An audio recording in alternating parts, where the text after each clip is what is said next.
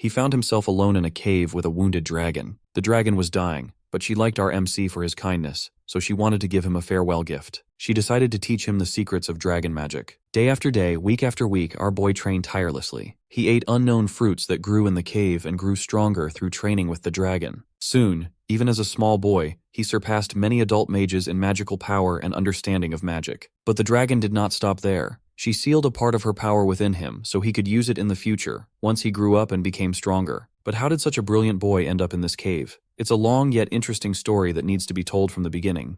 We've mostly read stories about weak losers and runts who die and get reincarnated, only to become overpowered powerhouses later on. But this story is about a king who had plenty of achievements under his belt before he died. The reason behind his death remains a mystery. But after his death, he opens his eyes as a baby, and contrary to the lavish room fit for a king that he'd expect, he wakes up in a humble home. His mother's name is Alice, a kind-hearted woman, and his father is Reynolds, a dependable and charismatic man, if you can overlook his occasional childishness. The era the king is reborn into is much more archaic. After observing his surroundings for weeks, the king finally comes to the conclusion that he's learned everything this world has to offer. But that's when he finds out he's wrong. Later, he discovers that this world has magic when his mother uses healing magic to treat a wound inflicted by his father's mischief. It's then that the king realizes there's so much more to this world than he ever imagined. And if he has to be brutally honest, he actually knows nothing about it. Time passes, and once the king is able to crawl, he often sneaks out of his crib to read books and expand his knowledge about this world. Ever since he discovered this place, he's been sneaking out every night to learn more about it. He's found that the world he's been born into is made up of 3 major kingdoms: Elenoir, the elven kingdom deep in the forest;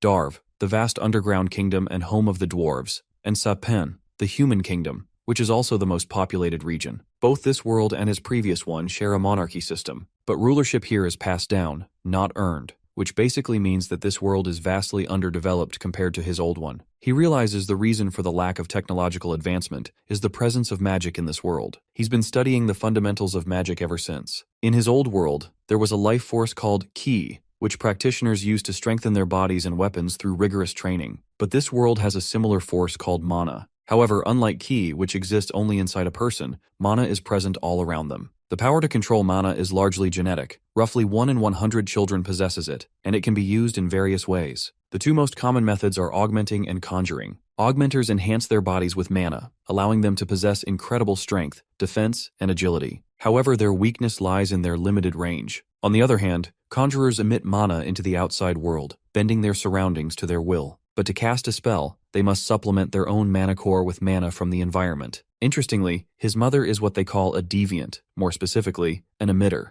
Deviants are rare types of mages with unique abilities, and emitters, like his mother, specialize in restorative mana. According to the book he read, a mage's first awakening happens between early adolescence and the late teenage years, when their mana core manifests. The concept of a mana core sounded uncannily similar to the Kai Center from his previous life. In his old world, children were taught to meditate and sense the fragments of Kai scattered inside their bodies, gathering them into a single place to form a Ki Center. But when our little king decides to try this technique himself, to his surprise, he nails it on his first attempt. Though his mother interrupts him before he can do anything significant, time rolls on and 2 years fly by. Yet Alice feels like she hasn't fully figured out her little boy. She's learning about him slowly, piece by piece. She's named him Arthur, and he's the most precious and adorable thing in her life. One day she notices her husband teaching their little one how to swing a stick and fight, which sets her temper flaring because their baby can barely crawl. Alice loves documenting everything, keeping a daily diary, and moments like these never fail to put a smile on her face. She's also noticed that Arthur absolutely loves visiting the small merchant strip in central Ashbor. So, instead of shopping for groceries once or twice a week, she's taken to going downtown every other day. Of course, she tells herself she's not spoiling him by doing this. It's all for educational purposes since Arthur loves learning and seeing new things, and the fresh food she can bring home daily is just a bonus. Watching Arthur grow up so quickly, she sometimes wonders what he'll be like when he's older. With Ray as his father, she's sure he'll have an interest in becoming an adventurer, but she can't help worrying. She only hopes he fares better than the naive young teens dreaming of making it big as adventurers. Now, if only she could do something about his perpetual habit of sneaking into the study. It's even tempted her to move his crib into the study room, though that's a decision for another day. So far, this is the overview of what Alice has learned about her son over the past 2 years. One day, as Arthur peers through the window, he spots his father preparing to perform some magic. Reynolds closes his eyes in order to concentrate. The intensity of his concentration leaves Arthur brimming with curiosity, eager to see what kind of magic his father will perform. Suddenly, the pebbles on the ground began to lift. As his father reaches the peak of his enchantment, the debris floats only a few meters into the sky. Arthur is left utterly disappointed seeing this. While Reynolds looks quite pleased with his achievement, Arthur feels equally unimpressed. Watching his father take 3 minutes of utmost focus just to lift some pebbles a few feet is just ridiculous. He can't help but think doing it physically would have been easier. Just then, Alice joins him by the window. When she glances outside, her expression shifts to mild annoyance as she notices her husband has ruined the front yard again. So far, Arthur has learned that his father is an augmenter, which only deepens his curiosity about himself. He wonders what will he be when he awakens his mana core. After watching his father practice for a while, Arthur decides to retreat. As he tries to climb off the bench, he stumbles and struggles to get down. His eyes are half closed from focusing too hard, but Alice misinterprets this, thinking he's getting sleepy. She scoops him up, deciding it's time for his nap. But the poor boy quickly claps his tiny hands together and earnestly requests his mother to let him study instead. The innocence radiating from him is overwhelming, leaving Alice with no choice but to give in to his request. Arthur sits down with a book larger than himself spread open in front of him. Suddenly, a crashing noise echoes outside. Alice fears her clumsy husband might have knocked down yet another tree. She hurries out to investigate, leaving Arthur with a golden opportunity to practice his mana core formation. You see, aside from accumulating knowledge about this world, Arthur's greatest accomplishment so far has been his progress in forming his mana core. Over the past 2 years, he's painstakingly moved tens of thousands of tiny fragments of mana within his body, gathering them near his solar plexus. Arthur understands why it typically takes until adolescence for a mana core to form naturally. The fragments move agonizingly slowly toward the center, making it an arduous task for both the body and mind. But our boy's relentless efforts haven't gone to waste. He's almost there, just one last piece remains. As soon as he places that final fragment, an explosion erupts inside the house, obliterating the entire structure in one powerful blast. Outside, Reynolds instinctively shields Alice, wrapping her in his arms to protect her from the searing heat and debris. When the dust finally settles, the devastated couple turns to find their home in ruins. Alice is beside herself with shock and grief as they rush toward the wreckage to check on their son. Reynolds frantically pushes aside debris, but when he notices his son, his worry quickly turns to shock and then to amazement. There, amidst the destruction, their son floats casually in the air as if nothing had happened. Arthur looks completely unfazed, his tiny body surrounded by a faint glow of mana. After forming his mana core, the little one finally drops down onto his feet, and he can finally feel the presence of the mana core inside him. He's already starting to enjoy the sensation of having a mana core inside, and even the trees around him seem greener. But then, he realizes his house has been destroyed, and he has no idea who or what caused the damage. 5 years pass since that accident. Along with his mother teaching him how to read and write, Arthur has also been learning the basics of mana manipulation and augmentation. At first, since his body was too small for sparring, they focused on basic body workouts. Not long ago, his father decided it was finally time for Arthur to practice with the wooden sword he'd received for his 3rd birthday. Reynolds takes him outside to train, and as Arthur stands there with his newly acquired wooden sword, his father holds up a tree branch and tells him to match the flow of mana with his breathing. Just like your heart or lungs, your mana core is just another organ, his father explains. But Arthur doesn't think these abstract and vague instructions are going to teach anything to someone who is just literally 4 years old. Arthur takes his stance and exchanges a few playful blows with his father. The sparring drags on, with Reynolds clearly enjoying himself, but Arthur grows increasingly frustrated. Our boy knows that his father would not let him go until he accomplishes something noteworthy. With no other choice, he gathers his courage and swings his wooden sword hard enough to break the stick his father is holding. After this significant move, he immediately expresses his desire to return to his studies. Once our boy gets back to his studies about magic, we learn that in this world, strength is measured by the color of a person's mana core. Mana cores start off black, tainted by impurities like blood and other particles within the body. Over time, as these impurities are filtered out, the core's color changes, becoming purer and more powerful. The progression moves from black to red, orange, yellow, silver, and finally, white. Each stage is divided into 3 shades: dark, solid, and light,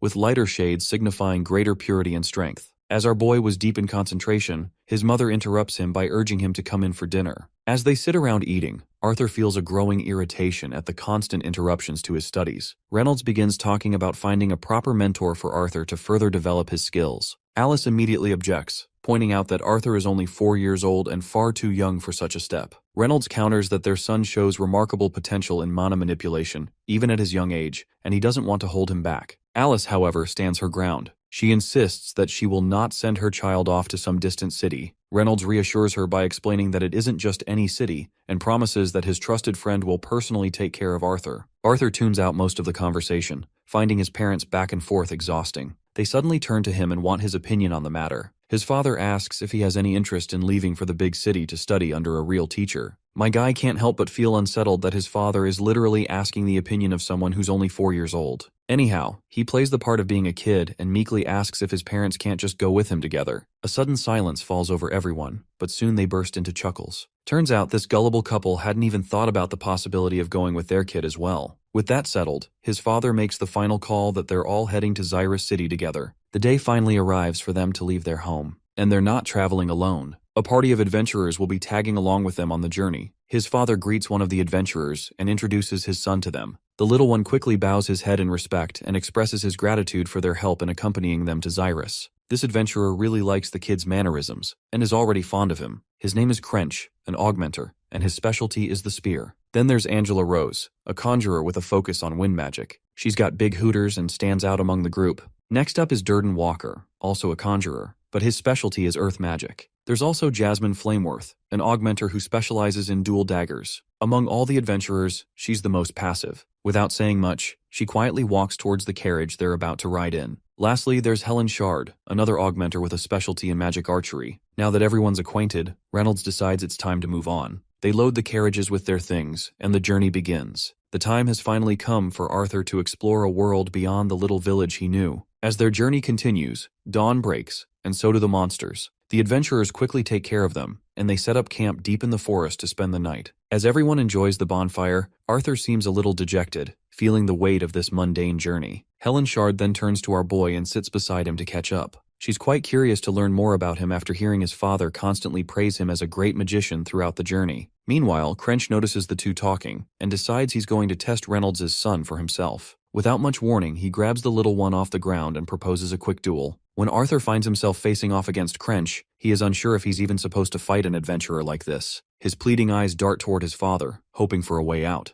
But his father only grins and starts egging him to win. Feeling utterly hopeless, Arthur can't believe how his father is literally useless in moments like these. Anyhow, my guy takes his stance, tapping into the experiences of his previous life. With a firm grip on his sword, he launches himself at Crench. Crench, on the other hand, stays steady, ready to dodge the incoming attack. But little does he know, our boy vanishes right before his eyes and reappears directly behind this bastard's back. My guy steadies his tiny body and channels some magic into his sword. Without wasting a moment, he quickly swings at Crench. But Crench dodges the attack with ease and retaliates with a slash of his own. The little guy ducks just in time, letting the stick zip past over his head. He takes advantage of the brief opening, launching himself straight into Crench's ribs and knocking the big guy to the ground. Crench isn't one to go down easily, though. He quickly swings his leg to trip the kid up, but my guy ducks down once again, narrowly avoiding it. Although he dodged the first onslaught, he's not sure if he can handle the next move Crench is already preparing. Sure enough, as soon as Crench's stick connects with him, the impact sends our boy flying. He lands a few feet away, his back aching like hell. Durden Walker gives Crench a little slap on the neck for going overboard with a kid. Crench, on the other hand, is absolutely awestruck by the sheer display of skill he just witnessed in Arthur. He can't understand how his father claims he hasn't taught him anything.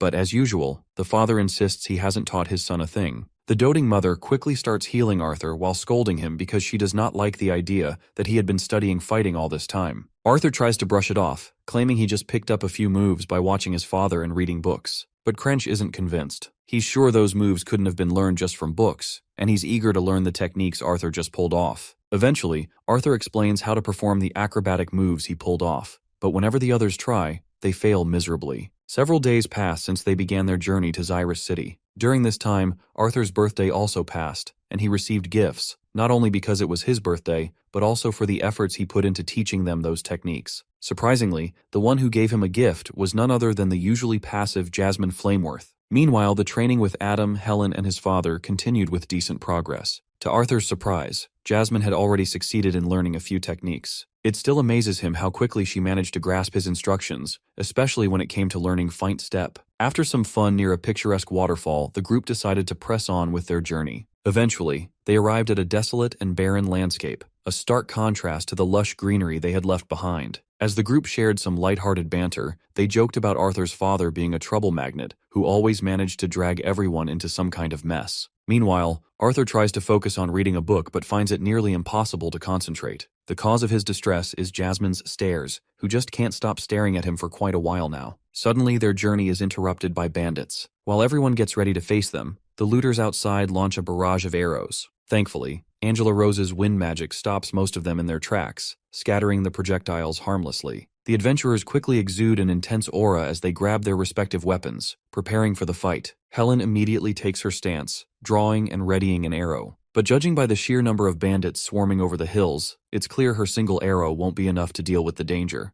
There are a shitload of bandits surrounding them, completely cornering the group from all directions. Finally, we get a glimpse of this disgusting guy, who seems to be the leader of the bandit gang. The bastard wastes no time in barking orders at his goons to leave the women and the kid alive. He does not want any damage inflicted on the two he mentioned. After all, damaged goods wouldn't sell for much. This is the pivotal moment when Arthur realizes that this world isn't so different from the one he left behind. Crime exists here too, and it's just as cruel. Either way, my guy is ready to face the challenge ahead. He grabs his dagger tightly, preparing himself for what's to come. But before he can act, his mother instinctively pulls him into a warm hug, whispering that there's no need to worry because she's here. The bandits release another volley of arrows, but Durden Walker quickly conjures a wall of stone using his earth magic and blocks most of the attack. However, the bandits begin to overwhelm them, charging from every direction. A few arrows manage to slip past the stone wall, heading straight for Arthur and his mother. Thankfully, Angela Rose saves the day by using her wind magic to deflect the incoming projectiles. The leader of the bandit gang finally makes his move, and comes down the hill to confront the party. Helen Shard isn't about to let that happen without a fight. She fires her arrows, managing to take down two of the goons. But the leader deflects her shots with ease. Meanwhile, Reynolds is going all out, cutting down these bastards left and right. With a single dash, he takes out a whole bunch of them in one fell swoop.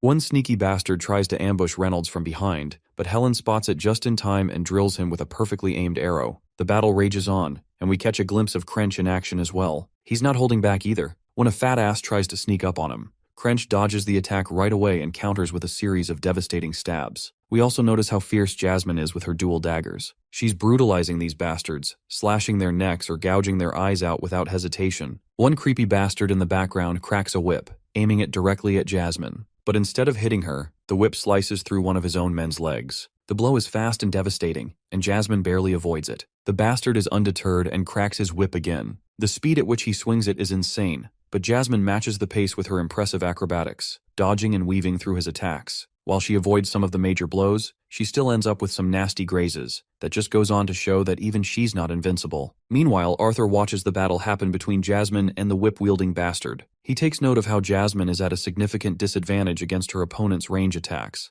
and he realizes he needs to figure out a way to help her. But as much as he wants to assist, he's not sure if he even stands a chance against an adult augmenter with his tiny body. Suddenly, someone crashes into their carriage, and unfortunately, it's Reynolds, and he's severely injured, clearly overpowered by his opponent. And that opponent is none other than the boss of the bandits. Arthur quickly tells his mother to heal Reynolds, but Alice is too devastated by everything happening around her. She's crying uncontrollably instead of using her magic. Reynolds flashes a reassuring smile at her and says his injuries aren't life-threatening, so she doesn't need to worry. The proud father then addresses his son, claiming that he can fend off the leader, but not while worrying about protecting his family. He urges Alice and Arthur to head back down the trail they came from and not stop running, but Arthur refuses. He declares he can fight too. Reynolds gives him a proud pat on the head for his bravery. He acknowledges Arthur's bravery, but reminds him that his real duty is to protect his mother and the baby she's carrying. Before Reynolds can say more, Arthur swears on his life that he'll protect his mother. His father nods and urges him to hurry, pointing out the enemy have got 4 mages backing them up.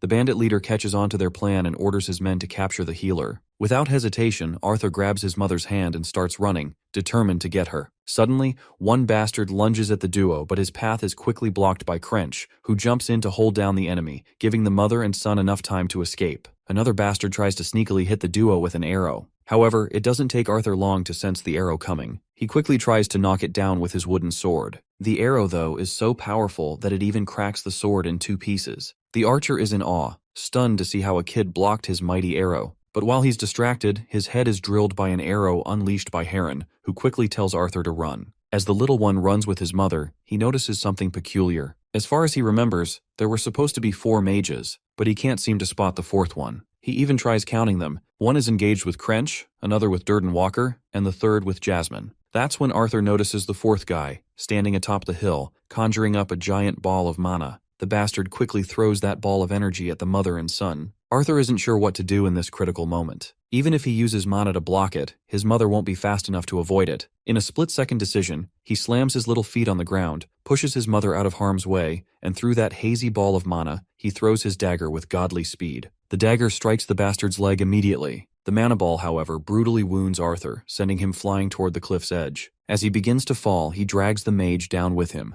The dagger Arthur threw was attached to a mana string, which is helping him to pull the mage along. But just before they completely fall, the mage clings to the cliff's edge. Unfortunately, the part of the cliff he holds onto crumbles under the weight, and both of them begin to plummet into the abyss. Durden Walker notices the little one falling to his death, so he conjures a massive hand made of earth to save him. But it seems Durden is already too late. Tears well up in Arthur's eyes as he continues to descend. What breaks his heart isn't just the fall, it's the thought that his dream of becoming a big brother is slipping away from his grasp. The scene transitions to the chamber of a man known as Marlorn. King Grey, who is our boy Arthur, arrives in the chamber to meet this old man. Marlorn expresses how grateful he is for being part of the council, but also admits that despite this rewarding position, he sometimes feels envious of the fame and glory kings receive after their victories. Eventually, Marlorn questions the purpose of King Grey's unexpected visit, wondering what brought him here to meet an old man like himself. That's when Grey silently pulls out a war medal he earned after his latest victory, and after placing it on the table he begins to leave, declaring that he is retiring. In this world, plagued by problems like declining birth rates and limited resources,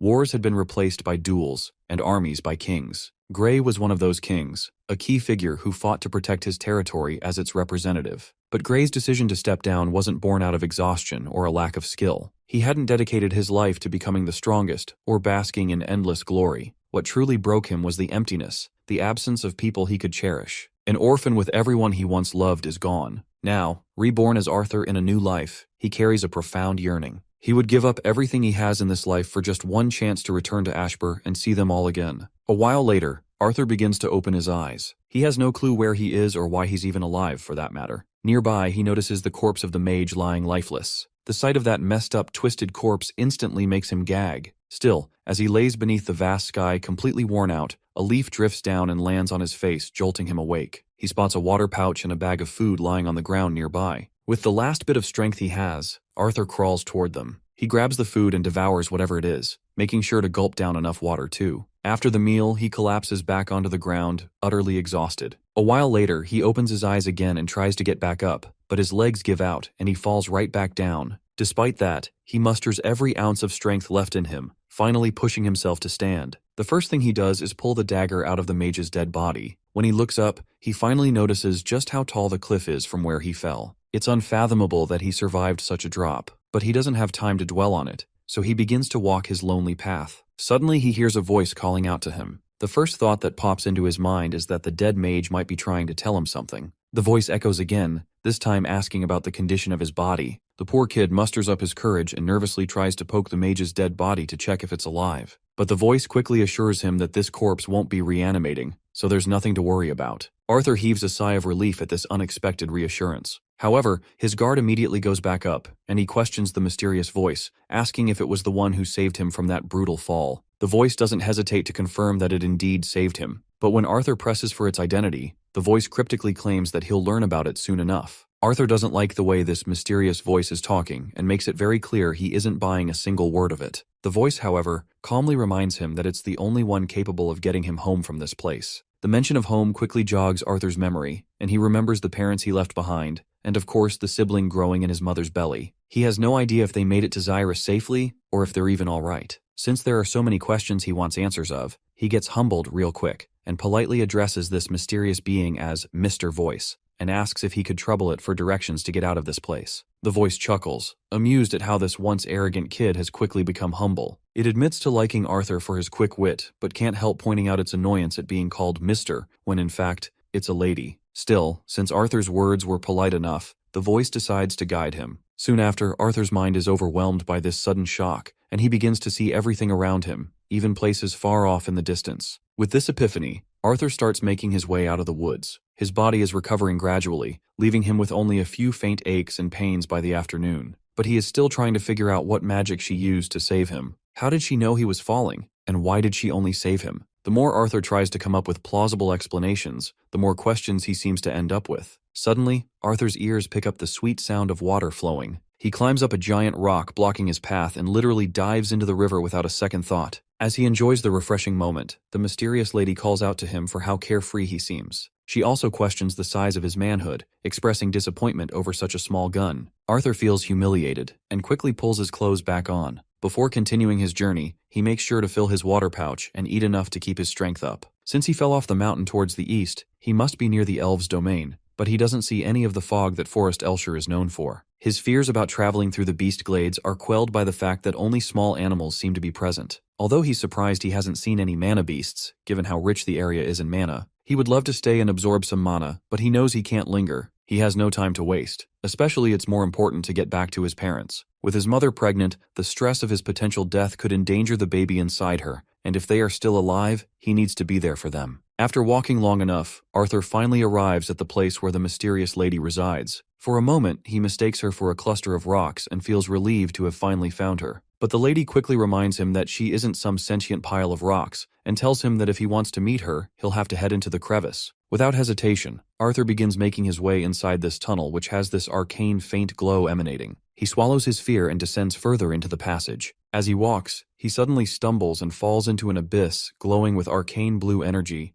eventually landing hard on solid ground. The crash is brutal, and his jaw aches like hell. Still, Arthur forces himself to get up, but no sooner does he stand than he collapses again. Before him stands a terrifying monster, so imposing it makes him trip over himself in fear. But, as it turns out, this monster is none other than the mysterious lady who had been talking to him all along. As she slowly walks toward him, Arthur panics beyond belief, his jaw hanging wide open in sheer terror. The girl suggests he shut his mouth unless he wants bugs to crawl into it. She then extends her massive hand toward him, which freaks him out a little. Calmly, she explains that it will take her some time to open a dimensional rift strong enough to transport him home. Until then, she suggests he enjoy the nourishment provided by the mysterious plants around them. Arthur bows his head and expresses his gratitude before walking toward the strange glowing fruits nearby. They're so shiny that he can literally see his sad reflection in their surface. He feels sorrow as the fruits remind him of the times he spent eating with his family. As he drifts into these thoughts, the lady monster suddenly startles him from behind. The sudden scare causes Arthur to unintentionally crush the delicate fruit in his hand, splattering its juice all over his face. Later, the both of them settle down to chow down the fruits, and while eating,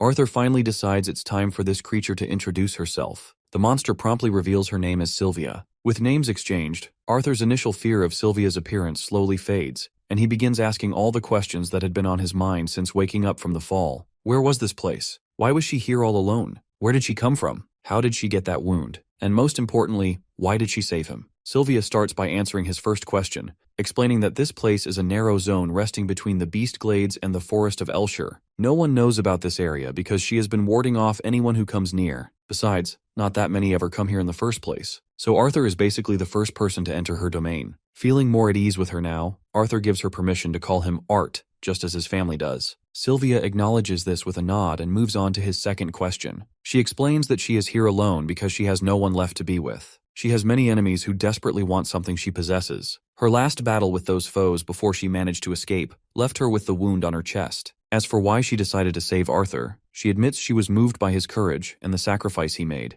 or perhaps it was simply that she had grown lonely and wanted someone to talk to. Whatever the case, she herself isn't entirely sure why she saved him in the first place. She then apologizes, explaining that she has to excuse herself for the night because her wound is festering, and she needs to be in good condition to work on the dimensional rift tomorrow. Arthur thanks her politely and wishes her a good night. As the imposing figure in dark armor walks away, he can't help but think about how lonely she appears. Before leaving, Sylvia shares one final piece of information with him. While her sight cannot reach the exact location of his family and friends, she assures him that they are all safe. This news leaves Arthur momentarily speechless, but then he feels overwhelmed with emotion, knowing they are safe. Tears of happiness flow as he cracks a smile and thanks her for giving him the good news he had been desperately craving. As time passed, Sylvia and Arthur spent hours talking about all sorts of things whenever she wasn't preparing the portal. Those hours bled into days, and the days into weeks, as they spent nearly every moment in each other's company. While Sylvia never spoke much about her own life, Arthur slowly began to understand what kind of person this mysterious being truly was. After living with this armor-clad mysterious lady, Arthur had come to understand that Sylvia was the living embodiment of the phrase, "Don't judge a book by its cover." Contrary to her trauma-inducing appearance, she was kind, gentle, patient, and warm. The way she cared for him reminded him of his mother, gentle and kind, but little strict when she needed to be, especially when he was wrong. Speaking of being strict, Arthur recalls something unpleasant. There was a time he had expressed his animosity toward the bandits who attacked him and his family. The image of the leader of that despicable gang is burned into his mind, and he knows his thoughts won't be at peace unless he hunts that bastard down. That's when Sylvia suddenly pokes him on the forehead, sending him flying several feet away. While she admits that he is not wrong, and that those bandits deserved death, which was precisely why she didn't save the mage who had fallen alongside him. However, she makes it clear that letting his heart become clouded with hatred and vengeance would only cause harm to himself in the long run. Instead, she tells him to continue living proudly, keeping his gaze forward, free from the weight of vengeance. He will come across misfortunes again,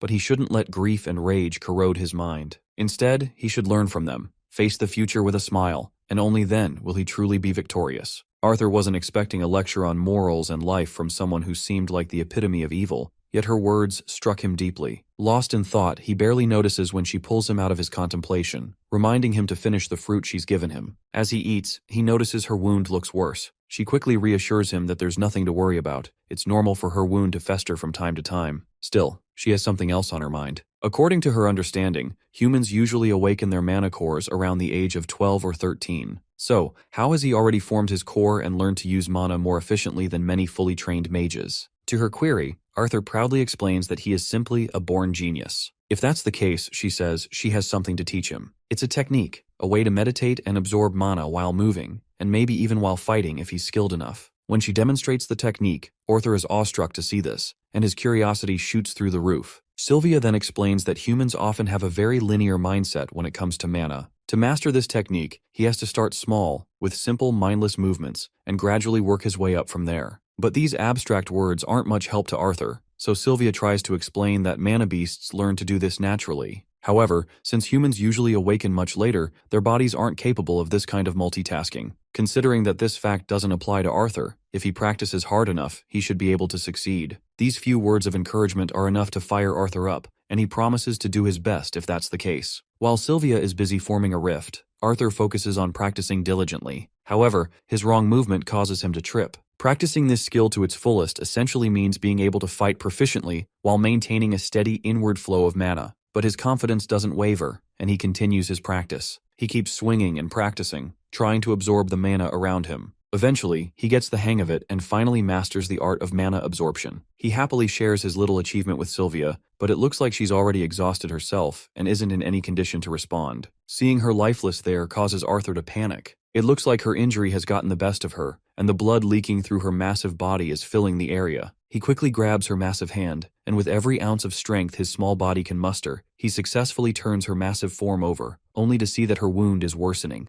But when he looks ahead, the rift she has been creating is finally complete and ready for travel. Now that he thinks about it, he realizes how all this time, as she worked on creating the portal, her injuries have been getting worse. The realization devastates him. The thought that she has suffered because she was trying to create this portal for him, and he hadn't even noticed until now, crushes him. That's when Sylvia speaks with her faint voice and assures him that everything is all right. Arthur can do nothing but cling to her, tears streaming down his face as he cries his heart out. He doesn't know how it can possibly be all right when she's about to leave him like this. The thought that she has essentially given up her life for him makes his heart ache even more. In that moment, Arthur cries. He cries longer than he would ever care to admit, and for the first time, he cries like the child he appears to be on the outside. Sylvia reminds him gently that their time together is short, and she would hate for it to be wasted on him blaming himself. But Arthur doesn't know how he can possibly not blame himself. She's sacrificing herself so he can reunite with his family. Sylvia, however, is grateful. Because of Arthur, she will finally be able to leave this forsaken cave a little sooner, and for that reason alone, she has no regrets. Soon enough, her body begins to disintegrate, turning into ash. As the black armor she wears crumbles away,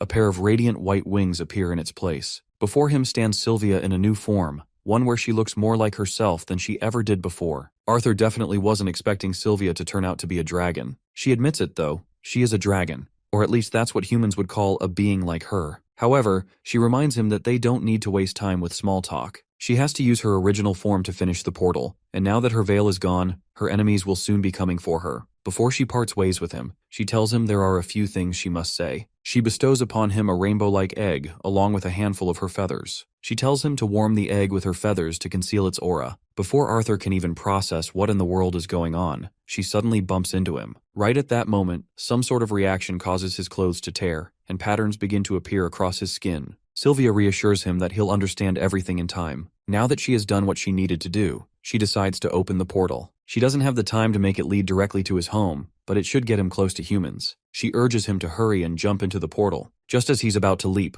rocks begin to fall from the ceiling. Sylvia quickly spreads her massive wings and saves him from being crushed. The one responsible for the destruction is a creepy sucker who oddly resembles Sylvia. He addresses Sylvia formally, requesting that she cease her stubbornness and hand it over. If she submits, he might even heal her wounds. Even Arthur can tell that this new figure looks quite similar to the form Sylvia had taken earlier. Sylvia then uses an ability that freezes time around her. The only ones who can move or speak are herself and Arthur. It looks like she has something important to reveal. She admits that she intentionally prolonged the transportation spell so she could spend more time with him. She understands it was selfish of her, but she has one more selfish request she wants him to fulfill. She asks him to call her grandma, just this once. Arthur, completely baffled by what she's talking about, looks at her in disbelief. But with time frozen and their moment suspended, he tells her to just leave this place with him instead. Sylvia's tears stream down her face as she tells Arthur that she can't leave with him. Before he can protest further, she forcefully throws him into the portal with a final bittersweet farewell. As he tumbles through the rift, Arthur calls out to her one last time, fulfilling her request by addressing her as Grandma.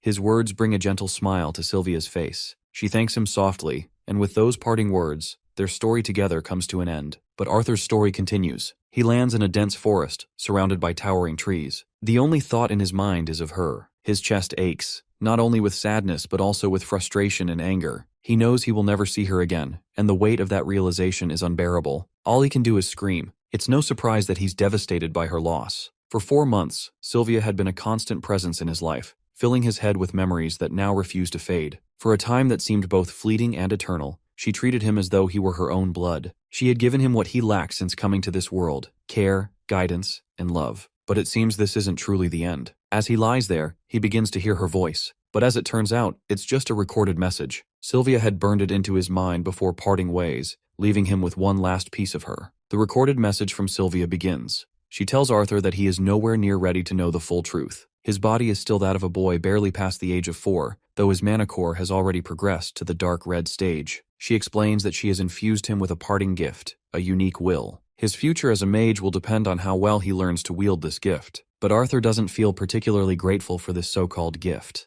Bitterness churns within him, a mix of sorrow, anger, and guilt clouding his thoughts. Almost as if she can sense his emotions, Sylvia knows exactly how he feels right now. But he must remember that he still has a family waiting for him, and a purpose to fulfill in this life. Her only wish is for him to embrace the joys and innocence of childhood, and one day, grow into a man his parents and she can be proud of. Sylvia's message concludes with a promise. When his mana core surpasses the white stage, he will hear from her again. At that time, she will explain everything to him. Until then, she bids King Grey farewell. The mention of his previous life title grabs Arthur's attention. He stands frozen in place, with his mind completely clouded with confusion. The biggest question that haunts him is how long she's known his true identity, and how she even knew him in the first place. For now, he brushes off all the thoughts regarding her and focuses on his current predicament. If he spends this life only training for the sake of revenge, it will hardly be different from his last. So from now on, he has no choice but to move forward. But first he wonders, where the hell is he? He activates the mana absorption technique and dashes through the forest with godly speed. After running for a while, Arthur realizes that despite using mana, his vision is still somewhat restricted. But one thing becomes clear: he is deep within the Elenoir forest. Even though he is still barely able to use the mana rotation Sylvia taught him, he can now sustain magic for much longer. However,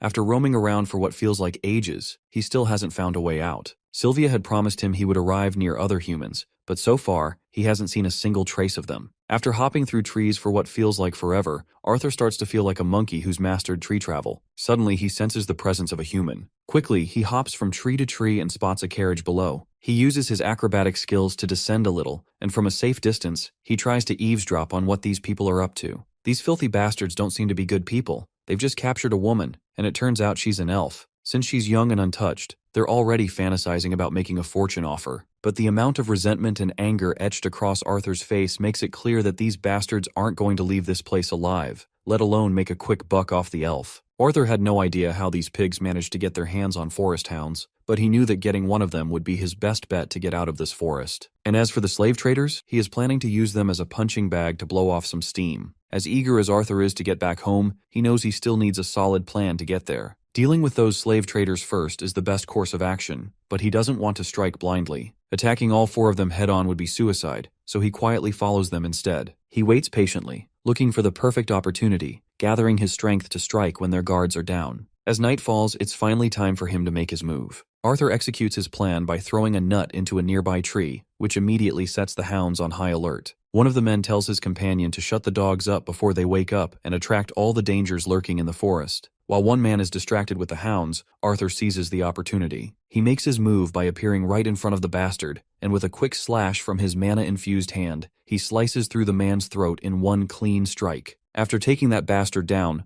Arthur makes sure to loot his corpse, grabbing a decent-looking dagger from the man's belongings. Meanwhile, the other fat guy, who had sent his friend to silence the hounds, begins wondering why it's taking so long, especially since the dogs have gone quiet. When he goes to check, Arthur ambushes him as well, delivering a precise strike that slits his throat just like the first. With 2 down, there are still 2 left, but Arthur's body is already starting to wear out from the effort. Suddenly, the elf girl inside the carriage starts making a commotion, which is the last thing Arthur wanted to happen. The other 2 goons step out of their comfort zones and start looking around for their missing companions. Arthur stays hidden behind the carriage, but one of them senses something and attacks. Arthur barely manages to block the strike and counters by cutting the man's legs clean off. The piercing scream echoes through the night, catching the attention of the other bandit, who had been searching in the opposite direction. He rushes back to the scene, finding his friend writhing on the ground, mortally wounded. The injured baldy bastard warns his friend to be careful because the brat they're dealing with is a mage. The mention of a mage piques the curiosity of the long-haired bandit. He eagerly tosses the sword aside and opts to use his bare hands, clearly not wanting to harm this golden hen he is about to capture. After all, this brat might fetch an even higher price than the elf girl if they are to sell him in good condition.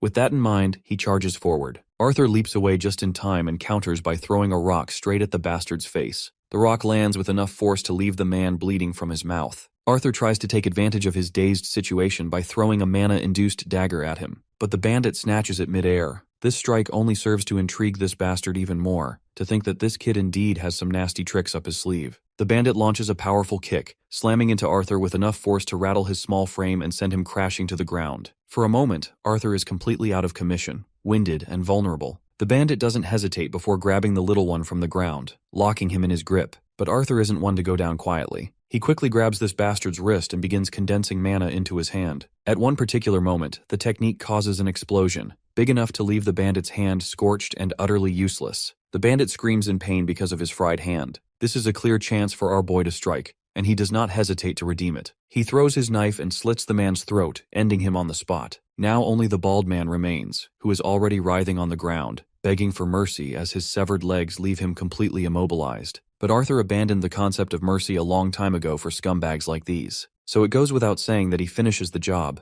ensuring none of them leave the forest alive. With these scumbags taken care of, he turns to the timid elf girl whose first instinct upon seeing our boy is to cower in fear. He gently tries to sway all of her fear with some sweet talk and comforting words, and once she calms down, he pulls the cloth tied over her mouth. Now that he has saved her, he decides to walk his own path, but the thought of being left alone terrifies the girl, so she quickly clings to him with her cute, pleading eyes. Arthur tries to reason with her that since he has taken care of those bad guys, they won't be able to chase her anymore. Besides, elves are generally safe in this forest anyway. But the girl quickly shakes her head and reminds him that beasts are only scared of adults, and her parents said that kids will get eaten by hounds or golem trees. The thought of being a babysitter does not sit well with Arthur, but since he has no choice, he just reluctantly asks her how far her home is, to which the girl nonchalantly responds that she does not know. He lets out a sigh and begins to walk away, assuring her that he is simply going to gather some supplies for them. Although he salvaged what he could for the journey ahead, neither of them knew how long it would take, and he also had to think about the journey back. He feels quite sad to see that they can't take this carriage in use as it would have been way faster, but if he did, they would just stick out like a sore thumb. He is looking forward to finding the elves as they might have something that can take him back to the human kingdom. During his supply hunting, he found some clothes in the carriage and presents them to the little elf and tells her to wear this cloak as it will probably get cold. The little lady is glad for his kind gesture, and he gives her a pat on the head in response. With that, they are ready to make their way to their homes. As they walked in the vague direction she pointed to, Arthur got to know more about the elf child. Her name is Tessia Aerolith, and she got separated from her family and left out in the forest. She questions him if he is from the human kingdom. Whenever she remembers the human kingdom, all she thinks of are the rumors that say all male humans are perverts and have more than one wife. In their journey, they spend their time like this, with back and forth banter and teasing. Night settled, and they set up their camp in the thick of the woods. Arthur decided to keep watch outside and suggested she have some sleep in the meantime. Once Tessia Aerolith got inside the camp to have some well-deserved rest, Arthur sat alone under the expanse of brightly lit stars. As he reflects on his situation, we learn that his initial plan to utilize his time to figure out what this will Sylvia left for him was all about, but it looks like he will have to wait to unravel this secret until he escorts the elf girl to her home. The girl gets out and suggests he have some rest as well. Although her grandmother has prohibited her from sharing her bed with boys, she says she will make an exception once. But Arthur tells her that he is not sleepy. Before retreating back into the camp, the girl reminds him that beasts are more likely to appear if they notice him. Therefore, she wants him to get inside even if he is on guard duty, as it's safer for both of them. Eventually, Arthur gives in to her wishes, and they both get into the same bedding. The next day arrives, and after their well-deserved naps, they continued their journey with unfamiliar surroundings and time quickly passing as the only indicators of their progress. Arthur admits that worries of family and impatience to get back home did not leave him in the best of moods, but what made the journey almost unbearable were the agonizing pains coming from his monocore that struck unpredictably from time to time, and his pain has become an everyday occurrence. Every day he wakes up, he is just randomly hit by it. On one particular day during their journey, we see that they are getting followed by these wild wolves, but my guy doesn't even look back when he throws that knife, which lodges itself into the tree next to the wolf's head. And soon, all of these poor bastards get the jump scare of their life. While Tessia Aerolith points her finger in the direction ahead of her, Arthur is hit by this unbearable pain in his chest once again. He quickly hides behind a tree so Tessia doesn't have to see the miserable state he's in because he's afraid she would only worry. Another night comes, and they set their camp in the thick of the woods, and just like that, another day arrives. Days passed like this, and Tessia appeared to recognize more and more of their indistinguishable surroundings, which was a positive sign. However, their pace had slowed as Tessia's body couldn't keep up with the toll of constant travel. So, to ease some burden off her tiny shoulders, Arthur takes her luggage himself, though Arthur wasn't having it easy either. Despite strengthening his body with mana, the pain continued to grow, and it became harder to hide it from the worried elf. Another night comes and blends back into a day. One day, as they continue their journey, Tessia makes an odd request. Since they've gotten pretty close with each other, she wonders if, by any chance, she can call him Art, like how his family does. Well, our boy gives her the green light right away. Tessia wasn't expecting him to agree to this so easily. So for that reason, Arthur decides to act dramatic on purpose. In the creepiest way possible, he says he would be most honored if Tessia Aerolith would refer to this humble countryside boy as Arthur. The girl pinches his cheeks for teasing her like this, and as their banter continues, Tessia suddenly notices something. She happily rushes in that direction, while our boy isn't exactly thrilled. As far as he can see, it's just moss, leaves, fog, trees, and lots of trees. Anyhow, their journey continues, and I'm gonna be honest, this is one of the longest journeys I've faced in the manhwa. Though this journey serves its purpose in character development, and because of it, our boy seems to have gotten closer to the little lady. Despite the mental age gap, they've grown a lot closer. Another day arrives, bringing another round of exploring the unknown woods. It looks like this long journey has finally borne fruit as they seem to have made their way. After feeling all the trees around her, Tessia finally finds the one she had been searching for. She does some magic mojo and opens a green gate in the wooden tree, inviting him to follow her inside. As soon as Arthur steps in, he falls through to the other side of the gate. When Arthur gets up and helps himself look ahead, he sees a magnificent sight. There's an entire civilization of elves, and the only word that pops into his mind after witnessing the grandeur of this place is pristine. But even that word feels like it doesn't do the place justice. As soon as the eyes of the local elves lock onto our boy, some soldiers quickly appear right before them. The soldiers aren't here to apprehend him, though. Instead, they're here to escort the royal princess with full protocol. The sight shocks Arthur to the point where he has no clue how in the hell he's supposed to react. His mind is clouded with all sorts of questions, but Tessia just nods her head slightly to affirm that what he's seeing is indeed real. One of the knights reports that they arrived as soon as they noticed the oral teleportation gate had been used. He also mentions that the king and queen have returned as well. Promptly, the scene pans to the panicking parents rushing toward their girl, Tessia. The lady is Mariel Aerolith, queen of Elenoir, and the man behind her is, of course, her husband, Alduin Aerolith, king of Elenoir. Another big shot enters the scene, Virian Aerolith. A name noted in every history book, he's the former king of Elenoir, known for leading the last war against the humans of the Sapin kingdom. With all of her family members gathered, Arthur gently pushes Tessia forward toward her worried parents, and they exchange warm hugs with her. Seeing how warm and full of love the scene is, Arthur remembers his own parents and wonders if his mother and father will react the same way when they see him again. King Alduin turns to Arthur and expresses his heartfelt gratitude, not just as the king of Elenoir, but as Tessia's father. As a small gesture of thanks for helping Tessia arrive home safely, he invites Arthur to accompany them to their home. Arthur is free to rest for a few days, and in the meantime, the king is eagerly looking forward to hearing the tale of their journey. Arthur can sense how firm and gentle the man's tone is, but his eyes clearly betray that feeling. From the look in his eyes, it's clear that what he requested isn't an offer, it's an order. Arthur reciprocates the gesture by expressing his gratitude for the offer, but he's suddenly yanked away when Tessia grabs him by the hand and starts dragging him along. Even the onlookers are startled to see this. The girl, on the other hand, is just dying to show him everything this place has to offer. Well, our boy's first impression is one of absolute awe. Although he had somewhat expected an impressive castle after learning that Tessia was a princess, the magnificent place before him is just more than a castle or mansion to live in. At one point, Arthur even starts to wonder if he's accidentally transmigrated into some corny fantasy novel. The queen quickly introduces their little guest to the maids and orders them to make sure Arthur has the best time possible while he's there.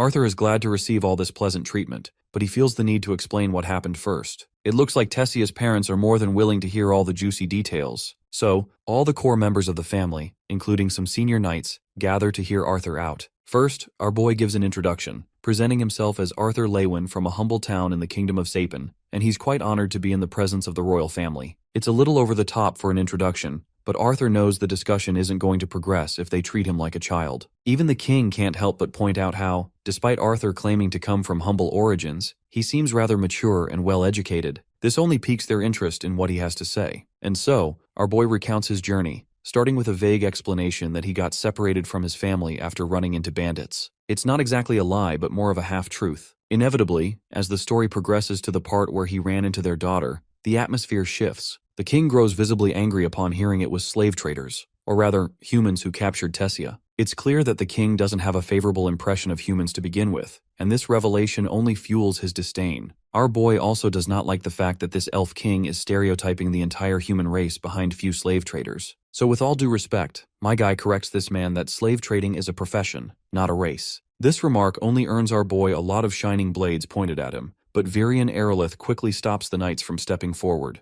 Virion, intrigued by the story so far, expresses curiosity about how Arthur managed to free his granddaughter from the bandits. Perhaps he negotiated or begged them for mercy, but our boy denies doing anything like that and honestly explains that he's also a mage despite the fact that he is a child. So basically, he eliminated the slave traders and rescued their granddaughter. One impatient knight, out of anger, quickly draws his sword from its scabbard. As far as he's concerned, Arthur is being absurd with the lies he's spouting in front of everyone. But this impulsive action only earns the knight a deadly glare from Virion Erelith, a glare so intense it rattles the overeager knight on the spot. Finally, Arthur stands up from his seat and declares that he doesn't care whether anyone believes him or not. The fact remains that Tessia has been returned safely. The only wish he wants granted is to return to his family in Sapin. Hearing this, Tessia is shocked that Arthur is leaving so soon. The girl's parents are startled to see how much compassion she feels for him. Meanwhile, Arthur gently reminds her of the history humans and elves share, so he doesn't believe it's appropriate for a human to remain inside this kingdom for too long. Besides, his current priority is ensuring his family is safe and letting them know he's okay as well. The king decides to speak next. He briefly acknowledges the past between the two kingdoms and emphasizes that Arthur saved their daughter and went through the trouble of accompanying her all the way back to Elenoir. This, the king declares, entitles Arthur to a befitting reward. First, the king shares the unfortunate news.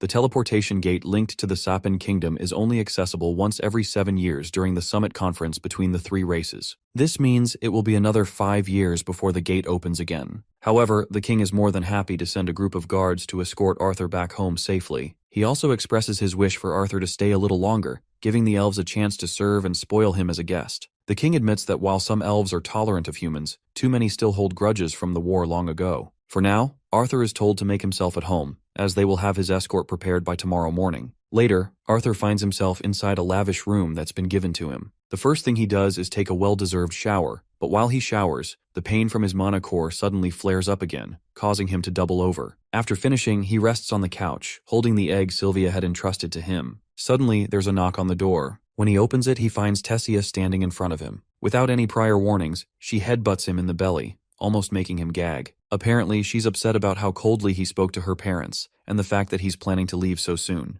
Arthur tries to remind this gullible girl that he was only being respectful since they are the king and queen of the entire kingdom. In fact, he's the one who should be angry. She didn't tell him about their royal status beforehand. Tessia sticks to her guns and makes it clear that she doesn't want him to leave because he's the first friend she's ever made. Hearing this makes Arthur crack a smile. In a friendly gesture, he places his hand over her neck like they're lifelong buddies and tells her to stop being a crybaby and show him around the castle. And so, they explore the castle together. Tessia makes sure to take him to her favorite spot in the entire place. This particular spot looks absolutely breathtaking during spring when the flowers bloom. She also introduces him to a unique type of insect known as glow bees, which are specially cultivated there. As she's trying to show him the glow bees, Arthur suddenly notices something coming from behind. It's a dagger. Without wasting a single nanosecond, he grabs the little lady and pushes her aside. In the same instant, he catches the weapon and retaliates with the insane speed he has got. Well, the person behind this stunt is none other than Virian Erelith, her grandfather. Arthur is absolutely shocked, thinking her own grandfather just tried to take a hit on her. But the old man calmly assures him that the weapon he's holding is just a toy. Now that Arthur takes a closer look, he feels a bit embarrassed for being tricked. Virian, on the other hand, is impressed. Seeing how fast Arthur reacted, from catching this little to even using it against him instantly, is mind-boggling. The old man notes that Arthur's mana usage is mediocre at best, but he now has no doubts about how he could have taken down a group of slave traders. Arthur is unsure whether to feel insulted or complimented, so he just stays quiet. Tessia chimes in, scolding her grandfather and prohibits him from teasing Arthur. It seems like the old man didn't have any intention of teasing anyone. In fact, he approached Arthur because he finds him fascinating. It's been a long time since he's met someone as interesting as our boy. Virian tosses a wooden sword at Arthur, deciding to see what the boy is really made of. Arthur grabs it promptly and, without hesitation, swings it as fast as he can, directly slashing at the old man. But what he strikes turns out to be a mana illusion. Virian, however, is impressed by the guts of this little brat. Not backing down, Arthur charges again and strikes with his wooden sword. This time too, what he hits is only a decoy. This moment of vulnerability leaves Arthur wide open, and the old man takes the chance to swing back. Arthur dodges just in time, jumping out of his initial position to safeguard himself. Despite his agility, Arthur still ends up taking a nasty elbow smash, but that's not enough to faze him. Without holding back, Arthur charges right back, wooden sword in hand. His speed is remarkable, but it's clear he's barely holding his own against this old coot, who isn't even breaking a sweat. Eventually, Arthur finds himself wide open once more, and gets knocked back by the old man, tumbling away. Tessia quickly rushes to check on him. It looks like the old man has not gone off without taking damage either. Arthur has finally managed to graze this old man with his blade. Well, this old man deserves this hit, considering how full of himself he looked,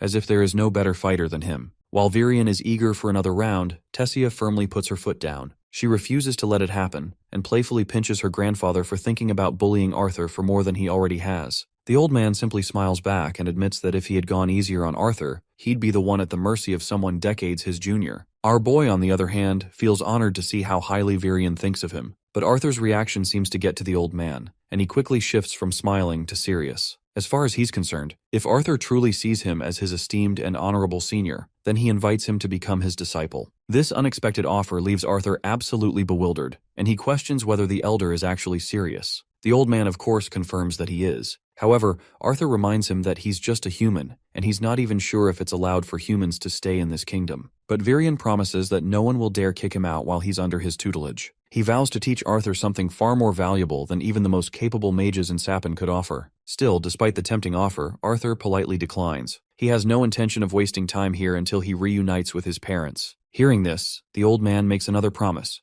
to let Arthur communicate with his parents so they'll know he's alive and well. Before elaborating further, the old man orders the maids to take Tessia to bathe and get some rest. Once they're alone, the old man claims to know about Arthur's condition, like how he's been experiencing bouts of searing pain right where his mana core is located, and how those bouts are becoming more frequent. Naturally, Arthur is curious about how the old man knows so much, but Virian brushes off the question, saying it's pointless. Instead, Arthur should be asking what the real problem behind his illness is. Before elaborating anything, he asks Arthur if he knows anything about beast wills. Although this term is completely unfamiliar to Arthur, his mind immediately drifts back to the moment Sylvia struck his mana core. Before continuing the conversation, the old man assumes that Arthur has at least encountered a few mana beasts by now. He then explains that a beast powerful enough to be categorized as Class A or higher gains the ability to pass on their will or inherent ability to another, either to their offspring or to someone they choose to bond with. He promises not to pry into how Arthur stumbled upon such a powerful beast will,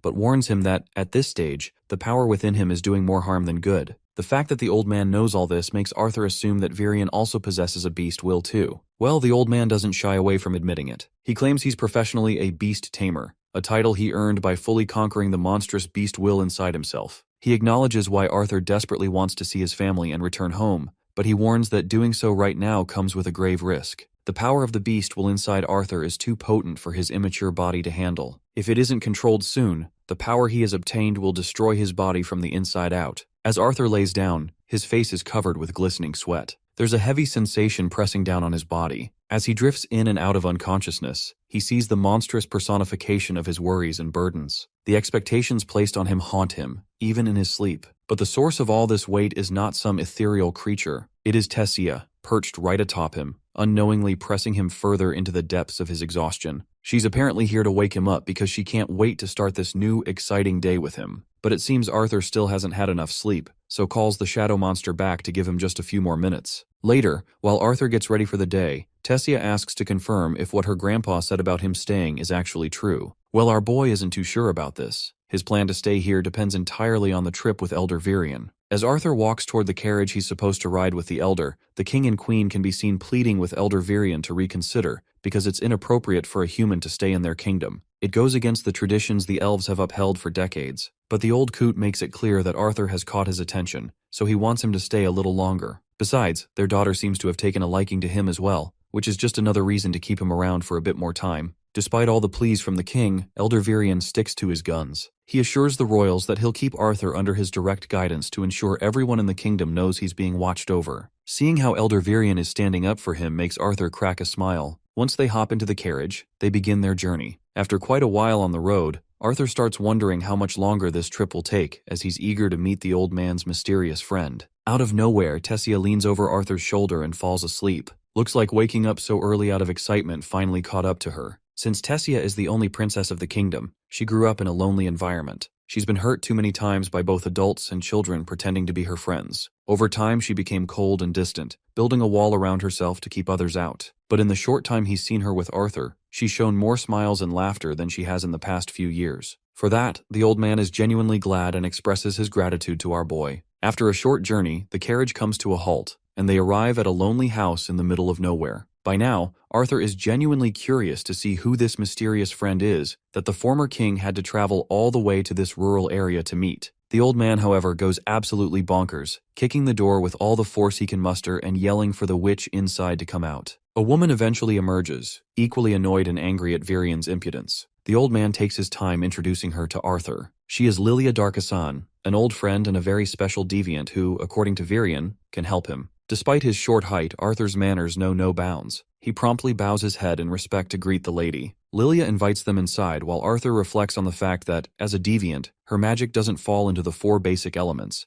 much like his mother's abilities. But he's still unsure how she's supposed to help him. Although Arthur doesn't want to seem like an impatient brat, he can't help but feel curious about how Lilia plans to assist him in reaching his parents. The lady finally explains that she is what they call a diviner. Magic of this nature varies from mage to mage, but she's quite capable. This means there's very little someone can hide from her if she chooses to pry. For instance, she already knows that Arthur is special, so special in fact that there are parts of his life even she can't see. However, her eyes have glimpsed pieces of both his past and future. She also knows he isn't here for her clairvoyant abilities, but because he wants to see his parents and let them know he's alive. She instructs him to lean forward and keep his eyes on the basin of water. As soon as Arthur complies, the lady begins her magic. Once he can see his parents in the water, he'll be able to speak to them. While Arthur tries to make the connection, the perspective shifts to his parents. There, his doting mother and father are having a meal, something Arthur used to enjoy a lot. Suddenly, they begin to hear Arthur's voice calling out to them. The sound catches them completely off guard,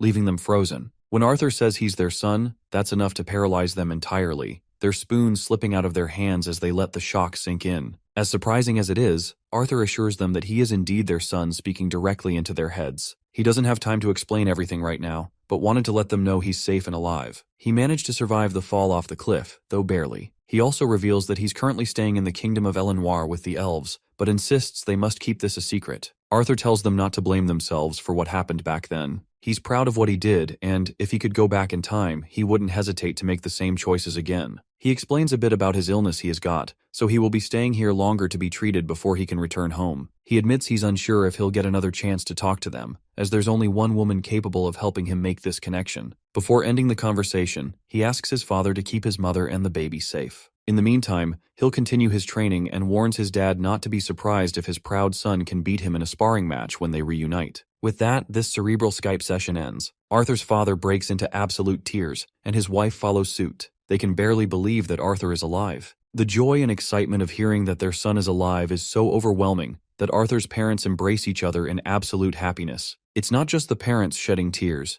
Arthur himself is equally overwhelmed by the conversation he just had with his parents. However, he steels his balls up and tells the old man that he's finally ready for whatever lies ahead. After their brief visit to Lilia, the group finally returns to the castle, where the king and queen are already waiting for their arrival. As Elder Virion and Tessia enter the castle, Arthur is suddenly stopped by the king himself. It's not because the king resents him or wishes to bar his entry, but because he wants to reconcile. Even the queen wants to express her regret for their earlier behavior. Neither of them holds back in showing genuine contrition for how they treated him initially. Arthur, ever the forgiving soul, is more than happy to mend bridges. He promptly shakes hands with the king on friendly terms. However, Tessia is not sure if that is how apologies should work. As far as she's concerned, if the king and queen are truly sorry, they should at least let her take Arthur outside to explore the city, something she's been eager to do. Well, neither the king nor the queen has a reason to stop them, so eventually, Arthur and Tessia prepare to head out and explore the city. Tessia eagerly shows Arthur everything unique to Elenoir. However, during their walk, Arthur accidentally stumbles into an elf, or rather, the elf intentionally bumps into him, clearly looking for an opportunity to trash-talk the entire human race. After setting the scene, this opportunistic elf directly points a finger at Arthur, reminding him that he doesn't belong here, no matter the favor he's receiving from Elder Virion. While Arthur feels a bit pissed at this cocky bastard, Tessia steps in to confront the guy. The elf introduces himself as Faerith Ivsar and counters Tessia's questions with arrogance, asking how she can tolerate breathing the same air as a mere commoner like Arthur. Being the great knight he is, Faerith even offers to take the responsibility to escort her himself. But Arthur quickly turns the tide with some playful banter. His few well-aimed words manage to piss Faerith off to no end. The idea of someone mocking his knighthood is too much for this little punk to handle. In a fit of rage, Faerith throws down the gauntlet and challenges Arthur to a duel. Arthur, who already thought this guy was stupid, finds his expectations exceeded in the worst way possible. Tessia immediately steps forward, questioning the audacity of this so-called knight. How dare Faerith challenge the disciple of Elder Virion to a duel? Faerith makes it clear that he would never allow anyone to trample on his pride, as this is the way he was raised. Determined to defend his honor, he challenges Arthur to accept the duel, or retreat with his primate tail tucked between his legs. To add pressure, Faerith reminds Arthur that, in Elven society, his decision will reflect directly on his mentor Elder Virion. Arthur, on the other hand, is fascinated by the intense expressions on everyone's faces. He hadn't realized that dueling was taken so seriously here. Faerith, eager to get things started, takes Arthur's silence as acceptance. To get the things rolling, he insists that Princess Tessia officiate the duel. Reluctantly, Tessia agrees, and as soon as she gives the signal, Faerith charges forward, aiming to land the first blow. But my guy simply balls up his fist and delivers a single devastating punch. The impact is so brutal that Faerith's spit flies out of his mouth, and he's sent sprawling a few feet away. Arthur is left standing there, genuinely unsure if this is all it takes to win a duel. Meanwhile, Tessia isn't surprised to see the outcome, especially since she had expected this much to happen. As Arthur tries to wrap his head around whether he's become genuinely strong or if this was just a fluke, Tessia grabs his hand and dashes off. As they continue their journey once again, Arthur can't help but grow fonder of the little princess. While the rest of the day wasn't quite as exciting as dealing with Faerith, it was refreshing and gave Arthur a chance to get his mind off heavier matters. As Arthur and Tessia sit together, she asks him if he's feeling nervous about the tough training ahead. Well, it is clear that the weight of the upcoming day has already begun to press on Arthur's mind. He recalls Elder Virion's words of warning, crystal clear and unyielding. Virion had told him that the lessons would be far from easy. In fact, he made it clear that Arthur would need to brace himself for the grueling challenges ahead. The pain from his mana core's assimilation process would be excruciating, and if you want a little perspective how grueling it would be, it's the same as submerging one's body in boiling tar. Arthur would be stuck in this foreign land, away from the comfort of his family. Even the simplest aspects of daily life would feel arduous. But Virion had also promised that, if Arthur could endure the trials, the rewards awaiting him at the end would be extraordinary. In the present, Arthur breaks out of his thoughts and responds to Tessia with a determined smile. He tells her that he's excited, not nervous. He's come a long way to get to where he is now, training, seeing his parents again, and growing stronger are all things he looks forward to. He can't wait to see what the future holds for him. And with that, the first season wraps up, leaving Arthur ready to face whatever challenges come his way. The years fly by in the blink of an eye, and the first thing we see is a more mature Tessia. She's here to wake our boy up, who has also grown a lot since the last time we saw him. It looks like their relationship has evolved a lot, and just as they're bickering, the old man cuts them off, telling them to get ready for their lessons ahead. Before we get into the action, here's a quick lore drop. There are 4 basic elements, and then there are higher forms. The higher elements, ice, gravity, lightning, and sound, can only be controlled by mages who have mastered their foundational elements. These people are known as deviants. Dwarves are limited to manipulating earth and fire, but they have a much higher affinity for these elements. Their special trait is their ability to mold and bend metal, and the most skilled among them can control fire and earth to the point where they can summon and manipulate magma. Elves can manipulate water, wind, and earth, but with much higher affinity than humans. In rare cases, elves can also produce a special type of deviant mage capable of controlling plants. However, elves cannot produce mages who can control the higher forms of water, wind, or earth. Humans, on the other hand, can manipulate any of the 4 basic elements, and are the only race capable of producing deviants in any of those elements, as well as anomalies that can't be categorized into the elements, like emitters or healers. There's a delicate power balance between the 3 races, taking into account their populations, overall affinity to elements, and the diversity of their mages. At least, this is all Arthur knows, and he asks his master if this level of explanation is plausible for the audience. Virian takes a moment to think before giving it a pass. It seems Tessia has something to say. While she understands that the assimilation process is meant to prepare Arthur's body for his beast will, she believes it would be even better for him to train his body physically, just as she does, using magic in the process. Arthur understands the reasoning behind her response. Over these 3 years, the differences in their races have really stood out to him. While humans are considered talented if they awaken in their late preteen years, it's not surprising for elves to awaken by the age of 10. For Tessia, it happened even earlier, at the tender age of 9, and since then, she's been training her magic under a tutor while also learning to fight from her grandfather. The old man playfully questions her if she's perhaps angry that she's the only one getting beaten up during her training, to which the poor girl quickly admits. As grueling as these exercises seem, Arthur knows Tessia is going to be a monster in the future. The old man takes a moment to elaborate further for Tessia. He explains that what Arthur has been doing over the past 3 years is essentially fusing his bones, muscles, and organs with his mana. While he hasn't been physically training like her,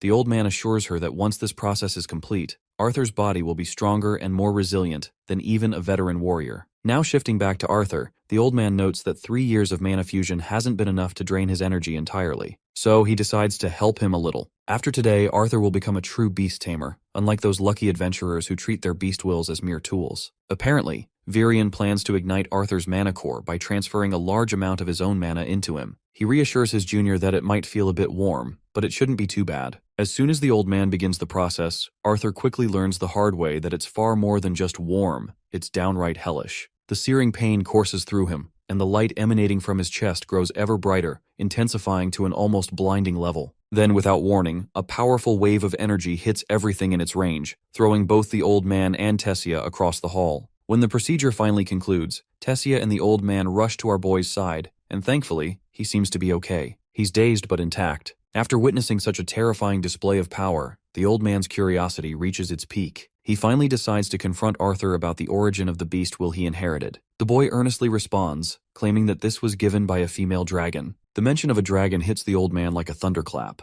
He goes into a frenzy of excitement and disbelief. The realization that he has been training a bona fide dragon tamer is driving him crazy. A while later, our boy opens his eyes in the bed. The old man feels relieved that nothing major has happened. Meanwhile, our boy asks if they're going to keep his abilities a secret even if he leaves. The old man promises they will, but then unexpectedly drops a bombshell. Apparently, Arthur's departure has been set for just 4 months from now. Of course, this news shakes our boy to his core. He had been under the impression he'd be stuck here for another 2 years. The old man goes on to explain that an inter-kingdom tournament for the youths of the 3 kingdoms has finally been confirmed. The portal in Xyrus City, within the Sappan Kingdom, will soon open to allow travel between Elenoir and Darv. This is also why Tessia isn't around. She'd have gone absolutely bonkers upon hearing that he is leaving. It's finally time for Arthur to be united back with his family. Although Arthur looks forward to reuniting with his family, he still feels that 4 months is far too soon. This is when the old man assures him that these 4 months will be so excruciating that he'll end up begging for them to pass quickly. Now that his assimilation is complete, his training is about to get even tougher. With that said, the old man leaves, Right at that moment, Arthur's eyes catch sight of his egg, which has fallen down from the couch for some mysterious reason. It's beginning to show cracks,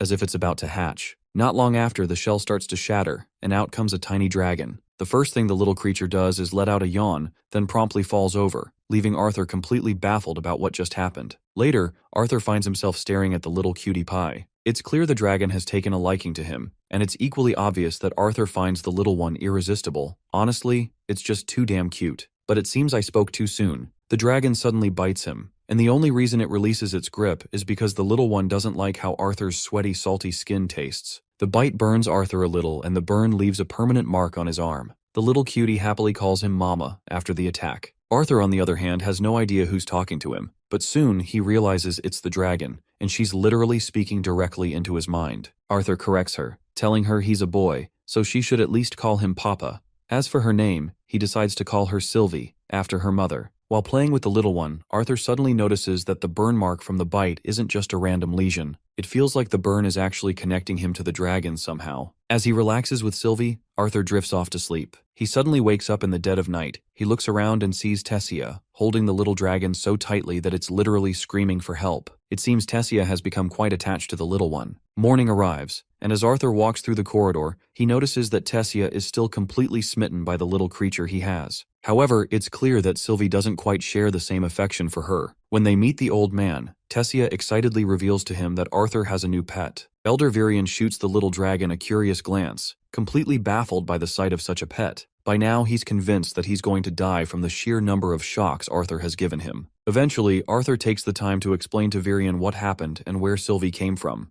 Virion reveals that beings like Sylvie usually only hatch in the presence of their kin. When Arthur wonders why she hatched in front of him, the only reason they can come up with is that he had fully activated Sylvia's will the day before. Arthur then questions the old man, asking if it's really necessary to hide the little one. As far as he's concerned, most people won't realize she's such a powerful being. The old man acknowledges his point, but reminds him that he should be more concerned about other things. Their progress in strengthening his mana core had been delayed during the assimilation, but now that he has fully awakened, it's time for him to start training both his core and his new dragon will. Arthur inquires about the next course of action, to which the old man responds that the best way to access the first stage of Beast Will is by strengthening his mana core and engaging in constant combat. With the instructions now clear, Arthur is ready for action, but the old man adds one more thing. If Arthur fights a fellow beast tamer who can use stages, it will help him grow even more. Right at that moment, the old man summons forth his own beast, which quickly wraps around him, giving him a completely new appearance. Before we move on, let's take a moment to understand what the old man just did. Basically, beast tamers are mages who can harness the unique abilities inherited from a mana beast. The first stage, known as the acquire phase, is when a beast tamer can borrow their beast's inherent strength. However, it's only at the second stage, called the integrate phase, that the mage can truly utilize their beast's unique abilities and characteristics. For Elder Virion, who had unlocked the second stage only after decades of studying his beast will,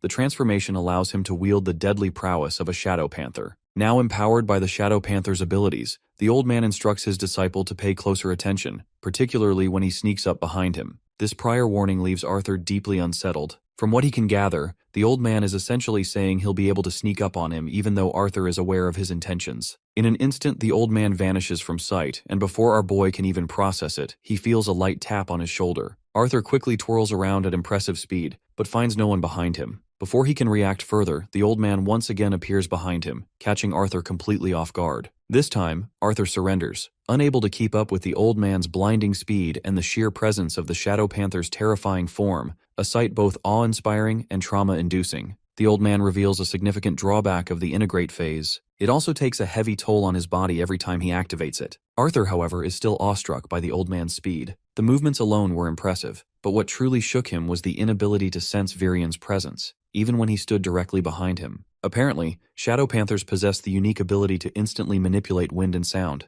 rendering themselves undetectable. Virion decides that playtime is over and extends a sword toward Arthur, signaling that the real training is about to begin. Days pass quickly as Arthur becomes completely immersed in his training. Under Virion's guidance and through his own insights, Arthur manages to access the first stage of his dragon will. In addition to mastering the first stage, Virion teaches Arthur how to conceal the presence of his beast will from other mages. When Arthur isn't strengthening his mana core or delving deeper into Sylvia's dragon will, he's sparring against Virion. Fortunately, the assimilation process has made his body resilient enough to endure the relentless training and conditioning. In his downtime, Arthur makes a point to embrace the joys and innocence of childhood, just as Sylvia had wished for him. He cherishes these moments, especially as his time grows short. Finally, the day of his departure arrives. Tessia is devastated, to say the least. After spending every day together over the last few years, breaking the news of his imminent departure was especially hard on her. Now Arthur is ready to leave, his bag fully packed. He also makes sure to hide the mark Sylvie gave him by covering it through those feathers Sylvia gave him. The carriage is ready to take Arthur off, and as a parting gesture, the old man hands him a pendant adorned with the Aerolith house crest. The pendant is meant to help him navigate the forest. Now it's Tessia's turn to say her parting words to Arthur,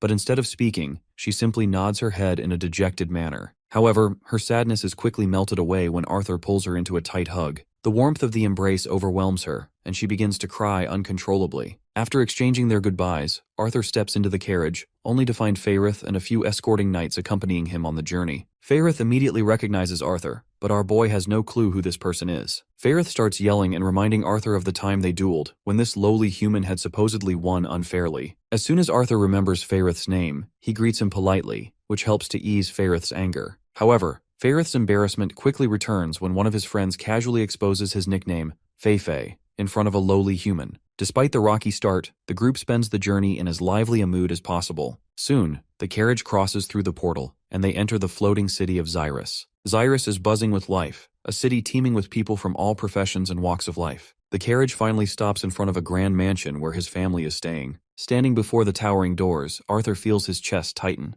As he knocks, the memories from the past 3 years flood his mind. He recalls the terrifying fall from the hill that nearly claimed his life, the devastating loss of someone dear to him, the blood on his hands, and the grueling training that shaped him into who he is now. Yet, none of those experiences seem as daunting as this moment. He gulps down his anxiety and awaits for the response to his knock. A maid quickly answers his knocks and opens the doors. Right behind her stands a little girl, no older than 3, her bright eyes curious and full of life. Then, after what feels like an eternity, we finally catch sight of Alice, his mother, chasing after the little one, Elenoir Lewin. But the moment Alice's gaze lands on her son, she freezes on the spot. Even the bowl of food she was holding slips from her hands. The boy, on the other hand, is equally overwhelmed with emotions to think that this little one is his sister. He gathers his thoughts, flashes a smile, and greets his mother in the most heartfelt moment possible. His mother comes running in response and hugs him tightly. The tears of the mother just cannot stop falling, and even the little one gets overwhelmed and begins to sob,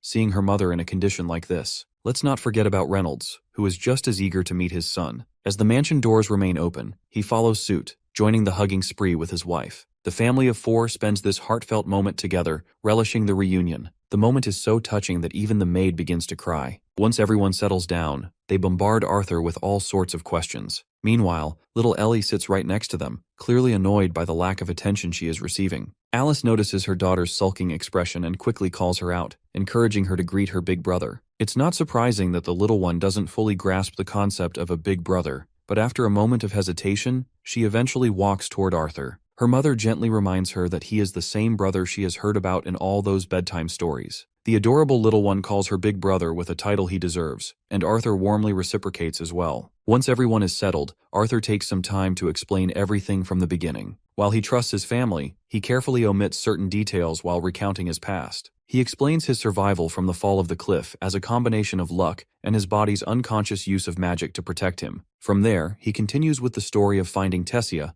spending time in the kingdom of Elenoir, and recovering. What Arthur says makes sense to his parents, but Reynolds' attention is drawn to the small creature perched on Arthur's head. Curiosity gets the better of him, and he asks about it. Arthur responds honestly, explaining that he stumbled upon a mana beast's den where Sylvie's mother was dying from an injury. While he could do nothing to save the mother, he chose to take care of Sylvie from that point on. The concerned mother then asks if he is truly healed, especially given the illness he had suffered from in the past. Arthur confidently reassures her that he is fine now, explaining that his condition had more to do with the instability of his mana core from awakening too early. However, he does not tell them the entire truth. Deep down, he feels a pang of guilt for keeping secrets from his family, but he knows it's too dangerous for them to know everything until he becomes stronger. Speaking of mana cores, his old man fires up and excitedly inquires about the mana core stage his son currently stands at, but the son questions his father back, inquiring about his mana core stage instead. Proud Reynolds proudly boasts that he broke through 2 years ago and entered the dark orange stage. Well, it seems like this is indeed a feat to feel proud of, because Arthur was not expecting his father to break through to the next stage. So he is sure that his father must have worked hard. His father doesn't shy away and lets his pride and confidence do the talking. Reynolds then throws the question back at his son, and Arthur hesitantly responds that it's light red. As soon as the old man's mind registers the words light red, he is literally shocked out of his mind. "Holy shit," says Reynolds after hearing his son. Ellie also perks up upon hearing this little phrase, and she promptly repeats the two words after her father. The mother gets annoyed, seeing this unreliable father cursing in front of their little one.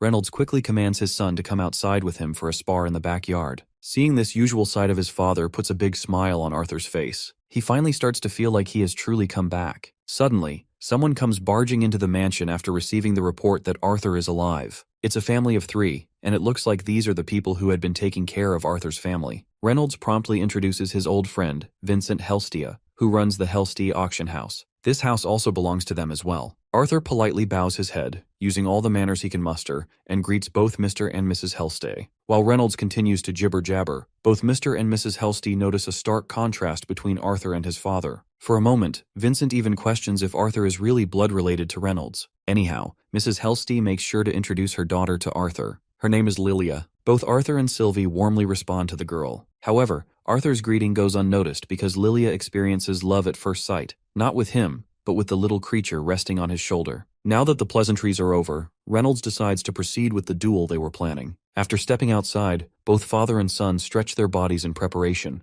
Mrs. Helsty forces her husband to sit down, to which the man reluctantly complies. He's clearly bewildered after hearing that an 8-year-old not only awakened, but has already progressed through 3 stages. Even those snobby genius brats admitted into Xyrus Academy are barely at the dark red stage, and they're 11 or 12. Meanwhile, noticing how dubious Vincent seems, Arthur feels relieved that he didn't reveal much about his powers. After all, light red is just the beginning. If he can train his core while assimilating with Sylvie's beast will, he knows he'll be in a league of his own. Anyhow, his father is all geared up and ready for a showdown with his son. Arthur, on the other hand, is equally prepared for the challenge ahead. They both dash at each other, with Arthur taking the lead by launching the first punch aimed straight at his father. But Reynolds blocks his son's punch barehanded. However, Arthur quickly turns the tide by executing a completely unexpected move that his father didn't even see coming. Still, Reynolds isn't a one-trick pony. He quickly reads through his son's intentions and sidesteps just enough to avoid the direct hit aimed at him. Arthur, though, manages to seize the upper hand and grabs his father in an attempt to throw him forward. Reynolds, however, regains his balance mid-motion and lands back on his feet with finesse. After a few blows are exchanged, Reynolds is forced to acknowledge his son's growing prowess, though he makes it clear that he's been holding back so far. He warns Arthur that from this point onward, things won't be so easy. The father clenches his fists and ignites the fire within him, quite literally and figuratively. This is a little trick he picked up after breaking through to the dark orange stage. To understand the new trick Reynolds just pulled off, a bit of lore is needed. Mages, starting from their awakening, always have affinities or strengths in terms of which elements they can best control. Parents often seek out professionals for expensive tests on their children, so they can learn early on which path to push their newborn mage toward. In this world, conjurers have the innate advantage of being able to manifest and manipulate the element of their affinity right from the start. On the other hand, augmenters have a more subtle affinity for elements, with actual manifestation of the elements coming only after they've crossed a certain threshold. For his father, who had been fighting and training hard since an early age without formal training, it took him until the orange core stage to turn his explosive mana usage into actual fire. But from the world Arthur has come from, elements weren't something you were born with. They were a path one took willingly. You see, talent played a large part in it, but since no one was restricted to just one affinity, hard work also played a significant role. So for Arthur, who had so many advantages after coming to this world, has learned a trick or two as well. My guy also releases this crackling power he has under his sleeve. As both contestants stand face to face, ready to give it their all, Vincent is left with his jaw hanging. The fact that Arthur is a deviant is a feat in itself. Even his father, who was full of confidence just moments ago, seems to have taken a hit after witnessing this. Arthur quickly dashes at his father, and their back and forth ensues. As they continue trading blows, the intensity of their strikes escalates, and at one point, they generate an explosion so massive that people miles away can't help but take notice. It's clear that neither is willing to give up easily, and the fight only continues to intensify. After a relentless barrage of punches, one of Reynolds' punches finally lands squarely on Arthur's face. But instead of getting discouraged, this punch only makes Arthur happier. This is exactly what he expects from his father. Reynolds' punches are getting sharper, and he's using his longer reach to prevent Arthur from getting too close.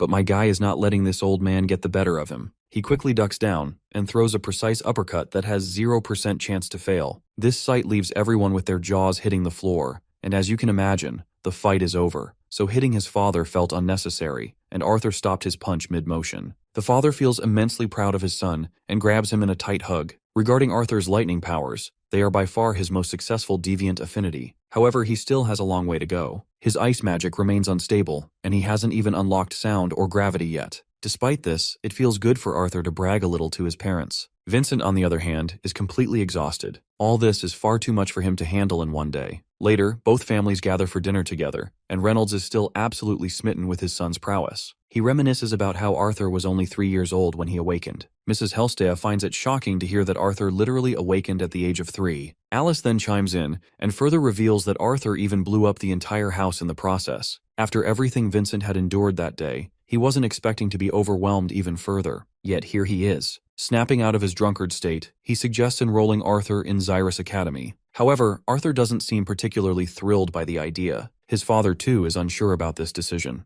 As far as Reynolds is concerned, Arthur is only 8, and Xyrus Academy is the most prestigious magic institution on the continent. Mrs. Helstea, however, supports her somewhat tipsy husband's suggestion. With Arthur's level of talent, she believes it would even be worthwhile for their family to sponsor him, so he wouldn't have to worry about tuition costs. But Alice firmly refuses to accept yet another favor, especially after all the Helstea family has already done for them. Vincent assures her that it wouldn't be a burden since he does a lot of business with the famed director of Xyrus Academy herself, and he can speak to her directly. That's when the man in question finally speaks up. He doesn't seem to appreciate the fact that everyone is discussing his future and making decisions for him without even asking for his input. Later, it's time for everyone to head to bed. Before going to sleep, both parents once again express how grateful they are that Arthur has returned. They are overjoyed to see him grown up and thriving. The idea that their son is a deviant with the potential to become one of the strongest mages in the future is news of an extraordinary scale. His mother also acknowledges this, but seems a little sad as she remarks that Arthur can't give her goodnight kisses anymore now that he has grown up so much. Seeing how earnestly his mother is pleading, Arthur relents and gives her a sweet smooch on the cheek. With that, the parents decide to head out. However, Reynolds stops once again to address his son. He reminds Arthur not to hold it against Vincent for being so excited earlier, as Vincent harbors no ill intentions toward them. The scene then transitions back to when Vincent was suggesting that Arthur join the academy. In response, Arthur made it clear that he had just reunited with his family today and would like to spend some time with them before deciding whether to leave them again to attend the academy. With those words, Arthur left the dining area respectfully. Later, as Arthur is walking to his room, Lilia spooks him. She points out that he's heading in the wrong direction and invites him to a better place where they can talk. Eventually, they arrive at the servants' quarters, where it becomes apparent that Lilia gets along with the staff remarkably well. The servants respectfully give them a place to sit. Lilia even enjoys some food while there, her high spirits causing the servants to crack smiles. One of the maids reveals to Arthur that Lady Lilia often sneaks into the servants' quarters when she feels stressed. At that moment, Arthur realizes something he hadn't noticed earlier, that the Helstea family truly has good hearts. In the present moment, Arthur responds to his parents accordingly, clearing their doubts by revealing that he holds no animosity toward the Helstea family. In fact, he acknowledges how kind and genuine they are as a family.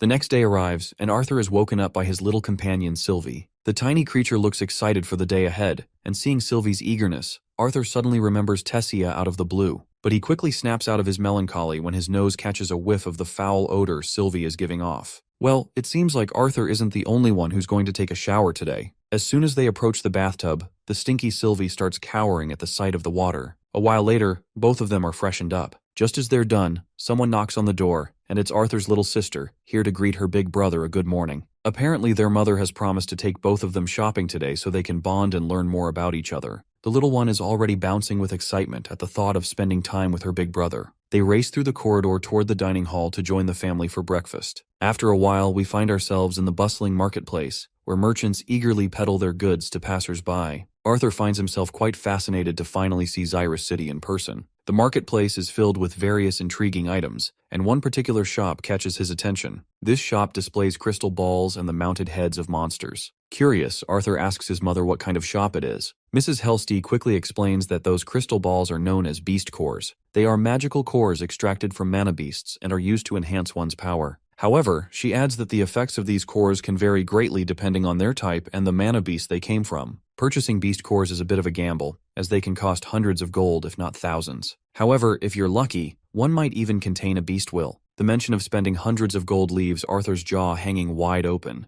Mrs. Hellstay then mentions that her auction house receives a fair number of beast cores and even infant mana beasts. She invites Arthur to take a closer look at them whenever he gets the chance. Arthur flashes a pleasant smile, and he is more than ready to redeem the generosity and the opportunity she's offering. Just then, Lilia starts pushing Arthur forward, eager to show him a place she's been excited about ever since she saw him. A short while later, they arrive at the shop she had in mind, and it turns out to be a barber's shop. Arthur seems unsure if a visit to the barber is really necessary, but his mother insists it's long overdue, because as far as she can tell, his current hairstyle is nothing short of atrocious. The barber, however, is quite the character. It looks like Bro has watched too much of JoJo's Bizarre Adventure. When he gets unusually enthusiastic about Arthur's feminine charm, Arthur's inner self recoils in absolute terror, feeling as though his very soul is trying to escape his body. After getting his haircut done, the moment of the grand reveal finally arrives. With a little drum roll, Arthur graces the scene with his brand new look. He looks more charming than ever, to the point where even little Ellie enthusiastically approves of her brother's haircut. After their little tour to the barber, they return to the bustling streets of the marketplace. While crossing a particular bridge, Arthur notices something intriguing down below in the market. He spots a group of boys in the crowd mocking someone. Ellie quickly fills him in, explaining that those boys are students from Xyrus Academy. She adds that wearing the Academy's uniform is considered a major status symbol. Arthur doesn't need a closer look to tell that these guys are complete jerks. Their arrogance is apparent even from a distance.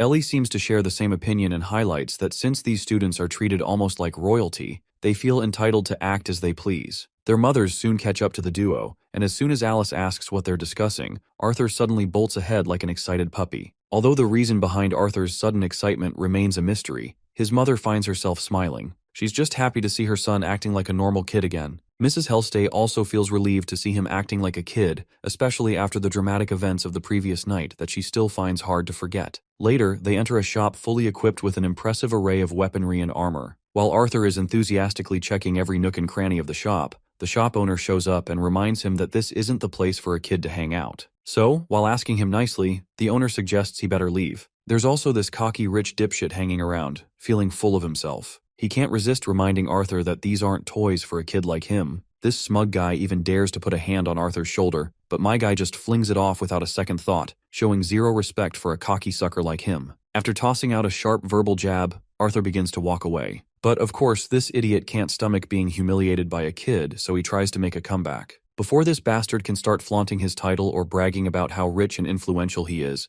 Mrs. Hellstay walks into the shop, and just like that, the cocky bastard is humbled. Mrs. Hellstay recognizes the man as Augustus, from the branch family of House Ravenpour operates. She doesn't hold back and threatens to revoke his family's participation in the Hellstay auction house if he doesn't back off. As soon as the bastard hears the threat, his knees buckle, and he starts begging like the cowardly dog he is. After that little scene in the shop, the group continues their tour through the town. Arthur expresses his gratitude to the lady, and she reciprocates, saying she was more afraid of what Arthur would do to that man. Meanwhile, a shady guy is keeping an eye on our family, his eyes particularly fixated on our little dragon fella. Finally, the dawn descends over the city of Xyrus, and the party returns to their mansion after their shopping spree. As they enter, the first thing they see is Vincent and Arthur's father, Reynolds, sitting together. It looks like Vincent had been waiting for Arthur to arrive, as he has a special guest who wants to meet him. It turns out to be Cynthia Goodsky, the founder and director of Xyrus Academy. She is genuinely pleased to meet Arthur in person, the boy Vincent has spoken so much about. Before we dive further, let's take a moment to appreciate the prestige of this institution. Xyrus Academy is hailed as the most exalted sanctuary for any aspiring mage fortunate enough to possess both the talent and the background to gain entry. It is a breeding ground for acclaimed scholars, guild members, leaders, royal guards, and military powerhouses. Anyone who has made a significant impact on this world has, at some point, been tied to Xyrus Academy. That's the level of fame this school commands. An insurmountable titan compared to the countless other academies scattered across the continent. And standing at the helm of it all is none other than the Academy's director, Cynthia Goodsky. It's Arthur's first time meeting her in person, and all he can do is stare at her for a solid few moments. The intensity of the silent staring contest is so fierce that even the onlookers begin to feel awkward. Finally, the older woman breaks the silence by extending her hand as a gesture of goodwill, greeting Arthur warmly and sincerely. Arthur, on the other hand, can only stare at her hand, completely clueless about the proper social convention in a situation like this. Should he kiss her hand? Shake it? He has absolutely no idea. Eventually, he decides to shake her hand, but his mother quickly steps in, shoves his head down in frustration, and apologizes for her son's rude behavior. She explains to the director that Arthur has just returned home and is still ignorant of formal customs. The woman, however, seems like a remarkably chill person. She doesn't mind at all. In fact, she's the one who apologizes for intruding unexpectedly. She admits that she couldn't refuse a favor from Vincent, given all his great efforts and contributions to Xyrus Academy. Meanwhile, we shift our focus to Lilia, standing quietly in the back with her mood noticeably sulking. It seems she isn't a fan of all the attention Arthur is getting, or perhaps she simply doesn't want him to leave for the academy like this. Regardless, we shift to this old hag, who reveals something intriguing, mentioning that it's not often she takes a trip to someone's house to visit a potential student. But Vincent had piqued her interest when he insisted that a prodigy of the highest caliber was currently staying in his home. She then turns to Mrs. Helsty and requests her to lead them to an open space so she can catch a glimpse of what this boy is capable of. Arthur, meanwhile, tries to bail out of the scene, making the excuse that he's hungry. Unfortunately for him, his mother doesn't allow him to act on that thought. Eventually, Vincent and Mrs. Helstia proceed to escort their esteemed guest to the mansion's beautifully paved courtyard. As for Arthur, it seems he wasn't lying. He really is hungry, and he looks even more defeated to see that he won't be able to eat dinner anytime soon. Little Sylvie, equally hungry, has no choice but to follow her papa, looking just as dejected about this whole ordeal. This is the moment when the old hag notices the little one, finding the mana beast quite adorable. She asks if it's his father's contracted beast. Arthur quickly clarifies that Sylvie is his bond and that she hatched just a few months ago. The old woman finds this fascinating. You see, most nobles here purchase mana beasts to form contracts, but she has never seen a mana beast quite like Sylvie before. Arthur then explains that Sylvie's mother was some kind of scaled wolf with small wings. She was gravely injured, almost dead, while protecting her egg when he stumbled upon her nest. He chalks the whole thing up to nothing more than a stroke of luck. Cynthia, however, seems skeptical, but chooses not to voice her doubts. After walking down the corridor for a few minutes, they finally arrive at the grand courtyard. Now that they're outside, Cynthia looks eager to see if Arthur can live up to the praise Vincent had lavished on him, or if it's all just empty talk. As far as she remembers, Vincent mentioned that Arthur was an augmenter, but he didn't provide many details, as he merely wanted to keep it a surprise for her. We then take a peek into Cynthia's thoughts as she examines Arthur closely. She notes how he doesn't appear worried or scared. She can't quite figure out if it's confidence or arrogance that keeps him so composed. As for Arthur, he's not even concerned about the current situation. His thoughts are entirely consumed by one thing, the goddamn dinner. He's desperately craving grilled fish today, and that's all he can focus on. Meanwhile, Vincent looks quite smug as he confidently claims that Cynthia will definitely be shocked when Arthur shows her his fire and lightning magic. He's also relieved that Reynolds won't be able to burn down the courtyard again like last time. Before Arthur begins, Cynthia questions whether he doesn't plan to arm himself with a weapon at the very least. In response, Arthur casually remarks that he can tell she has no intention of using the wand at her waistband, so he'll go barehanded as well. This causes Cynthia to pause for a moment, realizing he's right,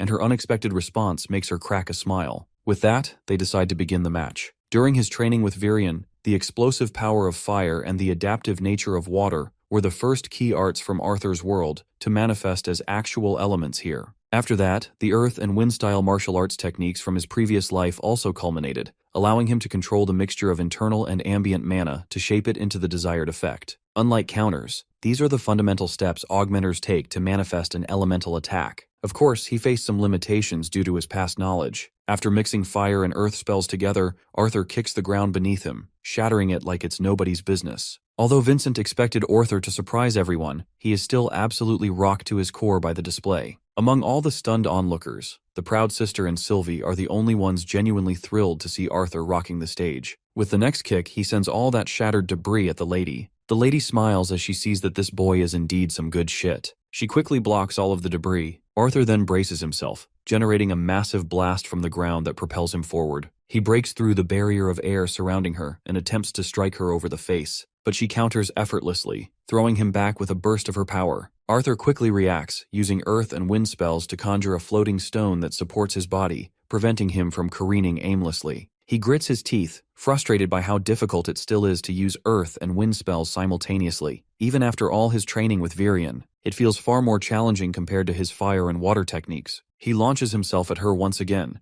but she effortlessly uses her wind magic to push him back, not even allowing him to get close, let alone cause any real damage. Amidst the swirling winds around her, she chants an unusual spell, summoning 3 or 4 tornadoes. Arthur, however, has a clear plan to counter this. He conjures wind around his hand, spinning in the opposite direction of the tornadoes. As soon as his winds clash with them, the tornadoes are dispersed completely. Though his reckless move left him with some nasty cuts and bruises, Arthur successfully accomplishes what he set out to do. He eventually earns a compliment from the old hag for his efforts alone. She is genuinely impressed by his skills and precision, but she also believes he's a bit overconfident in his ability to face opponents head-on. All in all, his display of magical and combat prowess is exceptional. For his final test, an extra challenge of sorts, she quickly enchants him with a spell and informs him that his only task is to stay conscious. Whatever she did feels like his brain is being split apart. It's actually sound magic she's using, a clear indication that she's a deviant. Despite the excruciating pain, Arthur braves through the test. When it's over, the woman happily announces that he's passed with flying colors. Given the aptitude Arthur has shown in wind magic, she admits she's tempted to teach him personally. The father, on the other hand, is still confused. Since when did Arthur learn to use earth and wind magic as well? The mention of as well catches the lady off guard.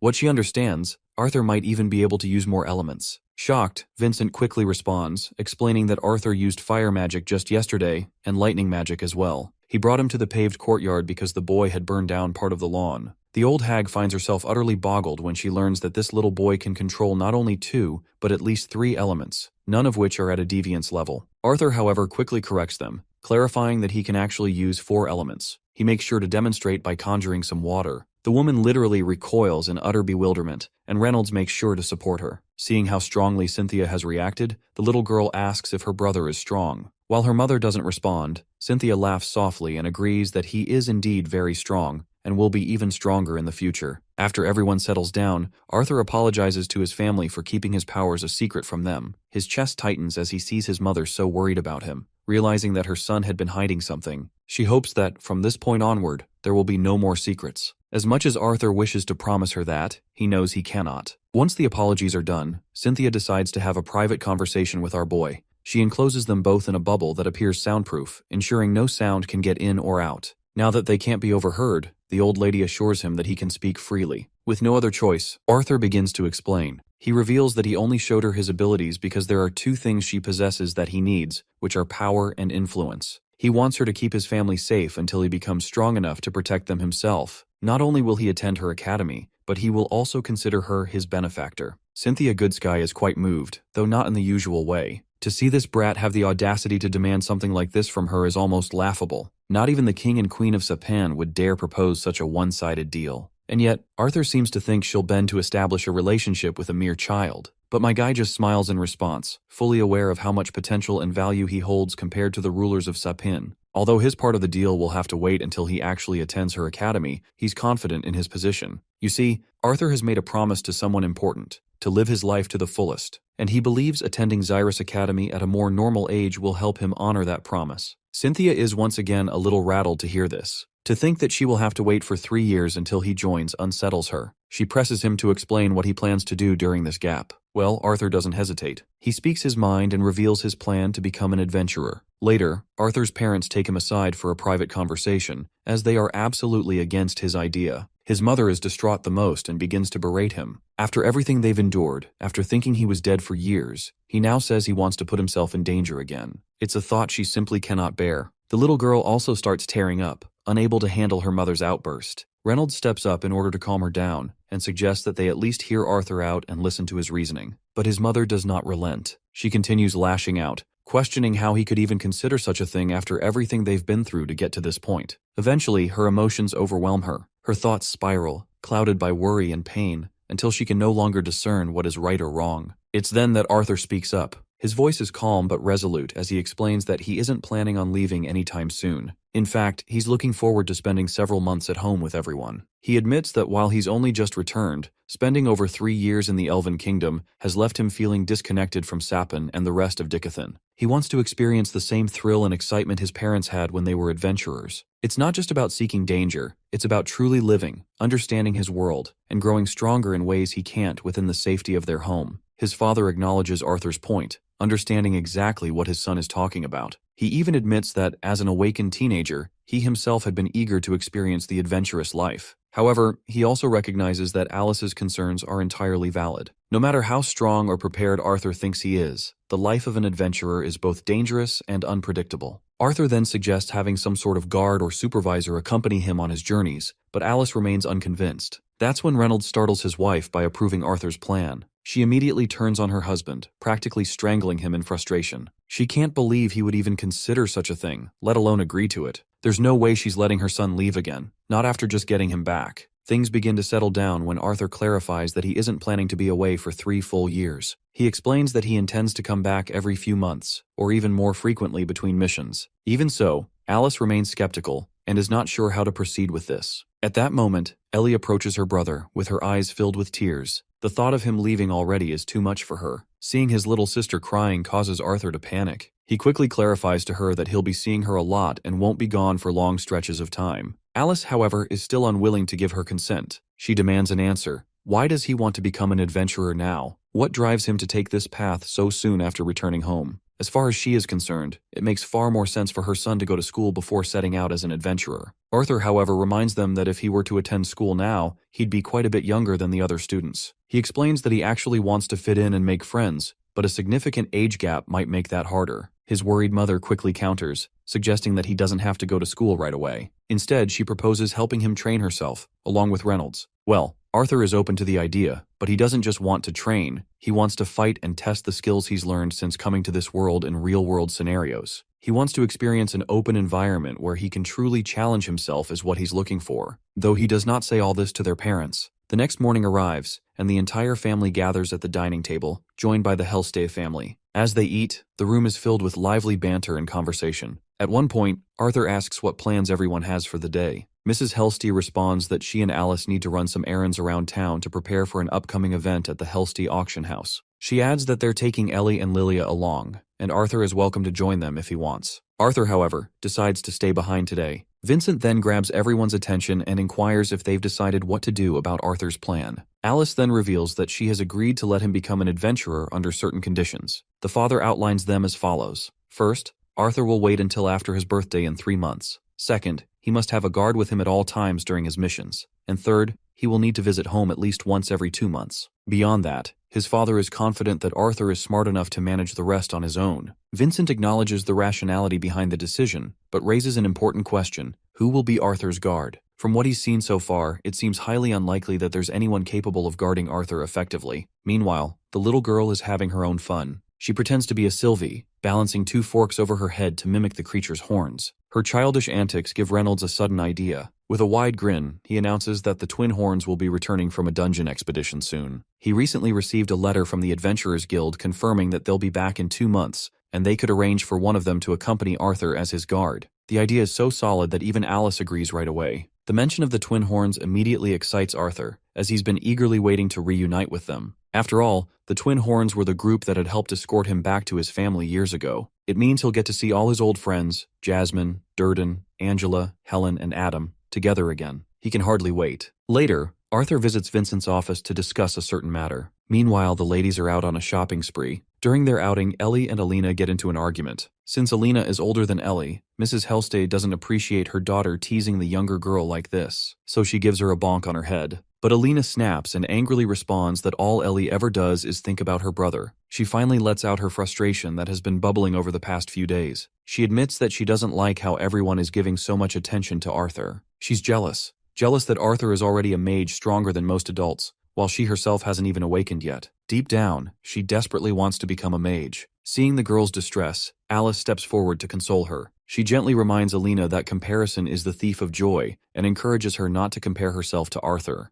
Everyone grows at their own pace, and her time will come. But Alina, still upset, asks how Arthur became so strong in the first place. Well, even Alice does not know the answer for this question, and honestly admits that she doesn't really know either. She explains that aside from a little sword training Reynolds gave him, they didn't do much to shape his abilities. This revelation startles Mrs. Hellstay. While she acknowledges that Arthur is undoubtedly a gifted child, the idea that he reached such an extraordinary level of skill without formal training sounds almost unbelievable. She is convinced there's more to this story and presses Alice for answers. Alice then further admits that Arthur is indeed hiding something from them. She confesses that even they, his parents, don't fully understand what it is. Mrs. Hellstay advises her to just ask Arthur directly as his mother, like how he became so strong while he was away, and how, even before the bandit attack, he was already so skilled with the sword. She is sure that both Reynolds and Alice must be dying to know the truth. Of course, as a doting mother, Alice does want to know everything her son is hiding and why he hasn't shared it with them yet. But she explains that giving him the space and support to open up when he's ready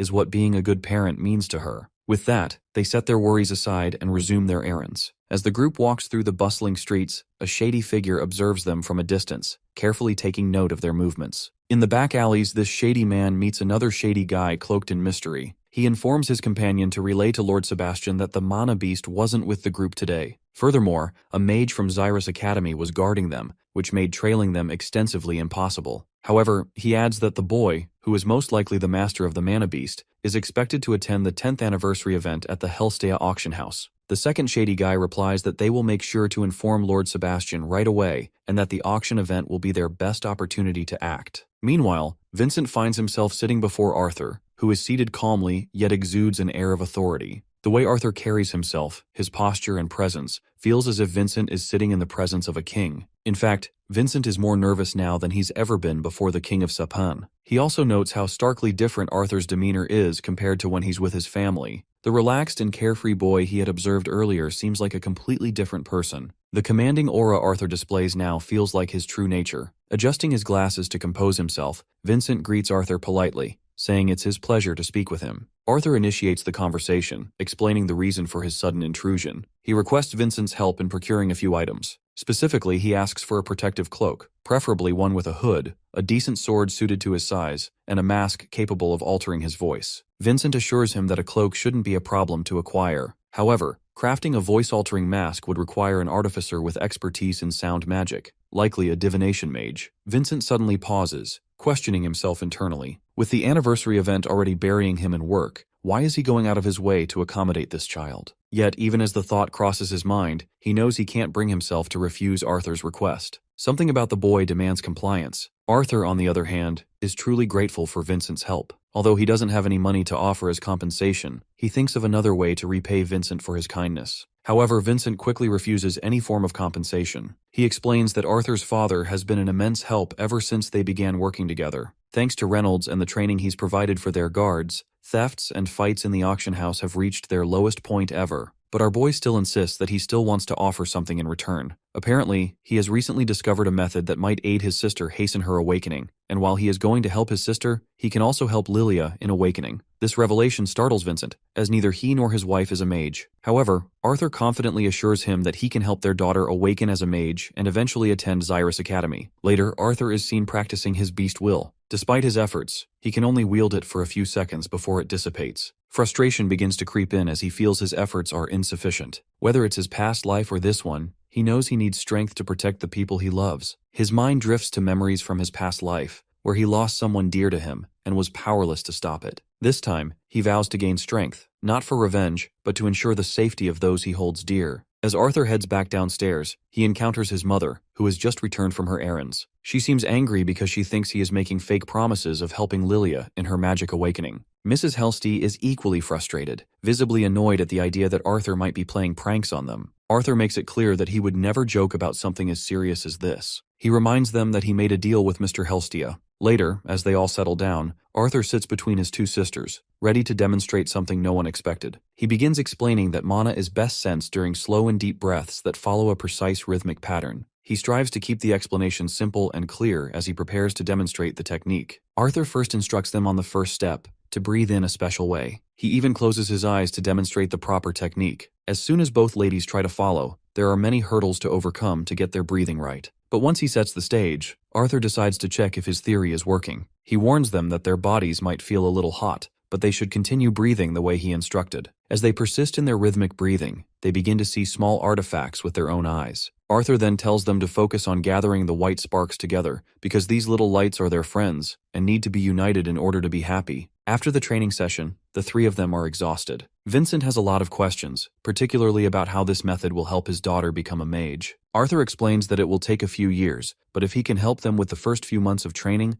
Lila should have no trouble awakening as a mage. Before he can finish his sentence, Mrs. Helstea suddenly hugs him tightly. Overcome with emotion, she begins to cry, thinking of how Arthur has just opened up endless opportunities in front of their daughter, opportunities that her non-mage parents are unable to offer. Vincent, too, is overwhelmed, and the moment is heavy with emotion. From that point on, Arthur's life falls into a comfortable rhythm. Every morning he trains, then helps his sister and Lila get closer to awakening. Even with his impatience to grow stronger, he makes sure to spend time with everyone, knowing that there wouldn't be many more opportunities like this in the future. 2 months later, it's finally time for the twin horns to arrive. Arthur stands anxiously in front of the door, eagerly awaiting their arrival. When the door is knocked, he rushes to open it, and instantly Angela bursts through, wrapping him in a tight hug. Durden is there as well, looking even bigger than the last time Arthur saw him. Despite his imposing size, Durden's heart is just as soft, and the sight of Arthur brings back memories that make him emotional. Adam, meanwhile, is as cheerful and energetic as ever, exuding the same lively presence. Helen, on the other hand, almost chokes Adam for his antics. She's also smitten to see how handsome Arthur has become since they last met. Jasmine, the quiet one, steps forward as well and gives Arthur a tight hug.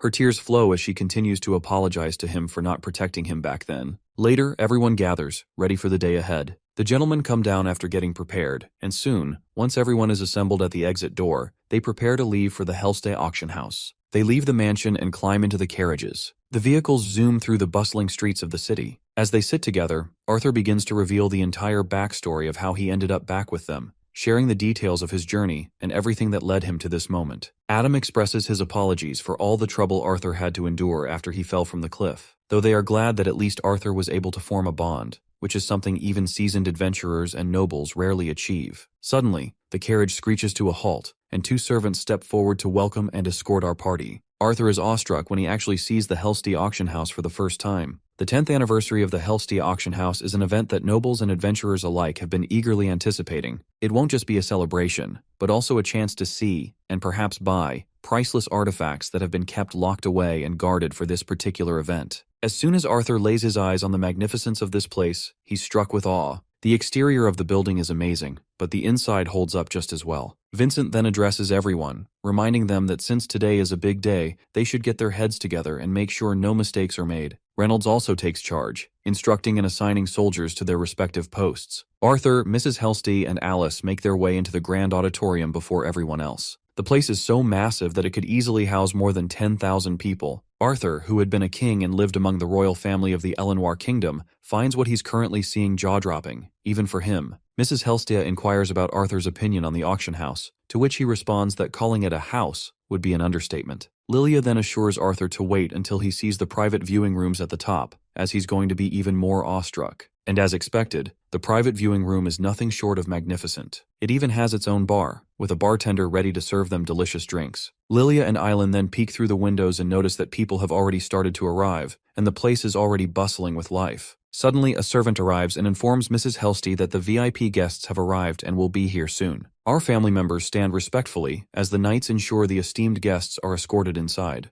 The guests are none other than the king's family: King Blaine Glider, Queen Priscilla Glider, Prince Curtis Glider, and Princess Kathleen Glider. Seeing the other guests, the king inquires of Vincent why he must share the space with them. Vincent quickly reminds His Majesty that this is his family. He brought them here because he remembers that His Majesty had explicitly wished to see his family. Vincent introduces his wife, Tabitha, and his daughter, Lilia. He then introduces Alice Lewin, his close friend's wife, along with their children, Arthur and Eleanor Lewin. The king seems to be a very laid-back person, and happily tells Alice and her children to stand up because Vincent's friends are his friends as well. After all, they are all here to congratulate the Hellstays on the 10th anniversary of this wonderful place, and to enjoy the event. Queen Glider suddenly notices the little mana beast Arthur has acquired. Arthur quickly responds to the queen that she just hatched several months ago and introduces her as Sylvie. This also catches the attention of the king himself, who quickly asks if perhaps this mana beast is his bond. Arthur doesn't shy away from claiming that it is. The king seems so fond of this little creature that he even tickles her. He can tell Arthur is fortunate to have her, as even infant beasts are not easy to tame, yet she seems very obedient. Arthur quickly states that he can communicate mentally with the beast, so it's more like a mutual agreement rather than simple obedience. That's when a shady old man grabs everyone's attention by questioning if Arthur is implying that he's under an equal contract with the mana beast. Arthur hesitates briefly before affirming,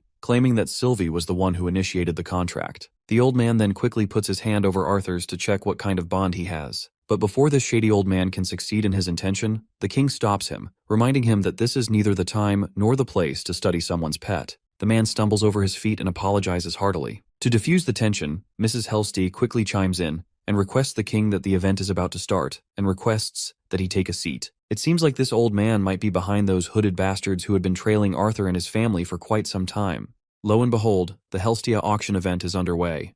The host welcomes the esteemed audience for their most anticipated event, their chance to obtain the rarest items in their collection. Excited more than ever, the guests roar in celebration and excitement, and a round of applause follows afterwards. The host instructs the audience to turn south before they can officially start. Special mention is given to the most important figures of the land of Sapan, the royal family. The audience respectfully pays them the deserving respect, and with that, the honors have concluded. The host finally addresses the man who made the entirety of the event possible. Vincent Hellstay makes his presence known as Arthur, and the others clap for him. The scene is nostalgic of his previous life as a king, but he tries to shake those memories off instead of reliving the past. After, the kid hasn't even hit his growth spurt, and he's already thinking about being king again. Arthur manages to sneak in some alcohol while no one was paying attention while Lilia is busy with Ellie. Just up ahead, he sees his mother talking to the queen. Observing her wand, he instantly concludes that she's a conjurer-magician. There's also the fact that he's yet to sense her presence, which means the woman must be actively using a concealment artifact to hide it, or she's so powerful that he merely can't even sense it. She gives him a good look, causing him to feel slightly embarrassed. Arthur thinks it's rather strange that he doesn't really fancy any of the older women as his romantic interests, even though they're about the same age he died. He thinks it's possible due to his mother being in the same age group, but at the same time, Arthur doesn't find himself attracted to those younger than him either. He's in a weird situation and thinks his dating life is temporarily ruined for good. His train of thought is disrupted by the man himself, who knows about Arthur's ambitions to purchase a good sword.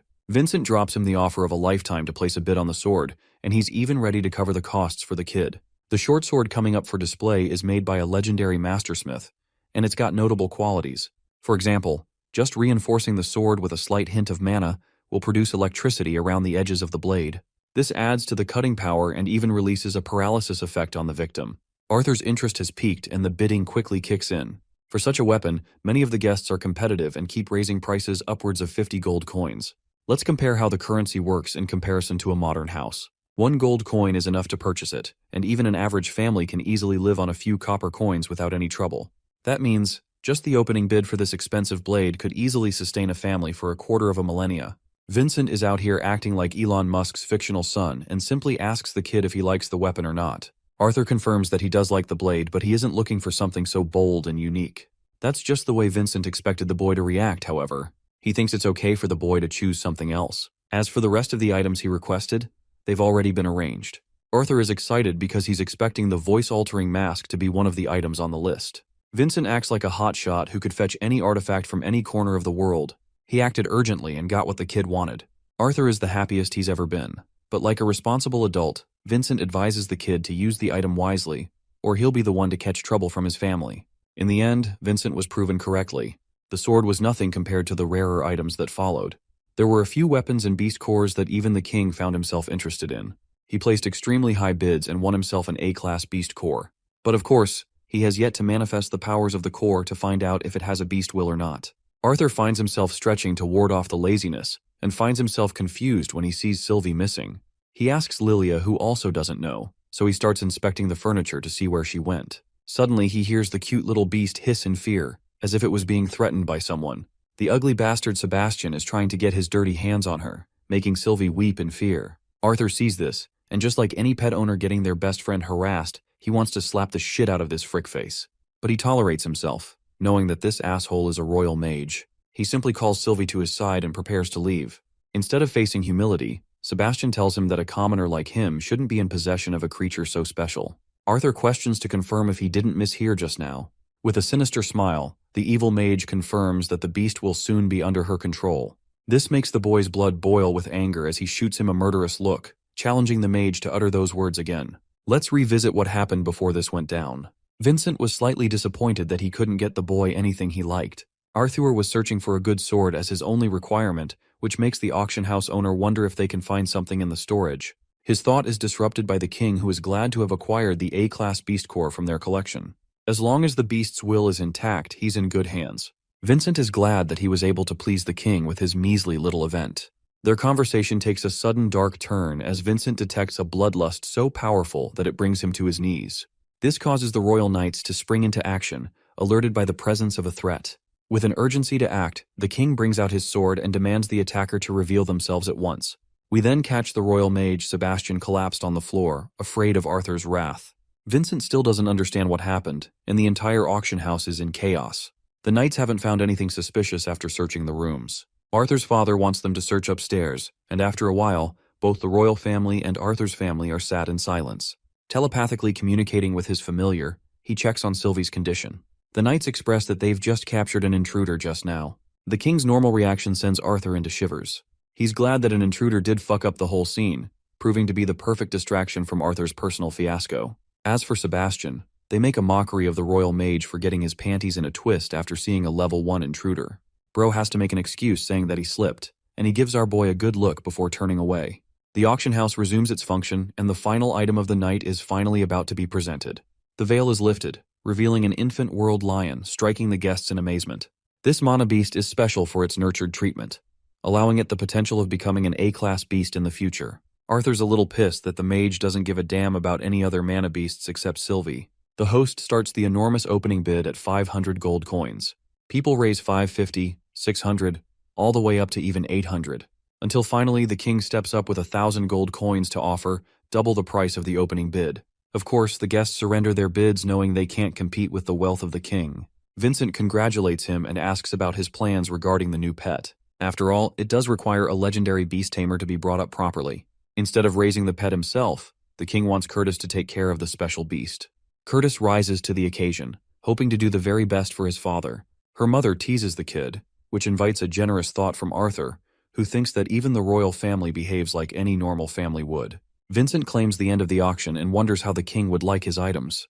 The king isn't planning to wait and intends to grab his prized possessions with the man. Vincent wants to lead him the way, when suddenly the royal mage makes a sudden request, whispering in his master's ear. After that, he shoots a sharp glare at our boy, which means the dipshit is planning something again. Vincent escorts them to the room where the king's items are kept. He also uses this opportunity to allow Arthur a chance to grab a good sword. Intrigued by the boy's interest in a sword, the king wonders if he's planning to take sword lessons. Since Curtis is also interested, he wants the two of them to have a sparring session someday. However, Sebastian is against the idea and mocks the kid for being nothing more than a commoner. Arthur pays respect to the king's generous offer and acts humble in front of the family. The boy's father comes into the picture, startled to find the king there as well. The king learns that he's the one who captured the intruder and commends Captain Lewin for his work. The king also learns that Arthur is Reynolds' son. He presents Sebastian as a royal guard who has done the king's family many favors throughout the years. And this time, he's seeking a reward, particularly in the boy's familiar. This announcement shakes Arthur to the core, knowing where this conversation is headed. The king declares that giving up Arthur's beast would be a service done for the welfare of the kingdom. This is bad news, and Reynolds can immediately see it on his son's face. He tries to intervene on the boy's behalf. The king is prepared to compensate them thoroughly and is even prepared to hire a personal mage to sever the contract between the two. Reynolds apologizes in his resignation. He claims that his son has his own decisions to make, and he doesn't intervene on the boy's behalf. Father of the Year award goes to Reynolds Lewin. Anyway, the king now turns to the boy, who has eyes filled with frustration. Sebastian tries to start a fire, but his master stops him. He greets the child and presents the same offer to the kid. Maintaining his calm, Arthur does his best to respond adequately to the King of Sapin. While thanking the king, he refuses in kind, claiming that he could never give up his familiar for even the most brilliant sword. Pet Owner of the Year award goes to this kid. The mage tries to butt in and is immediately slammed shut by the king. He even pitches the rare world lion cub in exchange for Sylvie, which prompts an annoyed reaction by Curtis. Once more, Arthur refuses, apologizing for being unclear just now. He's adamant about his decision to keep Sylvie, no matter what. Hearing this, the king is now peeved. He has been kind in his approach in requesting a favor, and yet the boy is yet to budge. The king asks once again, this time warning Arthur of his thin patience. Controlling his anger, Arthur asks a counter-question to the King of Sapin. Boldly and shockingly, he asks for a price on the king's children. Then, he follows up by reasoning that even though he's declined 3 times, the king's pride refuses to budge. That's why he's asking such an important question. He wants to know how much money would be worth to exchange even one of his children. The atmosphere turns tense and silent. Sebastian gestures to the knight to act immediately. The royal knight furiously advances to cut down the boy who insulted the royal family. Sensing mana concentrated inside the blade, Arthur realizes the knight is going for a kill. Remaining calm with his own mana, he evades both strikes and throws the knight off balance. Then he grabs the knight's fist and releases every single ounce of his momentum into an uppercut. This knocks the knight out instantly, gaining shock from even the royal mage who ordered to kill him. Sebastian is done playing around and decides to act on his own, ready to accept any punishment. He knows that Sylvie's potential with Arthur actually triumphs that of an A-class beast, which is why he's so greedy and stubborn about the bond. Sebastian prepares a beam strike to vaporize Arthur as his family swoops in. All of a sudden, something happens as time stops, freezing the spectators around them. Confused, the mage finds himself perplexed where his charged attack went. One boy's voice echoes and gains his attention. He deems Sebastian's efforts meaningless. After all, each spell that requires ambient mana won't work against him. He shoots Sebastian a resolute glare and instantly appears next to his body. The royal mage's overconfidence has been used against him. One move is enough to break Sebastian's leg, causing him to wail in agony. He begs for someone to come and help him, failing to understand why everyone has frozen still. Arthur's voice and embrace is the only loudness he feels and hears. The boy offers a bone-chilling announcement, reminding him that no one will come to help him. Traumatized to the bone, the pathetic mage begs to be spared as the royal conjurer. Arthur simply gets up and confirms his statement. He only says 3 words, reminding the mage to know his place like the dog he is. Let's go back to the uppercut from a moment ago. As you can expect, even the king was shocked to find a commoner child overwhelming a trained royal guard. So much so that he wonders if his own guard made a mistake. Seconds after, Arthur's body is seen collapsed in a different location on the ground, causing Lilia to panic. What's even more brutal is when she and the others come to notice Sebastian's twisted leg. The man's face is bawling with tears and sweat, with a frightened cry for help. Even the king is terrified to see him in this state, while the queen orders the guards to check Sebastian's vitals at once. A while later, Reynolds checks on his son's unconscious body. The boy's mother is worried sick. She does her best to use her healing magic, but eventually gives up, realizing that nothing can be done. Vincent's family weeps alongside him, seeing the boy's loss. Arthur's fading consciousness is brought back into reality a while later. He finds himself on a bed with a ringing headache, wondering how he got back here. He remembers painfully torturing Sebastian using static void, but it messed with his brain. It's only thanks to Sylvia that he was able to use the ability. Thanks to that, he could momentarily disconnect himself from the string of time. It's a godly ability that only he has possession of due to being a legacy tamer. At the same time, it comes at a cost. He's done years of training until now, and still can't use the ability for more than a few seconds without enduring the painful backlash. He went over the time limit and suffered great consequences. This was also his first experience using it on another person, adding to his list of troubles. He rests on the bed, grateful that the worst was just him falling unconscious. The door opens with Sylvie curious as heck to see her master.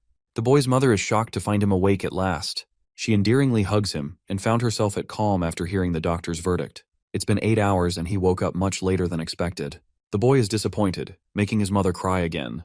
He experiences a sharp ache, startling his mother. Instead of addressing it, Arthur asks what followed after he passed out. It turns out that the king's family left early. They sent a representative of the king to discuss matters with the boy's father. Arthur is curious and wants to go see what's up. He tells his mother that he's doing splendidly okay and that he wants her to get some rest instead. He also orders Sylvie to stay with her. Arthur is managing his way downstairs, hearing Reynolds' speech about how his son was nearly killed. The boy interrupts their talk, causing his father to come rushing to his aid. He reveals that the representative of the king is here to spend a few gold coins on them for the small incident they caused. You can tell Reynolds gives very little fucks about royalty and places his family first. The king's representative greets the boy as Jasper Cogwright. He shows him a pouch of gold coins. In this situation, Arthur thinks it's best to act like a victim who was wronged. He greets the man with respect and learns from Jasper that both guards who tried attacking the boy were suspended at once. Reynolds is still frustrated that the king thinks this will undo the unjustified treatment. Jasper and Reynolds are in a strong conflict with one another, so Arthur decides to be the one to resolve things. He admits that he acted out of line and claims that he's not hurt, so there's no need to escalate things anymore. Acting guilty, the boy inquires about the royal mage who had his knee twisted to the bone. It turns out that even Sebastian didn't escape the king's wrath and was suspended from his rank. Arthur curiously asks if they were able to figure out what happened to his leg. To that, the representative mentions that they learned from the mage that the boy inflicted him such an injury. Reynolds finds himself in utter disbelief and lashes out. Jasper expresses that they didn't believe in him and simply suspected the knight who concentrated mana and interfered with the mage's spell. It sounds confusing, but it's the ideal situation Arthur was looking for. With the conclusion of the meeting, Jasper leaves the family with the pouch of gold. Reynolds doesn't want anything to do with it and lets his son handle the coins. After all, it's his life that was put on the line earlier. Arthur appreciates his father's generosity and goes to sleep. Before leaving, he praises the boy for his splendid uppercut. How can this man win 2 Father of the Year awards in one story? Amazing. Arthur places the coin bag in a drawer and finds himself relieved that the situation died down before any commotion. It reminded him of his great limitations as a child just observing the world. However, he's looking forward to great things once he becomes an adventurer. Arthur inspects the voice-altering mask that he acquired and thinks that he can attain some liberty now. Sharing a table with his friends at a bar, Reynolds asks for an opinion on his offer. Crazy hair redhead doesn't really like the fact that he's got to babysit Arthur, and with his shitty personality, he's certain that Arthur might just kill him. Everyone agrees with his own opinion, causing Arthur to smile. Reynolds expresses that he was originally expecting Durden or Helen to help take care of his son. As humble parents, they are ready to reward them for the trouble. Durden assures his friend that they're all family and would be willing to help out with Arthur's development. Even Helen agrees with the idea, and they're not looking for any money in return, especially since they acquired enough from their last raid. One more person raises their hand to volunteer, catching everyone by surprise. This person happens to be Jasmine, who usually despises escort missions. It's really surprising that she's okay with joining, reasoning that it's Arthur. Helen argues that Jasmine is the most fitting person to take care of the boy. Durden's area of expertise is AoE-focused spells with larger groups, so he won't be much help. As for herself, she isn't the best at defense or protection. The boy's mother questions if Jasmine is truly okay with the idea, and she responds with a thumbs up like it's no big deal. The redhead agrees that they should allow Jasmine to shine as she's the only augmenter among them possessing an elemental affinity. She's the best candidate to protect a guy like him.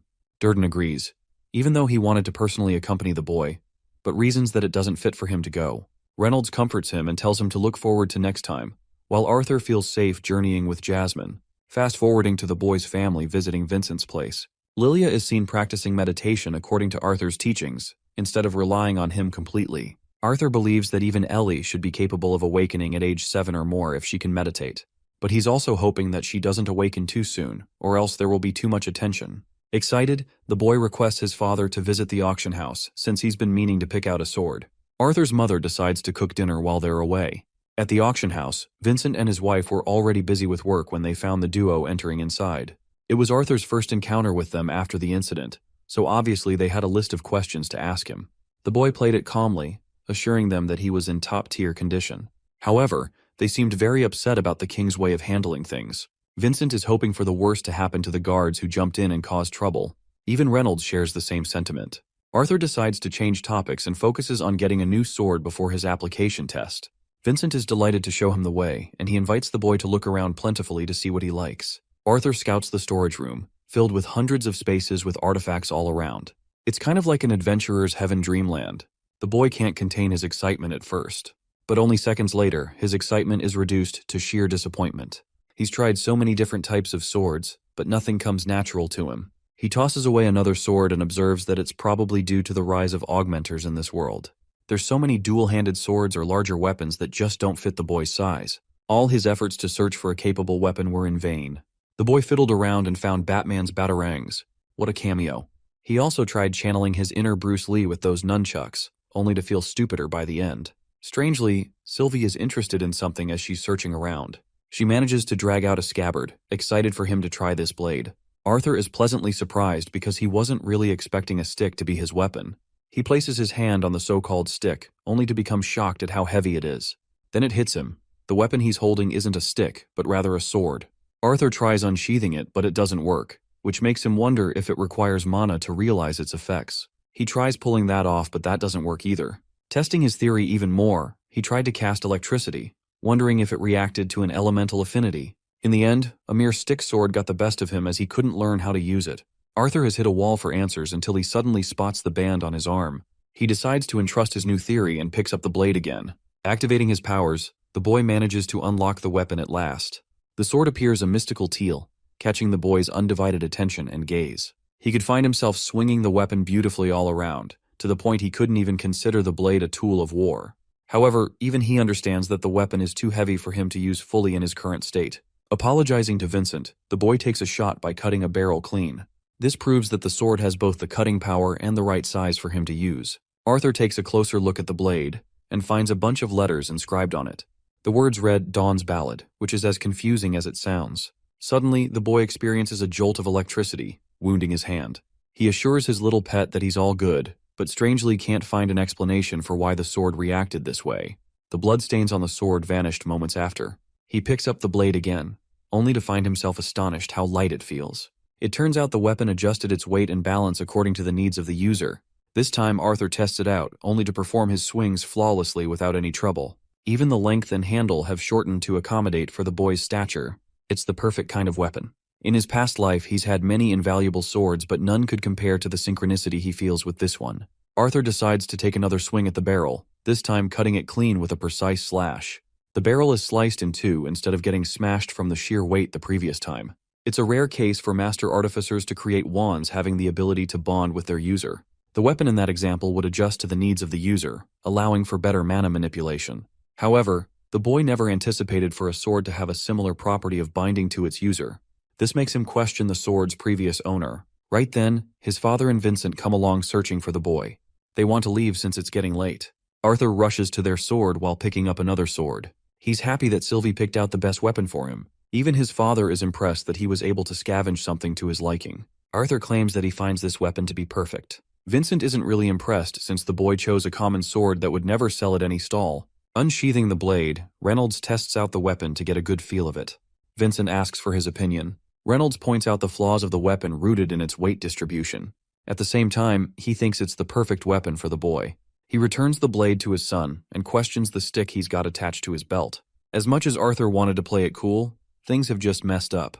Maintaining composure, he tells them that he liked the stick to be a good practice tool. Vincent is surprised because he's never found this thing laying around. Inspecting the cane for himself, he asks his assistant if they've got any records around. James explains that one of the merchants sold them with a story about a crazy old man. They tried using multiple inspectors to check the weapon, but it only turns out to be a mere cane. They wonder if they should fetch a master artificer to check it for them. Arthur apologizes if he's overstepping his boundaries. Dude gives him the most puppy-eyed look imaginable with his pet dragon. Vincent obviously can't keep the cane after that and returns it easily. The mission is a glaring success for our protagonist, who now has a special blade no one knows about. It's that time of the year. Arthur's birthday is celebrated with a roar, and he thanks the group for always supporting him. They can't believe that he's reached the age of 9 so quickly. Vincent has brought out premium treatment for the boy with special waiters and food serving them all around. They share a table to celebrate the joyous occasion. I know you guys are salivating seeing the food, but I advise you against eating pixels on the screen. Anyway, they got a lot of great memories that day, securing them in memorable frames for everyone to remember. The redhead freak is out here drunk as a mess, snitching Durden's horrific story of his pants getting caught on fire. Embarrassed as hell, Durden covers his face. Next up is Jasmine, who takes a dig at Adam and reminds him of the time he got scared so bad he pissed himself in the dungeon. Yeah, that's a story not even Batman could beat the shit out of me for. Jasmine's story got the whole party laughing in uproar, including Arthur and our favorite little reptilian. After wrapping up the dinner party, it was finally time to get to the presents. Coming up first, Reynolds and Alice prepared a special gift for a boy. Arthur invited his cute little sister to come open the gift with him. He lifted the top and found a special glove. These gloves were specially prepared by hunting monsters and imbuing magical gems on top of them. The 3 gems could provide a one-time healing effect when needed. It's the perfect gift for Arthur who wants to gear up for missions. He embraces his parents with endearment and love. Next up is Vincent's gift, who presents the boy with a mystical pair of rings. His wife slaps the shit out of him for unnecessarily teasing the kid. Vincent is out here getting on his knees for a 9-year-old, so I can get why she's worried. Anyway, one of the rings is for Arthur, while the other is for his mother. The ring's purpose is to inform Alice of Arthur's mana levels dropping down to a dangerous level. It's the right kind of artifact for someone like Alice who worries too much for her son. She hugs her dear friend for presenting them with such a wonderful gift. As for our boy, he sees the ring in both a positive and negative light. It may help his family to stop worrying about him, but at the same time, they would be in constant tension whenever the ring would fire off. Next up is Adam and Jasmine's pair, who are ready to one-up both their presents. They wanted to follow Vincent's train of thought and already knew about the boy's monstrous strength. That's why they got something for the entire family to enjoy. It's a sound transmission scroll, and they cost quite a damn bit. Jasmine kicks the idiot for ruining the mood.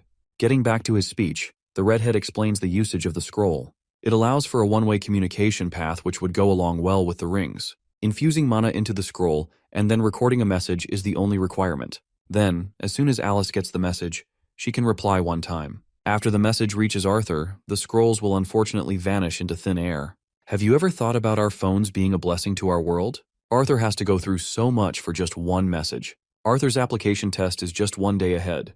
His father is excited while his mother only wants her son to be safe, no matter his rank or status. She kisses him with tear-filled eyes. His parents have so much love for him that he can't help but promise them of his return. The party ends with the group leaving. Jasmine in particular catches Arthur's attention as she waves him goodbye. That night, he found himself wide awake, despite trying his best to sleep. He had come to the realization that he possessed an invaluable family, people who treasured him and supported him through thick and thin. The boy wanted to treasure this family and fight his every breath for their betterment. That's what fuels him to become stronger, even stronger than he was as king. The following day, Arthur is out here having a really tough time handling Sylvie, who doesn't want to take a bath. The little dragon is just like my cat, causing a temper tantrum every time. Arthur is frustrated that she's using mana to repel him, which is relatable. Dude goes full power by using his own mana and drags her sorry little ass into the tub. We can just see Sylvie's tear-filled eyes and a feeling of betrayal as she drops into the tub. Arthur makes sure to see her plop down. After the bath, he gets all ready to go. But look at Sylvie's eyes. The little girl is pissed as hell. His parents feel so proud of their son for dressing up as if he were a high-ranking adventurer. Reynolds trusts in his son's powers and reminds him not to get overconfident. And when things get tough, Jasmine can always help him out. Arthur promises to do that. Among them, Ellie is the most distraught because she doesn't want her brother to leave. She's got a crying face, sobbing for her brother and begging him to stay. Alice can't even bear to see the sight and turns her face away. Alice does her best to comfort Ellie, telling her that they'll be back soon. But the girl is stubborn as a knot and refuses to let up. The boy gets on his knee, leaving a very important job for Ellie to do in his absence. He wants her to protect his parents while he's away. In response, she meets him with a tender hug, crying her eyes out. She tells him about the fruits of her practice and how she can see the little lights he was talking about. Ellie is prepared to protect their parents for him. Reflecting on the moment, Arthur expresses that he had been absent in a large part of his sister's life. While it kills him to leave, he wants to become stronger for the greater benefit of his family. Alice hugs him with a worried look as well, promising him that they'll all be okay so he doesn't have anything to worry about. The sentimental moment draws to an end with Alice reminding her son to keep the ring on at all times. As Arthur grips the door handle, his parents see him off, sharing their undying support for their son. The moment the door closes, Alice is seen breaking into tears. Outside, Jasmine was waiting for the boy. She asks if he's good to go at last. Arthur puts on his voice-altering mask, donning his iconic look, and the real adventures begin. They arrive at the Adventurers Guild, where a whole bunch of people are scouting for conjurers and augmenters. Sylvie is already exhausted, and the journey hasn't even begun.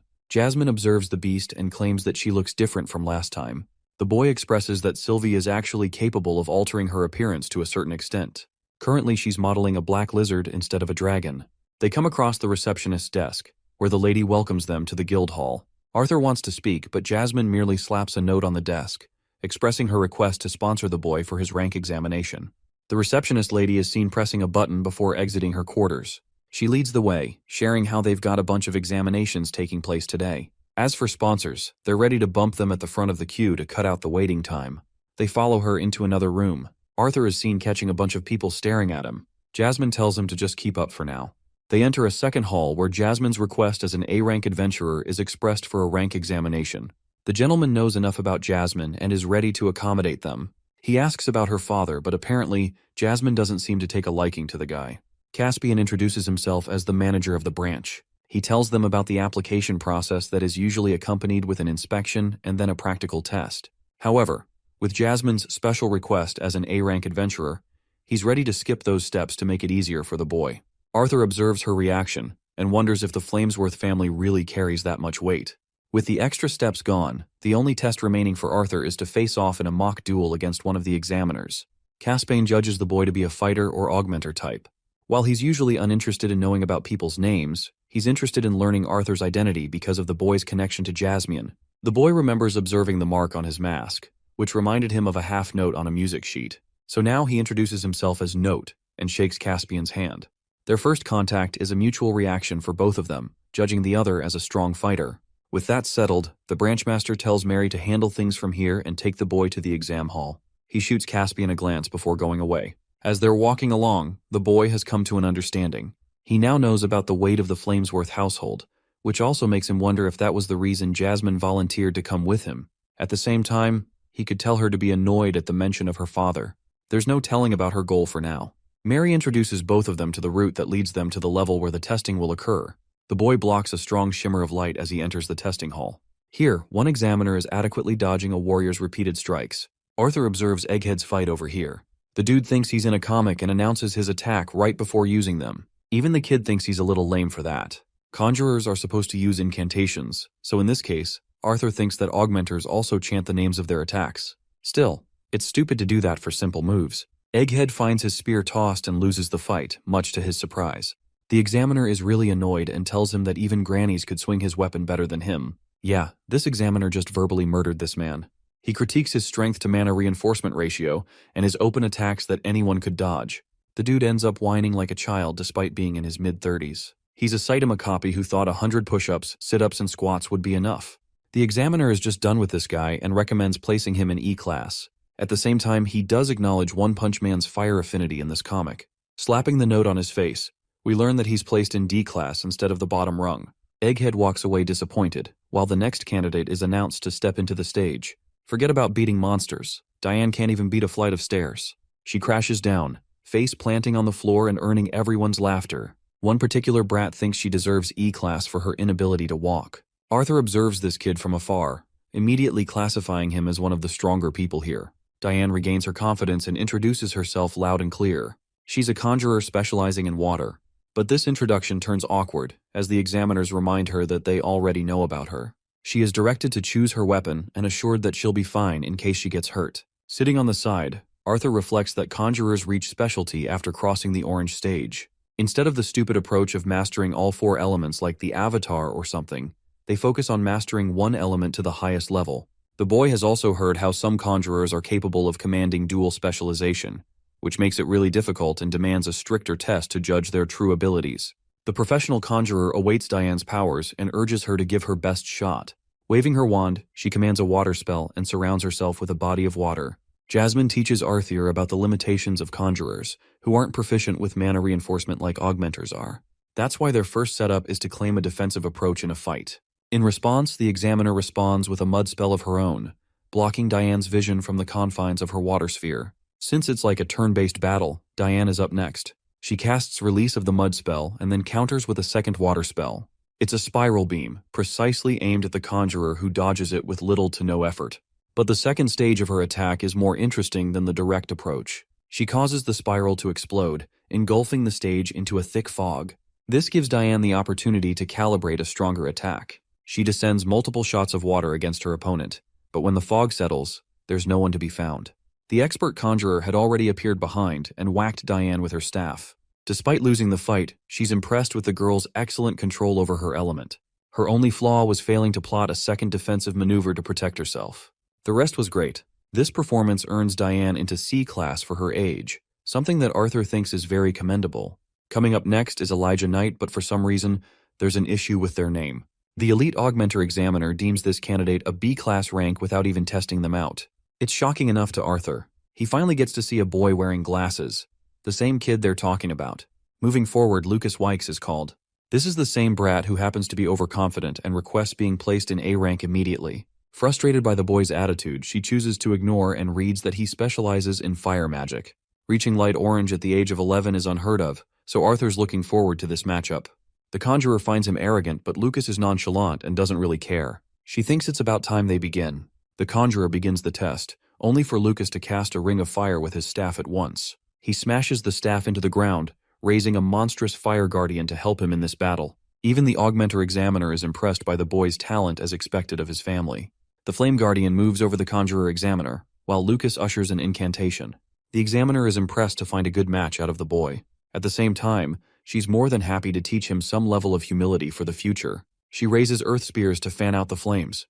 It's the perfect response from the Examiner, as the Flame Guardian won't be able to sustain itself for long after its oxygen supply is cut off. However, Lucas thinks the battle is already over. He's never heard of a case where an Examiner received a potent injury in the testing grounds, so he's happy to have her be the first example to be made. Ticked by the boy's words, the Examiner counters each of his fire strikes. Lucas releases an expulsion spell, which causes a cluster of explosive fire attacks to overwhelm her. She barely manages to escape his fury and tries to grab him with her earth hand from behind. Lucas tries to dodge, but he's grabbed by a second hand from his blind spot. Lucas does his best to release the spell and braces himself for impact. His arrogant display comes to an end as the Examiner impressively blocks every single one of his attacks with a rock shield. The test ends with Lucas's body crashing to the ground. The Examiner offers her thoughts, claiming that he possessed an incredible pool of mana for his talent. Just when you thought Lucas would learn some humility, this brat decided to attack her, refusing to let this be the end of the test. The conjurer is engulfed in flames and unable to respond. This causes the augmenter to swoop in and swipe the attack clean. Lucas is enraged that another examiner intervened with his test. The augmenter outlines his violation of the rules, since he casted a surprise spell after the end of the exam. In his outrage, the boy disrespects the conjurer who blocked his fire beams and interrupted the test. Lucas thinks he's been wronged since the final attack was part of his plan. The augmenter is done with the boy's bullshit and asks Emily to announce the result. She goes back to her review of his exceptional control. His only weakness is a lack of experience, and yet, that's more than enough to earn him a spot in the B-class category. Lucas returns to the stands, frustrated by the outcome. Egghead tries to congratulate the boy for his exceptional result. However, Lucas feels insecure and thinks they're mocking him. He sits in annoyance, hoping for his father to swoop in to his rescue when the time comes. Next up is Arthur's turn, who is announced as Note in the candidates list. Jasmine bids him the best of luck, while the boy descends down the stands, questioning how he should handle an augmenter with years of training and experience. At the same time, the boy could judge the man's weaknesses in the openings he created. The augmenter learns that Arthur is also taking the test under special conditions, as no background information regarding his past is provided. He readies his blade to test the kid's capabilities, when all of a sudden, the augmenter is overwhelmed by peerless pressure emanating from the one approaching him. It's enough to make his very body shiver. Before the match could even begin, Caspian commands the battle to be done with. He doesn't want George to test the skills of this one, and instead volunteers to personally test him. George is shocked that the branch head has taken an interest in testing the candidate. It doesn't make sense for a powerful mage like him to test an examinee. George even apologizes for his initial hesitance. The branch head tells him to be at ease, as he isn't here to question the augmenter's abilities. He's just obligated to take the test as the sponsor. He's curious about Arthur's opinion of the change. The guildmaster points his blade before the boy. He's one of the most reputable masters in Sapin, as well as a AA class adventurer. This guy possessed no openings and his bloodlust was obvious as day. It was as if Caspian never intended for this to be an ordinary test. In response, Arthur finds himself more excited than ever. The branchmaster hopes that the boy doesn't take this test to a discouraging level. The boy simply nods and receives Caspian's thunderous lunge. His insane speed has already caught Arthur in a twist. The boy deflects the sword and uses the ground to his advantage. Caspian tries to swipe him with the swing of his blade, only for Arthur to roll and duck his attacks. Each time Arthur turns to take a swing at him, Caspian vanishes and blitzes from behind. Arthur manages to surprise his opponent by ducking the strike and following a counterattack that even shocks the branch head for a moment. He takes his distance before assessing the kid's remarkable talent. Caspian swoops in again as both warriors clash their swords against the other. Arthur swipes and Caspian dodges. The guildmaster grazes the boy's face, before bolting from behind and attacking Arthur with the hilt of his blade. As the battle raged on, Arthur was starting to understand his disadvantages. Since he had a lower physical strength and stature than his opponent, he is constantly on edge than when he was at his prime. Caspian relentlessly attacks him, while Arthur is busy thinking about his body's weaknesses against an advanced fighter who had exceptional control over his mana. Gaining an opening to stroke, Arthur lunges with a swing of his blade. Both swords deflect the other as they gain distance again. He finds his current body trembling due to inexperience, despite his skill. Caspian decides that it's best to take things up a notch and imbues his body with mana. It was at that precise moment that every fiber of his being demanded Arthur to move. Faced against this version of the guildmaster, his body could only activate the flight response of running away, so that's what he did as his only option.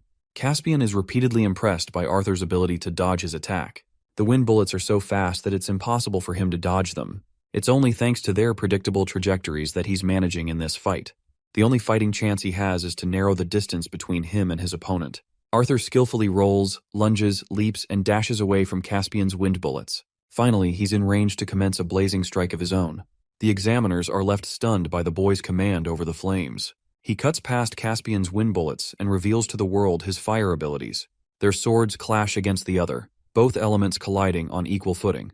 The outcome of this match should have been clear according to Caspian, as he's a AA ranked adventurer with spells that any augmenter would die to achieve. But even in this moment, as he's facing a mere examinee, he finds himself actively worried in the face of defeat. In complete denial, Caspian expresses a furious side to himself and overwhelms the boy with his wind waves. The powerful attack even alarms Jasmine to worry for him. The branch head seems to have lost his sense of reason as he's attacking Arthur without even giving him the chance to land. The boy escapes his wrath and returns to the fight with a descending swing of his blade. He was so close to dealing a finishing blow, but unfortunately couldn't manage to deal it. Caspian's incredible casting speed overwhelms the boy as a wind bullet is aimed right towards his head. It's only thanks to Arthur slipping on his feet that he dodged the lethal attack. Right when he's down, the branchmaster descends with his blade. Arthur dodges and gains his distance, realizing that he's being pushed into a corner to reveal the extent of his abilities. He's done playing around and decides to go all in. He'd already shown the branchmaster the use of piston stamp, but this next spell is something of a masterpiece that goes in tandem with the previous attack. Arthur uses piston stamp's explosiveness and gets right up in the man's face, ready to deal the finishing blow against his opponent. It was at this moment that Caspian knew he fucked up.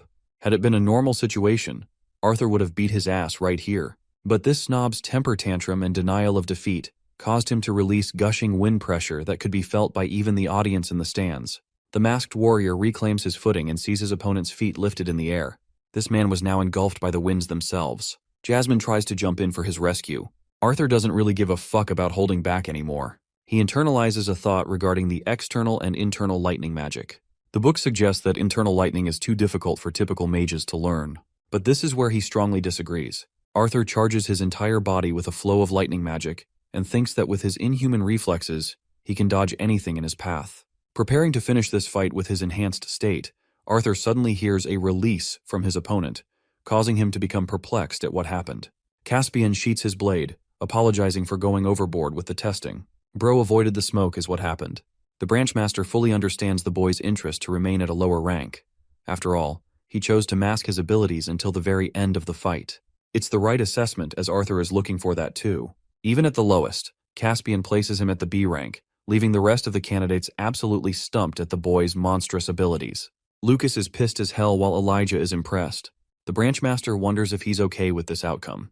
The boy responds with a nod, which means it's all good with him. The A-rank Jasmine quickly hurries to check on the boy.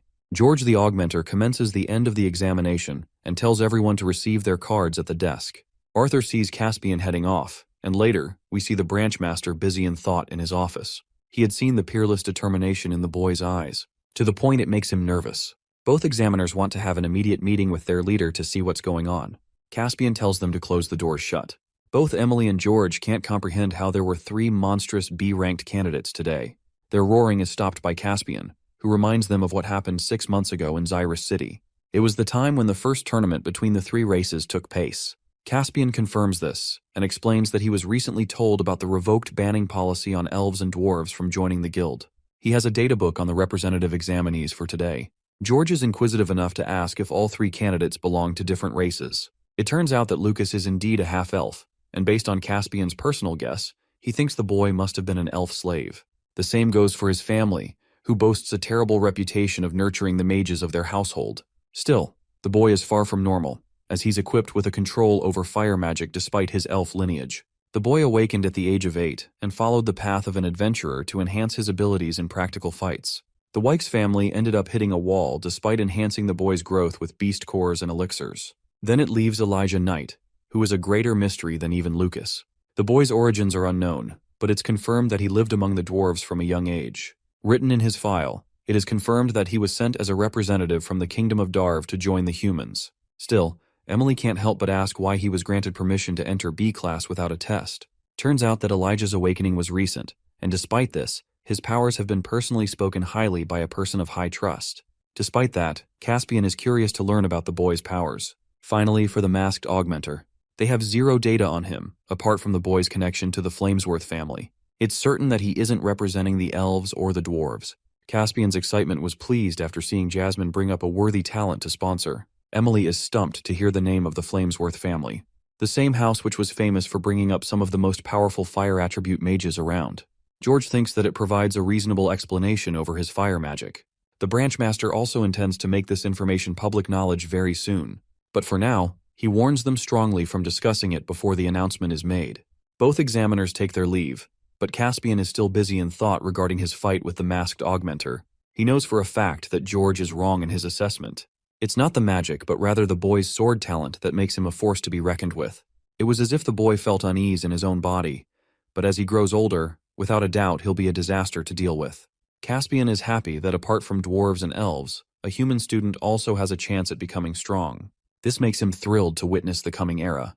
Over to a different scene, we see an elven girl busy in thought remembering Arthur. She catches a glimpse of the boy and his pet Bond. She's more than happy that he has reunited with his family and has since been treated well. At the same time, this chick is jealous as heck of Lilia's existence and thinks that he's being overly nice with the girl. Competition is fierce because she wants to be Arthur's exclusive friend. She collapses on her bed, regretting that she didn't show him a good time when he was around. Then again, she hates the fact that he constantly treats her like a kid. Her longing is disrupted by an elder. She hits the old geezer with the pillow. Her grandpa interrupted her without knocking first, but this man out here is ready to accept a marriage proposal from Arthur. He tries to soothe the little child by entertaining the possibility of helping her attend the same school as Arthur's. This fills her with joy and excitement. The sheer possibility of sharing the same school is way too much for Tessia to handle. Tessia's mother confirms that her grandfather shares a close connection to the director of the guild, who was already looking for an elemental augmenter skilled in 4 types of magic. However, the process of sending Tessia to school is kind of complicated. They highlight the Continental Tournament and are in current negotiations for their kind to train with humans at the academy. The director also mentioned Arthur's enrollment for 3 years, which means by the time he starts attending school, she'll have already become his senior. Tessia's parents urged her to train well as she's going to become a part of the next generation. Back to Arthur's side of things, Jasmine wants to know if he's doing okay. The boy found himself reliving the memories of the fight. He enjoyed it greatly, and wonders if the captain of the guild shares a connection to Jasmine. The black-haired girl isn't exactly proud to admit that her father shares a deep connection to this guild. Caspian just so happens to be one of her father's acquaintances. Suddenly, the receptionist lady calls for note. As Arthur is moving along, the rest of the candidates are left wondering if the kid is really a child or not. The report of his duel is finally here, and the boy is presented with a congratulatory adventurer's card. He picks up the card and discovers his newfound fans rooting for him. Even Sylvie thinks these fools should stop clowning around and go train.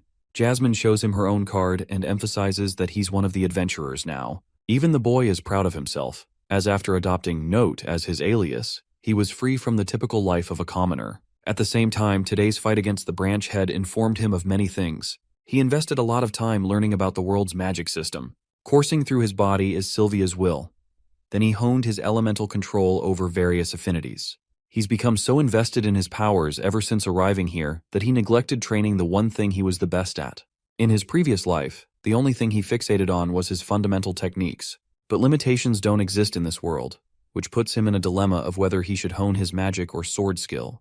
The boy's thoughts are disrupted as he bumps into Elijah Knight, the same kid who acquired rank B without proving himself in a fight. Elijah acts dismissive and thinks it's all right. Lucas joins the party of 2 and wonders if there's something he's missing out on as a B ranker. Arthur provokes him with his question regarding his temperament. Lucas reminds the boy not to get arrogant that they share the same class, as even among the ranks, there are levels.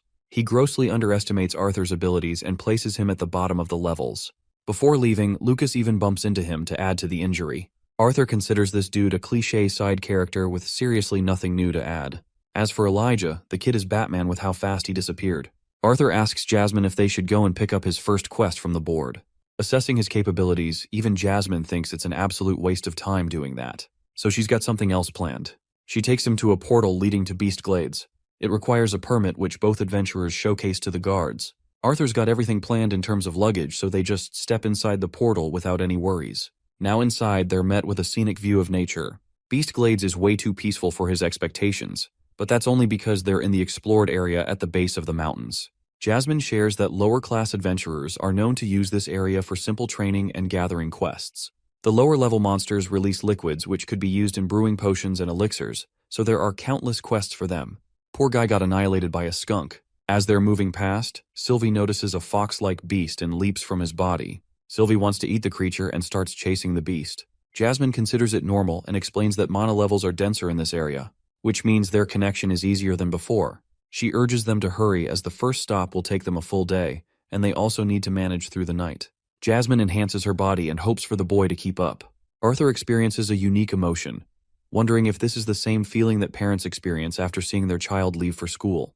He's had so many lovable memories with this little baby that it's hard to say goodbye for a while. Arthur hopes for Sylvie to be safe while they're busy. Takes a while, but Arthur collapses in exhaustion.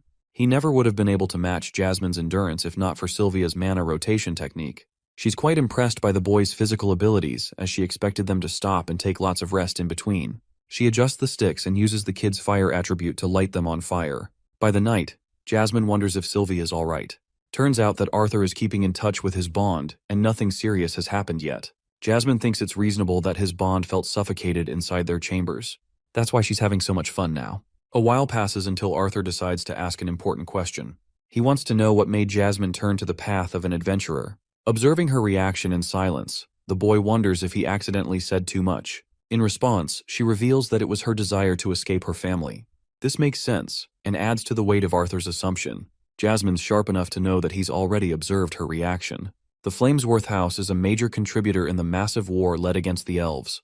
Their house is responsible for raising incredible mages of both types, and possesses command over the flames unlike any other. Fire is often boasted as the most powerful of all the elements. So when Jasmine awakened her powers sooner than the rest, she was hailed with high expectations from all fronts. That is until the tests revealed her lacking any control over the fire attribute. That's when her family began regarding her as beneath them. She plays with wind magic while wearing a disappointed look. The boy roars in anger at their narrow perspective. He thinks it's pure insanity for mages to create a hierarchy centered around the elements alone. After all, no element is considered the absolute best in all cases. Each has its different use. His uproarious reaction just now causes Jasmine to break into laughter. It makes him embarrassed, but Jasmine can't believe that he reacted in such a way, despite remaining composed nearly all of the time. Arthur takes note of this and thinks it's because of his past life. The one disadvantage he shared back then was his Kai pool, similar to the world's mana core, being much weaker than even the average person. He had to persevere and manage in the previous world. But this world is different. They possess elemental affinities. The fact that Jasmine was at a dark yellow core for her age, she was unwanted by her own family. She could never experience the same happiness and lovable treatment he received. Jasmine shakes her head, claiming that people always look for ways of appearing superior from one another. She has accepted that fact as a human. In this moment, the boy looked at her smiling face and realized how the usually cold Jasmine now appeared vulnerable and human. The chick's stick caught on fire, so she grabbed Arthur's hand to use some of his water magic. After putting out the flame, they decided to lie down. This time, Jasmine sparks the conversation. She feels guilty for becoming her guardian, as she's different from the rest. She's unlike the people who are approachable and knowledgeable. She thinks it's wrong of her to assume responsibility without considering his feelings. Arthur is rather stunned to find this sensitive side from her. Jasmine releases a wind spell to remind him not to tease her. The boy goes against her opinion, believing that she made the best choice to volunteer. He's happy that she's not scared of correcting, which is exactly what he needs most right now. Hearing that, her face lights up with another smile. The boy recommends they head to sleep. Jasmine seems to be up for a while and shares a weird feeling. It's almost as if she isn't talking to a child when speaking to the boy. The boy doesn't respond, so she assumes that he's already slept. But then we catch Arthur's perspective, who did hear her words, but couldn't respond with the truth. Morning comes around with Arthur experiencing a nightmare of his life. He sees Sylvie looking like a damn alien and shoves her away. Turns out this creature wasn't Sylvie, but an ugly-ass beast.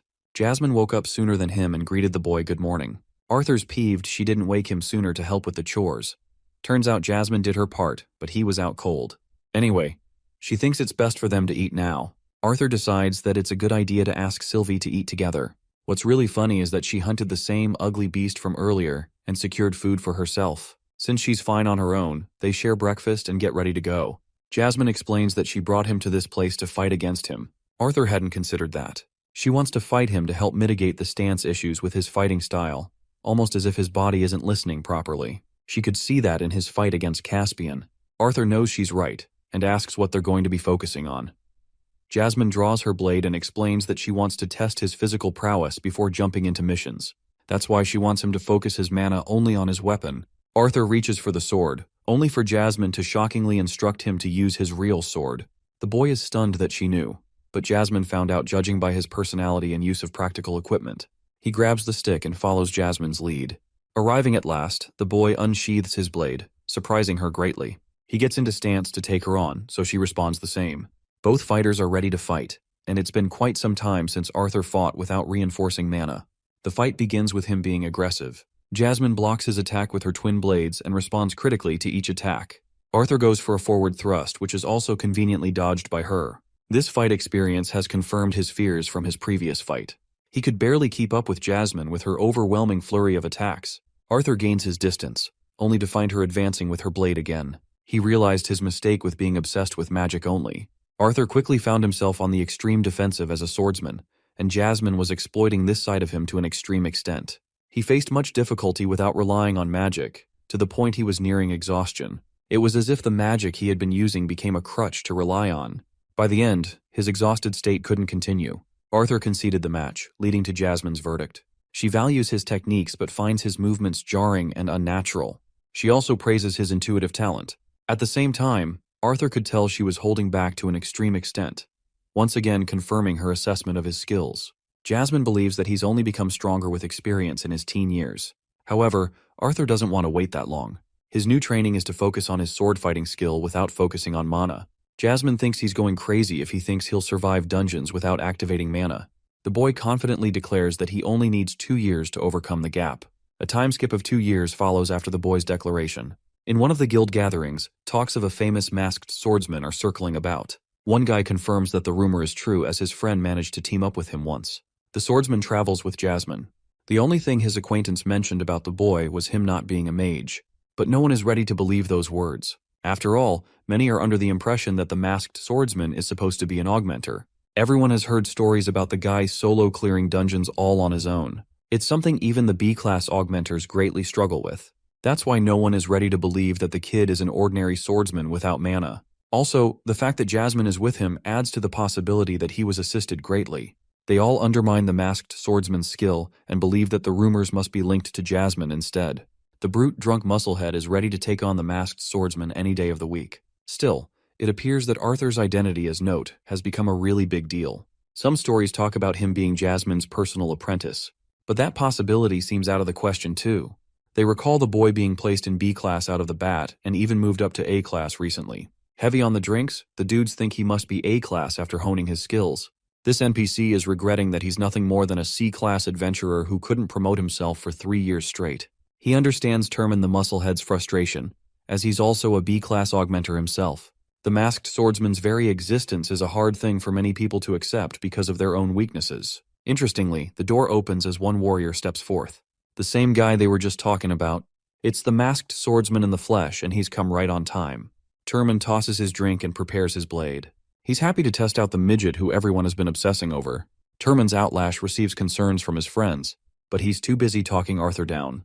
The boy merely ignores him and walks past as if he were nothing. This provokes the brute into taking a swing. Termin tries to go for a kill shot from his blind spot. The attack wraps up in his disappointment. He missed the boy. Either that or the masked swordsman dodged. He stares at Termin with a dark glare, pissing him off even more. The brute rages on after infusing his blade with wind magic. He thinks the outcome this time will be different, but Arthur simply dodges all of his swings like nothing. In one precise moment, Arthur gets so pissed that he slashes the man's fingers clean off of his hand. Termin wails in agony and fear, crying his eyeballs out. Then he sees a haunting face, an atmospheric pressure unlike any other. The overwhelming swordsman is done with this man's temper tantrum and takes his seat. The rest of them are intimidated by his mere presence. Arthur wants the waitress to fetch him a sack of rations. He takes what he came here for and goes back to Jasmine, who wonders what took him so long. Choosing not to divulge into the truth, he blames it on the waitress, but Jasmine can tell something went down with blood on his mask. Arthur lifts his mask and confirms that he didn't cause irreversible damage to his victim. The same day, Arthur decides to write a heartfelt letter to his parents, mentioning his forthcoming experience in the dungeon. He apologizes for his lack of visits and glosses over the past 2 years. His excitement over Lilia is uncontainable, and hopes for Vincent to have an easy hand on his daughter. He wants Lilia to train on her own for a while before heading to the academy. The boy finds it strange to think that she'll be his senior. He talks about becoming even stronger than last time, when he challenged his pops in an arm wrestling match. And recently, the boy broke through the light orange stage. Jasmine, on the other hand, is helping him lots with training and expertise on wind magic. At the same time, he is coaching her on techniques, so they're learning from each other. As promised, this is going to be his last trip before he starts his school life. He closes the letter with an endearing confession of love. After writing, Arthur expresses that the letter will be mailed soon. Jasmine thinks there's nothing to worry about now, because a letter is better than his family waiting outside a dangerous dungeon. Jasmine asks if the little bond will be accompanying them today, but Arthur tells her that Sylvie has only been communicating telepathically. She's also grown smarter and talks in detail now. She doesn't want to engage with him until she's fully ready. Arthur doesn't get what she's implying by that either. The black-haired girl suspects that she wants to become stronger before they start school together. With that settled, she places emphasis on their current mission. They both hurry ahead and find themselves stuck with Lucas's annoying group. Yeah, that bratty kid who got on our boy's nerves last time. The beefy guy with a mustache seems to be the leader of the group and wants to introduce them to his party. He's also glad to meet the masked swordsman in all his glory. This guy is Reginald Bastion, an A-class warrior. He mentions Lucas's specialties, but they don't need an introduction on that since they're already aware. There's also Creole, a water specialist augmenter acting as their line of defense. Then there's another in their group, Elijah, who is currently recruited as an A-class warrior with a specialization in Earth. Oliver the Conjurer also makes his presence known as an A-class mage. He specializes in healing magic, but judging from his words, he sounds arrogant. Then there's Samantha Tempest, a pretty girl who is also an A-class conjurer specializing in water. Like the others, she's heard plenty of rumors regarding the masked swordsman and hopes to be in his care. Brauld Landon is the Prince Charming of the group, who has recently transcended to the double A class. He's the guy who's going to lead them in the dungeon raid today. Brauld offers both Jasmine and her friend to introduce themselves. She mentions her rank as a double A class augmenter specializing in wind magic. Now they've got 2 reliable warriors among them. Lastly, there's our boy note, an A-ranker specializing in fire attributes. Hearing this, Samantha is astonished to learn that he's capable of using an elemental affinity. The boy reveals that he's been holding back on using his magic for a while for a personal reason.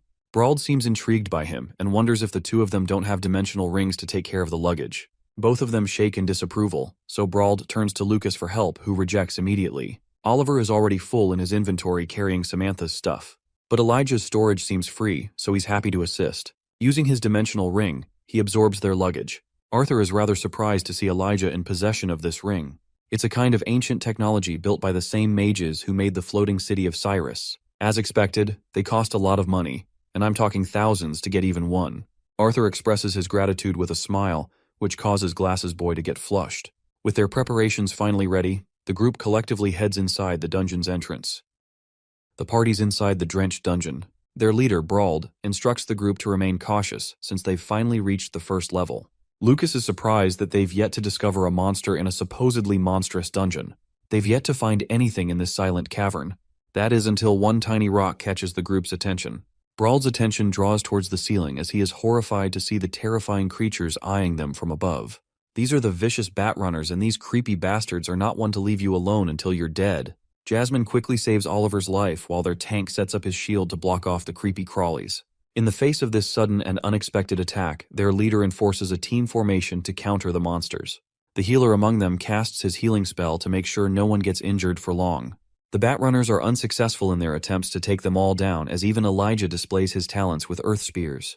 Brauld is cutting the sons of bitches down when he realizes there's no point wasting their energy here. On the other hand, Lucas, being defiant as always, casts an enormous fire cyclone that incinerates these uglies in one single attack. But the leader is extremely displeased with his personal decision on the matter, especially since they are needed to conserve their mana for now. He wonders if the kid even knows the kind of dungeon he stepped into. Lucas is narrow-minded and reasons that he wanted to prevent everyone else from wasting their mana. The leader leaves him alone and recommends they hurry up ahead unless they want Batman's cousins here to get back up again. Arthur notes that this dungeon is infamously known for mysterious undead and immortal creatures. This made it impossible to recover mana cores by other adventurers. It was just an endless amount of fighting to no avail. There's a solid reason why the first raiders of the dungeon decided to call this hellhole the Dire Tombs. Traversing up ahead in the dark dungeon, Brauld recalls the location he marked last time he came here. This assures Arthur of the reason they stepped into the dungeon in the first place. The leader wants Elijah to cast some handholds for them to use as a climbing mechanism. The rest of the group decides to assist each other with the use of the handholds, and eventually all of them are up at the top. The leader recalls how he made it to the second floor before deciding to opt out. This means whatever is up ahead is unknown territory to all of them. At the same time, Brauld is optimistic that the artifact responsible for casting the infinite reanimation of the Batrunners is also hiding somewhere around here. The tank of their group is willingly to do whatever it takes for his share of the prize money. Brauld is happy to compensate Creole well as long as they finish things up. Turning his attention back to the floor, Brauld thinks it's about time they step inside. The group traverses their way inside until eventually, Arthur dashes in to save Samantha from a projectile only he could see. The girl doesn't even get what happened, and some of them are frustrated that their leader didn't highlight the mention of traps around here. This is actually a shocking occurrence since not even Brauld remembers facing traps the last time he was here. The healer checks on Samantha's condition, but she thinks she's okay, and turns her attention to the masked swordsman, who is inspecting the projectile shot at them. Arthur sharply judges that this wasn't a trap, but rather the work of a mana beast. This shocks the rest of the group and alarms them for what's to come. Brauld insists that all of them stay sharp from here on out, since things will only get even more unpredictable. The group explores the deeper dungeon until at last, they've arrived near a red smoky domain. Once more, things are not as they seem as Brauld recalls something different this time. It's not the steam emanating from the cave, but rather something else. Even Arthur picks up on the same sensation. It's not the heat they're feeling, it's the powerful pressure cruising past them. Entering the volcanic room, they come across a bunch of geysers layered all over and across. In suddenness, the entire group experiences sudden collapse and questions what's happening. Even Brauld is perplexed as to why the ground is shaking. All their questions are answered when a giant fucking sandworm straight out of Dune emerges from the ground. The mother of all creepies scares the healer shitless, and Brauld immediately calls for their tank to come forth. This dude Creel may be a fat ass, but he can jump pretty high and raise a wave of water sphere to shield the group. Now the sandworm is blocked out momentarily, allowing them enough time to form a counterattack. Brauld doesn't recall encountering a giant mana beast like this, while Creole is dumbfounded how a new kind of monster species suddenly spawned inside this dungeon. Their discussion matters very little to the creature who's about to launch its first wrathful attack. But astonishing everyone's expectations, it chooses not to attack and traverses underground instead. This makes it seem like the creature has stopped targeting them. The healer arrogantly recommends they check on the artifact instead of worrying about the worm. He stupidly goes up ahead while defying the leader's orders. Even Samantha thinks he's being an idiot, but this guy has balls of titanium for a healer and walks away from the team anyway. Brauld calls out his name repeatedly, but this guy just doesn't listen. Meanwhile, Arthur senses something from underground and finds himself terrified to realize what's happening. He alerts Lucas to cast an instant heatwave barrier and reaches for Brauld next, grabbing his coat. Lucas snaps and has no choice but to cast the barrier in confusion. The attack is directed near Oliver, and right when Arthur is about to suggest him to cast a barrier for himself, this guy is incinerated in a dam explosion, wiping him out. In response to the tense situation, Samantha casts her own water barrier. When the scene settles, Brauld's face turns to horror. The rest of the group can't even bear to look at what they see before them. Their healer's body has been roasted to the bone, leaving pieces of his flesh scattered on the ground. May he roast in peace. Arthur decides to retrieve the mana crystal from his remains and tosses it to Samantha, requesting her to replace the gem with the one in her wand. She follows his instructions as Arthur emphasizes the requirement of an immediate exit. Even the leader can't turn down the boys' suggestion, as they've got no way to survive another eruption from one of these geysers. The group moves fast on its feet, racing towards the exit. But that's right where their friendly mother of all uglies pops out from. Brauld once more directs their tank to cast a water barrier, but this time, the worm is extremely aggressive and on the offensive. Next up is Elijah and Samantha's turn to shine as they cast a stun attack to delay the creature as much as they possibly can. Elijah casts his stone serpent's grasp to restrain the monster, but it can only do so much. Even the leader is surprised that both their spells were ineffective. Then he directs both Jasmine and Reginald to cast a combined attack with him. Brauld's body is enforced by the flames, and he directs Jasmine to distract the creature, allowing their final assailant to deal the actual blow between the monster's eyes. If this plan of attack fails, then Lucas and Arthur will jump in to ramp up the offense. Brauld is the first to strike the creature with his fiery slashes. Then up next is Jasmine's windcutter slashes, both of them injuring the worm a bit. The final and main attacker is Reginald, who hammers down on his target, busting the monster's head. The scene leaves Lucas out of the picture, who is frozen solid in place and refuses to act in fear. That's because none of the fire spells are proving effective against this monster so far. Arthur thinks that he has to ramp up the intensity of his flames to an extreme amount to challenge the worm's durability. He coats his weapon in an orange hue and leaps away to land the first critical hit on the monster, severing some of its teeth. He alerts Jasmine to follow through with her side of the attack, and she does the same by rupturing the other side of the monster's face. The worm is now wailing in agony as blood pours out of its crevices. The leader alerts Lucas to act immediately, but before he's able to jump in for the attack, the worm finds itself retreating. They're safe for the time being, and their leader is grateful of the group's performance. Jasmine emphasizes them to hurry, while Lucas is already acting boastful that the worm was scared away easily. Bro is easily humbled as the ground shakes uncontrollably, this time even worse than last time. Arthur realizes that the worm's goal was never to kill them directly, but to wait for another eruption that would wipe them all out. The entire team sets up its defensive barriers to avoid the same fate that happened to Oliver. Jasmine could have saved Arthur, but then Lucas would be undefended. Our boy risks his life just to save his ass and casts an incredible wall of flame, becoming his savior. The eruption ends, but Lucas's temper tantrum doesn't. He swipes Arthur away, which really makes me want to root for Arthur chucking his ass in a volcano. I mean, come on. Arthur turns his attention to their injured leader, who did his best to protect their teammate, but lost his limb in the process. Samantha can't even bear to look at the horrific sight. The man wails in unrelenting agony, screaming his lungs out as his companions hold him together to seal off the wound. Arthur's doing his best with his sword, while Brauld is experiencing so much pain that he's crying his eyeballs out. After Arthur was done, Samantha took over to heal the man. This was a tedious job for the masked swordsman. Creole, being a hardy fellow, decided to share some of his sandwiches with the boy in an effort to cheer him up. He sat next to the kid talking about his emergency sandwiches whenever he felt sad.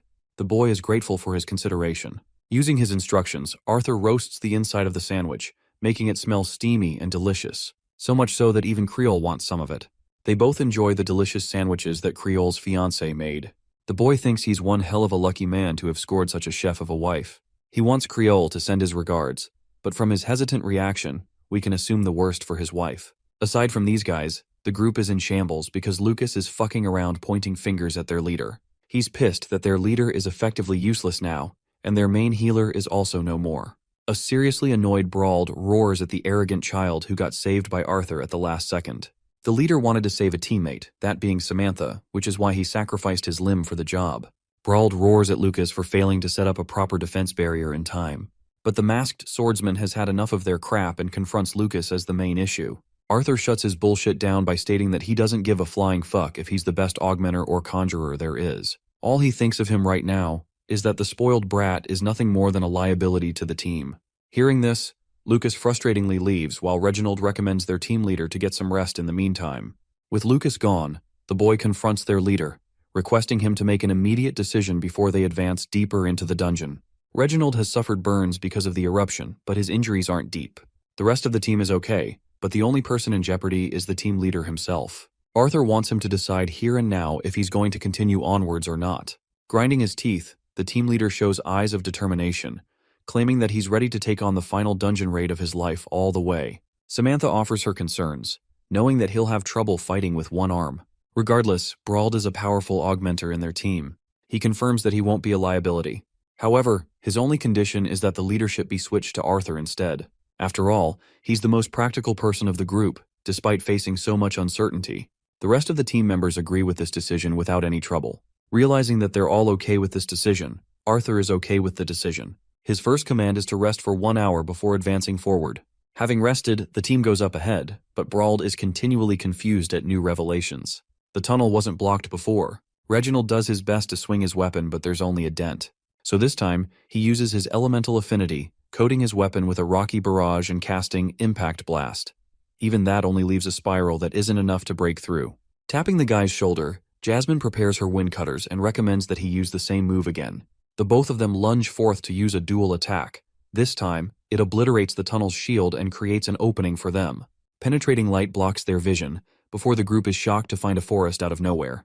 The team enters the forest, and the first thought that comes to the boy's mind is how there aren't any pillars, which begs the question why it hasn't collapsed yet. Around them are pretty flowers and a space to rest as Creole claims he's getting sleepy.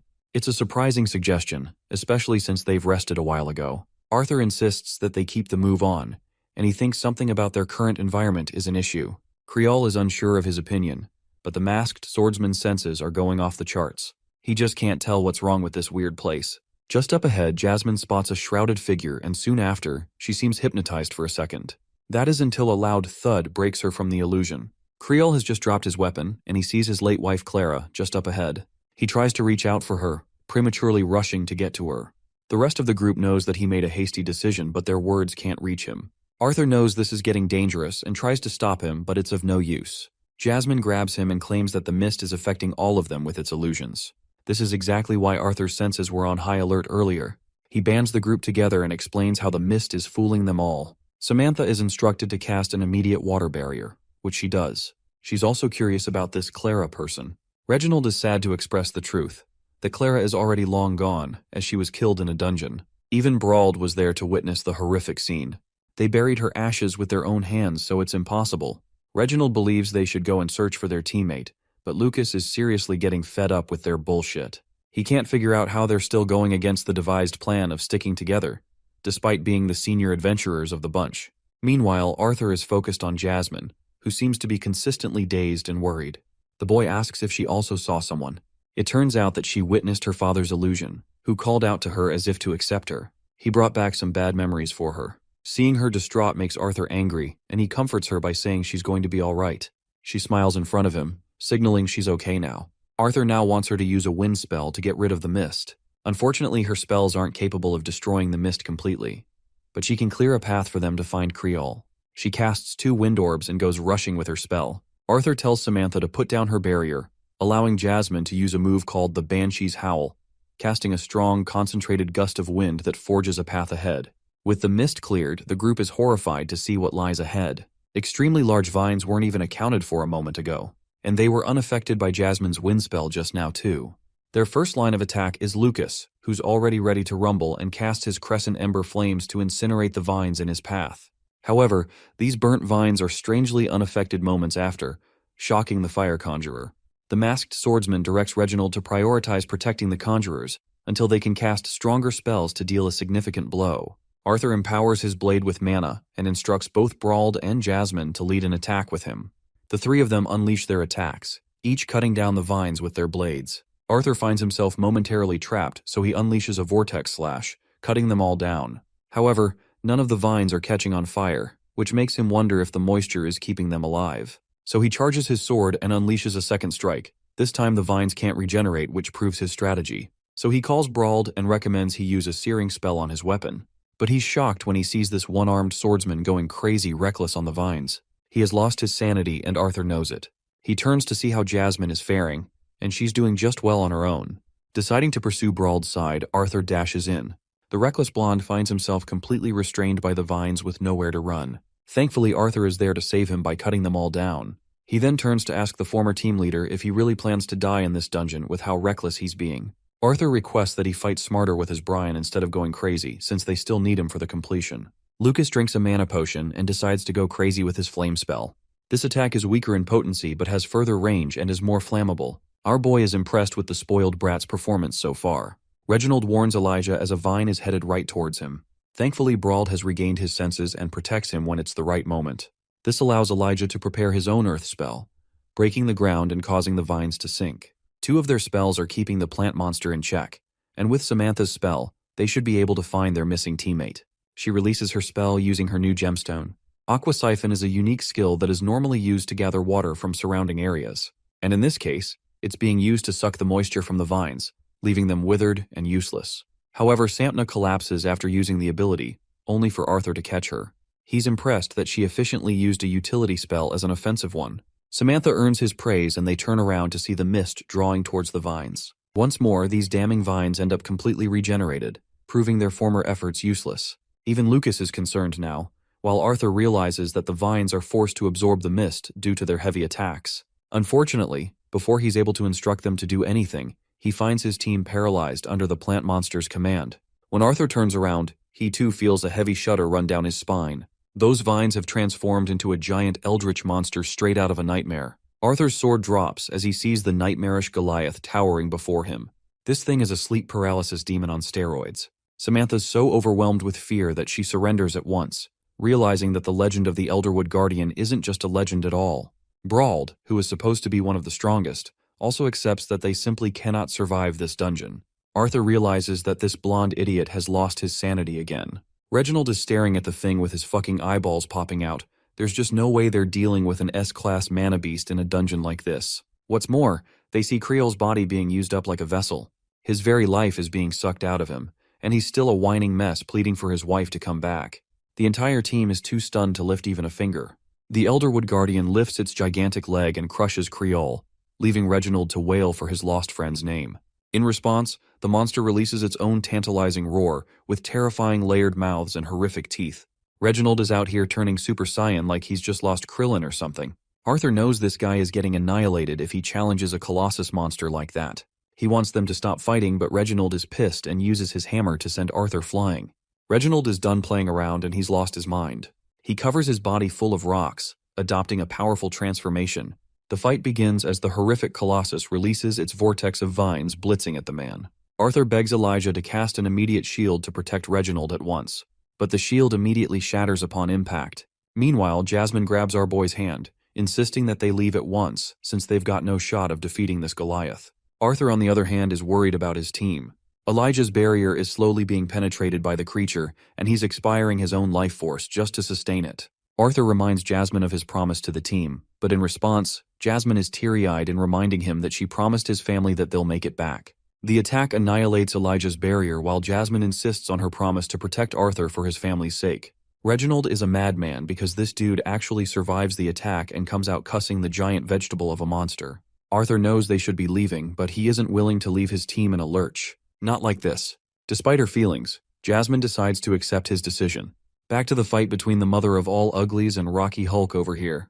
Reginald's got his golem armor on and he's in the mood to obliterate this walking salad. His first attack pierces the creature's vines, causing it to scream in pain. The rest of the vines are directed towards the other team, who can barely manage to deflect them. Reginald's attention turns to the vines coming at him from behind. He manages to clear them with the swipe of his weapon, but the relentless Elderwood Guardian still ends up restraining him anyway. Supporting Samantha's body, Arthur directs Elijah to cover Jasmine while she can escape with Brauld. Their only goal now is to focus on escaping. That's until Arthur sees the Elderwood Guardian roaring in its dominating presence. They're scared shitless to find Reginald fully entrapped. Arthur tries to instruct Lucas to burn the vines and save their teammate, but the fire mage is done playing around and points his fire staff towards Samantha. But that was only a misdirection to catch the masked swordsman off guard, as his spell pierces Arthur's body. We get a recap of what happened when the vines struck down Lucas earlier. He quickly got up and realized how outclassed he found himself. He could see the exit within reach, and saw his teammates fighting for each other's lives. But his damn pride in the Wykes family got the better of him. So he grabbed his staff and reclaimed his stance. Lucas couldn't allow this to go on. In an unexpected plot twist, he pointed his weapon towards Arthur, ensuring his own survival. Then he blasted Arthur at point-blank range, sending him flying from the impact. His body is tossed aside with grievous injuries in his abdomen. The very sight leaves Jasmine in terror as she mindlessly jumps in to protect him. Lucas warns her to stop and releases a fire beam while she's distracted. The attack hits her too, giving her similar injuries like Arthur as her body flops to the ground. Brauld is in a pinch too now, while Lucas points his staff towards Elijah, happy to send him to hell if he moves an inch. Elijah questions what's gotten into him, but this stupid half-elf is succumbed by his pride and isn't ready to risk his life to let the rest of them escape. He thinks they should be honored to have died as heroes, giving him the time to escape. Lucas blasts the crystal and hopes to inform everyone about their courageous sacrifices. Elijah wants to kick his ass, but he's unfortunately knocked down by the Elderwood Guardian, leaving very little hope for our heroes. They're all in critical condition as toothy plant monster gnaws at them. Elijah refuses to let this be the end of his story, stringing together every last bit of his strength to do what he can. Coming to his rescue is the AA class hero Brauld, who wraps his flames around the vines, protecting the boy at the last moment. This time, the former leader is finally acting like a man and refuses to let the young adventurers bite the dust. The monster issues a menacing roar at him, but the flaming hero of justice is defiant as he marches on with his flame sword in hand. The hero leaps with a blazing sword strike, descending his full wrath upon the Goliath. Meanwhile, Elijah sees both Arthur and Jasmine in seriously bad condition.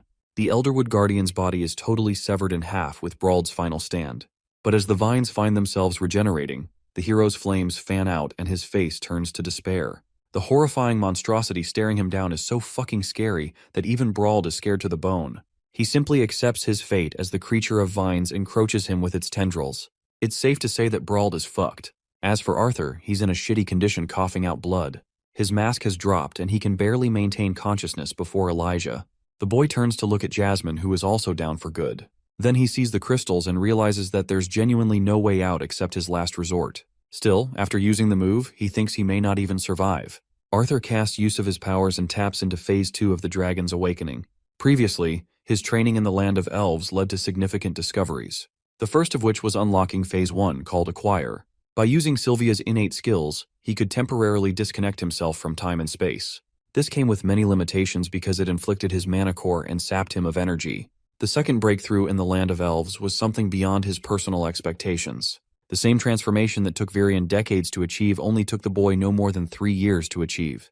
This phase is called the Integration Phase. Arthur's body experiences a change as his hair shifts in color. Finally, we get to see the missing Sylvie, who is now a mature, winged dragon. She senses Arthur in danger and rushes to help him out. He communicates with her mentally, ushering her to stay away for the time being. And if something happens to him, he wants her to return to Vincent's place. Sylvie, being the defiant child, chooses to ignore his warnings. Arthur can barely walk and he begs to stay out of this for once. She listens to his words, entrusting that he's going to return home.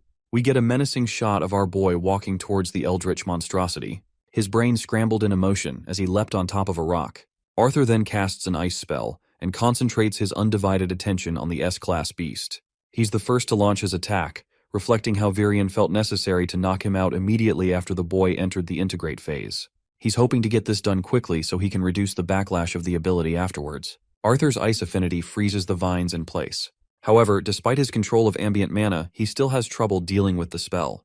With the vines frozen in his path, he lunges forth to freeze everything ahead, clashing nearer and nearer to the monster's face. Arthur's trouble increases when he sees the vines breaking free and moving despite being frozen. He freezes them again right before they reach his face. In fact, the ability he used just now is called Absolute Zero, and it has completely neutralized the monster. With all the time in the world, Arthur concentrates 3 elemental affinities in the palm of his hand, his body eroded in purple, crackling lightning.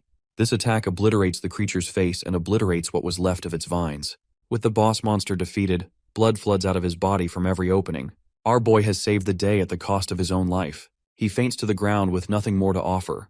Cutting back to the city of Xyrus, his family is having a moment of their own, with Ellie exhausting herself due to training.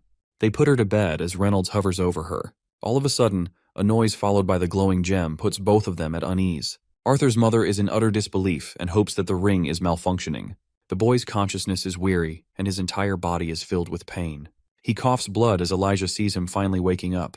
He begs Elijah to break the healing crystal in his glove. Following his instructions, Elijah quickly gets to work. He shatters the gem, which releases a pool of healing magic that frees Arthur's fingers from his unrestrained ice magic. He experiences a small sense of relief, but just can't seem to forget the bastard who ditched them. His mind is fixated on the thought of revenge for a second, until he remembers Jasmine and asks to see how she's doing. Elijah points to his side as she's also knocked unconscious. Unfortunately, in her case, she suffered an even more brutal attack as her body wasn't enhanced with mana at the time. Elijah could treat the burn the best he could, but he's certain that she suffered internal damage on top of that. Arthur senses urgency and instructs him to use the second gem on her. Elijah follows through sensibly, healing Jasmine's injuries by a lot. He's certain that she'll be fine in a few hours to come. The boy is thankful of his birthday present being the gemstones made by her mother. He recalls his current level of suffering to be familiar from when he was 4 years old. Switching to Sylvie's side, she senses that her father's awake now and lunges to approach the dungeon. Meanwhile, the bastard Lucas is seen hurrying out of the place barely in one piece. Arthur tells the winged dragon to simply focus on her training for now, since they're clear of danger. He reminds her that there's nothing to worry about, so she should simply focus on her training for now. Their conversation cuts off there with Elijah checking on our boy's health. Arthur jokes that he's in tip-top condition to run a marathon.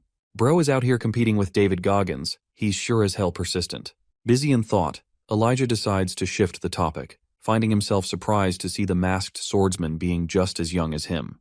This makes our boy remember that he's lost his ultra-cool mask. Not even Elijah could find it in the ruins of the battlefield. That's fine, but Arthur is more troubled about his sword and asks if he found a stick. Thankfully, Elijah recovered the weapon by chance, which relieves Arthur quite a bit as he falls down again. He's infinitely grateful to this guy saving their lives and protecting his weapon, when in reality, he could have prioritized himself and left the dungeon. It's a noble deed, a truly noble one. Elijah argues that if he did that, he would be no different from Lucas. The boy laughs, disagreeing with that statement, because that spoiled brat is far worse. Glass's boy wants to know why Arthur chose to stick around and fight for others when he could have left at the right moment. To this, Arthur responded that he promised someone very dear to him to become a person who could cherish others around him. This kind of confession makes the usually stoic Elijah laugh because he thinks Arthur is speaking no differently from an old man. He wonders the kind of life someone his age must have led up until now to believe in such things. Arthur changes the topic and asks how long he was knocked unconscious for. Elijah isn't sure for certain but claims it's more than 1 day's time at the least. Arthur regrets that they'll be stuck here until Jasmine is up and running, so he thinks this is a good opportunity to become familiar with one another. He extends his hand to Elijah, this time introducing himself by name and even his nickname Art, with a smile. Thus begins the start of a new friendship. Elijah introduces himself as one from the Dwarven lands. Tapping the metal, Arthur asks if he's the one responsible for creating the metal shelter. It turns out it was Elijah's only way to ensure the cavern didn't collapse on them. This means the Elderwood Guardian's body was the reason it maintained stability for a long while. Arthur knows for a fact that ordinary people can't create metal out of thin air. That is, until said person is a dwarf, of course. Elijah realizes that his final secret is out the gutter now, while Arthur is willing to hear his side of the story. Glasses Boy thinks it's only a fair trade if Arthur also reveals what he did to turn his hair white and become a god for a moment. Elijah could even remember Arthur's eyes turning a glowing purple, so there's a lot to explain there. Our main character is fine with the explanations as long as they're trading equal information. Elijah starts off by confirming his suspicions regarding his origin. He comes from the Dwarven Kingdom, where Elder Radius took care of him and never talked much about the boy's parents. The only memories he has as a child are filled with incomplete flashes. Anyway, he lived quite a normal life there before penetrating past the dark orange stage. That's when he felt a surge of energy and went unconscious. When he woke up, the boy was surrounded by spikes of metal all around him. That's when Radius decided that it was best for the boy to explore the rest of the continent without really attaching a core reason to it. Much of his own powers are shrouded in mystery, and he always gets this uneasy feeling about something out of his control, about his origin. Just when it's Arthur time to explain, Jasmine releases a loud snore in her dream. She's out cold talking to Arthur in her dreams, causing both of them to release a hearty laughter. Elijah apologizes for his emotional story, but Arthur thinks it's fine. He wants to know about the masked swordsman's real origins now. Arthur straight up tells him that he's proficient in quadra-elemental casting, and he's an augmenter with the deviance of ice and lightning. It's so much to take in at once that Elijah carelessly bumps his own head in shock. He thought he earned the top spot for being a weirdo, but Arthur's composition just knocked him out of the water. Arthur explains the reason behind the markings, as he's a beast tamer who released his beast back there.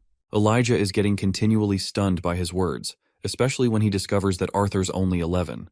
Elijah is older than him by a year, but he thinks it isn't a proud admission. Hearing that, Arthur's the one trying his best to contain his laugh. Both misfits laugh at each other in good memories. Still, Arthur hasn't fully recovered and feels pain from his injuries.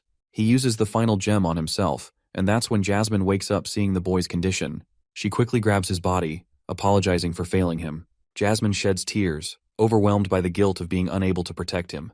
Arthur softens his expression seeing her in this state, and tells her that it's all right. He embraces her with love as she finds herself overlapped with her actions. Arthur soothes her, stating that it was his choice to stay behind and fight, and she got hurt for it. While this is happening, Arthur muses a thought. It's the first time he feels that Jasmine is smaller than him. He releases a slight ache, which makes her worried about his injuries. She wants Elijah to use the storage ring to release their bags. Thankfully, she packed an emergency kit for them to use. After a while, she gives our boy a bandage treatment. He looks like a mummy with how much he's covered. Arthur takes his stand, supported by his friends. It's time for them to head home now. The trio makes it out alive as Elijah releases his metal barrier. Outside, the entire place is frozen in ice.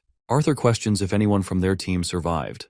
It turns out that Brauld and Reginald didn't make it, so it's likely no one else made it either. Arthur's overcome by guilt, while Jasmine is curious to what happened to Samantha. Elijah explains that he created the metal shelter around her around the girl before they separated, but he's unsure if she made it out alive. Then again, Arthur's asking the same question. There's no telling how they're going to escape from this cage. He searches for the monster's beast core that was lost in the barrage of ice. Elijah wasn't able to locate it before, but he thinks he could try and find her now. Elijah concentrates his energy towards the earth, ordering it to search for the one missing. This spell is called the Earth's Pulse, and it sends a signal all around to detect life forms. Thankfully, he located Samantha in good shape, so he went up ahead to save her. His ability just now left Arthur stunned, because the spell usually only searches the surface instead of underground. Both of them decide to follow in his footsteps until Elijah comes to a stop. There, he sees the metal encasing he wrapped around Samantha.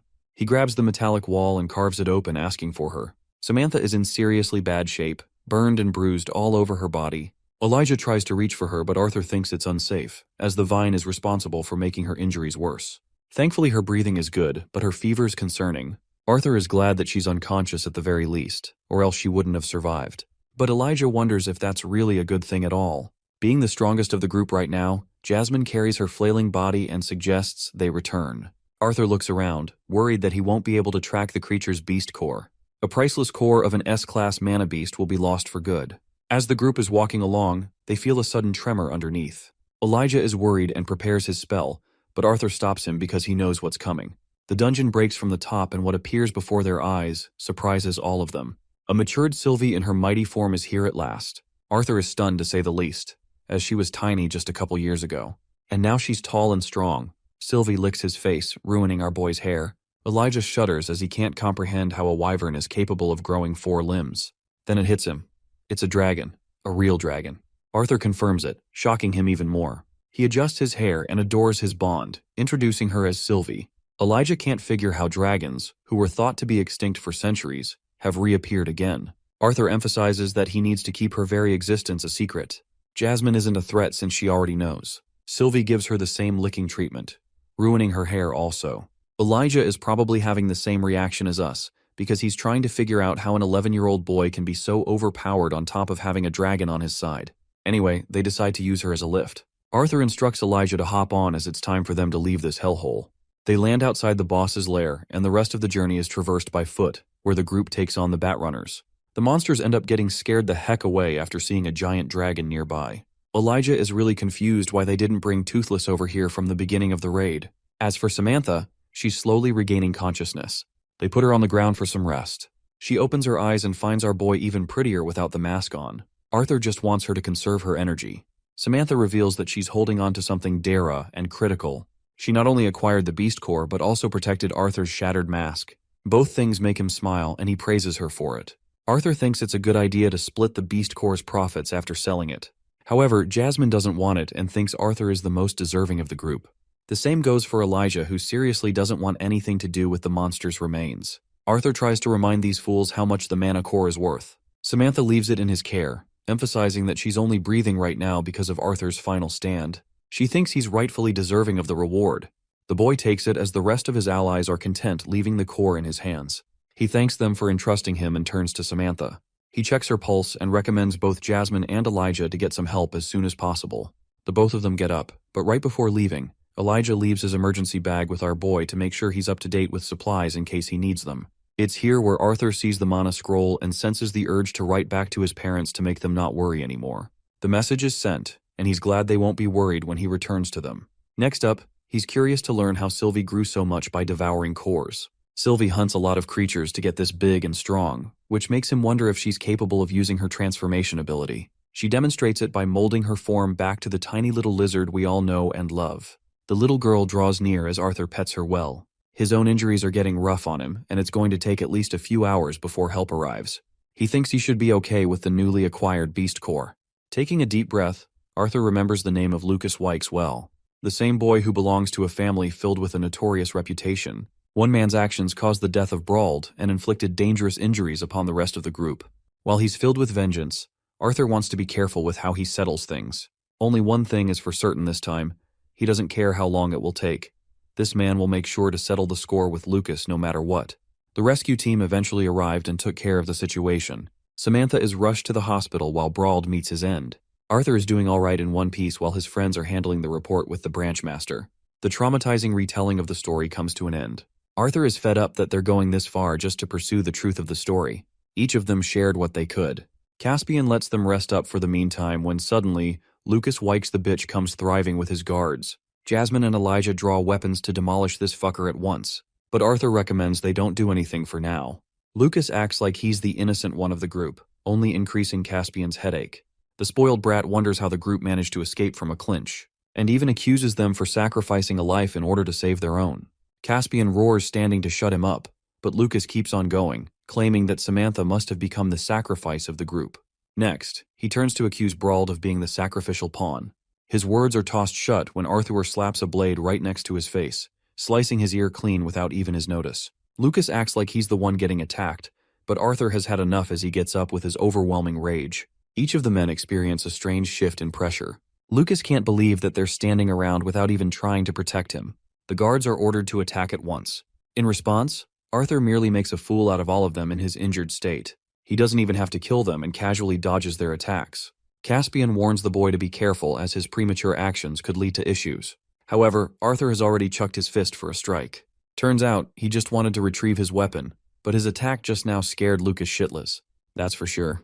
This guy is literally shaking in his boots while Arthur acts like he just wanted to reclaim his blade. He then turns to Caspian, who orders his assistant to escort Lucas to the medical ward immediately. Arthur wants both of his friends gone for a one-on-one conversation with the branch master.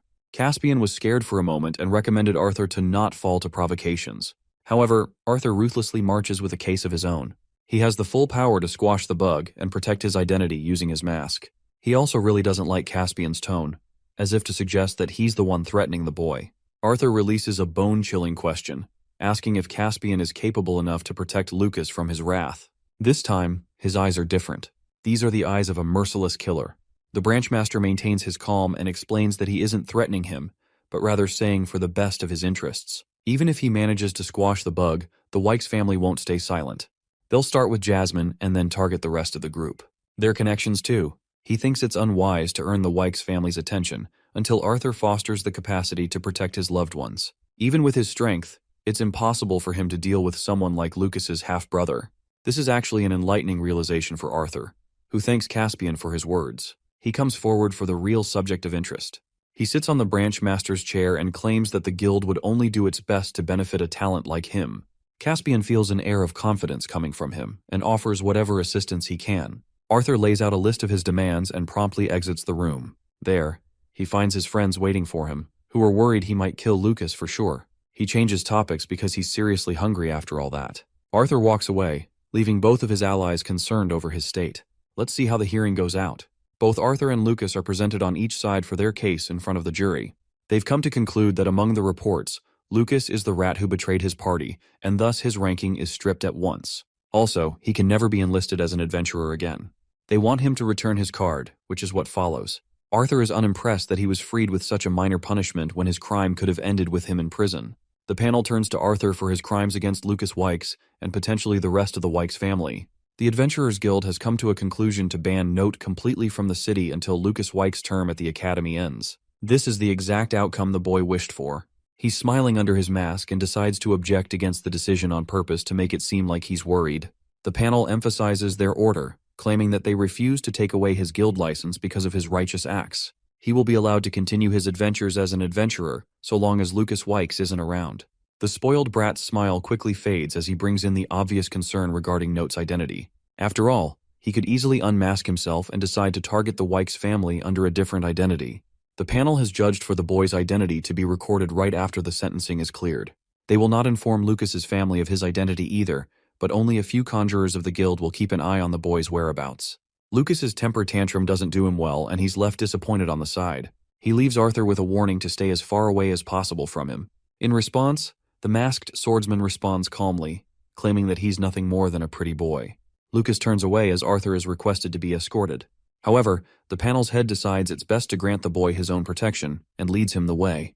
They go through a secret passage room, and as the door closes, it's revealed that everything was a setup from the ground up. Arthur is glad they compiled. The court is hoping that he doesn't cause any more trouble as they won't be able to contain the truth from the Wykes family for long. Arthur emphasizes that underneath the mask, he's cautious. A secret passageway opens. The panel is hoping that Arthur remembers this favor that was granted to him because they really might need his help someday. The masked swordsman is glad that they chose to support the correct person. He turns to remind him that he'll never forget. And then he walks away. The final impression of this Note character, according to the Elder, is that Caspian was right to call him truly frightening. Arthur reaches for the door handle and opens it to find Sylvie tackling her papa. Both his friends are also there, and it's finally all over. It's time to return home. As they walk together, Elijah asks if it would be right to visit Samantha before leaving. Arthur thinks it's a bad idea for him, but recommends Jasmine to check on her eventually. They reach the gate where Elijah realizes they're supposed to part soon. Arthur remembers that he isn't from the Sappan Kingdom and offers Elijah to come hang out with them before he heads off to school. This man tries to explain what a school is, causing Elijah to get frustrated. He originally never had any ambitions to go to a school, which is why he's surprised for Arthur. The masked swordsman thinks that it would be a wise investment to climb the ranks by receiving an education from the academy. However, Elijah has his objections. He doesn't know how he'll be able to step foot inside the best magic academy there is. After all, there are qualifications, money, and network that come first. Arthur wraps his arm around him and assures his friend that he can take care of the rest. All he has to do is drag himself to the academy, and the rest is nothing to worry about. Arthur tells Jasmine to take their new friend home because he's got something else to deal with for the meantime. There's the issue that Lucas is also going to attend the academy, which is one reason that Elijah decides to go. He is grateful for Arthur's help, having earned a really good friend. With them gone, he tells Caspian to emerge from his hiding spot. Arthur is thankful he got the judge to act the way he wanted. Lucas is blinded for the time being, and the issue has been resolved. However, Arthur is quick to remind the branchmaster that this shithole still resulted in the murders of valuable heroes. Caspian emphasizes that he doesn't want to start a fight. He tosses him a bag, a parting gift for the boy. It's full of gold, the kind of money that could really help him in Caspian's eyes. Arthur thinks he'll only face trouble if he wills it. The only concern is if Lucas has spotted Sylvie before. But in response to that, the creature simply changes into another form. This surprises him as he wasn't expecting her to wield so many transformations. It's just a benefit of having a familiar dragon. Fast forwarding ahead, Arthur adjusts his hairstyle and decides to enter an inventory shop to buy a dimension ring.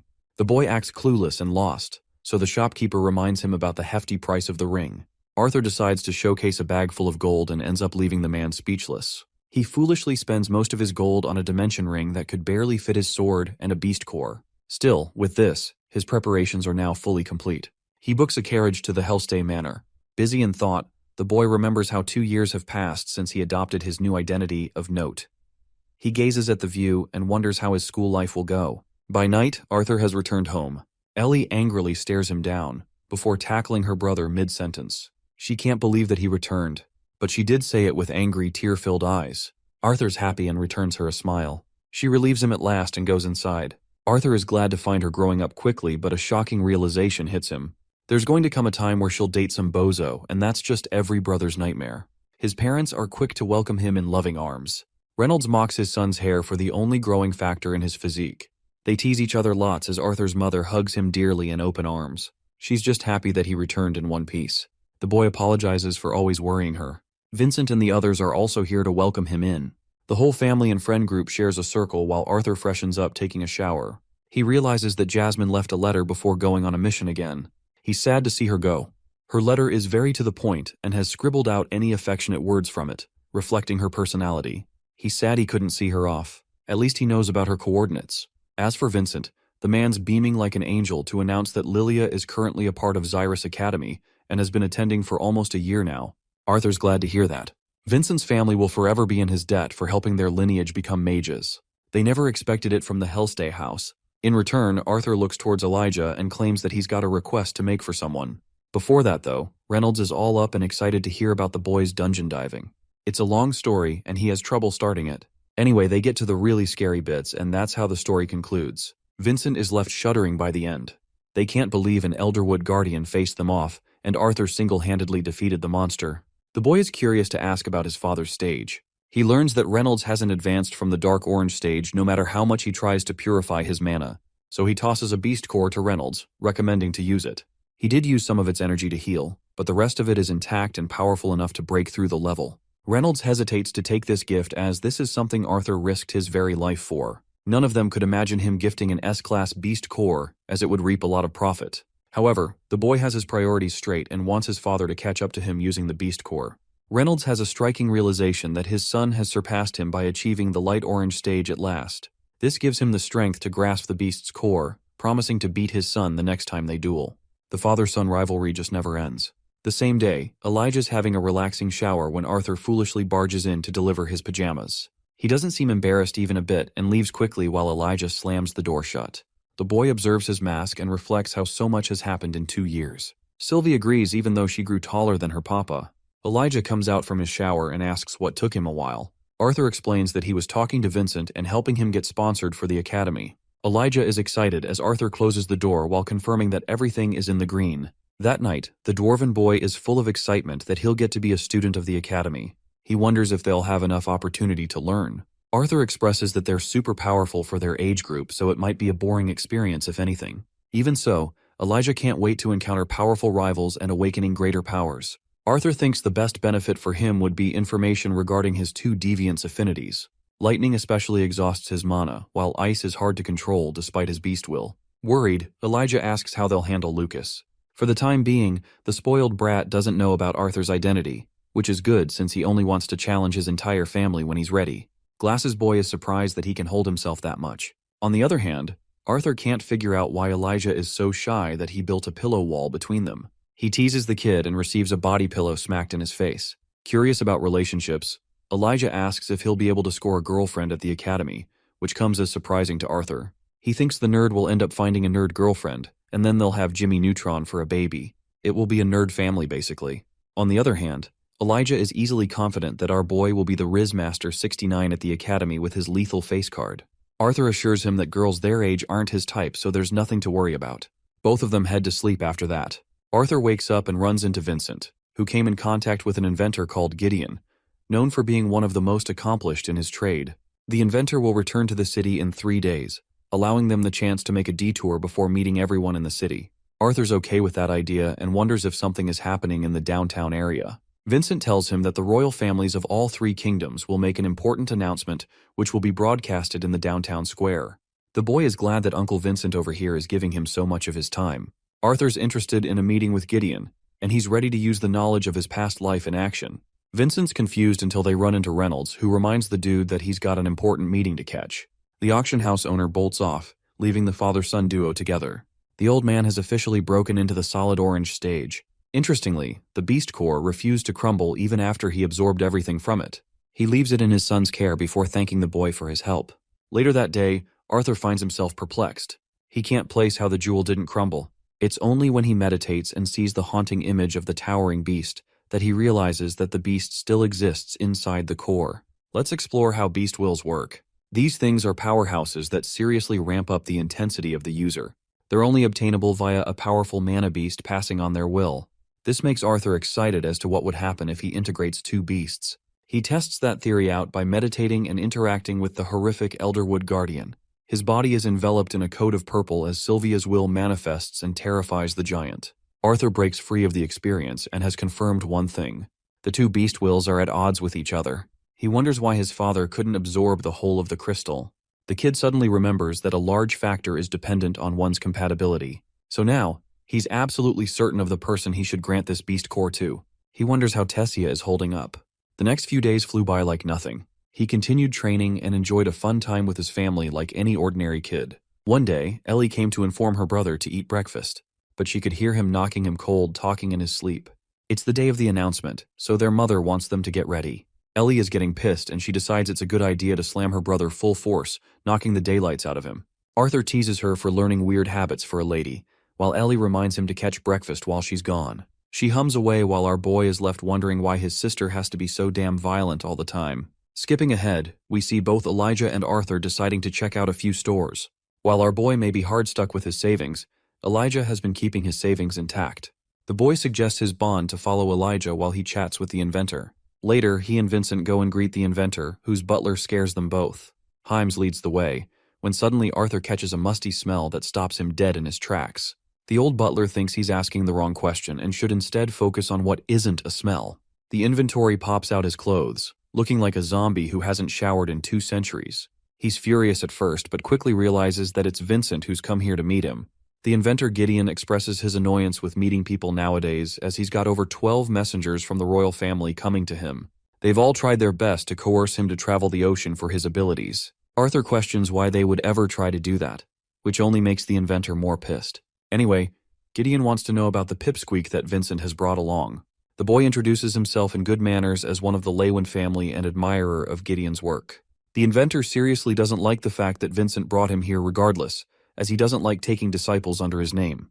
The auction house owner expresses that it's rather the boy who wanted to come here on his own. Arthur uses this opportunity to express that he's got an offer, and is willing to take care of the fact that this musty, smelly bastard has to travel safe distances over the ocean. The inventor is listening, so Arthur grabs a chart and starts drawing away. Gideon belittles the boy for drawing a bunch of doodles until he finally sees what's on the canvas, causing him a great deal of shock. Gideon's expression worsens every second as he reads the concept of an engine powered by steam and generated by external materials, an idea that not even the great inventor himself could come up with. However, even with this idea, he feels as if something is missing from the equation. Arthur expresses that he intentionally left out important details, which he would be interested in sharing as long as their negotiations are finished. The inventory quickly realizes that this smiling boy isn't just any ordinary kid. He swipes off the feeling and requests his butler Himes to show the boy something worthy of his knowledge. The chest opens to reveal a brilliant ironized diamond in all its beauty, but Arthur isn't impressed. The inventor explains that this gem is one of the most valuable on the planet, and can store 5 times its size through mana. However, Arthur is disinterested as the object has little to no use for him. Gideon thinks it's time to bring out the big guns and shows the boy a whole bunch of valuable items. Among the pile, he takes out one mirror that is so special he hasn't shown to anyone.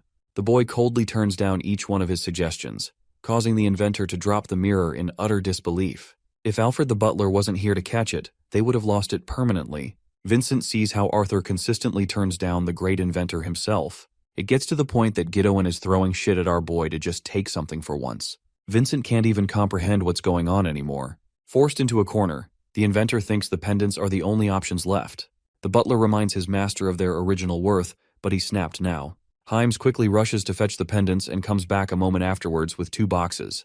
Both are snapped open, revealing the best pendants made possible for the likeliness of the royal family. Arthur inspects the object in his hand, realizing that it was made from a phoenix worm, his impressive knowledge astonishing Gideon. Not even Vincent knows about them. Gideon explains that phoenix worms are a race of S-class mana beasts typically considered just as rare as the existence of dragons. They're known for their ability to preserve their existences, which is how they were able to store the same ability inside the pendant.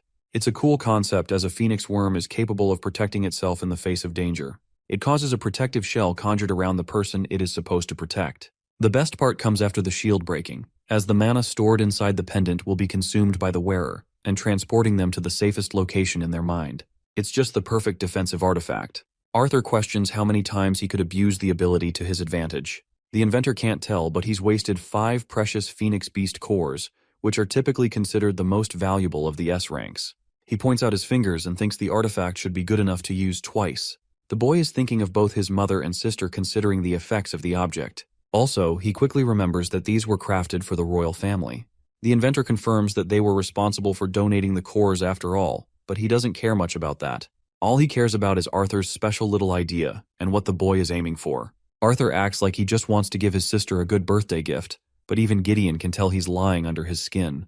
The boy adds one condition to his knowledge, stating that he won't reveal any information unless he knows the intentions of the inventor. Gideon thinks it's pointless since he'll find out soon in the announcement to come.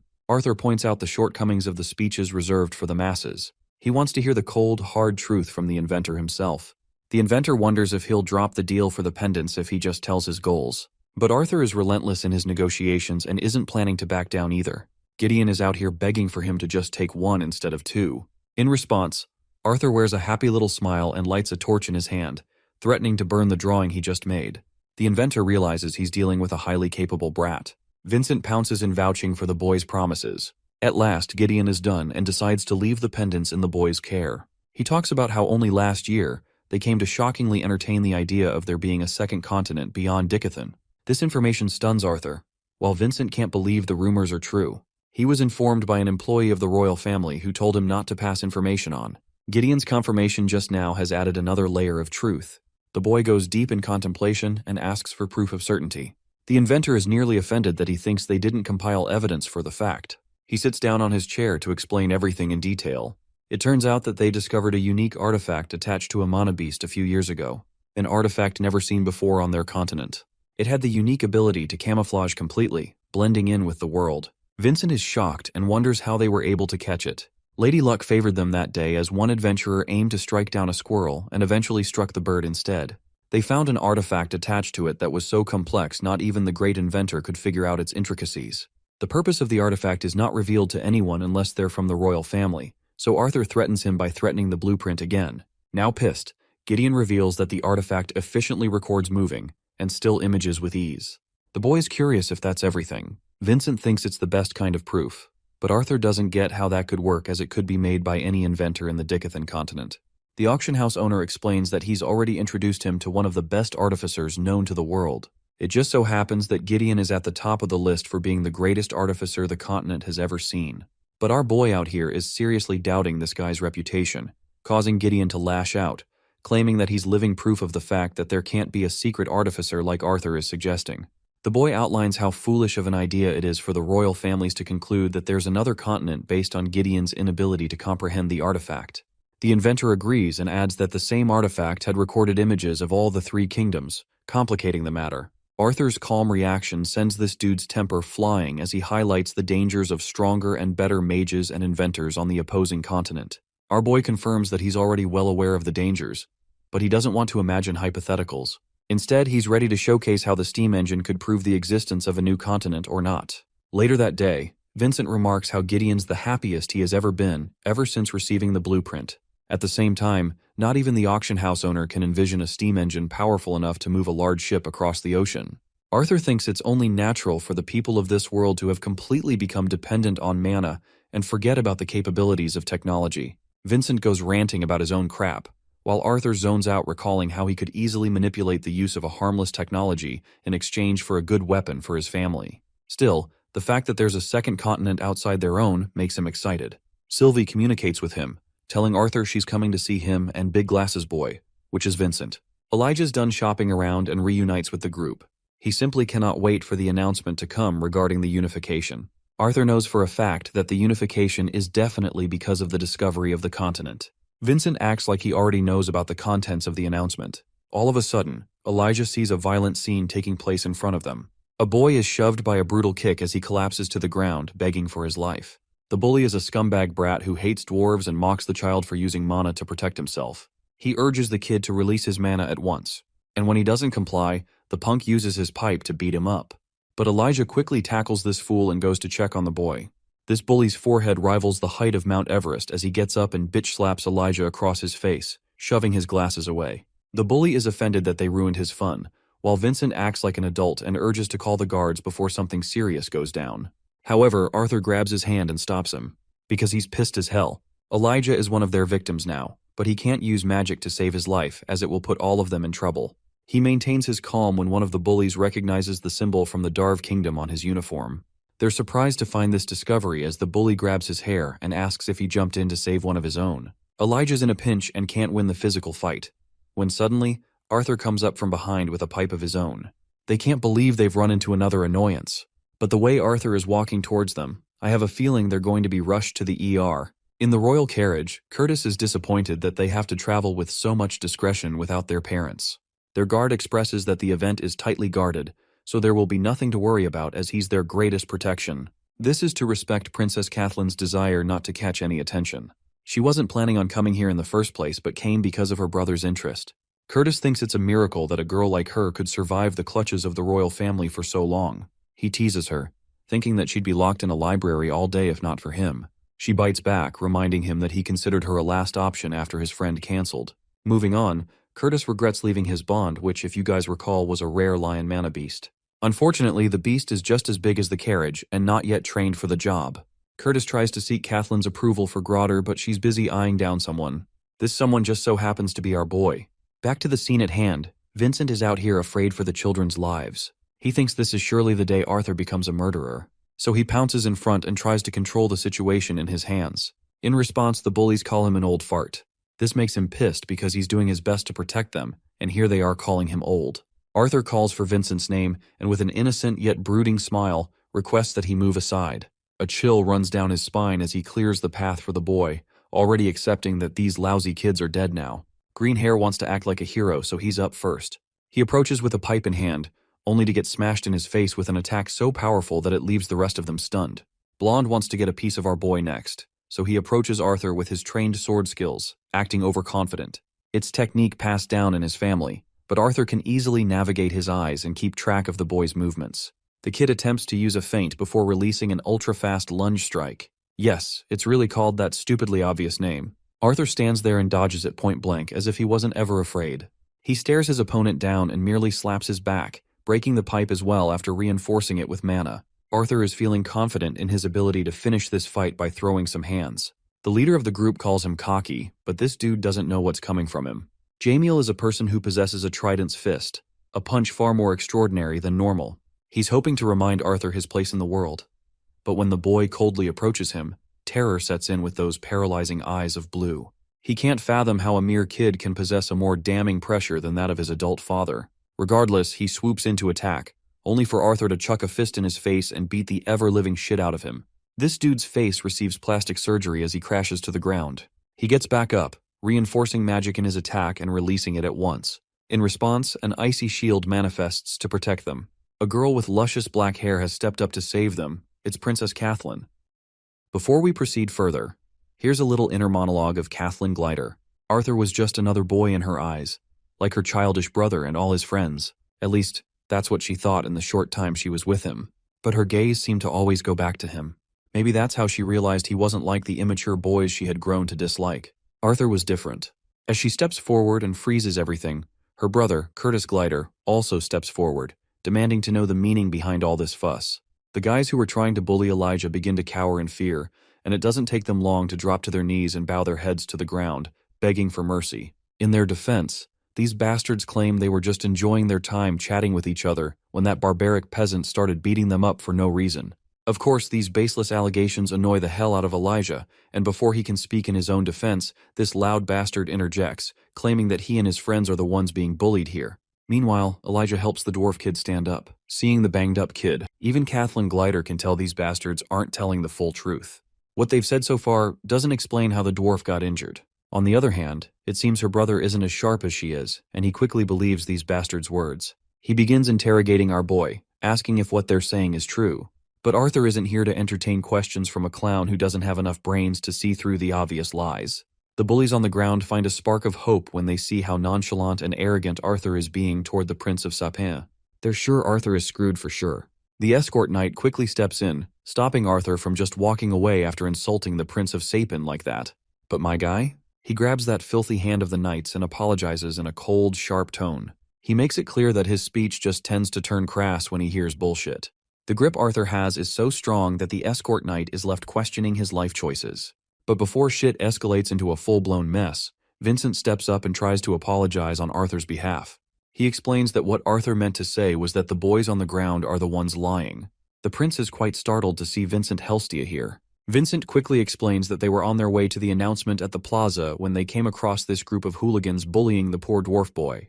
As if to seal the deal, the beaten-up dwarf boy even coughs up blood, making it painfully clear he's seriously injured.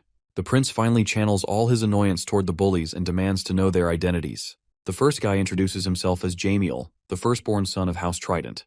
As soon as the prince hears the mention of such an influential and renowned house, he finds himself at a loss. While it's obvious Jamiel has been bullying the dwarf boy, the prince can't help but remember that the Trident house is a major donor to both his family and Xyrus Academy. Since he does not want to stir up any bad blood or animosity, the prince is left unsure of what to do next. Meanwhile, it looks like Princess Kathleen already knows exactly what should be done with these bastards. But before she can hand down her judgment, her brother cuts her off. Contrary to what his sister wanted to suggest, he tells everyone to just reconcile and move on, especially since, according to him, there are no serious injuries or major damage. This bastard Jamiel had already expected the outcome to swing in his favor. After all, his father pours copious amounts of gold into the kingdom, which makes Jamiel practically untouchable. But we all know Arthur isn't about to let this incident slide. He quickly turns to Uncle Vincent and asks if he still has the communication scroll. As soon as Arthur gets his hands on it, he wastes no time and calls out Cynthia Goodsky. Hearing this, Jamiel thinks Arthur is a complete clown for foolishly involving the director of Xyrus Academy. At first, Cynthia seems annoyed, assuming it's Vincent calling her.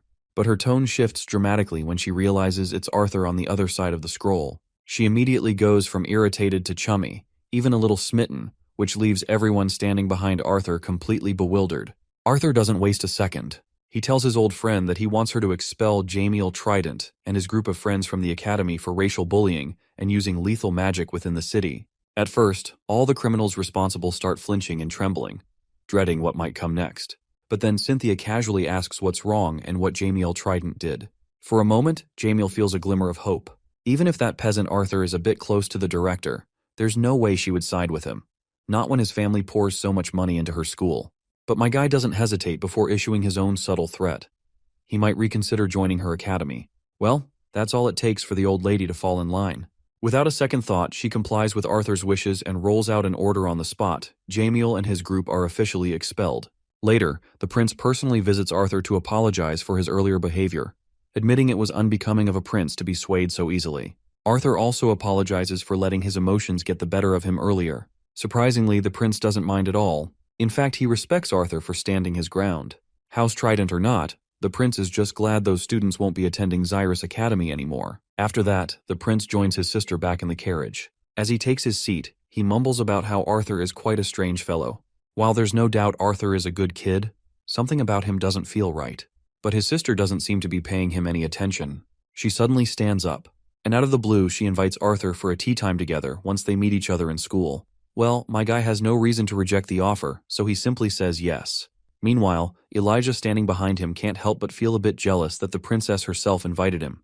Even her brother is absolutely dumbfounded, seeing his usually heartless sister showing interest in someone. By now, a huge crowd has gathered to hear the big announcement that's about to happen. All these people are just moments away from discovering that there's another continent out there. Arthur can't help but look forward to seeing how everyone will react. But there's one thing bothering him. The fact that this other continent has been spying on Dickathon using camouflaging mana beasts and recording artifacts. They wouldn't be doing that unless they were either scared of Dickathon or had some seriously malicious intentions. By now, Arthur isn't sure if he made the right decision in expediting Dickathon's ability to reach this new continent. Perhaps it's for the best. If these people from the other continent really are hostile, then Dickathon might be able to launch a preemptive attack. Suddenly, his thoughts are interrupted by his mother, who notices his sulking mood and looks worried. But he quickly assures her that he's fine. To this, she warmly responds that, while she'll always worry about him, she'll never stop him from doing what he wants. As much as Arthur wanted to promise her that she'd never have to worry about him, he knew he couldn't lie to her like that. So, instead, he simply flashes a smile and thanks her for her concern. A few mages step forward and use their magic to create a giant holographic screen, ensuring everyone in the crowd has a clear view of the king as he delivers his speech. The king begins his address, introducing the other big shots that are beside him. Then, finally, he reveals the main reason everyone has gathered to listen. He assumes that many in the audience are aware of the animosity that has existed between humans and elves, while even the dwarves have long been considered just business partners. However, that's not the way they want things to continue. He explains that he, along with other leaders of their respective races, has met countless times over the past few years in an effort to unite their races. 2 years ago, they took the first step by allowing members of all three races to become adventurers. It brings a smile to his face to see parties of humans, elves, and dwarves forming and working together toward a common goal. Last year marked another milestone. Xyrus Academy welcomed students from the Kingdom of Elenoir and the Kingdom of Darv. Now, a new generation of mages can form friendships and memories without the outdated barriers that once separated them. As a leader, he acknowledges that he and his fellow leaders understand how difficult it may be for some to adjust, especially after years of constant enmity. However, he emphasizes that it's time for everyone to let go of the past and any lingering discrimination. Thinking beyond narrow perspectives has become a necessity, not just for individual growth, but for the future of this continent and its children. All the people gathered seem to support the king's idea. Next, it's the turn of the king of the elves, Alduin, to deliver his speech. He begins by expressing how honored he feels to speak on behalf of those gathered here on this unforgettable day. He firmly agrees with the message King Glader has so eloquently delivered regarding the future of their continent. However, while they share a clear vision for the future, Alduin admits that this continent is still filled with many unknowns. Here in their homeland of Dickathon, there are places so dangerous that no one dares to explore them. But what if there's a possibility of even greater mysteries and dangers lurking beyond their borders? With that said, the Elven King formally announces that they have found evidence of another continent. The mention of a new continent sends the crowd into a frenzy, and clamor erupts everywhere. Arthur had expected the common folks to react this way, but the King of the Elves quickly steps in and calms everyone down. He explains that even they don't know much yet and have many questions that remain unanswered. What they do know, however, is that out there lies another continent, full of mystery, adventure, and possibly danger. He adds that there's even evidence suggesting the other continent has tried to reach Dickathon as well, but the current technology on both sides doesn't allow them to travel such a great distance. That's when the Dwarven King rises to address the crowd, calling for silence. As Alduin said, they don't know much yet. However, he emphasizes to the masses that, in these times of uncertainty, one thing is clear: standing together, as one people, is what's best for their continent and its future. Fighting amongst themselves is pointless.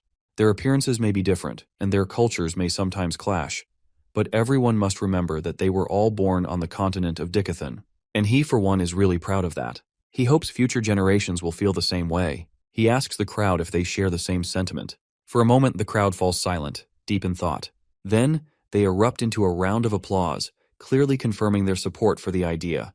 The process of bringing the three races and kingdoms together is a long-term endeavor. To ensure the process runs smoothly, 6 individuals will be appointed for this important task. These individuals, chosen by the royal families, are believed to be the most courageous, tactful, intelligent, and powerful representatives of their respective nations. They will represent each of the 3 races on a continental scale. The primary goal of these 6 individuals will be to defend and safeguard the well-being of Dickathon. They will work alongside the rulers of this continent to ensure their home remains protected as they enter this exciting new era. These individuals will henceforth be known as the 6 Lances. Each lance symbolizes the unity they share, not only with their own kingdoms, but with the entire continent. To represent this, each of them is given a special ring that signifies their title and will be recognized throughout Dickathon. The first representative is Alea Triskin, followed by Varai Orai. Then comes the third, Ulfrid Warrand. The fourth, Aya Greffin. The fifth, Mika Earthborn. And finally, Baron Wykes. The mention of this familiar name completely catches Elijah off guard. Even Arthur doesn't look quite pleased to hear that name, and a thick tension surrounds him after spotting one of the Wykes family members on stage. The day of the announcement serves as a harsh reality check for Arthur. Lucas Wykes, whose insubordination and betrayal led to the deaths of most of their party, had used his family's power and connections to walk free from his atrocities. Arthur had been warned that seeking revenge against Lucas would be suicide. Standing behind Lucas was his older brother, a powerful mage who now holds the title of a lance.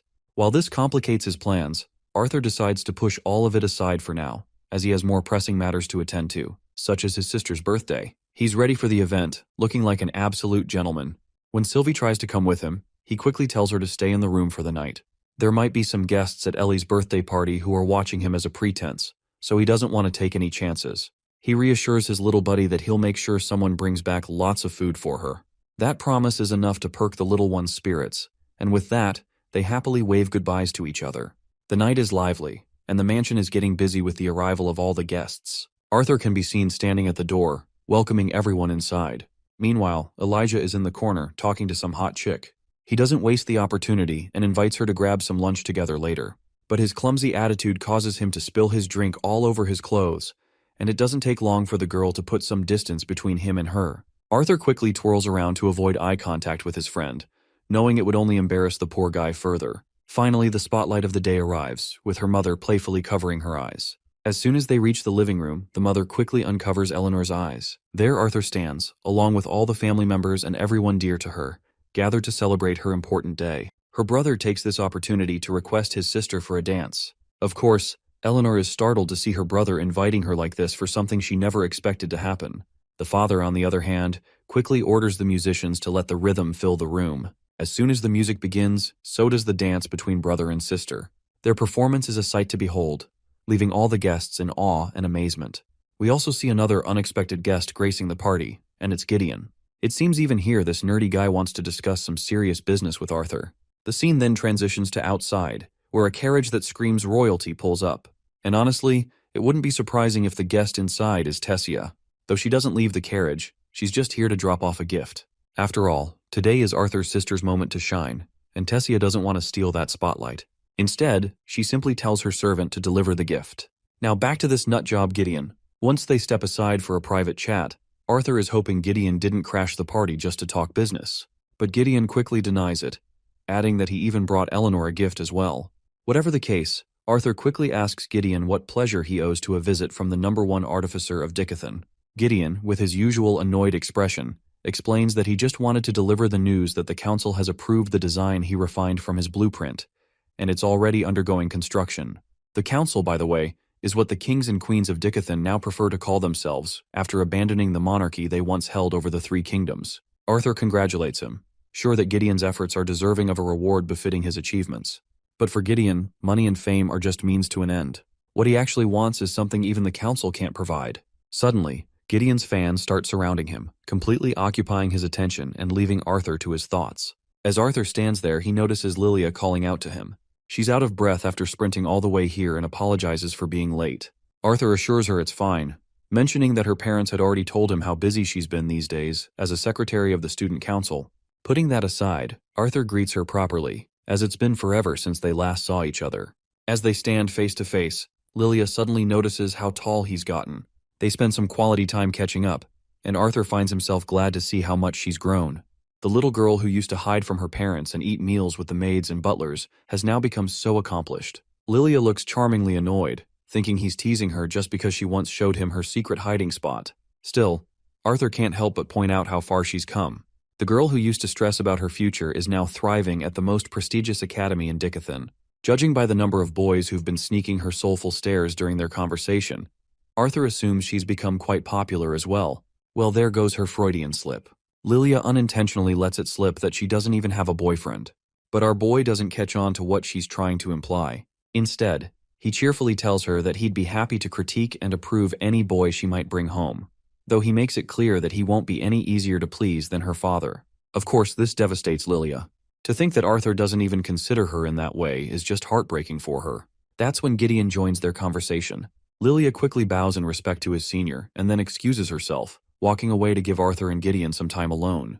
Gideon can't help but notice that he always seems to be surrounded by girls. Lilia, in particular, seems quite interested in Arthur, so he asks if Arthur doesn't plan on doing anything about it. Our boy simply states that Lilia is someone whose life has been changed by him, and her feelings towards him aren't exactly love, but more akin to gratitude. As far as Arthur is concerned, what she's feeling now is more like the infatuation a damsel might have toward a hero. But in the future, he's sure she'll be able to distinguish those feelings. Gideon finds it frustratingly repulsive how deeply and thoroughly Arthur seems to analyze these situations.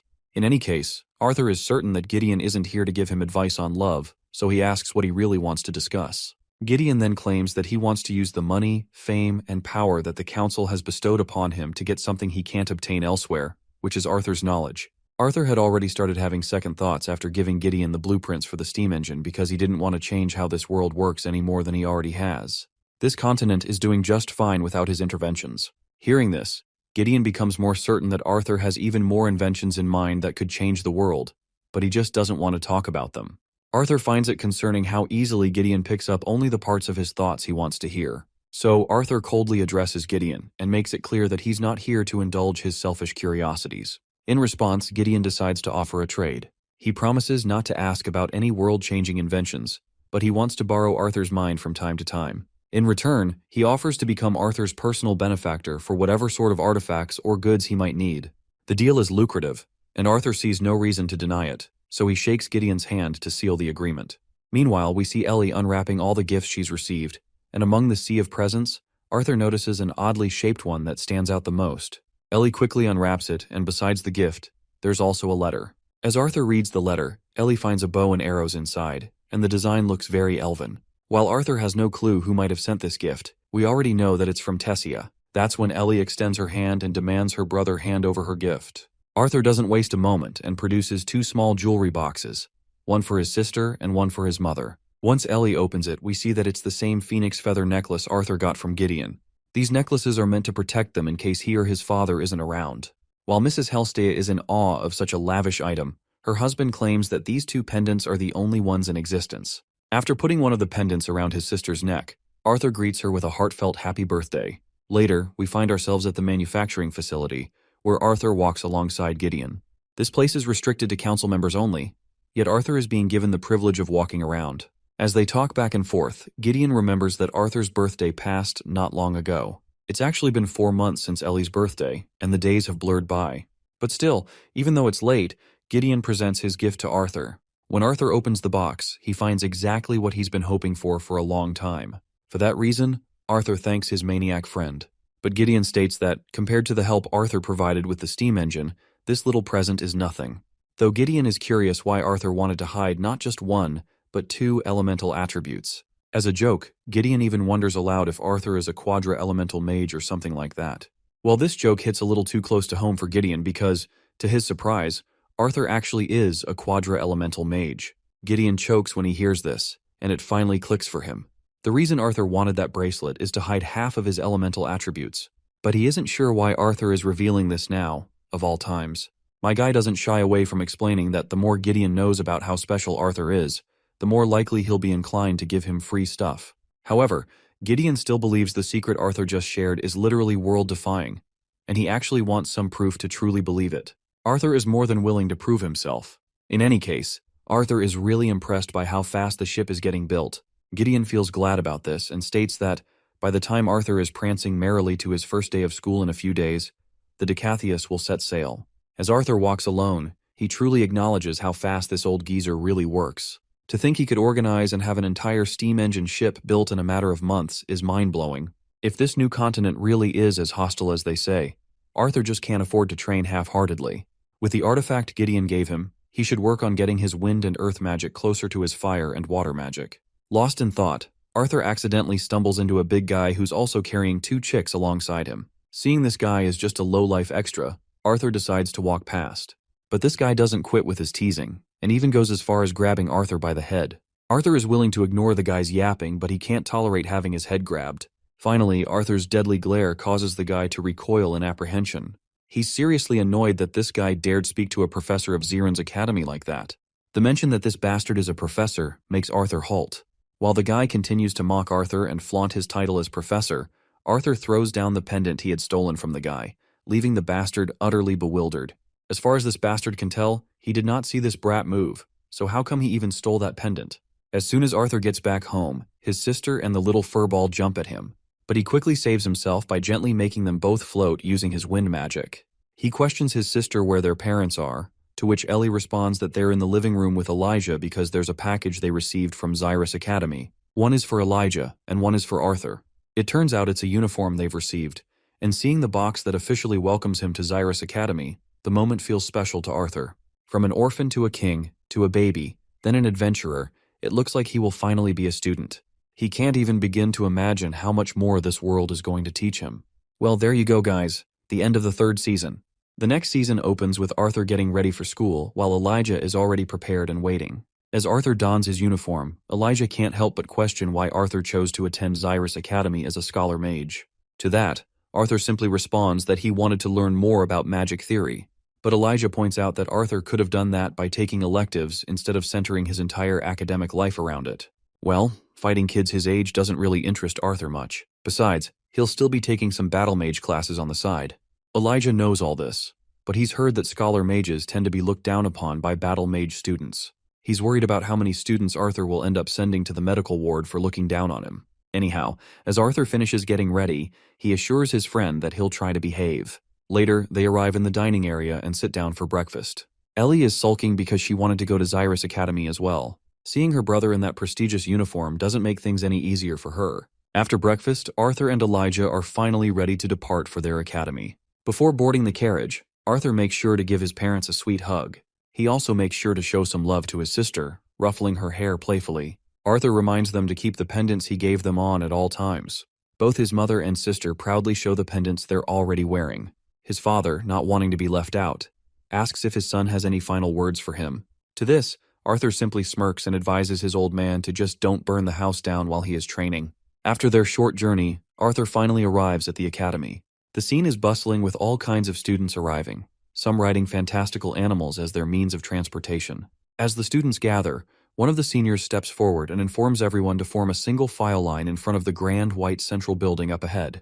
Attendance at the entrance ceremony is mandatory. One by one, the students approach the receptionist's desk to register and verify their identities.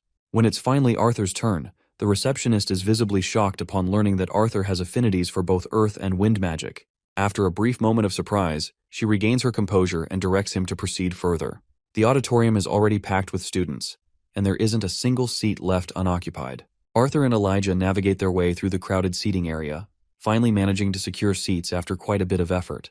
Soon after, the chairman of the academy, Good Sky, makes her appearance. Her sharp eyes immediately catch sight of Arthur, and she acknowledges him with a subtle wink. With just a single snap of her fingers, the noisy students, who had been chattering amongst themselves, fall into complete silence. Arthur is thoroughly impressed by her display of power. While he never doubted her abilities, seeing her exert enough control to encompass the entire building is truly awe-inspiring. The old hag finally begins her speech. She starts by apologizing to all the students for silencing them so abruptly, but explains that at her age, she can only speak so loudly.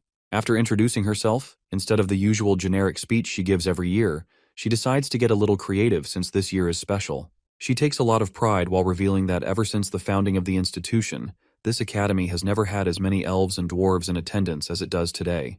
With that in mind, who better to welcome everyone than the very students who will help lead and give voices to all? She then calls for a round of applause to welcome the members of the Xyrus Academy Student Council. The first 3 members of the council make their way onto the stage, but they don't draw much attention. However, the one who walks in last commands an undeniable presence, instantly stealing the spotlight and drawing every pair of eyes in the room. The figure is so familiar that even Sylvie perks up in excitement. Arthur can't help but crack a smile as well, his heart warming as he finally sees Tessia after such a long time. All the students had heard rumors that Tessia had been on campus since last year as a direct disciple under Director Goodsky. What makes this so shocking is that the director is infamous for never taking on a disciple. That fact alone speaks volumes about just how talented this lady is. As the student council takes their places on the podium, Tessia takes the initiative to introduce herself as the student council president. First and foremost, She congratulates everyone for gaining admission to the finest institute of mages this continent has to offer. While she's a first year like the rest of them, she shares that she had the privilege of observing the academy for an entire year beforehand. During that time, she not only gained insight into the lessons and bonds formed within these grounds, but also witnessed the discrimination that scholar mages, in particular, have faced. She points out that if something as small as differences in uniforms can divide people, she worries about what differences in race might lead to. Standing before them as students of a new generation, Tessia implores them to cast aside the mindset of the older generation, a mindset that bred hostility among the different races. Just as the royal families have come together to form the council, everyone should do the same for the future of this continent. Everyone erupts into a round of applause at her energetic speech. Sylvie is also really happy to hear the speech and feels very proud of her mama.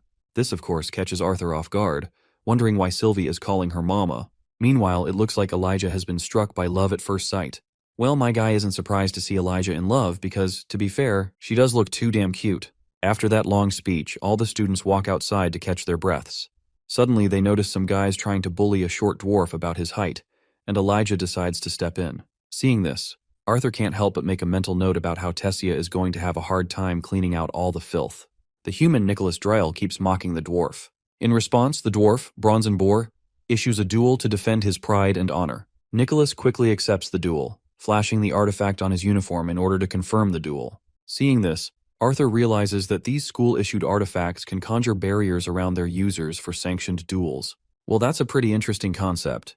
As both contestants ready themselves, Elijah can be seen cheering for the dwarf, Bronzenboar. Meanwhile, Arthur scans the two contestants and notices Nicholas is a dark red core, while Bronzenboar is a black core augmenter. Bronzenboar takes the lead, charging at his opponent, but Nicholas quickly uses earth magic to conjure dual blades of earth. This was quite awe-inducing for Elijah, as well as for Arthur. To be able to conjure earth like that as an augmenter, especially as a red core mage, shows not only natural talent, but also extensive training. Meanwhile, Bronzenboar counters by using his giant axe to fend off the earth blades. At the same time, Nicholas tries to sneak behind his opponent for a surprise attack. But the dwarf reacts quickly, staying light on his feet and repels Nicholas right away. Nicholas lands back on his feet, and the smirk spreading across his face clearly says he's not done yet. Using a cheap tactic, Nicholas shoves debris into Bronzenboar's eyes. While the poor guy is blinded by this sudden attack, Nicholas wastes no time and lands a decisive blow on his helpless opponent. And just like that, the duel of pride is over, with Nicholas winning in the most unprideful way possible. The duel is over since the barrier has vanished, but Nicholas doesn't seem to have any plans of stopping. The bastard proceeds to break the poor guy's arm, who's lying helpless on the ground. But Elijah isn't ready to let this happen and seizes the opportunity to play the hero. However, his dream of becoming a hero is quickly dashed when Arthur simply shouts for the student council president. Nicholas is caught off guard and starts looking around, trying to figure out where the president is. Meanwhile, Elijah is complaining about how Arthur just ruined his perfect moment to be the hero, when suddenly, Arthur is yanked by that bastard Nicholas, who's annoyed by Arthur's antics. Arthur tries to keep cool and reminds the bully that discrimination isn't a good thing. Besides, the duel was over long before that. Eventually, Nicholas shoves Arthur away and walks off, muttering insults under his breath. Arthur doesn't mind the insults and starts walking off when, out of the blue, Sylvie does something completely unexpected. She literally spits on the guy's neck as he walks away. Well, that does it. This is enough to make Nicholas, who is basically a ticking time bomb, finally erupt. But once again, Arthur stays cool and points to his little buddy, claiming that it's this little furball who did it. Before the bastard can start his bullying again, the student council walks into the scene. Yes, guys, it's the student council, the most powerful faction, more formidable than anything in the anime world, whether it's the government or the mafia. While the vice president of the student council is outlining all the regulations regarding discipline and discrimination, Tessia's mind is elsewhere, thinking about Arthur. She hadn't been able to spot him in the sea of students during the speech, which makes her wonder if he might have skipped it altogether. But she clearly remembers that Director Goodsky mentioned he was already at the school. Now her mind is spinning with scenarios about how to act when she finally sees him for the first time. Should she play it cool or be more friendly? And what if he's the one who finds her first? All these thoughts weigh her down, and just as she gets lost in her own musings, the vice president snaps her out of it, asking if she's feeling unwell, and offers to cancel the remaining meetings for the day. But Tessia quickly brushes it off, saying she's totally fine. That's when her eyes catch something unexpected. It's Arthur. Noticing the direction of her gaze, the vice president also looks over and starts explaining. That's Nicholas from House Dryle. He's one of the more promising students who joined last year. The red-haired boy next to Nicholas seems to be a first year. The vice president adds that he doesn't recognize him from any of the noble family's prospective student parties, so he must be a commoner. Lilia, another member of the council, also spots Arthur. When both Tessia and Lilia see how rowdy Nicholas is getting, their first thought is the same: this student might actually die if he ends up pissing Arthur off. To prevent things from escalating, Tessia steps in and questions Nicholas directly, asking if he really dares to draw his abilities. The guy quickly switches to defense mode, claiming it's all a misunderstanding. He insists that he simply accepted a duel from Bronze Boar when this first year rudely interrupted. Arthur also notices Tessia and casually waves at her, but before he can say anything, Lilia interrupts and questions him about what actually happened. Seeing this, Tessia turns to Lilia and asks if she knows him. Lilia doesn't hesitate to reveal that Arthur's father has worked for her family for several years, so they've been friends for a long time. Arthur further clarifies to Tessia that he and Lilia have been living together for a while now. While Arthur is just trying to clarify things, Tessia finds herself getting even more confused. She just can't wrap her head around the idea of them living together. And now, a flood of questions and doubts starts clouding her mind. The vice president turns to Nicholas, asking about the meaning behind his antics. He reminds Nicholas that even if he was interrupted, that doesn't give him an excuse to pull a weapon on any student. Nicholas quickly tries to defend himself, claiming he just wanted to scare the other student off and never intended to actually harm him. Although the vice president is annoyed by such a lousy excuse, he decides to let it slide. However, the president herself doesn't agree that Nicholas's actions should go unaddressed. As far as she's concerned, pointing a weapon at someone outside of a sanctioned duel is a clear violation of school rules. She firmly reminds him of the rules, stating that even threatening someone with a weapon is enough to warrant suspension. And if he ever laid a hand on someone, expulsion would be the least of his worries. With a commanding tone, she questions him again, demanding to know if he dared to act recklessly. Seeing no way out of the mess, Nicholas finally owns up to his mistake and quickly offers an apology for acting rashly out of anger towards Arthur. Arthur acts nonchalantly, not bothering to respond to Nicholas's apology. Tessia steps in and reminds Nicholas that his actions will be reported, but for now, he's allowed to leave. The rest of the cowards with ill intentions start retreating, not wanting to get caught up in more trouble. Tessia then turns to Arthur, questioning why he's starting fights on the very first day of school. As far as she recalls, her grandfather had told her Arthur was trying to keep a low profile, but beating up a senior is hardly something that could go unnoticed. Arthur is visibly disappointed to see how she is taking this matter so lightly. He reminds her that she's judging him based on just 5 seconds of what she saw, and insists that he never intended to fight in the first place. Tessia doesn't back down, making it clear that it doesn't matter who started the issue. He should have kept the consequences in mind that could have followed if the situation had escalated further. Arthur stands his ground and clarifies that Nicholas was about to seriously injure that poor student. If Arthur hadn't intervened to distract Nicholas, that student would have been dealing with far worse than just a few injuries. Seeing how Arthur is getting so serious about the situation, Elijah tries to snap him out of it. He tells his friend to let it go since the president isn't entirely wrong either. With all the frustration caused by the people around him, Arthur has had enough and starts walking away from the scene. Seeing how rudely Arthur is acting, the vice president quickly stops him and throws an insult, questioning if he was raised in a barn. My guy, however, just lets out a heavy sigh, clearly fed up with people always putting their filthy hands over his shoulder. This naturally pisses Clive off even more. But before the poor guy can react, Arthur releases a heavy pressure that makes everyone around him cower. Before anyone can make sense of what's happening, Clive is sent flying into the air, only to come crashing down butt first onto the solid ground. Lilia quickly rushes over to Clive, who's sprawled on the ground, and checks if he's okay. Arthur is seriously sick of everyone around him and simply walks off. Even Tessia doesn't have the courage to stop him. Later that day, as dusk settles, Tessia is inside her dorm room building, banging her head against the wall in frustration after messing up so badly. She's both frustrated and embarrassed with herself. All she had been trying to do was help Arthur avoid trouble. If he got into trouble, he'd lose access to the library and training facility privileges, something she thought he'd value. But she realizes she shouldn't have been so biased in her judgment. After all, Arthur wasn't the one holding a weapon in the first place. Though, let's be real, Arthur himself is basically a weapon. But currently, this fiasco is the least of her concerns right now. Most importantly, why the hell did Arthur end up living with Lilia? Her irritation only grows as she blames it all on Director Goodsky. If not for Goodsky making her the student council president, she wouldn't have had to deal with all this fairness nonsense. She could have just reunited with Arthur like an old friend, without all the formalities and pressure. But now, everything's ruined. Suddenly, a knock on the door pulls her out of her thoughts. It's Clive on the other side of the door. He just wanted to check on her since she seemed a bit drained after their earlier encounter with that first-year student. The lady doesn't bother opening the door and simply tells Clive that she's fine. As Clive walks away from her door, her mind remains stuck on Arthur. What makes her situation worse is that damn guy has somehow gotten even more good-looking, making him even harder for her to resist. Now that she thinks about it, she becomes convinced that countless girls in the academy must be hitting on him by now. This realization only fuels her panic, and she ends up letting out a scream so loud it grabs Clive's attention as he quietly walks away. Meanwhile, we catch up with our boys, who have just arrived back at their dorm room. Elijah can't help but ask Arthur why he got so worked up earlier, pointing out that it's pretty rare for him to get that irritated. Now that Arthur thinks about it, he realizes that what Tessia said wasn't entirely wrong. Whatever the case, he decides to shove all the gloomy thoughts aside. What's done is done, and there's no point dwelling on it. Suddenly, there's a knock at the door. When Arthur opens it, it's none other than Director Goodsky herself. Elijah is completely shocked, unable to believe that Director Goodsky is standing right there in person to meet Arthur.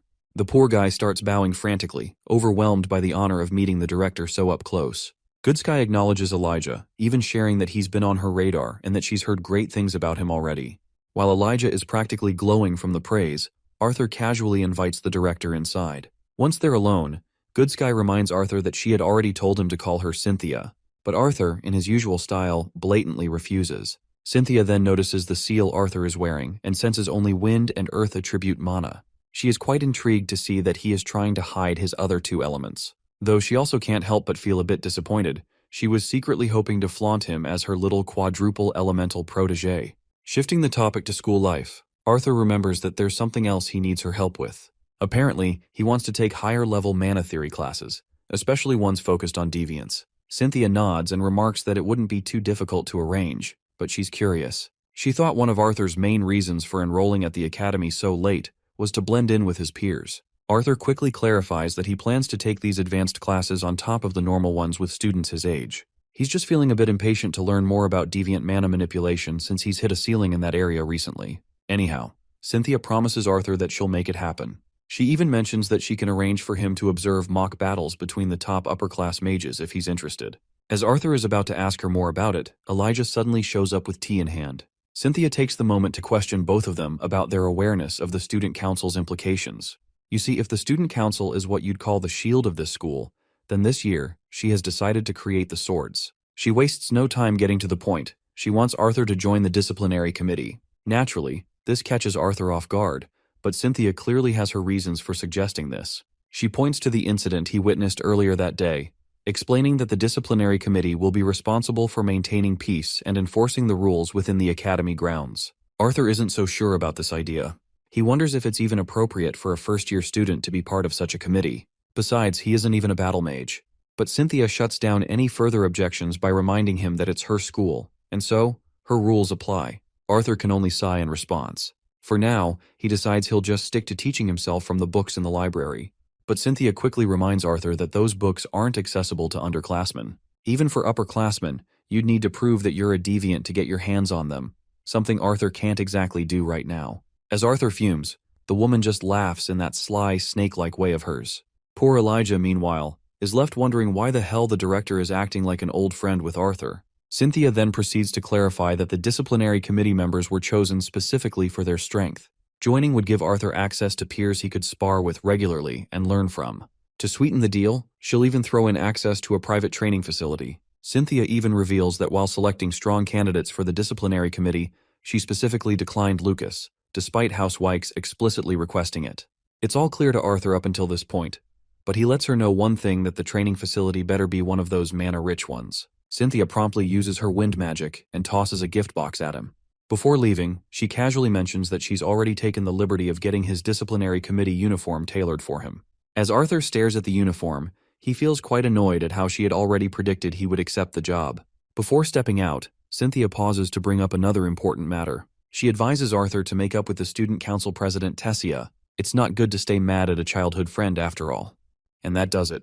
That little revelation is more than enough to leave Elijah completely petrified, cracking under the weight of his jealousy. Later that day, Arthur apologizes to his friend for keeping his relationship with Tessia a secret. Elijah, on the other hand, remembers that he too has a childhood friend. Her name is Helgarth, but she's not someone he'd ever want to date. She's far from a lovely girl. What really annoys Elijah, though, is how Arthur seems to be connected with every notable girl around. First Lilia, then Princess Catherine, and now even Princess Tessia. The way things are going, Elijah jokes that it won't be long before Arthur's next target will be the gods themselves. Arthur, of course, responds by reminding his jealous virgin friend that he's never flirted with anyone. This only makes Elijah more jealous, because it means Arthur must be some sort of chick magnet, attracting all the hotties with his irresistible pheromones. Arthur suddenly notices something odd. Students at one particular table seem to be glaring at them with not-so-friendly intentions. And it's not just the students at that table, everyone around them seems to be eyeing Arthur with interest, some even ogling him. It looks like the rumor about Arthur being a disciplinary committee member has already spread. But all these contemptuous glares don't bother Arthur. He's just basking in the glory of how famous he's gotten. Anyway, they kick back and have some lunch. But suddenly a group of students approaches Elijah. The one leading the charge is Charles Ravenpour, the second heir of the famous Ravenpour house. He's sure that everyone has heard of his family name. Apparently this guy's here to recruit Elijah into his group, thinking Elijah shouldn't be hanging around with lowlifes like Arthur. Elijah, however, pretends to mishear the family name as Ravenpoop, and snickers along with his friend, remarking that he's never heard of a noble family named after bird feces. Naturally, Charles is pissed to see them trashing his family name, and he throws Elijah's plate of food to the side. He's furious that someone's trying to look down on a noble, but Elijah stands his ground, making it clear that he won't tolerate anyone tarnishing or looking down on his friend. As the two continue to exchange words, Charles decides to throw a punch at Arthur to show just how pathetic he thinks Arthur's existence is. Little does this bastard know he's putting his hand in the lion's jaw. And, as expected, Arthur doesn't even put in real effort. He simply flings Charles's hand away like it's nothing.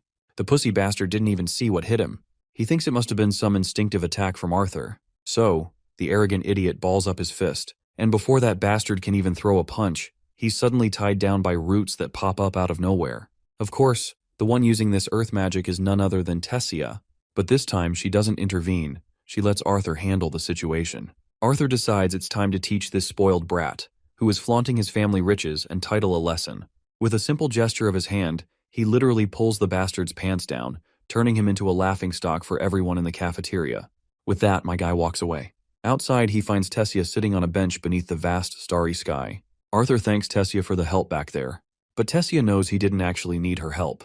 Arthur insists that she saved him and Elijah from getting into trouble for the second time today. After this little exchange, silence falls between them, and Arthur has no idea what to do in the situation. Eventually, he turns to apologize, but Tessia turns to him at the same time, too fast. After tending to her aching head, she apologizes to him regarding that recent event, but our boy apologizes in return. He knew she was just looking out for him, so he shouldn't have acted ungrateful by lashing out like he did. The girl admits she's in the wrong too. She shouldn't have called him out in front of all those people. While they're getting all chummy, Elijah suddenly walks up, but what he sees in front of him is totally unexpected. Arthur is literally resting Princess Tessia's head on his chest, which leaves Elijah with a sour expression. He quickly decides to leave, giving Arthur much-needed time with Tessia. Meanwhile, Tessia and Sylvie finally get to see each other. Arthur then stands up and invites Tessia for a little walk. As they walk, he explains everything that led him to this point. Tessia is quite intrigued by his stories.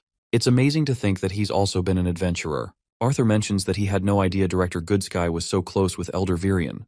Now it all makes sense how she knew so much about him. Tessia admits that's one of the reasons she was able to become Goodsky's disciple. She then notices how much he's changed since the last time she saw him. Even the way he moves feels so purposeful, and his face has changed too. Having heard all of his stories, she is feeling jealous of Jasmine from all his adventure stories. Suddenly, Arthur notices her grumpy face and questions her, to which she starts laughing and says it's nothing.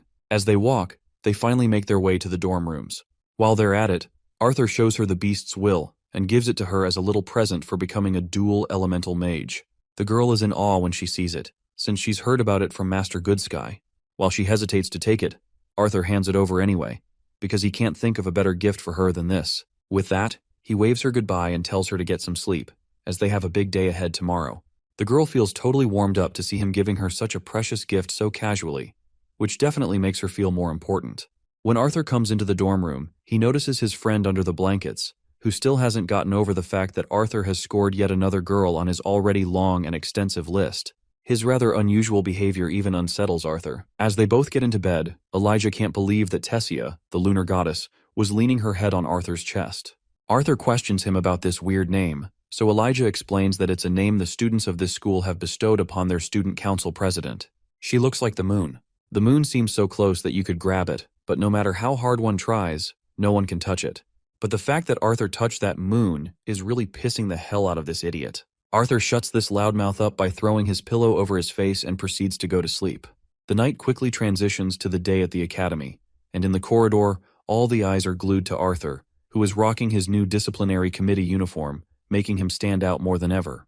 As he proceeds to enter the committee room, he looks forward to seeing the so-called strongest students of Xyrus Academy. As soon as the door is opened, a lion roars right in Arthur's face, and all the spit coming out of the lion's mouth glistens on Arthur's face. Then steps forward this guy, who had ordered his lion to intimidate our boy. But I guess his plan flopped miserably, as my guy didn't even flinch, let alone cower. He can now understand that Director Goodsky has indeed picked someone interesting. Regardless, the guy smiles and introduces himself as Kai Crestless, from the 4th year, and he'd rather be called Kai. Arthur reciprocates with the gesture and shakes his hand. Arthur also doesn't forget to introduce his bond, Sylvie. While Sylvie is short in height, her presence has already humbled that giant lion that was trying to scare everyone off just now. Even Kai finds it really awe-inducing to think about what kind of beast could render such a powerful lion so submissive. Finally, another member of the council arrives, and this one is so colorful that I don't want to assume their gender, not wanting to offend anyone. But seeing them quickly jogs a memory for Arthur, who remembers them as Same Helgarth, who is head over heels for Elijah. But it looks like our boy has mistaken this person for someone else, because this colorful individual quickly corrects Arthur, saying their name is Doradrea Origuard, from the 1st year. Arthur awkwardly smiles and greets his new fellow, and as a gesture of goodwill, he extends his hand for a shake. But Doradrea quickly slaps Arthur's hand away in a rather playful manner. Kai then mentions that the rest of the DC officers are waiting in the other room. As they make their way through this grand place, Kai mentions that Director Goodsky didn't even tell Arthur's name, let alone give any details, so everyone was pretty curious. Doradrea quickly grabs Arthur's hand and starts running into the committee room to get him acquainted with everyone. But what Arthur sees inside catches his attention. Well, it's Curtis, the prince himself, who had been waiting for him inside. They both shake hands like good buddies. Meanwhile, Doradrea is looking bewildered to see how chummy they both are acting with each other, which makes them believe that perhaps they know each other already. It's not just the prince who's going to be in the committee. There's also Princess Cathal, who will be playing her role in the committee. Then there's another guy who seems to know Arthur pretty well, but I think our boy does not seem to recall this guy's name. But after all these years, Arthur's memory has been a bit hazy, and he asks this dude who he even is. Of course, Fairith gets annoyed and once again introduces himself as Ivysaur. Now that Fairith gives out his full name, Arthur quickly remembers that he's the same guy who had escorted Arthur from Elenoir to the human city of Xyrus. Arthur even recalls this guy's embarrassing nickname, Fei-Fei, which is enough to make everyone standing behind crack up in laughter. Fei-Fei then boasts that even though he's in the 1st year, he's still 1 year older than Arthur, so he should be respected. Well, my guy is ready to give this guy the respect he deserves, but he can't seem to forget the time when he literally knocked him out with one punch, and that memory still feels like it was yesterday. Now this duo enters. The girl with red hair introduces herself as Claire Bladeheart, a 6th year battle mage student and also the leader of this little ragtag group. The mention of Bladeheart jogs a memory for Arthur, and he questions her if she's somehow related to Casparian Bladeheart. The girl quickly asks if he knows her uncle, to which Arthur quickly feigns ignorance. He simply twists the story, saying he's heard many great things about Casparian Bladeheart's strength from his father. She then points out that her uncle started training her almost as soon as she awakened, so a lot of her techniques are similar to his. Let's not forget about this big guy, who doesn't seem too thrilled to see Arthur, whom he considers a twerp. Anyhow, he extends his hand to shake, and as soon as their handshake takes place, Arthur feels this gravity magic pinning him down. He now knows that this big guy is just trying to test him, but, well, Arthur breezes through this test like it's nothing, and it's all thanks to his body's assimilation with Sylvie's beast will. All the guys watching are in awe to see that Arthur made it through the big guy's test, and the big guy officially recognizes him. By the way, this big guy is Theo. Kai takes a moment for a round of applause for Arthur, because Fei-Fei over there fell face first into the ground when Theo did that to him. Fei-Fei is annoyed to hear this insult and tries to excuse himself by stating that he's a conjurer while Arthur is an augmenter, so there's no comparison between a brute and a conjurer. Claire tells Fei-Fei to take a chill pill because they barely have any time for the club rush announcement. You see, this will be the very first time the disciplinary committee officers will show their faces to the student body. It looks like Arthur wasn't informed about this development beforehand, so he hasn't prepared anything for his speech. The prince quickly assures him that there's nothing to prepare since the student council will be taking their turn to speak on behalf of the disciplinary committee. and all the disciplinary committee has to do is walk in and look tough. Later, we see the student council president formally introducing the disciplinary committee, a group handpicked by the director to resolve and prevent disputes among students, as well as enforce punishments for troublemakers, all for the sake of upholding peace and safety for everyone. The group finally appears right in front of the entire student body, and Tessia proudly introduces them as the disciplinary committee. A while later, when the regular classes begin, we see all the students in the classroom clamoring about Arthur, now known as a disciplinary committee officer. It seems all the attention his title is attracting has already started to wear him down. Finally, the professor arrives. This guy is a conjurer, and his control over his core is so refined that Arthur can't even sense his level. As soon as the professor hits the podium with a thick book, silence spreads through the room. With everyone's attention now captured, he takes the opportunity to welcome everyone to Fundamentals of Mana Theory. He introduces himself as Professor Avius, their instructor for this course. Although this is technically a basic class, he emphasizes that understanding the topics covered this semester is imperative. There will be plenty of fun projects and assignments along the way. In light of the new changes starting this year, Professor Avius thinks it's appropriate to address what actually started the whole "conjurers are better than augmenters" stigma. Back in the old days, when achieving even an orange core was considered extremely difficult, conjurers had a massive advantage over augmenters. Physiologically, conjurers have much more developed mana veins, which are responsible for absorbing ambient mana and transporting it to the mana core. Meanwhile, augmenters naturally have more developed mana channels, which are responsible for distributing mana from the mage's core to the rest of their body. Because of how much more efficiently conjurers can absorb mana from their surroundings, it's much easier for them to ascend to higher core levels. However, as both types of mages ascend to higher core levels, this distinction becomes less pronounced. Conjurers will eventually be able to distribute their mana through their body more easily, while augmenters will have better control over manipulating mana remotely. So, Professor Avius asks the class, if, in the end, 2 mages, 1 a conjurer, and 1 an augmenter, both reach the silver core stage, who would have the advantage? It's obvious, he explains, that the mage who trains not only their core, but also their body, would have the bigger advantage. The rest of the class went on with some of the conjurer students arguing against Professor Avius's claims. And while the debate could only use hypotheticals and previously recorded duels between high-ranking mages, the discussion seemed to leave the students with a more open mind. Anyway, the class finally came to an end, and Elijah and Arthur had to part ways since they were about to attend different classes. As Arthur proceeds to his next class, he's sure this one will be more interesting. As he takes his seat, he notices Princess Kathleen joining him. She sits next to Arthur and notices Sylvie, getting a little flustered as she calls the little furball a cute animal. Another familiar face shows up. It's Feifei, of course. Without even bothering to ask, he plops himself right next to Arthur. Soon enough, the professor arrives, and just from hearing his voice from a distance, Arthur notices it's the same drunken teacher he had met a while ago. It turns out this guy is here to teach practical mana manipulation, which means this class will be all about hands-on experience. According to him, the best way to learn is through real-world examples. As this guy delivers his lecture, he takes the liberty of eyeing all the hotties in the crowd of students. And then, in the midst of the crowd, he spots Arthur, the same brat who had humiliated him before. Seeing Arthur in his class makes this shitty teacher downright happy, because now he can easily make Arthur's life a living hell. So, he indirectly calls Arthur out by sarcastically claiming how it's an honor to be teaching their very own disciplinary committee officer. He adds that he's really curious to see what kind of abilities the members of this newly formed DC have to offer. Arthur can see right through the bait this drunkard bastard is throwing out, so he doesn't take it because he's no idiot. However, while Arthur stays smart, Feifei once again proves himself to be an idiot. He introduces himself and confidently expresses his desire to demonstrate his abilities. The bastard teacher, on the other hand, feels smug knowing his bait worked perfectly. As Feyrith stands in front of the shitty professor, the teacher smirks and announces the start of their little demonstration. He conjures up a sword and states that even though he's an augmenter, he'll only use long-range attacks during this demonstration as a handicap. Of course, this is just so he'll have an excuse if he ends up losing to a DC officer. Once the barrier is activated, it's finally time for them to throw down. Feifei pulls out his little wand and conjures up a lot of water around his feet, calling it the Flood Domain. Arthur seems pretty impressed by this. The guy is actually using a higher tier spell that adjusts the territory to give the caster an advantage. Arthur had no idea Feyrith even knew a domain spell. With all that water, Feifei takes it a step further and creates a water serpent. But then, the horny teacher, Geist, steps in with an attack of his own. He throws a blue fireball that evaporates all the water in front of him and even lands a hit on poor Feifei's knee, leaving him with a nasty burn. Once Feifei is down for the count, the teacher smugly asks if he surrenders. Not surprisingly, the poor guy concedes. In the crowd, Arthur looks pretty annoyed, watching this bastard of a teacher beat up a student just to stroke his own ego. When poor Feifei comes back, Arthur tries to lift his spirits, telling him he did a great job.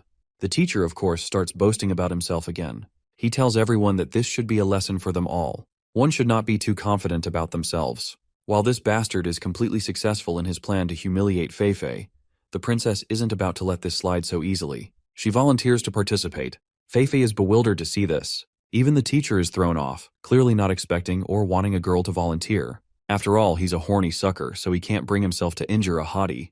Arthur remembers that Kathleen has an affinity for ice magic, and she's just witnessed Geist's fire attribute in action. Feifei tries to stop her from going, but she eventually steps down into the arena. The horny teacher feels quite honored to have the princess herself as his opponent, and humbly asks her not to hold it against him if he goes a bit rough. Of course, Kathleen doesn't give much of a response. She quickly conjures her wand and gets ready. The teacher, on the other hand, summons his fire powers again and decides to proceed.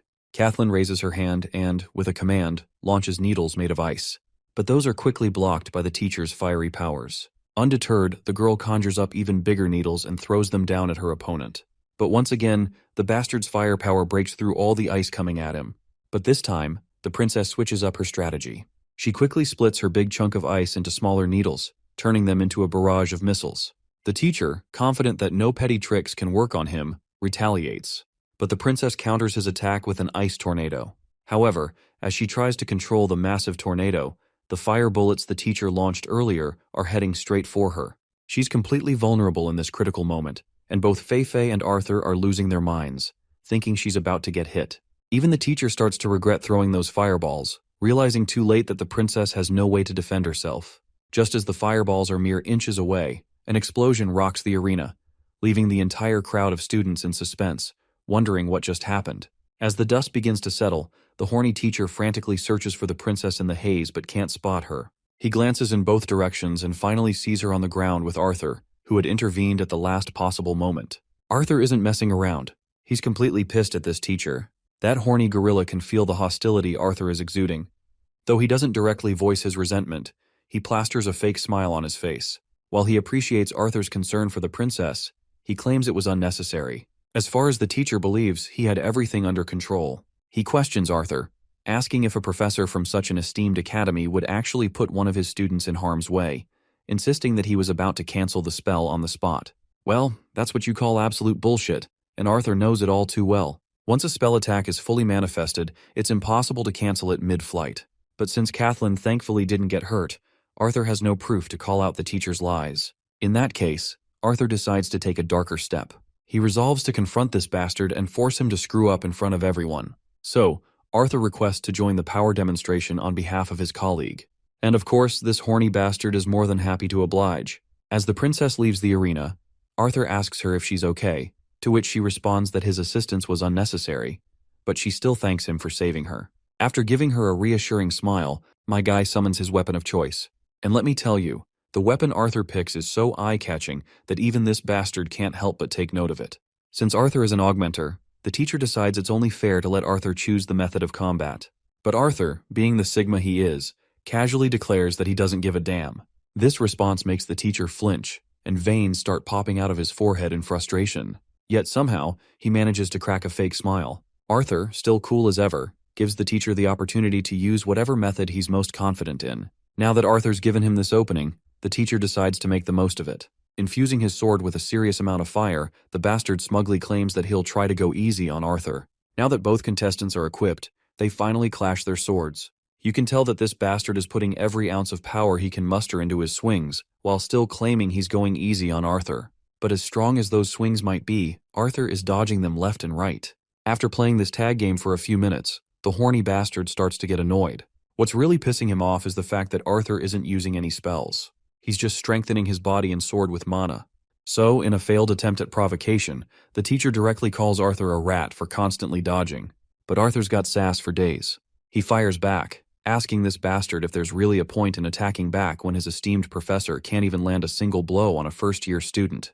Of course, the teacher takes the bait and gets provoked as expected, and with all the strength he can muster, he launches an attack that causes a massive eruption of fire. But that still isn't enough to take Arthur down. He continues dodging them left and right. As this game of tag continues, with the teacher giving his all to take Arthur down, the students begin to suspect that this is spiraling out of control. This fight doesn't look like a demonstration anymore. At some point, Arthur decides it's time to finally retaliate. And once he does, my guy easily pushes Professor Geist back. Seeing this, Fei and the princess are left in awe. Arthur looks like he's on a completely different level. He charges at the teacher and launches a barrage of air blades. No matter how much the professor tries to block these attacks, nothing is able to withstand the mighty wind blades Arthur throws at him. Geist finally falls to the ground, which was his rightful place all along. Once the battle is over, the students break into a round of applause directed to Arthur. After the class wraps up, Arthur tries to catch up with the princess, who's walking ahead.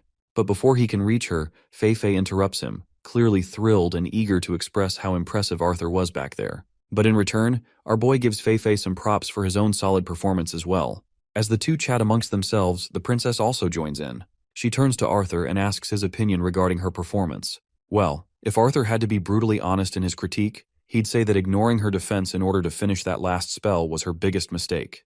An awkward silence follows, which only gets more uncomfortable until the princess herself turns around and walks away. As Arthur walks his own path to the next class, Sylvie notices his off-putting expression and asks why he looks so sad. At first, Arthur brushes it off, saying it's nothing and that he's fine. But it's clear that there's something weighing on his mind. You see, not being able to finish off Geist quickly with just his wind attribute made him realize that he has to work a lot harder to get where he wants to be. It's almost noon, and Arthur is looking forward to his next class, Basics of Artificing. The class is all about manipulating and coding mana into objects for specific uses, something Arthur didn't have in his old world. As Arthur takes his seat, another student approaches and asks if she can sit beside him. Arthur gives her permission, and the girl promptly takes her seat. She looks quite shy and reserved. When she tries to introduce herself, all Arthur can hear is mumbling. So Arthur leans a little closer and gently asks if there's something she was saying. The girl gets a little scared and quickly introduces herself as Emily Watskin. In the same breath, she tells Arthur she wants him to become her friend. After this little confession, she feels exhausted and starts dreading how Arthur might react. But to her surprise, Arthur simply extends his hand as a gesture of goodwill and introduces himself. He's more than willing to be her friend, but he wants to start off as acquaintances. The girl gets so embarrassed that her cheeks turn bright red. With a happy smile, she quickly shakes his hand. While Arthur is shaking her hand, he feels the roughness of her palm and the calluses on her hands. She suddenly retracts her hand, thinking he must be grossed out by her dirty hands. But Arthur, being Arthur, doesn't mind at all. He shows her that he has calluses too. The girl perks up with happiness at the realization that he must practice a lot as well. She admires him even more now, especially since he's on the disciplinary committee. For Emily, she really loves artificing, so she spends a lot of time fiddling around with gadgets. But unfortunately, it makes her hands pretty rough. Hearing this, Arthur feels a little jealous. She has such a passion for artificing, something creative and constructive. With fighting, the only thing he can get better at is destroying and killing. But with artificing, the better she gets, the more things she can create. Emily blinks in surprise. She's never thought of it that way, but that's quite something coming from a 12-year-old. It's been a while since anyone said anything like that to her, not since she created the projection display artifact. The mention of the projection display artifact catches Arthur's attention, because he had seen this projection display during the announcement of an unknown continent. Now that he thinks about it, he wonders just how young she was when she invented that.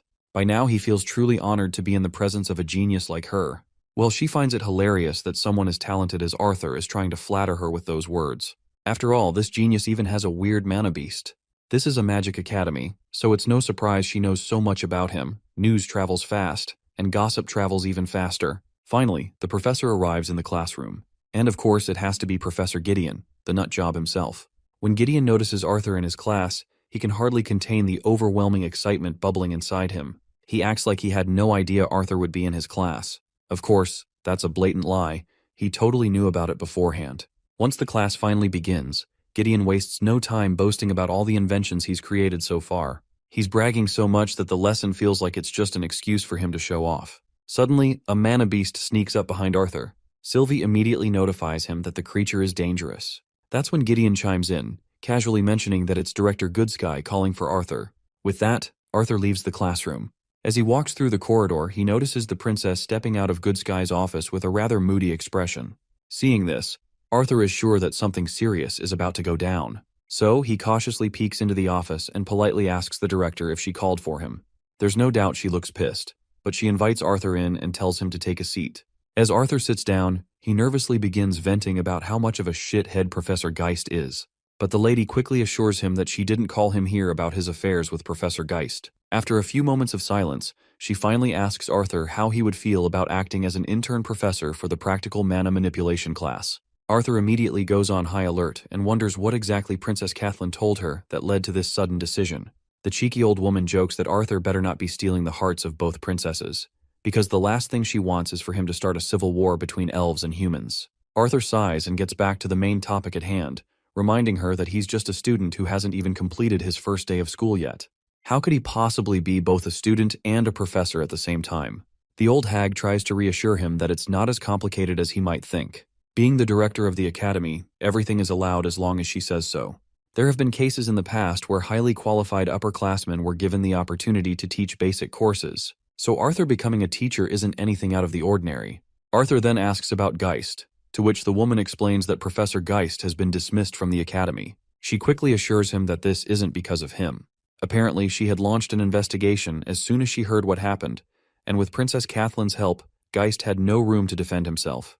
That being said, she admits she's never seen the princess as worked up as she was today. Even so, Arthur still doesn't understand why she wants him to join as professor. To this, the old hag casually states that a spot opened up, and she wants him to take it. She insists that she has no ulterior motives this time, so he should cast aside any lingering suspicions.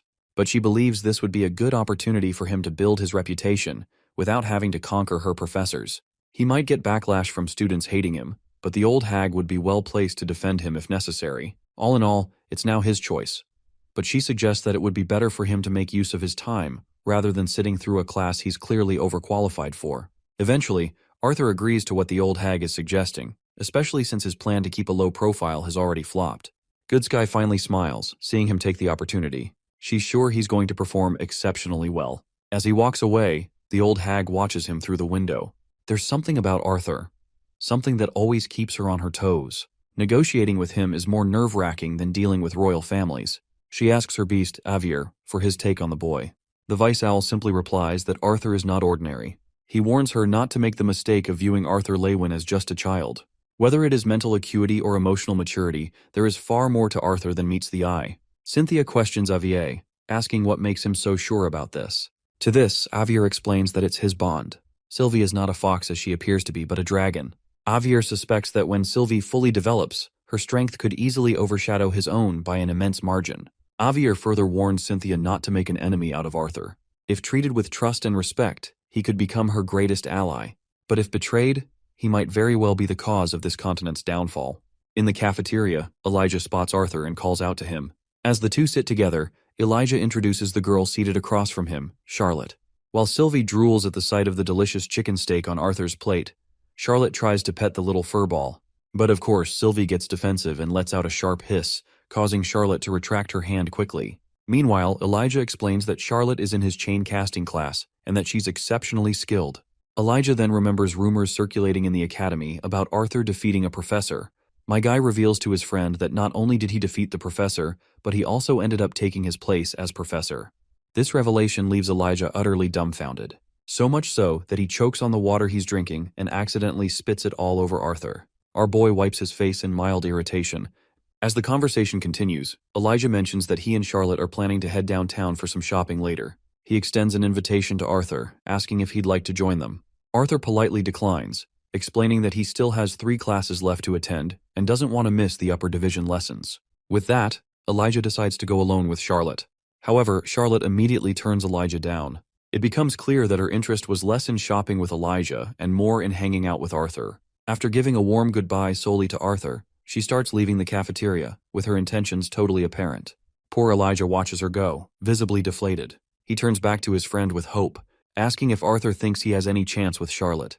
Arthur smirks knowingly, and reassures Elijah that he deserves someone far better and believes his friend can do even better. Later, after class, as our boy walks freely through the academy grounds, he can't help but attract the attention of the people surrounding him. Soon enough, he hears the familiar voice of Claire calling out to him, and alongside her stands none other than Prince Curtis. As the friends catch up, they notice members of the student council mingling in the crowd as well. It doesn't take Tessia long to notice Arthur's presence, and her face lights up with happiness at the sight of him. Meanwhile, Claire is practically suffocating Arthur under her shoulder wrap, but Tessia doesn't look too thrilled to see him clinging to another woman. She can't help but pout. So disappointed, Tessia literally just walks right past him. Claire also notices Tessia's bad mood, but little does she realize, it's all her fault. Once Arthur finally escapes Claire's grasp and catches his breath, he senses a familiar yet utterly disgusting presence walking past him. That presence is none other than Lucas Wykes. All the horrible memories come flooding back, making Arthur clench his fists in frustration. Then out of nowhere, a giant hawk lands in the courtyard. Riding on its back is none other than Professor Glory, the instructor for team fighting mechanics. The massive bird, a flare hawk named Torch, is actually her bond. Arthur quickly decides to scan Professor Glory from head to toe, trying to gauge how powerful she is. However, before he can even sense her power level, she glares at him so fiercely that it makes his head throb.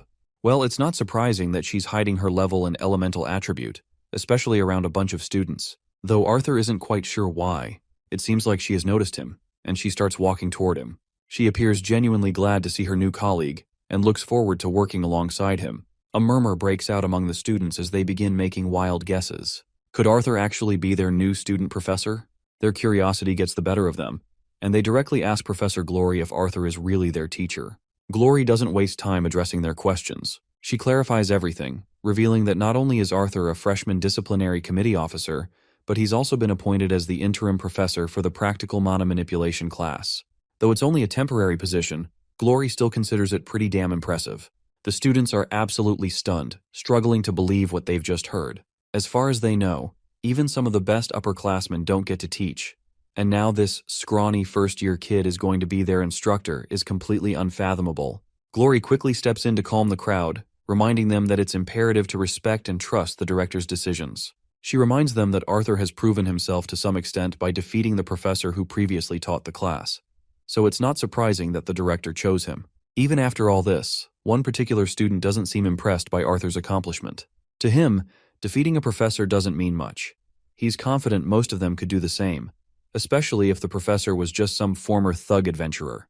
Glory, on the other hand, looks genuinely pleased to see that these young students have some fire in them. Seizing the moment, she extends an open invitation to all the students present to test their strength against the new professor of practical mana manipulation. As soon as the announcement is made, all the students turn their death glares toward Arthur, looking ready to take him down.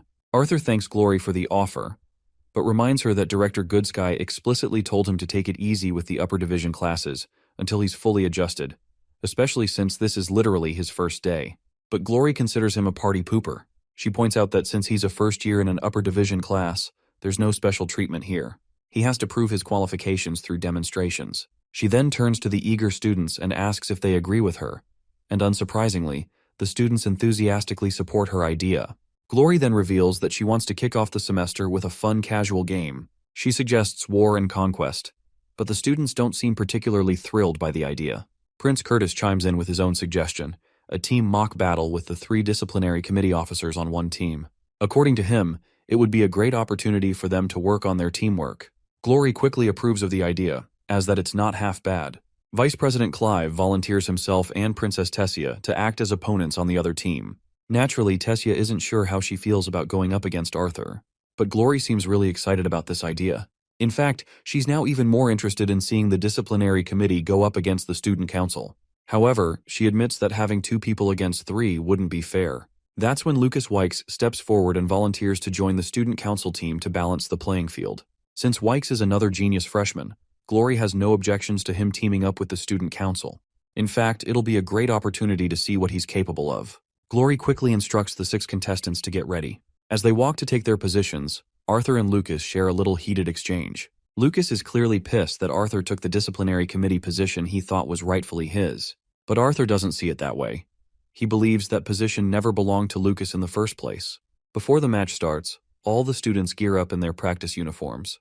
While Arthur is struggling to put on his protective gear, Tessia takes the initiative to help him. Arthur tries to tease her, asking if someone like Princess Tessia should really be helping him with something like this. However, his little attempt at banter only earns him a sharp pinch, and she tells him to keep his voice down as people around him might overhear. As she finishes helping him, she confesses that she actually hates how they have to act like they don't know each other in public.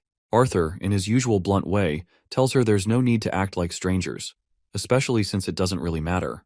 Tessia is shocked to hear this. As far as she remembers, Director Goodsky explicitly told her that Arthur wanted to keep a low profile, so she'd been careful not to show they knew each other. Arthur shrugs it off, admitting that he hasn't been doing a great job of keeping a low profile anyway, so at this point, it mostly doesn't matter. As long as the secret about his true powers remains a secret, everything is fine.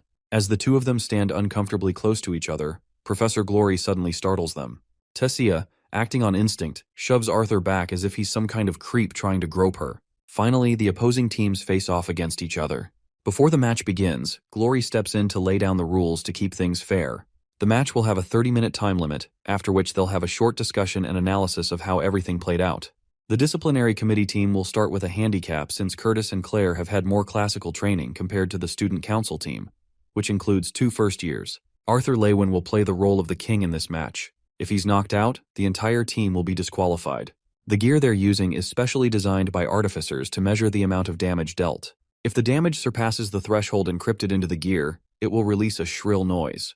Anyone who chooses to ignore this warning and continues to fight or cast spells will be immediately banned from the class, and the situation could escalate to expulsion. That said, this equipment isn't meant to protect anyone, so the students should be skilled enough to protect themselves with their mana. They shouldn't forget that they could still get injured if they charge recklessly. With that, Professor Glory signals the start of the battle. Prince Curtis immediately goes after Tessia, and without waiting for the outcome, Arthur feels confident that Curtis probably won't be able to beat Tessia, but he should be able to hold her off long enough. Then Lucas, wand in hand, marches toward Arthur. It doesn't take Arthur long to conjure up a weapon of his own. You see, my guy had been hoping that this bastard might have gotten a bit more humble since coming to Xyrus, but it seems like he's still the same piece of work. As they stand face to face, Arthur waits for his opponent to make the first move. But instead of striking, Lucas decides to take his time throwing verbal jabs. Well, it looks like Arthur has no choice now. He begins to exude an immense pressure that causes Lucas to flinch. Meanwhile, Professor Glory, observing from above, seems to be having the time of her life, almost as if she wanted Arthur to go to such extremes. Even the other contestants can't help but take notice of Arthur's overwhelming presence. Tessia, however, doesn't seem too surprised. She knew something like this was inevitable. Arthur dashes toward his opponent with unwavering confidence. Seeing him charge so fearlessly causes Lucas to freeze for a moment, but he quickly gathers himself and summons his fire element, conjuring flames to execute a technique known as Inferno's Cage. Arthur quickly deflects the fiery attack using his wind magic and lands gracefully back on his feet. It seems Lucas is already prepared for his next onslaught. This time, he conjures glowing fireballs, and he is prepared to unleash them. The fiery orbs light up and begin to surround Arthur, trapping him in their blaze. Some of the fireballs even travel towards our boy, but my guy begins dashing left and right. One of Arthur's steps accidentally triggers one of Lucas's traps, causing an explosion. Thankfully, he is safe, but Lucas is having the time of his life watching Arthur struggle and dance around his attacks. He continues to bombard our boy with those relentless fireballs. Sylvie gets concerned to see her papa struggling. Arthur reassures her that he's fine and quickly inquires about how the rest of the team is doing. Sylvie happily reports that Mama is winning against Curtis, and Claire is holding her own against Grumpy Guy. Satisfied with the update, Arthur shifts his focus back to his opponent. He observes that Lucas's mana pool has grown significantly since his adventurer days, larger than Arthur expected. Regardless, he decides to close the gap between them, so he charges straight at the smug bastard. But Lucas counters with yet another fire attack, forcing his opponent to step back again. Without fire or water elemental mana, Arthur struggles against the intense heat. He starts to worry that if this drags on, his mana pool might eventually be drained. Another explosion erupts, sending Arthur flying backward. Lucas, on the other hand, revels in his dominance. He's glad he didn't join the disciplinary committee. If he had to work alongside someone as incompetent as Arthur, he says he might have quit school out of sheer embarrassment. It looks like Arthur is struggling more than he anticipated. He wants to conjure a wind spell strong enough to counter the scorching fire, but he's not getting any space to make it happen. He focuses himself, recalling that wind magic is essentially about pushing, pulling, and manipulating air to achieve desired effects. But what if he manipulates the air particles themselves? He could get rid of the very thing fire needs to keep burning, which is oxygen in this case. Arthur isn't sure if he can manipulate the oxygen fast enough to extinguish the flames before they reach him, and even if he does, would he still be able to breathe? With all these daunting questions swirling in his mind, he cracks a smile. After all, The reason he came to this school in the first place was to face the unpredictable and learn from it. All the while, Professor Glory is genuinely surprised to see that Lucas is better than she's heard. Inferno's Cage is one of the tougher flame attribute domain spells, yet Lucas is able to use it so proficiently at such a young age. On top of that, his mana reserves seem almost on par with that of a silver core mage. This also causes her to sulk a little. Given how fast the younger generation is growing, the old-timers like her will eventually be left behind. Still, she's glad to see kids like Arthur Lewin. He lacks the variety in his spells that would be typical for a dual elemental mage, but he makes up for it with fluid movements and tight control. She was only mildly curious about the kid who managed to best a veteran adventurer, even one as careless as Geist. But after sensing that pressure he exuded, she has no doubts how he was able to conquer his senior. It makes her wonder what kind of life he's lived to be capable of something like that at his age. Suddenly she notices something unusual. From what she can see, Arthur seems to be holding his breath. After holding it, he stands still and lets the fireballs hit him. At first she's unimpressed, thinking his uniform is about to burn off if he keeps this up. But then something unexpected happens. The fire simply disperses the moment it gets closer to him. This piques her curiosity instantly. She orders her beast to lower in altitude because she wants to see this little monster up close. From what she can see, unlike wind magic, trying to manipulate the air itself involves much more insight and a higher level of concentration and channeling in order to cast properly. That's why there aren't many mages capable of just sucking the air out of their opponent's lungs. It would take hours of concentration to manipulate the air directly around a moving living target. That's why mages typically use their own body as the source or a pre-designated unmovable location. Arthur, however, is keeping his area of effect as close to his body as possible. Even then, to be able to do this in the middle of a fight is just awe-inspiring. Now let's switch to our boy's perspective. Arthur is manipulating a thin layer of air around his body to form a vacuum and disperse the fire before it hits him. It sure sounded a lot easier in his head, but at this rate, his uniform is going to hit its threshold before he can get the hang of it. Still, if he can just break through the barrier that bastard has surrounded himself with, Lucas is as good as defeated. Meanwhile, the bastard is starting to lose his cool, seeing how Arthur is able to block his spells like that. He doesn't see any wind magic being used, so he is dying to know how Arthur is defending himself. But regardless, Lucas decides to end this battle once and for all. He quickly uses another technique and conjures up a flame guardian. The fire golem charges at Arthur, but our boy isn't fazed in the slightest. In fact, he's kind of glad to see that this bastard is finally pushed to his limits and has to use his trump card. As Arthur prepares himself for the attack, he suddenly feels an overwhelming surge of mana. Sylvie quickly warns him that the mana he's feeling is a danger.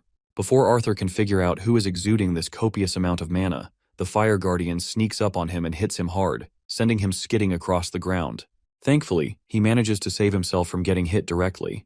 Just as the beast charges at him, Arthur quickly uses one of his signature moves, where time seems to stop for him. But the hits he's taken already are weighing him down, and he knows he has to get out of there fast. He needs to reach Tessia because he senses she's in trouble. He realizes that the mana spike he felt earlier is coming from Curtis releasing his beast will, and the target of this is none other than Tessia. What's really bothering Arthur is that Tessia doesn't have any sort of protective barrier around her. Barely holding on, Arthur gathers himself, and before the mana beast can hit her, he jumps into the scene like a hero. He holds Tessia in his arms, ready to take the full brunt of the attack because he doesn't have enough mana left to block it. It's going to hurt, but he knows it's a sacrifice worth making. But before we see the climax, let's rewind a little and see how Tessia ended up in this tough spot.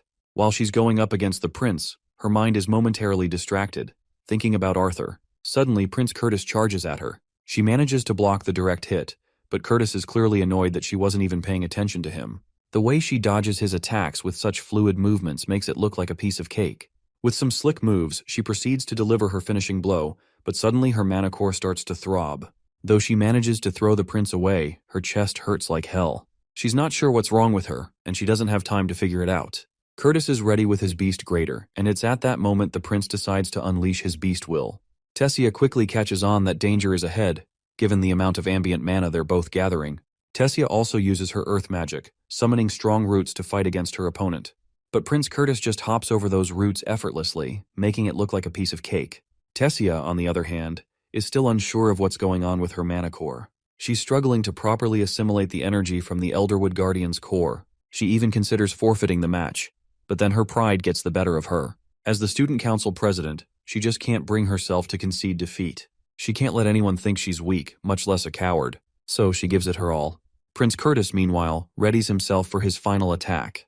With all the mana he's managed to gather, he releases a massive blast of fire with a lion's roar, sending it flying toward her. All the while, with Tessia's mana core overwhelming her, she begins to lose consciousness, and the last thing she notices is the blazing fire heading straight toward her before her eyes shut.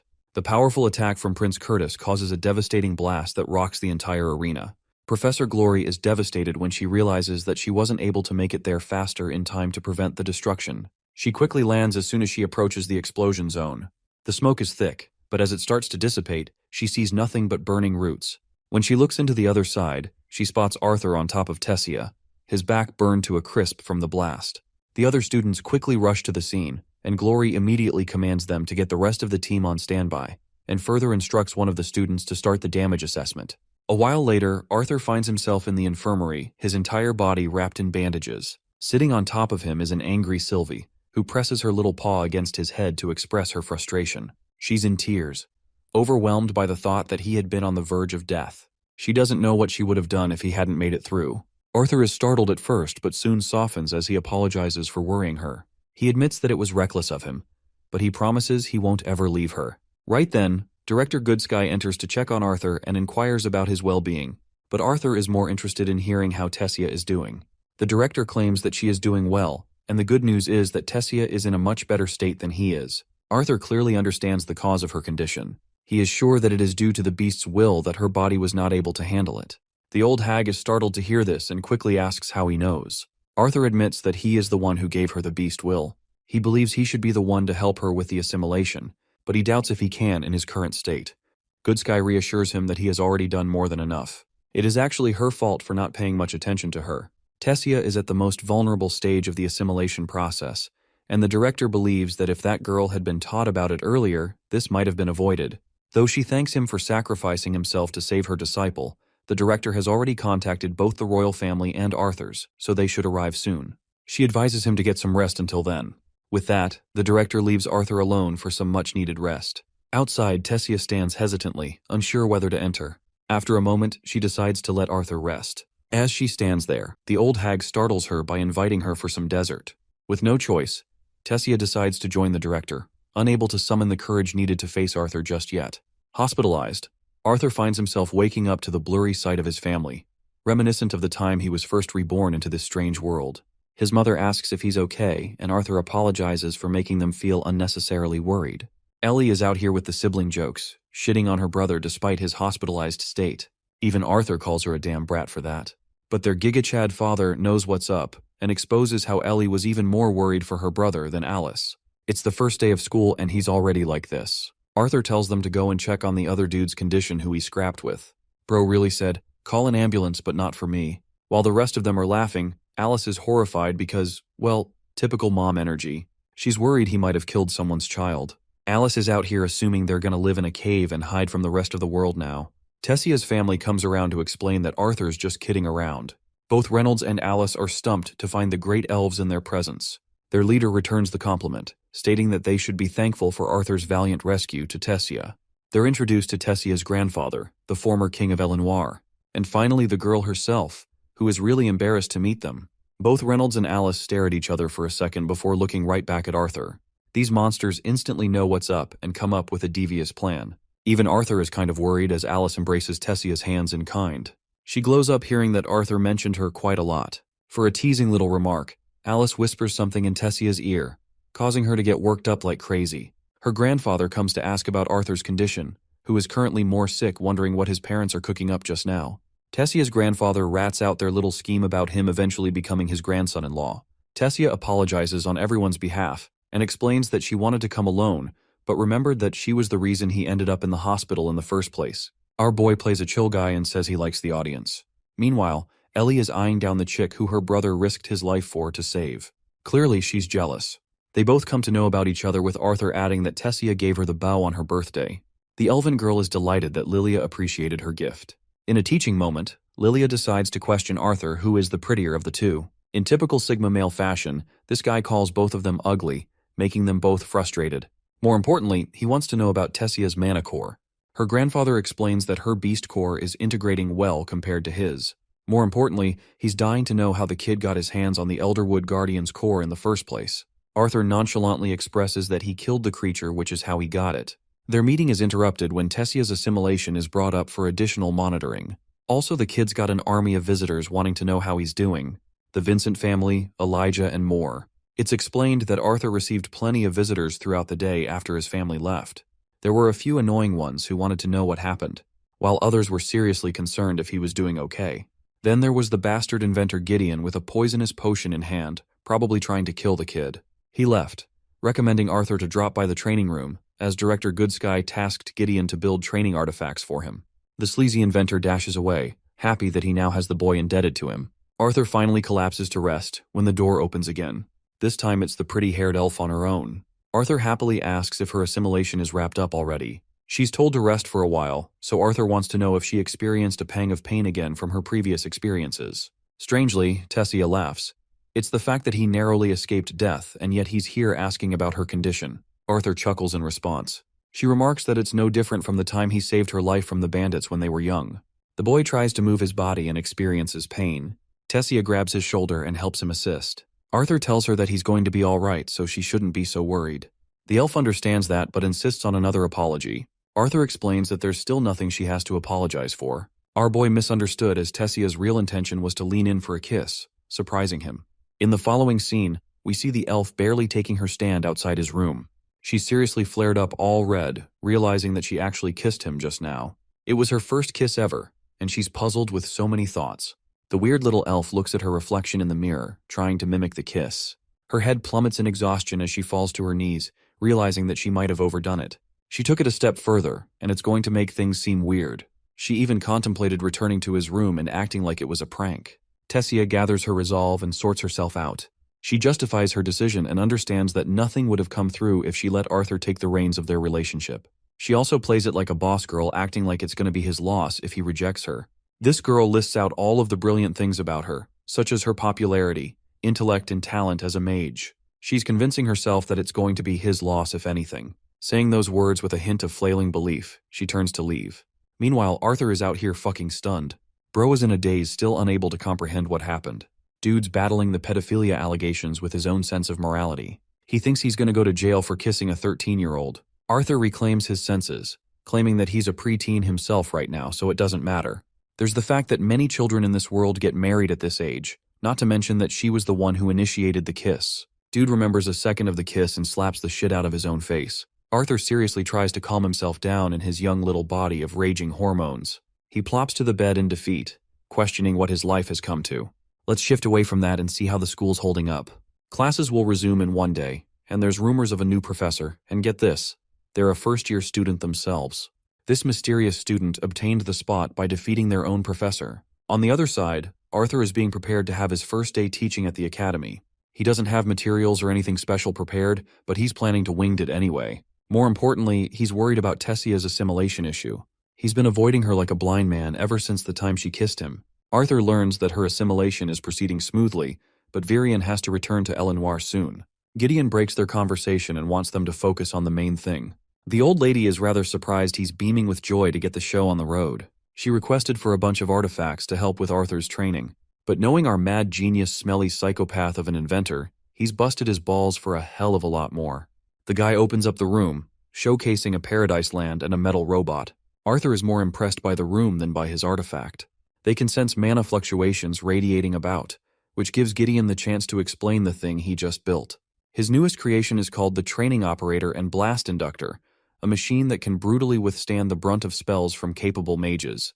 He dubs this new creation as Toby for short, and its spec levels are set to 5, representing the strength of a dark orange core mana beast. Arthur's already getting intrigued to try out the artificat's durability, while Gideon explains that Toby has an incredible iron body that not even his spells can penetrate through. The inventor is shocked when Arthur unleashes his flaming fist and puts a hole in the thing with a single punch. Toby is dusted in a single attack, so Arthur recommends the inventor get to work in raising the artifact's level. As you can tell, Gideon's left speechless. Over to a different side, we see a bunch of adventurers raiding a dungeon with strange wraith skull monsters. Their color and size makes them concerningly strange. The leader, Lance Baron, questions if they're sure on the report that no other raiders have stepped foot inside the dungeon. Apparently the entrance in this place was shut off a long time ago. Baron stares at the cloth in his hand, recognizing the situation to be of an even greater importance now. Later that day, Arthur casts a whole different set of elemental affinities and spells against the prepared training artifacts. He uses melee combat to attack them as well, and counters them with his sword. The artifact is quite agile, but it's nothing he can't handle at this point. He beats both of them, snapping their tiny arms and wrecking them to shit. Even Elijah is feeling pity for the artifact. The inventor is really bothered to know if Arthur is even injured at this point, since he's a bit too strong. Arthur expresses that he's slow and sluggish with his movements in his fight. Gideon wants to hear about his feedback from this time around. Arthur recommends that he strengthen the joints of the artifacts. Also, he finds it problematic that they don't have any offensive capabilities when it comes to magic. Gideon mentions creating the artifacts for a regular augmenter, but he's found the kid to be the definition of the devil, so it can't be argued. Arthur suggests working on Toby's mana reinforcement mechanism. This comes as a surprise to both Gideon and Goodsky. He reasons that the artifact is issuing a layer of protective mana to defend itself. Despite a barrier being the fastest method for a mage's protection, it makes them vulnerable to same-sided attacks. Penetrating the shield makes it extremely vulnerable. Arthur thinks that instead of one shield of mana, it would be better for Toby to have a web of smaller plates of mana to protect itself. This way, the barrier will regenerate faster after breaking. This will in turn reduce the mana wastage from the artifact too. This explanation catches all three of them in a loop. Goodsky is seriously dying to know if Arthur has the ability to cast a mana barrier like the one he just mentioned. The boy nods in approval, which catches her attention. She thinks it's a better defensive maneuver than the one mages typically use. She dashes away to convey this idea to the Mages Guild for their input. The inventor Gideon draws a little too close to the boy and eyes his body down. He thinks he's found himself a golden nugget of information around. Elijah teases Arthur, reminding him that he's going to be late for his first class. Inside, Arthur walks around barely able to compose himself. The fact that he fought against two Tobys at level 7 in his current state is damning enough. Arthur's clumsy little cane slips and he goes on to grab Kathleen's shoulder in surprise. She helps him out by giving him assistance. Arthur sees her stoic expression and smiles. Class is in session and the students are all muttering about. They can't believe a first year will be the one to teach them. Some of them really want to see how a first-year student is going to teach and fumble as if he knows anything at all, while others are annoyed that they spent so much money for this academy only to get taught by a damn first-year student as their teacher. Arthur's trusty old self-proclaimed rival is hoping for the best for him, knowing he's in for a rough time. The professor enters the class, assisted by the beautiful Kathleen, sending all of the students in shock and amazement. They all think this is planned coming from their teacher, who's making a power play by using the assistance of the princess of the kingdom. But it's not like our boy was smart enough to plan for this. He thanks her and expresses that he's all right now. Kathleen goes away to take her seat, while Arthur finally takes his first stance before his class, introducing himself as a disciplinary committee member, the son of two mages, a loving brother, and finally their newest professor. As you can guess, the class erupts in anger and vitriol, discriminating against the first year who thinks he's too good to be their professor. They're provoked enough to file a complaint against the academy for wasting their time. Arthur stares at Sylvie, realizing that he's got to fix their attitudes. Everything would have proceeded smoothly if the headmaster came here to make an introduction on his behalf. One of the students jumps up to the big stage to arrogantly challenge their newest professor. Arthur questions what joke he's trying to pull. The class clown expresses that he's willing to take the position for himself by beating the instructor into the ground.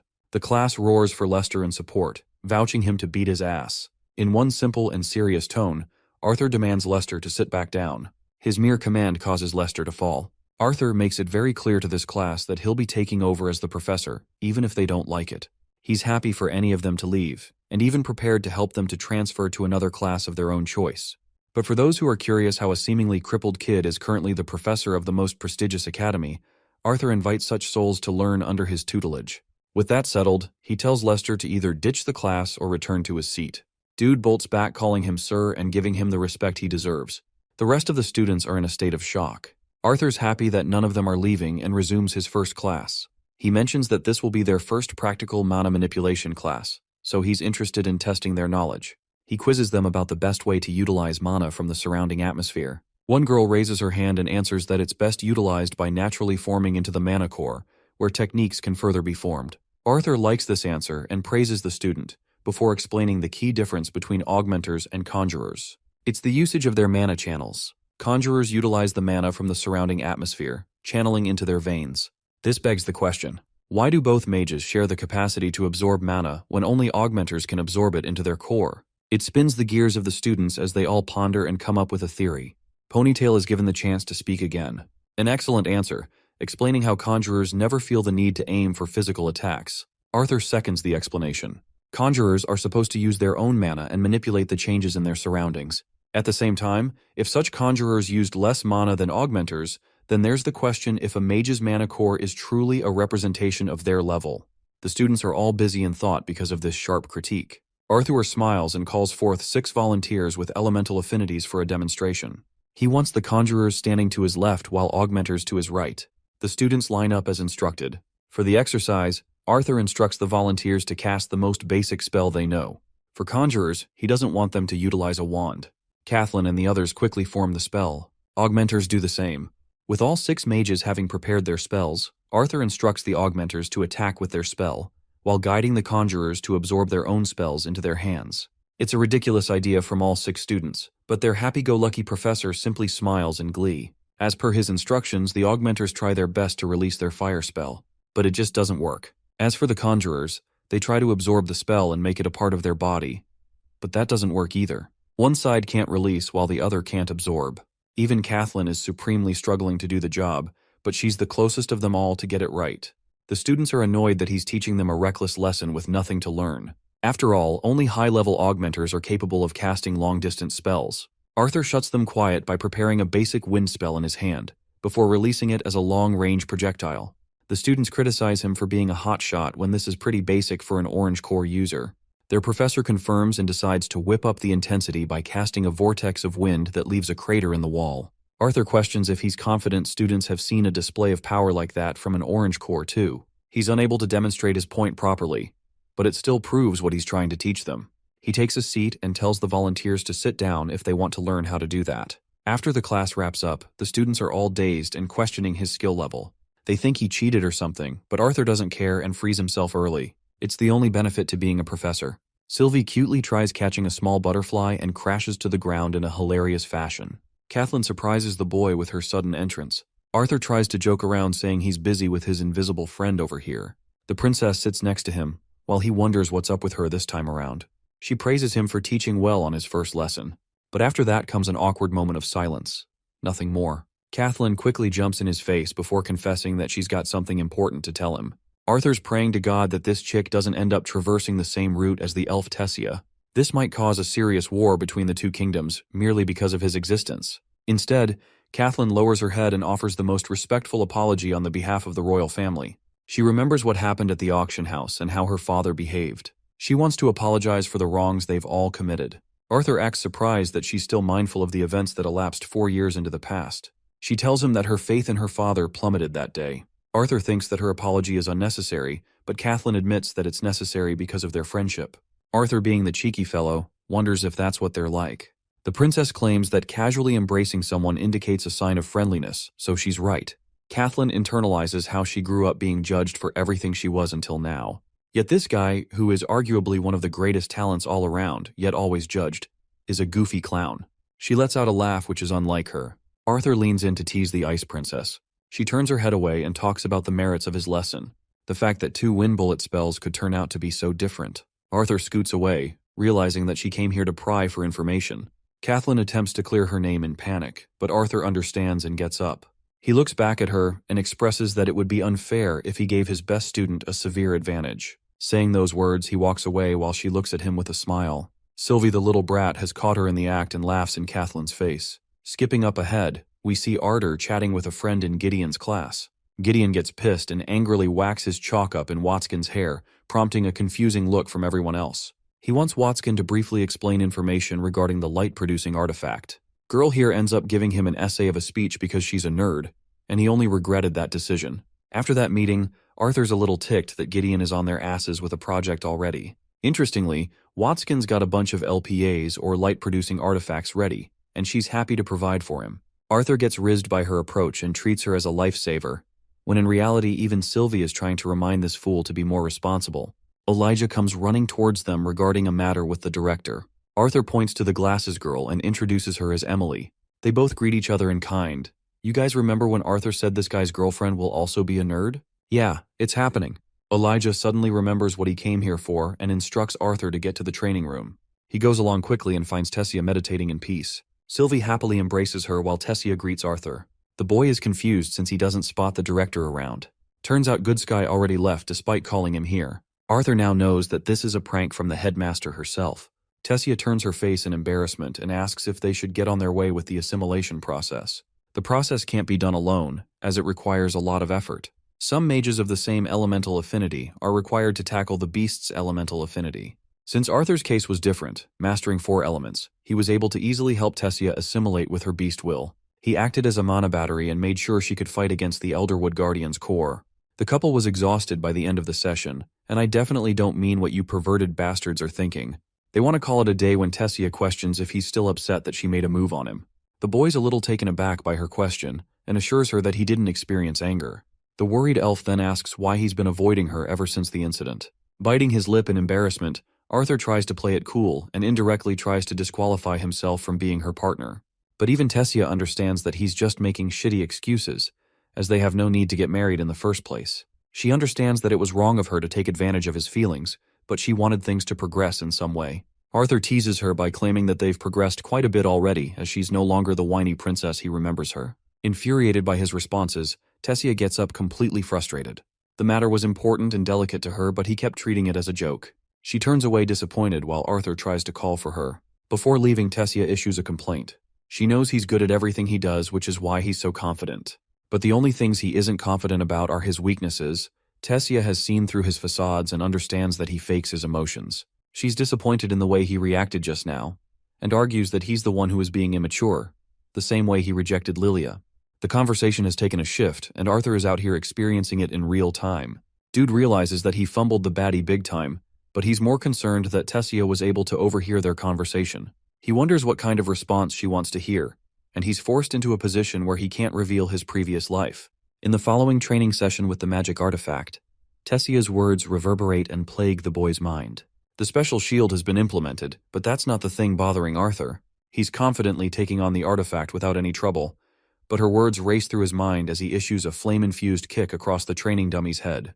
He also loses control for a moment and goes for a finishing move, but before he's able to end the fight, the artifact shuts down after expiring its mana reserves. Arthur takes a break, while Sylvie worriedly tells him not to overtrain as he's yet to fully recover. The boy pets her and claims that he's okay. Hearing a knock, Arthur opens up and finds the purple-haired teacher. She wants to know if things are going smoothly between the elf and the human since they both skipped classes today. She also takes a peek in the training room and wonders what the heck happened. Arthur shuts the door claiming he was just training and that Tessia isn't around with him. Her guess ended up being wrong, but she still wants him to join her class. Arthur decides to let loose and decides to join in. What's really shocking to hear is that a training room is made accessible to a single student. She wonders the kind of training this boy is doing for his age to require such a space. The more she learns about him, the more mysterious he seems. During class, Arthur finds himself dozing off. They're all talking and teasing him, but he doesn't give a flying fuck. Bro just wants to pet his little girl, and he does that. Sylvie isn't asleep but training, which is quite the hack. Arthur zones back in as the teacher calls for his name. He's happy to greet the boy who returned to classes after his injury. Arthur apologizes for missing a ton of his classes and starting late. The professor is okay with that, and he wants to give him a chance to share what he knows about spell formations. Arthur gets to work and elaborates how spell formations require manipulation of the more fundamental spells. In simple terms, same starting point, but different outcome or effect. A perfect answer according to Professor Maynor. He uses his answer as a starting point for their lecture. Maynor hypothesizes a world where everyone could read each other's mind. It would be quite the troublesome world, if anything. But in this hypothetical world, the smallest thought could make an enemy out of a person. The kindest person could seem terrifying. Interestingly, Maynor believes that kind of world would produce monstrous mages. Since Sylvie and Arthur can read each other's mind, this little furball thinks they're the ideal mages the professor is talking about. Maynor poses a question to his class, wanting to know why certain conjurers and augmenters use incantations while others don't. One kid argues that if you've mastered a spell, incantations are unnecessary. However, mastering something is unclear on its own. The professor reasons that chanting is done because those very words influence their consciousness. It allows the mage to use the correct idea or suggestion, which later refines the mana into the perfect spell. Maynor touches on another humorous example. He wonders what would happen if one confessed their love to a partner who hated them. There would obviously be a strong reaction from this person. Arthur's out here daydreaming about Tessia's reaction, funnily enough. Anyway, Maynor explains that the incantation of love is actually the trigger for the effect. The spell from the other person, which would result in a reaction of either hatred or disgust, or even physically lashing out. This makes the class roar in laughter, which is a nice quality to have for a teacher according to Arthur. Manhwa explains that no different from their thoughts, incantations allow for the manipulation of spells when the mage has visualized it clearly. That is the very reason, in a world where everyone could reach each other's mind, that world would boast the strongest magicians known to mankind. The answer lies in absolute control over one's thoughts. With his brilliant speech finished, Manhwa continues on, and the scene ends there. With the class coming to an end, Arthur finds himself distraught. He couldn't focus much because of what happened with the elf. He doesn't comprehend why her words are stinging him so much. Sylvie takes a side with Tessia and explains that she was spitting facts. Arthur argues that enough people hated him while he was an adventurer, but it never bothered him then. The cheeky little pet teases him by stating that he secretly likes Tessia, which is why he's hurting inside. Arthur is a little annoyed that this damn furball is hitting truth bombs. The guy comes to a stop. Why? Because a bunch of clowns were creeping up on him from behind, thinking he wouldn't notice. It's Lucas the fucker and his lackeys. Even Sylvie's pissed off seeing their ugly faces. The lackeys try their best to intimidate Arthur, but Arthur's just ahead of the curve and roasts the heck out of them. Lucas shoves his goon to the ground and confronts Arthur for running off from their match like a coward. He wants to know how he was able to escape. Arthur tells him about the tiny hole which was his exit. This infuriates Bitch Boy over here because he was really asking about how Arthur escaped the Inferno cage spell unscathed and helped Tessia on top of that. Like a Chad, Arthur swipes his hand away, claiming that it's rude to ask a question like that. Then he gets up in his face to egg him on even more, stating that he's got no reason to say shit to a bitch. Lucas convinces himself that Arthur must have used an artifact of some sort, since it's obviously the only explanation, right? The egotistical dumbass thinks that either Arthur's pet or the elf princess must have helped him acquire one. In return, he simply listens, understanding that Lucuas will never change. The refrigerator delinquent with the bad haircut accuses him of using tricks to seduce Kathleen too. This ugly fuckface is jealous and reminds Arthur about their rank differences. His friend tries to calm the clown down, reminding him that he's using mana in school grounds. But this stuttering son of a bitch is ticked off for real and has no plans of backing down. Lucas doesn't want to deal with a problem child and ditches the lackey. The fat fridge is out here losing his brain that Arthur was able to seduce Kathleen when it should have been him. Our lovable orange-haired MC reminds this clown that he isn't attempting to seduce anyone here. The fatty gets even more pissed, delusionally convincing himself that Kathleen is in love with him when it's really not the case. She'd rather date an actual fridge before coming to this guy. Lucas understands that the fat clown has gone psycho too.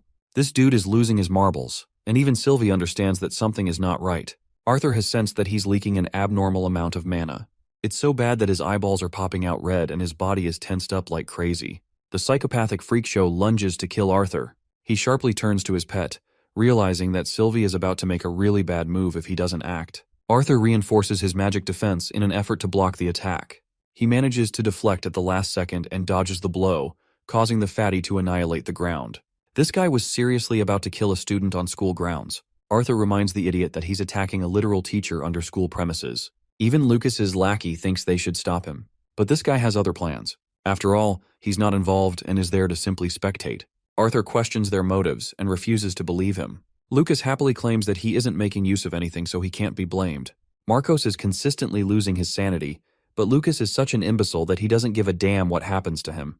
To him, either Marquois will get hurt, or Arthur will have him expelled.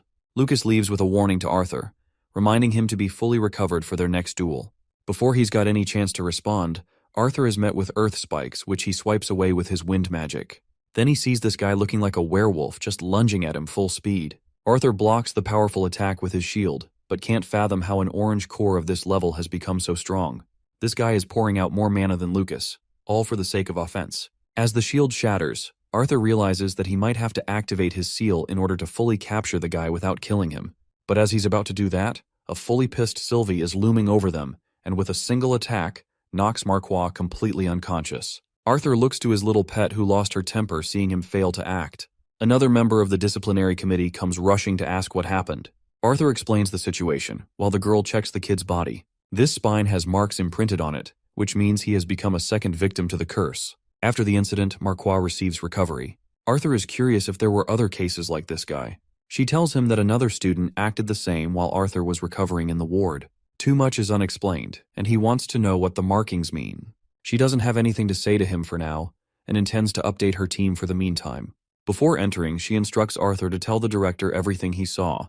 When they do enter, Arthur is surprised to see two legendary faces. Even more excited is the red-haired girl. Lance Baron and Lance Alea are here after all. Good Sky points to both members of the committee as one of their top mage talents for the year. The girl excitedly explains her dream to one day become a lance. This dude Baron literally ignores her and turns to the director to finish up his talk. After the conversation, Lance Baron walks right past Arthur, while Alea offers her full support to the one who shares their dream. This makes the chick's heart flutter. Meanwhile, Sylvie and Arthur have both sensed one thing. The two figures that just left are without a doubt the strongest people they have ever shared a room with. With both gone, Good Sky wants to know about the matter that took place. Arthur is happy to explain, but he's wondering what business led to the Empire's strongest mages to come in for a talk. The director expresses that it's nothing serious, as Baron used to be a member of the Academy, and he was here to mention his brother joining as well. Good Sky was hoping to hear more from them for some reason. Ceasing the meaningless chatter, she learns everything about the matter involving Lucas and Arthur. The boy focused on Marquois' situation in particular, highlighting the abnormalities found in his magic. With the explanations finished, the director talks about the symbols appearing on the student's spine. She goes in deep thought, her reaction pretty much confirming that she knows something. Good Sky tells Arthur that Claire is correct. This kid isn't the first case of the bunch, and there's only more to come. Arthur pries further for information, but it seems like there isn't any logical information available to explain what's happening. Even the Mage Guild researchers have been tasked to find out what's wrong, and it's only a matter of time until they discover something. Arthur goes all quiet, while the director orders Claire to have more officers patrolling the classes. She emphasizes security during the night as well. As for Arthur, she's really glad that he's recovering well because the officers need his aid critically. The meeting ends with Good Sky returning to her room, wondering if it was a reckless decision to involve her own students into this mess. She fears the worst of the worst happening. And yet, the director fully understands that sacrifices are necessary. Still, Good Sky is pensive on why everything is proceeding faster than she anticipated. After that, Claire and Arthur bid each other farewell. The boy ends up encountering Baron scolding his baby brother. He's shocked that Lucas's arrogance means nothing in front of his brother. This makes him recall Caspian's warning from long ago, who reminded Arthur not to challenge Lucas until he's fully prepared to beat his older brother as well. It's the reality that Arthur seriously can't do anything with Baron around, for the meantime at least. In a sudden flash, before Arthur's even able to equip his sword, Alea has him pinned with her blade. She wonders why he's fueling with bloodlust towards a lance, also pointing out Arthur's shortcoming for storing his weapon in the dimensional ring. The boy stores his blade again and clarifies that his anger isn't directed at Lance as they've only just met. Alea argues that she could tell his intentions despite his repressed state. However, even his powers would be meaningless against Baron, which makes the boy wonder just how strong the Lance truly is. Alea confirms that he's seriously just that guy. Their chit-chat continues with Arthur asking how strong Alea is comparatively. She jokes around and gestures with her hands. Alea is disappointed that he didn't laugh at her joke. She's surprisingly the weakest of the lances, and there's a big gap between the group. Our boy comforts the poor girl for being weak. Surprisingly, Baron isn't dubbed the strongest, but only one of the strongest. Still, her perception ability is way sharper than his, which is how she was able to catch Arthur easily.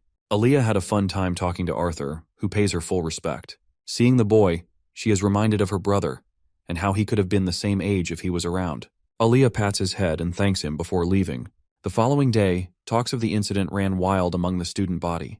People are shocked that the class went so far. Hearing them gossip, Sylvie questions why humans love to gossip around. Arthur validates her question and turns to the disciplinary council, where everyone is sitting in frustration. Claire shares the terrifying news of Marquard's death, which happened only last night. Arthur asks what happened and learns that the medics were unable to stop his mana leakage, something that happened despite his unconscious state. It was related to the symbols on his back. Kathleen explains that there were no significant findings, and the things they did find, they didn't bother revealing. The parents didn't consent to disclosing any information either. Slamming his fist, one of the committee members becomes frustrated that they're not being shared reliable information. Claire switches topics and focuses on Arthur's return, emphasizing that they strengthen security even more. After the meeting, they wonder if anything will change with the patrolling. Arthur's alright with working alongside Theodore because of his schedule, despite their schedule. Fairith shows them his fancy new daggers, which are actually capable of communication. Arthur inspects them, just as shocked. Kathleen is more surprised that Kai volunteered to patrol on his own for a huge part of the campus. Arthur teases by pointing out the irony of her blank expression compared to her words. Curtis also mentioned that Kai is rather the avoidant type when it comes to work, so it's strange that he's taking up such a huge responsibility. Arthur wonders if it has anything to do with Theodore, and asks why Curtis specifically backed out from patrolling. All it took for Kathleen to piss her brother off is because she revealed that she and Arthur shared skin, which, as you guys can expect, can be taken in so many different contexts that this dumb girl doesn't understand. It's time for our boy to take his class again. He wants to know if any of the students worked around his important question regarding the color of a mana being accurate to a mage's level. Fairith jumps up to reason that the cores are an excellent way to assess power, but that basic answer just now gets shit on by the young teacher. Arthur argues that using a mana core is actually an unjust measure of a mage's strength. It doesn't factor in a person's tactics, reaction speed, or battle IQ for that matter. It would be no different from judging someone's strength from their muscles. While it's true that muscles definitely make them strong, that doesn't imply they're a better fighter than someone with a less muscular body. One student counters, asking what method would be better than the mana color. Arthur gives an extremely detailed and complex answer with the words, "Just don't." He thinks it's foolish to assume that you're fighting an inferior opponent. After all, even if they could accurately judge a person's strength, there's the question of what would happen if they fought someone with a lower mana core. It wouldn't make sense to go easier against a weaker opponent or to bully them. In such a situation, where the only option is to fight, one should never take an opponent lightly and prioritize careful maneuvers. With the talking all finished, Arthur is hoping his students are prepared to repeat the exercise from the other day. After class, our boy ended up falling asleep from exhaustion. He was only woken up with Gideon's letter, who had prepared a new version of Toby for him to beat. Arthur apologizes for being late to Professor Glory's class and explains that he'll get ready soon. Surprisingly, she shoves him away, arguing that it's less important for him to be here when he's still recovering. She tells him to spectate for now. Arthur's glad that he doesn't have to meaninglessly fight Lucas now. In the stands, Sylvie bounces away to find the beautiful Tessia. The elf is startled and excited to greet the little one, while shooting Arthur a sharp glare. The boy sits next to her, and after a moment of silence tries to talk. Tessia stops him immediately, arguing that there's no point for him to clear up as she also got ahead of herself. Feeling guilty, she apologizes, but Arthur believes that she said truthful things in the end. He messed up one way or another, always knowing that she felt this way. Even for a talent such as Arthur, emotions are complicated and can't be trained. The elf seconds his words and points out how she lost control too, saying things she shouldn't have. Arthur thinks she's better of the two, while he was just avoiding her all along. Being mature, he turns to face his actions and apologizes, before rejecting Tessia to her face. You can just see her heart breaking as she hears those words. Turning away, Tessia feels disappointed, before Arthur leaves her with a semblance of hope. He doesn't want a relationship, but that's only the case for now. He's willing to entertain the idea once they're older, but his heart gets shattered when Tessia claims that she won't be waiting for him. Arthur clarifies things, understanding her popularity, but still feeling unready for the time being. Hearing that, she laughs in his face, glad that he's aware of her options. Waiting a bit, she pokes his face with her finger, asking if she can trust him.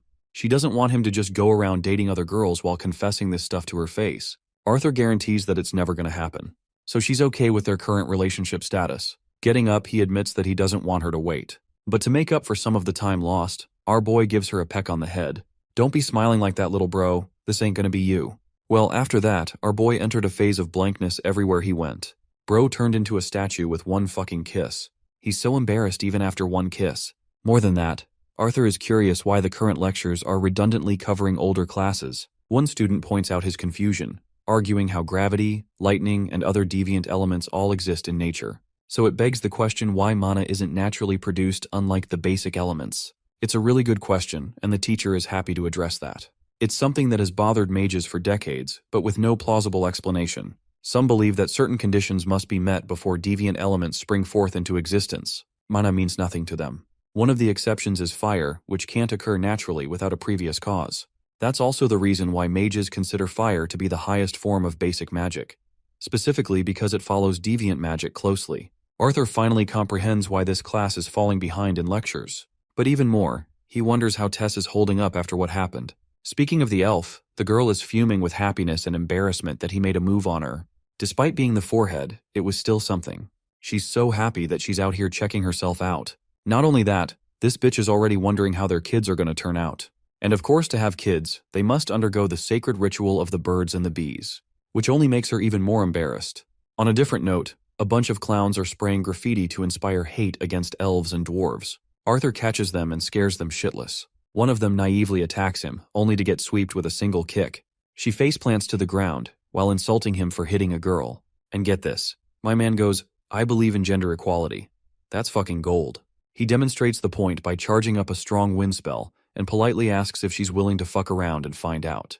The other kid is caught by another patrol member.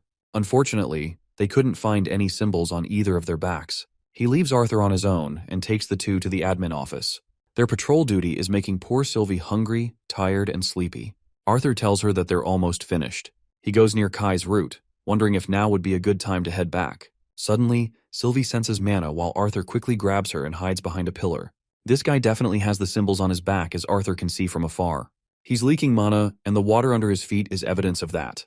Arthur stops following him and simply observes from afar. He wants to use this guy as a lead to get to their hideout. As he's secretly observing, one idiot calls out for Arthur's name, completely blowing his chances of tracking the guy. They're nowhere to be found while our boy lashes out at the stupid fool who ruined everything. Kai makes a big deal and is more concerned about his territory than anything. He looks around for Theo, who also isn't around. Arthur explains that he's taking some students to the office right now, which also means there's no one left in Theo and Arthur's area to patrol. Suddenly, their blades glow a beam of yellow, symbolizing that Theo triggered the dagger.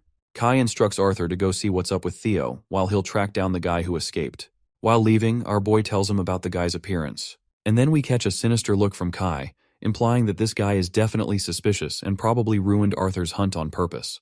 The two of them bolt right towards Theo and the others. Arthur learns that someone bashed his damn head with a bat, but he could feel that the attack was way too strong. He was ambushed right when he took the kids to the admin building.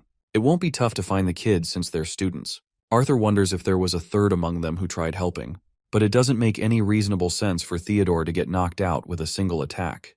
Then Arthur lays out the possibility that someone like Marquois could have attacked. Unfortunately, Theodore was unable to catch a visual of this person before fainting. Arthur recalls Kai sharing an injury on his arm. More importantly, Theo is dying to know where Arthur went. He doesn't have any clear evidence for the guy he was tailing, so Arthur decides to keep it down. The rest of the committee looked confused.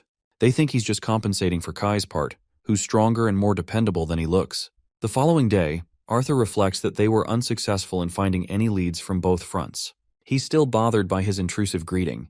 Dude is overthinking and making a mess out of his project. Gideon startles him and feels underwhelmed that Arthur couldn't come up with another revolutionary idea. His friend notices that Arthur is spacing out and worried about something. He tells her that it's regarding the committee and all. He was so focused the entire morning that he spaced out in both his first classes. Bumping his shoulder, the nerd girl reveals the light-producing artifacts she got for him. Bro's face is beaming with joy while Sylvie realizes that this man is just cheating. In Professor Glory's class, the students are hard at work battling each other. Arthur observes all of this going down from the sides, and still can't fathom how Lucas received nothing more than a suspension from the previous incident. Sylvie is bored that Tessia isn't around, but they're going to meet her soon in the training room tonight. Sylvie is glad they won't have to do patrolling again since she despises it with her life. Drawing near the boy, Professor Glory sits down in exhaustion. She explains how the council has decided to ban excursions in the safe dungeons she likes to venture with her students. Arthur's curious about the trip, but Glory thinks they'll explore an even lower-level dungeon than usual. It's going to be way too easy for people like Arthur. Later that day, Arthur and Tessia finished off their assimilation practice for the day. Now exhausted, the boy recommended they enjoy the pool for a bit. Both sit together seeing the defeated Toby artifacts. Arthur checks on the elf's health and if she's been rejected by the beast will so far. Thankfully, nothing of the sort has happened lately, which is great for them. Arthur instructs her to inform the director, or even him if something goes wrong since her grandpa is away for a while. Tessia stretches her body and claims that she'll be all right. In the best-case scenario, Arthur thinks her assimilation should complete within a few weeks' time. In the luckiest case, they could get her core to a high level. That is until the dude gets his face splashed with water, this cheeky elf. In response, Arthur does the same by splashing her face, apologizing for helping her cool off and all. They both play with each other until they're cooled off. At this delicate moment, their hands are nearing an embrace, which makes Tessia shy. The moment is interrupted by Director Goodsky, who appears completely battle-worn and fatigued. Tessia runs towards the director to check on her health, but Goodsky is standing on business and claims that she's all right and simply had a sparring session at the guild. Arthur is worried because he recalls that she was going to group up at the council. Goodsky claims that she was interested in making a small detour. Even Tessia is worried that the old woman is pushing herself beyond her limits at her tender age. Goodsky understands that they're both worried and agrees to be more careful next time. She wants to use Arthur's training room for their class lesson for the night. The boy doesn't mind since he's already finished the assimilation exercise for the day. He leaves with Goodsky under Tessia's care and internalizes that the director is definitely keeping something from them. At the same time, he thinks it's none of his business to spy on her. The next day, Arthur finds himself extremely fatigued during classes. Elijah is worried what the hell this guy was up to for the night. He returned to the dorm late too because of his social club activity. Elijah is proud to announce that he's interested in going to the chain casting research club. Why, you might ask? For the bitches. Arthur is turned off and wonders if this guy experienced a hell of a rejection in his previous life to be so thirsty and horny in this one. Glasses Boy rants about how this is the optimal age of discovery and relationships. His stupid little announcement is cut short with the professor insulting him for being more focused on love than his class. The scene is seriously funny as even our boy is laughing with the rest of the class.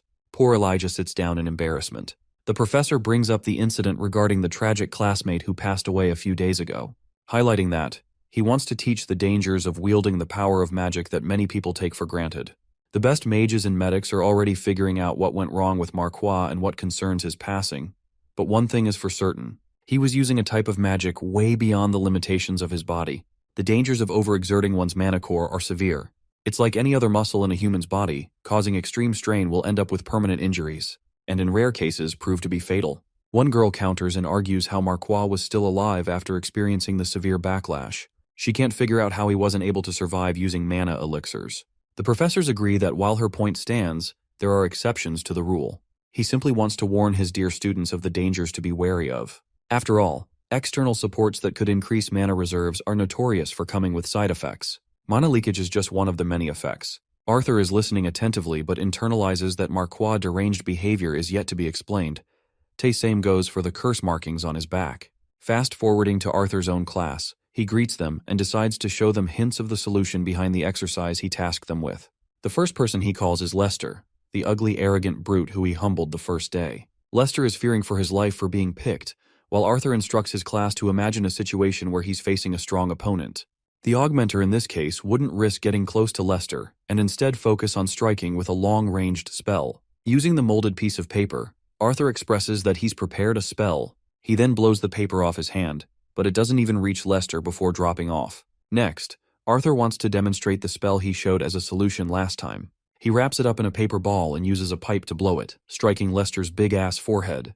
The class roars in laughter, but Arthur has demonstrated his hint pretty smoothly. Next up, he brings up the hint for conjurers, but that isn't revealed to us as the scene forwards to Lance Baron and Lance Alea. Alea was initially under the impression that their next mission was in Elenoir with Lance Aya, but apparently they were called early by Lance Veray for some reason. Baron explains that they have a pressing matter regarding the dungeon on the outskirts of the Beast Glades, a discovery that he personally made. Without delaying any further, the third Lance is finally introduced to us in the story. She takes her seat, boasting white hair and deciding to skip the formalities. She first talks about the reason the council decided on a detour from the mission with Lance Aya. It's because of a new discovery in the deepest levels of certain dungeons. What they've found are real traces from mages that aren't from the Dicathan continent. Alea stands up in shock, recalling how the existence of a second continent was nothing more than a rumor at first. But Baron preaches the worst part is that this foreign continent knows enough about them, while they know nothing about these mysterious invaders. He turns to ask Veray if the material has been confirmed. She actually confirms that the piece of cloth they discovered boasts a mana that doesn't exist in Dicathan. Baron could even sense the mana imbued in the fabric, so he's interested in knowing whatever spell was casted. Veray explains that the spell was disabled as the cloth no longer functions. Veray focuses on a separate matter that solely concerns Alea. She reveals a scroll, highlighting the sightings of giant bloodworms in different parts of Beast Glades. Alea doesn't understand why it's such an issue since these bloodworms aren't considered rare to begin with. Veray then talks about the strangeness concerning the bloodworms. These monsters have started to deviate from their typical tunneling patterns. It may seem ridiculous at first, but it's possible that their strange behavior indicates that the foreign mages are resting in the deepest levels of the dungeons. Baron recalls leading an investigation, but it didn't work out. Since Alea excels in sensory magic, she thinks she would be up to the job with her skills. Veray wants her to work solo on this mission so no one can delay her, while Baron intends to investigate the deeper areas for more clarity. Lance Veray suggests Alea to take Lance Mika if she desires, but Alea rejects the suggestion at once. She knows that countless lives are being threatened the more they fail to act. That's why it's important for her to start the investigation at once. Back to our boy again, who can't stop yawning until he sees a disciplinary committee member getting tossed into next Tuesday. Kathleen was trying to save her brother, but stopping him with ice is just as bad as hitting him against the wall. Next up is Theo, who leaps up to attack this guy. Curtis is hammered with a secondary spell which impairs his gravity, something not even Arthur has figured out how to use yet. His weapon is stolen from him when he chants explode and throws up a column of flame, separating the two fighters. It's a tactic even Theo is impressed with. The 5th round of training begins when Kai uses his threads to stop them from fighting on Claire's orders. This is the first time Arthur has seen this kind of unique magic. He wonders how Kai is able to manipulate the strings. The fight was progressing smoothly, but Claire wants them to attend classes safe and sound. The group gathers in a meeting as Claire highlights how Arthur, Curtis, and herself will be off campus for a trip in the Beast Glades region. They've already routined a bunch of patrol routes to make up for their loss while they're absent.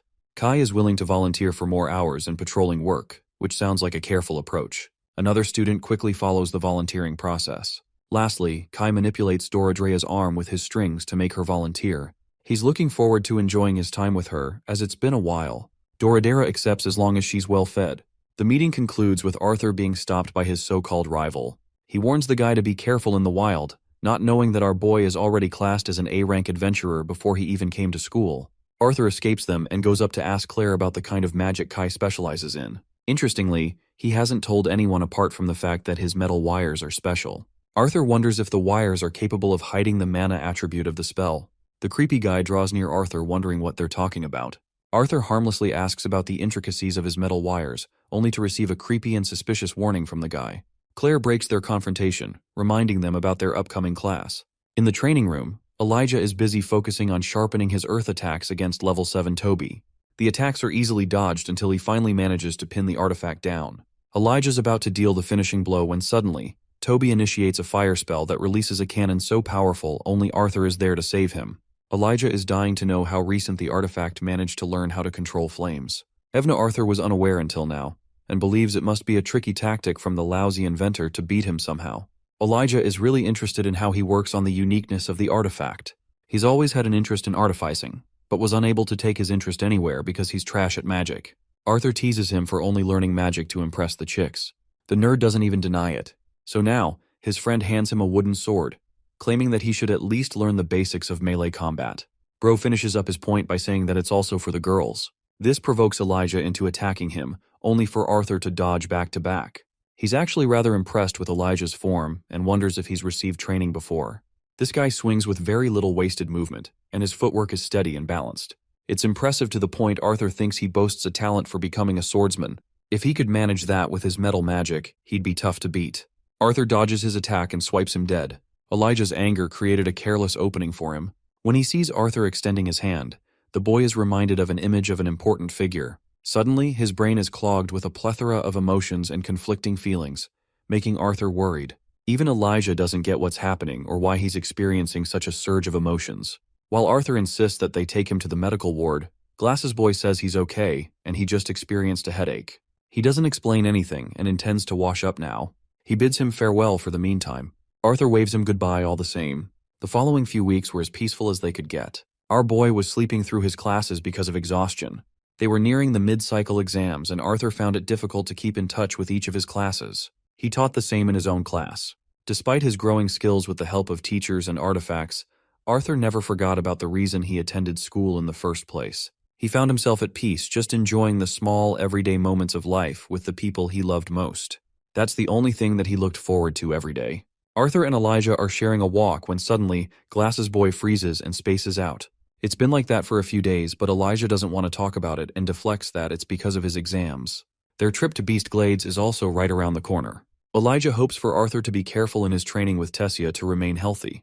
Interestingly, Sylvie has picked up on his strange anger towards Arthur, who has also felt the same. Later in his assimilation training with Tessia, Arthur is glad to announce that her mana core is stabilizing rapidly. She has high hopes for the future, only for them to get dashed with a flick of our boy's finger. He doesn't want her to get overly arrogant as she's barely at her full strength due to the assimilation process. Then there's Arthur, who literally can't use his most powerful elements right now in his upcoming trip. But his case is different as he can always remove his limiters while Tessia is bound. She is frustrated that he always treats her like a child, despite being a year older. Bro doubles down instead of apologizing and reminds her of the time she was scared shitless as a child because of the beasts. Poor Tessia grows so embarrassed that she pounces on top of him, ready to scratch him like hell. Arthur is thankfully saved by a surprise visit from Tessia's grandpa, who is astonished that these lovebirds are so close already. The elf takes a moment to realize that she's actually sitting on his body. She leaps away in embarrassment. Arthur gets up and inquires what Virion is doing here since he should be flooded in meetings by now. Virion continues to tease Tessia with his provocative remarks, causing the little elf to teach him a lesson. Virion is worried about the dungeon excursion event as Arthur won't be around. He wants the boy to assist Tessia until tomorrow at least. Our boy rejects the request because he's got to meet his family tonight before he goes away. Grandpa over here thinks it's a brilliant idea for him to take Tessia along, but Arthur is out here standing with a giant cross, denying anything like that. He knows his parents will go crazy if that happens. Yeah, well, all that ranting ended up useless as Arthur ended up bringing her home. The family opens the door excited to find the two of them here. Arthur wonders how they already know about Tessia's visit. Turns out this family is one step ahead and already prepared presents for them too. Alice welcomes them inside, while Ellie is dying to show Tessia her improvement in archery skills. From afar, Arthur gazes at the view of the people he loves with all his heart. It makes him smile as he enters inside. With the sweet moment aside, let's explore a darker twist. Lancelea is on her own exploring the splitting trail in the dungeon. This means Varai's suspicion regarding the bloodworms was right, as they couldn't have possibly shifted their paths on their own. Just based on the pattern made in these tunnels, she can conclude their convergence leading towards the Grand Mountains. Alia understands her objective and bolts ahead, taking the right path. She comes to a sudden stop at the edge of a cliff. A falling stone provokes the two-headed giant monster. It's a Hades serpent but strangely with unique coloring and horns. It's also strangely guarding the tunnel, despite its usual behavior of being independent and ruthless. Alia submits her report to Varai regarding the serpent and unusual quantities of mana from a tunnel. She thinks it must be the source linked to the deviant mana beasts as well. Alia requests backup before proceeding ahead. Varai intends to send 50 battle mages near her location and instructs her to remain on standby. The dinner table is prepared with Vincent Hellstay being a drunk fool who is always the same coming home. Lilia teases him, but their mother explains how dearly Vincent misses his daughter ever since he sent her to the academy. Lilia finds herself extremely embarrassed that he made her a laughingstock instead of the council president. She's more curious about where Tessia went all of a sudden. Arthur explains that HSE went away to catch some air and his mother followed her. With Ellie completely asleep, Arthur asks if his father will take her upstairs. But he merely passes her body to her brother and insists that Arthur be the one to do it since she missed him a lot. Outside, Alice and Tessia are enjoying a meeting together. The elf had a lot of fun seeing Vincent and Reynolds giving them good company. Alice argues that they were embarrassing more than anything. She laughs at her suggestion and quietly drinks tea. An inquisitive Tessia asks if Alice is worried about Arthur's dungeon raid tomorrow. Like a loving mother, she can't help but be worried about her son, despite his incredible strength. Alice is the kind of mother who thinks she'll never stop worrying even if Arthur's strength eclipses the lances. After all, that is the unpredictable nature of a dungeon and the fear that comes with it.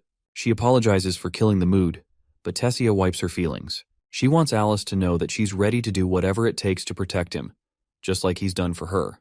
Interestingly, Alice doesn't want her to do that, as she's a loving daughter to her own parents, who would be worried sick if something happened to her.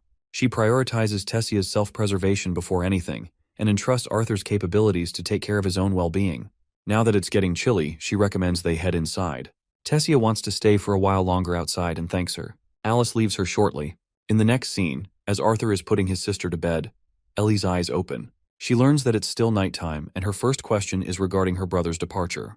Arthur expresses that he'll be gone by morning, despite his sister's wishes. He can't do anything to prolong his stay, but will return for a week's worth of stay after the field trip. Ellie wants to hear a nighttime story from him, but Arthur apologizes, stating that he's got to wake up early too. His sister isn't letting up and requests that he share one. Arthur gives up and sits next to her to continue the story of him becoming a professor. Remembering where he left off, Arthur explains how he saved Kathleen while she was most vulnerable. Even Ellie remembers her as the daughter of the king and feels jealous that her brother keeps saving princesses for a living. Bro continues his story on how he challenged the professor to duel him instead, only for Ellie to tease that he did it for showing off. Arthur summarizes how he bested Professor Geist, and the academy's director extended him an invitation to become a teacher. He didn't accept so easily, and kept rejecting until he realized he could access some privileges if he took her up on the offer. There was also a private training room, helping him more time to train and refine his skills. Ellie wanted to know if he is a good teacher and if he uses the training room with his friends. Arthur had to explain everything, but only more questions popped up afterwards. It was daytime already, but Arthur's nowhere to be found, not even in his room. Reynolds suspects that he got up early to make breakfast. They decide to check on Ellie and smile at the sight of both their children completely asleep. Poor Arthur couldn't stop answering questions all night. It's time for the field trip to finally get underway. Miss Glory calls everyone to get into teams. Arthur recommends little Sylvie to get some hunting done while they're busy. It won't be an issue as it's only a low-level dungeon, so he'll be fine. Sylvie hops away and wants her master to inform her if anything goes south. Well, Arthur for one can't believe that he was groped with fucking Lucas of all people. The arrogant mage acts so tough and powerful with his A-rank adventurer background. Arthur decides to egg him on by mentioning how this same guy got his license revoked. Having destroyed this guy with a single line, he goes about his day when suddenly Lucas grabs his shoulder and questions if he's jealous of him. Arthur maintains his cool and claims that he only mentioned the truth. Lucas powers up to fight, but their confrontation is broken off from another student who highlights the importance of the team leader. Bitchface out here thinks he's going to be the leader, but everyone somehow unanimously agrees for Tessia to become the team leader. After all, she's the student council president and a mid-range conjurer to keep the students in check. Lucas is pissed, while Professor Glory gives her students the signal to get the move on and remember the tactics they learned. The group approaches the entrance of the dungeon. Inside, Glory recommends that they stick to their team formations and enforce protection with mana. The dungeon's temperature is unusually cold for some, so it's required to augment and protect yourself using mana. However, Arthur feels strange that his body doesn't feel affected thanks to his assimilation with Sylvia. Tessia for one remarks just how beautiful this dungeon looks with its glowing crystals. Glory uses this opportunity to introduce themselves to the dungeon called the Widow's Crypt. It's a low-ranking dungeon, and they'll only be exploring the first 2 floors, so the mana beasts are not more powerful than snarlers. Some of the students are scared like crap because snarlers are difficult to kill. Also, they're ugly as shit. Curtis expresses his confusion as snarlers are supposed to appear by now. But strangely, there's nothing so far. Claire also thinks it's weird because the guild specifically restricted access to this dungeon for the students. So it's not like other adventurers already raided or anything. Traversing deeper, Glory is starting to get ticked at the same issue. She tells her students to stay sharp as the monsters could just be hiding. Lucas is getting pissed that they've yet to move in a location where there are more monsters. One student asks if they'll be venturing in the deeper levels of the dungeon if they don't encounter monsters here. To this, Glory strongly refuses and rejects the idea. If they don't spot anything here, they'll just report their findings to the guild, and that will be the end of it. Curtis is in the middle of his statement when he suddenly bumps into Professor Glory. She has seen something so terrifying that she froze. Glory immediately orders her students to retreat, as a giant pack of snarlers has come out without warning. Arthur and the others follow the professor's command and aim for a solid retreat. Glory reinforces herself with mana before lashing out on the creatures, cutting them into pieces. While these creatures aren't much stronger from the typical monster, the fact that they're attacking in hordes is certainly strange. Glory returns to her students to explain her findings. She is worried about the erratic behavior of the monsters, and believes this much is enough for their excursion. The second she's about to lead the group away, Lucas shoots a fire arrow next to her neck as a warning shot. This arrogant fuck doesn't want to leave right when things got interesting. The other students are also interested in exploring the dungeon and don't find the snarlers so threatening. Curtis and Claire recommend training here for a while, but Arthur observes why Glory is hesitant of all people. There's also the case of the lances investigating the strangeness in the dungeons. The professor internalizes that it may be a good learning opportunity for the students to gain experience, and then there's the fact that snarlers are at most E-class beasts. She thinks it shouldn't pose a problem as long as she's here to protect them. Plunging her sword, Glory instructs them to split into teams and enjoy different parts of the dungeon. Glory grabs Lucas's shoulder before reminding the arrogant kid that she won't tolerate misbehavior like that again. With that aside, Tessia leads Arthur's group. Design Arthur to be their vanguard with his expertise in melee range. She wants Clive and Roland to handle the rear for maximum cover. Finally, Lucas will stay in the middle to uphold their diamond formation. But he takes her for granted and thinks of the trip as nothing more than child's play. Arthur doesn't want any of them to get worked up over him and points to the snarlers heading their way. He notices Rosfield, who is extremely unserious until he sees Arthur cut down a creature like butter. The team assumes formation with Arthur dicing the creatures and the rest handling cover. Lucas is going all mayhem and erupting a bunch of fire spells. He spots Tessia, who covers for him by trapping a snarler and beheading with her sword. Glory knows that her students can handle this level of threat pretty well thanks to their training.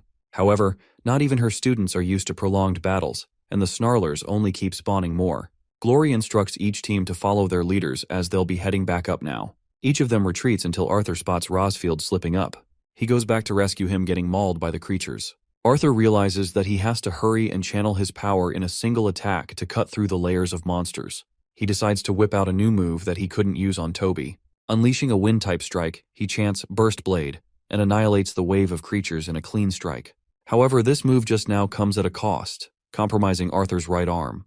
At least his friend is safe, but that's exactly when things go dark. Even more snarlers appear out of the blue, this time boasting the ability to fly. The uglies just got uglier as they can now roar like hell. Turns out these are queen snarlers, and they're not even supposed to pop up at this floor level. These guys are straight from the bottom floor and shouldn't be here. Feeling the compulsion to get serious, Glory whips out both her fire blades and blocks an attack from 2 queen snarlers at the same time. She then repels the both of them and lunges forth to slice them down with a single attack. Glory wants to handle the queens on her own and recommends the rest to handle the exit. Arthur's injured, but he's trying to get everyone together to break the blockade. From afar, he spots Delphine and requests that she come with him. Tessia and the others intend to cover Arthur and whoever is making way for the exit.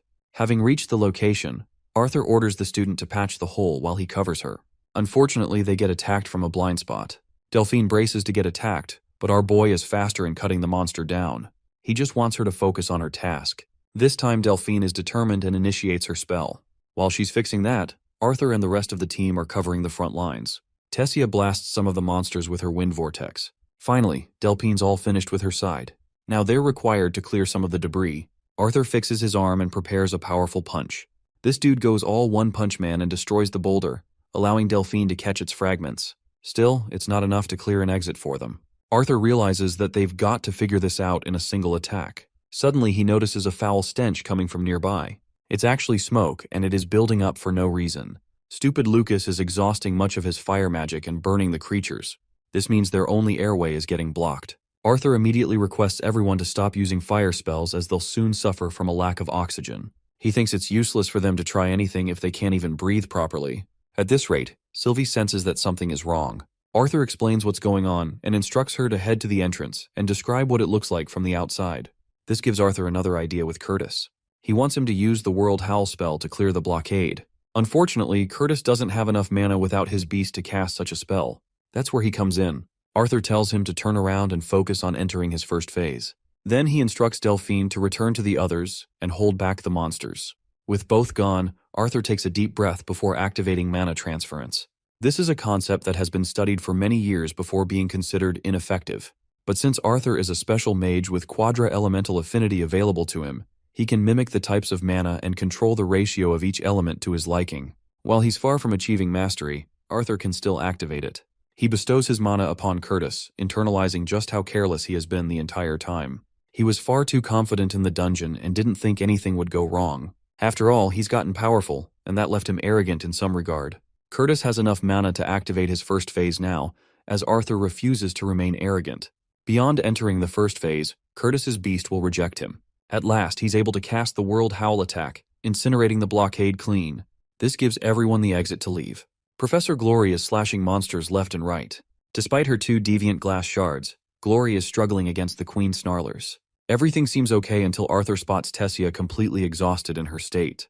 Unfortunately, her core is acting up in the worst possible place. He assists her and wonders how 2 queen snarlers popped up to begin with. While they're no more than B-class monsters, it's the fact that Glory should easily be handling them. Instead, she's facing trouble despite being an A-class adventurer. Suddenly, the ground shakes as Arthur spots Professor Glory full of despair. One monster emerges with a venomous and dark aura. This beast is something you'd only encounter in the worst possible nightmare. An exhausted Glory instructs her students to run away, but she's literally bitch-slapped by this giant monstrosity. Glory barely holds on with her blades before getting attacked a second time. The monster is drawn to her by her glass shards as she doesn't want to risk her students getting injured. But even Arthur knows this is the worst possible outcome for their professor. Claire insists that they leave at once, but our boy isn't a quitter, and he hands them Tessia. In this insane situation, Arthur chooses to fight, even when Curtis is trying to stop him. Arthur is done playing around as he casts blue flames, insisting that they go. They can't believe that he casted blue flames as they've yet to see the full extent of his powers. Glory is faced against ruthless odds as she battles this terrifying creature. She couldn't ever have possibly heard of a creature evolving like this. All of a sudden, she hears Arthur's voice commanding her to get down. The boy single-handedly swoops into battle with his flames, shocking even the professor with his new elemental affinity. Glory is pissed that he came back despite her strict orders for her students to leave. But Arthur cleverly responds that he isn't just a student, but also a professor. The monster pummels the ground, launching both of them away in a shockwave. Arthur expresses his observation on how not a single one of Glory's attacks were penetrating through. That's why he jumped right into the fight to see how it went for him instead. Professor Glory is okay with his involvement, but still curious if the rest of them made it out safely. Arthur glances at the back and sees Lucas being a pissed little monkey staring at him. He confirms that everyone has left as Lucas too walks away. Professor Glory activates her flames and explains that the creature couldn't possibly tail them outside the dungeon, so they should prioritize weakening it until they can mark their own escape. The ugly creature stares at them in terror. Arthur wants the professor to keep the monster busy for at least 10 seconds because he's working out a plan. Glory handles the creature on her own, struggling to make her stand. However, she couldn't possibly have expected Arthur to be a tri-elemental mage instead of the dual elemental mage she thought he was. The boy charges a bunch of his elemental affinities in unison before instructing Glory to move out of his way. In a single strike, Arthur chants, "Burst Blade Storm," and hammers the beast with a powerful swing. His attack makes the creature growl in pain and agony, but just like last time, his body suffers a major backlash, experiencing yet another dislocated bone. Arthur is about to get swiped by the monster when Glory grabs him and insists on running away. Unfortunately, his blade is still plunged inside the creature's body, and he couldn't retrieve it. Having made their escape, both of them are utterly horrified when they see this monster emerging from the dungeon's entrance. It stabs Arthur's calf with a painful claw, making him wail in pain. Professor Glory attempts to prepare her sword, but then we get to see a close-up. A close-up of this unfathomable creature with beaming yellow and purple eyes. Arthur senses that something's about to happen and tells Glory to back off. But by that time, the creature explodes along with the ground, making Arthur crash inside the dungeon on his own. In his final ditch effort, he tries to activate a wind element, but unfortunately, a boulder comes crashing down and hits his head, knocking him out before he's able to cast the spell. Arthur's consciousness fades as he descends into the deep, dark gallows of the dungeon on his own. Right before impact, he regains consciousness and struggles to keep himself alive with an earth enhancement. Unfortunately, his powers are waning, and by this point, his tenacity is the only reason he's holding on. But even that fails with Arthur plummeting again. This time, he goes for a wind-based magic approach to soften the fall. The thing is, he doesn't have enough mana, and that's a problem. Pouring the last bits of his strength, he does his best to lighten the fall by using a wind-based current attack. The brief tornado slows down his descent until the boy eventually makes full contact with the ground at last. Arthur's body slowly regains some of its energy as he manages to get back up while holding his head. Thankfully, he sees his weapon in the distance. Sylvia's beast will is the reason he's functioning right now, supplying him with regeneration and sharp senses. The boy pulls out his blade from the creature's body and understands the situation he's in. It's going to take a while for him to climb back up a hole so high. He scouts around for an opening, and interestingly finds a path that leads to running water. In his injured state, he follows the path and reaches the waterfall. There, he navigates through the waterfall only to find himself horrified by what he sees. A graveyard of adventurers, all killed ruthlessly without fail. Hearing a cough nearby, Arthur is made alert and quickly follows the voice asking for help. He looks around hopelessly but can't find anything, so he asks the person to speak one more time. The boy is utterly horrified to see their body. This person is none other than the beautiful Lance Alea, her legs severed and her body impaled brutally. He is instantly reminded of the memories they shared, and can't believe the fact that a competent lance was reduced to such a position. A white core mage being one of the strongest there is, and now they're nothing more than a pool of blood. Arthur attempts to heal her with what's left of his powers. She can't even recognize him anymore because she's also lost her sight. The boy reminds her that he's the kid she met at the academy, the same one who reminded her of her brother. Alia suddenly remembers but wonders how he even got here. Her condition is critical as she coughs blood. Arthur insists she doesn't talk and attempts to heal her. She helplessly grabs his hand and requests to stop. After all, even he knows that saving her is impossible. Arthur apologizes for his shortcoming, even though she's in a much better state now than before. He wonders if there's anything in his powers he could do to help her, but Alea simply shakes her head. Arthur finds himself in frustration and can't fathom what the hell went down in this place. What could possibly make such a mess out of a white core mage? In her dying state, Alia explains that the only reason she's even alive is because someone forced her to suffer through revenge for even laying a single hand on him.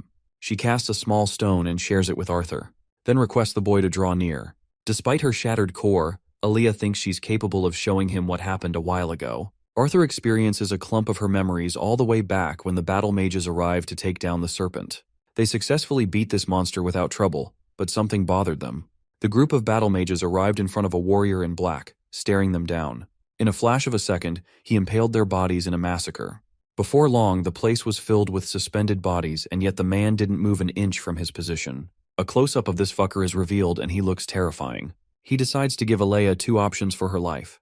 The first was to fight him and suffer the same fate. The second one was for her to kill each of her team members to prioritize her own survival. It was a brutal dilemma with no easy way out. Being the lance that she is, Alea decided to place her bets in a fight. But nothing mattered, as each of her men were impaled no differently from her. This gloomy and mysterious man thinks their efforts are in vain as the war is soon to come. Interestingly, Alea was capable of smacking his head with her vines, which resulted in a chipped piece of his horns. Now infuriated, the monster decided to make her suffer the most out of all. Severing her arm from her body, he impaled not only her but the rest of her men. Then this bastard came up to her and grabbed both her legs before ripping them off clean. Finally, he wanted to make her suffer in the most agonizing manner. So he took both her eyes out too. The poor mage experienced ruthless horror and the worst fate imaginable. And then she went through the fate of hearing all of her men die while she couldn't even see them. Having witnessed such a traumatic memory, Arthur vomits at the thought. Alea apologizes and understands that not a single person deserves seeing something so horrific, but it was necessary. The boy argues that he's the only one who is capable of passing information ahead. He's content that he was able to know the pain and suffering she went through. Arthur thanks Lance Alea for fighting for the kingdom. The poor girl, in absolute pain and agony, breaks her facade and reveals her tear-filled state, begging for another chance at life. Nobody wants to die, and that's just the reality. Arthur finds himself helpless before her and hugs Alea, right when she's the most vulnerable she can be, right when she's the most scared in her life. He tells her that he's here and won't leave her no matter what. Finally, Alea's life comes to an abrupt end as she reminisces about her final memory. Poor girl. The boy persuaded himself, believing that somehow Alea's death wasn't in vain. He buried the warriors and learned that there was more than just one demon. While he was unaware how many, it was clear as day that they had a goal of their own. It's no different from the time he met one at Sylvia's cave. This demon either wanted Sylvie or the whole of the Dicathan continent. And despite his quadra-elemental powers, Arthur at his current level is so weak that he doesn't see him beating one of them. He grabs Alea's blood-filled body and understands that from now on, he can no longer risk being complacent in a war that's about to break loose. He wipes her face clean and understands the pure necessity of becoming even stronger than before. The boy coats her body with his ice magic, before leaving a flower, decorating her remains. Arthur emphasizes that he'll send others to retrieve her once he gets out. Not just her, but also the rest of these guys. We see a shot of them. All of them he has buried with his own 2 hands. He turns to see Sylvie just around the corner and expresses that he's okay, even though Arthur has experienced a lot for one day. He thinks it's time for them to just get the hell out of the place, as there's not much more for them to do. And that's what happens, as Sylvie takes off to the skies, leaving behind the so-called low-level dungeon that was going to be used for training. Walking his way to the entrance, Arthur is stopped by the guards until they spot that he's Arthur Lewin from the Xyrus Academy. The guard realizes that he's returning from the brutal incident that the other students reported on. He immediately instructs another guard to inform the academy and the guild at once. It turns out that they were already planning to put together a rescue team for the boy. The guard wants to fetch a healer for the boy, but Arthur stops him, expressing that he just wants to go home right now. He doesn't want to report anything to the academy until tomorrow. The guard understands and lets him off. In the next scene, the boy arrives back at home, standing before his house, realizing that everyone inside is probably worried sick for him. At the same time, if he goes in, he'll have to talk through everything. Right now, Arthur is so fragile that he thinks he can't handle going inside. He recovers Alea's lance badge and recalls her dying words. The poor girl suffered so much horror and loneliness stuck in that place, and she didn't want to die. He thought that somehow, in some way, she could get a second chance at life, just like he did. Since he didn't go in, Reynolds decides to show up without pressuring his son. He comments on the beautiful Aurora and how close it is because of the city. Understanding that his son must have gone through some real terror, Reynolds offers him a space to just relax. He also reminds Arthur that her mother can't heal major wounds, and no differently from him, she too has scars that she hasn't grown out of. That's why he doesn't want Arthur to take the burden of forcing himself, as every person has a personal battle they need to fight. He shows his promise, care, and support for his son, claiming that he'll be here for Arthur no matter what, not until he comes out as a winner. Reynolds leaves words of wisdom that I'm sure all of you could also follow. He says that life isn't just one long battle, but rather a bunch of small battles, and it's all right to get beat up and worn out sometimes. Hearing those words, Arthur begins to tear up in defeat. His father's voice is the only thing offering him comfort, telling him that he should stand back on his feet and persevere until he wins the war. That's how the night ends. The next day, Arthur's observing Academy when Good Sky makes her appearance. He called her here and left Sylvie at home too. The director is glad that he's maximizing his rest, which is why Arthur intends to go shopping with his family later. Drawing nearer, Good Sky worriedly asks what happened. She already knows about some of the situation from Glory's perspective. Arthur turns to her and merely shows her Alea's battle tag, causing the woman to experience a jolt of horror and despair. She couldn't possibly accept it, but Arthur confirms that Alea's dead. The rest of the team is left in the bottom floor too. Good Sky realizes the danger that comes with the situation. With a lance killed, it's no mistake that their enemies are already here. Good Sky wants to urgently know if Arthur was able to see what caused the incident. Instead of saying yes, he goes with a denial. The director understands the seriousness of the situation and plans to inform the council. She thinks the matter has just gone way beyond Arthur's capabilities, and the rest can only be handled with the lances. The boy is seriously hoping that she's right, hoping that they'll take care of it. It's shopping time. Arthur and his family are exploring a bunch of different venues and having fun. They're getting dragged by Tabitha to visit all kinds of stores.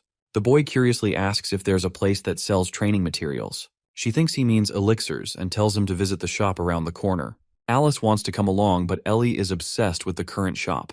Arthur thinks it's all right and leaves them to have fun for a while, including Sylvie, who feels trapped while our boy deems her a sacrifice for the cause. He's walking among the crowd until he spots a tiny grave and a broken flower. The scene floods his brain with the memories of what happened. He walks past anyway. Arthur reaches the store that is supposedly going to sell him important elixirs, but he's extremely underwhelmed and thinks the place probably sells poisons instead. Inside, the boy finds himself in shock when he fails to sense an old man just next to him. The old man teases him and begs for a couple of changes. Arthur wonders what led to this guy ending up like this. Still, like a good gentleman, he helps him out. Unfortunately, our boy overextended and accidentally handed the fool a silver coin. But before he's able to whip out a copper coin, the old fart is already long gone. Arthur experiences dread at the loss of his money. Interestingly, he finds a ring imbued with magic and wonders if it's some kind of test from the store owner. Arthur grabs the handle and opens it up, shocked to find the same bastard inside the store. He hollers at him for stealing the coin and putting up a fake persona. The smart old geezer is willing to hand him any item of his choosing for free in return for the coin. Arthur monitors his surroundings and fails to accept that even a single one is worth the silver coin he just lost. Bro is on the brink of losing his patience and constantly reminding himself that he's got to respect the elderly. He inspects the shop and realizes that it's quite old and dusty to no end.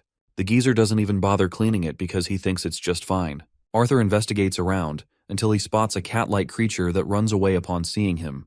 He checks a ring box and wonders if this crappy object is worth anything. Suddenly, Arthur dodges a water beam that came out of the ring. He puts it down, slowly getting more ticked off that he has to investigate a good item for his money. At last, Sylvie comes crashing down on his head. Arthur's glad she survived, while the little one is pissed he left her. The old geezer sees his pet and freezes at the sight of it. Arthur has to wave his hand around to snap him back into his senses. The boy didn't find anything worth his time, so he just wants his coin back now. The shop owner thinks he's got a terrible eye for things. He tosses Arthur something valuable and scoots him out of the place without an explanation. The door closes shut, and the boy once again sees the cat from before. He returns to his family, without having found anything worth his time. Tabitha expresses that the place is always overcrowded, so it's impossible for him not to find anything worthwhile. But her description doesn't match the experience he just went through. When they decide to revisit the same damn place, it's no longer a rundown shack, but a damn mansion. The scene cuts off to our least favorite mage, Lucas. He's come to meet someone. The leader of the group is glad that Lucas came to join them here. However, the arrogant mage quickly corrects them, stating that he's got no interest in joining a group of clowns. He came here on behalf of Charles and doesn't find anything impressive so far. The subordinates of the group call him a mutt, angering Lucas. But before he's even capable of responding, their leader incinerates the man in a brutal column of flames. While Lucas intended to do the same, he's shocked that the spell lacks a presence of mana. He wants to inquire more information about the cult, specifically on why it is requesting his aid. Turns out these bastards are the ones that are drugging the students too. The leader emphasizes that his plans reach beyond the scope of the academy. However, a bunch of conditions are stopping him from fulfilling his goal. He needs more capable mages on his side, and Lucas just so happens to be one of them. When the rest of them are trash human nobles in their group, Lucas shows promise. He wonders if the boy also feels disgusted by the academy's motto and mission. Lucas Wykes seriously hates the fact that he has to share classes with weaklings whom he could defeat at any point. The same goes for the trashy nobles behind him, who are not worth his time. Lucas shares no interest in taking orders either, so he hastens to leave. From this interaction, the masked leader thinks that it's true that Lucas Wykes is indeed a prideful mage with a superiority complex. And then he spews words that froze him solid, mentioning Arthur's name and angering Lucas to the core.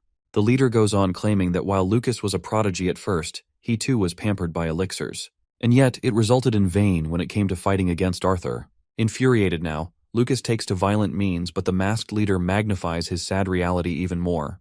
The fact that Arthur had been holding back this entire time, a reality that Lucas knew too well. He was pissed when he saw the boy matching Professor Glory's strength and beating the monster with his powers. Lucas finally questions the identity of this masked mastermind. The man humbly introduces himself as nothing more than a benefactor who wants to help the city. He promises Lucas a clear-cut benefit from this deal. But Lucas is really annoyed and wants to know just for how long he's been spying on them. The man expresses that he will soon launch a personal attack, and that attack will simply shatter the alliance of the three races. He currently has the council and the director of the academy in a pinch, so it's only a matter of time until he executes his move. The only thing left is for Lucas to help him out with some of the loose ends. And one of those loose ends happens to be the existence of Arthur himself. The fire mage confirms that he can't beat someone like Arthur, who's barely used any of his strength recently. He's also in no mood to take the damn drug that Manhwa took. The masked leader confirms that the drug will bear different effects on Lucas, who is actually stronger than the fatty who died. The powers he's going to grant him are going to be on a whole different level too. Lucas is hoping that he's going to get Arthur to use the full extent of his strength. The masked warrior expresses that it's only natural for a human to place importance on their family and loved ones. The person that comes to mind for this situation is Tessia Aerolith, the princess herself. She's the council president, an elf leading the humans. His followers don't like that. He paints a picture for Lucas, instructing him to harm Tessia to the point that Arthur has no choice but to invoke his full powers. A plan that excites this bastard to his core. The scene ends there, and we get to see Elijah Knight after a long break. His eyes are sore and stressed. Arthur opens the door only for Elijah to hug him dearly. The guy pats his friend, expressing that he isn't an easy person to kill. Funnily comparing him to a persistent cockroach, Elijah and Arthur share a conversation. The director had already personally told him not to worry about Arthur's condition after the incident. But he couldn't stop. Arthur learns that everyone is fine, but Tessia is apparently in the training room with her grandfather. Elijah recommends him to go and check on everyone else. Arthur knows he should, but like last time, he just doesn't want to answer any questions in his fragile state. He wants Elijah to convey a message in his place, confirming that he's in top shape. After all, Arthur entrusts Elijah and his friends to do the same. They share a fist bump as a symbol of their friendship, and just like that, Arthur goes away. The poor friend flops to the bed, overwhelmed with stress. Arthur's making his way out, knowing that the director is busy and so is Virion. In sudden shock, Sylvie places urgency on Tessia's state, as she senses her in danger. Arthur bolts through and opens the training room, only to become occupied with smoke. Virion wants the boy to help, but something's going on with his ring. It's making his finger burn just a bit. Arthur sees Tessia completely overwhelmed by her beast will, while her grandfather is doing his best to save her. It turns out that Tessia has been the same ever since she returned from the dungeon. Her beast will is causing really bad problems with the assimilation process, rebelling her body. From this, Virion has gathered that something was different with the Elderwood Guardian they faced. Even after the assimilation process, it's not safe. It has mutated quite a bit, causing problems. Arthur is now worried that his actions might have risked Tessia's life. His ring glows and reacts when suddenly, a vine attacks Arthur with a sharp slash. The attack was aimed to kill him, but luckily he dodged with a slight graze. The vines go out of control as Arthur dodges each of their attacks the best he can. They become monstrous and erect from the ground, entrapping Virion away from Arthur. The old man wonders if the boy's holding up all right.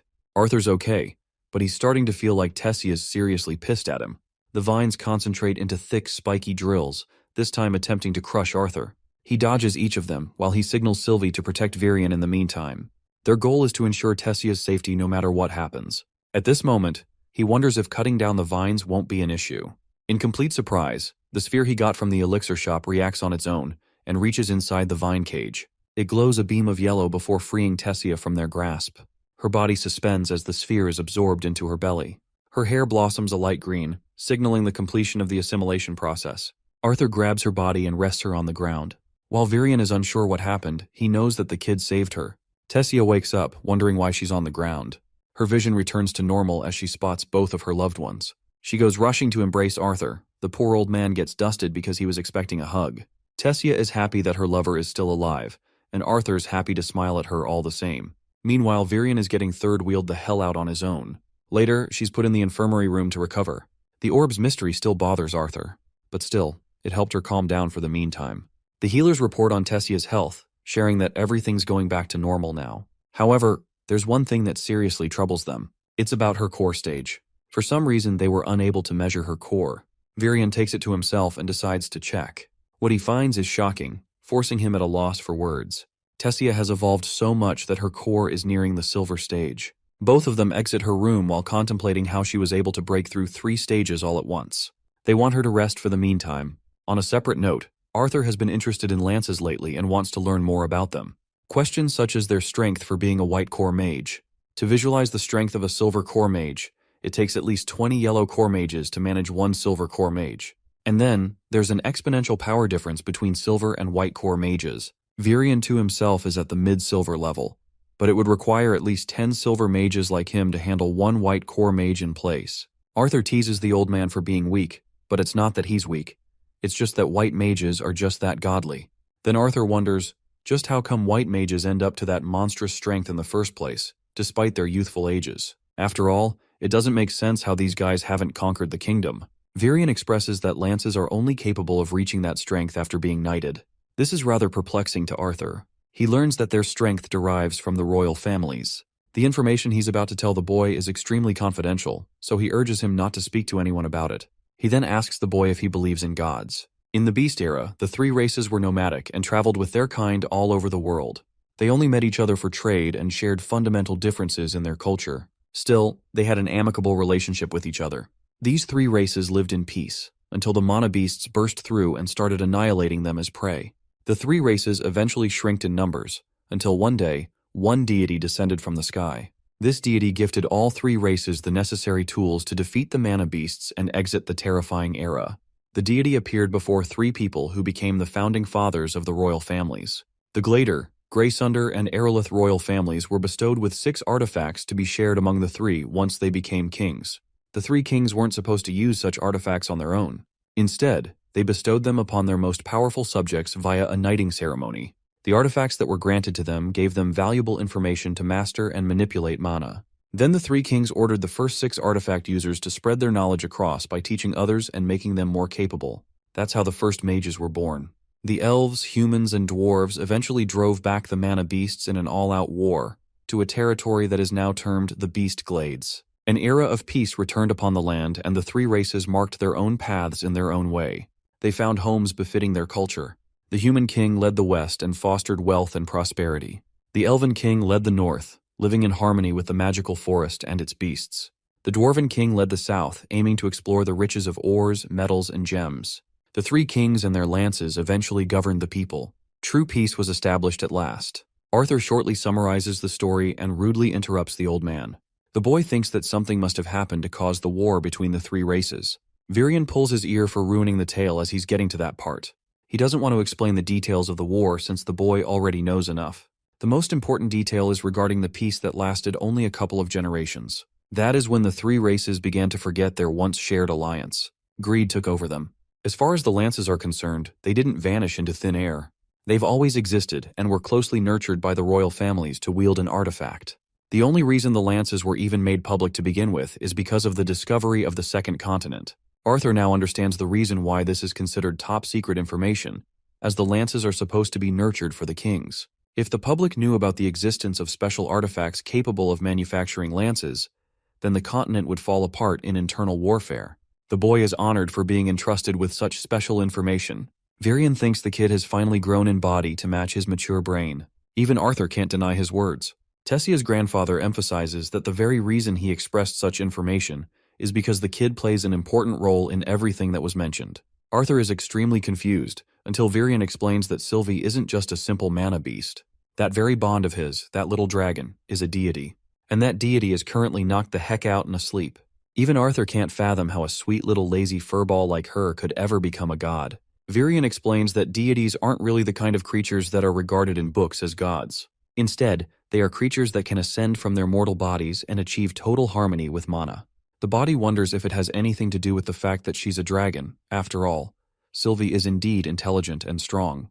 The elder elf continues that the mere sight of dragons is often considered a sign of a blessing, which is also why Arthur intends to keep her true form a secret. Virion understands why the boy chooses to do that, as he would do the same in his case. He wants Arthur to know that they didn't just become familiar with each other by chance. The world is on the brink of another change, and while Arthur's role is uncertain, Virion wants the kid to be ready for when he has to play his part. After that serious conversation, the boy takes a walk, contemplating the existence of the deities. Sylvie wonders where they're headed now, because apparently the boy is interested in checking something. He arrives in the same wretched place where he met the owner of the shop. There, he spots the same sphere in a narrow line. The boy picks it up along with the note and throws it away. The following day, Arthur's having family time with his loved ones. However, he's usually busy in thought, so Alice wonders if he's all right. The boy puts on a smile and compliments his mother's delicious food that he missed in a long while. However, his clever mother knows he's making excuses as he's eating slowly. When he turns down to look, the culprit is Sylvie, who is munching on his food. Alice tells her son that it's understandable if something is keeping his mind on edge. The boy wards off such worries and claims that he wants to go to visit the Aurora constellate. However, even Reynolds knows that his son is bothered with something and recommends that he doesn't go. Both parents just want him to be safe and happy, no matter what happens. Ellie, being the cute sister, asks her brother to bring back presents because she hates her father's gifts. Poor Reynolds. Arthur lets out a smile, grateful that his family is so understanding of his situation. He bids them farewell at last, ready to head to his next destination with a note in hand. The message is revealed to us at last. The sender wants to tell Arthur the full story and requests that he pay a visit at the teleportation gate. From here, we transition into one of King Grey's memories. One of his subjects talked of how important it was for them to kill a woman, to show the devotion and determination of the king for his people. They all wanted him to kill the woman so that no one could ever mess with their country again. That was all he heard, to kill and kill and kill. The boy snaps right to his senses with Sylvie calling his name. He pets her and expresses that it was nothing more than a bad dream. Arthur wonders why that specific memory popped up all of a sudden. He pulls out the note again and recalls his few interactions over the past few days. He's almost certain that this note is from the shop owner. He definitely overheard their talk and probably wants to tell Arthur an important detail that the elf elder missed. At the same time, Arthur thinks that Virion wouldn't just leave out something so critical like that. He wonders how a person could know more about this pertinent matter than Virion himself. The carriage transports him to the gate where he finds a guard requesting for verification. The elf explains that the portal leads to the kingdom of Elenoir, so the kid needs verification to pass through.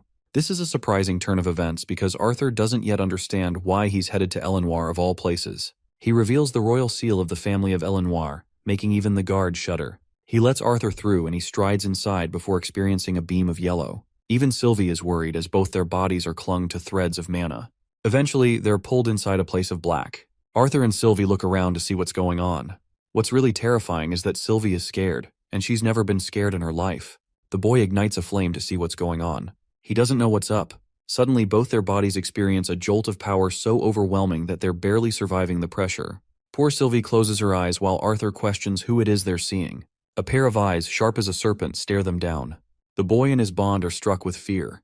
The voice emanates and sucks the pitch black into a space of white. Sylvie is shaking so hard that Arthur is now frustrated. He sees the cat, the same cat from the store he met earlier. The cat stares at him before transforming into a humanoid figure, calling himself Winsome. To sway his confusion, Winsome introduces himself as one of the deities. The scene cuts off there and we get to see Director Goodsky on her own. In the council room, she heard how every single one of them were distraught at the death of the Lances. One was pissed and wanted to interrogate the student who witnessed the scene. But the rest of the council decided it wouldn't make sense as the interrogation would be useless. They're concerned with the next course of action. Dispatching the best mages possible, they want to see what was left of the dungeon. Cynthia rejected the request in front of the council. They could agree that the headmaster did enough for the council and needed to take care of the academy instead. Goodsky is reflecting on those memories. She wonders if she took the right course of action by keeping the boy's name a secret. Even her familiar thinks the kid is a mystery, and it's only going to make things worse if the council suspects his involvement of some kind. Goodsky is happy that he's safe, until she herself is suddenly attacked by multiple conjurers and struck by one. She casts a barrier and eventually blasts the shit out of the 4 casters that jumped her. She leaves the rest to her bond to finish the fight. The creature transforms and devours them while she interrogates one of the assailants. Goodsky crushes this guy without remorse, but the guy refuses to reveal any bit of information. He thinks she's made a critical error by assuming that the continent is going to last a few decades. In reality, spies exist in every corner of the continent, and it's only a matter of years before Dickathen erupts in war. Before this bastard can reveal the name of the group he belongs to, Goodsky intentionally kills him, probably because she already knows. Javier also had his part of fun by devouring the human meat. Her wound is alright, but Goodsky can't rest, knowing how easy this battle was. She wants to target the coast next, hoping that her suspicions aren't wrong. And my god, the mother of all plot twists.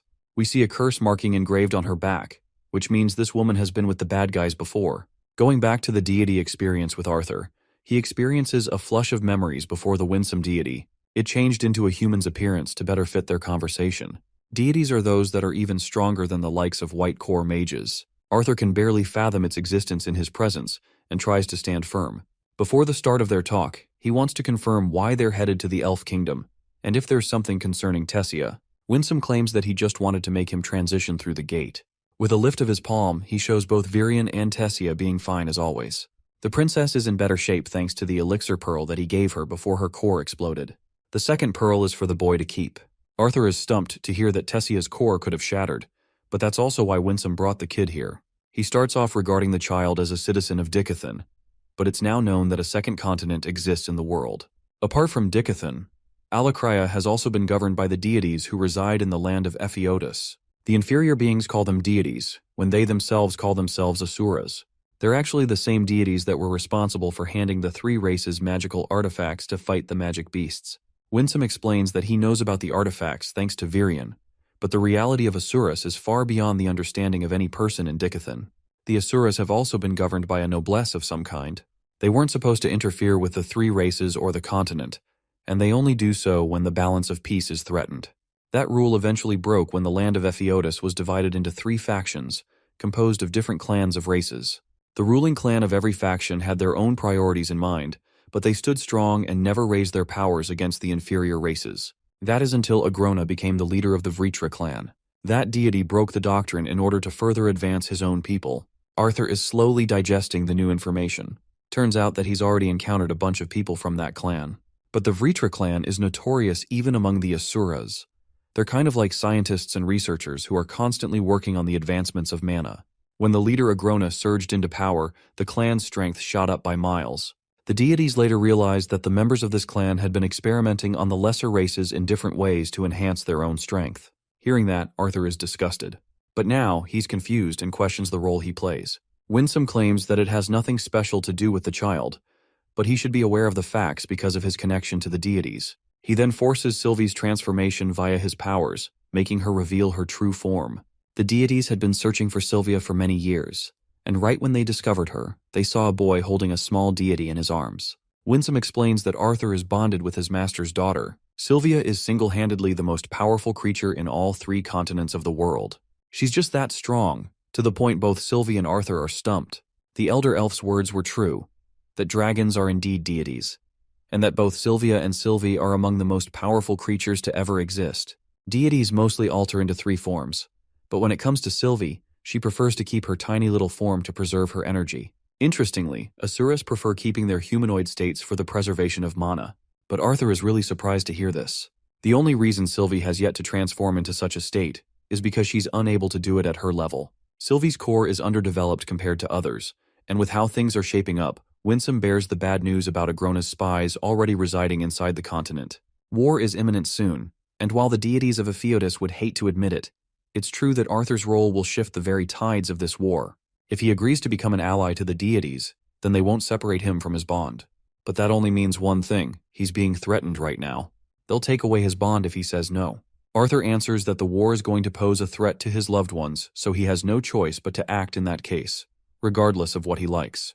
However, he immediately recognizes that the gods are trying to make him his pawn. Winsome is glad that the kid is mature for his age. Turns out the deities want to take both Sylvie and Arthur into the continent of Epheotus for training, a fact that shocks him.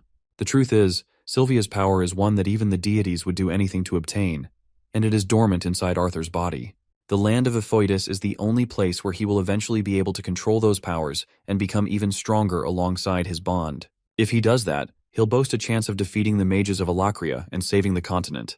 Let's skip ahead to the disciplinary committee. Kathleen notes how it's been only a couple of days since Claire and Curtis's returns from the field trip, and yet, they've been dealing with so much regarding what's going on campus. Students are going wild with bullying others. Curtis, on the other hand, is traumatized ever since he saw what happened in the dungeon. They're both in deep guilt of leaving Arthur on his own. Speaking of him, one student raises a question on how the search mission has been going. Kai explains that he hasn't found anything substantial from his end, and he's got no proof on the suspected students. Theodore is pissed that the disciplinary committee is unable to do anything about the cases committed at the academy. Claire takes a breath and understands that only the director can resolve this. The school's progress is taking a dive, and it's all being blamed on a particular student's involvement. The room goes silent when Kathleen roars in anger, defending Arthur's prowess as a professor and his capabilities as a student. They all understand this, and yet the blame is pointed in his direction regardless. Claire is helpless while Kathleen is infuriated because if Arthur were in her place, He'd know exactly how to handle this situation. Her brother Curtis speaks up that no matter what, they really can't speak of him when he's not around. Kathleen strongly believes that he'll return. Theodore is about to say something to her when Elijah makes a surprise appearance as Arthur's friend. He wants to inform them about Arthur's situation, when suddenly an earthquake shakes the whole building down. The disciplinary committee quickly rush to get to the outside. Kathleen reflects how equality has been an important virtue that her mother always prioritized. She always advised her to treat others equally, even if they came from a humble background. After all, one's status did not matter. Each person was special in their own way. Her mother was a shining example of a good person who cared for others. She was the one who fought the hardest to use the academy as a monument of alliance for the three races. Its hall was supposed to represent a symbol of peace and unity. And now, it was engulfed in flames before their eyes. The entire place is burning down as Elja and the other mages do their best to cast barriers and quench the flames. Professor Glory uses her bond to get the injured students to the nearest hospital. The water mages are targeting the flames on each end, until finally, the flames are fanned out and broken remains are left behind. Kathleen roars Charles before Theodore comes up to catch the bastard from behind. He uses gravity magic to pin him down before involving him in an immediate investigation. Interestingly, Charles is playing the innocent who has been wrongly convicted. One teacher comes rushing to his aid, arguing that it's not the right time to harass other students. Glory notices something about this guy. Charles acts like he's a victim who did nothing wrong and almost survived an explosion. Theodore furiously pins him down for ever deeming himself an innocent, as he's been spotted numerous times in a radical group, always perpetrating the scene of the crime. The teacher defends Charles and strongly opposes the decisions of the disciplinary committee. Glory comes out as the mediator and stops both. She knows Theodore is feeling frustrated, but there's no way they could accuse a student without pure evidence. The actions of the disciplinary committee are put on the forefront, and the rest of the students are gossiping about how the committee was about to abuse its power. Curtis grabs Kathleen and stops Theodore as well. Their current objective is to save the students inside the building instead of targeting a scumbag.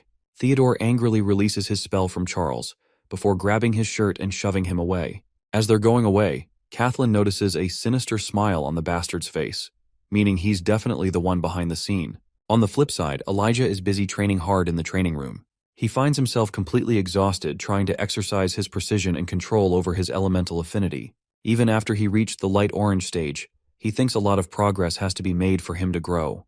His gift isn't doing him any favors here either, and now he regrets keeping his weaknesses a secret from Arthur, who could have helped him. If he was here with them, he could have stopped the entire incident on his own without the need of the committee. After the fire went out, Elijah told everyone about Arthur's survival, relieving them greatly. They wanted to clear up this mess before his arrival, so he wouldn't have to worry about doing so much. Then again, these guys don't even know half of his true abilities. Only Elijah does.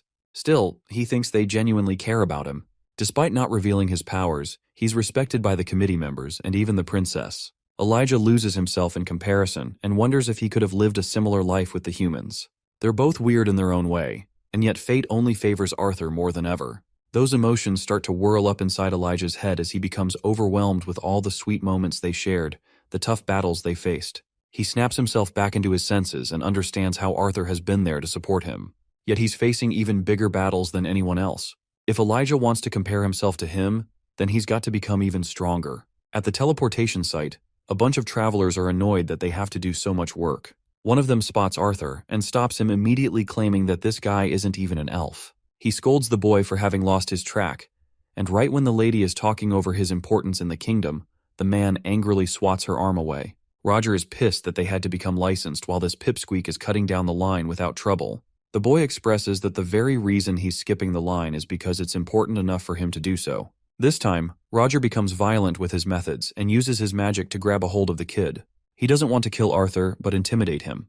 But this dude forgot that he was messing with the wrong human, as Arthur releases his own blue flames, despairing the man before him.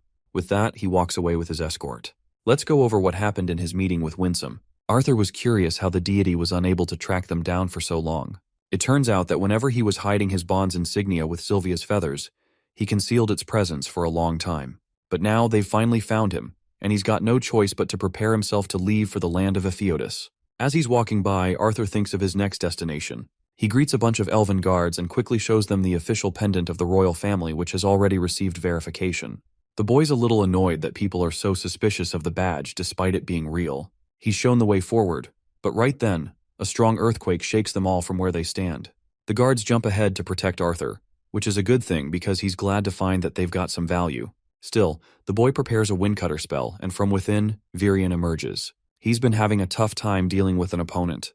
This mysterious opponent turns out to be Tessia herself, who has become so unbelievably strong that she can't find herself controlling her powers. Arthur's shocked to learn that Tessia is fully integrated with an S-class beast already. He suspects that the strange marble had something to do with it. Despite her conscious state, she's unable to control the vines so far.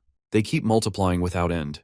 Virion wants Arthur to step into the fight and rejects the royal guards for becoming obstacles in the way. The royal guards are puzzled when Virion sends them away, but keeps Arthur in the fight. This is done so that only a handful of people know about the extent of Tessia's powers at her current state. Sylvie is ready to act, but Arthur wants her to constrain her powers. Arthur leaps ahead and actually gets slashed by one of the vines. He understands the risk involved with using a fire-based spell in such a setting.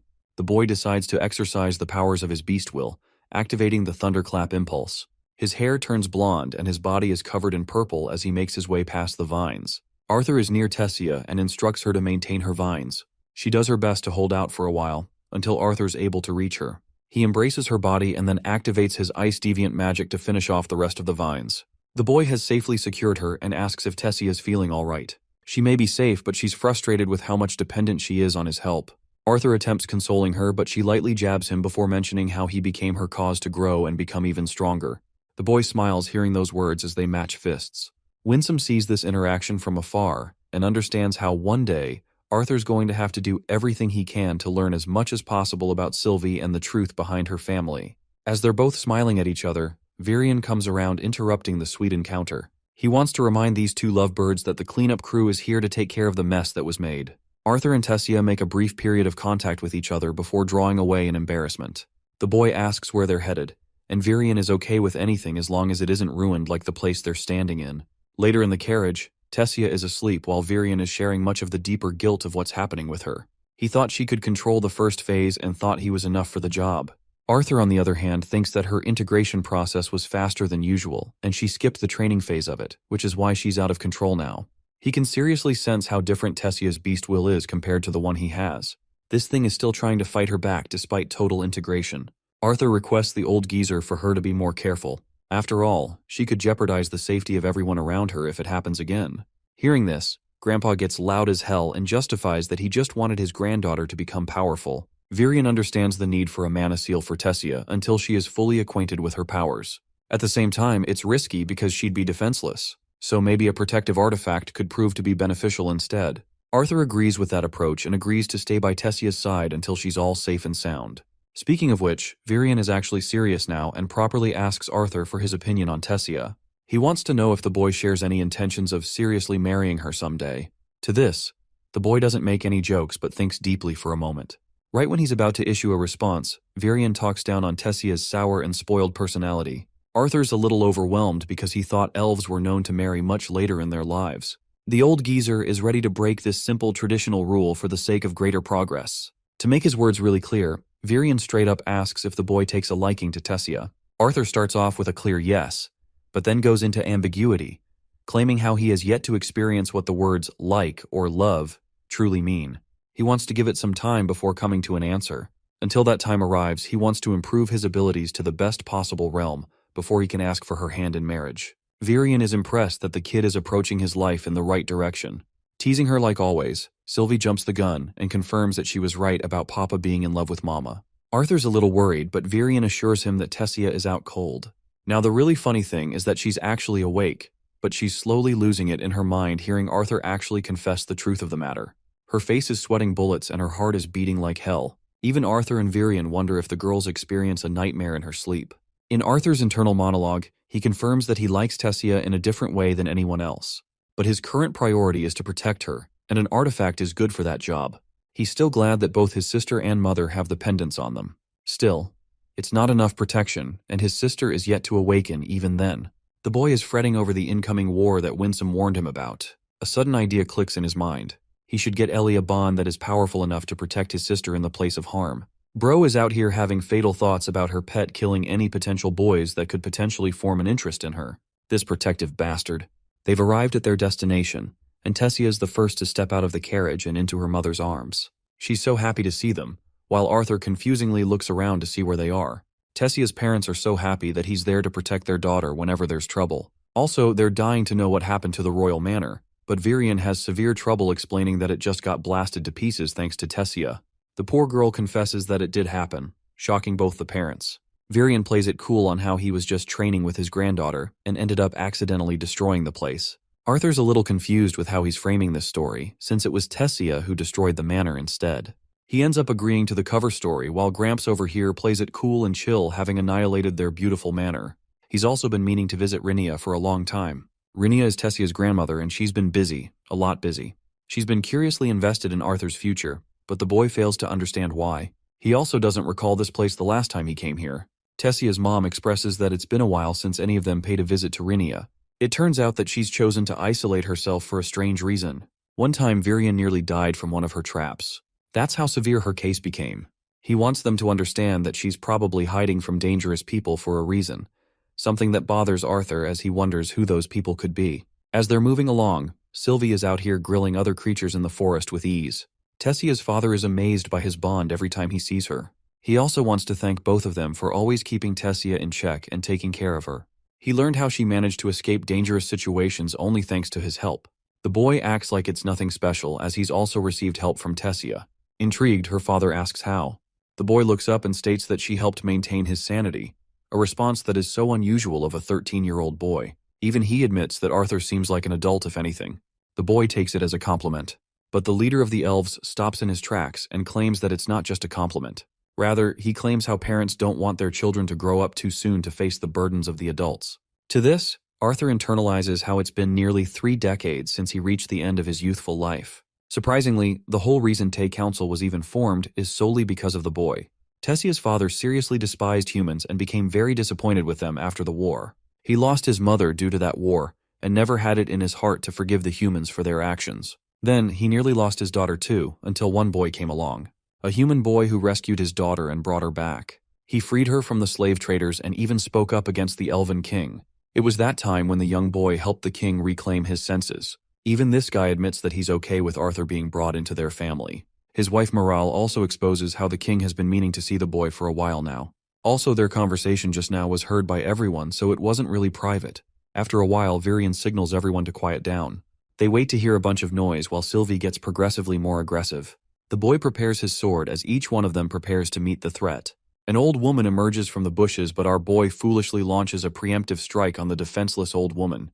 If Virion hadn't caught him just now, she would have been sliced in half. The woman roars at him for trying to hurt an elderly woman. Tessia jumps to embrace Rhynia, who adores her in kind. Continuing along, Virion was expecting to meet her at the entrance, but it turns out that she came searching for them after they were late. She pinches Arthur's cheek in typical granny style, even teasing how she would easily fall for him if she was young. Bro is out here having an opposite reaction because he nearly suffered a heart attack seeing her pop out of that bush. Granny thinks he's calling her ugly and turns to Virion for a description of her youthful beauty, but even Virion is like she was average at most. Rhynia ends up saying something out of line about Virion's dead wife, which results in a disappointing look from everyone.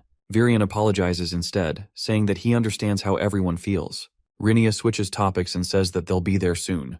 Before Arthur's about to ask where, Morale stops him for whatever reason. They keep walking along until she reveals the beautiful waterfall just up ahead. The scenery has them all standing in awe and amazement. She welcomes them inside the cave, recommending that they don't cast any light magic. As they're moving along the dark, they finally reach Rhynia's home, a place where she's got a lot to discuss. Inside her cozy place, they drink tea and enjoy the scene. However, Arthur is stumped by the kind of deviant magic Rhynia used to make the inside of the space appear much larger than the outside. Granny's got tricks up her sleeve, but before long, the tea takes them all out and makes them unconscious. The boy continues to sip his tea, inviting Rhynia to point out how he's unsurprised to drink the tea despite seeing people fall unconscious. The boy remarks that he's been through a lot, so nothing surprises him anymore. Turns out Rhynia is aware of the facts. The boy puts down the tea and understands that whatever she's about to say is top secret information that only he's going to know. Before that, Rhynia introduces herself as a diviner and mentions that she should explain her powers in more detail. Even after learning much about magic at the academy, Arthur was unable to find anything related to divine magic. He can't believe he's about to learn crucial knowledge from a diviner herself. Seeing him intrigued, Rhynia begins her talk. She mentions how certain deviants have to harness a different source of power than from the 4 basic elements. They're different from the regular mages who are known to absorb the particles of their surroundings. A good case is the boy's mother, who is an emitter with recovery spells. Rinia has encountered a whole bunch of different deviants across her life, but they all had one similarity: their personal pool of mana that could be used anytime they wanted to reinforce their magic. This was different from an elemental deviant such as the boy himself, however. For diviners, their powers developed differently and could awaken at any point in life. They could see hints of the future to come, but those hints are so vague and ambiguous that they're difficult to understand. These hints don't require any usage of their mana either. From the talks of it, Rinia claims that it seems like a terrible power to have if one can't control it. The boy asks her about the spell she casted when he was younger. It helped him locate his parents and speak to them directly. That spell involved using her powers for image projection. Actual and true divination is critically reading the future and knowing what's about to happen. The boy fails to understand where she's going with this. He doesn't get how she's able to power her magic if her mana core isn't playing a role. The harsh truth is revealed that diviners shorten their own lifespans for the sake of glaring into the future. That's the actual power of a diviner, and everything else is considered nothing more than a bunch of gimmicks. Recalling the time she mentioned Virian's wife a while ago, she speaks about Lania, who was also a diviner and so much more powerful than even her. Lania's prophetic divinations were even more detailed than Rinia's. She was beautiful and unparalleled, receiving envy from every elf in their kingdom. She was the pride and joy of the kingdom, and shortly after she fell in love with Virian, they had a beautiful wedding. Everything seemed to be favoring the two of them, but then fate took a harsh turn to change both their lives. War between the elves and the humans was approaching its end, and talks of a treaty were in the air.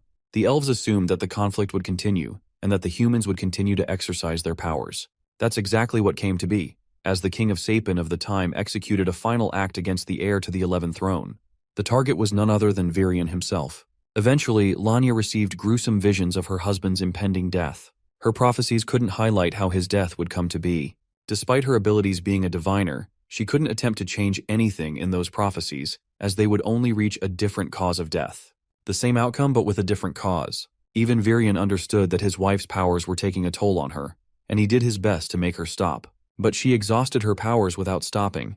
Rinia relates her personal experience of seeing the future and how much it affects her lifespan. And for Lania, that woman did it every single day, just for the sake of love. She endured so much hardship, allowing Virian to escape death for long enough for the current king to come into power and revolt against the throne. He took down his own father and ended the war. While Lania succeeded, she extinguished too much of her lifespan. Only a few weeks later, she tragically passed. For that, she despised Virian for a long time, and despised her own sister for leaving her alone. Arthur is shocked to learn that both Lania and Rinia were sisters, and that the poor old geezer Virian has endured a lot in his life, despite always being cheerful around them. Sylvie wakes up and notices her papa in a slump. Rinia reveals the reason she told Arthur everything just now. She used the same prophetic powers to peer into the boy's future. Hearing that, Arthur comes to a pause, questioning why she did that. Poor Sylvie hops on his lap, as if she senses danger and distraught from Arthur. He pets the little girl and tells her that he's okay. Rinia expresses that she's been getting glimpses of the boy before ever encountering him. It's something that has never happened to a diviner before. Regardless, the continent of Dicathen is entering a new stage. Many things are changing, and everything will revolve around the boy. Arthur wants to know why, but this is something not even Rinia understands properly. She fears telling him too much will change the future to come. At the same time, shying away from the truth will fail to make him act. Arthur emphasizes that she's going as far as to give up her own life for the visions, so he wants to help her as well. Then it strikes him that not even Virian knows about her powers. She's kept a long secret from him and claims that she's lived enough. The thing is, by staring into the boy's future, she attracted a ton of enemies to herself, which is why she now secludes herself. It was a personal decision. At last, Rinia reveals the outcome of the boy's future. His future is plagued with difficult decisions and hardships no matter the future. He's going to face many enemies and obstacles, but his saving grace will be an end goal. This end goal is a mystery to Arthur too. It turns out that everything is resting on the goal Arthur will choose for his life to come. She departs the boy with two important pieces of advice. First, she wants him to understand how many people do terrible things for the sake of good. And secondly, she wants him to be wary of enemies that are subtle and more abandoned, lonely, and with nothing to lose, instead of focusing on a higher power. Apart from that, Rinia can't lock down on specific details. The boy fears what would happen if he fails to make the correct choice when the time comes to it. Rinia comforts him, stating that the right choice doesn't have to be the best choice of all. For now, she recommends that he get some rest before returning tomorrow. Let's go back and visit the evil Lucas. He's been handed a vial of green, the same thing that Manhwa took and exploded on himself. Charles has yet to try it, and Lucas understands that he was deemed unworthy to even use the vial. Lucas stares at the green fluid and internalizes how each of their cores are weaker than his own. This simple drug could easily kill them upon coming into contact with their bodies. Charles throws a tantrum and urges that they act now, especially with the disciplinary committee taking stronger actions. In turn, Lucas unleashes his flames and knocks him down. He perfectly reminds the little scumbag that he's nothing more than a messenger who has nothing more to do. Lucas pops open the tube and consumes it. But the moment he does, his body grows tense and he succumbs to the ground. Seeing him in this state, Charles is happy. The rest of the clowns are making fun of Lucas for being unable to contain the drug just like Manhwa. Even Charles grows high and mighty, calling Lucas nothing more than a mutt. He's really testing his luck here and decides to place his foot on top of his head. Lucas grabs him, causing Charles to experience a sharp sting of electricity as he's sent flying. His foot is severed while Lucas's body is overflowing with surges of uncontrollable power. He is reminded of his conversation against his brother, who scolded him for being pathetically weak and relying on their family's background to save himself each time. He wanted Lucas to act out on his own, and now, filled with this devilish power, Lucas laughs with uncontrollable happiness, resembling that of a monster. The red-haired punk tries running away, but a single zap from Lucas instantly takes him down. Their only healer refuses to heal Charles and runs towards Juno in an effort to save his life. But unfortunately, by the time she gets there, the dude is already incinerated to ashes. She turns to the monster who killed him and attacks Lucas with her water bullets. But this guy is spiraling out of control and thinks nothing of what he did. He bursts forth and pins her to the tree, choking her out to the point blood is pouring out of her eyes. She begs for her life, but it's all useless as Lucas snaps her dead. With both dead, he turns to Charles, who is crying like a bitch in pain. Lucas dares the guy to call him a mutt, like he so bravely did a while ago. Charles pleads for his life as he too is brought to a dreadful end. The following morning, they're all awake and on the table to eat food. Sylvie isn't having the time of her life because the food isn't to her liking. Rinia is open about the effects of the calming herbs she put in her tea. She plays it off, acting like it wasn't meant to happen. Virian isn't pleased because he had work to do, and her tea just knocked him out cold. Rinia happily exposes him and Tessia and what became of the royal manor. In response, he quiets her down. The princess is given a small artifact to help control her beast will. Tessia opens it to find a beautiful bracelet inside. Arthur can't fathom how she was able to make something so quickly. Then he realizes that he's among the great elves and shouldn't be surprised. The Elven King is happy that Rinia made something so crucial for their daughter. They decide to wrap up food, and Rinia soon takes both Arthur and Tessia to the portal that directs them to Xyrus City. The boy can't believe that she's got a teleportation gate of her own without any trouble. Rinia just smiles at him in response. Both of Tessia's parents embrace their daughter, wishing her the best. Meanwhile, Virian wants her to stop by the director's office to see how she's holding up. Tessia is really happy to have met her grandmother and embraces her with so much love. Arthur sees them sharing a delicate moment, but he's sad knowing what'll happen. Anye. They both bid farewell to the royal family and eventually cross the teleportation portal. This gate's exit doesn't even have guards around it. He wonders if they're short-staffed or busy handling business elsewhere. Arthur and Tessia take a walk underneath the beautiful Aurora constellate. Tessia remarks that it's always a beautiful sight no matter how many times she sees it. Meanwhile, the cute little furball thinks the sky is broken. They come home with Sylvie excitedly scratching the door. There, they unexpectedly run into Jasmine after a long time. Durden is out here rocking his new hair in a bun like Arthur. Even the blonde freak runs into Arthur, pushing him against her pillows. Tessia is a steaming ball of embarrassment upon seeing that, but she too isn't spared from the same treatment. The boy's family welcomes him home as they all decide to go inside. But Tessia tries to take her leave as she only came to say hello. She has things to take care of, and even Arthur's worried. But Tessia simply has things to attend to, and thinks it's unfair for her to enjoy it when the other students are probably troubled in school. Remembering how Arthur promised Virian to stay with the princess for her protection, Arthur feels guilty that he has to leave her on her own.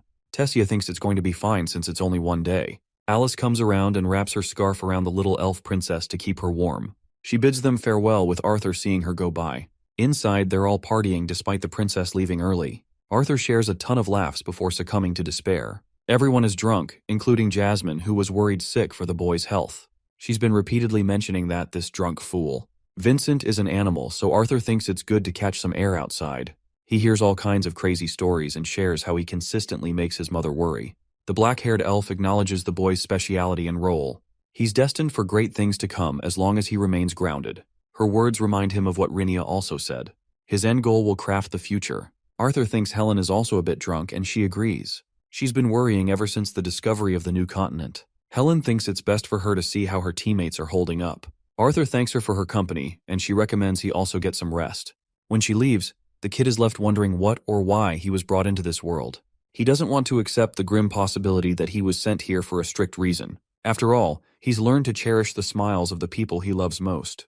The boy doesn't care about deities or whatever monsters come his way. He's going to make sure to protect the people he cares about. That's the future he wants to create. Meanwhile, the main leader of the cult has finally wrapped up his preparations and summons a plethora of deviant beasts for the final attack. Glancing over to the disciplinary committee, Kai is busy preparing an artifact. He doesn't want the rest of them to contribute, despite them knowing that the cultists will soon launch a brutal attack on the academy. Kai emphasizes that any more training beyond this will only harm them in the long run. The musclehead girl comes running with resistance bands for training, before tripping over and falling down. Curtis grabs the bands and questions the purpose of the bands, as they'll only drain their mana, which could prove troublesome in an event of an attack. Claire is confident about Doradrea's intentions, and with Theodore also here, he instructs Kai to cast the barrier. For some strange reason, the barrier that is casted is red. Curtis immediately tells him to shut it down, while Claire wonders if their sound is also blocked from the inside. Theodore takes the forceful approach, but not even his punch can phase through. Kathleen thinks it's foolish to waste mana, and they should instead look for the emergency kill switch. But when Claire searches and locates the kill switch, the thing is in shambles. Now the entire committee is struck with horror. The barrier isn't even fully closed as an entrance appears, and they're attacked by the cultists. Both Theodore and Kathleen attempt to block it as their enemies rush inside. Claire understands that this isn't just training, but an actual fight, and leads her members to battle. The brawlers take down the close encounters while the ice mages prioritize long-ranged attacks. Theodore is crushing them with his fists, while Claire activates her beautiful fire magic to bring their enemies down. She wants them to advance forward using the same opening and rush outside to help Kai. But instead of Kai, the bastard Lucas steps inside, happy to tell them what's really going on. The committee members are shocked to find him inside the barrier, and he's delighted to reveal that Kai is the culprit who trapped them here. The committee members refuse to believe his lies at first, but Lucas thinks he's got no benefit to gain from lying when he can easily prove his point in battle. This guy is so fast that he jumps between them with insane speed and attacks all of them at once. Claire attempts to bring him down, but he casts a fire fiend that nearly strikes her down. Thankfully, she's safe, and she's also located an opening from one of the resistance bands that fell around the circumference of the barrier. She instructs Doradrea to carve an opening large enough for them to escape. But it's not an easy task, especially with the current version of Lucas before them. This guy's strength is even beyond the professor's right now. Theodore uses his gravity magic to get the jump on him, but the maniacal mage grabs his throat and calls him an insect for even trying. Lucas drops him and checks his transmitter. His real target is nearby, so he exits the barrier without caring about the disciplinary committee members. Lucas has a personal mission to attend to. The rest of the cultists appear, while Claire signals both Theodore and Kathleen to cast a defensive spell for an opening. With the spells casted, Kathleen and Faye launch an ice barrier of their own. This gives Dorada enough time to carve an opening. However, she chooses to sacrifice herself by buying time for her friends. She kicks Theodore away and suffers an attack. Thankfully, Faye is there to help her out. Both of them make a final stand to fight the cultists. Outside, Claire and the others have already escaped. She wants them to search for the professors when the window shatters, drawing her attention in terror. When Theodore comes out to see what happened, the disciplinary committee members stand in horror. The monsters are slaughtering the students left and right without end. The worst part is that Tessia is on her way to the academy. She's worried about her mana core's complete exhaustion and hopes for the director to help her out. Right then, she hears a loud monster screech. When the princess exits the carriage, she sees a giant barrier of red. Understanding the grave danger of the situation, Tessia wants to return, but she's struck by Lucas's deadly attack, burning down her carriage. He can't believe that she came here on her own. Tessia sees a crazier version of the psychopath standing before her. He's lost his mind, and his haunting face looks uglier than ever. Poor Tessia is doing her best to prioritize saving the life of the coachman. But there's no use as Lucas makes sure the guy is dead, just so she could focus on him fully. Lucas thinks she's got her priorities messed up for failing to defend herself. Suddenly, the elf princess casts an attack to stop him. Even though she's hurt, Tessia wants to stop this madness on her own. Lucas chuckles at the very thought of her putting up a fight. He mocks her for barely being able to stand on her 2 feet. It's true, the bracelet is actually preventing her from using the extent of her powers. She can't even use her magic here. The maniac grabs her and recommends that she stay in one place, mocking her by making fun of Arthur too. Then it clicks in her head. Tessia understands that the reason he's yet to kill her is because she isn't even the main target. He's going to such extreme measures just to beat Arthur. Provoked after hearing the truth, he mercilessly slams her into the ground. Tessia continues to mock him for his inferiority complex. Lucas gets pissed and slaps her across the face, reminding her that he could always tear apart her body as that would be enough for his mission. To this, she smiles, what a badass. Tessia grabs his arm and understands that she's going to have to sacrifice herself for this fight. Her vines grab a hold of Lucas, restraining him and slicing off his limbs. Tessia is doing her best to hold on, refusing to become a tool for him to manipulate Arthur. Lucas is not having it and unleashes an attack that sends her flying. Her bracelet comes off, but even Lucas doesn't want to risk her dying in an all-out attack, so he puts it back on her wrist. Then he grabs her hair, dragging her body all the way to the inside of the barrier. Poor Tessia's lost all sensation in her body. Her final thoughts are to escape, as her vision becomes hazy before the students getting trampled underneath the monster's feet. In this dire situation, Elijah is doing whatever he can to protect the students, but he is far too overwhelmed and gets ganged up by the snarlers. Refusing to surrender, he casts earth spikes to kill them all. Then he makes his immediate escape to find someone. Elijah sees a cultist and quickly hides. The cultist is currently instructing the students to become a part of their alliance, as that would be the only way for the beasts to exclude them from the attack. The dwarves and the elves will suffer a worse fate, as their mana cores will be destroyed for good. Elijah questions what led to such a horrific outcome. He fails to understand how the director allowed things to unfold to such a state. The boy hears a female student calling for help. It's the same damn professor from last time who is also a cultist. Elijah uses his attack, but the professor blocks by casting a water barrier. This scumbag is attacked by Curtis's bond, breaking his barrier. Grotter is here to protect them, while Elijah approaches the shitty teacher. The professor makes his immediate escape. Curtis wants the students to reach the training facility as it is safe. Elijah learns that the rest of the disciplinary committee members are in a pinch. Unfortunately, Doradrea and Faye stayed behind to combat the cultists so they could escape. As for Arthur and Tessia, they're nowhere to be found. Curtis thinks it's a good thing they haven't come to the school, which relieves Elijah to some extent. Curtis doesn't get what they should be doing. They can barely do anything in this situation beyond staying alive. Suddenly, a loud screech attracts the attention of the students. The leader behind the attack wants the students to know that his monsters won't be attacking anymore. He just wants them to reach the clock tower as the final showdown's about to begin. The concerned parents of the students have also arrived just outside the barrier, but they're being stopped from entering inside. The rest of the mages are doing their best to create an opening to get inside. Not even the Artificers Guild has seen such a strange barrier. When the question is asked whether they can break the barrier, unfortunately they don't have enough powerful artifacts to create an opening. They want to use a larger beam drill for the job, but it has yet to arrive. They wonder if they should try contacting the Lances, but it's already done and tried. The Lances are busy with the rest of the incident all across. Blonde suspects that this must be a part of a coordinated attack, but he's stopped shut as his words could create some serious trouble. The guild is doing its best to identify weak points of the barrier, and hopefully they'll be able to form an opening soon. They're just hoping they aren't too late, because there's too much going on inside. As for the students, they've all collected themselves in the training facility. Curtis wants to find the rest of the committee members and instructs Elijah to look after the students. The situation here is really grim as countless students have been injured and others are traumatized for life. There's still no understanding of what caused this. The students just want to leave and question the cultists who are subjecting them to this fate. The leader happily makes his debut in front of them, with a bloody bag in hand. The students attempt to unleash their attacks, but the barrier's too strong. The situation invites a maniacal laughter from the man who orchestrated this event. He's seriously surprised that these idiots have yet to understand the gravity of the situation. Reaching for the bag, he tosses someone's head in the open. Doradria's mortifying and pitiful state receives utter horror from the students. Elijah vomits in trauma and disgust, refusing to believe that this is real. Theodore is enraged as he does his best to break the barrier, but it's all in vain. Doradrea is dead and they can't do anything about it. Filled with so much emotion, he invites the leader to fight him in a one-on-one fight. The leader laughs as he removes his mask, introducing himself as the mighty Dreneve. Theo wants to fight him, so this psychopath catches his hand and draws him inside the barrier. Theo reclaims his foot using his gravity magic and goes batshit crazy to kill this guy. Dreneve is just waiting for him to strike. Theo's first attack sends ripples in the ground, inviting optimism from the students who believe in his strength. But in the end, he's the one who got brutally injured. Dreneve sets his foot on his head, questioning if Theo is all talk in the end. Dreneve casts incineration magic and literally grills Theodore's body until he's all black. He turns to the students in glee and assures them that Theodore's still alive and kicking. Dreneve invites them all to become the next victim of this event. The rest of the captives are shown, including an injured Fae. Elijah horrifically lays his eyes on the dragged body of the council president Tessia, who is knocked fully unconscious. The academy is going up in flames and there's death all around.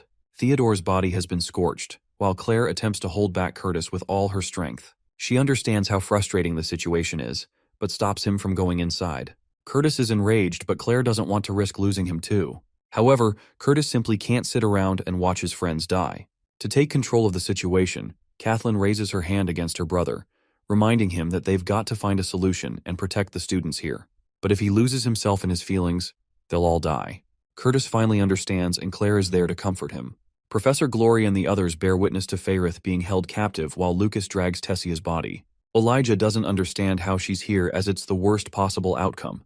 With everyone's attention under control, Dronzer decides to officially introduce himself a second time. He presents himself as a messiah who has come to save them from a land far away, a place that is torturous to those that are weak. The ones standing in opposition to him are considered the elites of the continent, but from the place he comes from, these guys are nothing more than total garbage, and he drills that point into them. That's why he's only preparing a few of them, so that eventually, when his master becomes the ruler of the continent, they'll also share a place in the kingdom.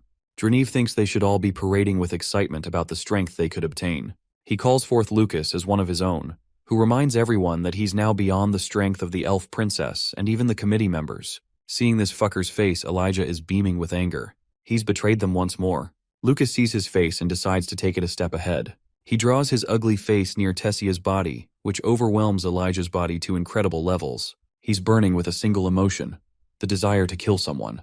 The boy doesn't get what's happening to him as he casts metal spikes and surrounds himself in a cloak of purple. Even though Elijah is brimming with fear, his body reacts on his own, cutting past the barrier and annihilating the monsters on metal spikes. This version of him is sinister and dark, merciless and cruel. It makes him question his own identity. The Cutlists try to stop him, but Dronzer understands the gravity of the situation. Elijah's body collapses on its own. He's destroying his physical body in a final-ditch effort to kill Lucas. The metal spike manages to pierce Lucas's shoulder, but that's where he burns out completely, losing consciousness. The really surprising part is that Dronzer is out here comforting his body, while Elijah's final thought is for Arthur to come and save them. Humility, loyalty, resoluteness, and courage, the four tenets of the great family in which Claire was brought into. Those qualities are what made her become a skilled swordsman. She believed in those qualities and trusted them, until now, until she realized how ignorant she had been. While she fails to comprehend the magic that was used to break the barrier, Claire senses that this is their only chance to strike. And yet, her body is riddled with fear and she can't move an inch. The professors are here and want to take on the fight instead, but Claire knows that they will fall short against Dranov's powers. It's as if they are prepared to accept their own deaths. Claire's own committee is awaiting orders from her side, questioning if they should support the professors. But she's here losing her sanity, inquiring why she has to be the one to lay such a heavy order. They're prepared to follow her command, but inside, Claire simply wants the professors to fight instead. She doesn't want their lives to be thrown away. She sees Drive retrieving Elijah's body, while Theodore is burned to crisp and Doradria gets the Aaron treatment. Professor Glory turns around smiling at the girl, which reminds her of her values. Channeling those qualities, Claire overcomes her fear and issues an order to fight for Xyrus City. Dronzer comes to Lucas and explains that he's going back because of a change in their plans. He's going, and he expects Lucas to follow suit. Right after finishing the professors and disposing of Tessia's body, Lucas attempts to stop Dronzer because he's curious what's so special about Elijah. Suddenly, his body is overpowered with so much pressure that he falls. Dronzer isn't in the mood to answer any questions. He merely steps into the portal, expecting great things from his servant. The professors do their best to stop this guy from escaping, but Lucas interrupts their attacks and unleashes his scorching flames against them. The professor summons a giant fiend of his own, devouring each of Lucas's summons. Then there's Professor Glory, who engages Lucas in a close combat fight with her twin blades. Unfortunately, she wasn't expecting a monster to attack her from her blind spot. Luckily, Glory kills the monster and rages on to catch Lucas. The cultists are doing their best to support Lucas, which is troublesome for Glory. The disciplinary committee helps her out by assisting in their own way. Glory questions what they're doing in a dangerous battlefield like this. Claire crushes the monsters and states that it's everyone's battle. They're only doing what they've been taught. Glory turns around to focus on her goal, while Claire coincidentally spots the traitor Kai, who is walking away as if nothing happened. The redhead erupts in anger and targets him. She runs past the mess and directly attacks Kai. However, Kai's metal strings have her trapped from every direction. She tries to inquire his reason for betrayal, but he's just prioritizing his escape. Claire doesn't want that. She doesn't understand why her friends are coming towards her when they should be targeting Kai. And then, a heartbreaking sequence follows as we see Claire's body impaled by a spike while she was fully unaware. It seems like things are going bad for our heroes until one iconic dragon's roar seizes the attention of the battlefield. Lucas is shocked while Claire and the others are happy. Stepping into this fight is none other than bloodlusted Arthur and his dragon in her true form. The people see the horned creature with eyes of fierceness unlike any other thing. But more than the dragon of incredible might, the child just underneath it was the real carnage of terror. Each step taken displayed a confidence out of this world. His body erupts in growing rage each moment. Claire regrets being unable to spot the look of defeat on Lucas's face by the time the fight ended. The teachers are all injured as Lucas enters his monologue. He's got an infinite pool of mana to work with and a body unlike any other. Dreneve's drug helped him cross the realm of mortals, making the elites feel like bugs in comparison. But then, all of a sudden, he feels a kind of discomfort that is unexplained. The maniacal mage wonders if Arthur's pet can help him achieve victory in this fight. A fight where not even the professors could beat him. Arthur merely walks past him, in a flash of a second, coldly ignoring his existence as he moves along to pick up Tessia's body. The rest of the cultists are so shocked that they can't even move in the presence of a real dragon. Lucas can't fathom how he was ignored like that. Arthur checks on Tessia's condition and realizes that she's been drugged to remain unconscious. He's glad that she's unharmed for the time being. To provoke him, Lucas calls out how Tessia was crying for his help. Their leader didn't want Lucas to lay a single finger on her, but he couldn't stop himself. After all, he wants to torture Arthur after beating him and the princess to death. Hearing his foul words, Sylvie roars in her rage. But even after his provocative words, the boy continues to ignore him. This time, Lucas is done playing around and casts his flames, saying words he should not, until it happens. His body feels a weight unlike any other. The weight of a mad demon that is trying to claw at him from the inside. Lucas fails to comprehend why his body is reacting in such a way, and why this presence is more intimidating than even the professors of the most esteemed academy. Even more, his brother. One word escapes Arthur's mouth. He calls Lucas and states how he declared him an insect a long time ago that was unworthy of attention. But Arthur was always prepared to squash this insect if it ever even attempted to attack him.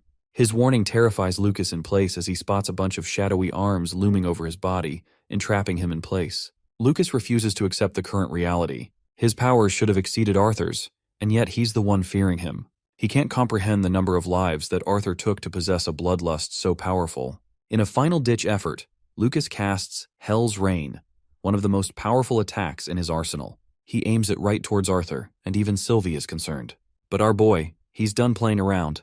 He instantly activates his beast will and transforms his powers to another level. With just a single hand, the boy stops the attack as if nothing even happened. He approaches Lucas, his path filled with ice. This is the first time this clown has seen Arthur use ice magic on top of fire magic. Still, Lucas launches a spear at him in the hopes of doing some damage. Arthur easily evades the spear, catching it with his left hand, while preparing a focused bolt of crackling lightning in his right. He releases the electrical bullet that makes its way to Lucas and strikes him down, severing his arm. Lucas remains helpless on the ground while Arthur approaches him. He wails in pain and agony, shocked that Arthur is capable of casting lightning magic on top of everything else. The boy simply grabs his remaining arm, freezing it in ice. Arthur glares at Lucas, confirming that he's exactly what he says he is. Then he exerts his full strength on Lucas's arm, shattering it from his body. The desecrated remains of the boy flop to the ground. He can't even speak a proper sentence without bawling his eyes out. Lucas reminds Arthur of his connection to the Wykes family, but that means very little right now. Arthur holds his leg in place before activating downforce gravity magic, crushing it in a pool of blood. Lucas screams in pain as Arthur questions if Dronzer is the individual responsible for the mess at the academy. Lucas chooses to remain arrogant even in his last moment, confirming Dronzer's involvement and his role in taking away Elijah. Arthur swiftly crushes Lucas's final leg, reducing him nothing more than a nugget on the ground. The boy has accepted that the world is changing, and he can do very little about that fact. But he's going to make sure that a lousy scumbag like Lucas doesn't make it past today. Arthur rests his foot on Lucas's crotch. He wails in pain and agony, begging Arthur to stop. But it's pointless as Arthur curses the mage for his next life as well. Activating downforce, he annihilates Lucas's in the most disgusting way imaginable. The defeated mage is dead, and he didn't even die honorably. Those who were watching this massacre only became overwhelmed with fear. Some were amazed, but in the end, Arthur was reminded of his loneliness. He'd exerted too much of his power just now, and it takes a toll on him. Here's the worst part. That piece of shit's brother arrived with 2 more lances by his side. Baron is infuriated at the lifeless remains of his brother. He becomes so mad that he unleashes an attack that blows Arthur away. Even Sylvie is barely able to dodge the attack while Arthur is slammed into the wall. Sylvie tries to attack the lances despite Arthur's warning. Unfortunately, she too is frozen in place by Lance Verray's devastating might.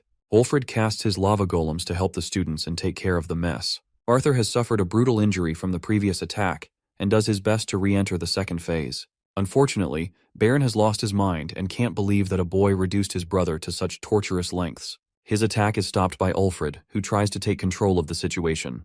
Baron has lost total control and doesn't understand the fact that Lucas is the one who threatened everyone here. Ulfred explains that Arthur is the savior, not the threat. Even after hearing that, he fails to stop and plans to repay Arthur in kind for mercilessly killing his little brother. Ulfred chooses to act by using his golems and stopping him in his tracks. But Baron totally loses it and unleashes his full strength even against a fellow lance. Arthur awaits his fate as Baron attempts to use his finishing move against Arthur. Curtis and Kathleen are unable to stop this from happening, until Lance Verray intervenes with her ice magic and even gets Baron on his knees. She emphasizes that it's her decision, and the council's to decide the fate of the boy along with his dragon. Baron reclaims his senses and follows orders. The situation is tamed at last, as the students are rescued and the academy is cleared. Many lost their lives during the incident. Arthur is patched up by the healers as Verray comes up to ask if he's all right. He just lost his mana for the most part. Verray hands him handcuffs for the time being. She knows that these cuffs won't be enough to stop him, so she takes a step ahead and smashes an artifact next to his chest. Arthur wants to follow their instructions, but hopes that they can do the same for his bond. Verray is surprised to find that the boy has an entire dragon to himself as a bond. She releases the spell, while Arthur orders her to return to her fox state. Sylvie is pissed for what they did, but right now, even Arthur understands that they're outmatched by the lances. Sylvie accepts and transforms right back to her fox state. She runs to Arthur and worries what might happen to them. Arthur doesn't know either, but he thinks they'll be okay. The boy and his bond are both chained together and following the lead of the lances. They're going to be taken to the Mage Guild camp until they receive further orders. Here, many people are gossiping about the death of a noble from the Wykes family. They don't know the truth of the situation, but Arthur's brutal killing methods are being called to question. He's being judged for his class too. Even his family arrives at the scene in worry. He asks Verray if he can have a moment with his family. She grants him permission, a decision that pisses off Baron the most. The older brother has listened to many testimonies of what went down, and he still has his emotions overwhelming him. Arthur smiles before his family, separated by a barrier. He tells them that it's just a misunderstanding, and that he'll be okay no matter what. He just wants them to take care of the rest while he's away. Arthur emphasizes that he's going to be okay as their son. Now Verray's ring glows a beam of yellow, which means the council has already arrived at a decision. The lance recommends Arthur to continue moving alongside them, and he has to unfortunately obey their orders without question. Verray reads a scroll announcing the official decision made by the council. The official decision is ruled against his favor, deeming his mana core to be restrained and his title as a mage to be stir-piped from him. He's also going to be completely incarcerated, a decision that is effective at once. The boy stands at the center of the academy, with his family breaking into tears on the ruling decision made against their son. Some students are gossiping in his favor, while others against. Kathleen single-handedly exercises her right. She can't fathom how they're punishing the one person responsible for saving them all. After all, if he wasn't here, the lances wouldn't have been able to save anyone. She wants to use her parents to rescind the decision, but then it is shockingly revealed that both the human and dwarven families voted in favor of this judgment. The only ones who didn't were the Elven King and Queen. Kathleen can't accept this betrayal by her family, but Curtis thinks it's inevitable, and they can't do anything now. Arthur realizes that there's nothing stopping the lances if the decision is made by the higher-ups. What's worse is that he's being treated like he led the attack in the first place. The boy requests Verray's attention and asks permission to speak to his family a final time before leaving. She allows him to do as much, and the boy approaches his worried parents. He smiles like always, masking his fear and emotions. Arthur confirms that he'll help clear the misunderstanding sooner or later. His mother is a crying mess and understands that in reality, not even Arthur knows what's going to happen. Ellie is crying too, and Arthur now regrets being unable to spend enough time with her. He assures her that he'll be back and goes away stating it as a promise. His father is the last to speak. Reynolds wants to remind the boy that no matter what happens, his family will always continue to support him. My respect for this guy is seriously not enough. He assures Arthur that they'll always care for him. Such words actually reduce the boy to a fragile state as he goes away. The three Lance are there speaking to one another. Baron is the first to leave, and he gives our boy a murderous glare before taking his brother's body and leaving. Ulfred creates a lava golem to manage flight and assures the boy that he's not going to experience any burns. Even if he does, he doesn't have a choice. They take off with Verray using flight. Even the little Sylvie is caged in a water spell. Arthur gives the academy a final look, and that's the end of the scene. From the other side, Baron's roaring thunder descends straight to the Wykes family manor. He carries the deceased body of his brother, ignoring the butlers around him. He kicks the door open, taking the maids by surprise. Baron requests an immediate meeting with his father, adding to the seriousness of the situation. Soon after, we see his father infuriated to find what became of Lucas and his representation to the Wykes family. Even after investing so much on him, it was all wasted in the end. He also channels his hatred towards Baron forever, even retrieving the scoundrel back, without being able to exact revenge. Baron catches his father's hand before he's able to hit him. He wants his father to know that he's still a lance despite all this mess. The patriarch wants to remind Baron that he only got this position because of his link to the family. He wants to know what happened in detail. Baron expresses how Lucas became responsible for leading an attack against an academy, alongside a man named Dronzer. The kid who killed Lucas, on the other hand, tortured him in a brutal way before ending his life. Hearing this, the patriarch thinks there might be a way for them to turn the situation in their favor. He calls Adeline, one of his reliable secretaries. He wants the council to receive a message regarding the recent attack. He also wants to paint the picture that his poor son Lucas was manipulated and brainwashed by Dronzer. He was the victim and was recklessly murdered at the hands of a commoner who ignored his pain. In return, they seek nothing but death to the killer of the one who disgraced the Wykes family name.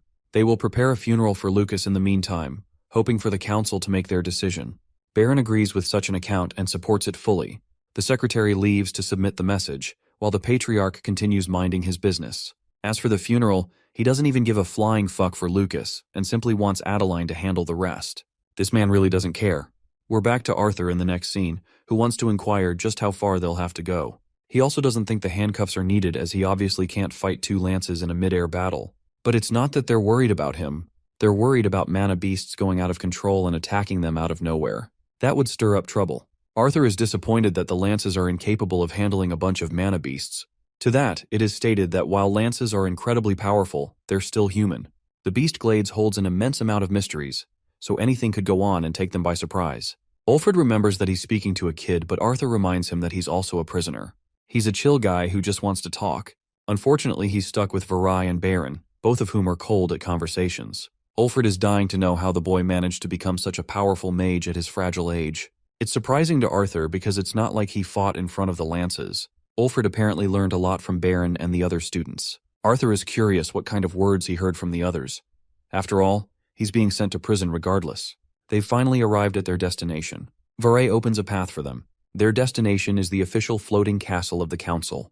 Having arrived, Ulfred reclaims his golems and talks about how the dwarves are known to carry a little bit of dirt wherever they go. He has to collect it since he can't do anything to harm the castle walls. Varai expresses how the usage of magic is not allowed in the entrance of the castle. They take the manual route of climbing the stairs until they reach a beaming hall that blinds the boy. Inside the castle, Ulfred recommends Arthur not to speak to any of the lances for now. This castle feels reminiscent of the one that Arthur shared in his previous life.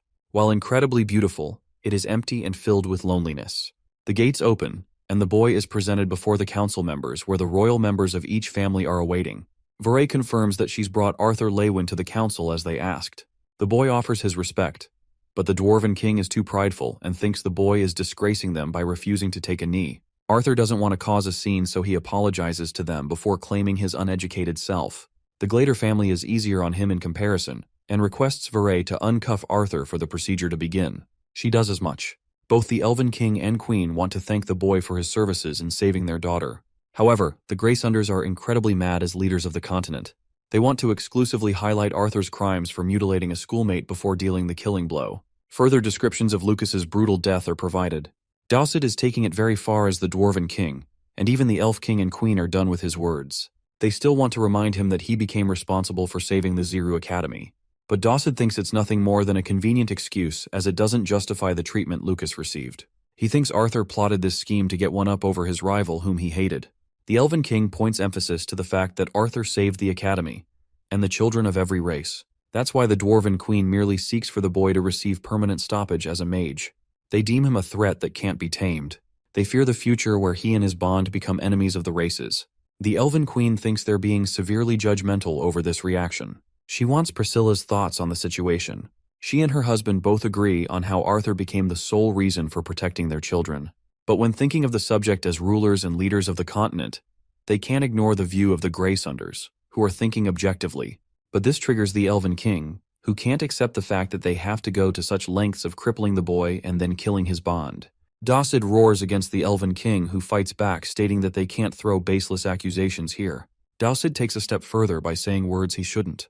He points out the weakness of the Elven family for losing their most trusted and powerful assets, the lances. Arthur wants to speak, but Dawsid hammers down on him, reminding the boy of his place. One side is acting extremely irrationally, and Arthur sees that. He speaks his voice, claiming that his presence here is pointless if he isn't allowed to say a word. He wants to offer his side of the story or what followed the event.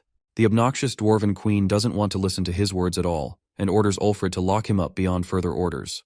The same goes for Sylvie as his pet. The Elven King raises his voice, strongly defending Arthur and even making sure his only lance gets in on the scene. Aya is called out, but Dawsid is arrogant and reminds the Elven King that he's got nothing more than one lance at his disposal. The tension settles as he sits down and stops Aya from acting. Ulfrid uses his golems and very soon escorts them out of the room. Back in the hall, Arthur has confirmed for himself how both the Dwarf King and Queen are strongly against him. The Gladers are extremely neutral on the other hand.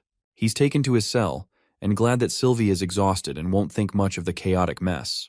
The boy wonders if he doesn't really have any choice but to rely on Alduin and Marial here. Ulfrid, being the kind-hearted soul he is, states that he'll come back to visit him often. Arthur seems to have found his peace and solitude, until he hears a familiar voice. The voice of Director Goodsky. In this giant cell, Goodsky had been imprisoned all the same for the past few days.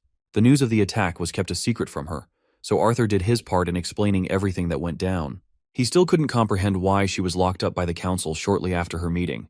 Goodsky is happy to hear everything from the boy, but sad that he got into so much trouble. She really wants to know more about what happened to Lucas. Arthur shares how he was also using the drug. But something was different. He retained his sanity, some of it at least. He was fully intentional. Apart from that, the boy was unable to see the face of the leader who launched the attack. Goodsky wanted to know about this person's appearance to confirm a few things. She knew this attack would come through, but she didn't expect it soon. Their enemies are moving faster than anticipated. Hearing her words, Arthur is intrigued and wants to know more about this enemy. After hearing a long silence, Arthur claims that he's starting to get a hint of the truth. Goodsky expresses that she's not even a director anymore after becoming a scapegoat for the council. It's the very reason she's trapped here. The council will likely blame the entirety of the incident on her shoulders. Unfortunately, Goodsky can't even speak of the truth because the more she tries, the more the curse affects her personally. Arthur is annoyed by her convenient excuse and slams the cell before sitting down. He thanks her regardless while Goodsky apologizes. After that council meeting, the Dwarf King rages against the Human King for going past their agreement. Blaine reminds Dawsid that he's following the agreement, and the vote will be in their favor regardless. At the same time, he can't just say senseless and baseless things at the boy who became responsible for saving the academy. Dawsid argues that there won't be a generation to exist if the humans and dwarves don't side with each other. He slams the table and confirms that the only hope for this continent is if they give up Arthur and Sylvie. Blaine understands the stakes and wants to remind Dawsid that they'll be betraying the population with their actions. Dawsid thinks it's justifiable since the continent will soon be headed for destruction anyway. They have to save what they can for now. Blaine thinks his words are nothing more than a sorry excuse, as they're still abandoning the people to save themselves. The Dwarf King is apparently happy to surrender to gain new benefits from the other continent. As for their people, neither Blaine nor Dawsid know what will become of their kingdoms. Dawsid blames the elves for always trying to be right instead of acting like a true leader. He wants them to envision the kind of technology that will take a rise in Dicathan once they accept. They'll be rich and powerful with so much wealth to flaunt. Blaine is done with this bastard stammering about how rich he'd like to be. His reason to follow this mysterious enemy is solely motivated by his family. Dawsid is doing it for the riches, without even caring about the consequences that will occur. Blaine is a victim of his emotions, valuing the safety of his children over the safety of their kingdom, and he wants to make sure to prevail for the sacrifices he made for the throne. Blaine is hoping for his ancestors to forgive him for his crimes. Dawsid leaves him be, while the Human King thinks nothing of the riches they were promised in the deal. His only goal in life was to become the strongest mage and to make his ancestors proud, and yet, his talent bore no fruit, and despite receiving elixirs, he was unable to break through the red stage. His wife and children were so much more talented in comparison. The boy could understand how his father was drunk on power, and that's why he made it his goal to keep his priorities in check and protect his family. But now, despite having two lances by his side, he feels insecure and powerless. Blaine questions if he's seriously making this decision for his family, or if he's also drunk on power. The Human King collapses, drunk on his wine. He lays there flat, recalling the time he encountered the boy for the first time. He laughs at the hilarity of the situation. and how Arthur's unparalleled strength is only rivaled by his incredibly bad luck. He feels really sorry for the child, believing that his sacrifice is necessary for the greater good of the continent. That's what Blaine keeps telling himself, believing that he's right. The boy observes his surroundings and questions where he is or what the crows are feeding on. He does his best to climb up the castle, with his hands all bruised and bloodied. He questions what's going on, and then we see a horrific view of all of his loved ones hung on spears. Their heads turn and they scream in agony, as that's the family Arthur once cherished and loved. From that moment onwards, he falls to his death. The boy wakes up from that nightmare, his body still shivering from the cold experience. He then suddenly spots Aya, the lance, who scares him with her presence. She telepathically orders him not to speak and hands him a letter to read. Arthur closely follows instructions and reads the letter. The boy learns that the council actually intends to declare him and the director as the perpetrators behind the acts of terrorism. The Elven King heard a conversation between Glader and Dawsid and learned that their plans are to surrender both Arthur and Goodsky to a certain someone. Virion has already been instructed to take the boy's family to a secure location so they may not be threatened. The king understands how much the boy has struggled to keep their daughter safe, and apologizes for this is the best he could do for the boy in return. The letter vanishes in thin air after he's done reading. This time, the visitor is Baron, who has come to collect the boy for the council. They're standing next to the door in the next scene. Baron is enthusiastic about this trial and hopes to return the favor to the boy's family for massacring his brother. Arthur funnily mocks him for trying to fight a mere 13-year-old boy. Baron grabs his shirt, reminding the kid that he's out of his depth and doesn't understand the scale of the situation that's about to happen. Arthur continues to mock Baron for threatening innocent families for exacting revenge against a murderous psychopath who killed students. He also reminds this brain-dead fool that Elkuis willingly joined the bad guys and chose to kill the students, even going as far as to join the dark side. Hearing all of this, Baron has no choice but to shove him onto the floor. The door opens with a bone-chilling sentence for Director Goodsky, who is sentenced for public execution. The boy overhears this and sees Goodsky being escorted by the royal guards. They exchange a look at each other and Arthur's sad seeing her pitiful state. Next, the boy is brought before the council. They start off the sentence declaring the mercy of the council, and how Arthur's actions could have led straight to execution, but they've inevitably decided that the boy's actions were for the greater good. That's why his harsh sentence will include that his title be stripped and HSI benefits be revoked. Finally, he will be imprisoned until further notice. That last part catches Arthur's attention as he requests them to clarify. Blaine expresses that the victims of the families are being closely monitored right now, and as soon as the tragedy has escaped the public mind, the boy will be freed from his prison. So it's kind of like temporary detention instead of an actual imprisonment sentence. But make no mistake, Arthur understands that these bastards aren't doing this out of kindness. Rather, their goal is to deliver him alive to someone. That's why they're planting the future thought of freeing him. The boy agrees to the fairness and questions what will become of his bond. Queen Graysunder becomes extremely infuriated that he has the audacity to think about his bond in times like these. The Elven King explains that losing one's right to being a mage also implies losing in touch with their bond.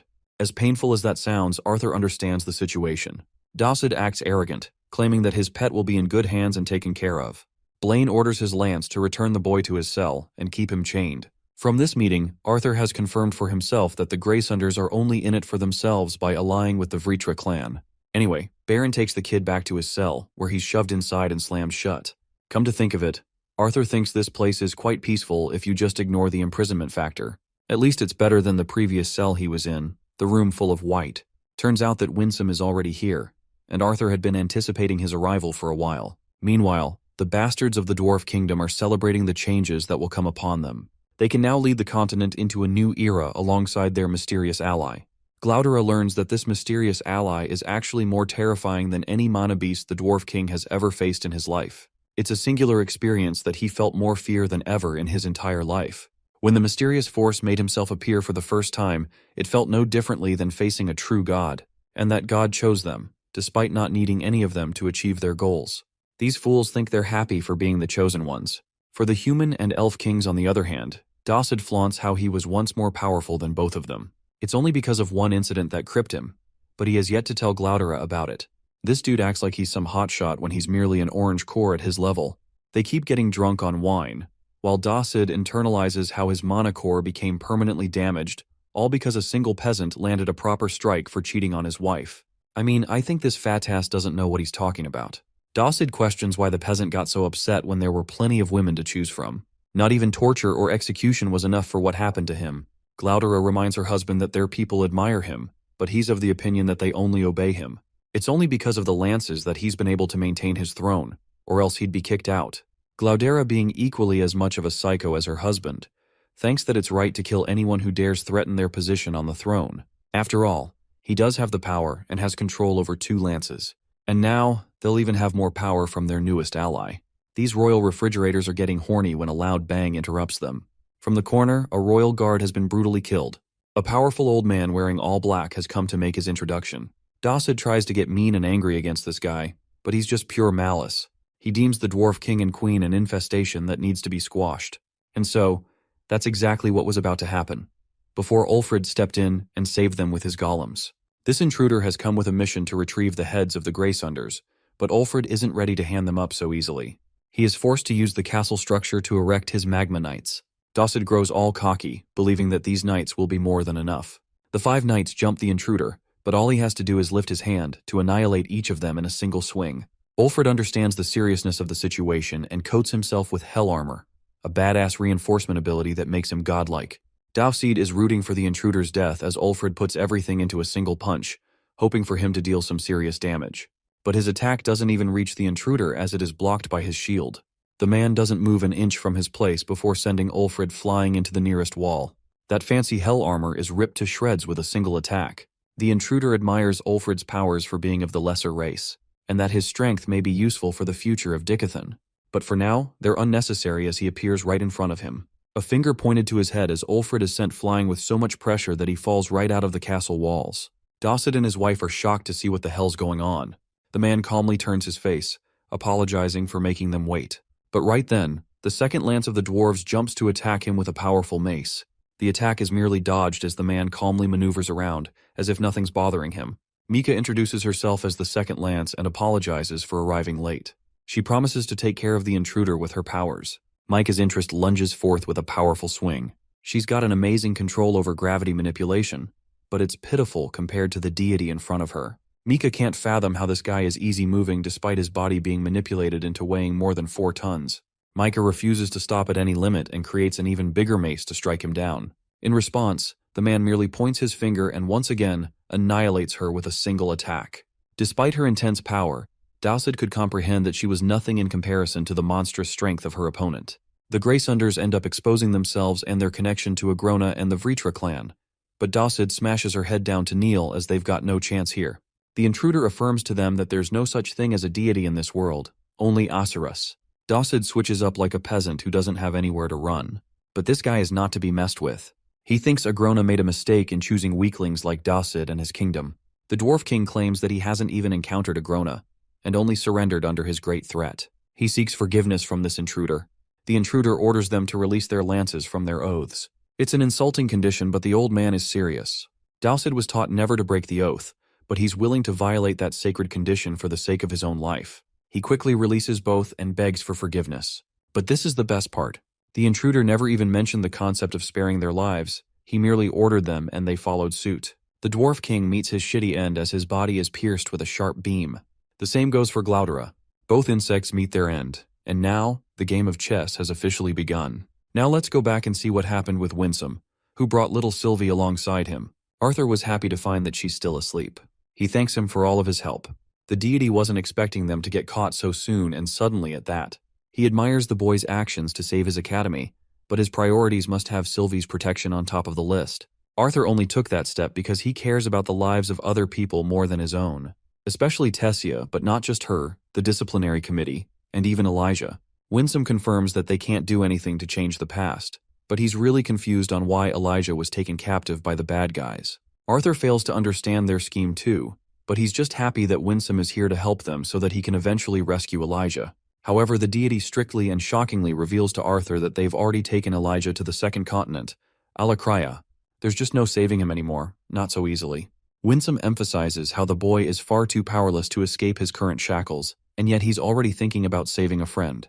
It's going to be a useless effort in the end. Arthur is seriously hoping that his best friend is still alive, but even he knows that he's no match for the bad guys and will easily get one-shotted the moment he steps foot in Alakria.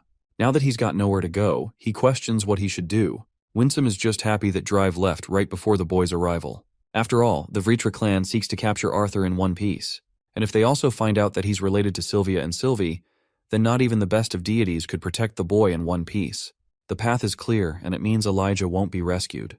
Arthur can't accept that, especially knowing that the majority of those on the council are already working for the Vritra clan in secret. He can't hide his family for long, and the lances are soon going to act anyway. He can't hide in the Beastglades territory because of the mana beasts. So in this shitty situation, Arthur is dying to know what his options are.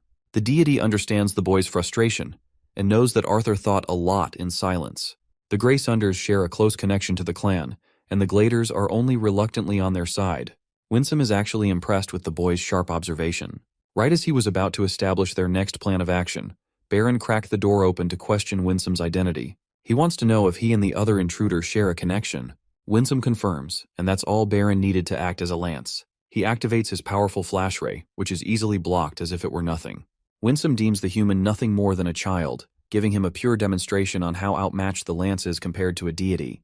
Baron's ego gets the better of him as he activates another barrage of attacks. But Winsome plays around, merely tapping the electrical discs as if they were nothing. He uses his heal ability to knock Baron down with an absurd amount of pressure. The lance is powerless in this situation, so Varai takes it personally to step up and orders Baron to stop trying. He doesn't get what she's saying. Varai sharply notes that they're dealing with a deity, which also means they can't joke around with them. She gives Winsome proper respect before requesting a humble meeting with the human king. Here, all of the council members and Winsome's partner are there. Arthur sees the other guy, who introduces himself as Aldir. He wants to make things very clear. Both Winsome and Aldir were sent here to give the three races a shot at survival for the war to come. Thankfully, even Director Goodsky is in one piece.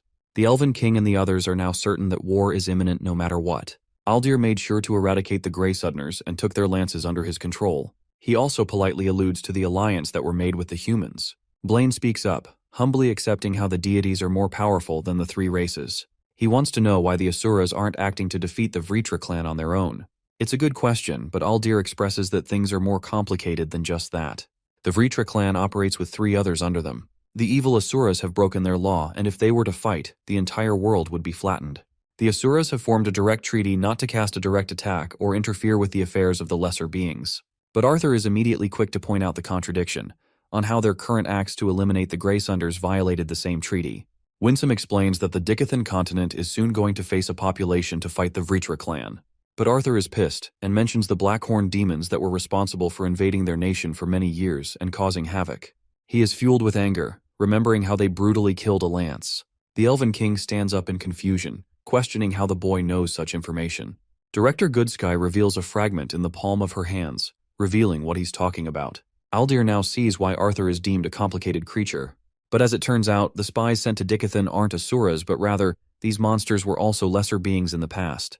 They've just undergone countless experiments. Mariel is worried that these monsters are so powerful that they're capable of easily annihilating one of the strongest mages in Dicathan all around. So there's just very little chance for them to win. Aldir explains that the demons are Agrona's trump card. They're not too many in number. They're only going to be dispatched right after learning their involvement. Aldir is going to play the part of a general in the war to come, but even the Asuras are hoping to protect and defend Dicathan as part of their plans. After the meeting, Arthur questions where they're headed, as they should be involved with the talks of the war. Winsome explains that Aldir will take care of the discussions. For now, he's going to be taking the boy to his family, and there he will bid them farewell for the time being. The boy is confused and asks for clarification. Winsome turns around and emphasizes that Arthur will be taken to their homeland, the land of Ephiadus, where he and Sylvie will continue their training. Arthur walks with Winsome, annoyed as always that he's got to take a long walk in the forest. He was expecting the deity to grant him the privilege of teleportation to Rinia's place. He could have done that, but it would lead to a barrier disruption that is guarding his family. Arthur understands now. They mention the topic of the 8 races of Asuras in the land of Ephiadus. Each race is supposed to be composed of numerous clans, but only one clan is a part of the High 8. The Vritra clan is part of the Basilisk race, but the boy still can't accept how the other clans tried to assassinate Agrona on their own. After all, the treaty was their priority, so he was expecting them to cater to the lines of peace. This means Agrona's a really gruesome threat for even Asuras, so much so that they're ignoring the treaty for now. They don't understand his intentions or future plans for now, so the clans ultimately decided to get rid of Agrona in the way they deem fit. Despite all of this, Arthur struggles to fit his bond Sylvie in the picture, or why her mother Sylvia ended up in the Dicathan continent. Winsome stops to reveal a precious secret that only a few members of the Indrath clan know about. It is revealed that way back then, Sylvia personally traveled with the elite division to take down Agrona by herself. It was a suicide mission from the start, and while Lord Indrath refused to let her go, Sylvia snuck out anyway. She revealed her powers too late, and it was already difficult for her to return by then. There's also no information on her capture or why she chose to remain hidden. The boy reminisces the memory of the dragon, and questions what became of the Asuras that followed her. Winsome is filled with frustration as he mentions how they weren't expecting Agrona to also be prepared for their ambush. He was ready with an incredibly large army of the Basilisk race and also the lesser races. The Vritra clan was secretly interbreeding with some of the lesser races in the continent of Alakria. Arthur's mouth is left open when he learns about the experimentation and the sheer difference in size when it comes to their armies. Just about everyone from the land of Afudis was brutally killed or enslaved. Agrona then appeared to confront Indrath and personally delivered the news of Sylvia's death. Hearing this, Lord Indrath was prepared to wage war, but the rest of the clans attempted to aim for a treaty. This treaty forbade the Asuras from acting directly and preventing the collapse of the planet. The 7 Asura races of Ephiatis waging war would become the end for all, so they sought accountability from the Basilisks instead. But then they realized that it would be wrong of them to punish the whole race for the wrongdoings of their leaders. Arthur considers their methods terrifying and beyond description. He reflects on how the rest of the clans could have followed the same approach as the Vritra clan and helped create soldiers of war via experimentation. But they retained their goodwill and morals, refusing to stoop to Agrona's level. If Agrona truly spent those years in the Alakria continent, then it's understandable to assume that his army must have grown to an incredible magnitude. Apart from the mere power difference between the two continents, now they have an enormous army to worry about. Then Arthur realizes something. The 6 ancient artifacts that were handed to the people of Dicathin, those were exclusively given so that the 3 races could help and even the battlefield. And this is the part where Arthur himself comes around, as an important pawn playing on the side of the Asura clans in the giant war. Winsome expresses that it would be easier for him to think of his family and friends when considering his motivation to fight.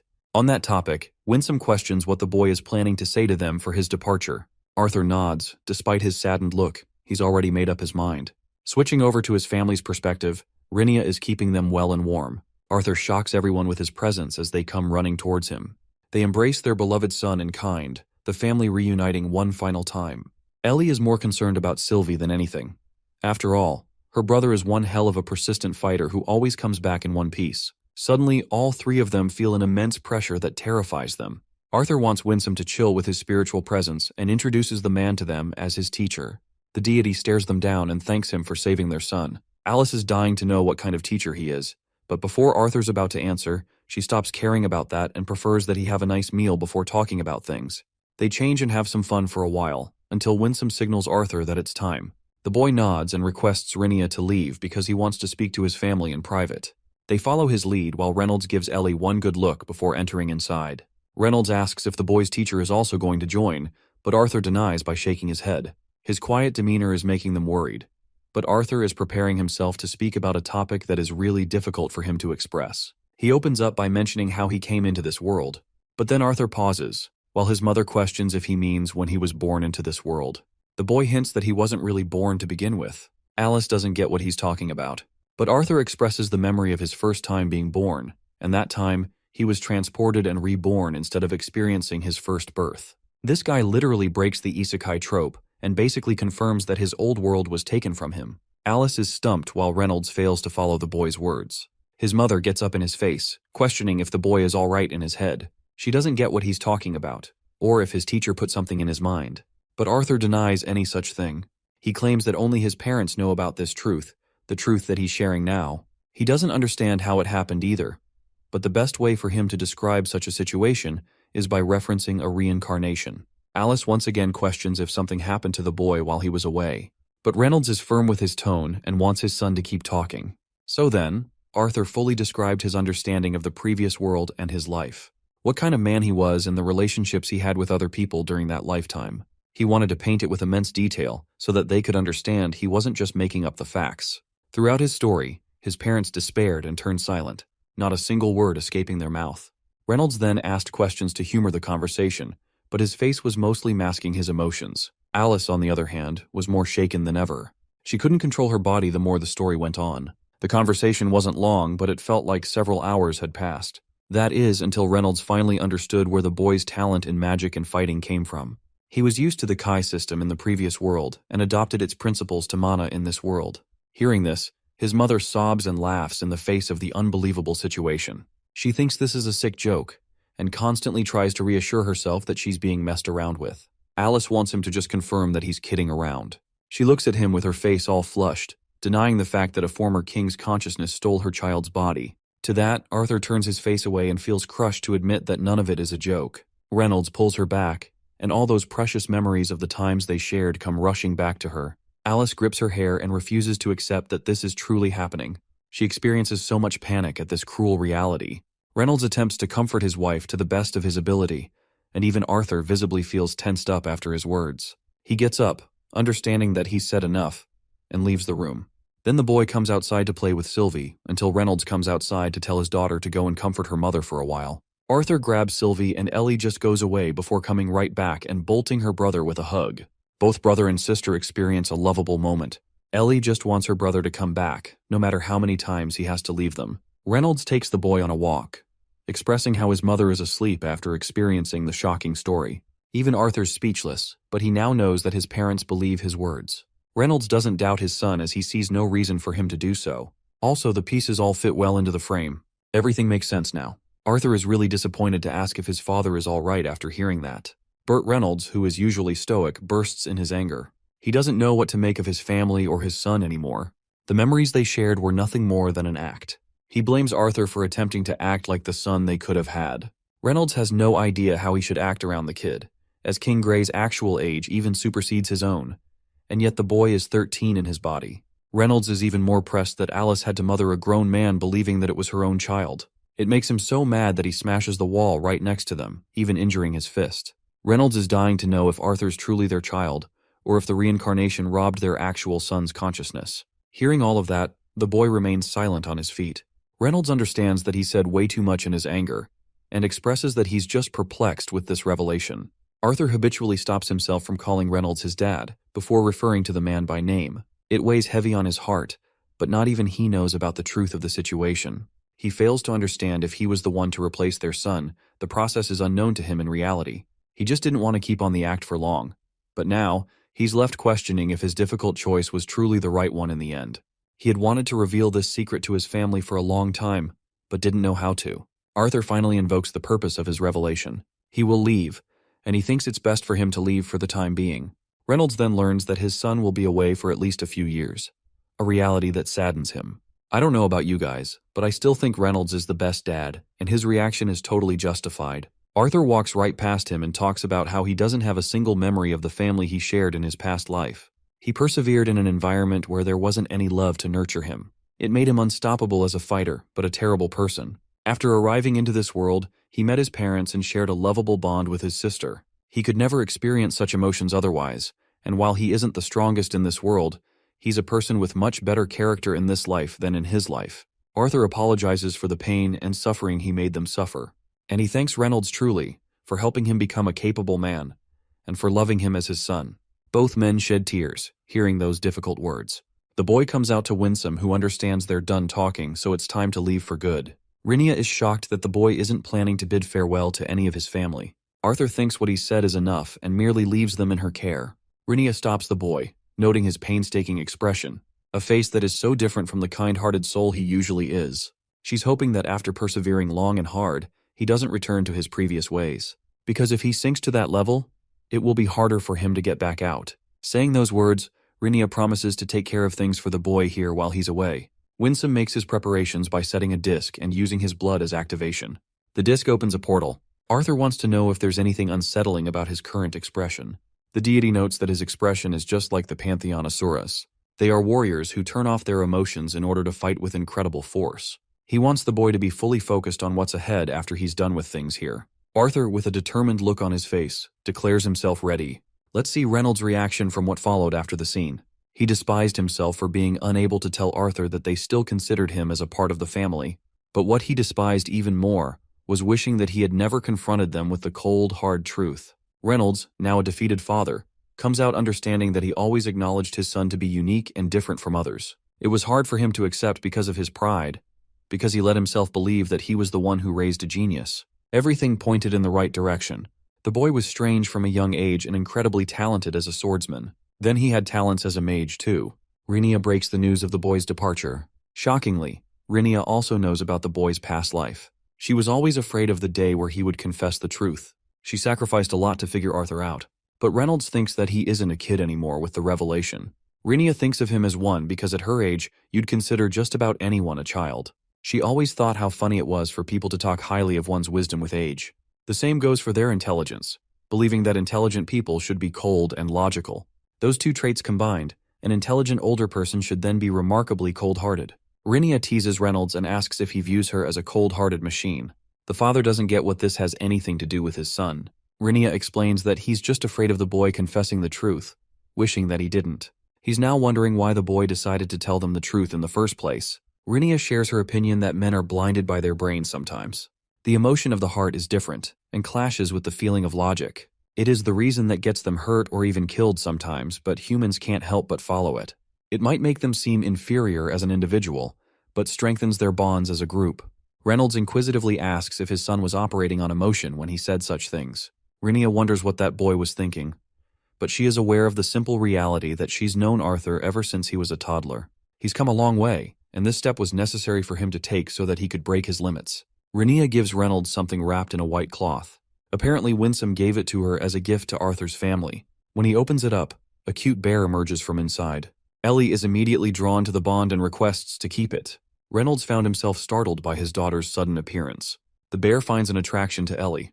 Poor Reynolds was hoping to keep it for himself, but he's at least happy that his daughter gets to be the one to inherit it. She decides to call this little murder machine Boo, because the bear's eyes make it seem like it's always mad.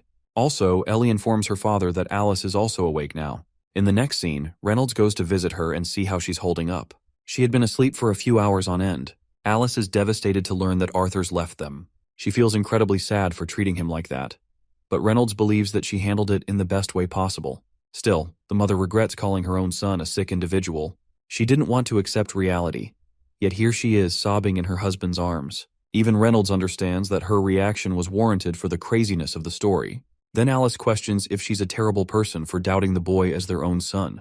While Reynolds knows that her words are wrong, he just can't have the heart to say the same thing when deep down, he struggles to find an answer. Alice, being the mother of the child, endured a lot just to bring the little one into this world. She was the one who took care of him and taught him the ways of the world. But now, she just learned that the story had been a lie. Reynolds wants to be the stronger individual in this situation, and wants his wife to rely on him. Alice apologizes once more, so he embraces her lovingly and emphasizes that they just need time to digest what has happened. Their son knew of this fact before he told them this. Alice also learns that they won't be seeing him for a few years at least. Alice stabs even deeper, questioning the kind of son they could have brought up if Arthur didn't just steal his body.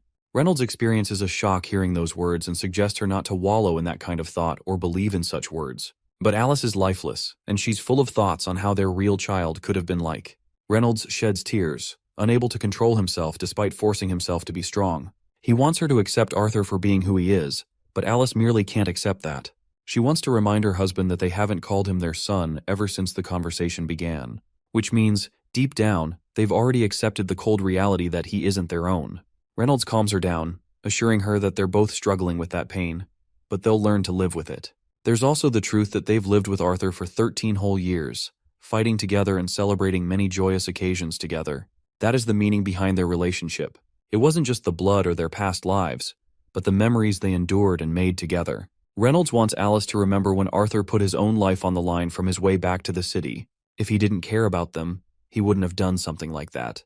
He wants his wife to understand that neither of them is a horrible person or a terrible parent, but it will take them some time to accept the fragility of the situation. Poor Alice wipes her tears, thinking that she looks despicable crying her eyes out.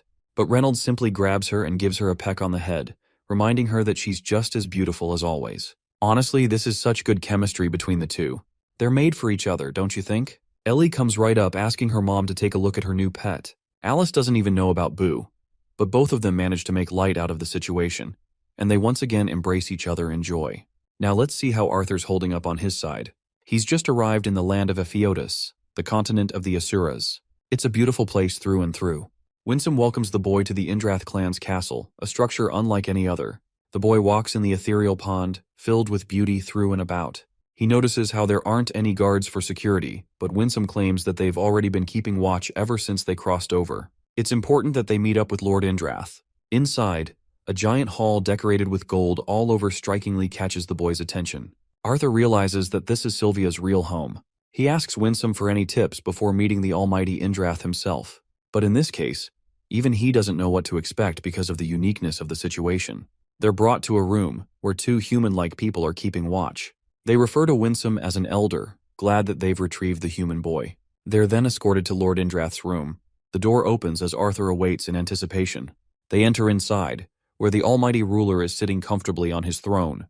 Winsome kneels before his lord, and Arthur quickly bows as a show of respect. The first thing he notices about Lord Indrath is that he doesn't even have a detectable aura. Suddenly, the boy experiences a sharp pressure in his body. It burns from the inside out as his marks appear bright as ever. Then he is compelled to kneel on the ground. Indrath takes a breath as Arthur suddenly notices how Sylvie is missing from his arm. He can't even fathom Indrath's incredible speed, who was able to take the little one from his grasp in moments. Indrath just wants a happy reunion with his granddaughter. He's a little disappointed that Arthur didn't train her at all, hence her mana levels are barely manageable. While she's in her hibernating state, Indrath understands that the boy has only held her back. Winsome apologizes for being unable to train Sylvie during his time in Dickathon. Indrath wants to assume personal responsibility over Sylvie for now, which infuriates the boy greatly, as she is her bond. The man taps her head, making her jolt up and awake. Sylvie's eyes lock in with Indrath as she questions where she's at. Arthur doesn't know what to tell her, and simply asks if she's feeling all right. The little one wants to return to sleep, and Arthur grants her permission to do whatever. Then he turns to Lord Indrath and expresses how Winsome has explained what is required of him, yet he still doesn't know what should be done during his time here. After all, if training was the only thing that was necessary, a dungeon in Dickathon could have worked. There's no reason to bring him to the land of Epheodus. Indrath claims that he's declared Arthur to be one of the necessary pieces on the board against his war with Agrona. He assumes that Arthur is already aware of the stakes and mutual benefits for both sides. Indrath wants the help of numerous specialists to assist with the boy's training. It's a very special privilege for a lesser race human like him to receive training by the gods. Arthur wants to know his thoughts regarding the war and when it will begin. Indrath chooses to be private about that matter and asserts Arthur to focus only on his training. When the boy is ready, he will personally tell Winsome to return him to Dickathon. As for Sylvie, she's also going to be staying with Indrath until her training is fully over. Arthur is personal about Sylvie more than he is about himself. He really wants to know when he'll be able to see her, or if at all.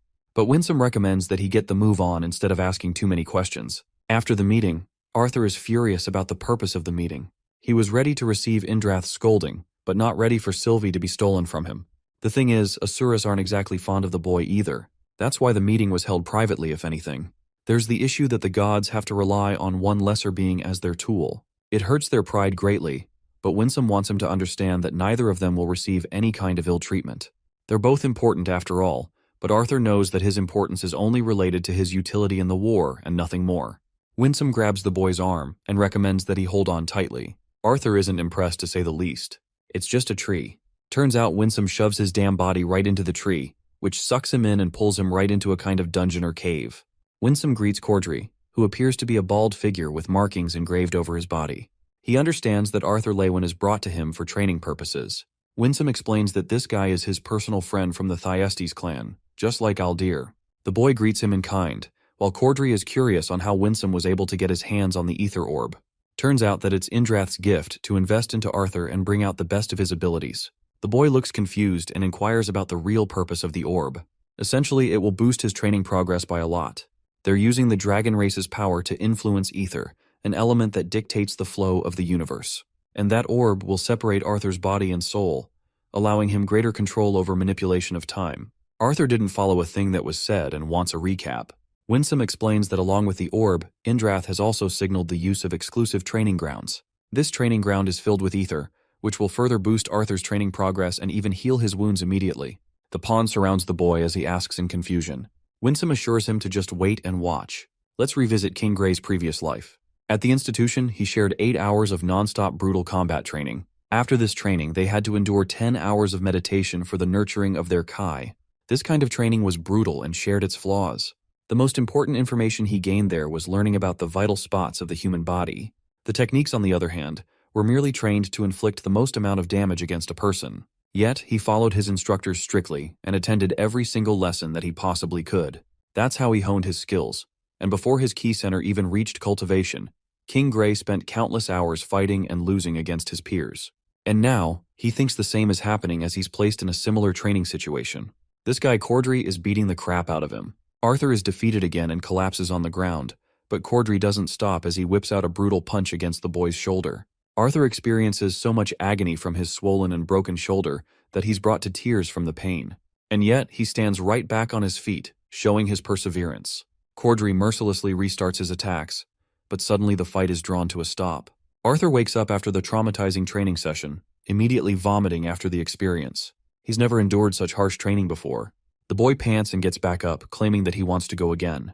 Cordry is impressed by the kid's willpower, as they've been training for an hour inside the spatial dimension, yet only 5 minutes passed outside. Winsome expresses that the more he's forced out of the realm, the more time he will waste from his training cycle. Despite slowing down the time greatly, he won't be prepared for the upcoming war if he's knocked out every few minutes. But it's not like the kid is at fault either. It's seriously just Cordry killing Arthur in a matter of minutes without end. The four-eyed freak explains that he's holding back immensely, and it's an issue because young Asuras can hold their own for a lot longer than Arthur does. Cordry is impressed that the boy is at least coping with his death well. Arthur thinks it's one hell of a compliment in this situation. The training session continues as they both transfer to the dimension again. Here, 1 week has passed since their brutal training. Arthur has been eating brutal attacks left and right.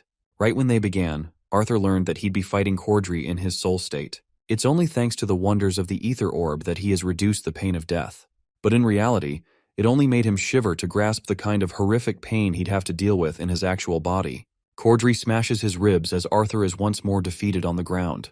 It was at this point he had spent far too many months in the same grassland, training consistently against Cordry, who kept his patience with the boy. When he came here for the first time, Arthur's neck was broken from a single punch before he was even able to react.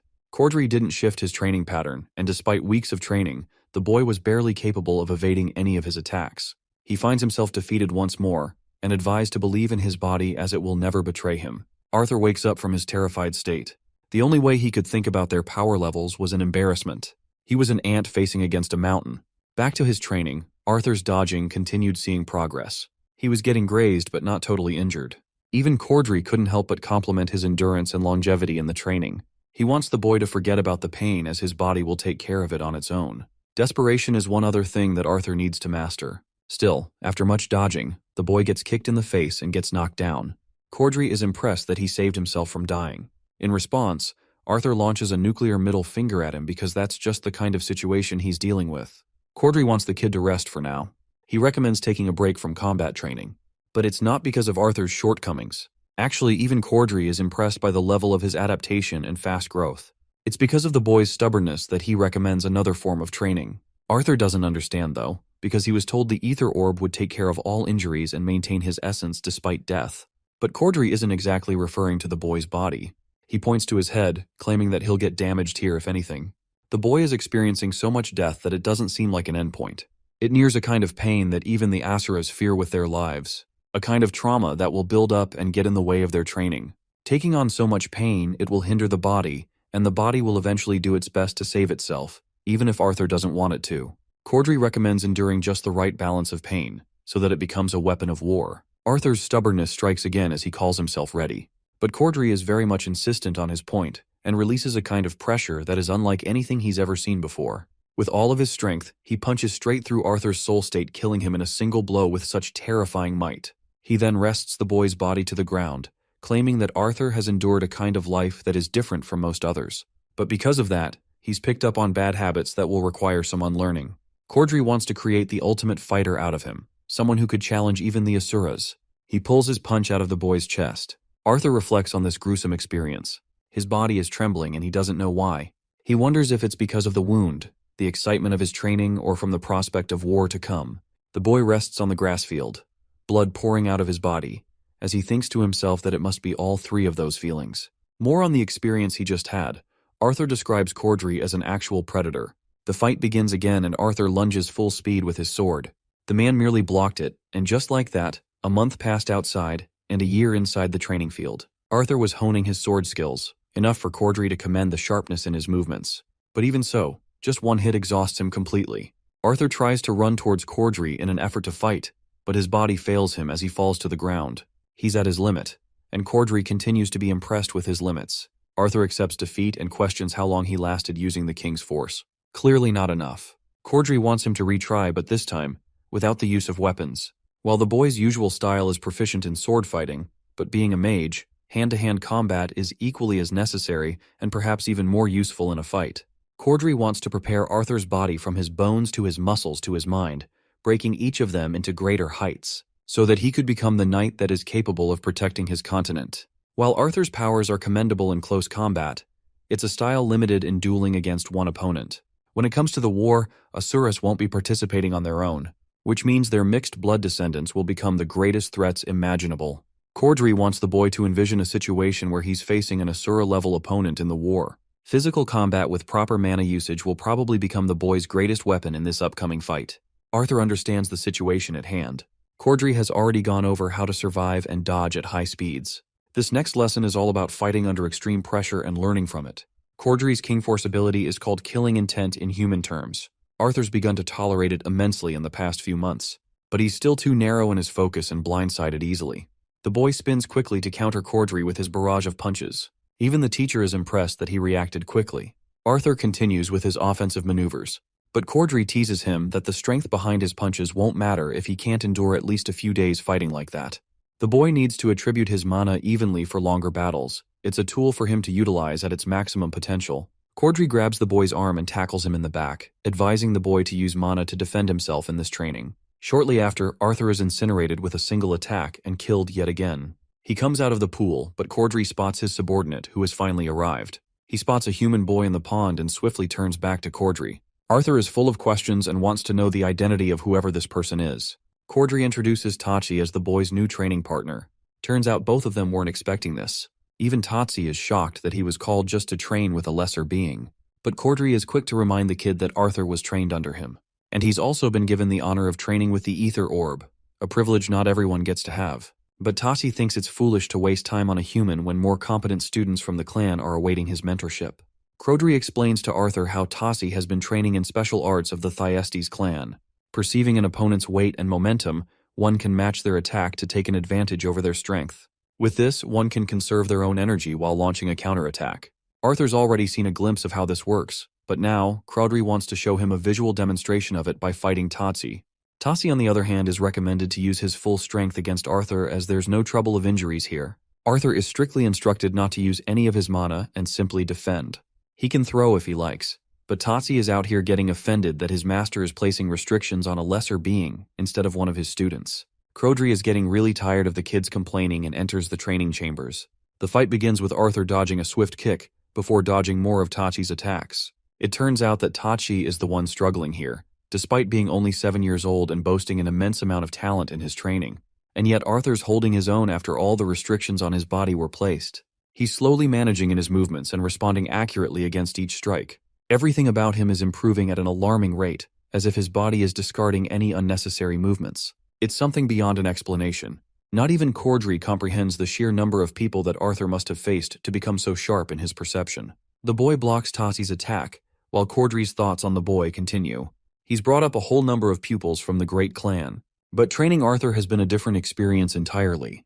It has helped him reach a new kind of feeling for himself, an excitement to see where this boy will end up, and how he will progress as a fighter, emotions that Cordry didn't even feel about himself. The only thing he cares about is Arthur's inevitable growth, and the emotion he describes for it is nothing short of excitement. If only the boy had been born an Asura, he would have quickly risen to the highest members of the gods. Remembering that he can utilize throws in this fight, Arthur slams Tassi's body on the ground. Despite Arthur's immense talent, Cordry pities him to be a pawn of the gods, only to be disposed of when he's no longer needed. What a dark turnaround.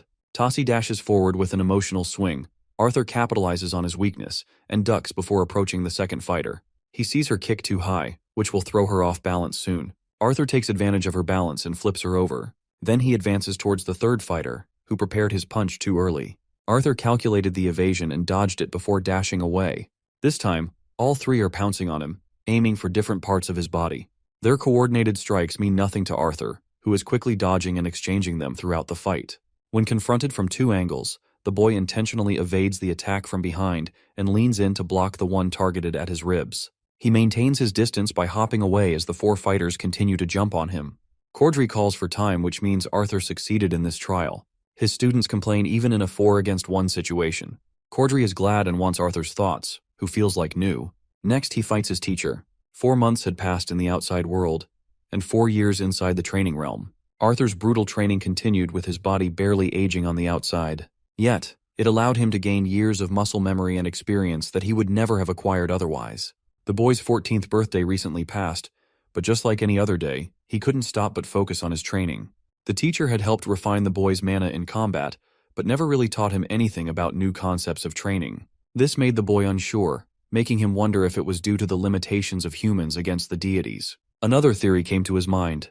Maybe Cordry didn't want the boy to learn the special arts of the clan on a lesser being. Still, Arthur kept entrusting Cordry on his word and absorbed knowledge like a sponge. The day came where Winsome had come for a review. Arthur thanked the 4 students who helped him train, but they looked sour and angry for being unable to beat him, especially Tachi, who was pissed more than ever.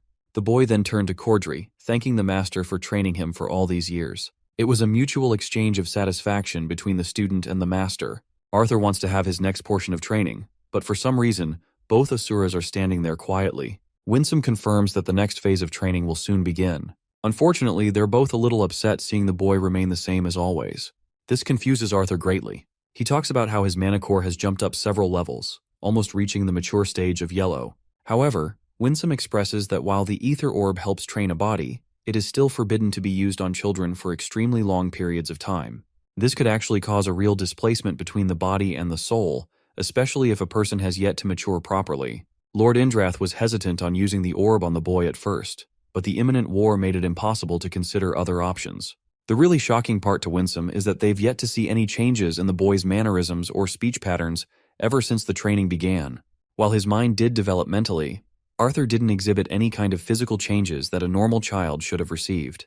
To this, the boy expresses that he's always been considered wise for his age and treated as such for his entire life, so it's kind of a habit for him to present as much. Then there was the fact that he became professor at Xyrus Academy, creating a divide between him and the other students. Hearing this, Winsome is relieved that it won't hinder his training a lot. As for Cordry, he's thanked once more for his help, as the rest of the Asuras pale in comparison to this guy's experience and maturity in close combat battles.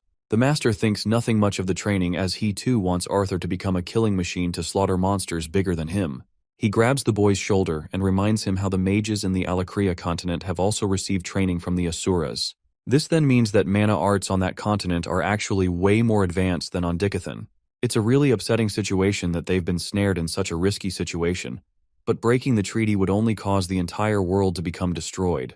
That's why it's necessary that he and the rest of his allies do their very best to persevere and fight at their strongest. Arthur agrees with those words and receives a second scroll from Winsome. The boy opens it, only to become startled by what he reads. They take a walk, Arthur sulking to find out that the Four Scythes are their new enemies according to Director Goodsky.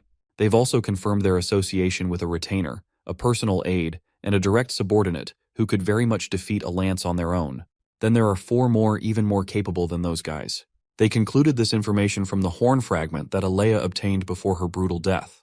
The director also confirmed that the fragment belongs to a prime blood who is as strong as a retainer. This actually shocks Arthur for a bit, because he learned from Goodsky herself on how she was cursed and couldn't reveal important information. The deity refuses to answer the boy's question, which makes Arthur reflect that the person who was responsible for killing Alea must have been a retainer-class mage and not a scythe. It helps him gauge the scale of the war to come, as both continents will send millions of soldiers from each side. Thankfully his family is safe, but it's only a matter of time before Vritra's army breaks hell loose. Arthur sways such distracting thoughts and focuses on his new goal, which is to eliminate a bunch of new targets. He's already got his eyes set on his enemies, while Winsome brings the boy to his next destination for training. It's a crappy location like last time. The deity reminds the boy of the restrictions for this new training. Arthur can't use anything except for the items inside of his bag, and he's also restricted from using external mana arts. Now Winsome tells the boy what his win conditions for completing the missions are. First, he needs to obtain the pelt of a raptor squirrel, then the beast core of a silver panther, and finally the claws of a titan bear. These items will be living proof of the boy's readiness, and will indicate his level of preparation for the next phase of training. There's one final condition that Winsome adds by showing him a bell. The boy will wear this bell at all times to gather attention, and when he's collected the items, he'll break the bell to summon Winsome. Lastly, the deity wants all the items collected in a specific order.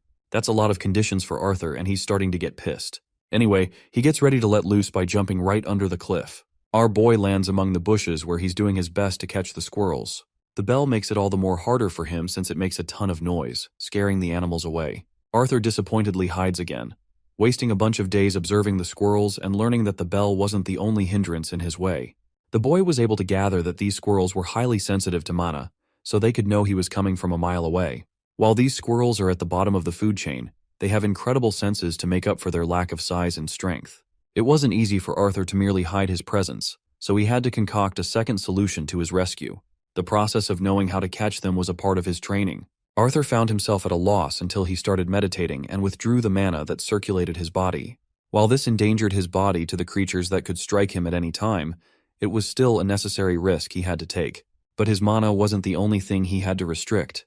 The boy quickly realized that it was also necessary to clear his mind and intentions when hunting prey animals. So he did that, and eventually the squirrels gathered nearby. Unfortunately, the kid got cocky and scared them away again. It was another loss for Arthur, a task more difficult than he anticipated.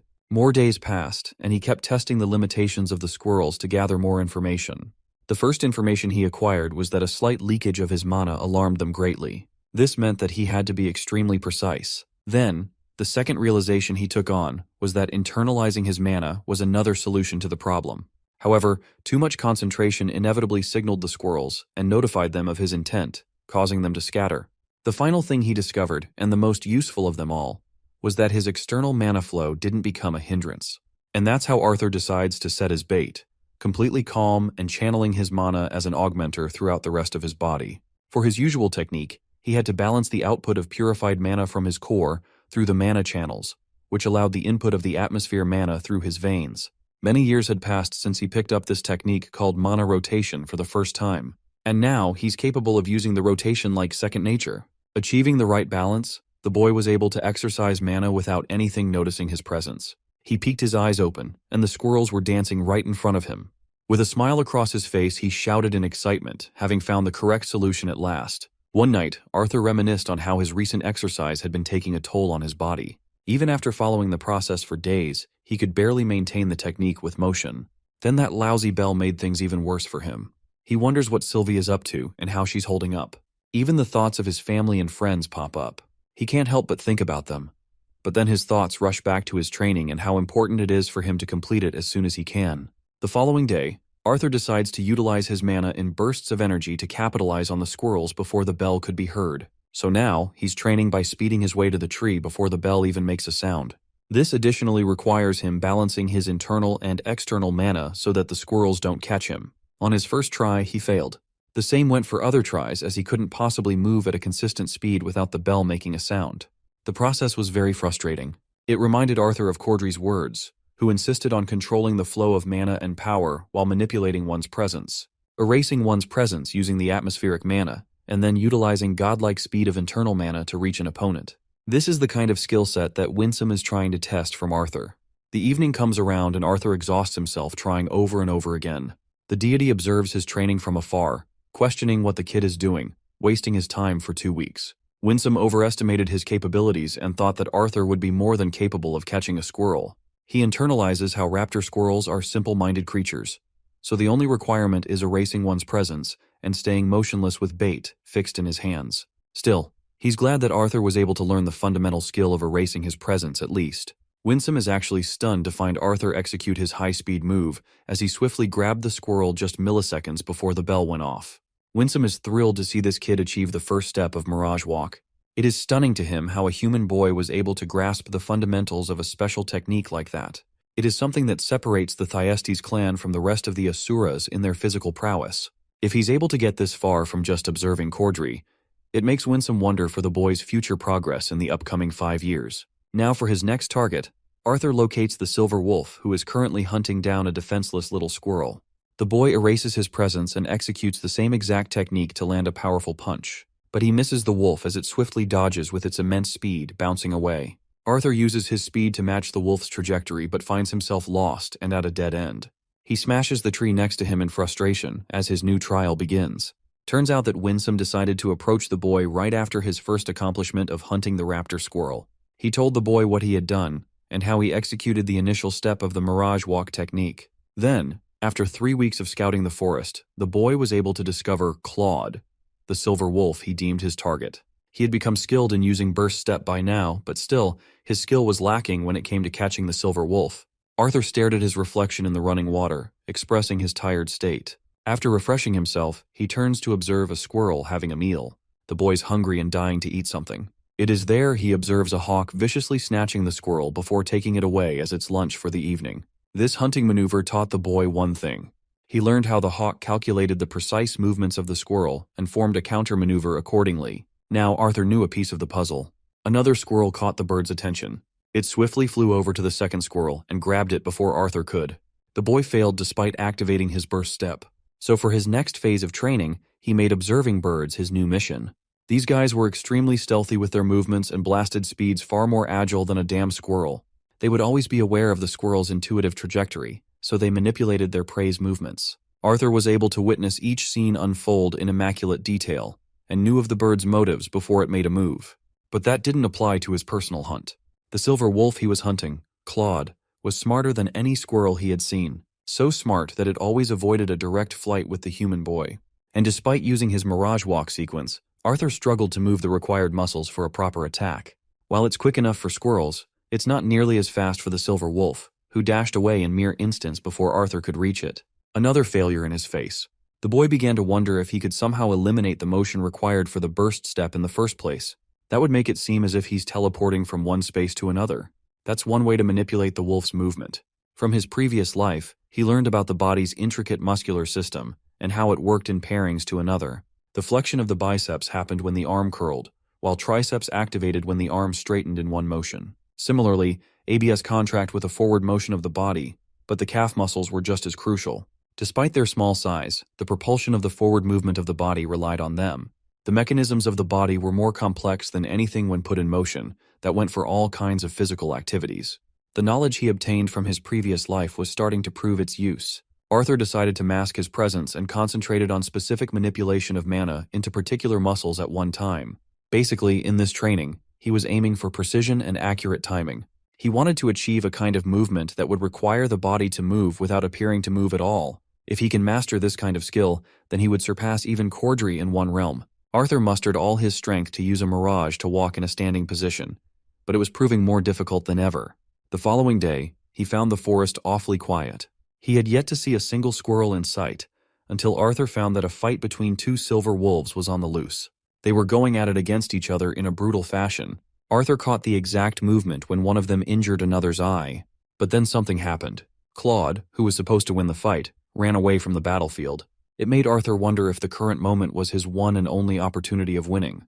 He used everything in his burst step movement and excelled with so much speed that he appeared right in front of the other silver wolf. A fight broke out between the two, with Arthur struggling at first, but eventually capturing the creature in a chokehold. Regardless, he too got his body clawed from behind, until the animal did everything in its power to make both of them fall down a cliff. In this situation, Arthur just had to utilize his mana, or else he would suffer a brutal fall. So he made for a safe landing with wind magic, and the silver wolf rested unconscious. It was at this exact moment that the boy felt the presence of something even bigger. This towering monster viciously stared at him from above, a monstrous bear without any rival. It was at this moment that he knew he fucked up. Arthur faces a titan bear and finds himself extremely baffled when he sees that the bear is actually shorter than him. All that build-up only for the bear to end up tiny. The boy wonders if it's a cub he's dealing with. Really surprisingly, the bear is capable of speaking and drags the body of the silver wolf away. The bear is provoked with Arthur's tampering and obliterates him with a single beam. It sends the boy flying as he questions what he's defending against. The titan bear throws energy waves that destroy and slice everything in their path. Arthur's evasion could only help him so much, and he finds his ankle slashed. The titan bear is pleasantly surprised that the human is capable of putting up so much of a fight. Arthur evades more of its slashes and eats its powerful beams until he's reduced to vomiting blood on the ground. This makes him realize the consequence of what would happen if he lost here. This isn't the ether orb where his body will survive, and yet the tiny midget bear he deemed a harmless creature is now approaching to finish him up. As his only defense, Arthur makes a smokescreen and evades again. He has noticed the bear's consistent use of the slashing attack. The titan bear reveals its menacing face and expresses his disappointment with Arthur constantly running away. So he plays into the creature's hands and surrenders to eat a full blow. The bear throws a beam right into his face. Arthur barely dodges the blast and understands that he's dealing with a blunt force attack each time the bear launches a punch. The boy's legs are nearing their limits with the constant blood loss. This means he needs to wrap this fight quickly, or else he'll really become the bear's meal. Arthur uses his immense speed to get behind the bear, but his bell alerts the creature, causing the bear to react with a powerful slash. Arthur's not there, however. He only used the bell as a distraction for an opening. He swiftly pops up from behind, pouring his everything into this double-decker Omega-level Texas smash. Arthur hits this motherfucker with a godly punch and takes out the bear in a single punch.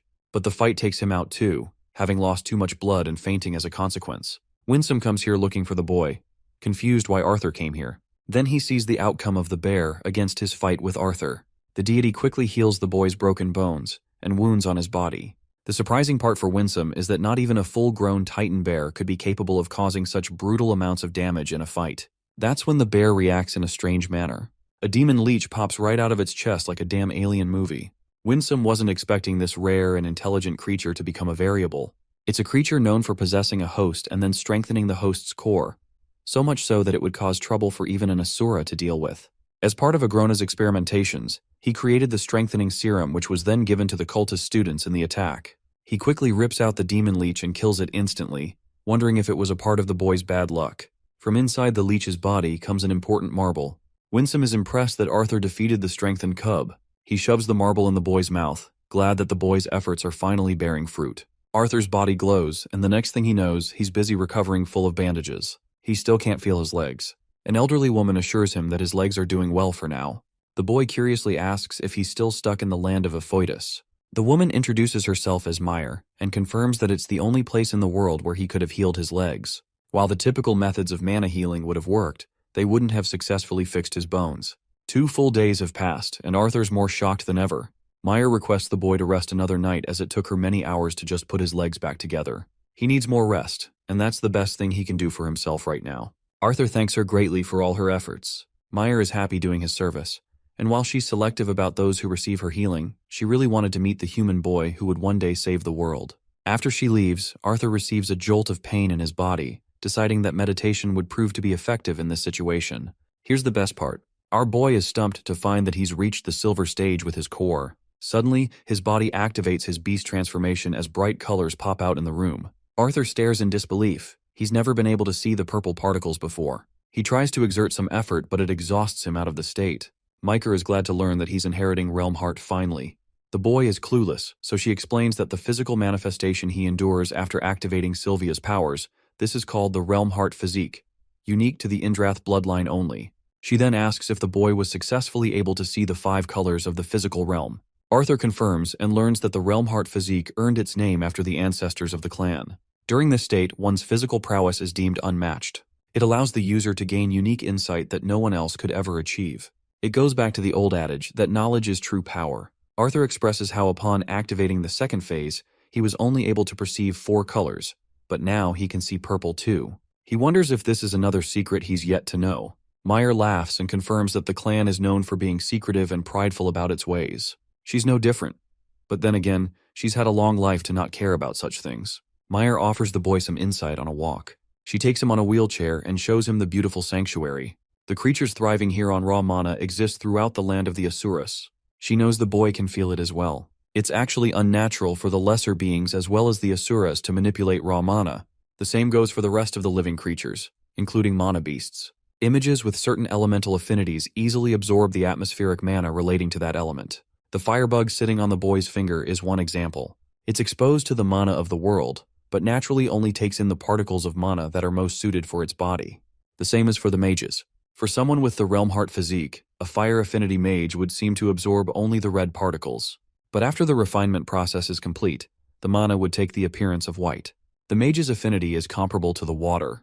During the refinement process of raw mana, the water absorbed is often larger in proportionate size than the other elements. Yet, the mage refines the water to suit his body's needs. The raw mana alters his body to become more fixated on that element. If the same mage were to execute a fireball attack, the water mage would require the manipulation of various variables such as shape and density to launch an attack. But then, the same mage will have little difficulty with separating water. Meyer wonders if Arthur knows the reason behind it.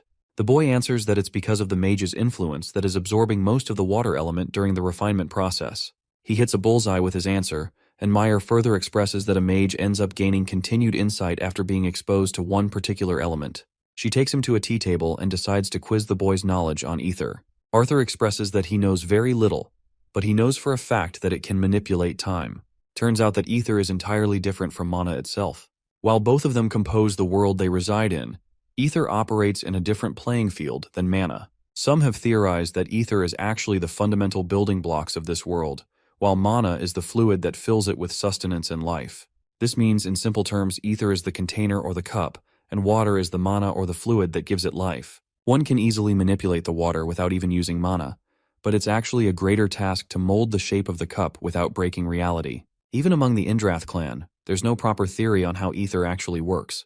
The only answers they do have is their ability to detect ether after tapping into the realm heart physique. Meyer explains that the physical beings cannot even sense ether. There are fundamental laws in the world stopping them from doing so. And now, for the purple particles that the boy saw in his second phase. They're actually ether particles themselves.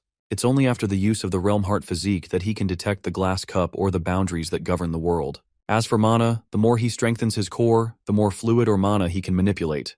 But ether is on a whole different level, as achieving control over it could make one unstoppable. Now for the components that make ether as a whole, there are three, the first of which is avum, or the control of time.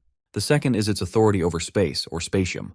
The third is the influence it has on living beings, or vivum. Of these three, they're so intricate and detailed that no mage can ever be capable of learning about more than one at a time. And yet, they discovered a way for certain Asuras to test their true limits. Arthur inquisitively questions how, waiting for an answer. The lady smiles before transforming into the beautiful realm heart physique of her own. The answer lies in the runes of the body when using the special state. The boy is flabbergasted. Meyer continues that each rune symbol is different for every user of the realm heart physique. Her markings represent that she has influence over living beings, hence she has immense healing capabilities, and did the impossible. So now, she urges the boy to activate his state. Arthur does that on his wheelchair, causing his body to glow all over. She was only able to catch one glimpse of his state before, but now she's even more impressed by what she sees. The boy plays around with each element one by one, before he's able to see the ether particles again. He's never been able to notice them before. Meyer believes that it's only natural for a human to not understand the true purpose of the form, which lies in studying the imperceivable matter. Ether is virtually different from mana, and the boy won't see any success if he tries to manipulate it in the same way he does with mana. She tries to paint a picture of a cup filled with water. With this cup, one can drink and spit water out so long as they know the methods, but it would be stupid to do the same thing with the cup itself. Ether is like that. It's quite different and binds the limits of reality. Vivum, or the influence on all living beings, allows nurturing of the impossible. The boy is shocked to see her playing with the ether particles while he's clueless of it. He has so many burning questions. Meyer slowly answers him, explaining how she studied Vivum in intricate detail for centuries, and yet she still is limited in her answers. The boy expresses his desire to learn, which is reason enough for her to talk. She explains the key difference between mana and ether. Absorption can be done with one but not the other. Arthur wonders if it doesn't depend on one's core, as the core merely connects their body to the physical realm, but the core is crucial in this case as well. Meyer explains that he'll soon materialize his path over time, but right now she wants to focus on the basics of his cultivation. After reaching a certain point, cultivation doesn't require refinement of mana, but rather the knowledge of the things that can never be passed down.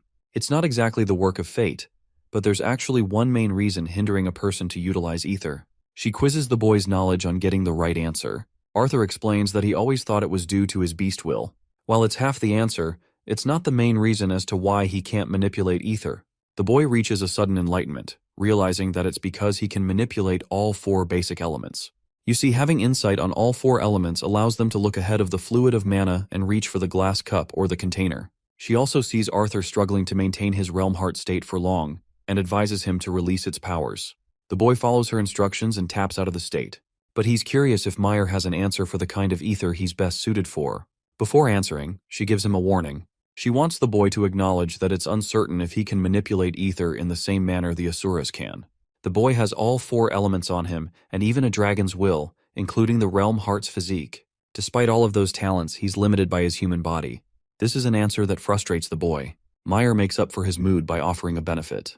While she's unsure as to why he's unable to manipulate time at his current evil, She theorizes that the boy's path is different from controlling Evum or the flow of time. Instead, she believes he was unable to fully grasp full control of ether manipulation despite the dragon's powers. That's precisely why, no differently from Sylvia, the boy controlled the spatial boundaries. Meyer's theory leads to one answer, that instead of controlling time, the boy has the ability to control space. But even after learning this fact, it doesn't change the fact that he's yet to control this ability. Arthur is in a pinch and really wants a solution to his worries. After all, he's been unable to make good of the superior abilities he possesses. It's because of the limitations of the human body that he'll be unable to handle the burden of ether. His frustrations are valued and acknowledged by Meyer, who pities the child for having unbearable potential for greatness, and yet he is only held back by his body. She wasted her time telling him all of these things to make him realize that he's still got an ability with him. And with eventual knowledge, the boy may discover a boundary beyond the knowledge of even the Asuras. Finally, the lady expresses how she's basically broken many of her clan's rules by sharing so much knowledge with him. The knowledge can be used against the race of dragons if it comes down to the wrong hands. That's why she wants him to be cautious about everything. Even if he can't materialize the full extent of the Realm Heart physique, it will still prove to be an incredible advantage to him in the upcoming battle. He can manipulate all 4 elements and exercise many tools in his arsenal using it. However, Meyer wants to seriously warn the boy about the burst step movement technique that he made. She orders the boy to never use the technique ever again because its determinants outweigh the benefits. It seriously makes Arthur slump in a bad mood. He wasted weeks of training and every hour of his day to piece together a powerful technique, and yet it proved fruitless. Meyer wanted to know about the concept of Mirage Walk and how it worked. She was stunned to find out that it was Arthur's personal creation. The boy desperately hoped that some of his explanation would persuade her mind, but even after learning about the technique in intricate detail, she became only more convinced of the dangers involved. The boy rests in his bed. At least he's happy breaking into the Silver Core. Just his combat with Cordry alone could classify him into the double AA class as an adventurer, without even using his mana. As he was right now, he had little improvement in terms of actual mana refinement. The only technique he made after exhausting efforts was taken away from him. The knowledge of Asuras residing in Alakria also troubled him. After all, they boasted mana manipulation far greater than the boy's imagination. Winsome also reported that just a single retainer is capable of wiping out entire teams led by a lance. The boy sulks in desperation, staring at the empty cup, remembering Meyer's words that knowledge is power. But he's convinced that even knowledge won't be enough in his battle against the Alakria continent. More healed up and ready the next day, the boy manages himself some movement. She can already see that he had a difficult night. Arthur still feels bad just moving his legs, but he's at least capable of moving now. Meyer thinks it's a good thing, because she has personally requested Winsome some time to train him. For how long? That depends on the boy's achievements in the duration given. She wants to impart some of her knowledge with the boy to help him guide in the correct direction. After all, he's a human who has much to learn about mana. Meyer wants to start off with spells, so she tells Arthur to bring up every single magical spell he knows of and attack her. The boy is about to prepare one, when she's already able to guess that he's preparing a water sphere and a gust of wind in each hand. Arthur is stunned to see her assume so perfectly. She reminds him to maintain his focus and concentrate on attacking her. Arthur, now frustrated that he was read like a book, gets into position. But with a single movement, she's able to sense that he intends to manipulate the ground underneath her. Arthur keeps getting shocked by her divine guesses. But Meyer explains that it's just knowledge that she has with her ability, and it's going to help guide in the right direction. And that's how many weeks passed as he advanced in his training with the Elder. Arthur's a little bummed that she keeps beating him so badly that he requires constant healing from her after battle. He's also seriously wondering why she didn't just cut off his legs and regenerate new ones in place with her special powers. To that, Meyer explains that the manipulation of ether requires sacrifices to be made. While it's possible to heal major injuries, she'd be extracting the ether from some other life form to help Arthur. The boy is fed up and wants her to stop beating him up non-stop. Meyer laughs at his youthful little remark and recommends that he start avoiding her strikes. She wants him to remember that it is the imagination that mainly affects the focus of the spell. The boy's going to encounter many enemies that will either use incantations in an effort to trick him. But Arthur's annoyed that she's drilling this exact concept so many times in his head for weeks. Meyer argues that it's only because he's getting overconfident in his replies and countering the spell before it's even manifesting. It took her many decades to perfect it, which is already pretty fast for people like her. Arthur gets up, once again ready to give it a shot. He enters the Realm Heart state and sees her manipulation of ether particles with wind. The boy understands what's coming and protects himself against the wind bullet strike. An excellent response to her attack. Then he evades an earth spike from underneath his foot. Then a blast flares from nearby, which he deflects. He's getting hit with one other earth spike from behind, but Winsome makes a surprise appearance and catches the piece for him. He's come to collect the boy and apologizes for his intrusion. Arthur's seriously shocked to see even Winsome pay his respects to Meyer. It makes him wonder the kind of influence she holds in the clan. Winsome apologizes for his appearance, but it seems that Indrath is requesting Arthur for a new instructor's training session. Meyer understands the situation at hand, and she's happy to announce the boy's progress in the Realm Heart state. She really wants to govern the progress of his training ahead, and tells Winsome that she'll be around to see how he develops. Reminding the boy to focus on the knowledge she gave him, she hopes that he uses Realm Heart physique more often. Arthur promises to master what she taught him by their next encounter, and that's how they bid farewell. After taking a walk among the trees, Winsome consistently glares at Arthur. Even the Asura is shocked to notice how Meyer went the extra mile with training the boy. Now curious, Arthur questions Meyer's status. Unfortunately, not even Winsome can say anything that she hasn't told him already. The boy talks about how he thought highly of Winsome at first, but he's starting to see otherwise. It's a kind of tease that not even Wisdom tolerates, as he warns Arthur that despite his lower-ranked status among the Asuras, he's still stronger than any lesser being out there. As for the boy's next instructor, they head right into the portal to see what he's up to. Coming out of the portal, Arthur's intrigued to find nothing but rocks around. From his training with both Meyer and Winsome, the boy learned many skills for war. Now he's going to use those skills in one style that will further utilize his elemental magic as well as his melee combat. One voice roars from the cliff above, noting the human that is to become his student. The voice talks in an arrogant tone, almost as if he's disappointed to find Arthur as the savior of the Dicathan continent. This instructor goes the extra mile in being flashy as he descends down a cliff, causing an explosion. Then a giant arm grabs Arthur's tiny little body before he stares at the towering golem before him. The creature sets the boy down before dematerializing into a humanoid state. Aizawa's cousin from My Hero Academia over here wanted to scare his student, but he failed miserably. This is Ren, his newest instructor. Arthur introduces his name, but Ren wastes no time with the bullshit. He's already judging the boy for being late and wonders if he should slice Arthur's fingers as punishment. The kid's really scared now, and thinks it's outrageous to punish him so strongly for something like that. Winsome explains to Ren that there aren't any severe consequences in human society for being late. This disappoints Ren greatly, because he would have imagined the race to be at least consistent with time with anything. He considers Arthur's race underdeveloped and, for the lack of a better word, fucking retarded. Bro is so cool he smacks his cape in Arthur's face and explains the purpose of their meeting on a damn mountain. And then, without stuttering even once, this dude orders Arthur to get buck-ass naked. Before long, the kid takes off his top and bottoms, revealing a muscular and athletic body. He even teases Ren and asks if he should go the extra mile in revealing his T-Rex and family jewels. Ren notes how the future savior of mankind is seriously sassy in his remarks. He also glances at Sylvia's feather around the boy's arm, before snatching it in a flash. Ren thinks that it's offensive that Arthur's using it as an arm warmer. The feathers of dragon wings are made of unique properties of both mana and ether. Interestingly, dragons never shed their wing feathers from the moment of their existence. So for one dragon to actually offer someone their feather indicates a devoted and loving consideration. Arthur softens inside, knowing how precious Sylvia thought of him. Ren breaks his happy time by pulling his arm and observing every muscle of his body. Bro is seriously the Diddy inspector or something, because what the fuck is the purpose of that? Ren concludes his findings and orders Arthur to cast a spell using his right hand. First, he'll conjure a stone pillar with an accurate height and specific radius. Both things fly over his head, but Arthur follows the command and executes it anyway. He then showcases a bunch of different elemental spells, of every single element under his command, including ice and lightning.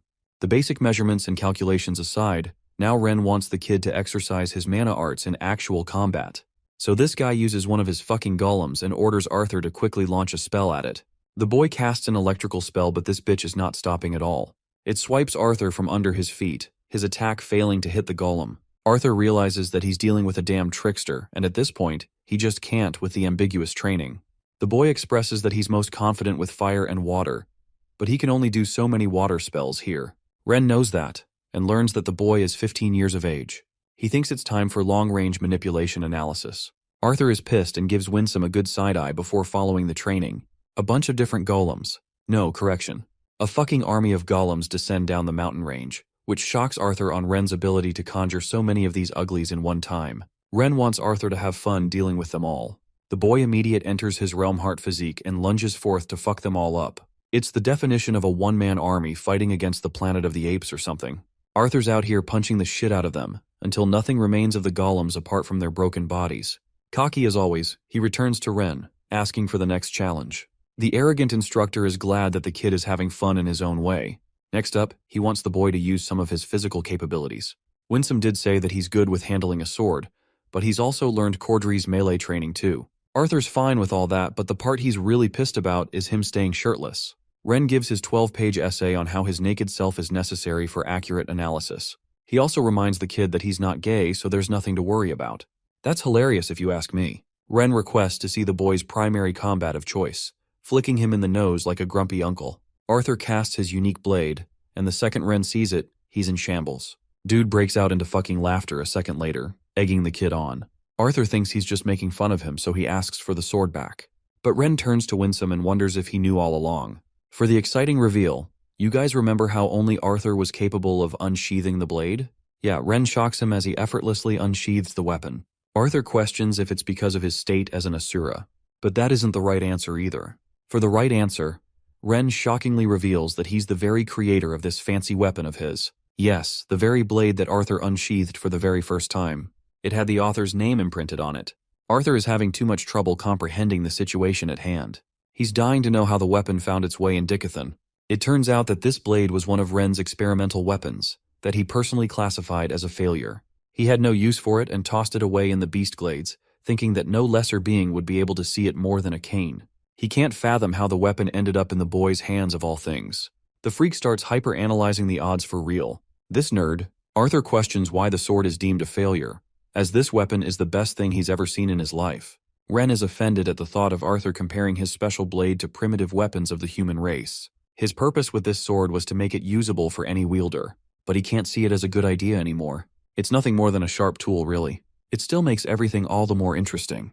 Winsome is curious if Ren will now fulfill the request for the child. Arthur is confused, but that's nothing new, and even I'm tired of repeating that. Winsome tells the kid that he was brought to his latest instructor for two main reasons. The first goal is to analyze his practical combat, and the second goal is for Ren to produce a weapon, a sword even more capable than the one he has. Arthur becomes excited that he'll get a new sword. Ren corrects him that he creates swords instead of just forging them. He agreed to the training procedure for a favor he owed to Indrath, but that favor didn't have any conditions of creating a new weapon for an inferior being like him. For now, he'll be taking Arthur's sword for a while. Ren has no intentions of stealing it from him, as the weapon decided to choose Arthur regardless of its creator. Channeling his powers, Ren erects a sword from the ground beneath, handing the boy his new weapon for the purpose of training. Its main usage is to measure the movements of the user and analyze each impact from their swings. Arthur is surprised by how he summoned the sword. Meanwhile, Ren thinks the kid has seen nothing of his powers so far. He also orders the boy to hand over the feather for the time being.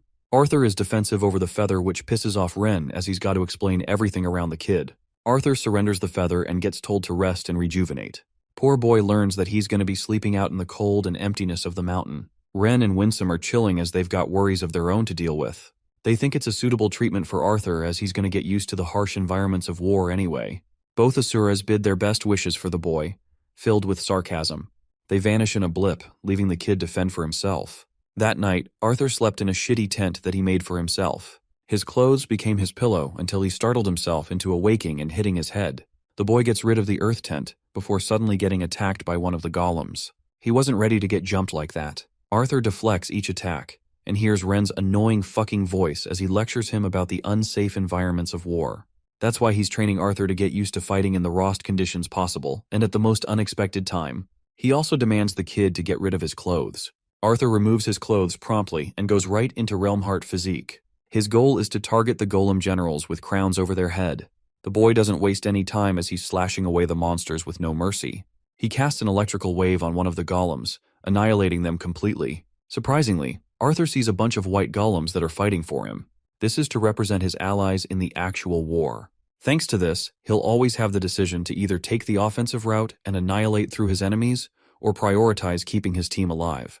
The boy wraps up the difficult quest, slaying each golem in his suboptimal state. He collapses from exhaustion, as Ren notes that he suffered 271 casualties, nearly half of his enemies. It wasn't exactly the safest victory achievable, especially with the weaker golems around. His only mistake was letting his allies die. Arthur talks shit but freezes before the sight of delicious food and water. He munches on it while the instructor gathers his report. The boy has trouble seeing the rock golems as his own allies, which is why he isn't incentivized in saving them as much. Ren finds that helpful and prefers the kid to return to sleep, as his battles will only get tougher from here on. So tired and exhausted, the boy shuts his eyes, and for what feels like a second, he awakens the next morning at the sight of a murderous demon strangling Tessia. Bro, this crazy instructor went from 0 to 100 after that tip. The elf calls for help. Arthur instantly goes into a static void and risks everything in his body to save her life. He prepares a wide swing and slashes the bastard's arm, freeing the beautiful elf before launching a second attack. The demon dodges it and gains distance before unleashing a barrage of its own strikes. Arthur swings right into Realmheart physique mode and counters every single attack with his elemental output. One spear targets Tessia, so the boy risks activating Static Voice a second time, injuring his own hands just to protect Tessia from the dangerous attack. That one deflection proves useless as the demon stands before Arthur, tall and terrifying. The kid is done playing around and roars at Ren for messing with his head. Soon after, the illusion fades from both puppets. The instructor is surprised to see the boy react so quickly. He was planning to play out the fight to see more of Arthur's reactions. But the boy's hardly surprised after knowing the kind of instructor this bastard is. Ren explains that he adopted this harsh method for the boy's benefit, as in his current state, he used too much of his powers to prioritize saving one elf. It could cost him his actual life on the battlefield. Arthur understands that while it wasn't the best option on the table, he only did it because he prioritizes certain people's lives over his own. Ren criticizes his reckless decision-making even if the boy did it for a partner. The word mate makes the kid embarrassed as he explains that Tessia isn't anything like that. It surprises Ren, who was thinking that she and the boy had already done the deed by now. Arthur becomes a beaming ball of embarrassment, denying anything like that. He switches the topic and realizes that Ren has immense control over the earth and can form anything from it. The chair is one example. The only limitation that comes to his mind is that he can't mimic properties of water using the earth. Also, he's really curious about wanting to know how Arthur was able to detect the demon being a fake. The boy explains that he could see fluctuation of yellow particles around both puppets, and the rest he pieced together by deduction. Arthur wants to know if lesser beings will ever be able to reach this level of mana manipulation that only Asuras are capable of. Ren argues that it's extremely unlikely for that to happen, but the boy shouldn't be worried as the kid himself is the definition of impossibilities. He's got the ability to perceive 4 main elements and some deviations. Then he's got the power to perceive ether, which only Sylvia managed to grant him. Every single thing about the boy is peculiar, unique, or different. Not even the best of deities have that kind of broken luck or talent. Arthur finds himself very happy to hear those words, and asks for the next mission. Ren takes the boy's hand and explains what an achlorate mineral is. While it's a rare mineral, it's also kind of useless on its own. But with the correct synthesis, it can create something extraordinary. He calls back to his words regarding how he can create swords instead of forging them. It's actually using this tiny gem. It's kind of like growing a tree but not at the same time. Under normal circumstances, Ren would have preferred watching Arthur train for many years and then come back with proper feedback. But right now, he's going to have to take a gamble considering their specific circumstances. Just as Arthur is about to question his ridiculous words, this dude presses the sharp mineral in the palm of his hand, making it bleed. Ren explains that he's synthesized the mineral with Sylvia's feather, making it a part of Arthur now. Each thought, action, and change in his body will matter when it comes to the manifestation of his new weapon. At its current level, even Ren has no idea of what will become of it. The boy grips his head, questioning why they must take the uncertain route. He's also surprised that Ren is actually following through with the weapon creation process. The instructor reasons that it's clear he's gonna need a better stick to fight against literal incarnations of gods. Also, they're low on time. Arthur reaches a horrific realization when he learns that the war will be coming within 2 years. Winsome has just learned stuff from Aldir on what's going on with Dickathon. Unfortunately, the achlorate mineral is unpredictable and takes sometimes 5 years before manifesting into a weapon. Still, the boy needs to strengthen himself for the war to come. Ren seems more troubled than usual, and Arthur can sense that. It's because, and here's the plot twist, the war has already begun. Arthur's body quivers at the thought of what he's just heard. To his knowledge, 2 more years were left. But as it turns out, it's here already. Arthur immediately senses the need to return to his continent. After all, he's required to fight for Dickathon. But suddenly both his legs are restrained by a golem's hands. Ren explains that the only conclusion his fight will lead is death. Arthur argues that he's done a lot of training to face the monsters. It's the sole reason he came here in the first place. But Ren knows, and even the boy knows that his training is incomplete. He's no challenge for even a retainer. Ren requests 1 year from the boy. In this 1 year, he'll train him to become strong enough for the continent to stand a fighting chance. Gritting his teeth, Arthur accepts the condition, hoping for this 1 year to pass. It's been a long time since we visited Dickathon. Tessia is sitting on the council and she wants to fight for the war to come. but Virian rejects her strongly, and Aldir is in support of that. Putting Tessia on the front lines is way too risky and unnecessary for now. The princess argues that her inaction could result in multiple lives taken. Despite her evolved strength, she's not powerful enough. The fact frustrates her, and Tessia angrily leaves. Virian is having a headache and wonders if this is their best shot. Aldir has to remind the old man that Tessia is critical to Arthur's performance. If they send her out on the battlefield, the boy's performance will hinder even after his training. In the hall, Tessia walks right up to the gate guards, requesting them to open the doors. However, they strongly oppose her, as only Aldir could authorize such a command. Tessia gets insistent with her word, so Lance Viray decides to back the girl with her authority. The guards imbue their powers as Viray and Tessia are asked of their destination. The princess offers Ediston City as her coordinates. The teleportation gate is ready, but they're both reminded to authorize properly outside. Tessia asks if Viray's presence is really necessary, but it turns out that she's fine with it after wrapping Kathleen's training. Now, Ediston was once the capital of the humans in the country of Sapin. In school, they learned that it was built out of reach of both Dwarven and Elven countries as well as the Beastglades territory. However, with all the fighting right now, it's the safest and most secure city from war. The best location for defense.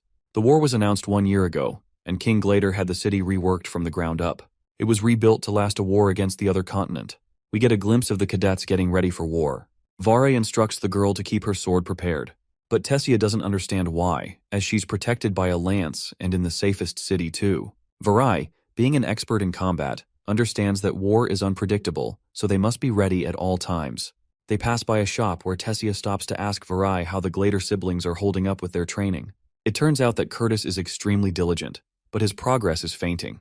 He's average to the likes of Kathleen, who is progressing sharply as she's the more gifted of the two. Even the lance admits to her talent. Tessia corrects Viray, alluding to Arthur's enormous talent. But the lance argues that he's not even in the league of the children, as he's in a different category of his own. She's wondering how monstrous he'll become after his training with the Asuras. Tessia wonders if their enemies will ever be able to step foot on this side. After all, Alakria is on the west of Dikathen, which should mean that Ediston is actually pretty close to their enemies. While that is true, it's also noted how their enemies don't exactly have a method of transport over the sea.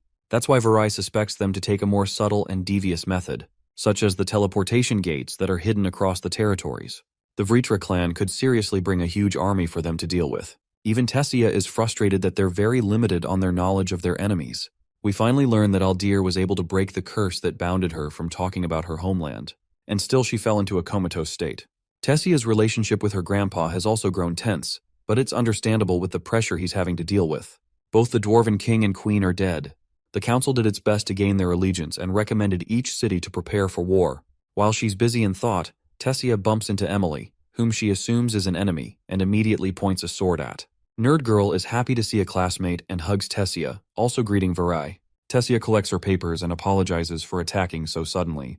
Emily realizes that she's actually in a hurry and gets back to her stuff. She's supposed to send these papers to Gideon, who is in search of Alance's help. Viray and Tessia figured that it's a nice way to join them. Tessia spots Emily's worn-down reaction and asks what Emily has been up to these days. The poor girl refuses to call her professor a professor because of how insane this guy actually is. She's already lost her mind many times taking care of his mess. Emily teases the elf with her princess name and learns that it's been suffocating for her hiding inside the castle. Emily teases her for being a rich, spoiled brat. It turns out that both of them are hating their damn lives with their own struggles. Emily wants her to take it easy on Virian, because she remembers what happened after the Xyrus City massacre. They're worrying about Tessia for a good reason. The past year has been unforgiving for all of them, and the only way to assure progress is training. Tessia has been having it rough, but with the latest attacks of the enemy, she wants to go out and help in the battlefield. Emily inquires about Arthur, and learns that Aldir has been parroting the same 2 lines about him for the past 2 years. He keeps telling them that the boy is training and nothing more. Finally, on the subject of Elijah, Tessia fidgets because she's genuinely got no clue on how he's holding up right now. They don't understand why he was taken away to begin with. She remembers his attempt to save her, and that's all. The touchy subject comes to a close with the group arriving at their destination. Emily fidgets with the door and cranks it open. Inside, there's foul stench of minerals and materials being refined. The workers are having a field day yelling at each other, right until Emily hears her beloved master's voice. Their assistant had been anticipating Emily, as Gideon is one of his sour moods again and he's pissed. Before they're able to shit-talk about him, the inventor comes on his own and grabs the notebook. He's all quiet before closing the notebook and cursing the situation. He'd previously submitted a formal request to the council for a lance, and he's happy to get the best of them for help. Vare questions where they're headed. And boy oh boy, it's the dangerous border of the Beast Glades. The group departs while they're left wondering why the inventor is acting in so much haste. Arriving at their destination, Gideon recommends they stay sharp. From above, they spot the Decathius ship. Remember when Arthur came up with a plan to travel across the sea using a steam engine-powered machine? Well, that led to the invention of the ship in its fullest. It now rests in the ocean, or so they thought. Tessia is shocked that this isn't just Decathius, but an even worse abomination. The shitty inventor is difficult and refuses to be direct. They see the condition of the ship and spot a bunch of bite marks. There's nothing human on the ship. It's completely empty. It worries Tessia because she's curious what this ship is, if not for their own. After all, besides the great inventor himself, who else could craft a ship so giant or leave it out in the sea? She spots the Vare who claims that everything inside has been destroyed, which also means that someone intentionally wiped it clean. Which means the person who used the ship probably didn't want anyone to find out about its existence. Emily wonders if one of Gideon's competitors managed to get a hand on his blueprint for the ship and built it in secret. But even that's impossible, as this ship was fully submerged in the ocean just a while ago. The only reason Gideon came to know of it is at the hands of random adventurers. As for the crew members, Gideon explains that there aren't any remains of anything. The crew who boarded the ship definitely came with a plan and emptied its contents completely. All roads lead to one possibility, a possibility that Varai wants to confirm. After reading the report, Gideon was hoping to God that his guess was wrong, but it wasn't. He was hoping for the lost crew of the original ship to return in one piece, but after examining it properly, he knows for a fact that this ship isn't the original. That means this very fact will change the entire dynamic of the war. It means that Alakria has now found itself the capability to create ships carrying entire battalions across the ocean. Virion sits at his table, tired to accept the fact that the war is upon them much sooner than they anticipated. The human king and queen are both frustrated to find out the inventor's discovery. He's just confirmed about the ship belonging to the Alacrians, and has no doubt in his mind that it wasn't produced in the Decathan continent. To give his credibility, he talks about how the Decathius ship was their one and only prideful piece of invention. That's why he placed markers all over the ship. However, those markings were not found on the ship they just stumbled across. Even the frame was constructed differently, and the materials used were different. Blaine gets up in frustration, but it's not like much can be done right now. The human king can't maintain his calm after hearing how their enemies have a fleet of battleships prepared. Now the war will be even more damning, as they can easily send thousands of soldiers across the ocean to wage an attack. It's terrible for them already that some of the Alacrian spies have shown up in the Beast Glades territory too. Aldir sits among them as the general and asks Lance Foray for her thoughts on the matter. Lance explains her agreement with the genius inventor and concludes the same result. Aldir amuses the possibility of the Alacrians attempting to divide the Decathan forces by making them believe the ocean is where they will launch an attack. Then again, this theory doesn't carry much weight because of the strong ocean currents which could have destroyed the ship. The only question to consider is for them to gauge the risk. Aldir talks about Goodsky's understanding of the situation. She thought the Alacrians wanted to gather their forces in the Beast Glades territory and handle things from there, but he also knows that Agrona is smart and probably planned multiple moves ahead. That's why they're going to have to deal with a double-sided attack on both parts. The problem is, the dwarves don't even have any leaders to go around and their forces are limited. Blaine requests to join both the Elven King and Queen upon their next visit to the land of dwarves to resolve the situation. Virion agrees with this idea, as they're going to need as much help necessary to deal with the threat ahead. He's seriously worried about the discovery of the Alacrian ship as well as Tessia's well-being. Hearing a knock, he grants Tessia permission to enter. Apparently she was summoned by her grandfather for a talk. He wanted to show her something important. Virion showcases one hint of the brutal fight that took place just a couple of days ago. 400 men were sent into the dungeon, and only a few of them came back from the fight. Virion instructed the forces to go down, and it's because of him they all got slaughtered. The Elder Elf understands that he's made some important choices in the war that are unforgivable. But that's exactly the kind of thing that requires him to keep his beloved granddaughter safe, despite her value on the front lines. Virion wants Tessia to understand that while she's a talented mage, she'd be a powerful asset on the battlefield. And yet at the same time, her shortcoming is that she is just one person. One small mistake is all that's going to decide her fate. That's why he thought to prevent her from the war. But now he's changed his mind. Virion tests her resolve and questions if she's prepared to face the fight after seeing the brutal battlefield. To this, the brave elf nods with confidence. Virion challenges her to a fight to see if her words carry any weight. The rules of the fight are understood by both forces. Virion jumps right into his transformed state and attacks her head first. She dodges and uses her vines to entrap him and get him from his blind spot. He dodges a few of the vines, maneuvering the best he can. But all that dodging made him forget about Tessia's attack from behind. He's able to block it in time, before grabbing her arm and shoving her into the ground. Thankfully, Tessia's vines protect her, getting her the momentum needed to push right back at him. Virion is impressed to find that her control over her beast will improve. They both fight each other in equal attacks. Tessia kicks the battle into overdrive as her vines start to devour her. Remembering what happened last time, Virion gets worried for his granddaughter. But this time, the results are different. She's entered a special state of her own, kind of like Arthur when he activates his phase transformations. Engravings appear over her face and she's armed with dual blades. Now, stronger than ever, Tessia overwhelms Virion with her speedy attacks. But even then, the skilled elder is keeping up just fine. They trade blow for blow, matching each other with scratches against their bodies. The fight reaches its climax as Tessia can't maintain her form for long. She's knocked the heck out by a kick in the face. The old geezer beat her fair and square. Tessia rises in shame, failing to land even a single hit on him. But seeing her like this, Virion wants her to remember that he'll be her commander on the battlefield. This basically confirms that she's passed the test in his expectations. She's happier than ever and thanks him. But the old geezer's got his own conditions for that. First, he wants her to get consent from both parents. Then, he wants her to do her best not to become a liability to her team. Finally, she will be removed from the team if she can't take proper care of herself. Tessia blindly accepts everything in excitement. Virion taps her head and warns her to stay away from her second phase because she's yet to master her form fully. Aldir's already told her that the Elderwood Guardian she's assimilated with is different from others, but it's yet to be mentioned why. Still, Tessia intends to avoid using her second phase until she really needs it. Virion calls her and reminds her that he's stopped being her grandfather. He's going to treat her like a soldier, and because of that, she must understand here and now that she'll have to follow every order, no matter how difficult it seems. It's his final warning to the girl to back out from the war. But Tessia rushes in to hug him instead, confirming to her commander that she'll be a reliable asset who supports the continent. With their salutations wrapped up, Virion is still afraid for her safety, but he doesn't tell her that. In the next scene, the old elf makes his way to the lower levels of the castle. Here he meets Anna, who is treating the director in her comatose state. Anna gives a general review of her condition. While Good Sky is doing well in her unconscious state, they still don't know if there's a way to bring her back. So Virion decides to do his thing, the same as always. He greets her and talks about the recent update of the Alacrian army, how they've discovered a battleship. He's confident that Good Sky wasn't aware of the ship either. But apart from that, he's come here to tell her about something special. He just gave Tessia permission to enter the war, a decision that is very much unlike him. Virion laughs at the kind of reckless things he said, but this poor old man is really afraid. He understands the stubbornness of his granddaughter. That's why he wanted to take part in the war under strict supervision. But poor old Virion collapses in his emotions. He stepped down as the Elven King, and now he's been placed with an even bigger responsibility than before. On the daily, he trains with a proper Asura to become stronger and remain in shape. After all, this war is going to require his very best for Dickathan to survive.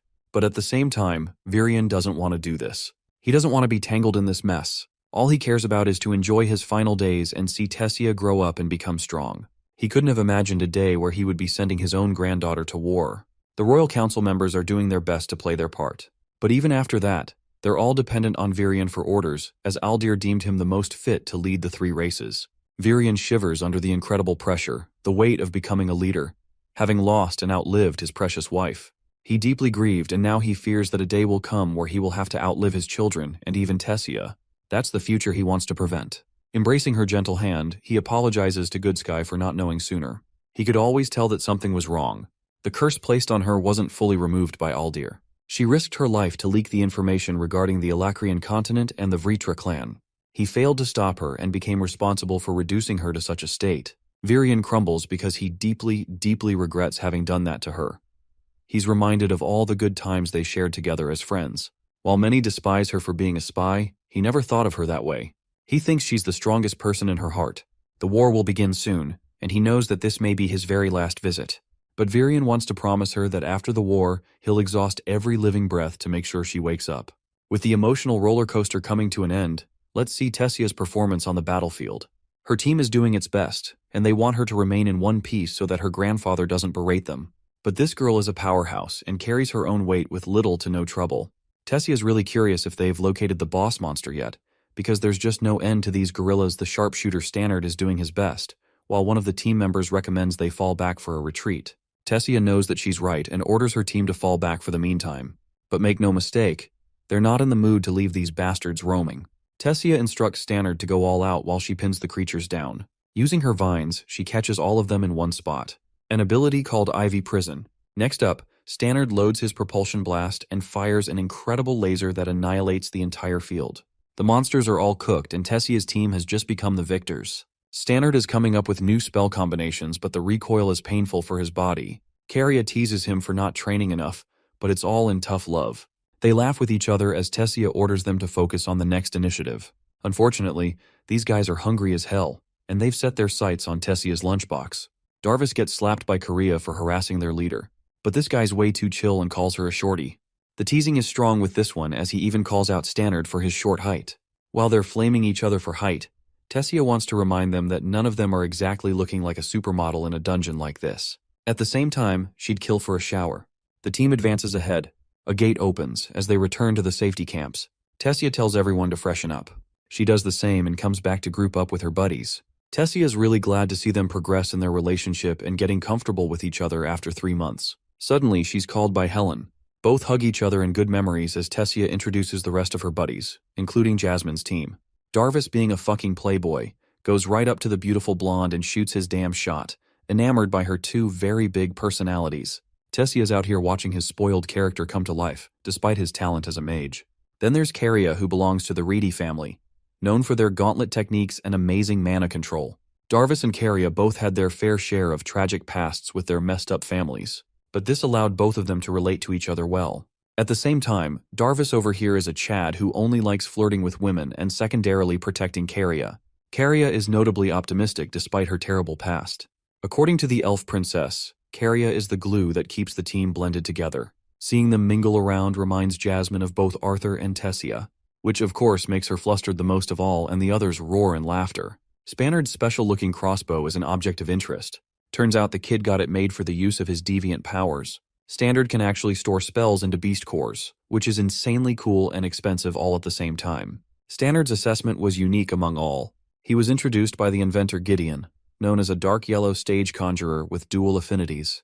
The kid had a deficiency in his own mana core, which set him back. Yet he loved his uniqueness and worth with his deviant powers.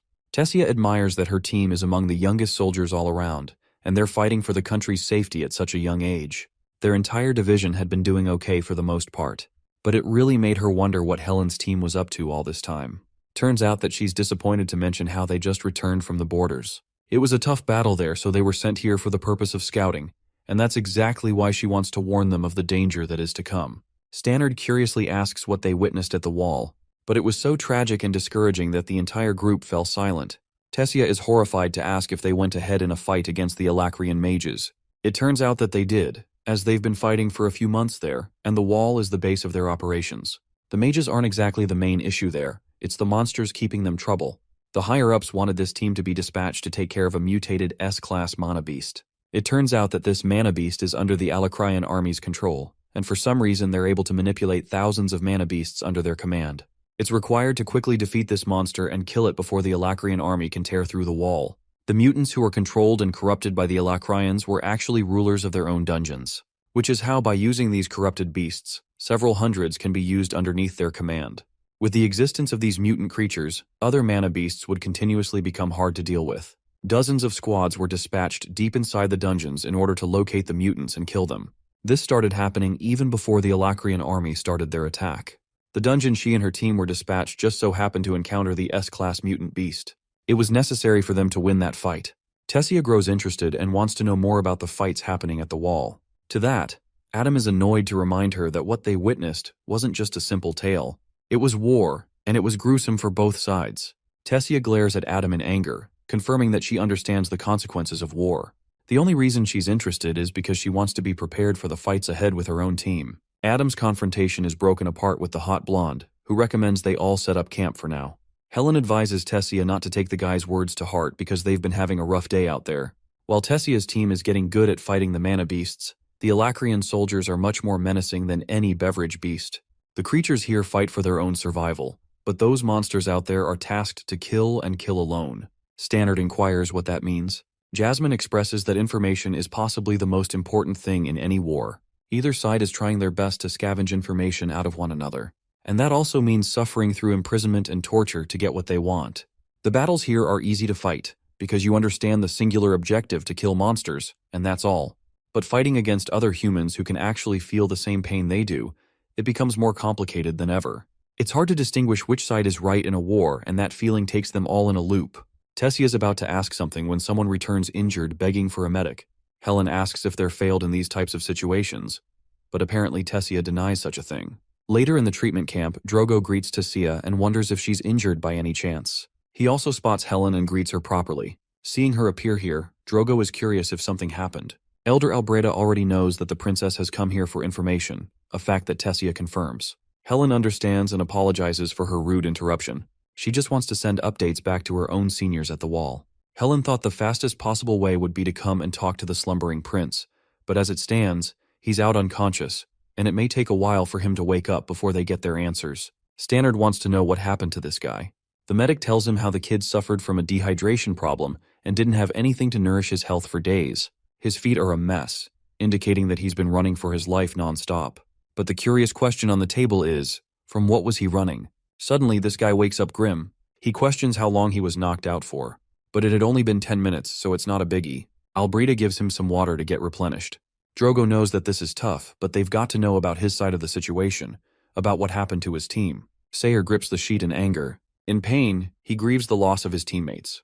The only person who survived was himself. The guy had a short disagreement with his teammates and ended up staying behind. But then, feeling guilty for leaving them, he decided to catch up right after they left. However, the moment he got there, what he saw was horrifying. The team had walked into an ambush of gnolls, monsters that were even deadlier than anything he'd seen up there. Some of them were even equipped with man-made weapons. Poor guy saw his team utterly ripped to shreds. He had nowhere to run and tried his best to mask his presence. Luck was the only thing that saved his life. He tried to hide for many days before, eventually, he took a chance and set up a teleportation gate to exit the location.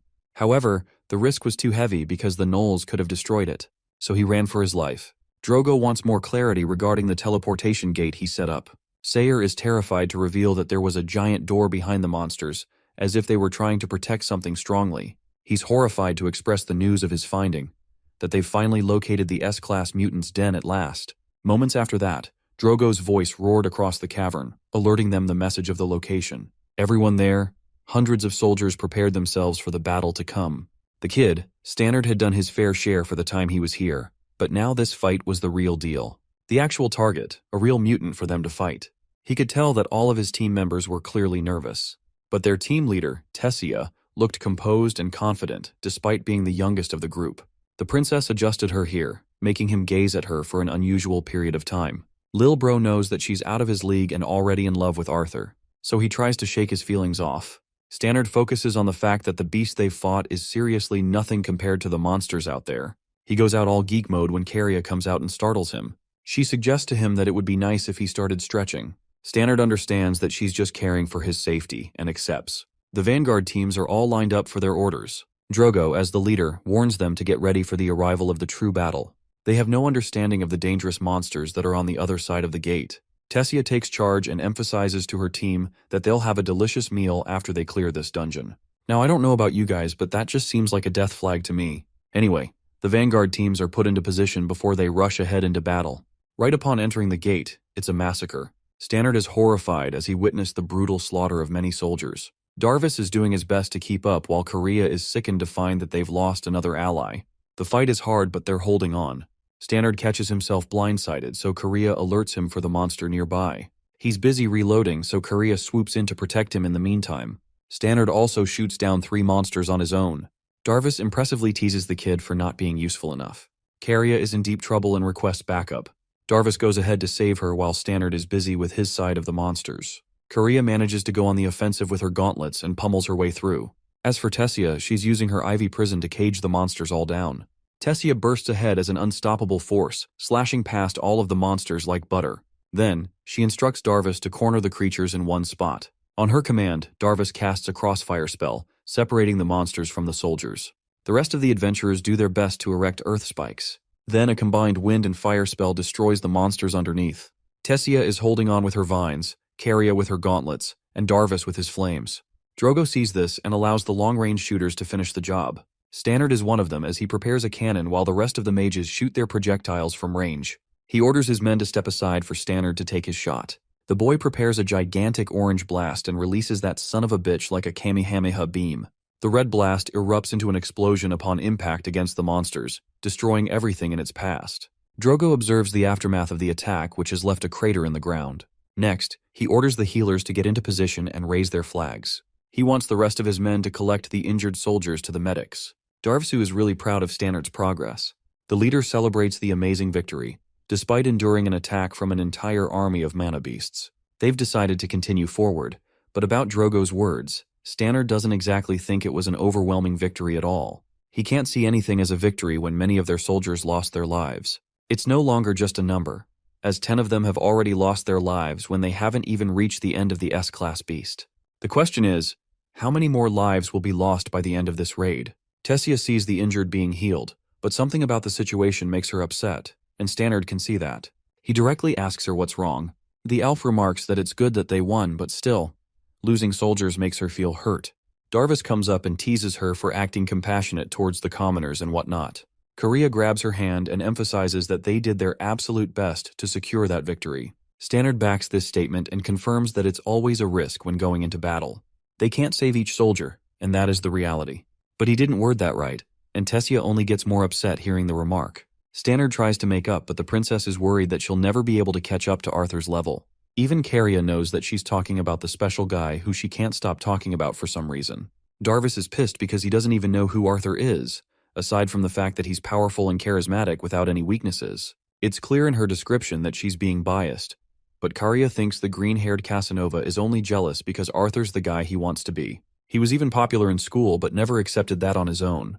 The teasing continues when Tessia expresses how she felt scared of him upon their first encounter. Caria vividly remembers her saying how they escaped some slave traders. Tessia at the time felt like she wasn't saved because Arthur wanted that to be kind. Rather, it was probably intended as a pragmatic move on his part. Hearing that, Caria deems him a bad boy who does whatever the fuck he wants. Darvis, being the jealous cunt, thinks little of Arthur's accomplishments. He recalls how Tessia got kidnapped at the academy, and Arthur wasn't there to check up on her after the fact. To this, she angrily responds how he already checked on her health with Virion, but left in a state of hurry for his own matters. Darvis, being jealous, continues to paint Arthur in a bad picture. Stannard and Caria both try to stop him for yapping shit that he doesn't know anything about. He even calls Arthur a coward who ran away from the far. Tessia, filled with frustration, denies all of that rubbish. She believes that Arthur is a lot of things, but being scared is not one of them. He values his loved ones too greatly to disappear without purpose. Darvis goes away still making fun of her crush. Even Stannard is doubtful of Arthur's powers, but Tessia confirms that this guy is seriously strong. Caria is dying to meet this guy in person, and Tessia is all the more happy to introduce them to him soon. I don't know about you guys, but I just know this is one of those ugly foreshadowing moments. Okay, the mages are all up and exploring the deeper parts of the den. The place is awfully quiet, so Drogo relies on his gestures to give them a signal. He expresses that they're going to reach the point where Sayer's team was annihilated by the mana beasts. From the report, it's understandable that they'll be running into hundreds of orcs and monsters about. That's why he wants the team to be ready for what's coming, praying that all of them are safe by the end of this battle. Drogo charges with his men until he comes to a stop. He looks around, monitoring the situation. The dude is shocked that all of the monsters are dead. This invokes fear and uncertainty in the heart of the soldiers, who don't know if they should be celebrating or be afraid. Deciding to move ahead, Drogo signals them to advance towards the door. They approach the gigantic door, and Tessia instructs her teammates to remain in formation. This door comes with another scary revelation. It's not closed, which means something or someone has already gone inside. Dorog orders his men to open the thing as Stannard prepares his weapon. Inside, hundreds of monster corpses remain slaughtered, their oozing blood leaking out the gate. The adventurers freeze to make up for the situation. Tessia moves ahead to observe what's going on. Taking a closer look, she sees the sight of one man above the army of slaughtered creatures. Arthur Lewin, the unstoppable Goliath, the Chad of all Chads, is sitting there looking cold as hell. The princess can't fathom seeing him here. The adventurers are prepared to confront anything that comes their way, but it's our little Sylvie who jumps to reach the princess. Drogo thought that Sylvie is an enemy until Tessia explains that they've got nothing to fear. He roars at the man sitting at the top of the monster corpses, demanding his name. Arthur pulls his blade out before making his descent. His mere presence provokes Tessia's team to remain on guard. Even Drogo is suspicious of him, until Arthur declares himself an ally of the humans. Seeing the boy, Helen and her team are happy to greet him. Stannard sees the man of the hour, the one that Tessia never stops talking about. However, she's the one in shock the most. For some reason, she hasn't greeted him at all. Drogo becomes a party pooper and explains that they've got a mission to execute. He wants to know what happened as he wasn't told beforehand of Arthur's contribution. The warrior confirms that he only informed 1 hour ago and wasn't really expecting to land amongst a swarm of mana beasts himself.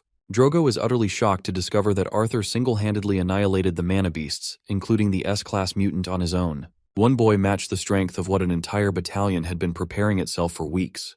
The adventurers all come to question the strength of this child. Stannard wants to know what became of the beast cores. Arthur explains that his bond took her time devouring them.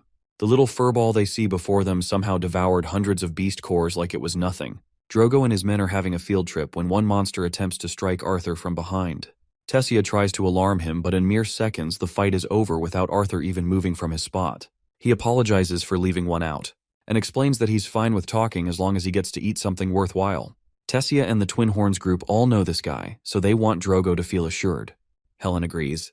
Arthur smiles, seeing them in good shape, and catches up with the rest on their way back. While this guy was her childhood friend, Tessia couldn't help but feel off about him.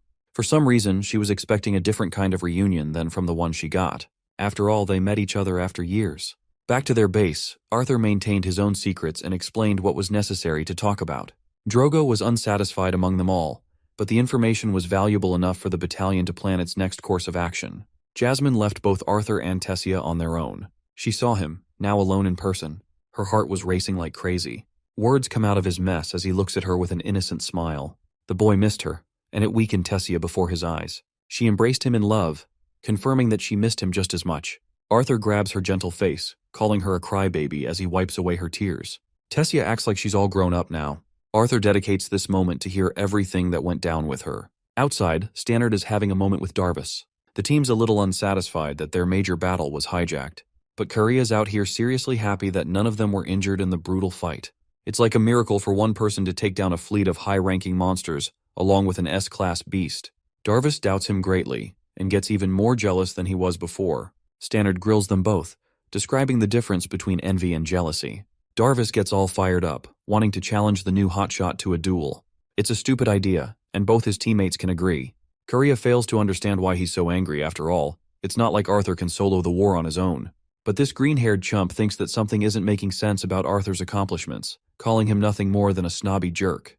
At the same time, Stannard defends Arthur for his stance, as the people didn't treat him any better either. He thinks it's really childish of Darvis to conclude Arthur's personality without knowing what he's even like. After all, Tessia always speaks positively of the boy, so it's not like he's a villain or anything.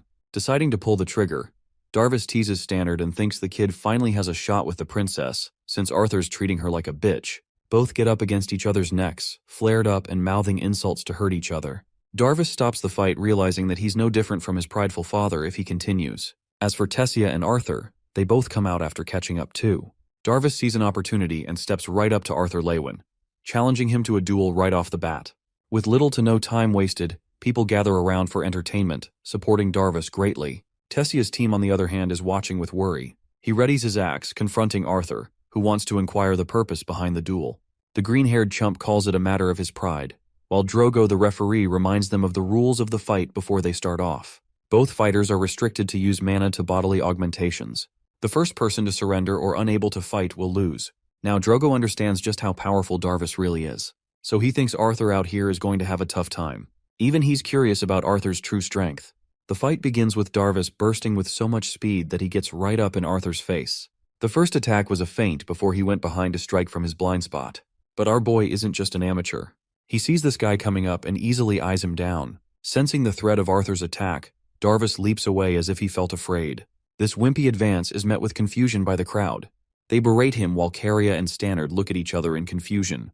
They've always seen Darvis easily cutting down mana beasts like butter. He's even seen him defeat adventurers among his own rank with satisfaction. But in this situation, it's almost unreal to see Darvis feeling fear for the first time in battle. Still, the green-haired freak show goes on ahead to strike while Arthur gently sways his body, evading each swing.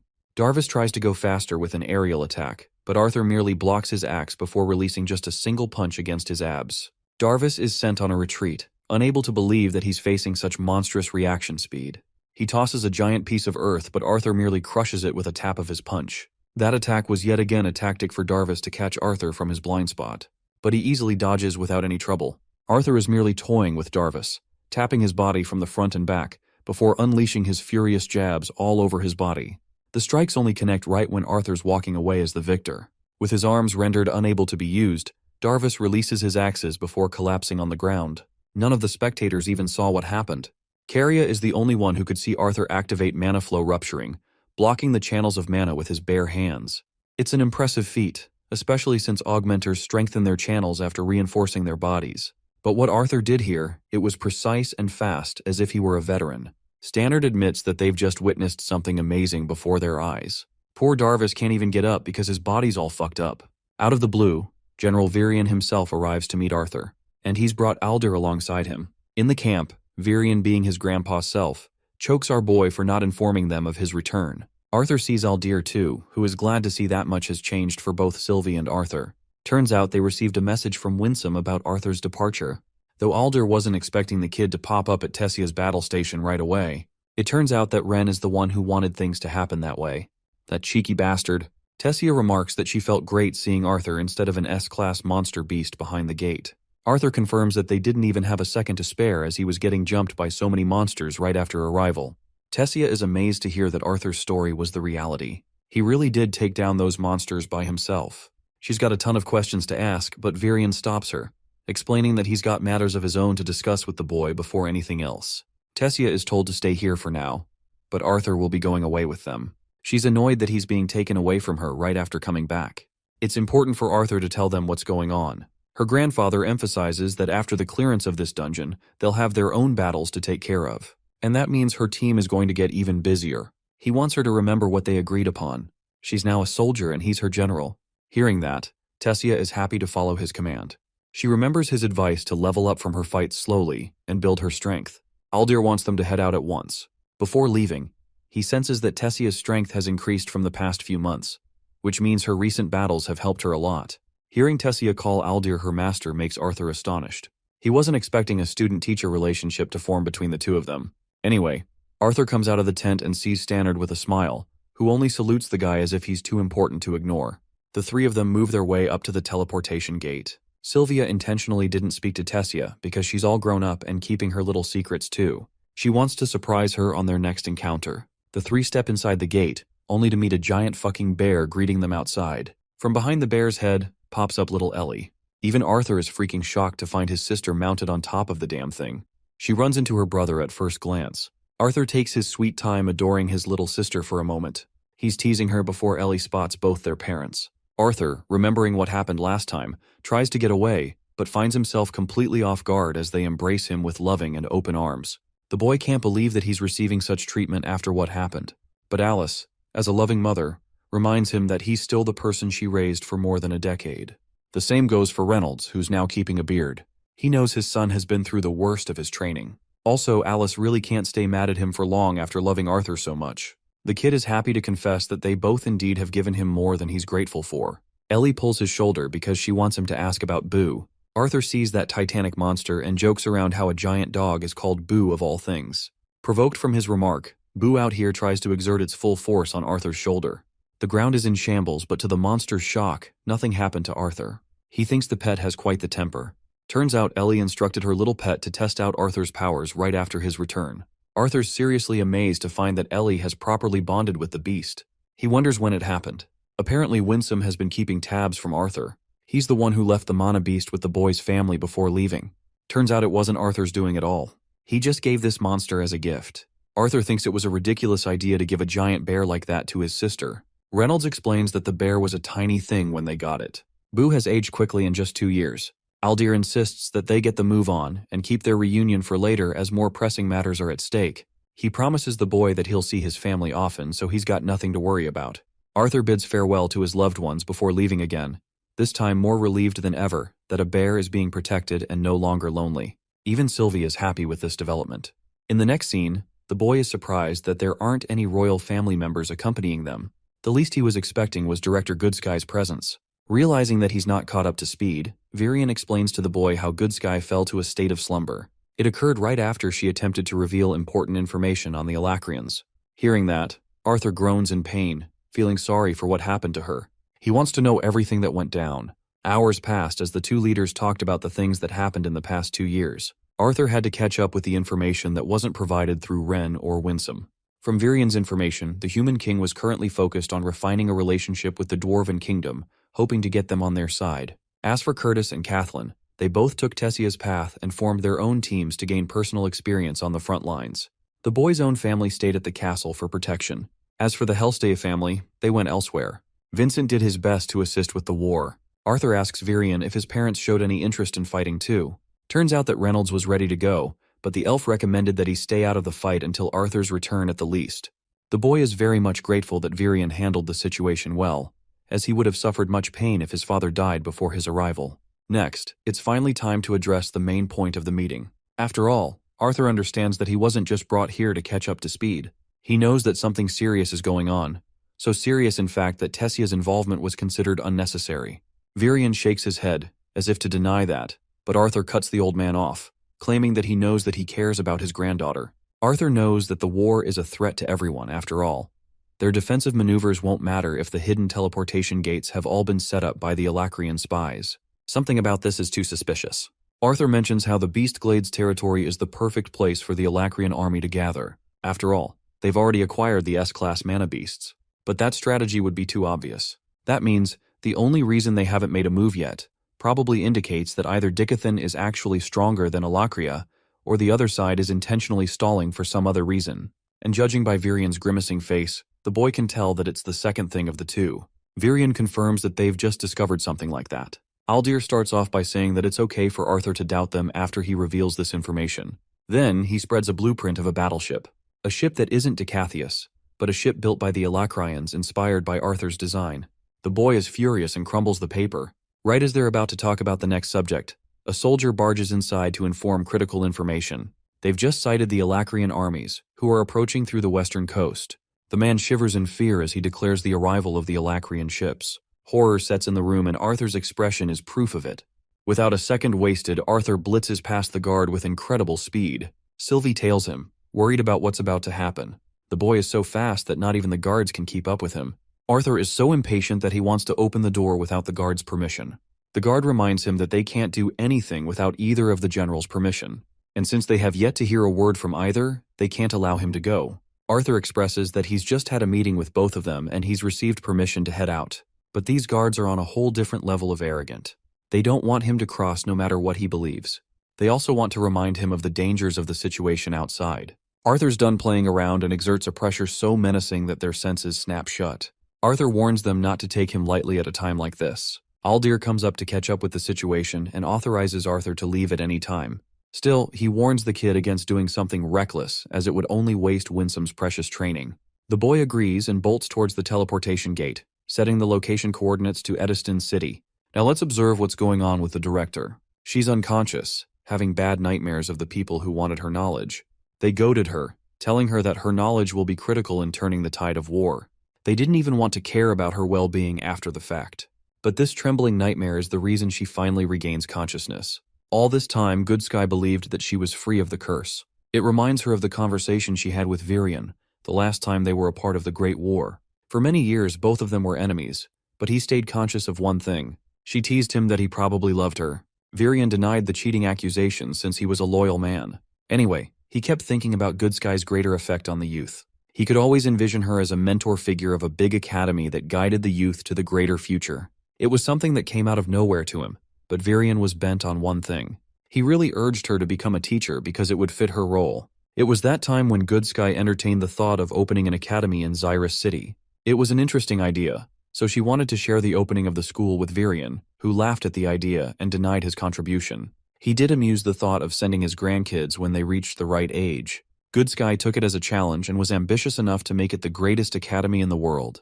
Virian shared the loving moment as they both hoped to celebrate the opening of the academy one day. And from then on, Good Sky's memory is corrupted. She finds herself bleeding in pain. In the current scene, Virian wakes up from his rest and comes outside after hearing a loud scream. The guards were all alert and went right to the bottom floor. A terrifying realization set in as Virian sensed that Anna was in danger. As for Arthur, he's blitzing past full speed. He's annoyed enough that people are stopping him and requests the guards to open the doors.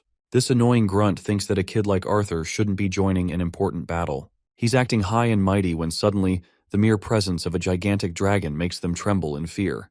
Arthur's more than happy to break his way in if they're going to become an obstacle. He lifts off with a mature Sylvie, now a beautiful horned dragon. Too much is flooding inside the boy's mind. He remembers the time the blueprint was made for the ship. Sylvia sets in a snowy setting. From here on, Arthur walks in the heavy snow, recalling Virian's words to keep moving on forward instead of correcting the past. As for Virian himself, he's forcing his way to get to Goodsky's room, until he spots Cynthia's Goodsky's body in shambles. The Alacrians got to her, and she's nothing more than a pool of blood on her bed. Poor Virian roars in agony at the traumatic sight of losing another loved one. The brave boy, Arthur remarks that he now has another reason to fight. From the snowy top, he gazes at the fleet of battleships coming their way. The boy now fights for another reason, to correct his wrongdoing. The true war now begins. We get a cliffhanger cutoff after that, and right now we're in the heart of a beaming blue city witnessing a burglary scene. Two kids are trying to make a fortune, lockpicking the door while one is guarding. The lock's finished, and like a typical young boy, Nico is prideful of his powers. He goes around searching for some valuables. The boys reason to themselves that what they were doing was actually necessary, that it was justifiable to steal from someone when his own orphanage was at stake. It was precious money that they didn't need for themselves, but for the sake of the orphanage. This kid is Arthur's past self, King Gray, who had just finished the job. Gray was curious if they should really be trusting a man who was willing to buy from a bunch of kids. But Nico was confident, really confident for some reason. Knocking on the guy's door and waiting out in the cold, they both grew agitated like hell. The man slowly opened the door, before receiving the two annoying kids. Nico told him that he's here with his friend to sell the merchandise. The man has them enter inside, but immediately they're taken aback by this strange yet strong smell. Nico tells Gray to look around while he's done talking. Gray does exactly that and makes his way around the warehouse. He checks on a book while the man is inspecting the quality of a gemstone. This was the first time the boy found an ancient instruction manual on controlling Kai. Nico startled him by creeping up from behind, but Gray reasoned it was just nothing. The man offered the book to the boy as a gift. After all, none of them could read or learn from it. Nico was chill with the whole fling. The boys left that night, and now Gray was sinking in the rain, questioning why he was even tasked to come here. After all, Nico pretty much handled everything by himself. Nico remarked that at least Gray got to keep a book if nothing else. That is when Gray alarmed him of the two creepy men at the shop. They were tailing the boys from behind. He signaled Nico to turn right and then make a run for it as fast as he could. So they did exactly that, both boys bolting with the best speed they knew. They climbed over a wall and Nico crashed, so Gray had to help him out. They both hid behind a garbage can where Nico stupidly tried sneaking on the men. One of the bastards had located them at last. He tried to snatch Nico, but his friend pulled him down. He told Nico to make a run for it as he fought off the man with his bag. But poor Nico had just tripped, complicating their situation even more. Gray grabbed the bag, calling both of the men as he knew they came after the money. He made himself a decoy and began running, until the boy located something from afar. He stopped, turning in their direction, and then he kicked a can so hard that it made the first guy slip carelessly. Using that first guy's body, he leaped up and over. From the puddle, Gray could see the second guy coming up to attack, but even his punch was quickly dodged by the sharp boy, who then countered with a savage fist of his own. This punch, which was charged with his full strength, broke the man's nose. It made him a bleeding mess, allowing Gray the chance to escape with his friend. Having made their escape, Nico excitedly told Gray the reason he was brought along. He's a fighting genius who could hold his own against people much stronger than him. But even Gray claims that he didn't know what happened. For him, time just slowed down. But Nico vividly remembers the boy catching dishes with his immensely fast reaction time. Anyway, Nico was certain of it from a young age, that his friend was a fighting genius for some reason. Both boys hurried back up, hoping to make it to their rooms before anyone caught them. Even the faintest sound terrified Nico. But right as they're moving along incredibly slowly, one voice calls them both out, wanting them to come over here quickly. They tell the Grandmaster to wait for a second while Gray wonders if she's already caught on. Nico doesn't think so at first, but then again, the headmaster is a sorceress, so there's no telling with her. They slowly go up to her room before the two boys are introduced to Cecilia, a beautiful girl who is the same age as them. The headmaster hoped for the three to become the best of friends. That reverie of his, Arthur's, comes to an end as he wakes up in his room. The sun kisses his face as he pets the little furball. It had been a while since he remembered a dream of his previous life. He sees outside, the winter season descending upon them. Hearing a knock, the boy tells his assistant to come inside. The man reports that they've finalized the location of the meeting, and Virian wants him to prepare at once. For a moment, Arthur is confused before he's met with three of his maids. Even Sylvie notices that these maids are actually deeply in love with our boy. She grills Arthur for only chasing after princesses. A little annoyed by her remark, He reminds her that he's unafraid of beating her up here. Anyway, both of them make their way up to the two generals. Arthur, our boy who we have seen all grown up now, looks majestic in his new attire. Virion even teases him for taking some pictures of him for Tessia's sake, while Arthur expresses his annoyance with the complicated outfit design. Aldir recommends they get the move on. The three important figures walk right next to each other. Virion has been in better health ever since Goodsky's tragic death. Even Arthur understands that in this situation, the man has no choice but to remain strong on his feet. He trails them, busy in thoughts of how the Vritra clan actually got to Goodsky in the first place. He understands that it must be eating away at Virion from the inside out. Virion questions if the boy is finally prepared to meet the representatives of the Vritra clan. But more than him, Arthur thinks it's the old man who should be ready. After all, he's dying to know about the culprit who killed Goodsky. Virion switches topics and cuts him off, stating that it's best for Arthur to stay alive, or else Tessia will slaughter both of them. Aldir finalizes their preparations and then both of them jump off. Arthur quickly follows as he descends with the cute Sylvie. Aldir has cast an orb for travel while the majestic Arthur Lewin mounts his beautiful dragon for the travel. Both sides travel at identical speeds, Arthur looking more serious than ever. Sylvie is worried if he's all right. He confirms that he's fine, but he's kind of surprised that she's calling him by his name these days. It turns out that Indrath taught her a lot about the dignity of dragons and how they should keep their heads high. Arthur is reminded of the time he had his final training session in the land of Ephiotis. He was summoned by Indrath himself. First, the boy had thought that there was nothing left to surprise him anymore. That is until he saw Meyer standing right next to the guy. Indrath was more than happy to introduce him to his wife. After all, the boy wouldn't have made it this far without her help. What really shook him was Meyer's appearance, as she looked younger than ever. But it was actually Indrath's second message that made his training look like a joke for a moment. Around them were cast mana orbs. Indrath stopped the flow of time using his powers, before departing the human child with one important piece of advice. That advice is yet to be revealed. Virion explains that they're almost there, so he should keep his guard up. He feels troubled about engaging in this meetup without any guards, but Aldir expresses that he'll easily intervene if the messenger's words are proven wrong. But after knowing Vritra's dangerous method of experimentation and betrayal, there's no telling as to what they will do next. Virion only wonders what Agrona is hoping to achieve next, as the war is nothing more than a game to their main villain. Aldir expresses that Agrona himself can't participate in the war, so it's natural that he's just acting as the general to move the pieces for his side. Then comes Virion's question: who wants to know who is going to decide the fate of the lesser beings? To that, Aldir has to remind him of his position as mankind's leader in this far. But it's only a fearful position that Virion has to keep convincing himself of every night. Poor guy is just being forced into it. Anyway, Aldir looks up at Arthur and recommends that both of them travel with them for now. Arthur likes the idea, and Sylvie Alo agrees. She's going to try and stay hidden in order to conceal her presence, but will always defend Arthur whenever necessary. So she transforms into her miniature state, and Arthur joins the generals. From up above, they spot the battleships. Arthur now convinced that what they received wasn't just a regular messenger. They descend on one of the ships, the creepy messengers welcoming them. Sirit, the more human-looking fellow, introduces himself. Standing right next to him is Uto, and both of these guys are retainers instead of mere messengers. They've heard quite a lot about the famous Asuras of the land of Ephiotis.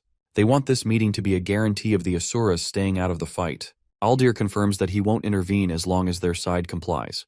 Uto is rather intrigued by the boy wonder that everyone deems special, Arthur Lewin himself. Arthur returns the remark, questioning why they've been introduced to the retainers already. But Uto is confident in his words, claiming that they're just playing as messengers who didn't really want to give them an opportunity to capture a weaker Alacrian. After all, it's a role Uto himself enjoys doing the most. So he's wary of others. Anyway, Silrit warns Uto not to get overboard. But he's severely overconfident since Asuras can't intervene in this fight. The Asura wants to hear the message at once. Silrit explains that their leader has requested to deliver one message alone. It is his order that the Dicathan continent surrender their ruling families, and if they abide by this treaty, the rest of them will be spared. Continual resistance will only invite permanent destruction from their side. Hearing this message, Virion's temper boils as he mocks the ridiculous terms. It's nothing more than an ultimatum, but Uto argues that it's actually a saving grace for them, since they've got no chance otherwise. This smiling freak show assures them that he'll be merciful in killing them with the first option. Silrit has to remind his maniacal retainer friend that they weren't sent here for a fight. But this guy doesn't give a fuck and merely says that he's warning them. To make it even more provocative, he talks about Virion's granddaughter and how he's going to enjoy slaughtering her while she watches. But this remark actually gets on the serious nerves of Arthur Lewin himself, who manifests his blade. But before that even happens, Virion has already struck this bastard with a bitch slap. But that's exactly what Uto wanted. He thought nothing of the attack and revealed his fragmented horn. He's the motherfucker who downed Lance Aaliyah and reduced her to a horrific state. The memories all come flying back to Arthur. He's now furious, and charges ahead to ask if he's the one who killed Lance Aaliyah, the one who was sent into the dungeon and had her limbs severed before death. Arthur's got a bloodlusted, murderous look on his face as he asks this question. Uto casually thinks about it for a moment, but he can't remember which one. He's slaughtered many of the Dicathan people the same way. Then, he's suddenly reminded of the beautiful elf he cut up. Uto provokes Arthur with a mischievous smile, as if challenging him to make the first move. He laughs in the boy's face, and all Arthur can do is nothing but restrain himself greatly. Virion grabs the boy's shoulder, while Sylvie is there to restrain him too. Cute little furball, always there for her papa. Instead of giving into his feelings, he questions if there's anything else important for discussion, or if the Alacrians only wanted to convey an obvious threat. Apart from that, Sylrit offers them 2 full days to come to a decision. If the royal families aren't surrendered in that duration, the Alacrian army will take it as an answer. Both sides withdraw from the confrontation after that. But Uto, this little bastard, is just egging Arthur on even more. He describes Alea's pitiful scream that made it difficult for him to deal the killing blow. That's why she was kept alive for as long as possible in agony. Now completely having lost his senses, Arthur releases a crackling ray that grazes past both retainers. Uto calls the move impressive and cute until it hits the ocean and explodes with a loud boom. Arthur's got a serious look on his face that basically says, "You're gonna get fucked if we fight for real." He turns back, hoping to settle their score on the battlefield. Coming off to Tessia's location, we see the remains of the monsters after Arthur's slaughter being collected by the whole team. They're being precise with the collection procedure, careful enough to properly extract the horns and fangs. They need valuable materials to forge better weapons after all. Among them, the green-haired punk is as overconfident as ever. He's pissed that they're still busy in the extraction procedure from the junk of these monsters. Unfortunately for these guys, Arthur's little pet ended up devouring all the cores, which puts Stannard in a pretty tough position since he can't conjure any more ammunition for his weapon. They can't believe that a tiny little bond was able to devour so many cores at once. The green-haired shithead even thinks that Arthur might have stolen some cores. What's more, he can't fathom how an entire tower of monster corpses became stacked on top of each other. They wonder if it was Arthur's little stunt to appear cool and amazing, which is probably the author's real intention if you think about it. But this theory is disproved by Stannard, who explains that these beasts are different from normal monsters and appear more psychotic than usual. That's why they were probably trying to gang up on Arthur to collectively reach their prey, which of course did not end up going their way. Stannard, being the brains of the operation, shines through. That is until a sudden tremor even shakes him to his senses. The idiot behind him thinks very little of the situation, but it's clear that something is brewing from behind the scenes. Anyway, we go back to Tessia, who's almost done with the extraction process. The adventures are slower than usual because there aren't any rewards to collect in the first place. Adam is just glad that they didn't have to participate in the shitty part of the process. Tessia curiously asks what these two are looking forward to after this raid. Turns out they'll return to the Xyrus city to gather supplies and then eventually return to their next dungeon. As for the elf princess, she's not very excited to note that they'll just return to the flying castle until further orders are given to them for their next mission. Adam laughs and argues that she should use all the time she needs to get some rest from this opportunity. While Tessia is speaking to them, Jasmine and Caria are staring at something strange up ahead. Durden is inspecting the composition of the glowing wall and seems to find it rather odd. Right when they least expected, cracks started appearing and fast. The wall was about to collapse, and Durden's only instruction to his friends was to run. They all ran for their lives as a bunch of orcs popped out from behind. None of them expected this, but they all got into battle position to face off the threat. Tessia and the rest of Helen's team realize the gravity of the situation. These monsters are too much for their group to handle, and they're literally taking each adventurer apart like butter. Among them, even the arrogant shithead gets smacked with a seriously powerful swing. Darvis hits the ground while Tessia steps up with her vines. She cages the creatures using her typical strategy, allowing Helen's powerful archery to spear throw them with ease. But what they weren't expecting was a flank attack from one of the orcs. This behemoth aimed right for them, but luckily both of these competent warriors evaded without suffering a brutal injury. From this fight alone, Tessia is coming to wonder one question only. How in the hell did Arthur Lewin, the one-man army, take down nearly thousands of these creatures all by himself? Even Darvis can't hold off more than one orc at one time, and he's dearly struggling to manage over here. Caria, stepping up with her powerful gauntlets, saves his ass. She comes to knock some fucking sense into this fool.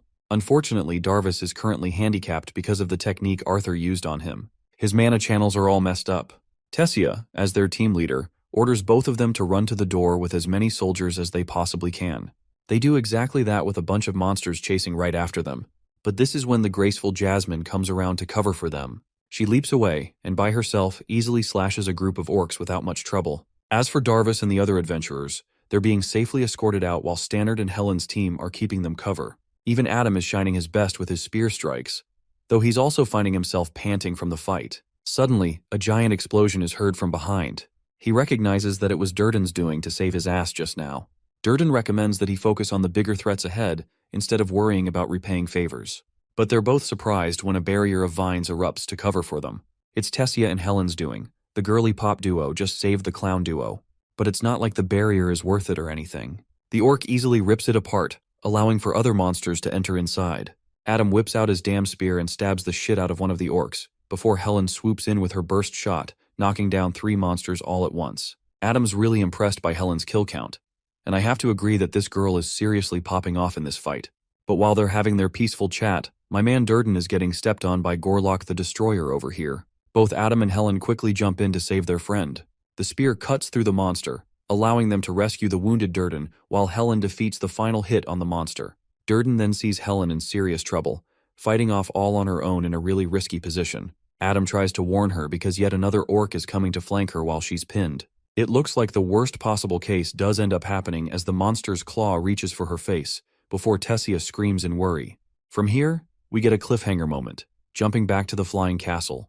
From the teleportation gate, emerge both Arthur and Virion after their encounter against the retainers. The boy is seriously hoping that the old man isn't considering their offer right now. However, Virion is struggling with the weight of the decision at hand, because he thinks that the prevention of war and an immediate surrender could really save innocent casualties in the long run. Still, Arthur thinks that's a huge miscalculation and a giant sacrifice that even his family may have to offer. Aldir interestingly expresses agreement with the boy. He believes that the land of Epheotis will also be threatened in this case, as the rest of the generations will eventually strike against the other Asuras. Virion is aware of the gravity of the situation, but he's really worried for the public's reaction that will come of this. Arthur realizes that Virion's goal is to announce the offer publicly, and you guys know how that's going to play out. The people are going to shit on the royal family and devour them alive.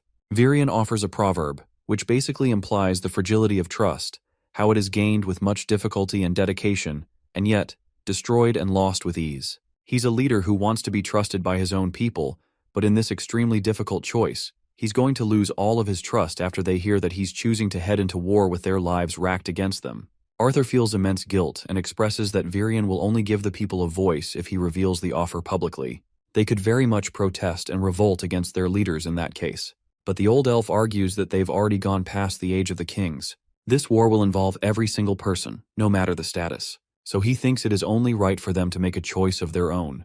In the next scene, we see an exhausted Arthur trying to relax on his own. Sylvie points to Ellie in the garden, but the little girl looks terrified for some reason. It's only when Arthur and Sylvie take a closer inspection when they realize that she's talking to this weird-ass clown who is acting like he's giving a TED Talk or something. Luckily, the girl's very protective bear is there to make amends. This thing picks him up and you can just see the dude's soul being sucked out of him. Boo tosses his shit onto the next planet in fury. Ellie has to warn her Bond not to chuck away people into outer space all of the time. She catches the sight of Arthur and immediately hugs him dearly after his return. The boy is rather confused that he's the center of attention right now. Turns out that he's become seriously popular as his name is recognized by every noble on the Dicathen right now. As for the angry bear that loves throwing people, he and Arthur have a little stare down before eventually coming to terms like they're long-lost best friends. Even Ellie is shocked that they're so close already, because she clearly remembers this motherfucker trying to crush Arthur the first time they met each other. Arthur, speaking like a Chad, tells her that men with the same objectives bond fast, and I have to say, he's so damn right. His sister's really glad that he's here for her, as he's the only person who can stop them. But Arthur is really confused. He wants to know who is them in this situation. The little girl is saddened to reveal that this matter is about her parents. Both of them have decided to sign up for the war. Right in the next scene, Arthur's approaching his parents' room. The voice of his sister saying those words still runs through his mind. He feels guilty trying to stop his parents from joining the war in the first place. After all, they're both really powerful and could become assets on their side. Arthur's hand shivers as he reaches for the door, thinking about the fact that they would be risking their lives on the front lines. The boy does not want to see that happen, and it's his only selfish wish. He knocks and promptly enters inside, where Reynolds and Alice are going about their business. They're surprised to see him pop up so suddenly and so soon. Arthur picks up their gear, realizing that they were intending to leave without sharing a word with him. It hurts him, but Alice clears this misunderstanding by saying that they were just preparing until he returned. Arthur shares that he really wasn't expecting them to take on such a risky mission before Ellie matured properly. To that, Reynolds explains that even Virion told them the same thing, but he also gave them the option to fight in case Arthur returned. The boy's face turns to worry as he realizes that his parents are now suddenly joining the fight all because he has returned. It turns out that they received a transmission call from Helen. There was a final attack inside the dungeon right when they were leaving. Hearing this, Arthur's face turns to horror, only anticipating what's going to come out of their mouths next. He can't fathom how something like that happened from out of nowhere. After all, he had just been there yesterday and cleared every single monster, including the boss monster, on his own. That is until Arthur learns about the hidden entrance in the walls, allowing even more beasts to pop out of nowhere. Reynolds painfully reveals how the Twin Horns group stayed behind to buy time for the adventurers, but it led to something tragic. Finally, we get to see what happened with Helen. Right before the orc was about to land the final hit on her, Adam decided to sacrifice himself by becoming her shield, enduring the full wrath of the orc's slash. Unfortunately, that was a lethal wound that Adam couldn't fight against. And now, Arthur experiences yet another feeling of loss. He stutters, unable to complete his words. He can't believe that this happened even after he cleared the dungeon completely. Reynolds understands that it was something out of the boy's control, as the other side was actually blocked off at first. The walls ended up being a barrier to sensing the creatures from the other side, and then there was the fact that no one was ready for a fight that day. They were just working for extraction. The Twin Horns did their best to hold the monsters off, but it still led to an unimaginable number of deaths. The moment he hears this, the first thought that comes to the boy's mind is Tessia's safety. He is terrified to ask who else suffered the same fate, but unfortunately not even his parents know about anyone specific. It was only an emergency transmission, and Helen could at most talk about the core situation. Arthur grieves for Adam's sake, but he seriously can't accept his parents joining the war because of his passing. Reynolds shares that he's misunderstanding something important. They are not participating in the war out of guilt, but of their own volition. Arthur uses a forceful tone against his parents, arguing that it is selfish for him to try and stop them from participating, but it's also selfish of them to risk their lives when it isn't necessarily required. He really doesn't want any of it to impact Ellie's mental state, as either of their deaths could lead her to a terrible state. Alice respawns, agreeing with Arthur's words completely. They are choosing to make a selfish decision here, knowing the consequences. However, it's actually her who wants to participate in the war more than anything to help the Twin Horns. It's not even primarily Reynolds' choice. Arthur is stunned, and he asks his mother again if she's really certain of her choice. But Alice confidently declares that she's sure. Arthur finds himself struggling to reason with his mother, arguing that she stopped using magic in the past because of the trauma she endured. So it doesn't make sense to head right into battle now. Alice and Reynolds exchange a nod before deciding to tell the boy another tale. His mother requests the boy to sit down so he can learn more. Arthur already knows about the history they shared with the Twin Horns, but the part that they missed out was that they had one other member before the boy's birth. This person was called Lenza, a purple-haired cheery girl who was the opposite of the sensitive and careful Alice. Their chemistry matched, and they got along super well. Now, for Lenza, she was extraordinary in swordsmanship, cutting apart monsters like butter. She was a known augmenter, talented as ever before joining the Twin Horns group. They were all surprised when she was the one who requested to join them. At the time, Lenza became the image of the team as a whole. She was constantly peeving Reynolds and making him embarrassed with Alice. Poor Reynolds had to struggle with her teasing. She could even make Jasmine smile with her forward personality. But unfortunately, Lenza didn't end up staying with the team for very long. Just 2 years, until the Twin Horns experienced a tragic accident. They were ambushed by a pack of stingers, and it resulted in gruesome wounds among the entire team. Alice did her absolute best to heal her team, and for people like Reynolds, recovery became faster. Their wounds were easier to heal, but one person's case was different. Alice realized that Lenza was squirming in absolute pain. The stinger venom that she suffered was close to her mana core, allowing for a painful spread. After being hospitalized, Lenza's state made Alice despair. They learned that she had permanently damaged her mana core and could never practice mana manipulation. Despite her best efforts to close her team's wounds, Alice's efforts to close Lenza's scars made the venom advance to her system. She felt extremely guilty for accelerating the spread of the venom and robbing her friend's one and only joy. As for Lenza, she strongly vouched for a sacrificial death. She wanted to be out there and vanquish in a blaze of glory, but when she couldn't use mana anymore, it was different. She left her bed one day and decided to venture into a dungeon alone. After that, Lenza was never seen again. To this day, Alice is brought to tears, blaming herself for being the one responsible. Lenza could have survived if she didn't heal her wound and closed off chances of venom extraction. She wants Arthur to remember that his life is solely unique and dramatic. But for the rest of them, they endured many hardships, painful ones beyond imagination. Alice and her team loved Lenza, but ever since that incident, she's been afraid to use her magic to its fullest capacity beyond the basic injuries. She understands that Adam's death is different from what happened in the past, but Alice recognizes her team's contribution as a sign to be there and support them. Another reason is the fact that they're afraid of Arthur being out there, risking his life every day while his parents are staying home expecting him to come alive. They don't want that to happen. While this is understandable, Arthur argues the case for Ellie, who will be damaged beyond repair if they don't return from this battle. Reynolds shares a moment with his son, wisely explaining that death is rarely caused by one's personal weakness. After all, death always creeps up when a person's guard is down, no matter how omnipotent they may seem. The same is for their son, Arthur, and that's why Reynolds promises to protect Alice with his life. He has already established this goal for this war, which is to come back in one piece for the boy and his sister, but they also want him to promise them the same. Despite the reveal of him being who he is with his past life, they still want him to remember that Ellie sees Arthur as her brother. That's why they don't want him to just sign up for a risky sacrifice in the name of the greater good. After all, even if they lose this war in the long run, they can always revolt and fight back later. The only real loss happens upon one's death, because after that the game is over and no one comes back. Arthur funnily plays the nerd here and argues that he reincarnated despite that. Both his parents are a little shocked that he's casually joking about something like that. Their family moment is interrupted with Virion coming to say hello. He heard about Adam's passing and came to comfort both of them. Unfortunately, they have very little time to grieve Adam's loss because they've just received new information about the soldiers returning from the dungeon raid. All four of them gather to confirm the situation themselves. Arriving at the teleportation gate, all they can see is blood splattered on the floor and many soldiers injured from the battle.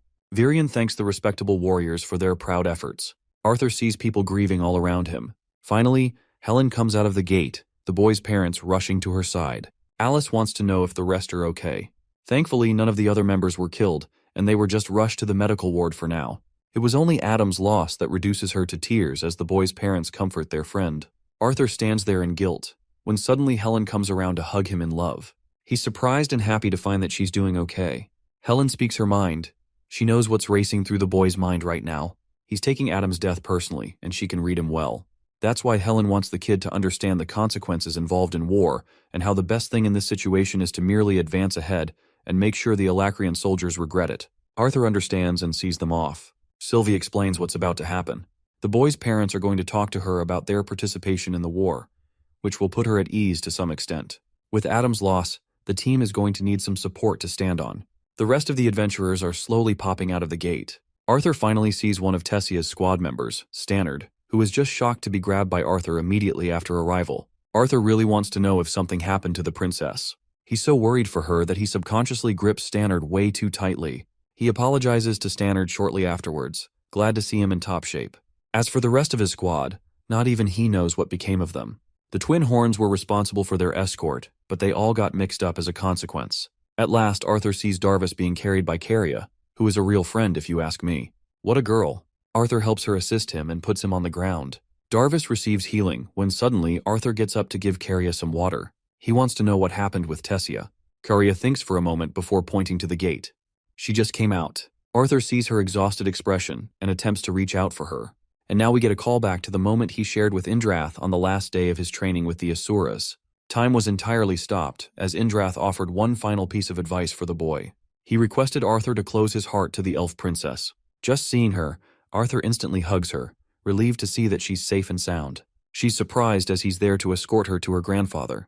In the next scene, Virion greets his granddaughter, and they share their little reunion. Unfortunately, she was unable to speak to Arthur in length as she was immediately requested to heal the injured in the medical ward.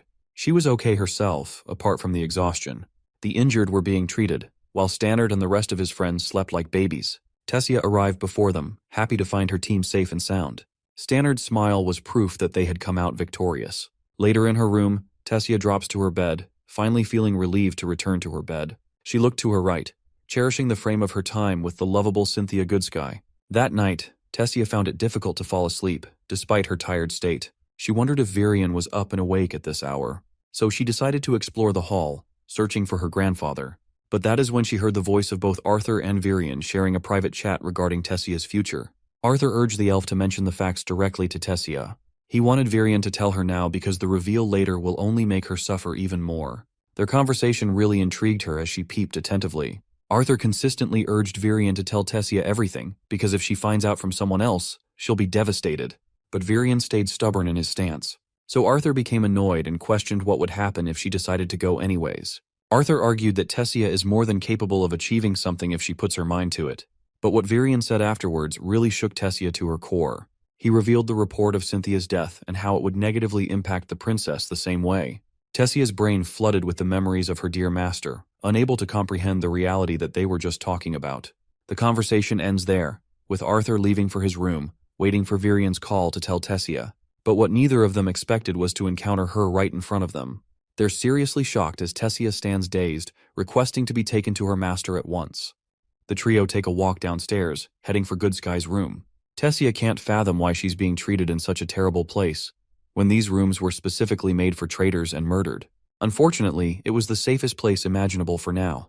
Virion wants them to offer Goodsky a proper goodbye when the time is right. He arrives before the cell, requesting it to be opened. When the door opens, they see a casket. Tessia immediately collapses before it, learning that only a few people are aware of her death. Even though a woman as brilliant as her should have deserved a ceremony with all of her students and her peers. She did so much for the continent, and yet she died a disrespectful death, only to be placed in a cell.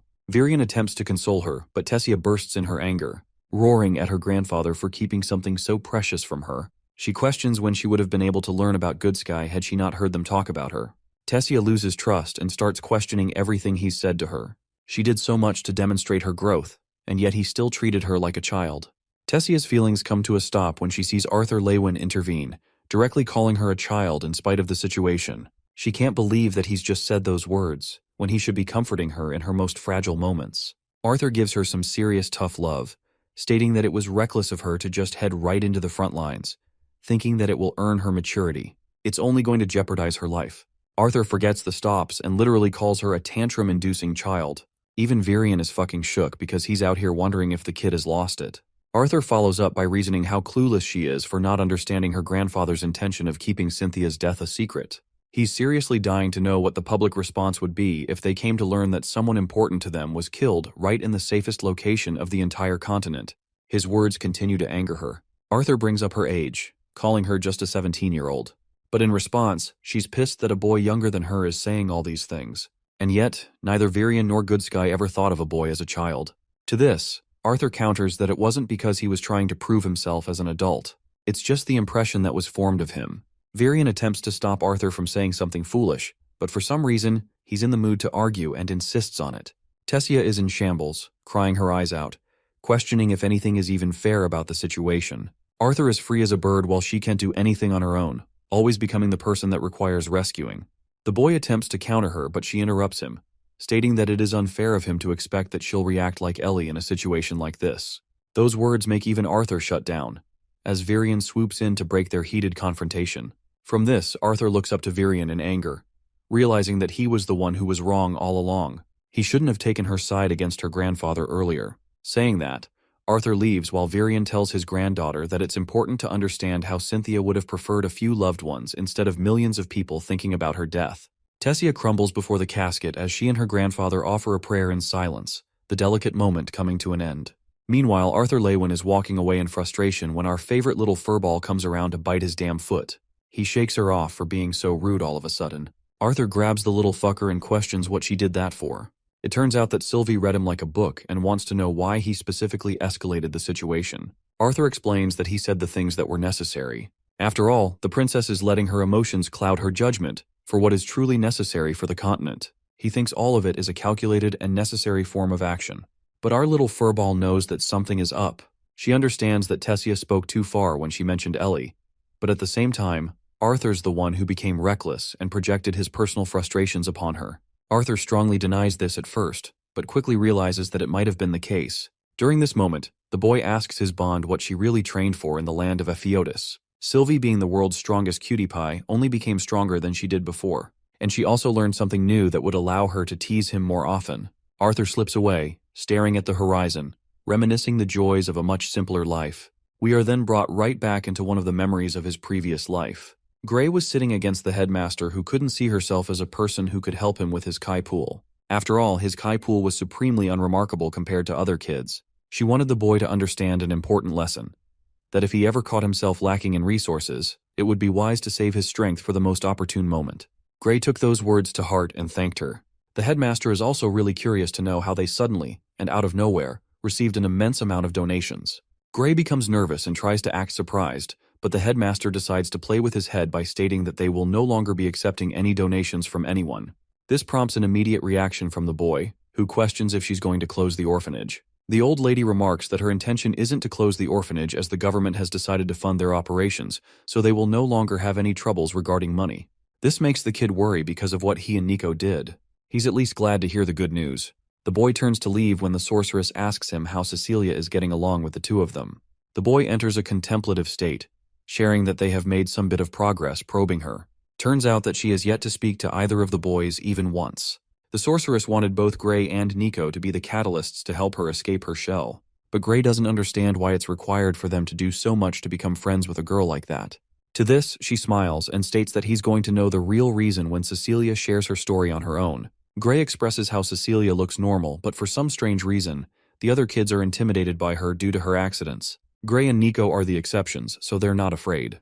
The issue is, some kids have been sent straight to the infirmary because of her accidents. That's why he's here asking for more information to see if there's anything to learn. The sorceress pats the boy, arguing that no amount of knowledge about that girl will ever be useful. After all, she decides things for herself. She wants Gray to understand that his role is to become a friend, instead of actively figuring out solutions for her. When Cecilia requires help, she will ask.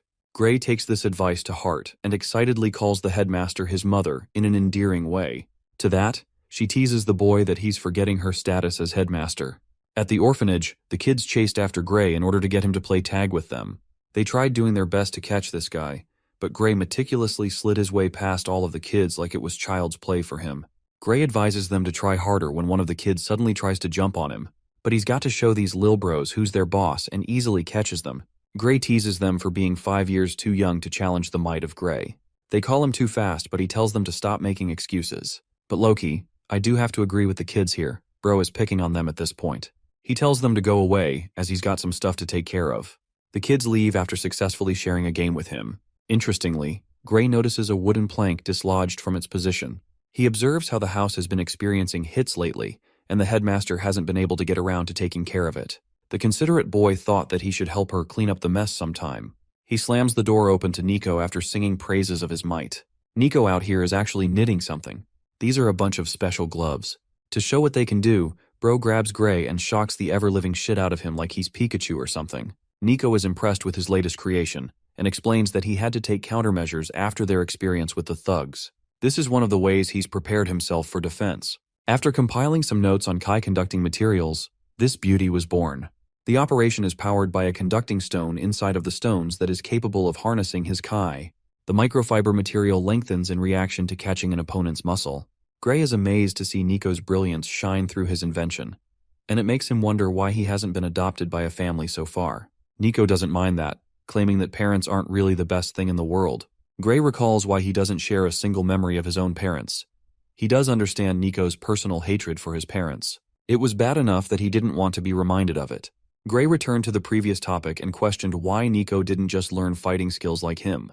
This question was met with a nod of disapproval, stating that Gray's talents don't come from learning how to fight. Also, he requires the use of equipment because he's not as skilled as a dude who is channeling fucking Ultra Instinct at his young age. He compares his own reflexes to be comparable to sloths and turtles. Because of that, Gray believes that even the gloves won't prove to be of much assistance in a situation like that. Nico confirms this and adds that microfibers are expensive on top of that. He did end up spending some of the money they collected from selling the stolen jewelry. Gray curiously asks how Nico managed to deliver the rest of the amount to the headmaster. Nico's glorious plan was to use a guy of his own to deliver the amount as a generous donation, in exchange for a percentage. Gray is baffled to hear this, because now he's left wondering how much money actually went for the development of the orphanage. Nico struggles to form a response, claiming that he didn't have much of a choice. After all, the headmaster wouldn't just take the amount directly from them without attacking them with a mountain of questions. Gray pinches Nico to remind him to respect her name. Also, he wants to share the good news that he learned from the headmaster. The orphanage is now backed by the government, which makes Nico delighted with the thought of spending all his money on his inventions now. It invites a glaring look from Gray which basically says, "No, the fuck you won't." Nico hands him some of the books he purchased for Gray as a gift with some of the money. It's enough to spare his life for the time being. Suddenly both of them feel rumbling.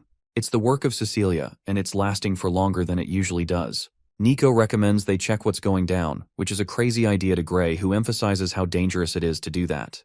The last person who tried couldn't even come near her, and that guy was an adult too. At the same time, Nico really feels bad about seeing her in pain and just waiting for her to pass out on her own. Gray instantly calls out the dude for having feelings for Cecilia, reducing him to a flustered mess. Nico denies the accusations like he's dodging a case, but also confesses that she's pretty.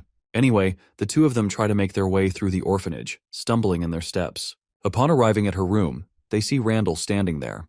But for some reason, the adults aren't intervening to help her. Gray quickly grabs Nico's gloves and dashes away to act on his own. He wears the gloves, understanding that Randall simply won't be able to get past Cecilia with this level of an intense outburst. So he unveils the place on his own, where he sees the girl emanating a pool of ki unlike anything else. She was an irregular among the Kai users. Even the best practitioners of Kai couldn't produce more than a gust of energy, but this girl was a monster with her disruptive waves of Kai. The only issue was that she couldn't control her powers. According to the headmaster, Kai outbursts only happened with emotional provocation. Some Kai users described this power as a gift, but Cecilia was a child, and it felt like a curse to her being. The boy did his best to call her out, but Cecilia was in so much pain that she couldn't stop crying. She begged him to stay away from her, as even the slightest gust was able to cut Gray's skin. Despite the dangers, he pummeled his way past the torrents, even though she warned him of the dangers. Gray extended his hand, requesting her to grab it. Cecilia reached out for his hand until they finally made contact, activating the special glove. The crackling lightning canceled out Cecilia's episodic outburst as she fell to her bed, knocked unconscious. But even Gray couldn't manage to maintain his consciousness, as this tiny little glove robbed him of all his Kai. The boy fell right next to her, with Nico rushing inside to see them. Let's go back to Arthur's present day. He's out cold with cute little Sylvie while his maids are requesting him to come out as he's gonna be late for Virian's speech. Lance Baron decides to act with his powers and decides to wake up our boy with a nuclear fucking alarm. Bro literally destroys the damn door and reaches for Arthur, who quickly grabs the bolt of lightning to protect himself. Arthur's not exactly pleased to run into this dude again. The Lance is impressed that Arthur's also improved in his own way. The youngster accuses him of being treacherous and dishonorable to strike him while he is vulnerable. Baron only came here to tell him that he's gonna be late for their speech, as the rest of the Lances are already sitting at the teleportation gate and waiting for him. Arthur reflects that it's inevitable for the two of them to share their differences because of what happened to Lucas. At the same time, Arthur understood something important when Baron told him that they were at war. It meant that both him and Baron were of utmost importance. Their roles were critical to decide the tide of the war, and their differences mattered very little in front of that. The rest of the maids apologize for their inconvenience, but they really want him to understand that he's getting late. The maids even assist and offer to wash him up if he's not in the mood. Our boy thinks that won't be necessary and chooses to decline the offer. They bring over the finest uniform that Alder especially made for Arthur for the speech. Aside from Arthur, the Human King is also getting dressed up and ready for the speech. Blaine is seriously afraid of the consequences that would come with Virian's announcement regarding their continent's decision. After all, the Alacrian terrorists are almost near the shores, which could promise them danger. Even Queen Priscilla doesn't understand the commander's intentions, especially since they left their own castle for the purpose of safety. The Elven royal family is also here, adding his thoughts that Virian believed it would be better to raise the morale of the crowd, showing them that the royal families are also here to share the risk in this upcoming war. Not to mention, they've got their lances ready to fight for them. Virian is hoping for a specific reaction from the crowd. Blaine hopes that it is the case. And then the royal families look toward the last person who finally came right in. Virian looks at the boy with a smile. Arthur stands before the royal families, looking like a majestic king in his own right. He greets each member of the royal family with proper respect. The royal families are proud of Arthur's growth and how far he's come. Blaine is hoping that the kid's strength exceeds even further, beyond his height, as he's going to be one of the best soldiers in this upcoming war. Arthur counters, wanting to make it clear that he isn't just a soldier to humankind, but to the entire continent of Dicathan at his current level. From the side of the dwarves, they have sent Radius as their representative and the new delegate. He's heard a lot about Arthur's greatness from Elijah's writings. Arthur quickly learns that Radius is the man who became Elijah's guardian from a young age. Arthur frowns, still upset that he failed to protect or help Elijah when he needed it most. He apologizes, but Radius grabs his understanding, comforting the child that he did his best. Arthur deems Elijah his best friend and recalls the precious memories they made. He promises to bring him back no matter what happens in the war to come. Radius thanks him for the promise, and Virion calls forth the attention of the lances. He instructs them to wait for the gatekeeper's signal until they're ready to walk through. Arthur speaks to Sylvie and thinks that it would be great to spend some time with Radius and learn more about Elijah. He's really curious to know how the kid ended up being raised in the kingdom of dwarves in the first place. Seeing this, the remaining lance, Aya, decides to make herself known to Arthur, stating that they've met once before. Now the funny thing is, she extends her hand, I'm assuming for him to pay respect. But Arthur kind of stutters and ends up shaking her hand instead of giving proper respect to Lance. It's really funny because Aya sees him shaking in confusion. Aya thinks great of Arthur and hopes to get along well with him. On the outside, she seems really nice to Sylvie, but Arthur can sense just how powerful Aya truly is based off of her incredible mana. Finally, Varai comes around to greet the boy. She dons a shorter hairstyle resembling a boyish wolf cut. Varai sharply observes that Arthur has transcended into the mid-silver stage after his training. But Arthur thinks he's still not powerful enough to reach the white stage. To that, Varai believes that his growth may be closer than he thinks, which astonishes Arthur for a good minute. The lances are told to enter the teleportation gate at last. Sylvie found their interactions quite fun, but Arthur thinks her definition of fun is corrupted. The four lances collectively make their way through, seeing the enormous crowd gathered at Atiston. The royal families all greet them in kind, even Prince Curtis and Princess Kathleen are there. From Virion's side, there's the elven Princess Tessia herself. The people cheer in extreme celebration while Arthur feels reminiscent of what he felt in his previous life. The maid Rosa refers to the lances as generals and signals them to prepare for Virion's call. Virion's speech begins as the crowd goes silent. He wants the people to understand that all leaders are fighting in unison in this war, the same leaders who were responsible for protecting the continent for many decades. At the same time, he wants to pay special mention to their finest and most extraordinary generals in the upcoming war. The Lance of the Continent of Dicathen. The three of them appear before the crowd, who cheer their name and give them proper respect. Virion chooses to halt their cheer for a moment. He makes it clear that they're at a very fragile state of incoming war. Some of the lances are clearly absent, but that's not a mistake. They're currently busy risking their lives on the battlefield. The continent promised its people that hate lance titles won't be limited to one's birth or status. It can only be earned through immense hard work. And that is why a new hero is being announced to join the lances among their ranks. The newest Lance of Dicathen, Arthur Lewin. Just hearing his name, the crowd goes crazy, with Kathleen and Curtis both cheering in respect. Tessia's face doesn't show a smile, but she still gives Arthur the respect he deserves. Arthur's a little annoyed that this old geezer pulled the announcement out of his ass. Virion wanted to surprise him. Normally, he would have been really pissed if someone else made the announcement, but he's fine with Virion's decision. The commander wants him to wave properly because the people can see him on the projector. Virion teases his dumbass even more because he wants Arthur to give a speech regarding the upcoming war. Arthur has already experienced his first shock being announced as a lance, and then he has to give a speech on top of it while being unprepared. Virion wanted things to happen this way, and points to the people of Dicathen, signaling them to be Arthur's own people, the same ones he grew up with, and that is why they'll listen to them more attentively, with more love than they gave to any noble. Arthur is handed a microphone, and told that he is entrusted dearly among them. That's why Virion wants him to be a free spirit in heart and soul when speaking to them. The boy's family is also here to excitedly cheer for him. Arthur gazes at the beauty of Dicathen's people, Virion's words streaming his thoughts. Finally, Arthur uses the device to speak to the people of the continent, thanking them all for appearing here today. He wants them to understand that he's well versed on the history of the continent and its economy. Of the books he read, none ever explained what it meant to become a loyal citizen. Many speculate that citizens are bound by the love of their homeland. And one author he read argued that there's an effect that starts with the leaders and goes all the way down to the families feeding their loved ones. That flow of security, according to this author, is responsible for the natural loyalty of the country. But Arthur wanted to make these words clear exactly because he disagrees with the author's claims. After all, according to him, loyalty isn't a correctly calculated decision made by the citizens of the people. It cannot be enforced by the nation's rulers or be decided or judged by birth. Loyalty is born straight out of one's choice. It is chosen and nourished by the support of friends and other relationships alike. It is guarded by the promise to protect each loved one and to evolve together. Arthur believes that it's arrogant to even define loyalty, or to box it into a definition. After all, the people of the continent show loyalty in their own hearts and different ways. But among those differences, one thing is certain. It is that loyalty is easy to manage when life is easy. It's easy to support the king you serve and the families people lead when the land is as prosperous as ever. It's truly easy to celebrate an army's victory, to show them support when times are easy.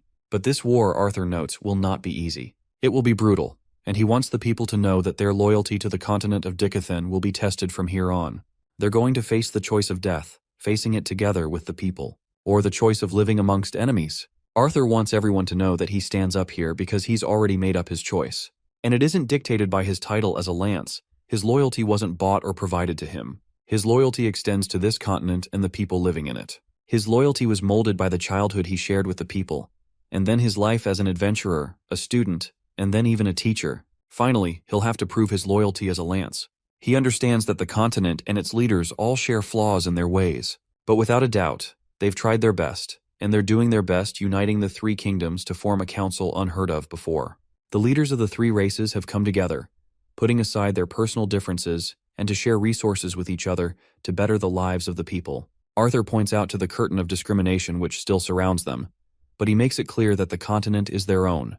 A dangerous army is waiting for them beyond this city, and over 100 ships are creeping up to their shores. They've all been given the option to flee or to surrender the lives of the royal families that have served the continent. It is between that or continuing the war, causing the destruction at an even greater scale. Now, I want you guys to remember that Varian was supposed to make this part clear to the people, but I guess Arthur decided to take up his burden for him. What a guy. Arthur continues, declaring Commander Varian as the man who was ready to sacrifice his own life to protect the continent. But his hope was different. He wanted to fight, and to risk death for the kind of life he had treasured in Dicathan, instead of relying on the promise of their enemies which they may toss aside. However, Arthur refuses to make that choice for the rest of the continent. He just wants every single one of the citizens to understand that the people up here, the royal families and the lances, will fight until their dying moments, in order to protect the continent from the invasion of their enemies. Arthur's speech is met with a bunch of reactions, but the most prominent one is the roar of the Dicathan continent. Instead of lashing out against their leaders, they want to show their support to them. At this moment, Sylvie decides to manifest herself as the beautiful black dragon, roaring alongside the people. Arthur is glad to see her, while the people continue to cheer for the Dicathan continent as he walks away. Sylvie wants to know how she performed, which is really funny because all this furball did was roar at the end, leaving the difficult parts to Arthur. Curtis and Kathleen come to meet him, remarking how brilliant his speech was. They'd already heard that Sylvie was a dragon at school, but they're even more happy to see him back. Kathleen wonders if he will be staying at the reception made for nobles. But Arthur doesn't have any plans for that, as he's got a personal event of his own to deal with. That event he's talking about is to share the grief of Adam's death. In the next scene, those closest to Adam all gather around to pay him a final show of respect, remembering him as the warrior who fought along and yet never changing, a big mouth who was fiercely loyal to his teammates. Reynolds reminisces the good times they all shared, understanding that it's wrong to cling to the past. He wants them to remember Adam as a fighter, a protector, and a friend to them all. Adam, being ambitious as always, wouldn't want to sit still. He'd always want to pursue strength, which is why Reynolds wants the same to become of them, to channel his motivation, to become stronger and lead the world to a better place. And that's how Adam's funeral marks its end, as his loved ones weep in remembrance. Arthur takes it pretty hard too, while Helen exclusively thanks him for coming. Durden and the others are sorry they couldn't make it to his speech. They all want him to understand how proud they are of his progress, even though he's haunted by the loss of a good friend. Surprisingly, even Varian skipped the noble reception at the city and came here. Arthur emphasizes that holding the funeral at the Flying Castle was more than enough from the commander's end. But Varian willingly made the decision, remarking that the kings and queens are there at the reception, which is enough. Apparently, Varian wants to talk to Arthur about yet another urgent matter. He hands Arthur Aaliyah's artifact, the same one that all lances possess. Varian confirms, stating that if he bonds it with his blood, it will trigger the boy's growth, pushing his body right into the white stage. While it's true that Arthur isn't an elf, Varian seriously wants him to serve under the Elven Kingdom. Arthur wants him to know that he would still fight for his sake and the rest of Dicathan even if he didn't receive such a special artifact. Additionally, he declines this offer, stating that he does not want any help penetrating into the white stage. After all, Arthur intends to do that on his own. Aldir interrupts their conversation and agrees with the decision. Arthur realizes that this dude was hiding in the shadows. The Asura argues that the artifact will indeed grant the boy immense strength, but it severely limits the person's ability to grow stronger. He thinks it's a good choice for a lesser being to use it in times of absolute need. But for the critical warrior Arthur Lewin, things are different. Inside, he has Sylvie's dragon blood as well as his brimming talent coursing through him, not to mention the incredibly powerful will of Sylvia herself, which may seem like a disadvantage at present, but it will prove to become a massive strength in the future if his survival is guaranteed. The boy hopes that such a future comes true soon. Virian asks Arthur if he's truly prepared for the war. To that, surprisingly, Arthur says no despite all of his training. And yet despite all of that, he is fully prepared to fight for his loved ones against the Vritra clan. Reynolds and his wife Alice are ready to head to the war. Ellie is most devastated by this, while Arthur feels disappointed. There's a saying that death only makes itself appear when it has taken away someone we truly love. And in this case, Arthur is really worried about his family, to the point he doesn't want them to go. Alice grabs his hand and comforts him one last time before entering the dangerous battlefield. Arthur's hand shivers in fear. He completes his thoughts, believing that death should always serve as a reminder for people so that they can protect those closest to them. Back in his room, that very night, he feels the most hurt. Sylvie comes to talk some sense into him. After all, he did just argue with his family right before they left. But Arthur, he's dejected and thinks that each time he makes some progress, something happens and pulls him back. He seriously doesn't get why his family isn't willing to take his advice, especially when he only said things that were true. Sylvie points out that Arthur advised them to hide for the most part, which is the truth. Arthur is extremely concerned about the safety of his family in the war, but he's just happy to note that Ellie doesn't have a part to play in this. At the same time, he despises the fact that they're recklessly putting their lives on the line. Sylvie becomes his vessel of thoughts and understands what he's saying. Arthur is really worried that his parents aren't taking his words because they no longer think of him as their son. Sylvie reminds him that they're trying to do their best regardless of the situation at hand. Also, surprisingly, Sylvie also possesses the knowledge of Arthur's previous life, so he has to ask how she knew. Turns out that she's always been privy to his thoughts ever since the day she came into existence. This is a massive secret that makes Arthur flustered. This little thing has been stalking his mind for ages and never told him. Personally, she's discovered a way to keep her own thoughts hidden, but the same doesn't go for Arthur. The boy realizes what this means, and his little bond confirms that she's also been listening to his emotional wreckage regarding Tessia as of late. Sylvie wants him to understand that they'll be heading to war soon. She learned from Indrath that she's still too weak to reach the heights of an Asura, yet she's strong because of the bloodline. She promises to fight alongside Arthur, but that doesn't mean she'll be unstoppable or undefeatable. She thinks the only way out of this war is to rely on each other's strengths. The only reason she has revealed this information is because she too has found out some dark truths recently. Sylvie frowns, claiming that he's the only person she can trust with her life. Arthur pets the tiny marshmallow and understands how she feels, since he's also raised her from day one. He's more than happy to let her confide in him. Arthur internalizes how this is the first instance ever where Sylvie expressed fear over her life, but he's really curious how she got intelligent all of a sudden. She's improved exponentially ever since their training cycle. It's because of her fast learning and adaptability that helped her grow quickly in a short time. Sylvie latches onto Arthur in a way that makes me want to eat her because she's so cute. She's concerned about Arthur, and he knows that. He fears that winsome words regarding the enemy ships are filled with mages who have Asura blood coursing through their veins, and that naturally means trouble for the rest. Their conversation is interrupted by Aldir, who came here out of the blue. Our boy is starting to get annoyed with this dude popping out of nowhere lately. Aldir explains that he is in search of something and requires Arthur's help. He received intel from Indrath to rely on Arthur's judgment throughout the war, and right after listening to the boy's speech, he could finally understand why. Aldir believes that Arthur is more than just a soldier on the field. That's why he wants him to be at his side, as a guide in the council. To put things into perspective on how ridiculous this offer sounds, Arthur questions if the deity is really looking to a 16-year-old's life advice with the council. To counter this, Adler argued that Arthur's mental capacity is beyond a regular teenager. That is why he will be required to attend certain meetings when the time is right. But he also wants to make it clear that he's got certain plans for the boy. Arthur seems frustrated and questions why someone as wise and capable as Aldir isn't chosen for the role of making decisions. Aldir tells him that this fight will be unlike any other, and his time to contribute will also shine.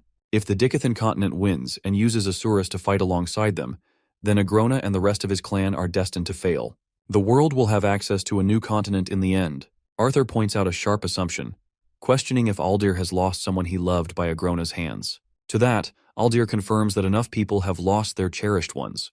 The boy shares that he's got no intentions of slowing down with the state of the war, but if he's going to help, then he requires Aldir to trust in his advice. Also, he wants to make it clear that the Lessers are fighting the battles for Asuras, so he'd prefer if he addressed them with proper names. Aldir immediately applies this request into action by calling out the boy's name, and shockingly agrees to comply with his conditions. Instead of using Lessers to describe the three races, he uses people in his speech. a small touch that makes the boy smile. He tells Alder to wait because of one other thing. Arthur knows that he's soon going to initiate his new duties as a lance, but there's something else he wants to do before that. The scene ends there, leaving his request ambiguous for the time being. Let's cut to the shore, where Jonah is facing an elven warrior in a duel to sharpen their skills. Many adventurers have placed camps here, and Arthur's mysteriously hiding among them, perhaps to see how they're doing. He sees the people managing food until a woman donning black hair recognizes a familiar stature. Arthur's glad that none have recognized him so far out on his own. He sees the fight between Jonah and Cedri, with one of them being on the clear advantage. Cedri did improve and sent Jonah flying with a punch. The boy is quietly observing this match and remarks that Cedri is actually another half-elf, which is rare enough for their continent. Sylvie thinks it's better to use the moment and introduce themselves to the current captain. Even Arthur states that melee combat is way more exciting than long-ranged in comparison. Jay comes to see the captain at their tent before a guard stops him from approaching. The man emphasizes that Arthur can't enter without a clear purpose, so he goes right ahead and flexes his lance badge, making this dude freeze up in shock. Arthur tells him not to shout his damn name because it will ruin the disguise. He enters the tent, and the face of the person is finally revealed. It's the beautiful Professor Glory and her bond. She's stunned and immediately goes in to hug the boy, remarking him as General Lewin and paying him the respect he deserves. Arthur insists that she call him Arthur, so she asks to be called Venezi in return for it. He's looking for a report on the current situation, so Venezi lays out a map, explaining that her division is working her way through on the smaller side. She's got about 20 skilled conjurers and 10 augmenters among her group. The rest of the soldiers are all capable mage and non-mage soldiers who have come together for the fight. Captain Otter and his division will soon pair up with them from Mayburn City. Arthur shares his thoughts, suspecting that the ships won't come this far out. Venezi already heard about Arthur's major plan against Alacrian soldiers at the coast, but she wonders if it's going to help. Arthur is hoping that it's going to at least get some of the ships out of the way. Venezi even offers him some alcohol, but the boy reminds her that he's a minor. Venezi argues that he's old enough to do anything if he's in a war like this. So this dude goes crazy and drinks way too much, to the point even Sylvie wonders if it's a good idea to be sloppy before the battle. Apparently, Virion instructed Venezi to use Arthur as a beacon of motivation for the soldiers. But regarding that speech of his, Arthur doesn't want to make his identity known until Captain Otter's arrival. Sylvie is really worried that he's acting careless and smug in a situation where the very continent's fate rests on his shoulders. Drawing outside of her tent, Arthur has to remind the lousy guard to stay silent about him. He gets rid of his cloak and casually comes around to ask who won the fight between the two. It turns out that Cedri actually won. It was her first victory of the many matches they shared against each other. Jonah introduces himself and casually teases Cedri as the immature girl. They're wondering if Arthur's a new recruit, and he confirms their thoughts.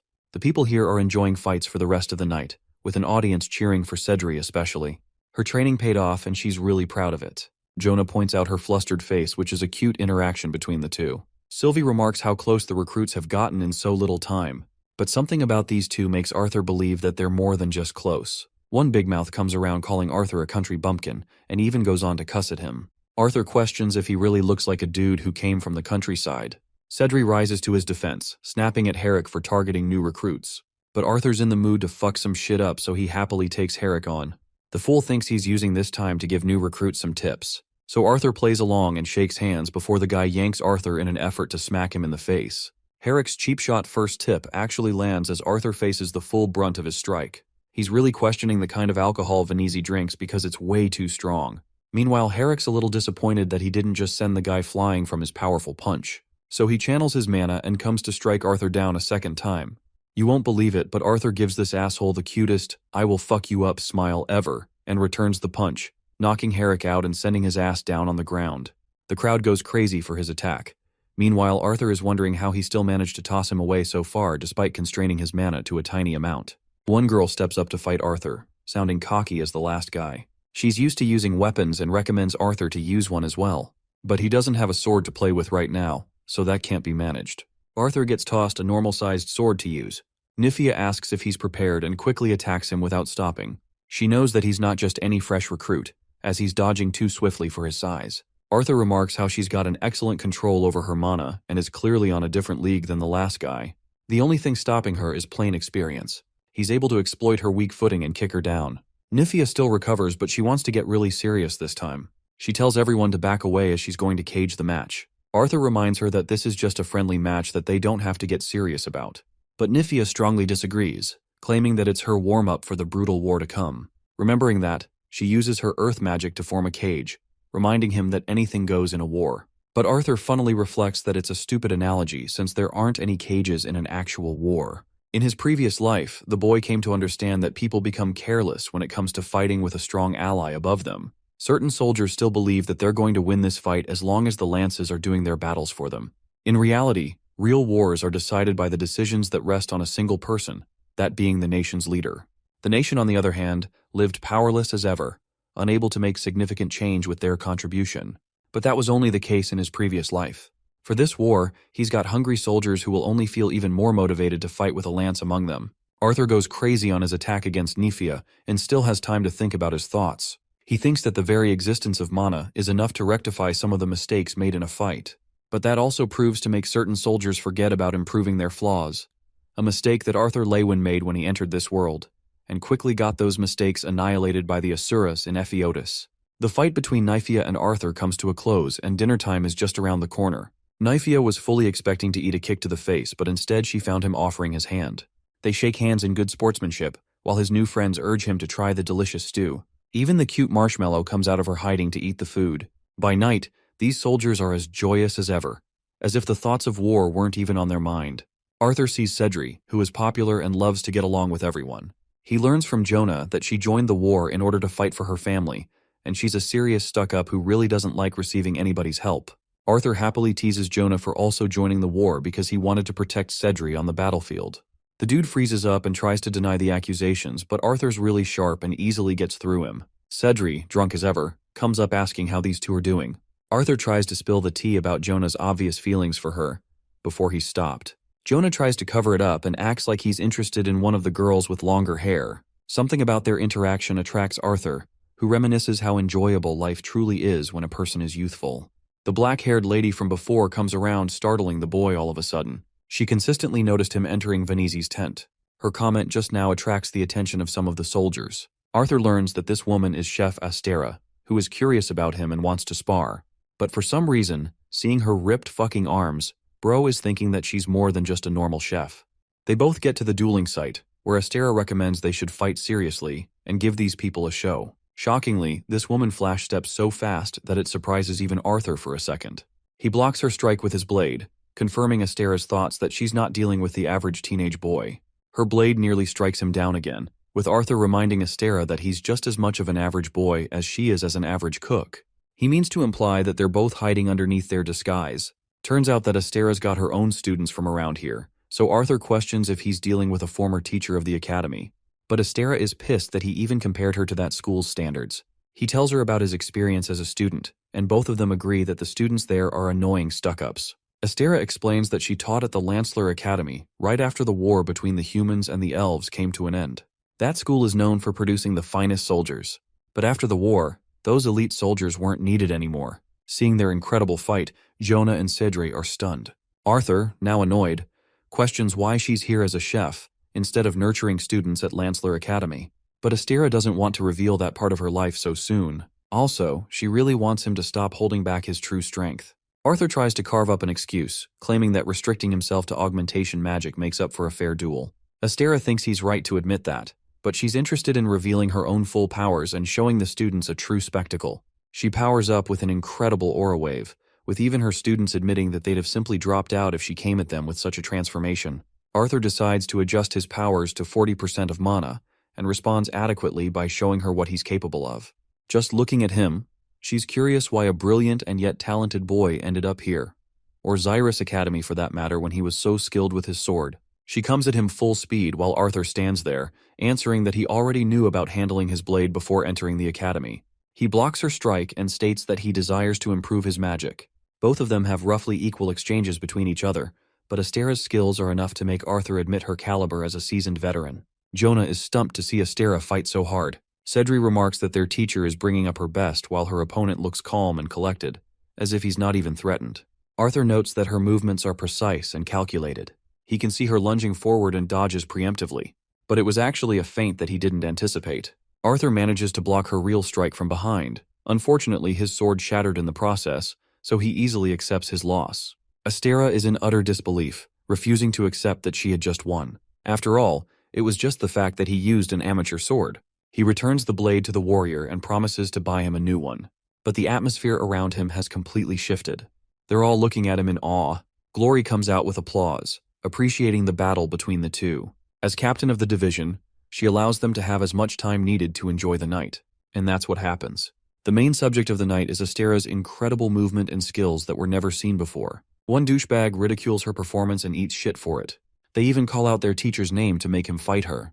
Cedri is seriously drunk and wants to fight Arthur. Jonah stops the midget and has to remind her that she's really being ambitious right now.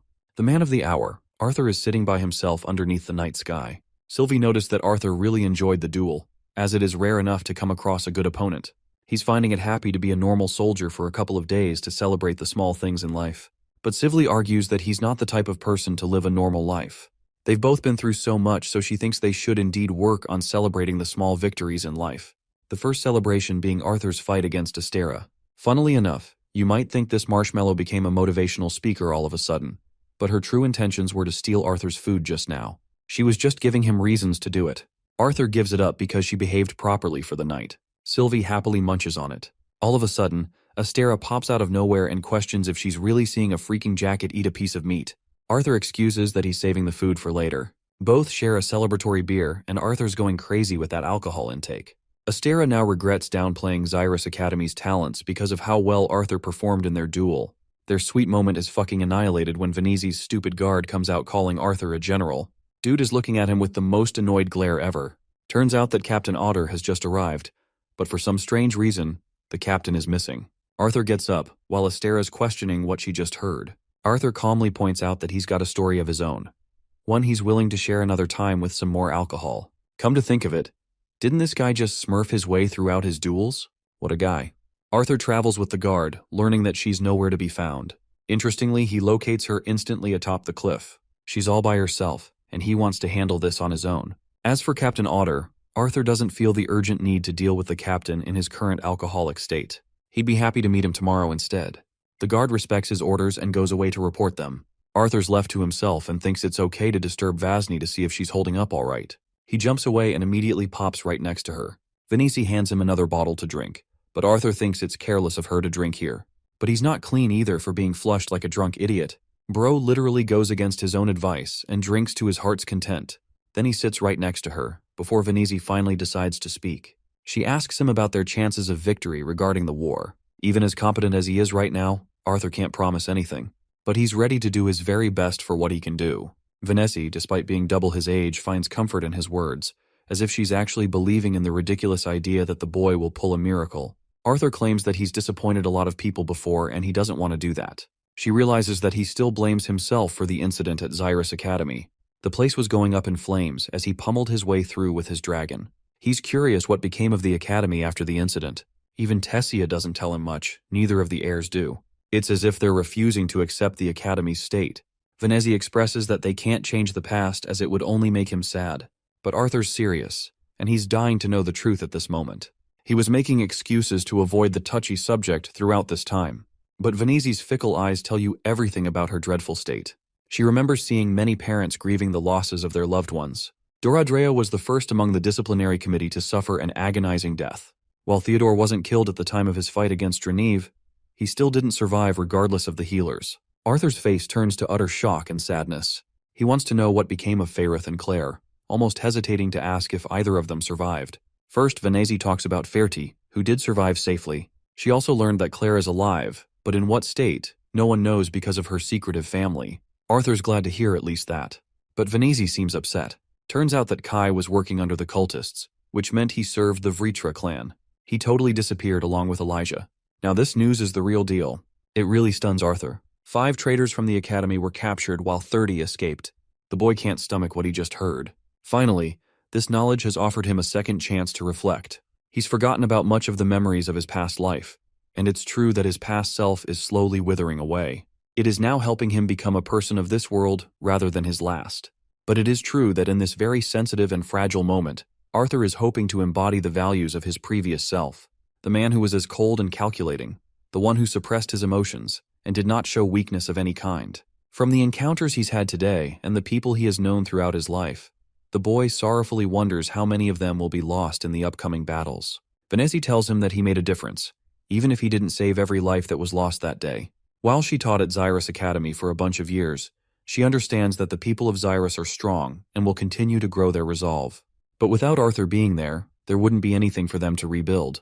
He is the single reason that the school managed to reclaim its honor. He's the reason they can fortify themselves again. That is the importance of Arthur Lewin. Venezi takes heavy guilt and remembers failing Arthur time and time again. At the Widow's Crypt dungeon, she remembers losing him and was unable to help him even then.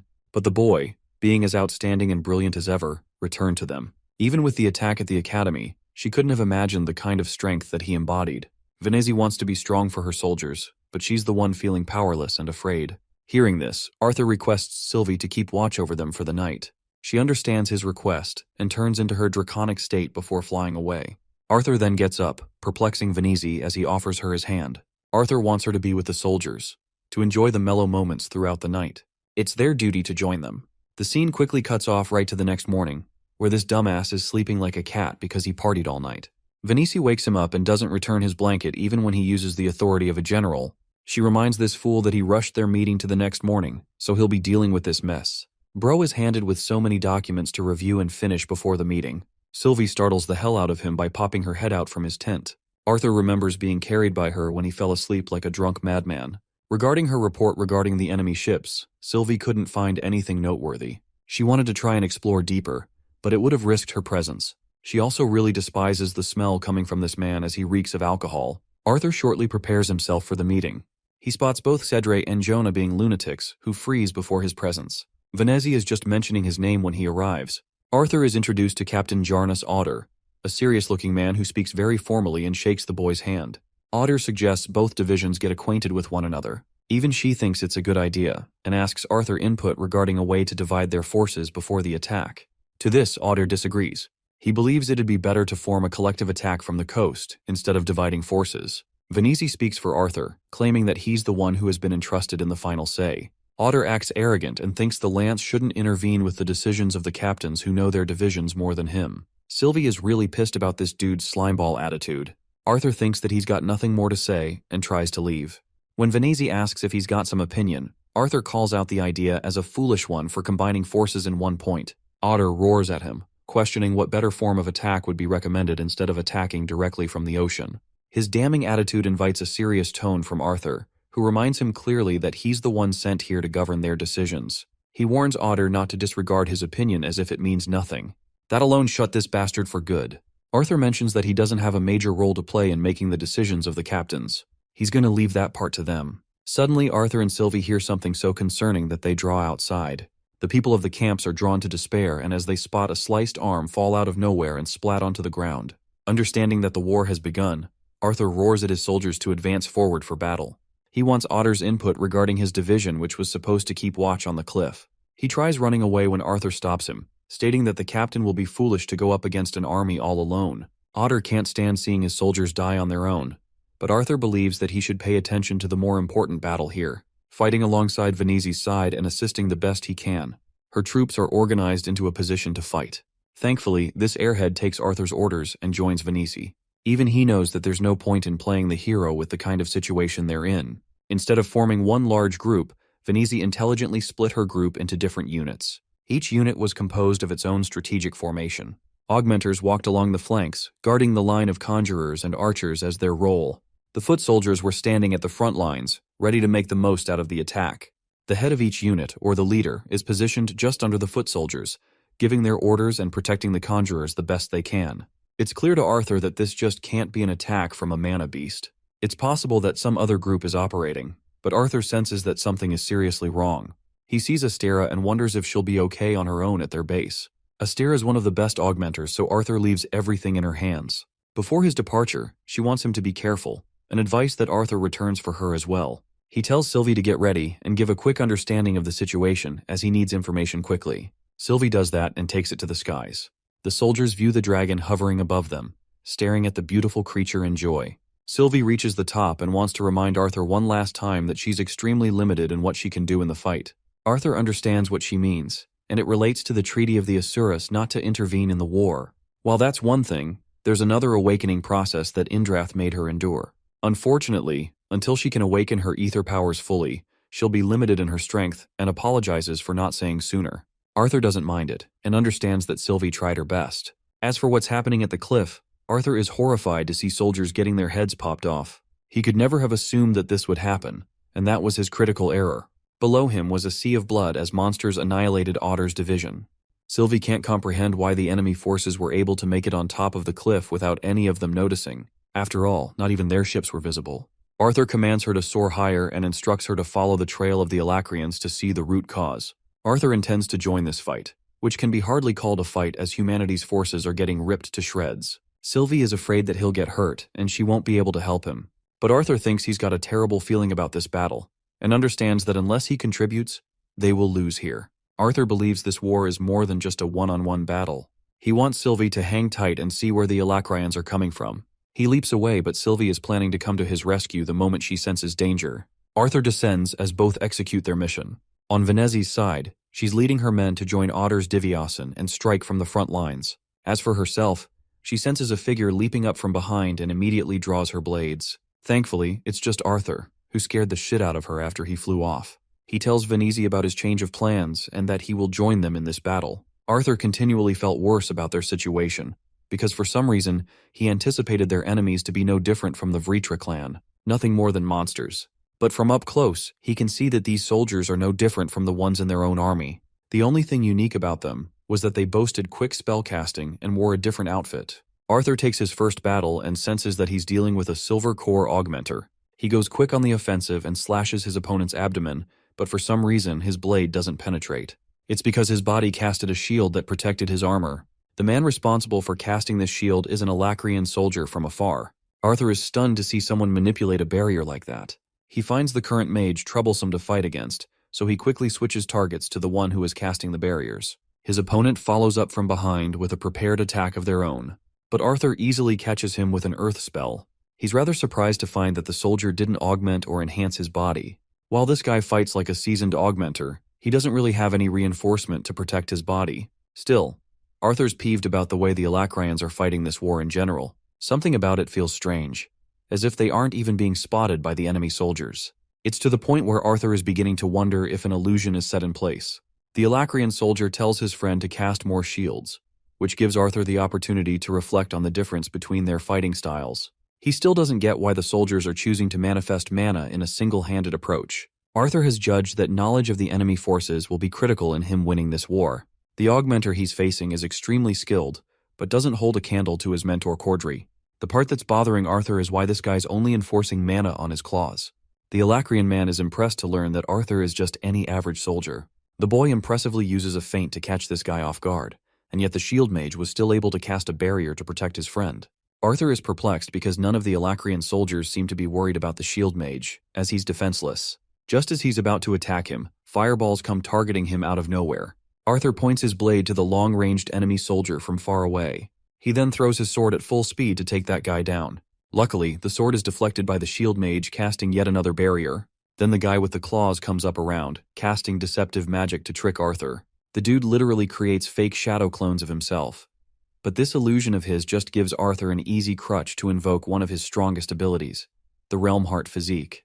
This power allows him to distinguish between the fakes and the original. It turns out that the illusion being casted is actually made by the shield mage instead of the augmenter he's fighting. This guy is just the direct attacker, and he lunges to get Arthur from every direction. The long-ranged conjurer is supporting them with heavy blasts on the side. Their tactic seems interesting, and leads Arthur to wonder if this is how the Alacrian soldiers really operate in the state of war. He easily manages to blast one of the soldiers to ashes, and wonders if there's a shield for every warrior in each unit. Arthur's still trying to figure them out, but it's thanks to his Realm Heart transformation that he can think things clearly. The Alacrian trio fighting Arthur is fully taken down with ease after his transformation. The fight hasn't even crossed an hour, and yet the atmosphere was covered with the smell of blood and rotting flesh. Arthur faces his enemies, slowly culling their numbers with his blade. Unfortunately, the Alacrian divisions were much larger in size compared to their own. Arthur understood that the Alacrian forces clearly had much bigger surprises for them. But from the knowledge he acquired in this fight, he could easily navigate throughout the battlefield, striking down anyone who came in his way. He did not exchange a single word, and merely slaughtered beasts and Alacrian forces alike. The dreadful scene makes the boy wonder that if men fought with diplomacy instead of weapons, there would no more be any battles with blood.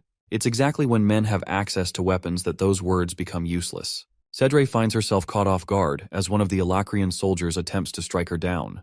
Arthur remarks that the cycle of death only continues with such bloodshed.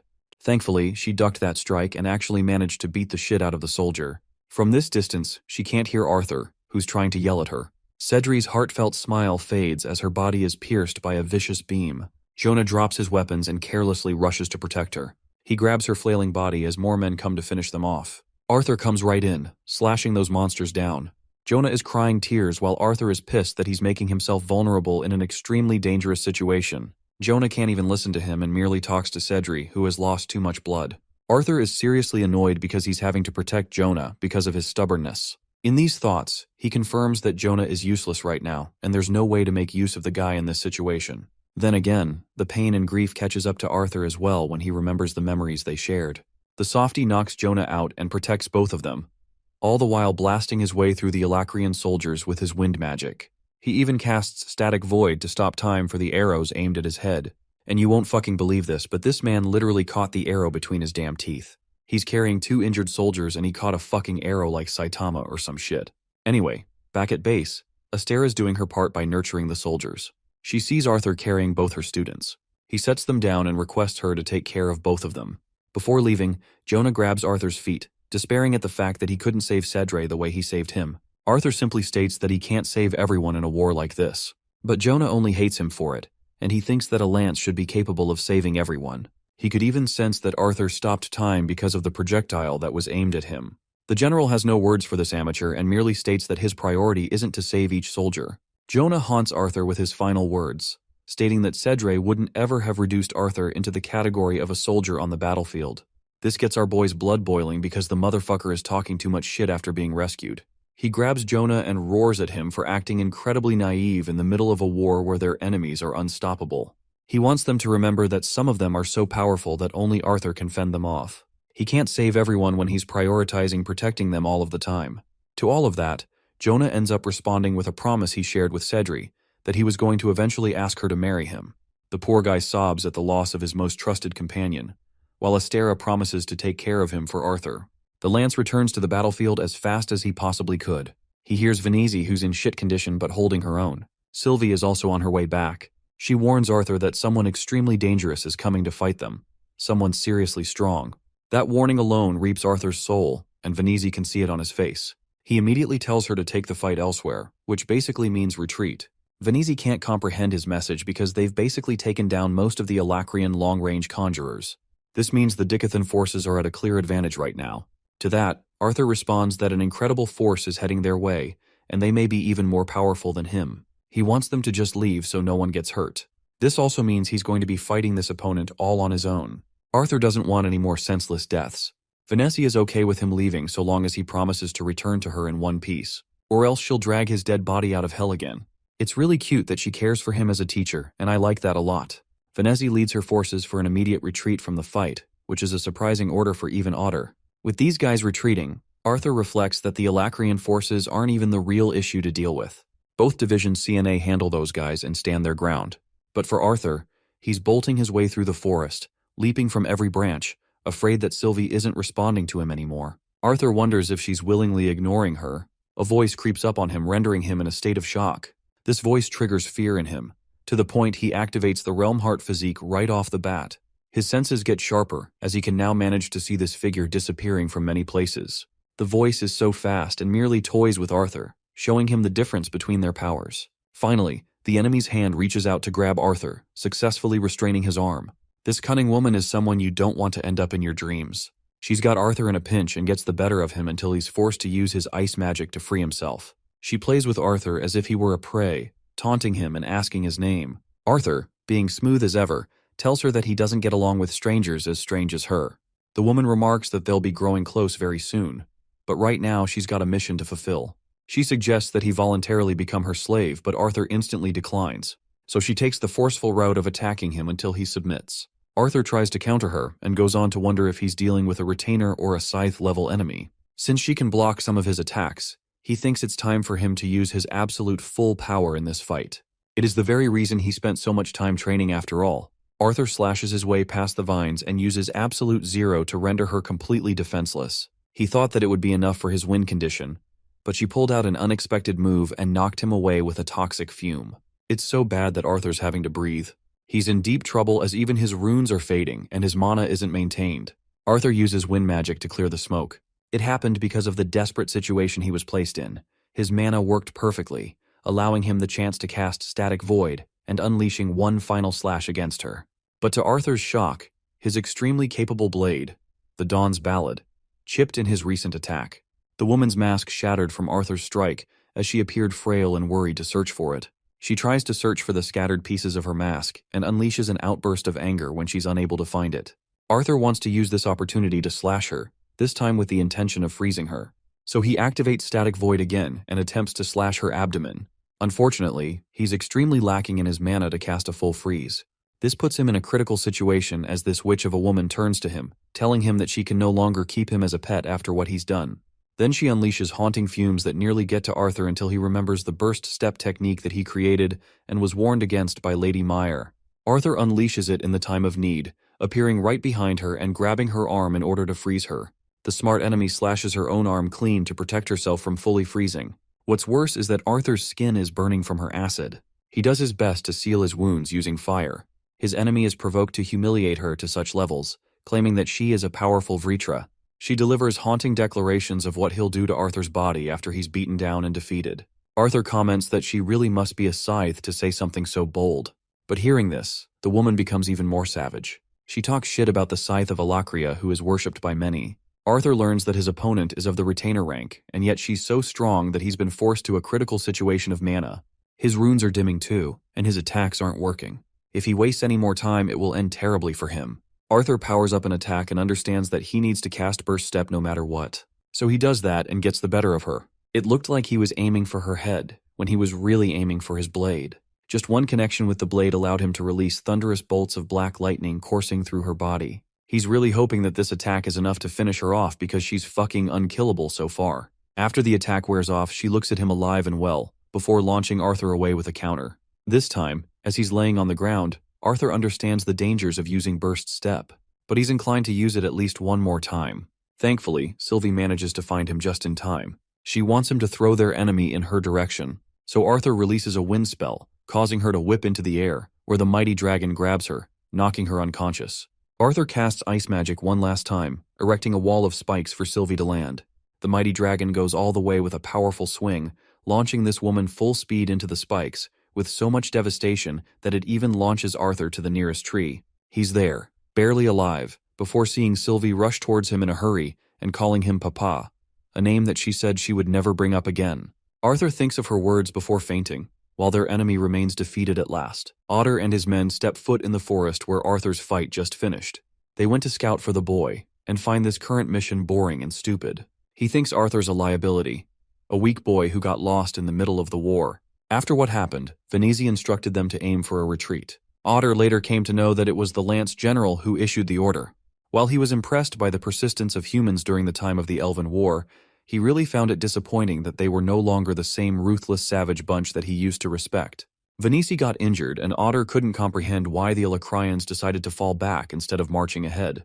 It was strange because Venezi was the one who called for the retreat, and not them. Still, Otter can't come to terms with the fact that Arthur left his post and went off elsewhere. One of his men points to remnants of burning acid on the tree.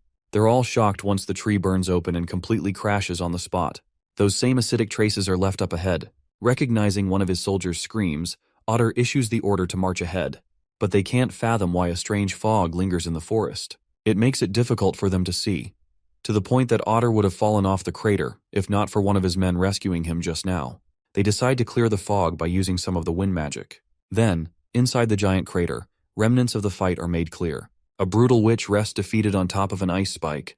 They can't even comprehend the horrors taking place before their eyes. Ulrich, the soldier who went up ahead first, carelessly ventured inside and lost his limbs as a consequence. Otter sees the unconscious Arthur resting right next to his dragon. The captain is beginning to realize that the boy must have dealt with the nightmarish foe, and even wonders if Lance is dead. The selfish bastard is thinking about the rewards he'll receive for retrieving the monster's corpse. He issues an order to retrieve Arthur's body, so one of the soldiers quickly dashes in, safely maneuvering against the crater. Things seem to be looking great for a while, until that persistent fucking witch uses one of her acidic vines to slice off the guy's leg clean. His basketball career is ruined. Her vines drag the soldier, painfully sinking him deep into the acidic pool just underneath her. We see an agonizing bloodbath as the man's body is reduced to stinging burns of red. Ulrich advises them to stay clear of the monster's corpse, as even Arthur told him to stay away from it. Otter is perplexed and questions what the hell is happening because the monster is still alive. Arthur's voice reaches out and confirms that the monster is dead. Otter continues to pin the blame on the Lance General, only for Arthur to confirm that he's the one who defeated the retainer-class creature. Unfortunately, the witch has automatic defense spells activated after her death. That's why her body is still functioning without consciousness. Otter takes offense to the report and accuses the Lance for not warning them beforehand. Our sassy king replies that he couldn't exactly put up a warning board in his condition, especially since he's having trouble sitting still. Otter continues to suspect Arthur, going as far as to state that he'll bring him back to the council for a proper interrogation. But Arthur has different plans and intends to return when he feels like it. After his continued disobedience, Otter recklessly jumps inside the crater, once more taking offense to the general's lack of input regarding the situation. His weapon is restrained by the powerful vines, causing the captain to struggle until he slashes them all down. Otter bursts his way past the vines, taking forceful means to get information out of Arthur. But Sylvie, being protective of her papa, reminds this snob bastard that he'll be losing his head if he advances one step further. Every single one of the soldiers, including Otter, are shocked to learn that the dragon is capable of human speech. Arthur collects energy to stand before diving inside the crater, slowly approaching Otter and then walking right past him, as if the captain is unworthy of his respect. The moment the vines try to attack him, they get frozen solid. Arthur makes sure to take care of the mess by using his ice magic to shut down the defensive spells. Then he retrieves his blade from her body, ordering Otter to send Captain Glory to retrieve the retainer's corpse immediately. Otter, this time in no mood to fuck around, obeys the order of the general. Arthur flies off, still injured as ever, but unwilling to rest. The perspective shifts back to Gray, Arthur's previous life. The three orphans were shocked to one day learn the news that they were able to secure their spot. Gray was surprised, Nico was chilling while Cecilia was crying. The headmaster was really proud to learn that the kids made it. Both Gray and Nico fought over her embrace, while Cecilia was pulled in as the family embraced each other in joy. Gray still felt bad going to school and offered to take care of the headmaster's orphanage alongside her, but his caring and sensitive ass gets flicked in the head for being naive. The headmaster wanted him to attend the academy no matter what happened. She was frustrated that he even entertained the idea of staying at the orphanage.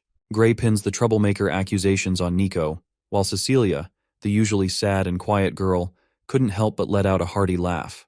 Her smile was as pure as ever, and there was actually some tension between Gray and Cecilia, signaling their feelings for one another. The headmaster wanted to celebrate the occasion, so naturally, she whipped up a nice cake for them. Gray was unsure about the situation overall. He feared the academy's expenses because the headmaster already had to deal with money problems sustaining a bunch of kids. That's actually why Gray decided to take a different route. The route of exploring a military institution to get better at key control. The benefit being there's no tuition costs. Nico thought his friend had lost his mind as he wouldn't exactly receive the best education. It was more like a scouting camp for brainless kings and whatnot. The students were always grinded to the bone and kicked out if they were unworthy. Nico understood that he was trying to repay the headmaster, but just couldn't grasp why Gray had to choose this path. Seeing him get all jumped up and worried like this, Gray smiled before letting out a laugh. It's as if Nico didn't want to be left alone by himself. Their banter continued for the day. Let's transition back to Arthur's world in the present. He's nearing the border, stretching his limbs to release some tension. Sylvie's shocked that his legs are in one piece, as this idiot had to rely on Sylvie's ether healing instead of Meyer. His burst step really could have done a number on him. But Arthur thinks she did just okay, because he just needs a bit of healing to correct his body from this point onwards. Sylvie questions if now would be the best time to execute a dangerous mission such as this, especially considering the state they're both in. Sylvie warns him that they don't even have any leads to pick up on. But Arthur's confident as he'd already gone through the map of Darv to discuss some mission plans with Virion. He knows a rough idea of what they're seeking. At the same time, the problematic part is where do they start looking from? Jumping ahead, we see Arthur getting lucky enough to find what he's looking for. It looks like an ordinary wall, but he knows there must be a secret lock here somewhere. Sylvie, being tactical with her size, locates the exact spot, which reminds Arthur that dwarves are supposed to be shorter than humans. After seeing the lock, he places his hand on the designated spot. It lights up, while Arthur wonders if earth magic was enough to pull this off. But it didn't do anything. So he decided to deploy a risky move by activating the Realm Heart state, believing that there's a specific pattern put in place. Unfortunately, in the state he's in, Arthur can barely sustain his physique and coughs out blood. Sylvie is really worried, but she knows he's a stubborn ass and won't listen. That's why she wants him to wrap things up so he can get some good rest. Arthur tries to break the pattern without using the realm heart physique. To his astonishment, the wall lights up a pattern, this time unlocking the door. The boy is really proud of his application of the realm heart physique. Anyway, he stumbles inside the tiny space, while Sylvie feels embarrassed calling this clumsy fool her papa sometimes. Arthur reminds her that she only came into existence because of him. This little sassy furball gets on his shoulder because Arthur intends to use a mirage walk from here on out to mask his footsteps. Venturing deep inside, he sees an endless amount of Alacrian soldiers teleporting from the gate. And now they know for a fact. They know for a fact that the dwarves are secretly betraying them by giving the Alacrian army access to their portals. One of the soldiers actually becomes suspicious enough to peep his way through the tiny gap. But Arthur hides just enough for him and Sylvie to remain unnoticed. The soldier is called, so luckily there's no deeper inspection. From their conversations, Arthur has learned new unfamiliar words, but he's surprised that they talk similarly to the Decathan continent, even when neither initiated any contact. Sylvie believes it's because of the intervention of Asuras, as the Vritra clan was once a part of the great 8 races of Asuras. So they secretly sent representatives to cultivate advancement in both continents. It's similar to the logic behind the artifacts. It happened even before that, but the artifacts were known to be a major change. They were single-handedly responsible for preventing the extinction of the 3 races. Arthur feels a chill go down his spine, acknowledging that it's only because of the deities that they even survived the wrath of mana beasts. They conclude the investigation and attempt to leave, when suddenly Arthur hears the Alacrian soldiers submit before the presence of a great woman. This horned beauty steps through the portal, donning white hair and contrasting with a black dress. She's one of the scythes, who are even stronger than retainers. Arthur was confident in his ability to take on a scythe, and he was even surely confident that they'll win the war despite the betrayal of the dwarves. The scythe is catching up on reports with her soldiers, when suddenly her eyes are drawn to the presence of the one hiding nearby. As for Arthur, he could tell by Sylvie's frozen reaction that this woman was a monster. A monster who wields unfathomable power beyond Arthur. It was as if a terrifying hurricane was about to engulf him in terror. She could see them, and with her one sight, Arthur Lewin felt despair. Utter panic sets in for both Sylvie and Arthur, while the scythe is merely gazing at them with intrigue. He tries to hide and mask his beating heart, but this beautiful woman knows they're hiding. Interestingly, she willingly ignores them and seems to walk away. Sylvie senses so much danger that she thinks flying them out of here would be the only way, but Arthur knows they'd be detected and attacked instantly. However, Sylvie doesn't get what he's thinking about since Scythe spotted them already. Arthur assumed the worst too, but he still had a mirage walk in place, so he thinks they lucked out, as there wouldn't be any reason for a Scythe to just bat an eye on discovering them. Regardless, he's done playing around for the day and walks out of the dungeon in his state. Sylvie knows he's in terrible condition and can't even walk properly, but Arthur is willing to risk walking without detection for as long as possible, even until he runs out of mana. Let's go and see what's up with Ellie at the flying castle. She learns from Otter that the soldiers have been taken care of, so she should wait in the teleportation room for the medics to do their work. But just as worried as ever, Ellie is waiting for her brother and assures the captain she won't bother anyone. Otter learns from the child that Arthur Lewin of all people is her brother. Bro gets instant PTSD and senses the family resemblance. The captain thinks that it's more of a reason for her to wait for him inside. Bro gets a second shock of PTSD when he sees that even Arthur's sister has a scary bond. The captain has merely accepted the fact that the Arthurs don't care about respect. He walks away while Ellie cutely mimics his words in the exact tone.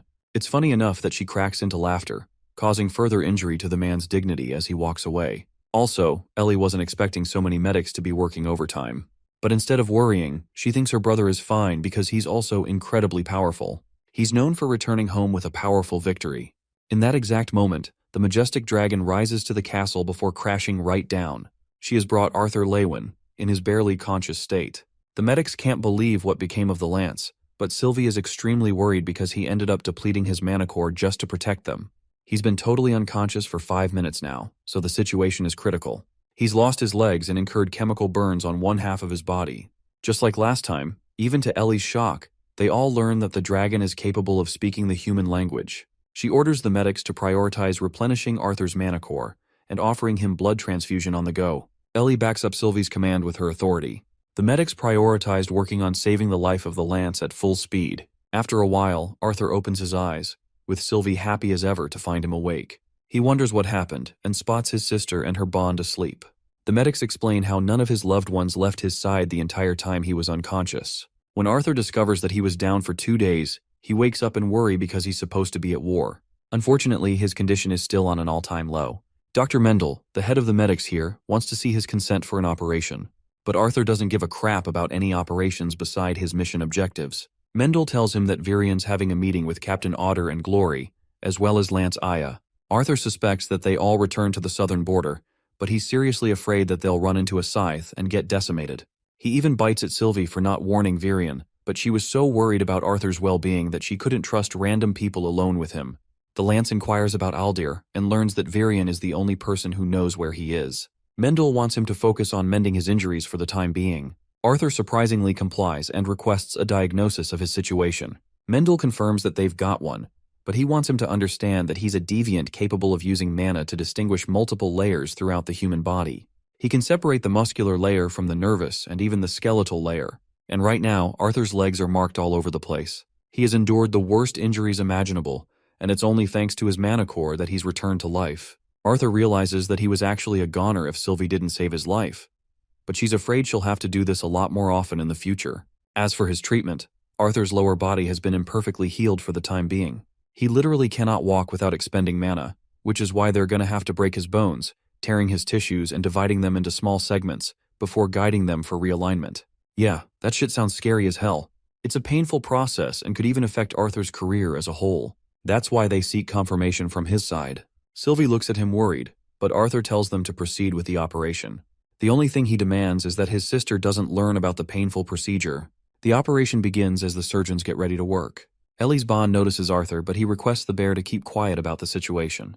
Mendel explains that Virian has sent only the most elite healing mages of the 3 races to help restore Arthur to full health.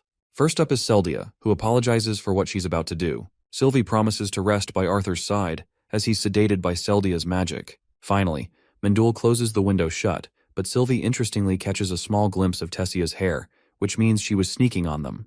Mendel initiates the operation as the elf princess walks away. With his painful operation going around, let's pull back and transition into Gray's memories again. They were on a shopping spree and purchased so many books for only 1 term. Their studying at the orphanage paid off, and Nico was excited about their future to come. Gray, on the other hand, couldn't exactly find the excitement in the life of constant homework. While Nico, being the genius engineer he is, found himself amongst infinite opportunity. Gray smacks a book against his head to stop him from acting weird. Nico teases Gray for being just as lonely as him. Cecilia is disappointed by both of them and claims that she's uninterested in sitting with either of them. They took the subway because trains existed in this world. Here, Gray reflected that the city of Arkestead never really appealed itself to him. But as he was sitting in the train, leaving for the station, he could find it a pleasant place. Nico was running down the checklist of what they should be purchasing next. By the time they arrive at their station, it's raining. They forgot about backpacks because they were focused on getting uniforms and textbooks. Things like backpacks and supplies seemed cheaper in comparison. It was raining, and Gray thought it'd be better for them to make haste. He was really focused on the surroundings, as if his senses were telling him something, as if something was wrong. He knew that Kai masters could sense the slightest presence of Kai from other people.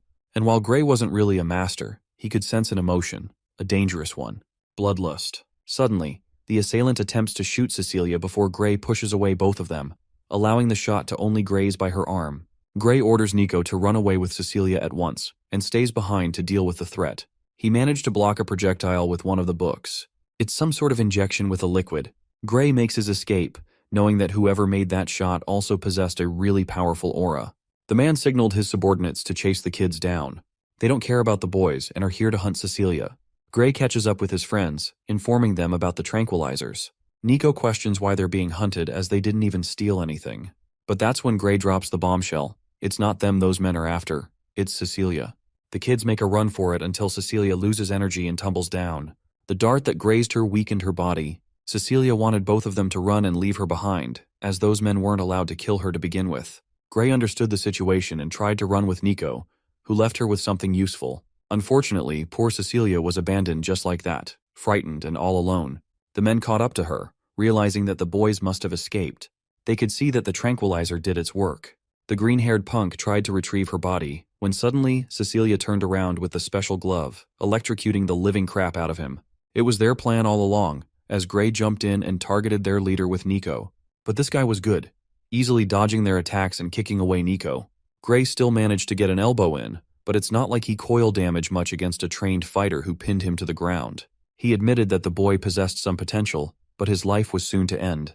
Gray was being choked out when Gray pulled out the tranquilizer he unhooked from the book. Using that, he stabs the man's shoulder, and instantly the effects kick in. He stumbles and falls to the ground, unable to follow them any longer. The three kids try to make their escape, but the leader reminds them that if they don't kill them here, they'll just keep chasing them down. To top it off, this murderous bastard burned the damn orphanage down. Gray couldn't handle seeing it go up in flames and reached for the retrieved dead body. His hand trembled as he uncovered the sheet, seeing the headmaster's corpse resting before her eyes. The boy shed tears. He loved her the most out of everyone. He cried his heart out, cried until he was pulled away. Those haunting words, the reminder that he had nowhere to go, it followed him. What a perfect time to return to Arthur Lewin, who wakes up at the sound of Tessia's voice. She's crying as if she'd lost him, while the boy questions what made her so upset. But Tessia states that he's also crying, as he woke up from the dream with his tear-filled eyes. I don't know about you guys, but this scene is a really nice touch and I really like it. Tessia smiles before him. It had been a while since he faced her and even talked to her. He could see that Arthur suffered scars of her own, but she teases him, arguing that cooking is more brutal than fighting. Tessia is really worried about him and couldn't handle the news when she heard from the captain. Arthur is stunned because it basically means that Tessia was promoted to the head of the unit. But that's not the crazy part to her. The crazy part is that Arthur nearly had a dance with death. He's happy enough that she's doing all right. Tessia refuses to argue against him and simply sits next to him. She knows that he risked so much of his life to make sure everyone else survived. She could never have imagined that the war would turn out to be so tough on him. Seeing him in this fragile state, Tessia is reminded that he's only human, instead of the unstoppable mage that everyone else sees. She pairs it up by adding that he's also a toddler with his emotions. Virion is secretly eyeing on their conversation when suddenly their disguise is blown away as the door kicks open. Tessia's the most embarrassed. The Elven King and Queen wanted to opt out and were only here to see how they were doing. Virion, on the other hand, the eavesdropping clown, states that he's come here for a report. But Ellie, she's been waiting for far longer than even him. Arthur tells his sister to come around and she goes on to hug him. She was worried sick and feared the thought of Arthur's death. Her brother teases the adorable potato face, reminding her that he'd still haunt her around after his death to scare away any boys trying to make a move on her. Arthur understands the situation with Virion and Alder around, so Ellie leaves to chat with him later. Alder makes it clear that it's a miracle for the boy to survive the operation as well as he did. Despite Sylvie's ether magic and the use of the most elite mages, it took an additional usage of an elixir pearl to heal him. They're only lucky that Arthur had the pearl on him when he collected from Winsome many years ago. Unfortunately, they can no longer offer the boy any more elixir pearls as they'd be breaking the treaty after the war. Also, Virion has something for the boy. They're the remains of his beautiful sword, recovered from the corpse of the retainer witch. Arthur is happy enough to have retrieved it. He's seriously hoping for the damn marble to pop out a new weapon for him, but it won't happen out of his own will. Also, Arthur has one serious question. He wants to know who is responsible for controlling Mika and Ulfred. Because from what he's noticed, Arthur is confused if it's Aldir or Radius. After the talk, Arthur uncovers the bandages around his body. The right side of his body is engulfed in burn scars. He looks like a mess all around, but Sylvie thinks he could be worse with how much he endured. Still, Arthur knows that his parents will worry too much if they see him like this. He decides to take some time off to chill with Ellie, who remarks that many people constantly remind her of her brother's greatness. They're all jealous of him, because he's a lance and talented at most things. He's got recognition from the leaders too. Ellie expresses a sensitive moment. There was once a time she despised her brother, blaming him for being the reason her life was a mess. She couldn't ever have a normal life with her friends. And then she hated him for letting their parents join the war. At the same time, the girl realized that she couldn't blame someone who had an even more difficult, more painful life than her own. She only remembers Arthur covered in injuries from her memories and his stories of fighting monsters back to back. Her brother wasn't around, and it made her wonder if he cared about his family. Ellie, now reduced to tears, finally comprehends how many sacrifices her brother made for her sake.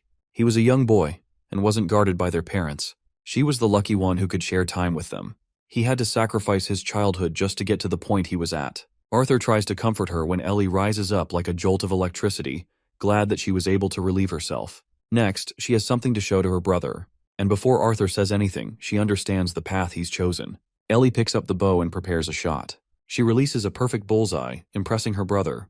But that's not everything, as she chants something, before imbuing magic inside her arrow. Then she releases the projectile. Arthur's stunned by her performance. even though the projectile couldn't reach its target.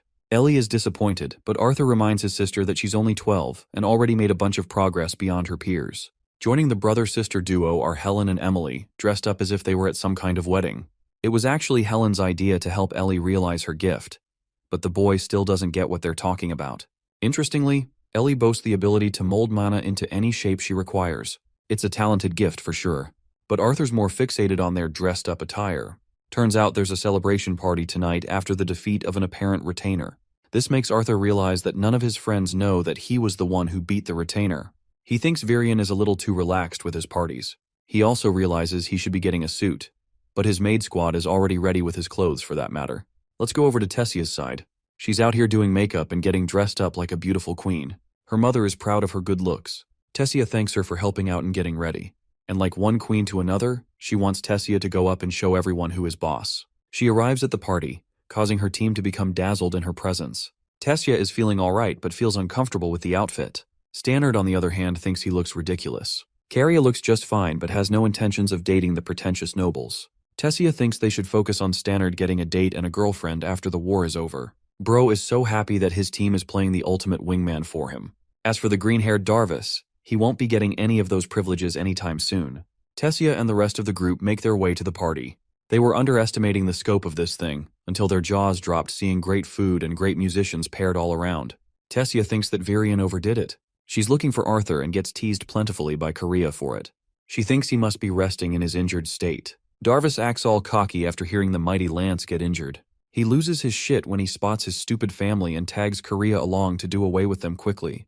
This leaves Tessia and Stannard alone, until Emily comes around to meet them. She was the one who set up all the lighting artifacts, allowing for a beautiful scene. Emily had to do most of the work since Gideon was busy being crazy like usual. The inventor turns around to greet them, and makes excuses for why he couldn't help his assistant. Virion tasked him to see the one person who was smarter than even Gideon, which is surprising if anything. Tessia bats an eye and actually spots Claire, who looks stunning in her dress. They catch up greeting each other, while Curtis and Kathleen join up too. The disciplinary committee is all here. Kathleen in particular embraces Claire with a loving hug. They all miss their leader after she disappeared. Curtis mentions how they were worried sick for her, and how they're glad to see her doing fun. Claire tells Caspian that she's going away to talk to her friends. With Tessia, Curtis, and Kathleen around, she brings up how Curtis became a teacher at Lancellor Academy. He's having a fun time training the soldiers to release them into the battlefield. As for Kathleen, she's fully fixated on her training with a lance. Tessia's managing her own team out in the war. The elf princess confirms that she's finding some improvement each day. It's only thanks to the Bladeheart family's sword techniques that allowed her to improve faster. Claire feels jealous, with hints of despair, knowing that they all became much stronger. Kathleen brings up her injuries from the incident. Thankfully, they're all healed, but as for her contribution in the war, Claire denies that she won't be joining them. The only injuries that healed were physical. But Claire lost something very important. She lost her mana core. She can no longer exercise magic, a despairing shock to her friends. She has coped with it for the most part. She still wants to help out with her skills as a swordsman in order to train new soldiers for the war. Kathleen beautifully points out that Claire's resolve is even a more brilliant assessment of her abilities than the color of her mana core. Her touching words bring Claire to tears. She tries to slug and make fun in the situation, hating that her makeup was just ruined by her tears. Her friends are there to look out for her. She wipes her face, and wants everyone to know this fact except Arthur. The only thing she regrets the most is being unable to fight by his side and repay him for his actions. They promise not to tell him, but it's not like they've been seeing him lately. Tessia claims that he's just grown up. Curtis and her friends continue to tease her for knowing Arthur a little too well. Claire makes it all the worse by adding fuel to the fire and bringing up Kathleen's feelings for Arthur. This makes Curtis shocked because he's out here questioning his life's decisions. Tessia, on the other hand, wonders if Arthur's type is Kathleen instead. Suddenly, Claire feels a chill down her spine. Lance Veray appears in her rather unique outfit. I already know she's going to birth an army of simps from this one panel. Veray has come here to escort the three of them. She's fine with Claire coming alone, who feels shivers down her spine even after feeling Veray's suppressed mana. They enter the main hall where Virion gives his speech, being the center of the attention among the crowd. He wants to share some positive news in the time of great turmoil. The news of the first victory of the war. They've all come together to celebrate the man responsible for destroying one of the most powerful soldiers amongst their enemies. The Alacrian retainer's frozen remains are put on display. Tessia wonders if Veray was the one to bring this monster down, but her face seems just as shocked as everyone else. The man responsible for defeating the retainer is called forth. Lance Godspell, Arthur Lewin, and his first great win. Tessia freezes after coming to terms with reality. Arthur begins the speech by mentioning how it is disgraceful to show a corpse in front of the public, but he's here to talk about more important matters. The nobles of this party understand how each person among their territories is waiting for the current state of the war. They could only operate under a shade of assumption before, but now Arthur claims that he's brought exciting news. He brings up how he, as the newest and most weakest lance among the generals, was able to defeat a retainer on his own. These were supposed to be one of the strongest soldiers of the Alacrian forces, and yet Arthur actually lies to the public, stating that he incurred no injuries from the fight. This exciting news is a gift for everyone to share among their people. But Tessia is really stumped to see him in this state. The fact that he's recovered so quickly is ridiculous. Arthur allows the nobles to closely inspect the retainer and enjoy the evening. They draw near the corpse of the witch, but Tessia thinks the resemblance matches a human. She spots Arthur leaving with Virion in another room. The door closes with Arthur crumbling down. He had to put on a tough act out there as if he wasn't injured in every part of his body. The old geezer just won't stop handing him ridiculous speeches. Thankfully, they got what they needed from the event. Gideon recorded it whole. He plays it on the projector to see the reactions of the people. Rhadeas, for some reason, felt shocked and even troubled when he heard that Arthur sustained 0 injuries. Interestingly, Rhadeas is fixated on observing Varai's reaction. That's actually why Arthur intentionally froze the corpse, to make Rhadeas believe that only the strongest lance was capable of defeating the retainer. And only then did he drop the bombshell that it was him who defeated the retainer. Rhadeas' face is full of unhappy expressions, especially since the weakest lance managed to deal a brutal blow on a strong retainer. It's not enough to prove Rhadeas' loyalty, but they now understand what he's doing. Arthur surprisingly bumps into Tessia, who managed to hear just about everything. Meanwhile, Sylvie is having the time of her life devouring meals left and right. Arthur comes out to see the festive mood spring to action, but even the slightest of bumps causes him pain. He's having trouble standing as he can, so Tessia grabs him, stating that she's doing it so no one else invites her for a dance. At the same time, she doesn't want the chicks to get good with Arthur either. They walk around as Tessia introduces Arthur to a bunch of different people across the room. Their status made it impossible for the two of them to be ignored. Tessia had a solid understanding of the politics of this world, and knew what was more important than anything. She could create personalities and handle people well. The same happened to Arthur in his past life, but he was meant to appear strong and indestructible in comparison. He didn't care about getting on anyone's nerves as the mighty king. And yet, in this life, he's a general, so he has to be more careful. Tessia makes it all easy for him to handle. Arthur smiles at a bunch of elven beauties, immediately causing Tessia to get annoyed as she wraps him tightly. Ellie waves at them from a distance. Arthur sees a bunch of dudes approaching his sister and signals to his homie to do what's necessary. His stern expression causes Tessia worry, but it's a calculated move to gesture Ellie's bond. The bear has locked its target and scares the shit out of the two guys. The couple arrives at the same balcony as before. The happy occasion makes Tessia rethink about life. It really paints the picture that there isn't any war out there. She frequents this spot to see the beautiful clouds and the ocean. She thinks it's childish of her to imagine something like that. But Arthur believes it's only right to be childish sometimes. Now that she's the head of a unit, she's responsible for handling some lives under him. It's going to be tough for her to manage that, going forward. Tessia reminds him that while he may be a general, it's not like lances get to lead an army. Arthur confirms that lances mostly excel in one-on-one combat, taking down the strongest threats on the battlefield, which makes him want to discuss something important. Something he discussed with Gideon and her grandfather. The princess understands that he's not the sentimental type unless there is reason attached. This means that he's probably planning on another dangerous adventure. She describes Arthur's personality as an open chapter, with some obvious parts and then some ambiguous parts. Naturally, Arthur questions what she's talking about. Tessia grows closer and asks him about his big secret. She's dying to know how he's so good at everything he does. A generational talent. But that's not entirely the truth. Arthur simply has the experience of his past life at his side. He tells her that he read a lot of books, but Tessia is a little underwhelmed with his revelation.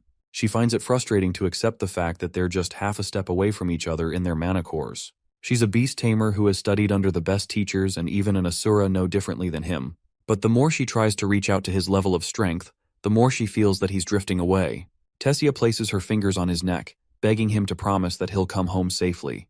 She just wants him alive, no matter his injuries. After a pause, Arthur worriedly asks why she's so bent on catching up to him. To that, Tessia reveals that it's only then will she muster the full confidence to express the 3 magic words, "I love you."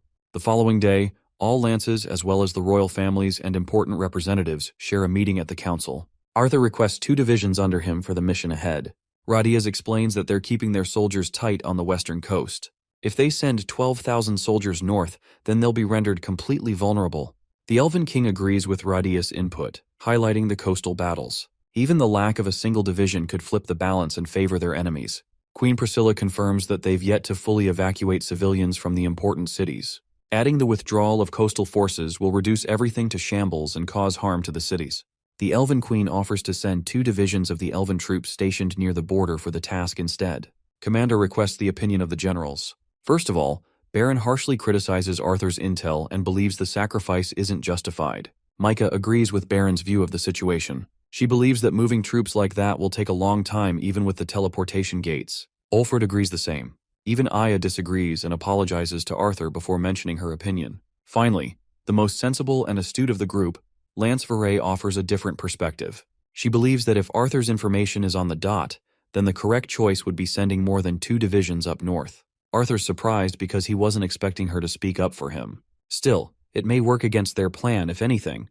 The commander agrees with Veray's input, knowing that a retainer and scythe could lead the next invasion and cause disastrous levels of damage. Consequently, he believes sending 2 lances by Arthur's side should be the more reasonable approach for investigation. Blaine strongly contests this decision, emphasizing the importance of lances in the battles they're having. If lances leave for too long, or if a retainer shows up behind their backs, it could be devastating. Commander Virion counters that as leaders, they need to prioritize the most important task at hand. Most lances can't exactly contribute in large-scale battles because of their destructive output. It renders their own soldiers useless and makes the lances inflexible. That's why sending 2 lances to prevent a large-scale battle in the first place seems like the right idea. The council agrees, so Virion requests the 2 lances to volunteer. Radius raises his hand, offering his 2 lances in Aldir's absence. This is exactly what Virion was hoping to achieve. He confirms that Ulfred and Micah will both be sent up north with Arthur for investigation. Since this is a reconnaissance mission, their top priority is to stay clear of enemies. The council meeting is dismissed and so far, everything is proceeding smoothly. The rulers were stubborn, but it worked out. Mika is happy to join Arthur on a joint operation. He pays them proper respect as the senior lances. Ulfred is impressed to find that he's got some manners, despite his odd behavior. Arthur insists that he needs rest for the night. The 2 lances are left with a positive impression of him. Ulfred wonders if it truly comes from becoming a lance. And now for some exposition dumping regarding Radius and the starved boy he found among the caverns. The boy couldn't trust anyone and displayed fear at first. Ulfred learned how to read and write from his mentor, but he always suspected that he would be betrayed someday. But that never happened. They looked like family, and he thought of him as a father figure. Graduating as the top conjurer of the Earthborn Institute, he was selected as one of the royal guards. The Grey Sunders were brutal in their own race, but he served the king and queen with utmost loyalty. That is what Radius desired of him after all. When there were selection trials running for lances, he almost wanted to back out. Ulfred only swore his loyalty to Radius after all, who even respected his decision to withdraw. That was the case until Elijah was brought home. Radaeus, being his kind self, brought another child and cared for him, but he never knew why Elijah was never told about him. Radaeus then forced him to become a lance, to serve the family. After all, even if he was ready to disobey the king, Ulfred wouldn't dare disobey Radius. The man had reminded Ulfred that his service to the royalty will be temporary, as he was his true master. That's enough to tell you the kind of man this guy is. Let's revisit Arthur, who is a flustered mess after Tessia confessed those words before his face. He can't even compose himself, and Sylvie is enjoying him getting embarrassed. This almost makes him want to spend another day in the castle just to enjoy time with his loved ones. After all, he was brought to his knees and nearly got crippled from his most recent fight. Thoughts of having done enough for Dickathan cross his mind. Arthur has been loyal and ruthlessly fighting for his people in both his lives, and that promised his suffering in both. In reality, it's the fact that Arthur is truly afraid of what would happen once he allows Tessia close to his heart. He fears that his selfishness will overcome him, and he will no longer care about the whole of the continent, focusing only on saving the loved ones he cares about.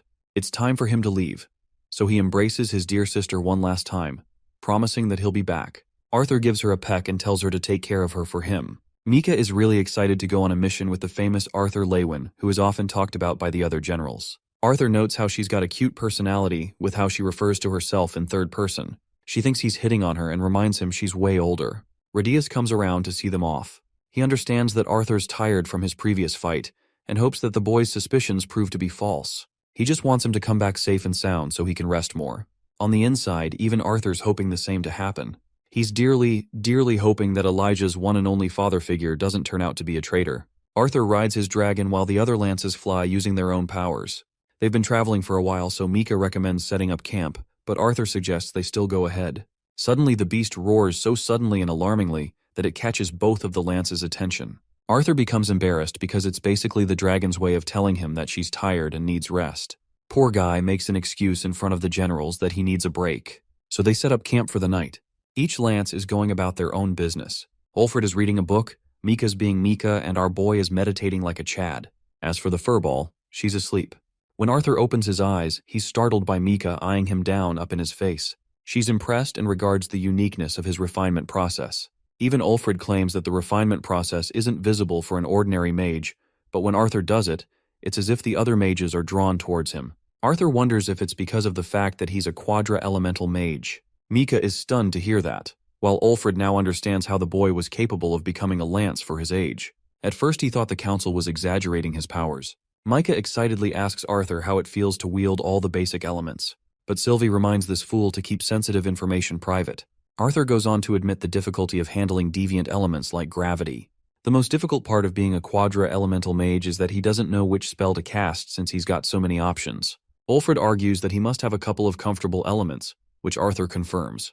Just a fun reminder for you guys who either skipped ahead or forgot. Arthur actually feels most comfortable using fire and water. Anyway, Mika is interested in teaching our boy gravity magic since he struggles with deploying it. Arthur admits that he lacks confidence doing it more than anything. Mika childishly explains how gravity magic works, but her explanation is too obvious and dumbed down. Ulfred believes that Arthur has more chances learning gravity magic from a rock than this buffoon. He does highlight Mika's genius, as she's the most talented even among the most famous dwarven conjurers. Mika learned magic via pure intuition. She doesn't have the fundamental knowledge of mana manipulation. Mika's very own ancestors founded the Earthborn Institute. Discovering this fact, Arthur is amazed because this institute is remembered as the pillar of the Dwarven Kingdom's influence. She had no idea that she emerged from a family line like the Earthborns. Mika takes the praise to heart and sings praises of her own beauty. Ulfred is there to tug her ego down, pointing out that she's been single and bitchless for the entirety of her life. Bro is cooking her so hard that she whips out a giant-ass mace to kill him. Ulfred blocks using his golem magic, but Mika's in a murderous mood to kill this guy. She wants to dearly remind him that dwarves aren't exactly her type. As the destruction's going on, Arthur and Sylvie are trying to hide for their own safety. They're like, nah, we don't want any of that smoke. Mika's tantrums continue, but Ulfred doesn't stop there either. Bro literally destroys her by pointing out her privileged background behind the only reason she still maintains her reputation. Dude straight up calls her a fossil with the maturity of a sperm. Mic drop right there. Their destructive battle is going on, while Arthur and Sylvie are like, nope, and escape the battleground. Micah calls him Old Fred, which is funny. I'll give her points for that. They both call each other childish and engage in an all-out war, until finally Arthur decides to intervene by splashing a weak water magic spell on both their faces. He reminds them that they're about to destroy the freaking mountain they're standing on. Arthur suggests calling the Vritra clan over to settle their affairs. Both lances turn away, still roasting each other behind their backs. Ulfred creates his camp for the night using earth magic. Mika is fucking hilarious because she does the same, except she's got a finger to flip him off with. Meanwhile, Arthur is out here realizing that the most powerful forces in the entirety of the continent are nothing more than a bunch of babies. He doesn't feel the need to set up anything and just sleeps with Sylvie. The following morning, they're all up and ready to rumble. Ulfred learns that Arthur's got somewhat of a plan to locate the retainer and scythe they're looking for. First, he takes off his outerwear and drops it on the ground, before stomping the living shit out of it. Both of the generals are confused as hell. Arthur proudly presents the tattered clothes to Mika, stating that they'll be wearing these dirty things. His plan involves playing the part of slaves. As for Ulfred, he's going to play the part of the slave master. Arthur holds out his broken note mask as he says this. How nostalgic of his journey. As they're flying ahead, Ulfred plays around Arthur's mask, fixing the broken bits with gold. Their plan is to cross the Valden territory and then travel by foot. After all, Arthur knows that scythes are more than capable of sensing mana fluctuations from afar. So they do just that, and step foot on the land. Arthur outlines that no one from Alakria would be out here scouting for lances, and only a handful of adventurers ever even wear masks. That's how they're going to acquire the information needed from the townsfolk. Sylvie is worried that something will go wrong, as the people could easily lead them to Alcrian forces. Arthur believes that it won't happen, and if it does, they'll prioritize escaping.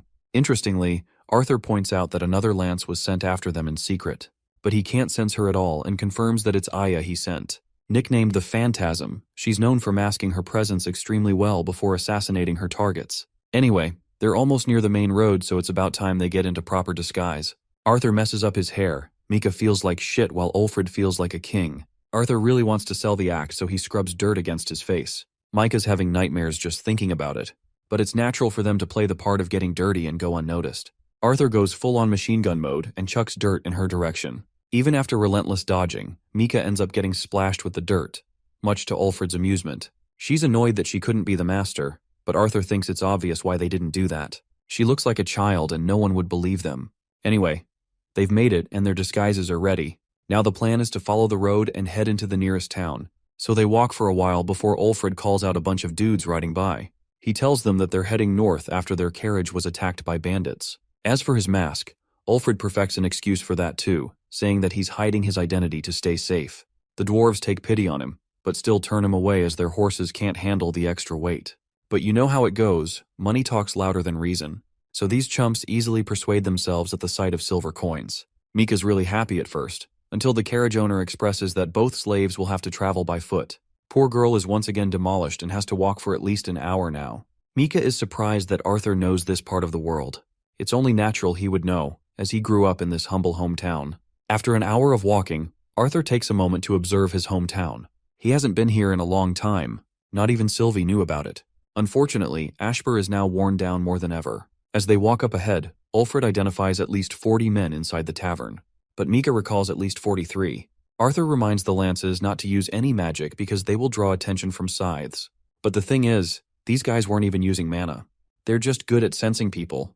But this causes Arthur worry, because he knows that their plan will go up in flames if they manage to sense Aya following them. They enter the tavern, with Arthur warning them of what not to do right off the bat. They're seated at the table as the waitress comes to take their order. Ulfrid finishes up the order, and the hottie leaves. Mika is annoyed that she had to wear a promiscuous outfit and doesn't get the point. Even Ulfrid agrees, funnily stating his idea of a good-looking woman. The people of the tavern are enjoying themselves, but Arthur's drawn to a man in the corner. The waitress brings them their order, while Ulfrid tells her to bring 2 more bowls for the slaves. She gives them a disgusting stare before leaving in annoyance. Mika is out here devouring the ale because it tastes really good. Arthur senses danger as some folks are creeping up on them. They recommend the slave master not to spoil his slaves too much, but Ulfrid reminds them point blank that it's his business to deal with. The tavern owners emphasize that they're more than what they seem. They've got an entire stable of slaves for him to look around. Ulfrid declines to look, while both Arthur and Micah are infuriated just hearing that these bastards have enslaved women and even little girls. In fact, they've even got dwarves and elves among their collection. Ulfrid is about to crash out and reminds the 2 scumbags that interracial slavery is strictly prohibited. These lunatics laugh in his face, stating that it's exactly why their slaves sell so high. Sylvie wonders why there's a value difference among humans, dwarves, and elves. Arthur explains that noble families interbreed with their dwarven and elven slaves to allow their children to become powerful. That's exactly how Lucas Wykes came into existence. The forest around the Elven Kingdom and the Kingdom of Darv, both are hard to navigate. This makes elven and dwarven slaves extremely rare, so the fact that these bastards have numerous foreign slaves must mean they're the worst of the worst. Ulfrid decides to switch up and plays along with them to see what they've got. The tavern owners are interested in taking him to their boss. He requests keys to his room and orders Mika to prepare his room before his return. Arthur understands that it's because Mika's emotions were spiraling out and could have jeopardized the investigation. Also, this isn't their main mission, so she's supposed to stay behind. Arthur goes up to meet the man. This guy, this son of a bitch, is actually Sebastian, the once royal mage of Blaine. Arthur vividly remembers crippling him badly. He casts a barrier around them and acts all smug. He's also curious about Ulfrid's mask as he's never seen a noble wear one. Ulfrid plays along and points out that this well-dressed mage also seems to be out of place from where he should be. Now drunk as ever, Sebastian disgustingly asks the kind of girl he's looking for. Ulfrid tries to counter-argue, but Sebastian brings up the point that he came here looking for dwarven and elven slaves. Ulfrid goes out to perform an Oscar-winning performance, slamming the table and going on a tantrum about how noble women look down on him. He fabricates a story on how his face was ruined and how he's even shorter than his damn slave. Sylvie and Arthur both agree that this guy's acting is top-notch. He matches the energy of Sebastian, who recalls serving the royal family, and how women no longer give him the same respect because he's stripped of his title. Ulfrid acts surprised and questions why he retired from the job. Sebastian smashes his drink, infuriated to remember how a kid humiliated him. A dual attribute conjurer at the solid orange level receives no respect anymore. Ulfred matches his energy once more. Sebastian senses that he's found a best friend in Ulfred, and that's a testament to his acting skills. As for his slave, Sebastian roars at Arthur because he can't quite place why he's pissed off about him. Dude gets used as a walking stick and he complies. Arthur helps carry Sebastian to his chambers, who orders his men to open the room for their customer. When the door opens, Arthur's face is struck with horror. He sees Damon, a vile piece of filth, reporting that one of the pregnant women died giving birth. But that's no trouble to Sebastian.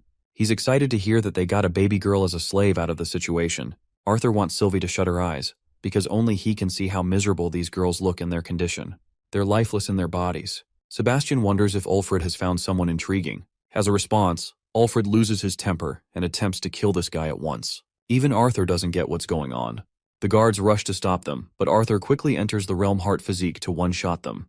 It's really funny to me that this dude just used his strongest form on level 1 thugs. Ulfred goes crazy and literally kills Sebastian in the worst way imaginable. The thing is, now Vritra will be certain that it's the work of a lance because he didn't kill this guy in a normal way. Speaking of which, the worst they feared does end up happening.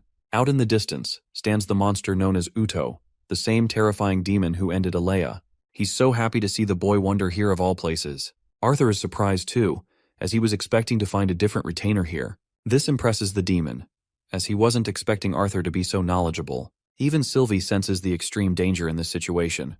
Knowing that their fight could bring about casualties, Arthur suggests taking the fight outside. But Uto finds it hilarious that Arthur suggested they were on equal footing. He looks down on the lesser, while Arthur reminds him that he's the one who came here on his own. Here's the shocking plot twist. Arthur points out that if Uto wanted him dead or perhaps captured, he would have used Ulfred's help and a bunch of soldiers to deal with him. Laughing away at the boy, Uto finds it funny and accepts the boy's provocation. Basically, his pride is too heavy and he does not want any others to interrupt his fight. Ulfred tries to intervene, reminding the retainer that their deal was to kill Arthur Lewin in a subtle manner. But that's exactly when Uto impales his damn nose, reminding the lesser that he doesn't give a crap about Radius's instructions or what their plan was. Sylvie wonders if it's really alright to leave Ulfred on his own. Arthur decides to break the green sphere, which is a signal to Aya to handle the rest. Ulfred gets up and notices that he popped the bead, which means Aya's close by. Now the situation has changed entirely. It means their entire plan from the beginning was a setup. Ulfred descends to the hidden Alacrian soldiers and tells them to evacuate at once. The Alacrian soldiers still don't understand where he's coming from. Ulfred realizes that they're not going to trust a traitor Lance of Dickathon who betrayed his own continent. He could kill them all, but they're unfortunately necessary to their plans. At the same time, it's far too late for these men. They're about to experience a death even more painful than anything in their lives. The soldiers wince in agony while Ulfred commands Aya to come out of hiding. He's got his golems all readied up. Ulfred reminds her that a scythe of Vritra will soon be arriving.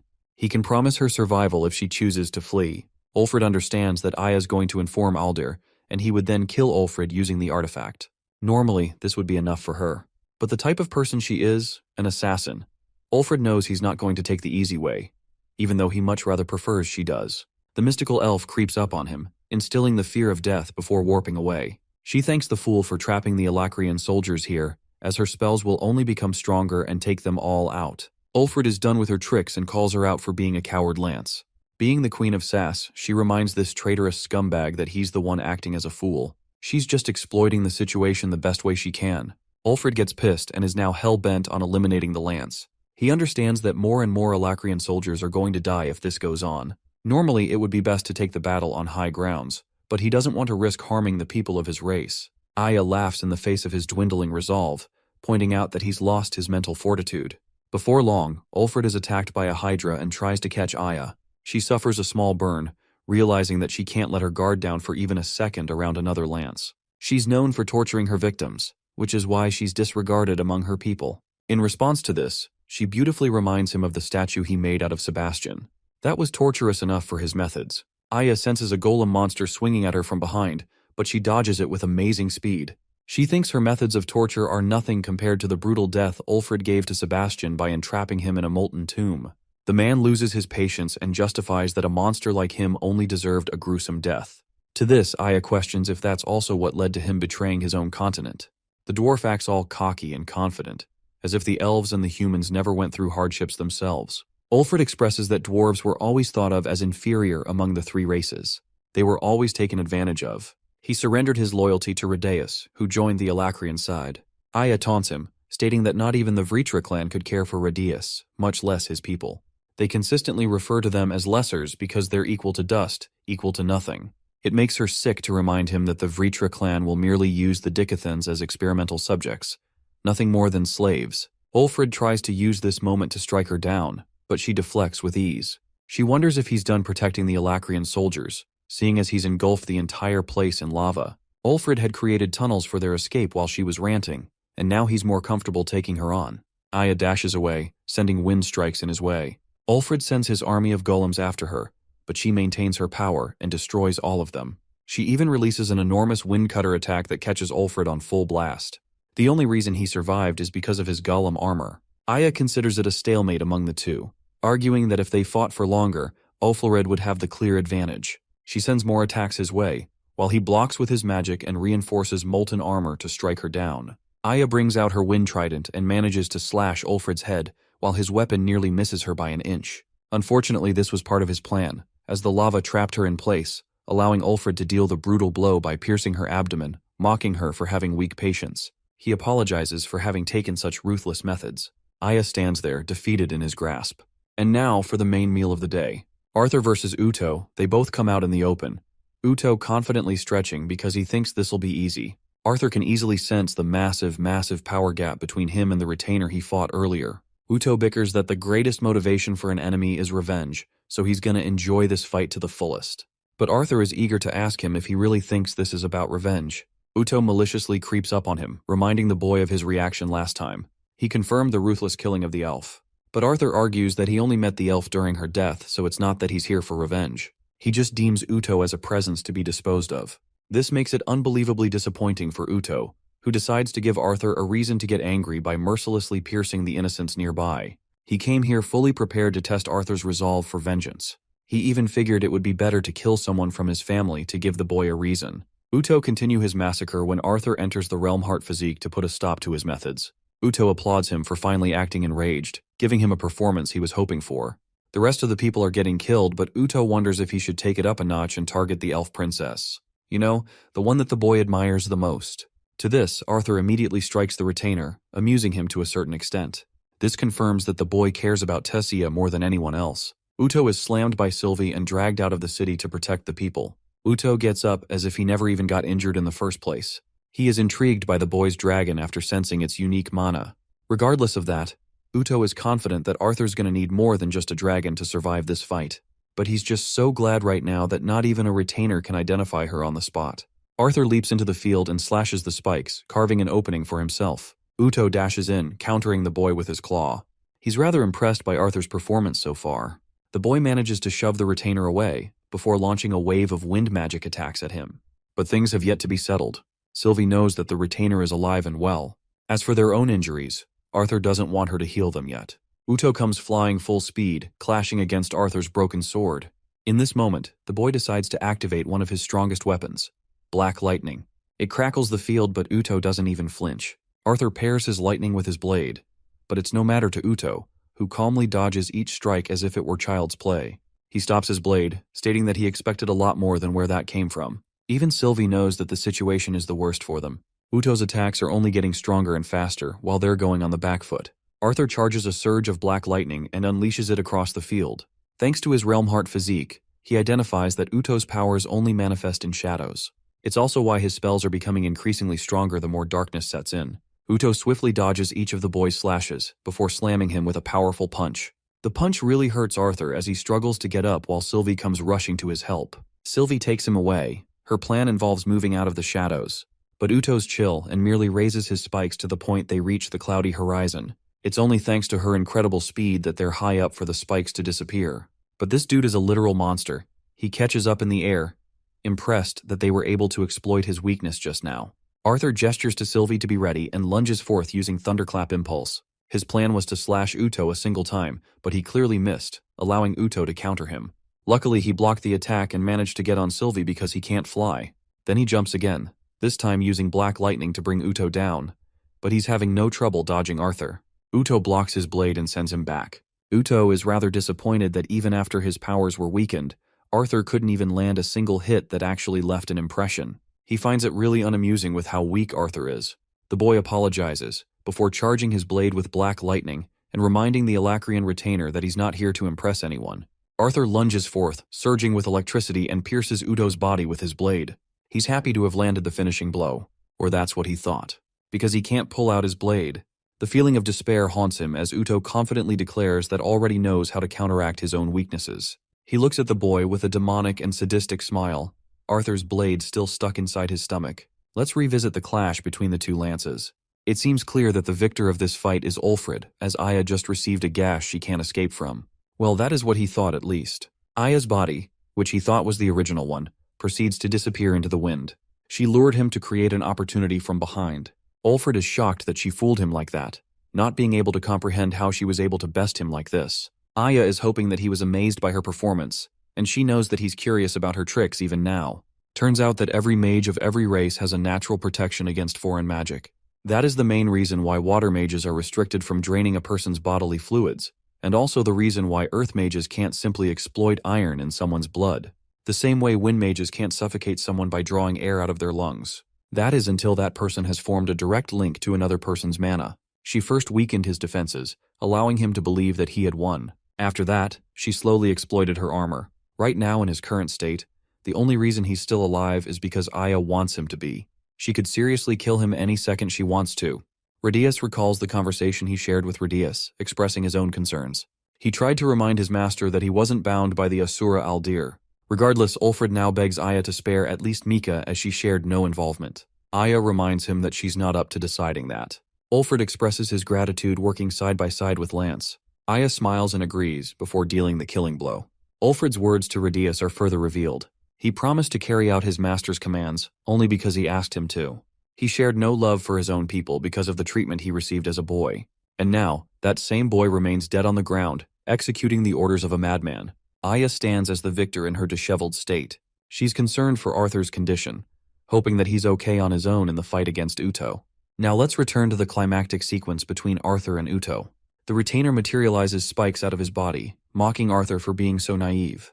He then unleashes his ferocious spikes in every direction, making it unbelievably hard for Arthur to dodge them. He struggles and bounces away, even dodging some of the ones aimed for his head. Arthur tries slashing as many of them as he can, but unfortunately gets his blade knocked off when one of them grazes his hand. Arthur is now defenseless in the air and roars at Sylvie to make her move. Uto is unleashing a barrage of spikes to finish off the boy while he's defenseless. Sylvie is racing ahead to make it to him faster than Uto's attack. In a critical moment, Arthur pulls out ice magic, putting everything against Uto's attack, freezing it all down. The retainer is excited that Arthur's putting up a beautiful performance for him.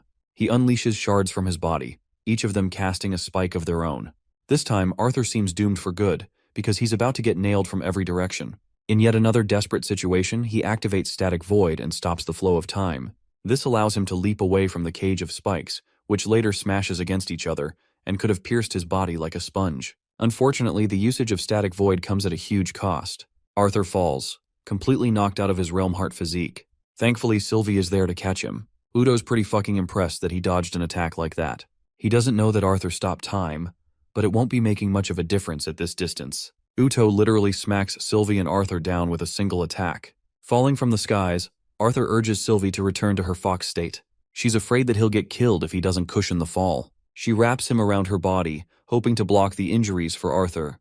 The definition of loyalty, Sylvie deserves every praise. Still, Uto's not quite done. He thinks it's even better to unleash an attack on top of the fall they'll have to endure. The end is tragic. Sylvie's body takes all the damage as she crashes down with a loud quake, leaving behind nothing but destruction.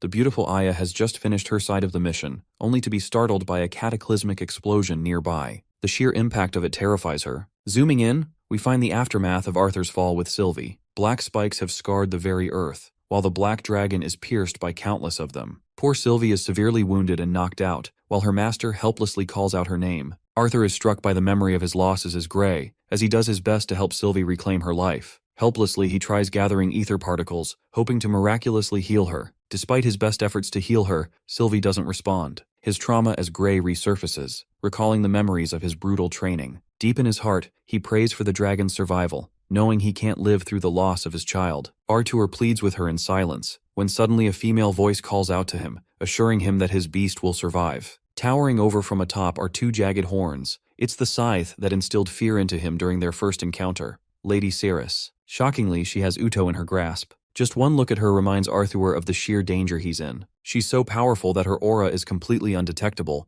but the silver lining is that she doesn't want to kill him yet. Grabbing Uto's horns, Xyrus snaps them right off, bewildering our boy with her actions yet again. With the horns snapped clean, Mommy Xyrus throws them like a bone to a dog. Arthur is failing to process the meaning behind her actions as the horns stop just before him. Knowing that the horns are an important part of Avritra's body, he fails to understand why a scythe would traitorously betray her own ally. Then, Xyrus concentrates a pointed dark beam in her fingertips. Finally, she stabs Uto right through his core, showing a complete face of indifference in the act. She releases him, his body withering streaks of black on the way down, before hitting the ground and falling right next to Arthur Lewin. At a loss for words, the young man interrogates her intentions. Xyrus ignores him before chalking up a story. She wants Arthur to show everyone that he defeated Uto all by himself, intentionally keeping him alive and piercing his core to render him harmless for interrogation. From her words, Arthur gathers that this woman shares a personal agenda of her own, and he's fine with obeying her in his pitiful state right now. As she's about to leave, Arthur requests to know Scythe's name. Xyrus Vritra declares herself to the human, who is thankful for her kindness. Smiling, Lady Xyrus calls him an interesting boy and orders him to get stronger quickly for both their sakes. The horns she gave him are going to help him evolve even further beyond, as long as he can extract the mana stored inside of it. Arthur clutches the horns and Xyrus is gone. Relieved, he stays next to Sylvie, realizing just how pathetically weak he is right now. It's the start of the war, and he would have been killed by a mere retainer, so his chances of taking on a scythe are even worse. As he fades into black, Tessia's voice wakes him up. She's joyously running towards him, inquiring where he'd been. Suddenly, her clothes change and she extends her hand out to him. Unfortunately, our boy's mana is so low that he's starting to succumb to hallucinations. At the same time, the thought of leading a peaceful life with his beloved excites him, until Tessia's expression turns to grim. She moves back, before haunting Arthur Lewin with bone-chilling words. She calls him undeserving of happiness, and reminds him of his sins. All those people died for his selfishness. In both of his lives, whether as Arthur Lewin or King Grey, his hands are soaked in blood, and he's destined to be alone. The traumatizing resurgence of memories snaps at him as he helplessly tries to reach out to Tessia. Suddenly, our boy breaks free from the hallucination and wakes up to Aya's concerned voice. She's come to rescue him, and realizes that he's badly hurt. Arthur assures her that he's fine, while the Lance reports that she executed her mission flawlessly and helped the prisoner's escort without trouble. She took care of the traitorous Lance and placed Micah in custody. On Arthur's side, he sticks to Xyrus's story and briefly explains that he was able to defeat Uto on his own. The Lance is really happy to hear that, and declares their victory. The exhausted Arthur disagrees and declares that this is just the beginning. And yes, insert all the title jokes because this shit is real. In the next scene, we're in the council room to hold an official meeting of the incident. Multiple accounts testified to the events that transpired, including what Aya mentioned. However, the leaders want to focus on hearing Arthur's perspective the most out of all, knowing that he is responsible for taking down the retainer. Our boy agrees to report. Shortly after, he explained everything from top to bottom, excluding the part that the Lady Xyrus became pivotal in defeating Uto. The council stopped to question him numerous times, requesting clarifications or additional details. Immediately, some of them began doubting the latter part of his story. The Human King directly wanted to know how Arthur managed to defeat two retainers so quickly, even when he had yet to reach the White Core. Compared to him, Alia was killed prior to the war who had much more experience. Coming to his rescue, Tessia's grandfather highlights that Arthur is a capable lance, so he's not to be taken lightly. Again, the Human King wants to know proper details of how our boy managed to snatch victory. After all, if they could use information from him, the rest of the lances could have a better chance facing retainers and scythes in the future. Put on the spot, Arthur resolves himself and even agrees with King Glader's objection. Briefly describing the first fight, he tells everyone that the witch retainer wasn't as powerful. Even against her, he narrowly clipped victory and severely found himself injured with a broken sword. Next, he decides to reveal the hidden cost of his victory, pulling up his sleeve and showing his burn scars. Aya and the other council members are baffled. Explaining the second fight, our boy reveals that Uto had every chance to kill both of them, but his weakness came with wanting an equal battle. In a crucial moment, his opponent dropped his guard, so Arthur took advantage and won. He had to synergize with Sylvie to get the upper hand, capable of destroying the horns in one go. Another objection arises.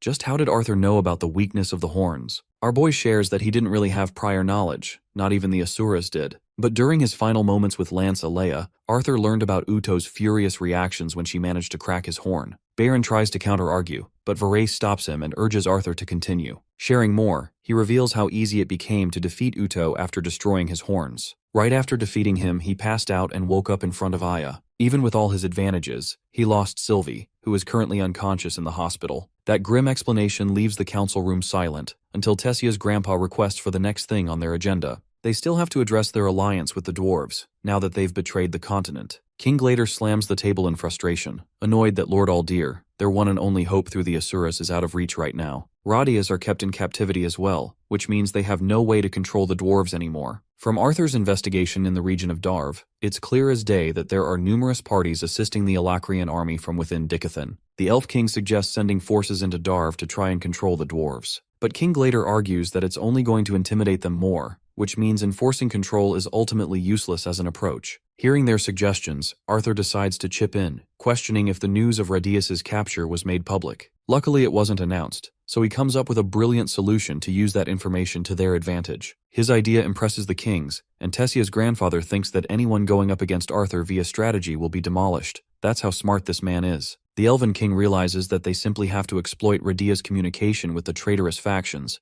and act as if he was the one issuing the orders in the first place. Though it's going to be difficult pulling away from the Alacrian army, it's still helping them secure information. With their strategy finalized, the old man ends on the note that he will conduct Mika's investigation while Aya will work with Uto. Before both of them, Radius will be questioned regarding their plans. With all else put aside, the leader of the continent addresses one last thing. Tessia's grandpa admits that it's hard to acknowledge every brave action committed in war. But when it comes to Arthur, this man is responsible for slaying 2 retainers, while Aya took down a lance-level threat. Virion wants to reward them, but Aya, being the humble soldier she is, doesn't request any reward in return. This leaves Arthur to think about what he could want. From his knowledge of his previous life, he knows that it's not the best move to ask for gifts in these situations. However, he surprises everyone by speaking up. Virion is eager to hear what he wants, while Aya is curious on what he is to say. Reflecting on his recent battles and defeats, Arthur shockingly requests pulling away from the battlefield. The scene cuts off to his little sister, who is brushing her hair in her room. The big guy is dozing off next to her. The sound of a certain man's footsteps awakens the beast. It's our boy standing outside the door, messing with his sister. Bro literally tells her that he's a ghost who has returned from the war to haunt her. Fighting fire with fire, she tells Boo to beat his ass. The giant bear pushes the door and lands directly on top of Arthur, hugging him tight and licking his face. Like a dog owner reuniting with his best friend,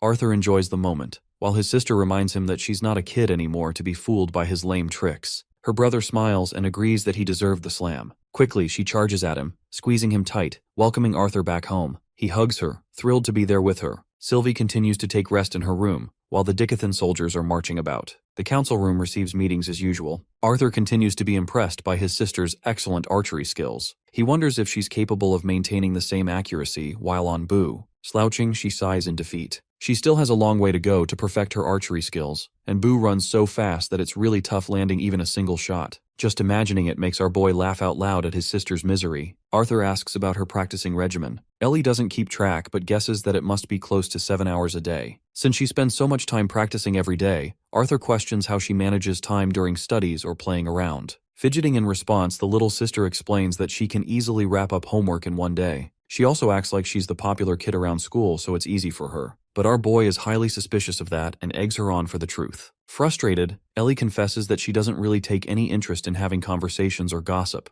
Arthur laughs and reminds her that there are many students interested in learning magic. Ellie agrees that there were some of them, but right after their awakening, they were moved out of the castle to attend a magic school. Internalizing his thoughts, Arthur understands that his sister is in a privileged position to be personally tutored by a mage. Parents are cautious about their children, which is why they send them to a magic school. Ellie tells him that she wants to attend a magic academy as well, but knows that her family would worry for her sake. Despite her being a 12-year-old child, Arthur notices her incredible maturity, one that he hoped she wouldn't develop early on. He knows the reality of maturing too early in life, and selfishly hopes for a future where Ellie remains an innocent girl. To make her happy, Arthur tells his sister that he'll talk to their parents about sending her to a proper school. Ellie is beaming with happiness while our boy is out here yapping about her security, being the overprotective brother he is. Ellie latches onto him with love, a feeling that Arthur reciprocates dearly. She bounces off with a burst of motivation, hoping to practice even harder to beat the crap out of the lousy nobles at the academy. Her words make him smile. Following that interaction, our boy walks in the hall, enjoying spending time with his sister lately. Tessia and Sylvie are busy in their own ways, so he doesn't have much to do. Suddenly, Bro is startled by the crackhead inventor foaming about the economical costs. He sees Arthur and grabs his face, begging to steal his brains. Hilariously, Arthur pouts that he's not even an inventor nor an economist, so neither will help his cause. Walking ahead, Arthur learns about the increased frequency of the attacks carried on the Black Bend and the Wall. Mr. Great Inventor over here is placed in charge of the protection mission,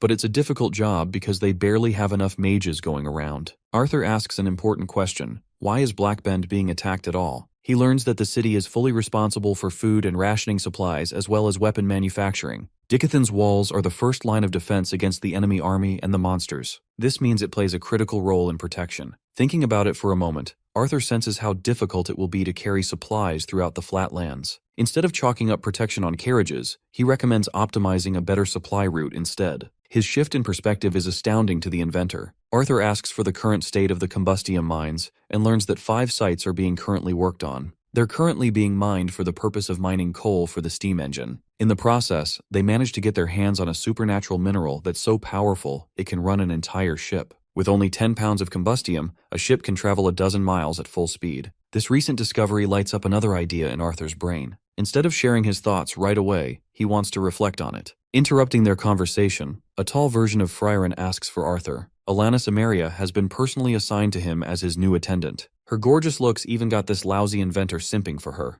The attendant pays her respect to Gideon, who casually reveals confidential information to her like it's no big deal. The mystical-eyed elf expresses that she's here to take our boy to the training grounds. That's right, another training arc is in sight. Remember Arthur's personal request? Turns out he wanted to opt out of the battlefield for 2 months. Since he's the youngest lance of all, he lacks the experience and has already encountered 2 life-threatening battles. Arthur doesn't want to leave the outcome of his next battle up to chance, and prefers to train even more while he still can. Lance Veray agrees while Virion is lost in thought. In the end, he agrees with the request, but reminds Arthur that he might still be needed if an emergency arises during that period. The Elven King brought up an interesting question. How is this man going to train in the castle? For that, our boy makes a secondary request. That leads us to the training grounds, where Alania brings him in front of 4 highly capable conjurers just to help with Arthur's training regimen. All 4 of these experienced mages share different elemental mastery, and Kathleen is one of them. It's time to visit Gray's original training period in his previous life. Back then, he was told to touch a Kai gauge with his dominant hand. Following instructions, he extended his hands as the orb turned blood red. Every single student here recorded their key levels before receiving rank confirmation. By the end of it, Gray found himself exhausted, but the instructor remained unimpressed. Joining up with the others, Gray overheard a bunch of the candidates talking about their final test. They'd have already been tested on numerous fronts, so only one thing remained.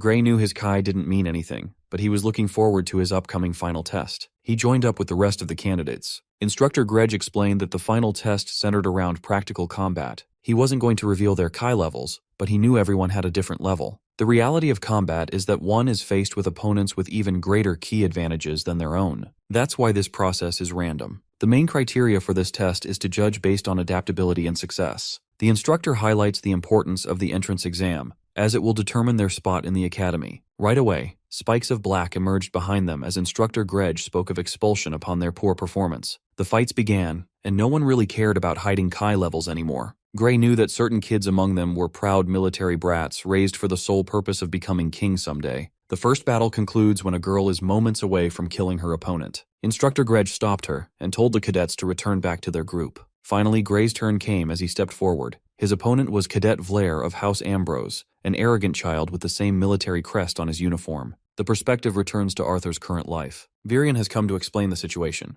Princess Kathleen and Hester Flamesworth are 2 of the 4 mages. Arthur is stunned to find another Flamesworth, recalling Jasmine's story about her strict family. He shows more enthusiasm to Kathleen, wondering why she's come here. The humble and flustered girl explains her intention to train him. Arthur teases her for being Captain Obvious. He's impressed by her clear aura, making her a force to be reckoned with. Hester's intention is to guard the princess well and help train them both in the same arena. What's more is that Kathleen has reached the dark yellow stage of her core. The princess will frequently step out to train with Veray, but she's still very happy to assist the boy in his training. Enjoying the scene, an old bearded man breaks silence, shipping the princess and the knight as a couple. Bundamog Lanuid introduces himself and shakes Arthur's hand, who instantly notices just how rough this man's hands are. Virion reminds Bun to be careful with the young general, as he may look like a pretty boy but he packs quite the punch. This old dude is actually a pretty close friend of Virion, and though he looks like a homeless beggar, he's a genius with earth magic. The old dude snaps and roars at the commander, acting like he gets all the ladies back at his place. Virion continues to tease him, while Arthur can't help but think about the traitorous nature of the dwarves. Despite their actions, it's clear that Virion shared a positive intention by including Bund. However, it begs the question why a genius like this guy wasn't chosen to represent the dwarves instead of Radius. Thanks to his earlier encounters with the dwarves, Arthur doesn't know if he should trust them. Bro is having a racist dilemma in the middle of all of this. Finally, the elf master introduces himself. Camus Celeridon doesn't even care about introductions. He just wants to spar with the child.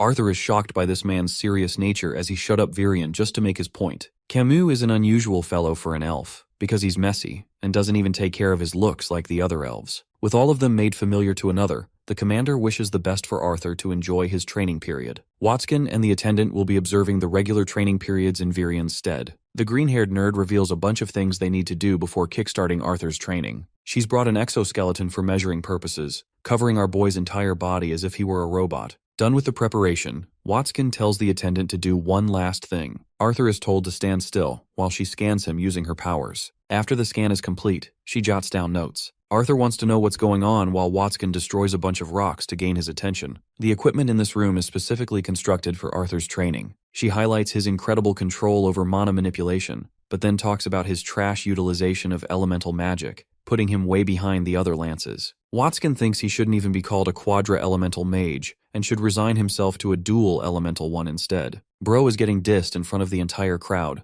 while Kathleen is shocked that not even his training with the Asuras could fix his problems. Arthur explains that he learned close combat the most out of all, and that he defaults to ice and lightning magic to make up for his weaknesses. The goal of the training session is to help him overcome his elemental weaknesses. Bond realizes the sheer complexity that our boy has to deal with. Even being a dual elemental mage is a headache, and yet Arthur is juggling 4. Hester calls the old man low IQ, and they start to argue again. Watskin intervenes and points to a bunch of crystals. These crystals are used to charge the device. Camus unleashes a powerful magic attack for testing purposes. His attack connects with the absorption crystals, powering on the machine. Next up is Hester, who uses her flame magic to do the same. She raises a column of fire magic, but strangely Arthur can't even sense heat emanating from her attacks, showcasing impeccable control. Bond is the third to go. Watskin warns them that this isn't supposed to be a contest of dominance, but this competitive old fart goes overboard and literally shakes the very ground they're standing on. Finally, there's Princess Kathleen, who is instructed to give the final push.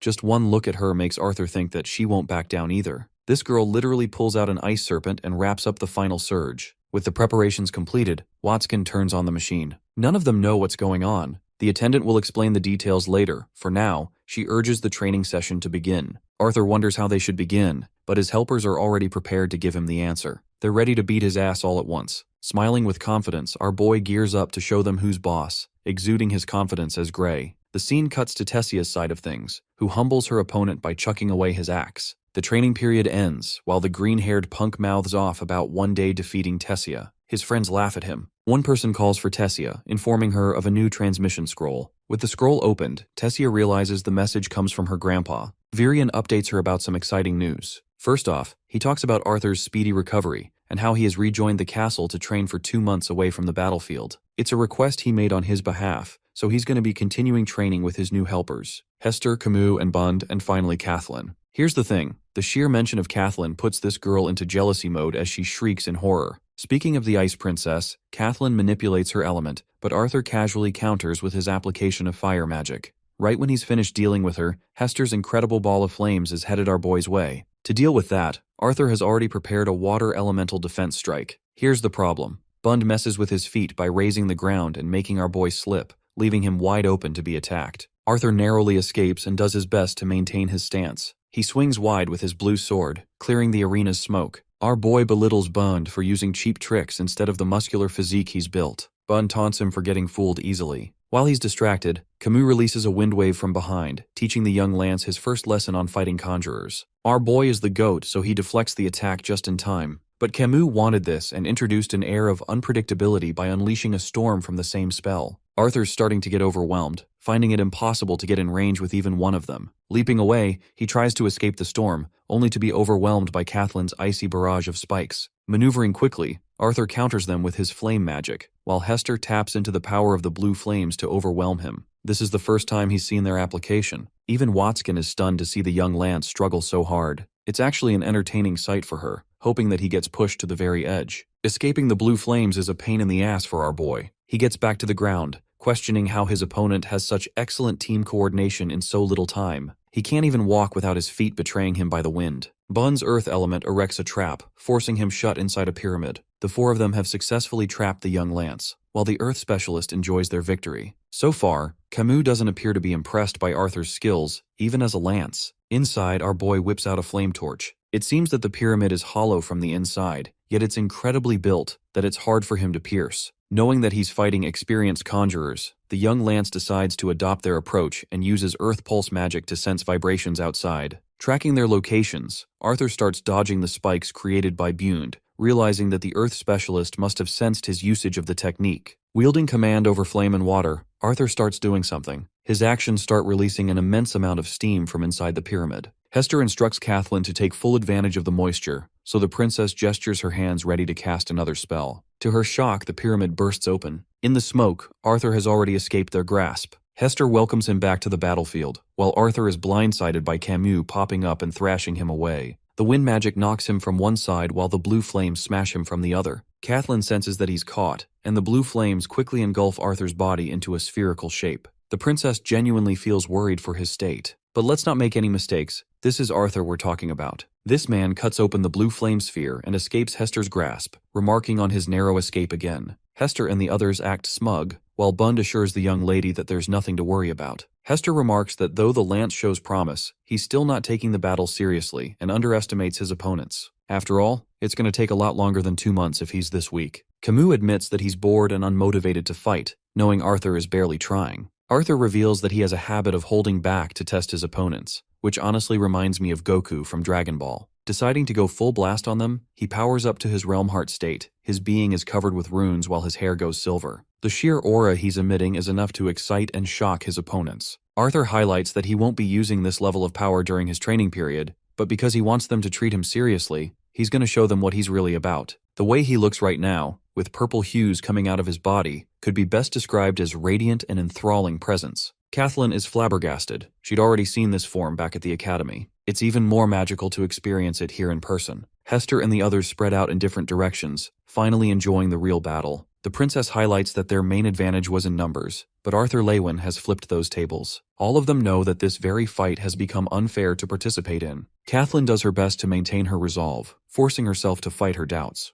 Arthur glares at her, before releasing mystical black lightning in his every movement. Camus is down in one blow while Bund saves him using his earth magic. The princess manipulates a water storm into a gigantic spear of ice, targeting Arthur and releasing it at his speedy lunge. Camus assists her spear to take even more charge as it catches up to Arthur. Knowing that he can't outrun the spear with its incredible speed, General Lewin turns one look at it and deactivates the spell instantly, leaving Kathleen to wonder what kind of miracle he just performed. Camus turns to blame her for her spell going off all of a sudden, but that's something not even the princess has any answers to. Bond goes on the offensive and taunts Arthur for simply flexing a new hair color. Those boulders make their way to him, but this man is on full speed mastered Ultra Instinct mode, evading each attack and releasing a surge of wind magic as a counter. Bund casts an earth shield to block the force of the attack and then uses more boulders to catch our boy off guard. Arthur is forced to lunge all the way back, escaping the very ground he's stepping on as it betrays his movements. His feathery movements are elegant to see. Kathleen is shocked that he didn't target her, and instead went for Hester. She watches him use a mirage in front of a fireball, while her brain races for an answer, questioning why he didn't attack her. Inside, Kathleen senses that maybe Arthur is actually afraid of hurting her. Using her special move, the princess casts an attack General Verret personally taught her to use. She doesn't want to be pitied by him. Seraph of Snow covers her body with shards. Each step freezes the ground. While Arthur's busy fighting the three conjurers, she sneaks up to strike him down. But even when he is completely off guard, Arthur dodges the full extent of her slash. He still gets hurt on the shoulder, allowing Kathleen to go for another attack. Arthur deploys earth magic to block her ice, but ultimately gets knocked away by Kathleen's move. Camus has already cast a windstorm and traps him in the winds. The earth specialist adds his contribution in the form of a gigantic fist. Hester covers it in blue flames to amplify the damage. Bond leaps into the wind tornado where Arthur is trapped. Unfortunately, our boy is incapable of dodging the strike and gets slammed badly. Bro is nuked into the ground with a loud explosion. Bond remarks that he felt really good having dealt serious damage for once. It's all thanks to Kathleen's contribution that made their teamwork successful. Even now they can sense that Arthur was holding back from using full strength. Pitifully, our boy emerges from the crater, expressing that he couldn't maintain that form for long. He compliments Kathleen for going full ice ninja mode on his ass and playing a critical role. Arthur's biggest mistake on his own accord is underestimating the princess and suffering defeat for it. By the end of the first duel, Watson lets everyone gather as they've got a lot to discuss. She makes it clear that the #1 priority in the training session is to ensure safety. Watson is currently developing a proper device which will automatically signal a defense mechanism to prevent lethal attacks. Bond thinks that all of their soldiers could use such an artifact, but Watson and the attendant understand that it would be extremely expensive to produce. Chipping in, our boy questions why he had to wear this tacky armor. The little scientist assures him that everything in this room is going to be used for measurement. His armor as well as those measuring plates are to record data to understand him better. Watson laughs like an evil villain, revealing that the sensors measure the impact of each spell into a measurement called force per unit. The chains of red mana are used to measure FPU upon being struck. Arthur wonders how that would play out if an attack is blocked. Watson agrees that it's a clear shortcoming, something she knew was going to happen. Most of the spells used in real battles are dodged or blocked. That's why she covered the entire room top to bottom with a disc that tracks the trails of mana and senses usage of a spell immediately after formation. Arthur summarizes her long-ass explanation into one tidbit that all of it is just for measuring mana. He's impressed by Watson's technological progress, but the part bugging him the most is his armor. Watson reveals that it's going to measure his mana individually, and it's going to be complemented with Amaria's skills. Arthur questions Amaria for keeping her abilities a secret with a vague explanation. The attendant clarifies that he was interested in armor and not her abilities. Arthur requests an insight into her skills and learns that she is capable of utilizing nature affinity magic to observe one's flow of mana. Basically, she's a deviant in her own ways. Amaria has actually been using this ability with the other lances as well, while Hester is curious about the data on Arthur. The attendant reveals that by using Watson's measuring device, she could gather information on manipulation of his core.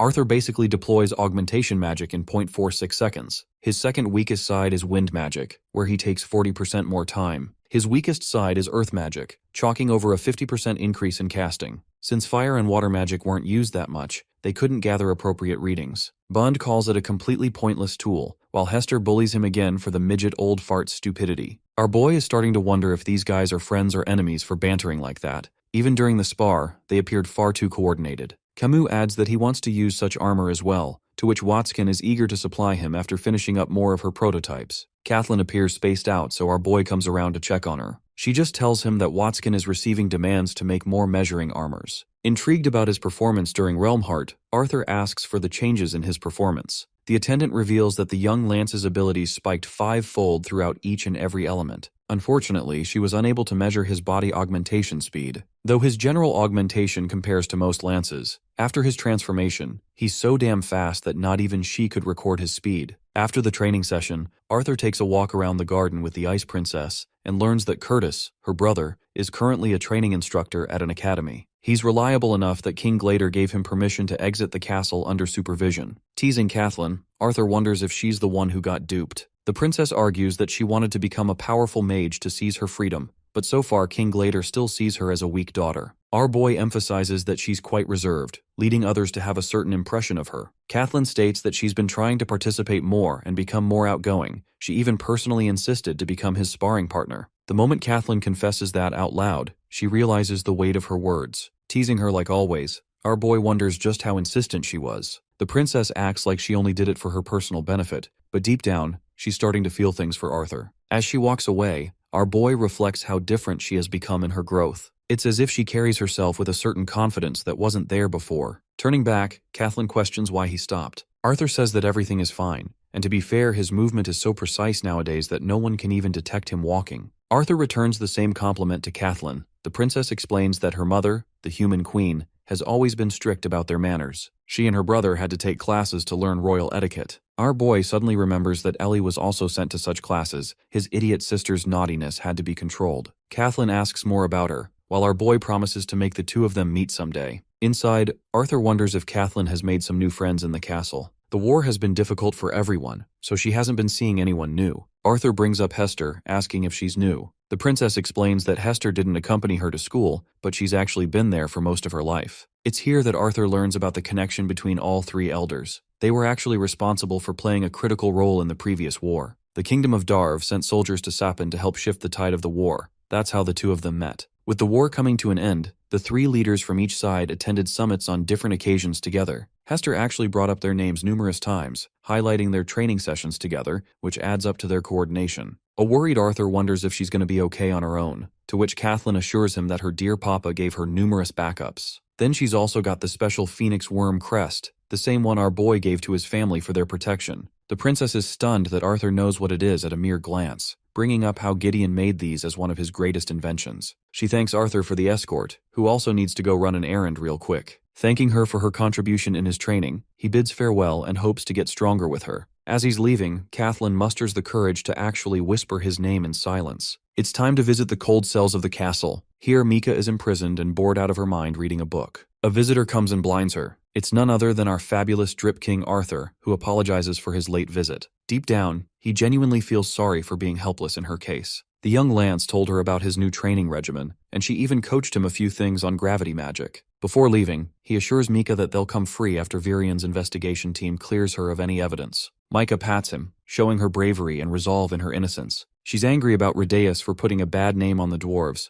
The good thing is that his cell is even worse than hers. Arthur leaves as Micah hopes that he frees her soon somehow. Back in his room, our boy reminisces on his own weaknesses. He has to overly rely on Realm Heart in most battles, and that form is unstable for a long fight. Turning to the little furball of white, Arthur wonders if Sylvie got the rest she needed. The cute thing stretches like a cat, showing nearly perfect recovery. She asks about the dark horns that are filled with mana. Right now, Sylvie shares her concerns about trusting a scythe. Arthur logically reasons that the Asuras can't help either side, which means Xyrus could have and should have killed him if she wanted. Back then, he was completely helpless, and if she hadn't popped up to save him, Uta would have killed them regardless. Sylvie thinks that it will be a huge boost if the horns somehow allow Arthur Lewin to tap into the white core. Though our boy takes one, he places the other in front of Sylvie, offering her to evolve. The little furball is hesitant, but Arthur reminds her of Lord Indrath's warning about her awakening process. So far, she's evolving at a slow rate, but Uto's horn can speed up the same process to an extent. Admitting her fears, Sylvie states that she doesn't want to awaken,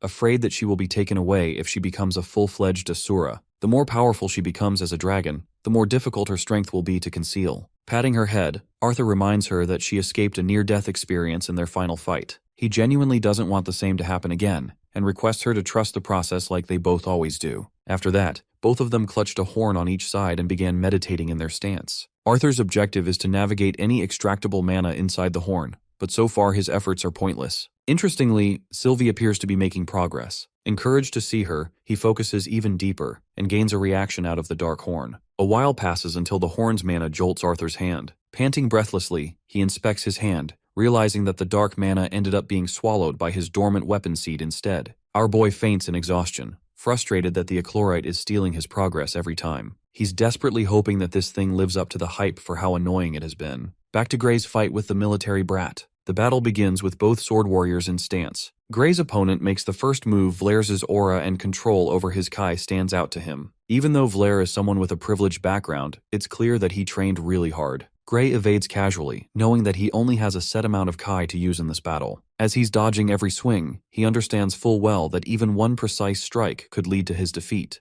Vlair roars at him and commits a mistake. Gray can easily highlight the weaknesses when it comes to his opponent's speed compared to his own. Countering with a kick, our boy retaliates with a sword strike that sends Vlair flying back from the impact. Having made contact with his body, the fight is concluded over. Vlair is pissed off, arguing that he can still fight. However, the instructor reminds the cadet that there is no victory in such matches. All he cares about is observing their talents. Vlair's ego can't take a loss and points to Gray landing a lucky blow, if anything. To shut his yap, the instructor emphasizes that the same kid had been excellently maneuvering every single one of Vlair's attacks in the entire fight. He coldly tells him to step off the field unless he's interested in cutting more of his points. Vlair steps off in defeat while our boy's face remains steadfast. After the fight, Gray has a meal all by himself when suddenly someone decides to sit next to him unprovoked. They discuss the outcome of their tests. Cecilia managed to ace her test and impress her testers with the amulet. Gray is glad that his friend's persistence managed to help Cecilia in her struggle. Nico was the first person of the trio to rise up after Wilbeck's death.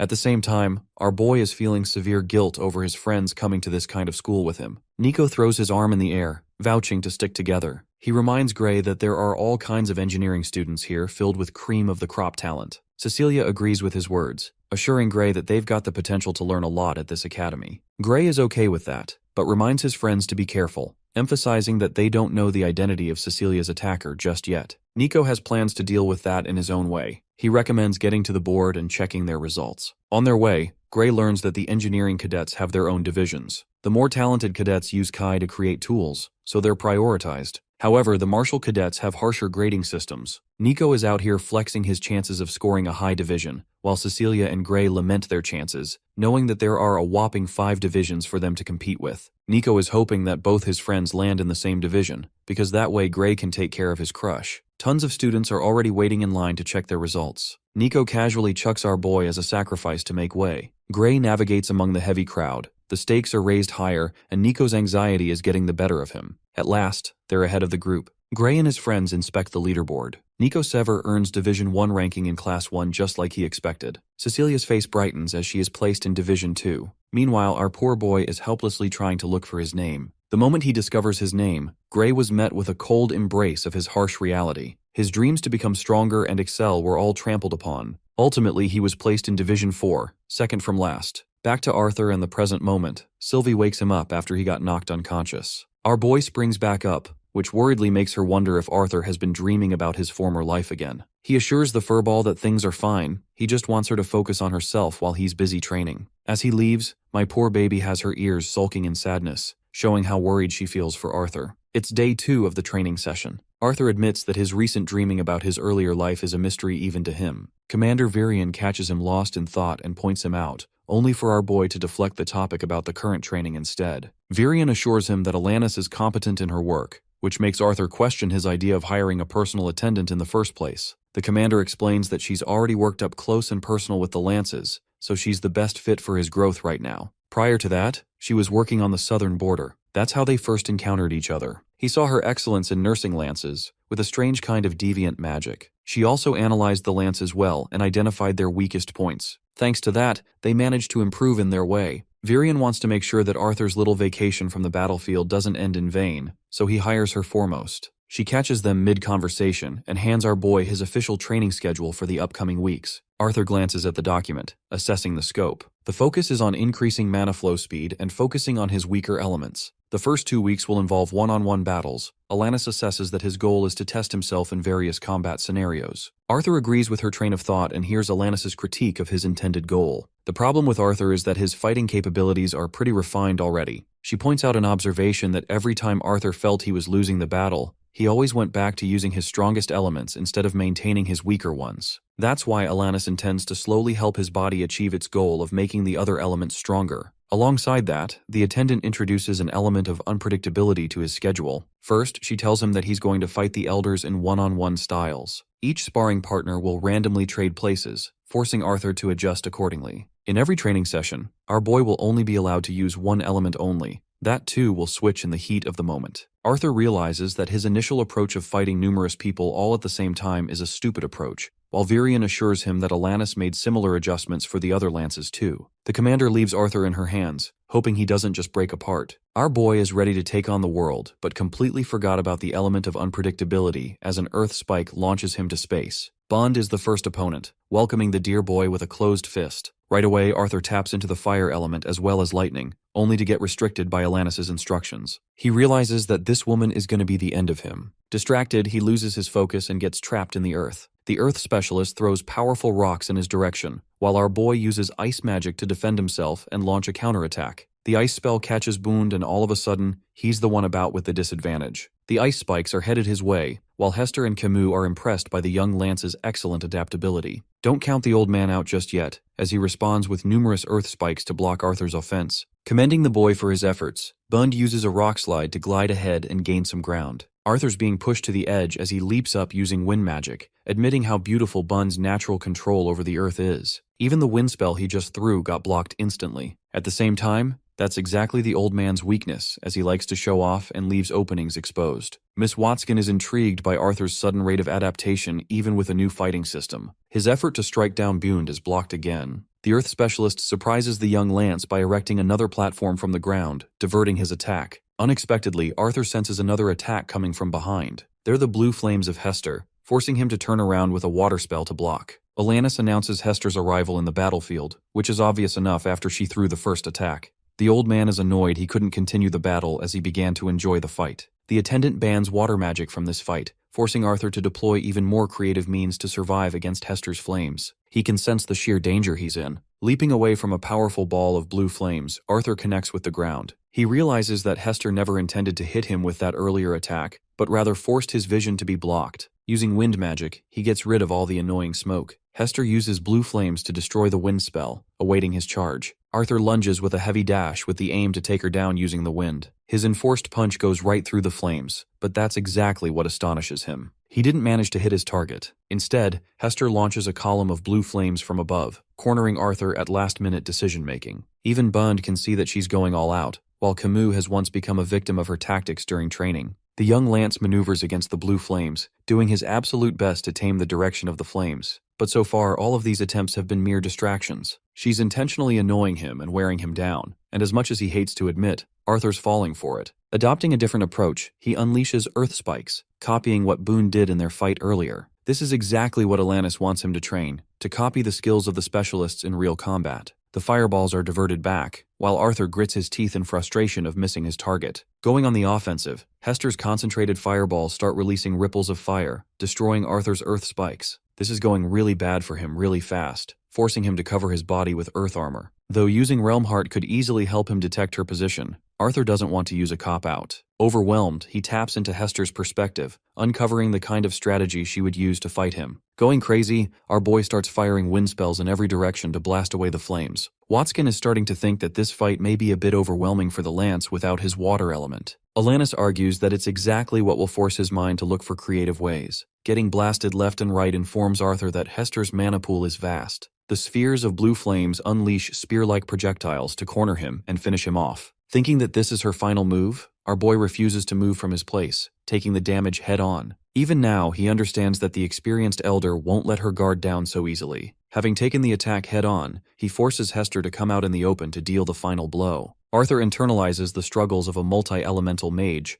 highlighting how important it is to use elements with the correct order. The talented young Lance slides his way into the ground to avoid Hester's ultimate attack, emerging behind her right when she thought she won. In this moment, he taps into the lightning element and Chidoris her ass. The contact of blue flames against lightning releases a shockwave and an explosion. By the end of their battle, Hester is down on the ground, glowing purple thanks to Watson's technology. The artifact she made seems to be working just fine as it avoided a lethal blow. Ellie and the others pop out of nowhere to check on our boy's progress. The little sister is worried that Watson is celebrating that her technology worked, because it easily could have gone the other way. Arthur assures his sister that he didn't need the artifact anyway, while an enraged Hester reminds him that he'll need it in their next battle. Ellie is warded off by the smell of Arthur's sweat, while Virion has personally come here with an update for the Lance. The rest of them exit the training room, while the commander urges both siblings to stay. Curious, Arthur asks what's up. The commander reveals the matter of the Black Bend and the Wall, how they put some of the best warriors to ensure safe delivery of supplies. The recent attack involves Arthur's parents and the Twin Horns group, terrifying both siblings. In the next scene, our boy is setting off to meet his parents at the Wall. Gideon is asleep while Sylvie can clearly detect Arthur's worry for his parents. He tells her that it's the very reason he never even wanted them to participate in the dangerous war.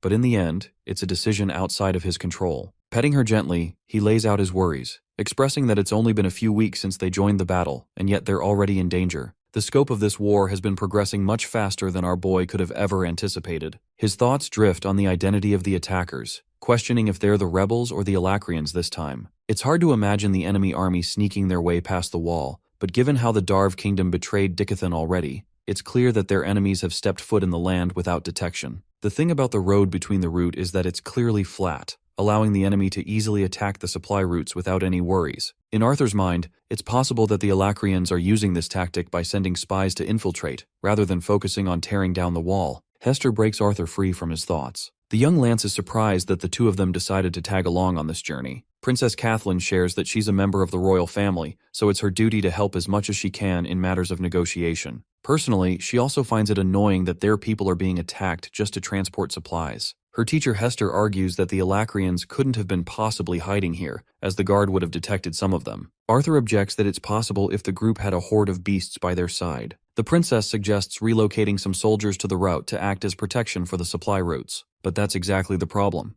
Gideon emphasizes that they're already running short on supplying soldiers. Commander Virion is currently working on a plan to solve this issue. The inventor personally hopes that Arthur's ideas will come to fruition, and wonders if the young Lance is willing to drop a few hints. The young Lance suggests that the terrain will actually be in their favor this time. Suddenly, the cart experiences a sudden bump, shaking them from their very seats. Hester asks the coachman, who explains that though they've arrived, the very sight of the battlefield is upsetting the beasts. Arthur takes a peek and looks at corpses openly killed about. They're all shocked. Inside one of the camps, Kathleen mourns the deaths of her soldiers, questioning how all of this could have happened over a mere supply cart. Sensing discomfort, our boy rushes to find his parents as well as the Twin Horns faction. He worriedly checks on them, questioning if they've been hurt. His mom calms him down, assuring that they're in great shape, and thankfully none of the others from their team received fatal injuries. Hester lets out a sigh of relief. Turns out that the Alecrians actually ambushed them right after Reynolds was separated from the group. It's only thanks to his return that they managed to survive. Arthur's dad pulled in with a clutch without sustaining a single injury. The boy's father questions why Arthur came all the way here, and if he has a greater purpose to his journey. Kathleen pitches in, stating that they're here to solve the issue of the supply route on priority. The inventor and Arthur are tasked to create a special device to protect resources. Reynolds admits that he often forgets his own son being placed in the council. Helen tells him to stop dilly-dallying around and chat with his son. Sylvie and Arthur's mother decide to stay inside the camp, while he goes out to discuss with his father. While he's leaving,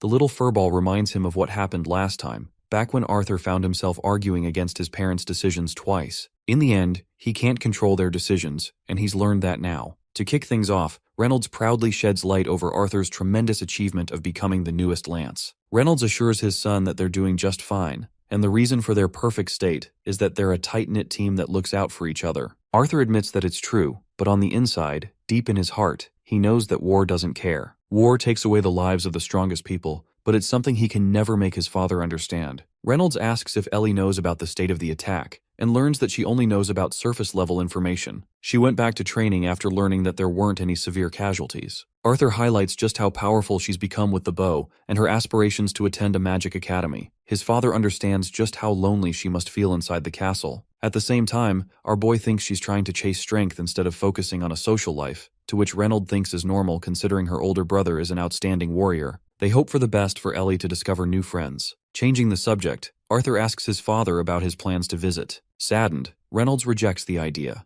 highlighting the ever-growing brutal conditions of the war. Right now, they're needed most on the battlefield. Hearing those words, Arthur tries to voice his objection, but ultimately resigns in defeat, knowing he can't do anything about it. Instead, he just shares the moment with his papa. After that sequence, he bids farewell to both his parents with a warm hug. Deep down, his longing and worry for his family continues to grow, and he desperately hopes that his strategy works out to ensure the safety of the route. Kathleen is seen observing his troubled expression. When they reach their next destination, she confronts him and asks if he's okay with a brief reunion like that. Arthur assures her that he's fine with them taking charge of the wall. Hilariously, the princess can't find herself sharing the same sentiment for Curtis, her brother who she doesn't even miss being gone. Gideon urges our boy to spill the beans of his plan already. Everyone's curious about his strategy by now. The boy emphasizes that it's more of a mode of transportation, rather than a proper device. Gideon is speechless until Arthur reminds him of the combustium methodology the inventor talked about for a ship overseas. Using that same logic, they'll build a ship over land, declaring its official name as a train.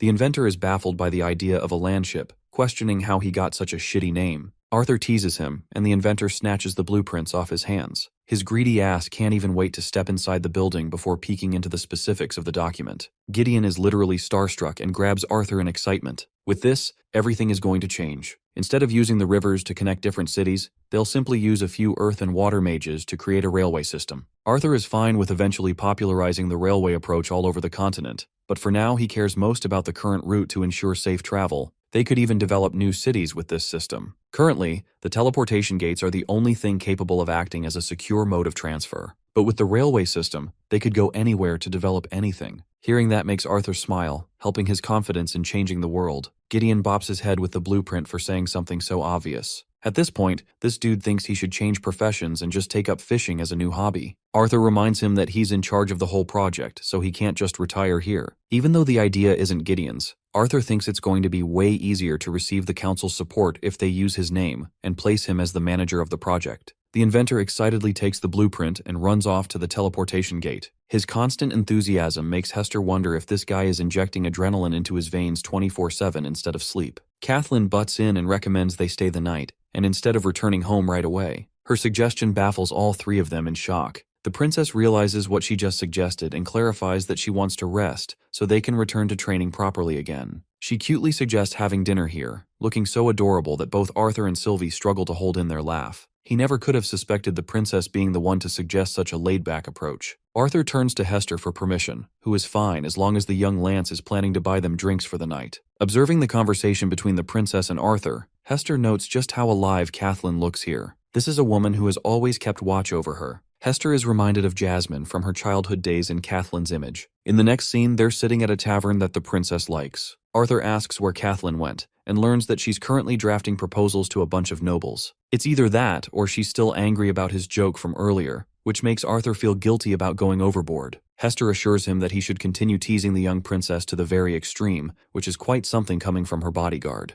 The fire specialist finds it joyous to see Kathleen come alive around him, especially when the princess's personality makes it difficult for her to make new friends. The friends she made along the way couldn't really be called true friends at all. Hearing her story, Arthur is grateful of Hester always looking out for the princess, knowing that she must have played a great influence on her character, as well as Jasmine's. Giggling in response, the elder notes that both women would have turned out just fine without her influence too. Hester realizes now that Arthur is familiar with the Flamesworth family because of Jasmine's influence in the Twin Horns group. Arthur reveals that actually, she was her guardian and tutor during his time as an adventurer. Hester senses that he knows about the dark secrets of the Flamesworth family, while Arthur assures her that he's had the privilege to meet good people like Jasmine and her. Turns out that Jasmine is actually her niece, a child who never complained in her keep. Arthur and Sylvie didn't even have any idea that she had siblings. Hester reveals that Jasmine's father is a man known for his pride, and hopes that Jasmine becomes a dual elemental mage. Unfortunately, the moment he learned about her inability to wield fire mage, she was kicked out of the family. That's the story everyone knows, and Hester deeply regrets to this day being unable to help the little girl. Chugging down her drink to forget her sorrows, she slams the cup down, admitting how relieved she is to see Jasmine thriving with her new circle. Arthur doesn't really have any intentions of fighting Jasmine's father, knowing it's her personal battle to deal with. The prideful Hester doesn't want him going around destroying her family name,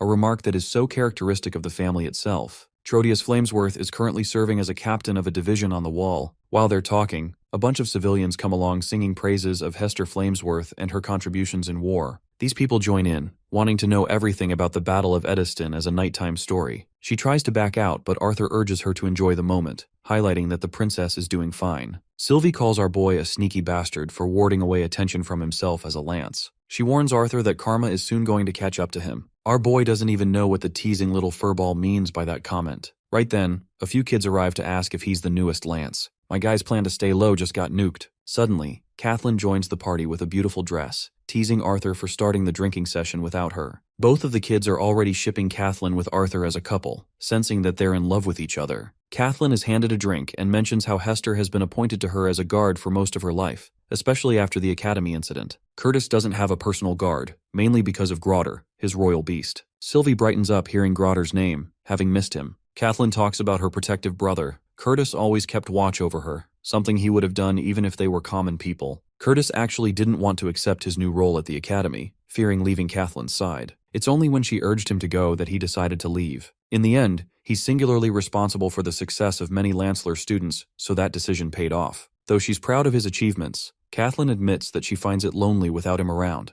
a fact she will never admit to his face. The dazzling princess, the one who was once quiet and reserved, now wants to show everyone just how much she has grown. Arthur is really happy that she got to be one of his training buddies. He's also hoping to reunite with his friends from the academy as it's been a while. Hesitating, he asks about an update on Claire's condition. The princess recalls Claire's final message to Curtis, Tessia, and her. She told him about her shattered core and regretted being useless to Arthur at the academy. Instead of talking about her, the princess goes batshit crazy and chugs down the drink. Then she straight up requests a dance with our boy. I can't lie, this man genuinely gets all the bitches without even trying. Effortless riz. Arthur is dragged into a dance, swaying his body around in odd motions. He teases the princess for expecting ballroom music instead. Kathleen fidgets and finds it annoying that it's not playing, causing our boy to laugh his guts out at her confusion. Playing the part of the charismatic expert, Arthur extends his hand, hoping to teach the princess in his ways. Their hands conjoin as they dance with each other, Sylvie dancing alongside them. While this is happening, Tessia suddenly gets a burst of anger and punches her teammate for no reason at all. The girl can sense our boy's betrayal from miles away, and something tells me Arthur is going to sleep on the couch soon. Let's go back to the castle and take off with the training schedule. Miss Watskin is out here suffering sleepless nights just to create a new model for measuring Arthur's mana flow. She helps him equip the bands and tightens the grip when Arthur jokingly compares her to Gideon's pitiful expression. Commander Virion arrives with some interesting company this time, inviting the two attendants to bow in respect. Princess Catherine meets Lance Veray, who is impressed by the little girl getting stronger than ever. Catherine has found growth in training alongside Arthur's program, while Bund is frustrated that these lances are here to disrupt his session again. Alanis shares that the princess will be sparring one-on-one with Catherine next, but Lance Veray has a different plan. Expressing piqued curiosity in Arthur Lewin's growth, she takes off her cape to enjoy a personal view. After all, Veray hasn't had the opportunity to face him as an opponent yet. Both lances are in the battlefield, with Emily fearing for the barrier's hold. Lance Veray emanates a pulsing blue aura, which is matched by Arthur's ferocious red spirit. The scene is tense. Everyone is watching with eyes peeled open, praying not to miss an intense moment. Catherine understands everyone's excitement. Lance Veray, her master, boasts power that impresses elite specialists in magic. She goes for the offensive, manifesting a spear of ice and nearly nailing Arthur down. Luckily, our boy's swift reflexes allow him to escape the ice field as the spear plunders the battlefield in ice. Catherine understands full well that even a single spar against Lance Veray will be more educational for Arthur than anything he's trained. Our boy uses water magic to send streams of water. Veray casually deflects them with ease. Going for the offensive again, Veray starts letting loose and sends icicle shards in every direction. Each shard is meant to freeze its target upon contact, and Arthur carefully dodges all of them. Seeing this side of Arthur Lewin in a real battle, Bun shares that so far, the young Lance wasn't even going all out in their training sessions. Virion explains that it's a habit of the boy to go light against his opponents. But for Veray, he's allowed to use his fullest strength. Camus wonders why he's yet to tap into the Realm Heart form, to which Ellie expresses it's because he wants to enjoy the experience of the fight. It's the first time in a long while that she's seen a truly happy expression on Arthur's face. The exceptional Lance Veray creates a dragonic beast and charges its wrath towards our boy. In response, Arthur activates the will of the blue flames and shatters her attempts to mow him down. The battlefield is filled with blue ice interacting against blue flames. Veray rises to the sky, stunning Catherine as not even she has seen this side of her master in battle. At this point, people are genuinely starting to place bets on both of them, while the princess is hoping to gain some insight from this fight. Arthur launches ripples of wind magic to take care of Veray's ice spheres. However, his attack couldn't even reach her because of the difference in air pressure in her domain. Veray thinks that it's an intelligent confession from Arthur. Pointing her finger down, she rains icicle barrage, forcing our boy to counter each and every strike in successive fashion. Hester is impressed by the young Lance's smart combination of fire and wind. But the one thing that bothers Catherine is why Arthur refuses to disperse the spell, knowing that it would drain his mana. Her eyes widen in shock when she witnesses his electrical magic pulsing from within. Arthur has just created a lightning spear. Supercharged, he launches it at full force towards Veray. The lance blocks it using her ice shield, but even then the spear annihilates the shield upon impact. Arthur's previous move dealt quite the blow, but it appears that his efforts are in vain. Catherine and Baron look up to the majestic glory of Veray using her ultimate form. Clad in icicle armor, Veray is ready for the final battle. To respond to her glorious transformation, Arthur taps into the Realm Heart state with bright confidence to end the fight. Even though the princess has seen Arthur's transformation once more, she is always rendered speechless to see it in person.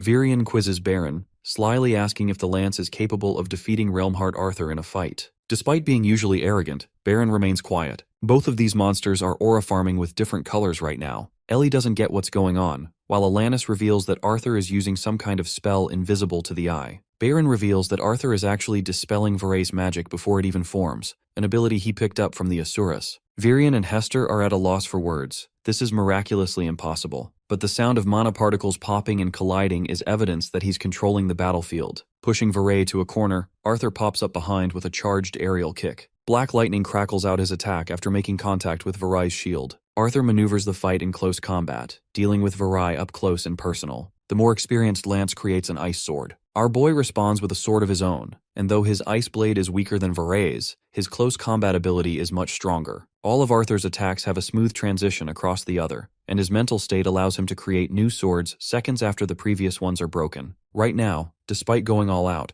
it looks as if the two are dancing on the battlefield. Both Veray and Arthur are enjoying every clash. However, our boy's sword cracks at the most unexpected moment. It's exactly when Veray seizes the advantage and stops Arthur from manifesting another spell by trapping his arm in ice. The fight is over with Lance Veray holding a sword against his neck, concluding her victory. Arthur laughs while the experienced general praises him for his excellent combat ability. Naturally, there's a gap between the two that needs to be overcome. However, Varai thinks that he only lost because of his incomplete control over Realm Heart. Arthur thinks that his transformed state is a cheat code, which is why he doesn't like using it. Seeing her makes him want to perfect his ice magic more. Turning to the mentors, Arthur awaits their criticism. Hilariously, Virion, Camus, and Bund are sulking in defeat, having lost the bet because they thought our boy would win. Our boy is sitting around waiting like a student for his report card. Alanis is compiling a report and begins by asking if any of the mentors have any advice for the young Lance. The three elders start yapping together, mixing opinions about Arthur's incompatible use of lightning with earth, fire spells being inefficient,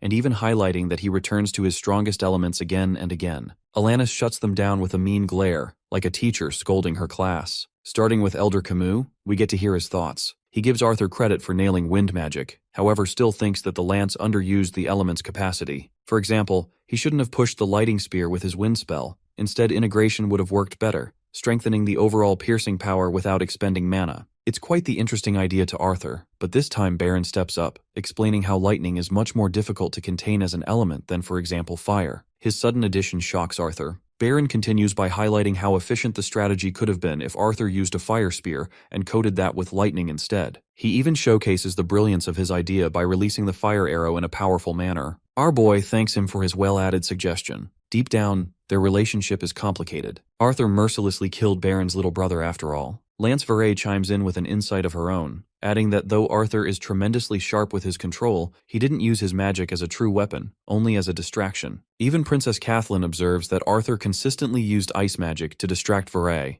when his real focus was on casting lightning spells instead. Bro is starting to feel like he's way too predictable in a fight if everyone's reading him so openly. Varay argues that his spell chaining technique is fast, but in a battle of attrition, it would inevitably serve as a disadvantage and lead to Arthur's defeat. The session ends with Miss Watson and Ellie feeling drained as hell. Being in the presence of two other lances as well as Commander Virion can be tough. Arthur teases his sister by reminding her that he's a lance too, but she doesn't really feel the difference as he's more a brother than a soldier. Ellie bids her big bro farewell, addressing him properly with his title as he waves goodbye. Alanis is stumped to comment on how differently Ellie behaves compared to him, which Arthur believes is because she shares the personality of their father Reynolds. Alanis assumes that must imply he takes after his mother, but Arthur likes to think he's a mix of both. She thinks it's natural to believe that way as they're his parents, but my personal guess is that he's sad, knowing that he came from another world. Anyway, Emily Watson is snoring like an overworked scientist. Arthur checks her awake and requests data on his recent training sessions. Camus is curious all the same about his personal records too. Emily reminds them that the numbers don't really matter much outside of proper context. First, she used assistance from different academics to test the prototype version of the artifact. This happened in Lansler Academy, where students are collecting a large sum of data. Arthur realizes that the goal is to measure FPU compared to other mages. The more she compares with others, the more accurate her data will be as further data is collected and analyzed. All three of the elders are dying to know who's stronger between the three of them. Bund is already acting like he's a god among them, while our boy doesn't really care. He's just happy that he gets to train with exceptional mages of their caliber. He even bows to them, offering gratitude for their time spent.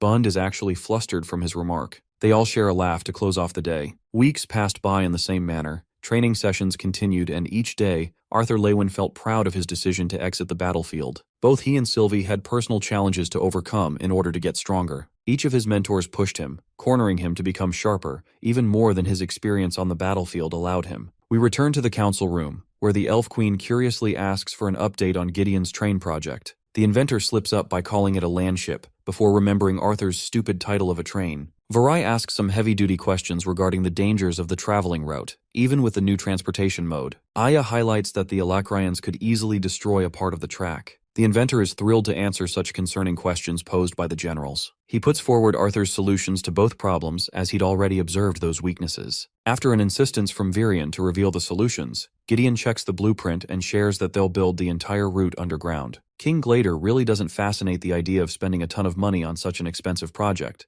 but Arthur picks up this critical error and the human king's inexperience on the matter. He offers him to think from a different perspective, arguing that the project will solve three critical problems at hand. First, solving the supply route issue, then eradicating the costs of mana beasts that are used for general transportation. Finally, the recent issue of the rise in poverty. Offended by his remark, Lance Baron roars at Arthur that their city is doing just fine because of the war. but the human queen insists our boy to finish his explanation. Arthur states that business going upwards doesn't say anything about the state of the lower-class citizens themselves. He directly asks the queen if the cities have started reporting riots for an increase of tax. The queen is startled about his excellent prediction, as they were going to discuss that subject in the next topic. Arthur emphasizes how the very existence of war has risen above the needs of the people. The main focus is for those participating in the war. For the common folk, the cost of living goes up and their wages are the same as ever. Many farmlands have been destroyed, and the recent attacks make it difficult for people to live prosperously. The Elven King takes interest in the project's scope,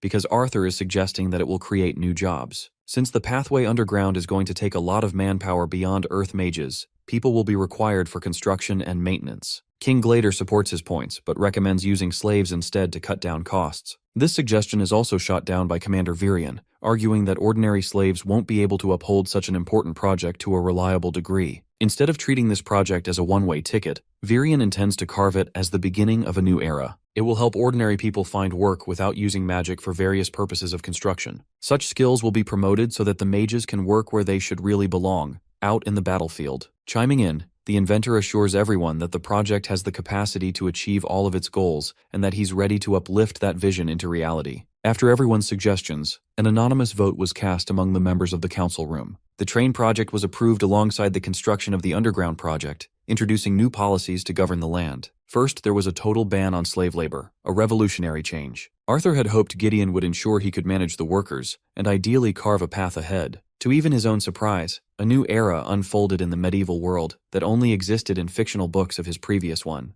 Thanks to the war against Alacria, the Industrial Revolution is springing with full force. Though Arthur could not prevent the war with his knowledge, he hoped to help the people living inside Dickathon. Back at the castle, Sylvie is meditating. Chefs are busy cooking. Normal life ensues. The training session continues, though everyone seems duller than usual. Bund face against the princess, giving her a heavy battle. Meanwhile, Arthur is stretching alongside Camus. Ellie brings him a towel and points out how he's getting his ass kicked lately. The sibling banter continues, while Elder Camus decides to teach our boy something new, insisting that he throw a punch. Arthur is flabbergasted and almost startled at first, suspicious of what's going on. But it seems this elf is ready to take his punch at his fullest. Our boy charges his fist and attempts to slam his palm, stopping right before the hit could land. Camus then easily grabs his fist, stunning the young lance. You see, Arthur's punch felt like it was moving extremely slowly. It's kind of like the concept for Gojo's Infinity. This old hairy fuck doesn't even offer an explanation as a mentor and tells our boy to figure it out on his own. Camus shares his observation when Arthur fought against Varay. It was only that battle that convinced him of something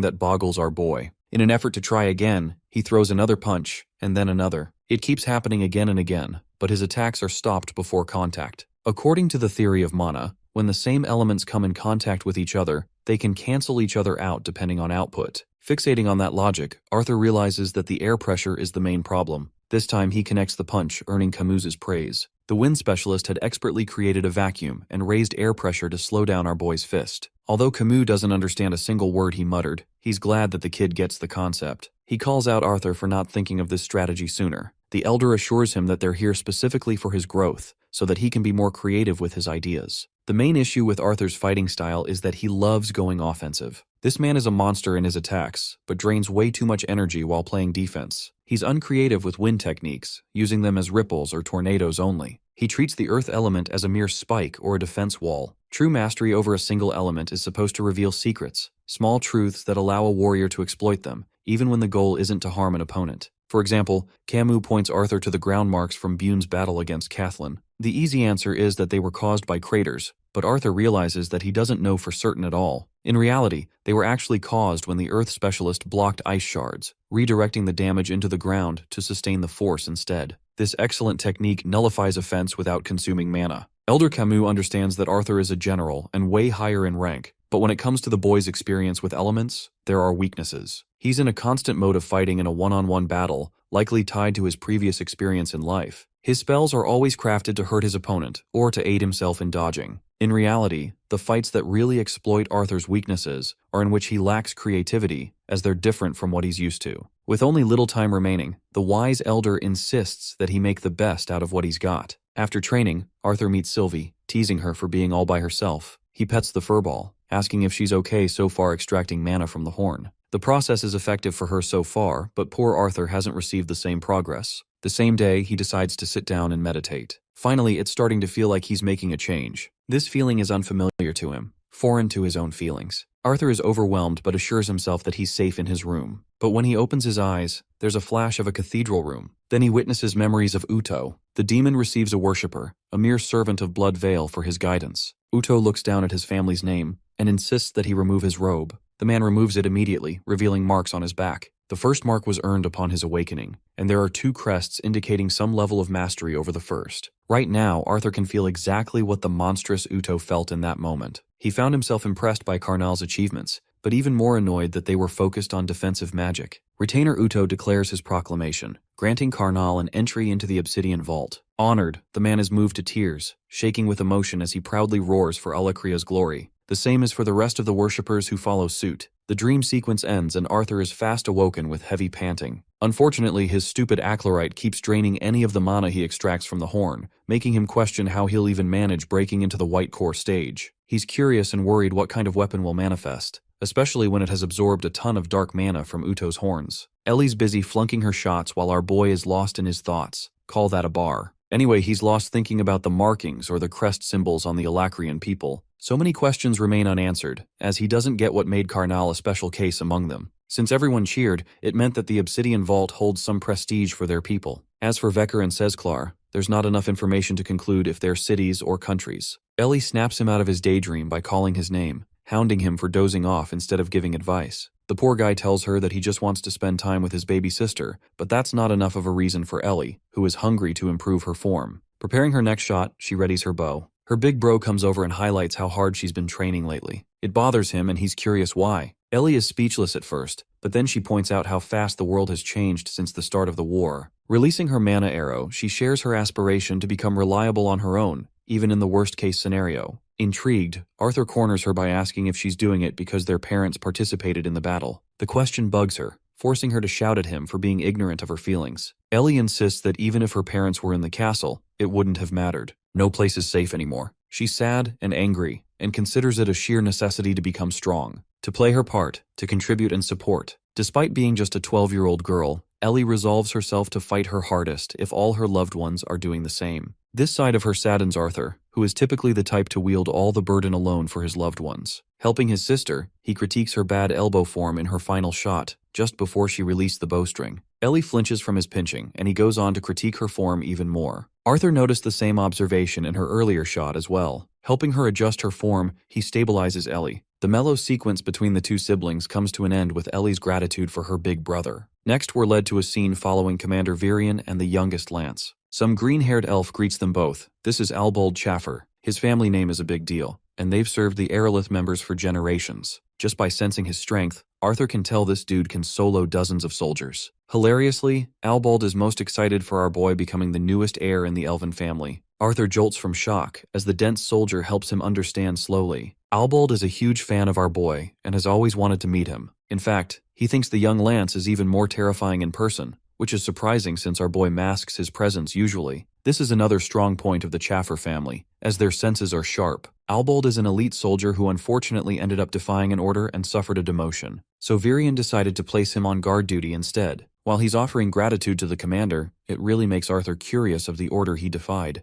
Virion tells him to lock the door, and he does so right away. They head inside, as memories of King Glader and the rest of the council start racing through Arthur's mind. This is where he was imprisoned unjustly, the same cell. The commander realizes that Arthur is disturbed by what happened. Our boy considers it ironic that he gets to meet and serve King Glader, even though he was directly responsible for plotting a child's demise. Commander Virion hasn't forgotten one bit, and even would have locked the Gladers down. But Lord Alder came in and complicated everything. The Dwarven Greysunders were truthfully incompetent, but King and Queen Glader are respected by everyone. That's why it would have raised hell to punish them at the start of the war. Curious about Lord Aldir's disappearance, Arthur raises the question of what happened to him. Commander Virion explains that he has an artifact to communicate with the Asura, but recently there's been no response. Suddenly our boy's sharp nose catches a certain stench. A torturer is busy working his tools. Gentry greets the commander, while Arthur's eyes dash open in shock and horror. He despises Radius, but seeing him literally cut up and slashed on every part of his body makes him wonder if they've gone too far. Gentry is a specialist magician who can create hallucinations to ease up interrogation. However, Radius hasn't been broken just yet. Uto, on the other hand, is quite the exception. Thick skin paired with an unwavering mentality. Luckily, the restriction of movement is killing him. They're making a mark, and very close to breaking him. He cautions them to approach carefully, because even though the vault prohibits the use of magic,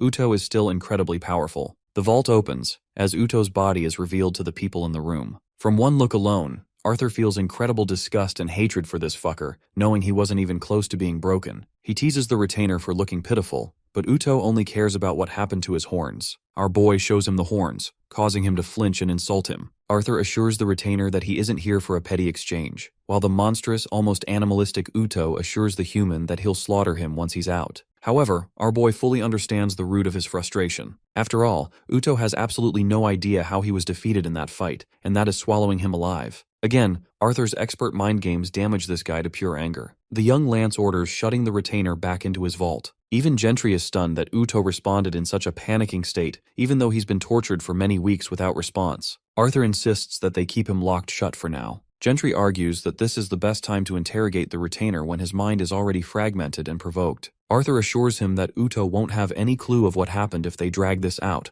tensing him and veering him towards insanity. Even Commander Virion comments on the young Lance's merciless expression, as Arthur takes full responsibility and intends to interrogate Uto when the time is right. In the training session, Arthur finds himself in a state of pensiveness. Watskin checks if he's ready, while Alanis explains that they'll resume a 3-on-1 structure from here on out. Arthur's ice and water magic will be restricted for now. The young Lance powers wind through his feet and lunges with incredible speed to face his opponents. Right away, Hester can sense that he's aiming for a close combat-style battle. She's actually able to divert his attack, but Arthur is done playing around and grabs her by the shoulder, flipping the flame specialist off her feet and charging a punch right at her. He doesn't want to spend a ton of time focusing on one opponent. However, a shard of ice blocks him from defeating Hester, allowing her to get away while entrapping Arthur. This tells him that he also can't waste time dripping his guard. Using fire magic, he annihilates the ice off his body, and then concentrates the usage of the earth to trap Kathleen's feet. The Ice Princess fortifies her spell in order to escape the earth, but Arthur's approaching full speed while she's busy being covered. Knowing that the princess has an artifact as a safety precaution,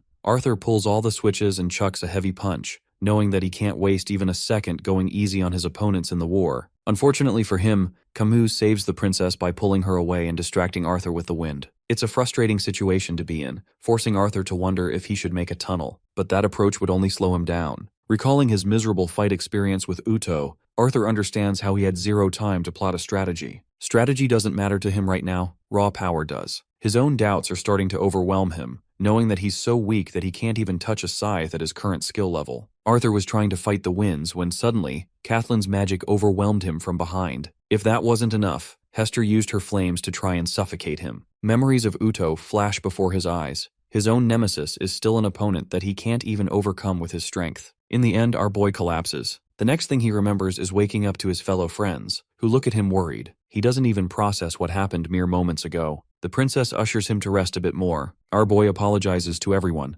and though Kathleen doesn't really think of it much, the elders are pissed off. Bond straight up points out how the young Lance fought like a little child with no control over his powers. There was zero awareness in his thinking, even though the normal Arthur could have easily managed to find a way out. Our boy confesses that he just wanted to overpower the spell combination somehow, but Camus points out the root of the problem: pressure. Internalizing his thoughts, Arthur understands that he's a prodigy in the eyes of the elders. But in truth, he used to be a powerful king in his previous life. If he happens to agree with Camus's thoughts about feeling the pressure, it would imply just how weak he is despite his advantage. Arthur scoffs weakly, stating that he can't overpower or defeat the scythes at his current level if he's falling short of beating a simple combination spell. He's feeling the guilt of being unable to protect his continent. Camus understands that as a young Lance, Arthur must feel extreme pressure and responsibility, but even then he's not alone. Hester argues that our boy's ego is showing its full face, because he thinks that somehow he's going to be the sole savior for Dickathan. In reality, the people of the Dickathan continent rely on lances in the same way lances need to rely on the soldiers. Laughing at their remark, Arthur treats it like a consolation therapy, but Hester assures him that they're doing their best to make him feel better. Snapping right at them, he shares the horror of facing a scythe. He's the only person among them who has combated actual retainers, pointing out their uninformed optimism. Arthur pushes forward the idea that this war is far, far different from the previous wars between the races. Godlike beings like the Asuras are worried about Vritra, so he can't just sit around entrusting soldiers to do the duty when a warrior of his caliber narrowly escapes death.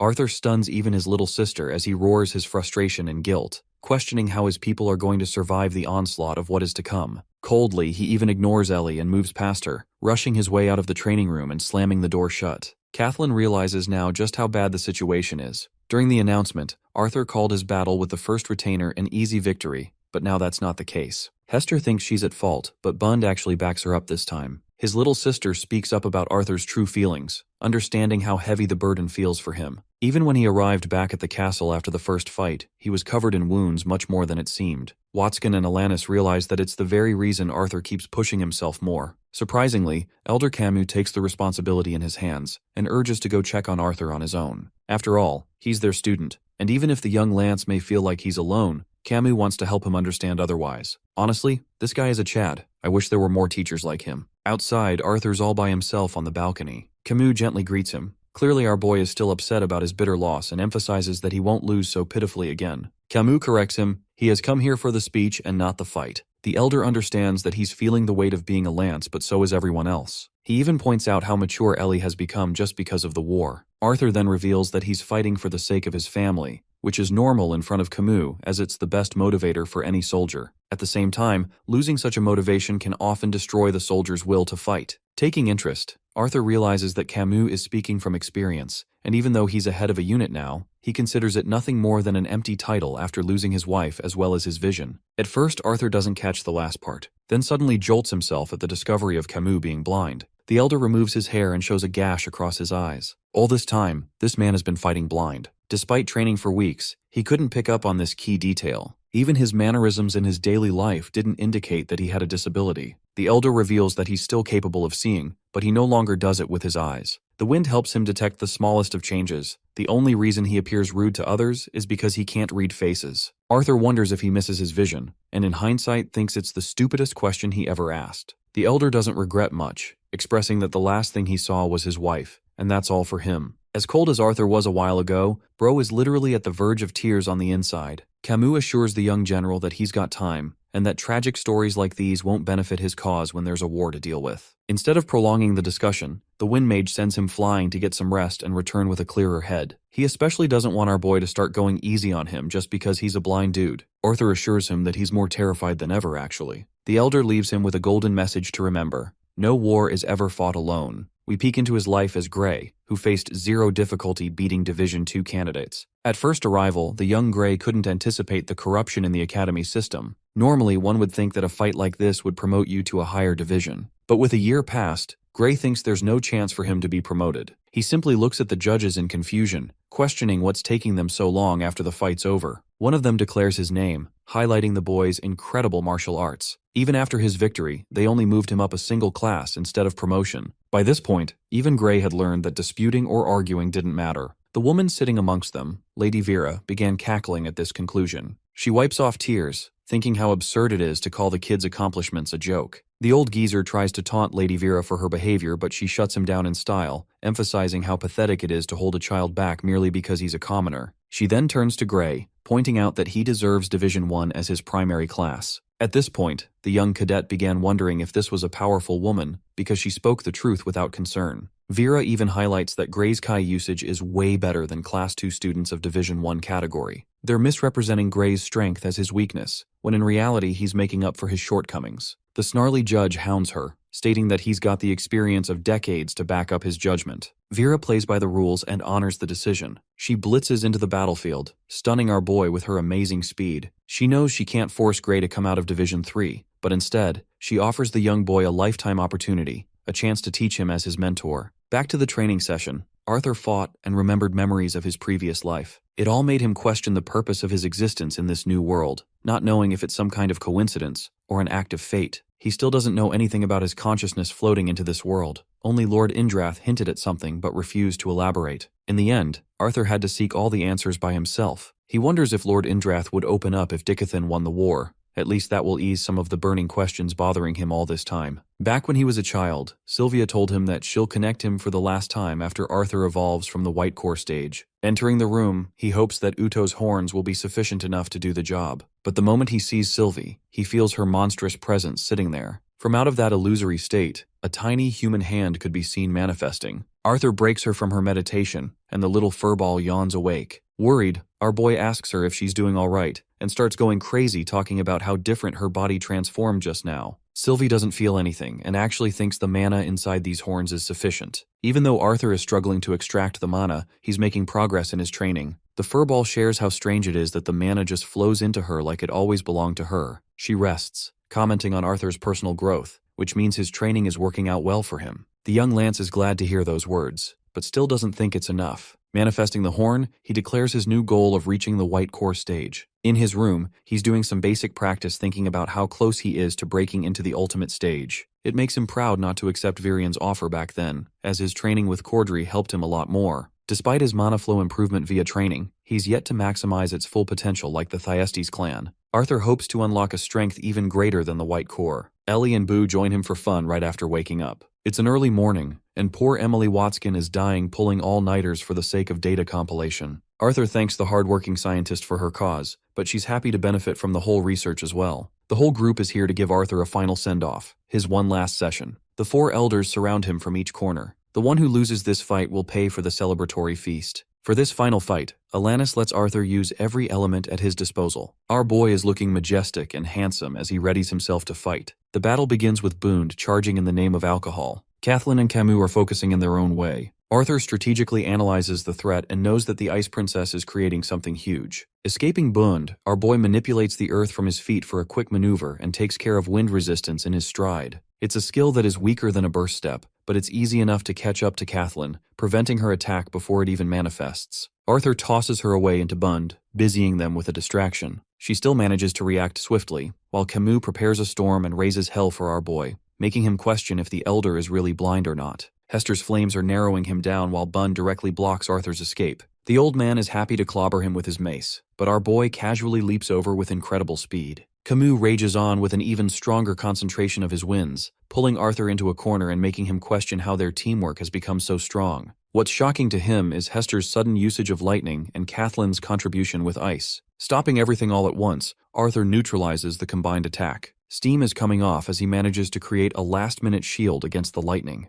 Things are bad, and he needs to act quickly before he hits the ground. For his first target, Arthur redirects lightning acting like he's Zuko or some shit. That same lightning crackles and destroys Elder Bund, knocking him down. Seeing Arthur's determination taking a new rise, Camus wonders if he really cares about his money that much. The young Lance wonders about Kathleen's thoughts, who doesn't care about the money and swings at him with an ice spear. All she cares about is defeating him so that she can convince her parents that she's enough. Arthur uses Camus's technique of the air pressure he learned from that day, and then negates her assault, catching the spear and even redirecting damage to the ground. His application stuns the princess, surprising her to the point he uses lightning to finish her off. That's 2 down. But Arthur was too busy to notice Hester's creeping blue flames swarming him. She's glad to see his training really paying off in this final battle. Arthur acts arrogant, entertaining the idea that he was holding back all this time. But Camus calls him out on his bullshit, reminding the kid that he's a mere average wind user. Anyway, their combined attacks engulf the young Lance in a spiral of blue flames. Arthur still manages to block everything, and when the dust settles, this man is gone. While everyone is wondering where he went, Bro pops right out of the ground, grabbing Camus and smashing him into the wall, putting him down. Hester is way too distracted by his fall to focus on Arthur leaping in front of her. Still, she impressively reacts in time, though he dodges and corners her with his application of the earth. The young Lance concentrates earth attacks against her flames,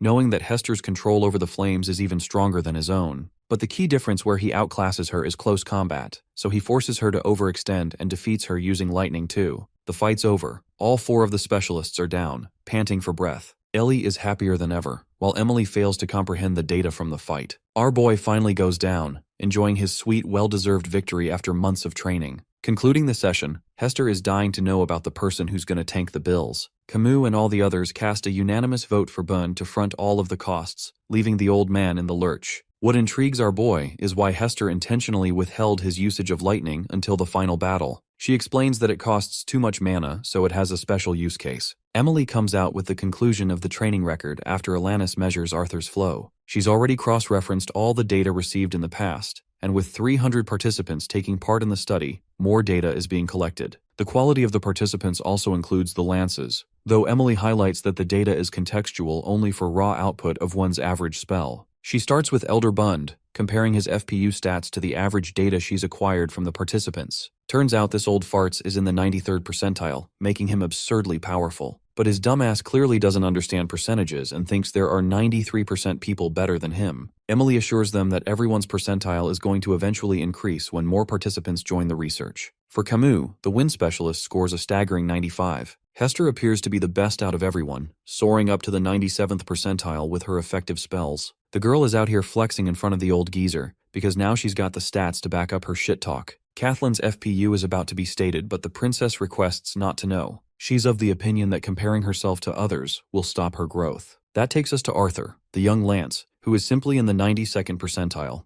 Bund thinks it's fine because the kid's got time to grow. Hester teases the old fart for being downed first in their fight. Camus doesn't want to argue with those babies and turns to Alanis, inquiring if the training period resulted in success. The attendant states that they did their best to help the young lance increase his mana flow rate. In fact, she offers her side of the report to Arthur with some added notes he can rely on. Taking one look at the detailed notes, Arthur realizes just how much work this woman has put into his analysis. With the juicy bits concluded, Boone charges ahead for the feast for them to celebrate. Hester reminds the old dumbass that he's going to be fronting all the bills in case he's forgotten. They fight again while Arthur invites Emily, only to learn that she's got some stuff to do. With the end of the research, the scientist bids farewell to her beloved equipment, helping her pinpoint the data to perfection. However, one part of the analysis is still imperfect. Even though the recording method didn't change in the last 2 months, Arthur's exceptional growth is noteworthy. In the Realm Heart state, he has literally risen to the ranks of incalculable FPU. Later, they share a grand table for their feast. Ellie and Emily are charmed and can't wait to dig in.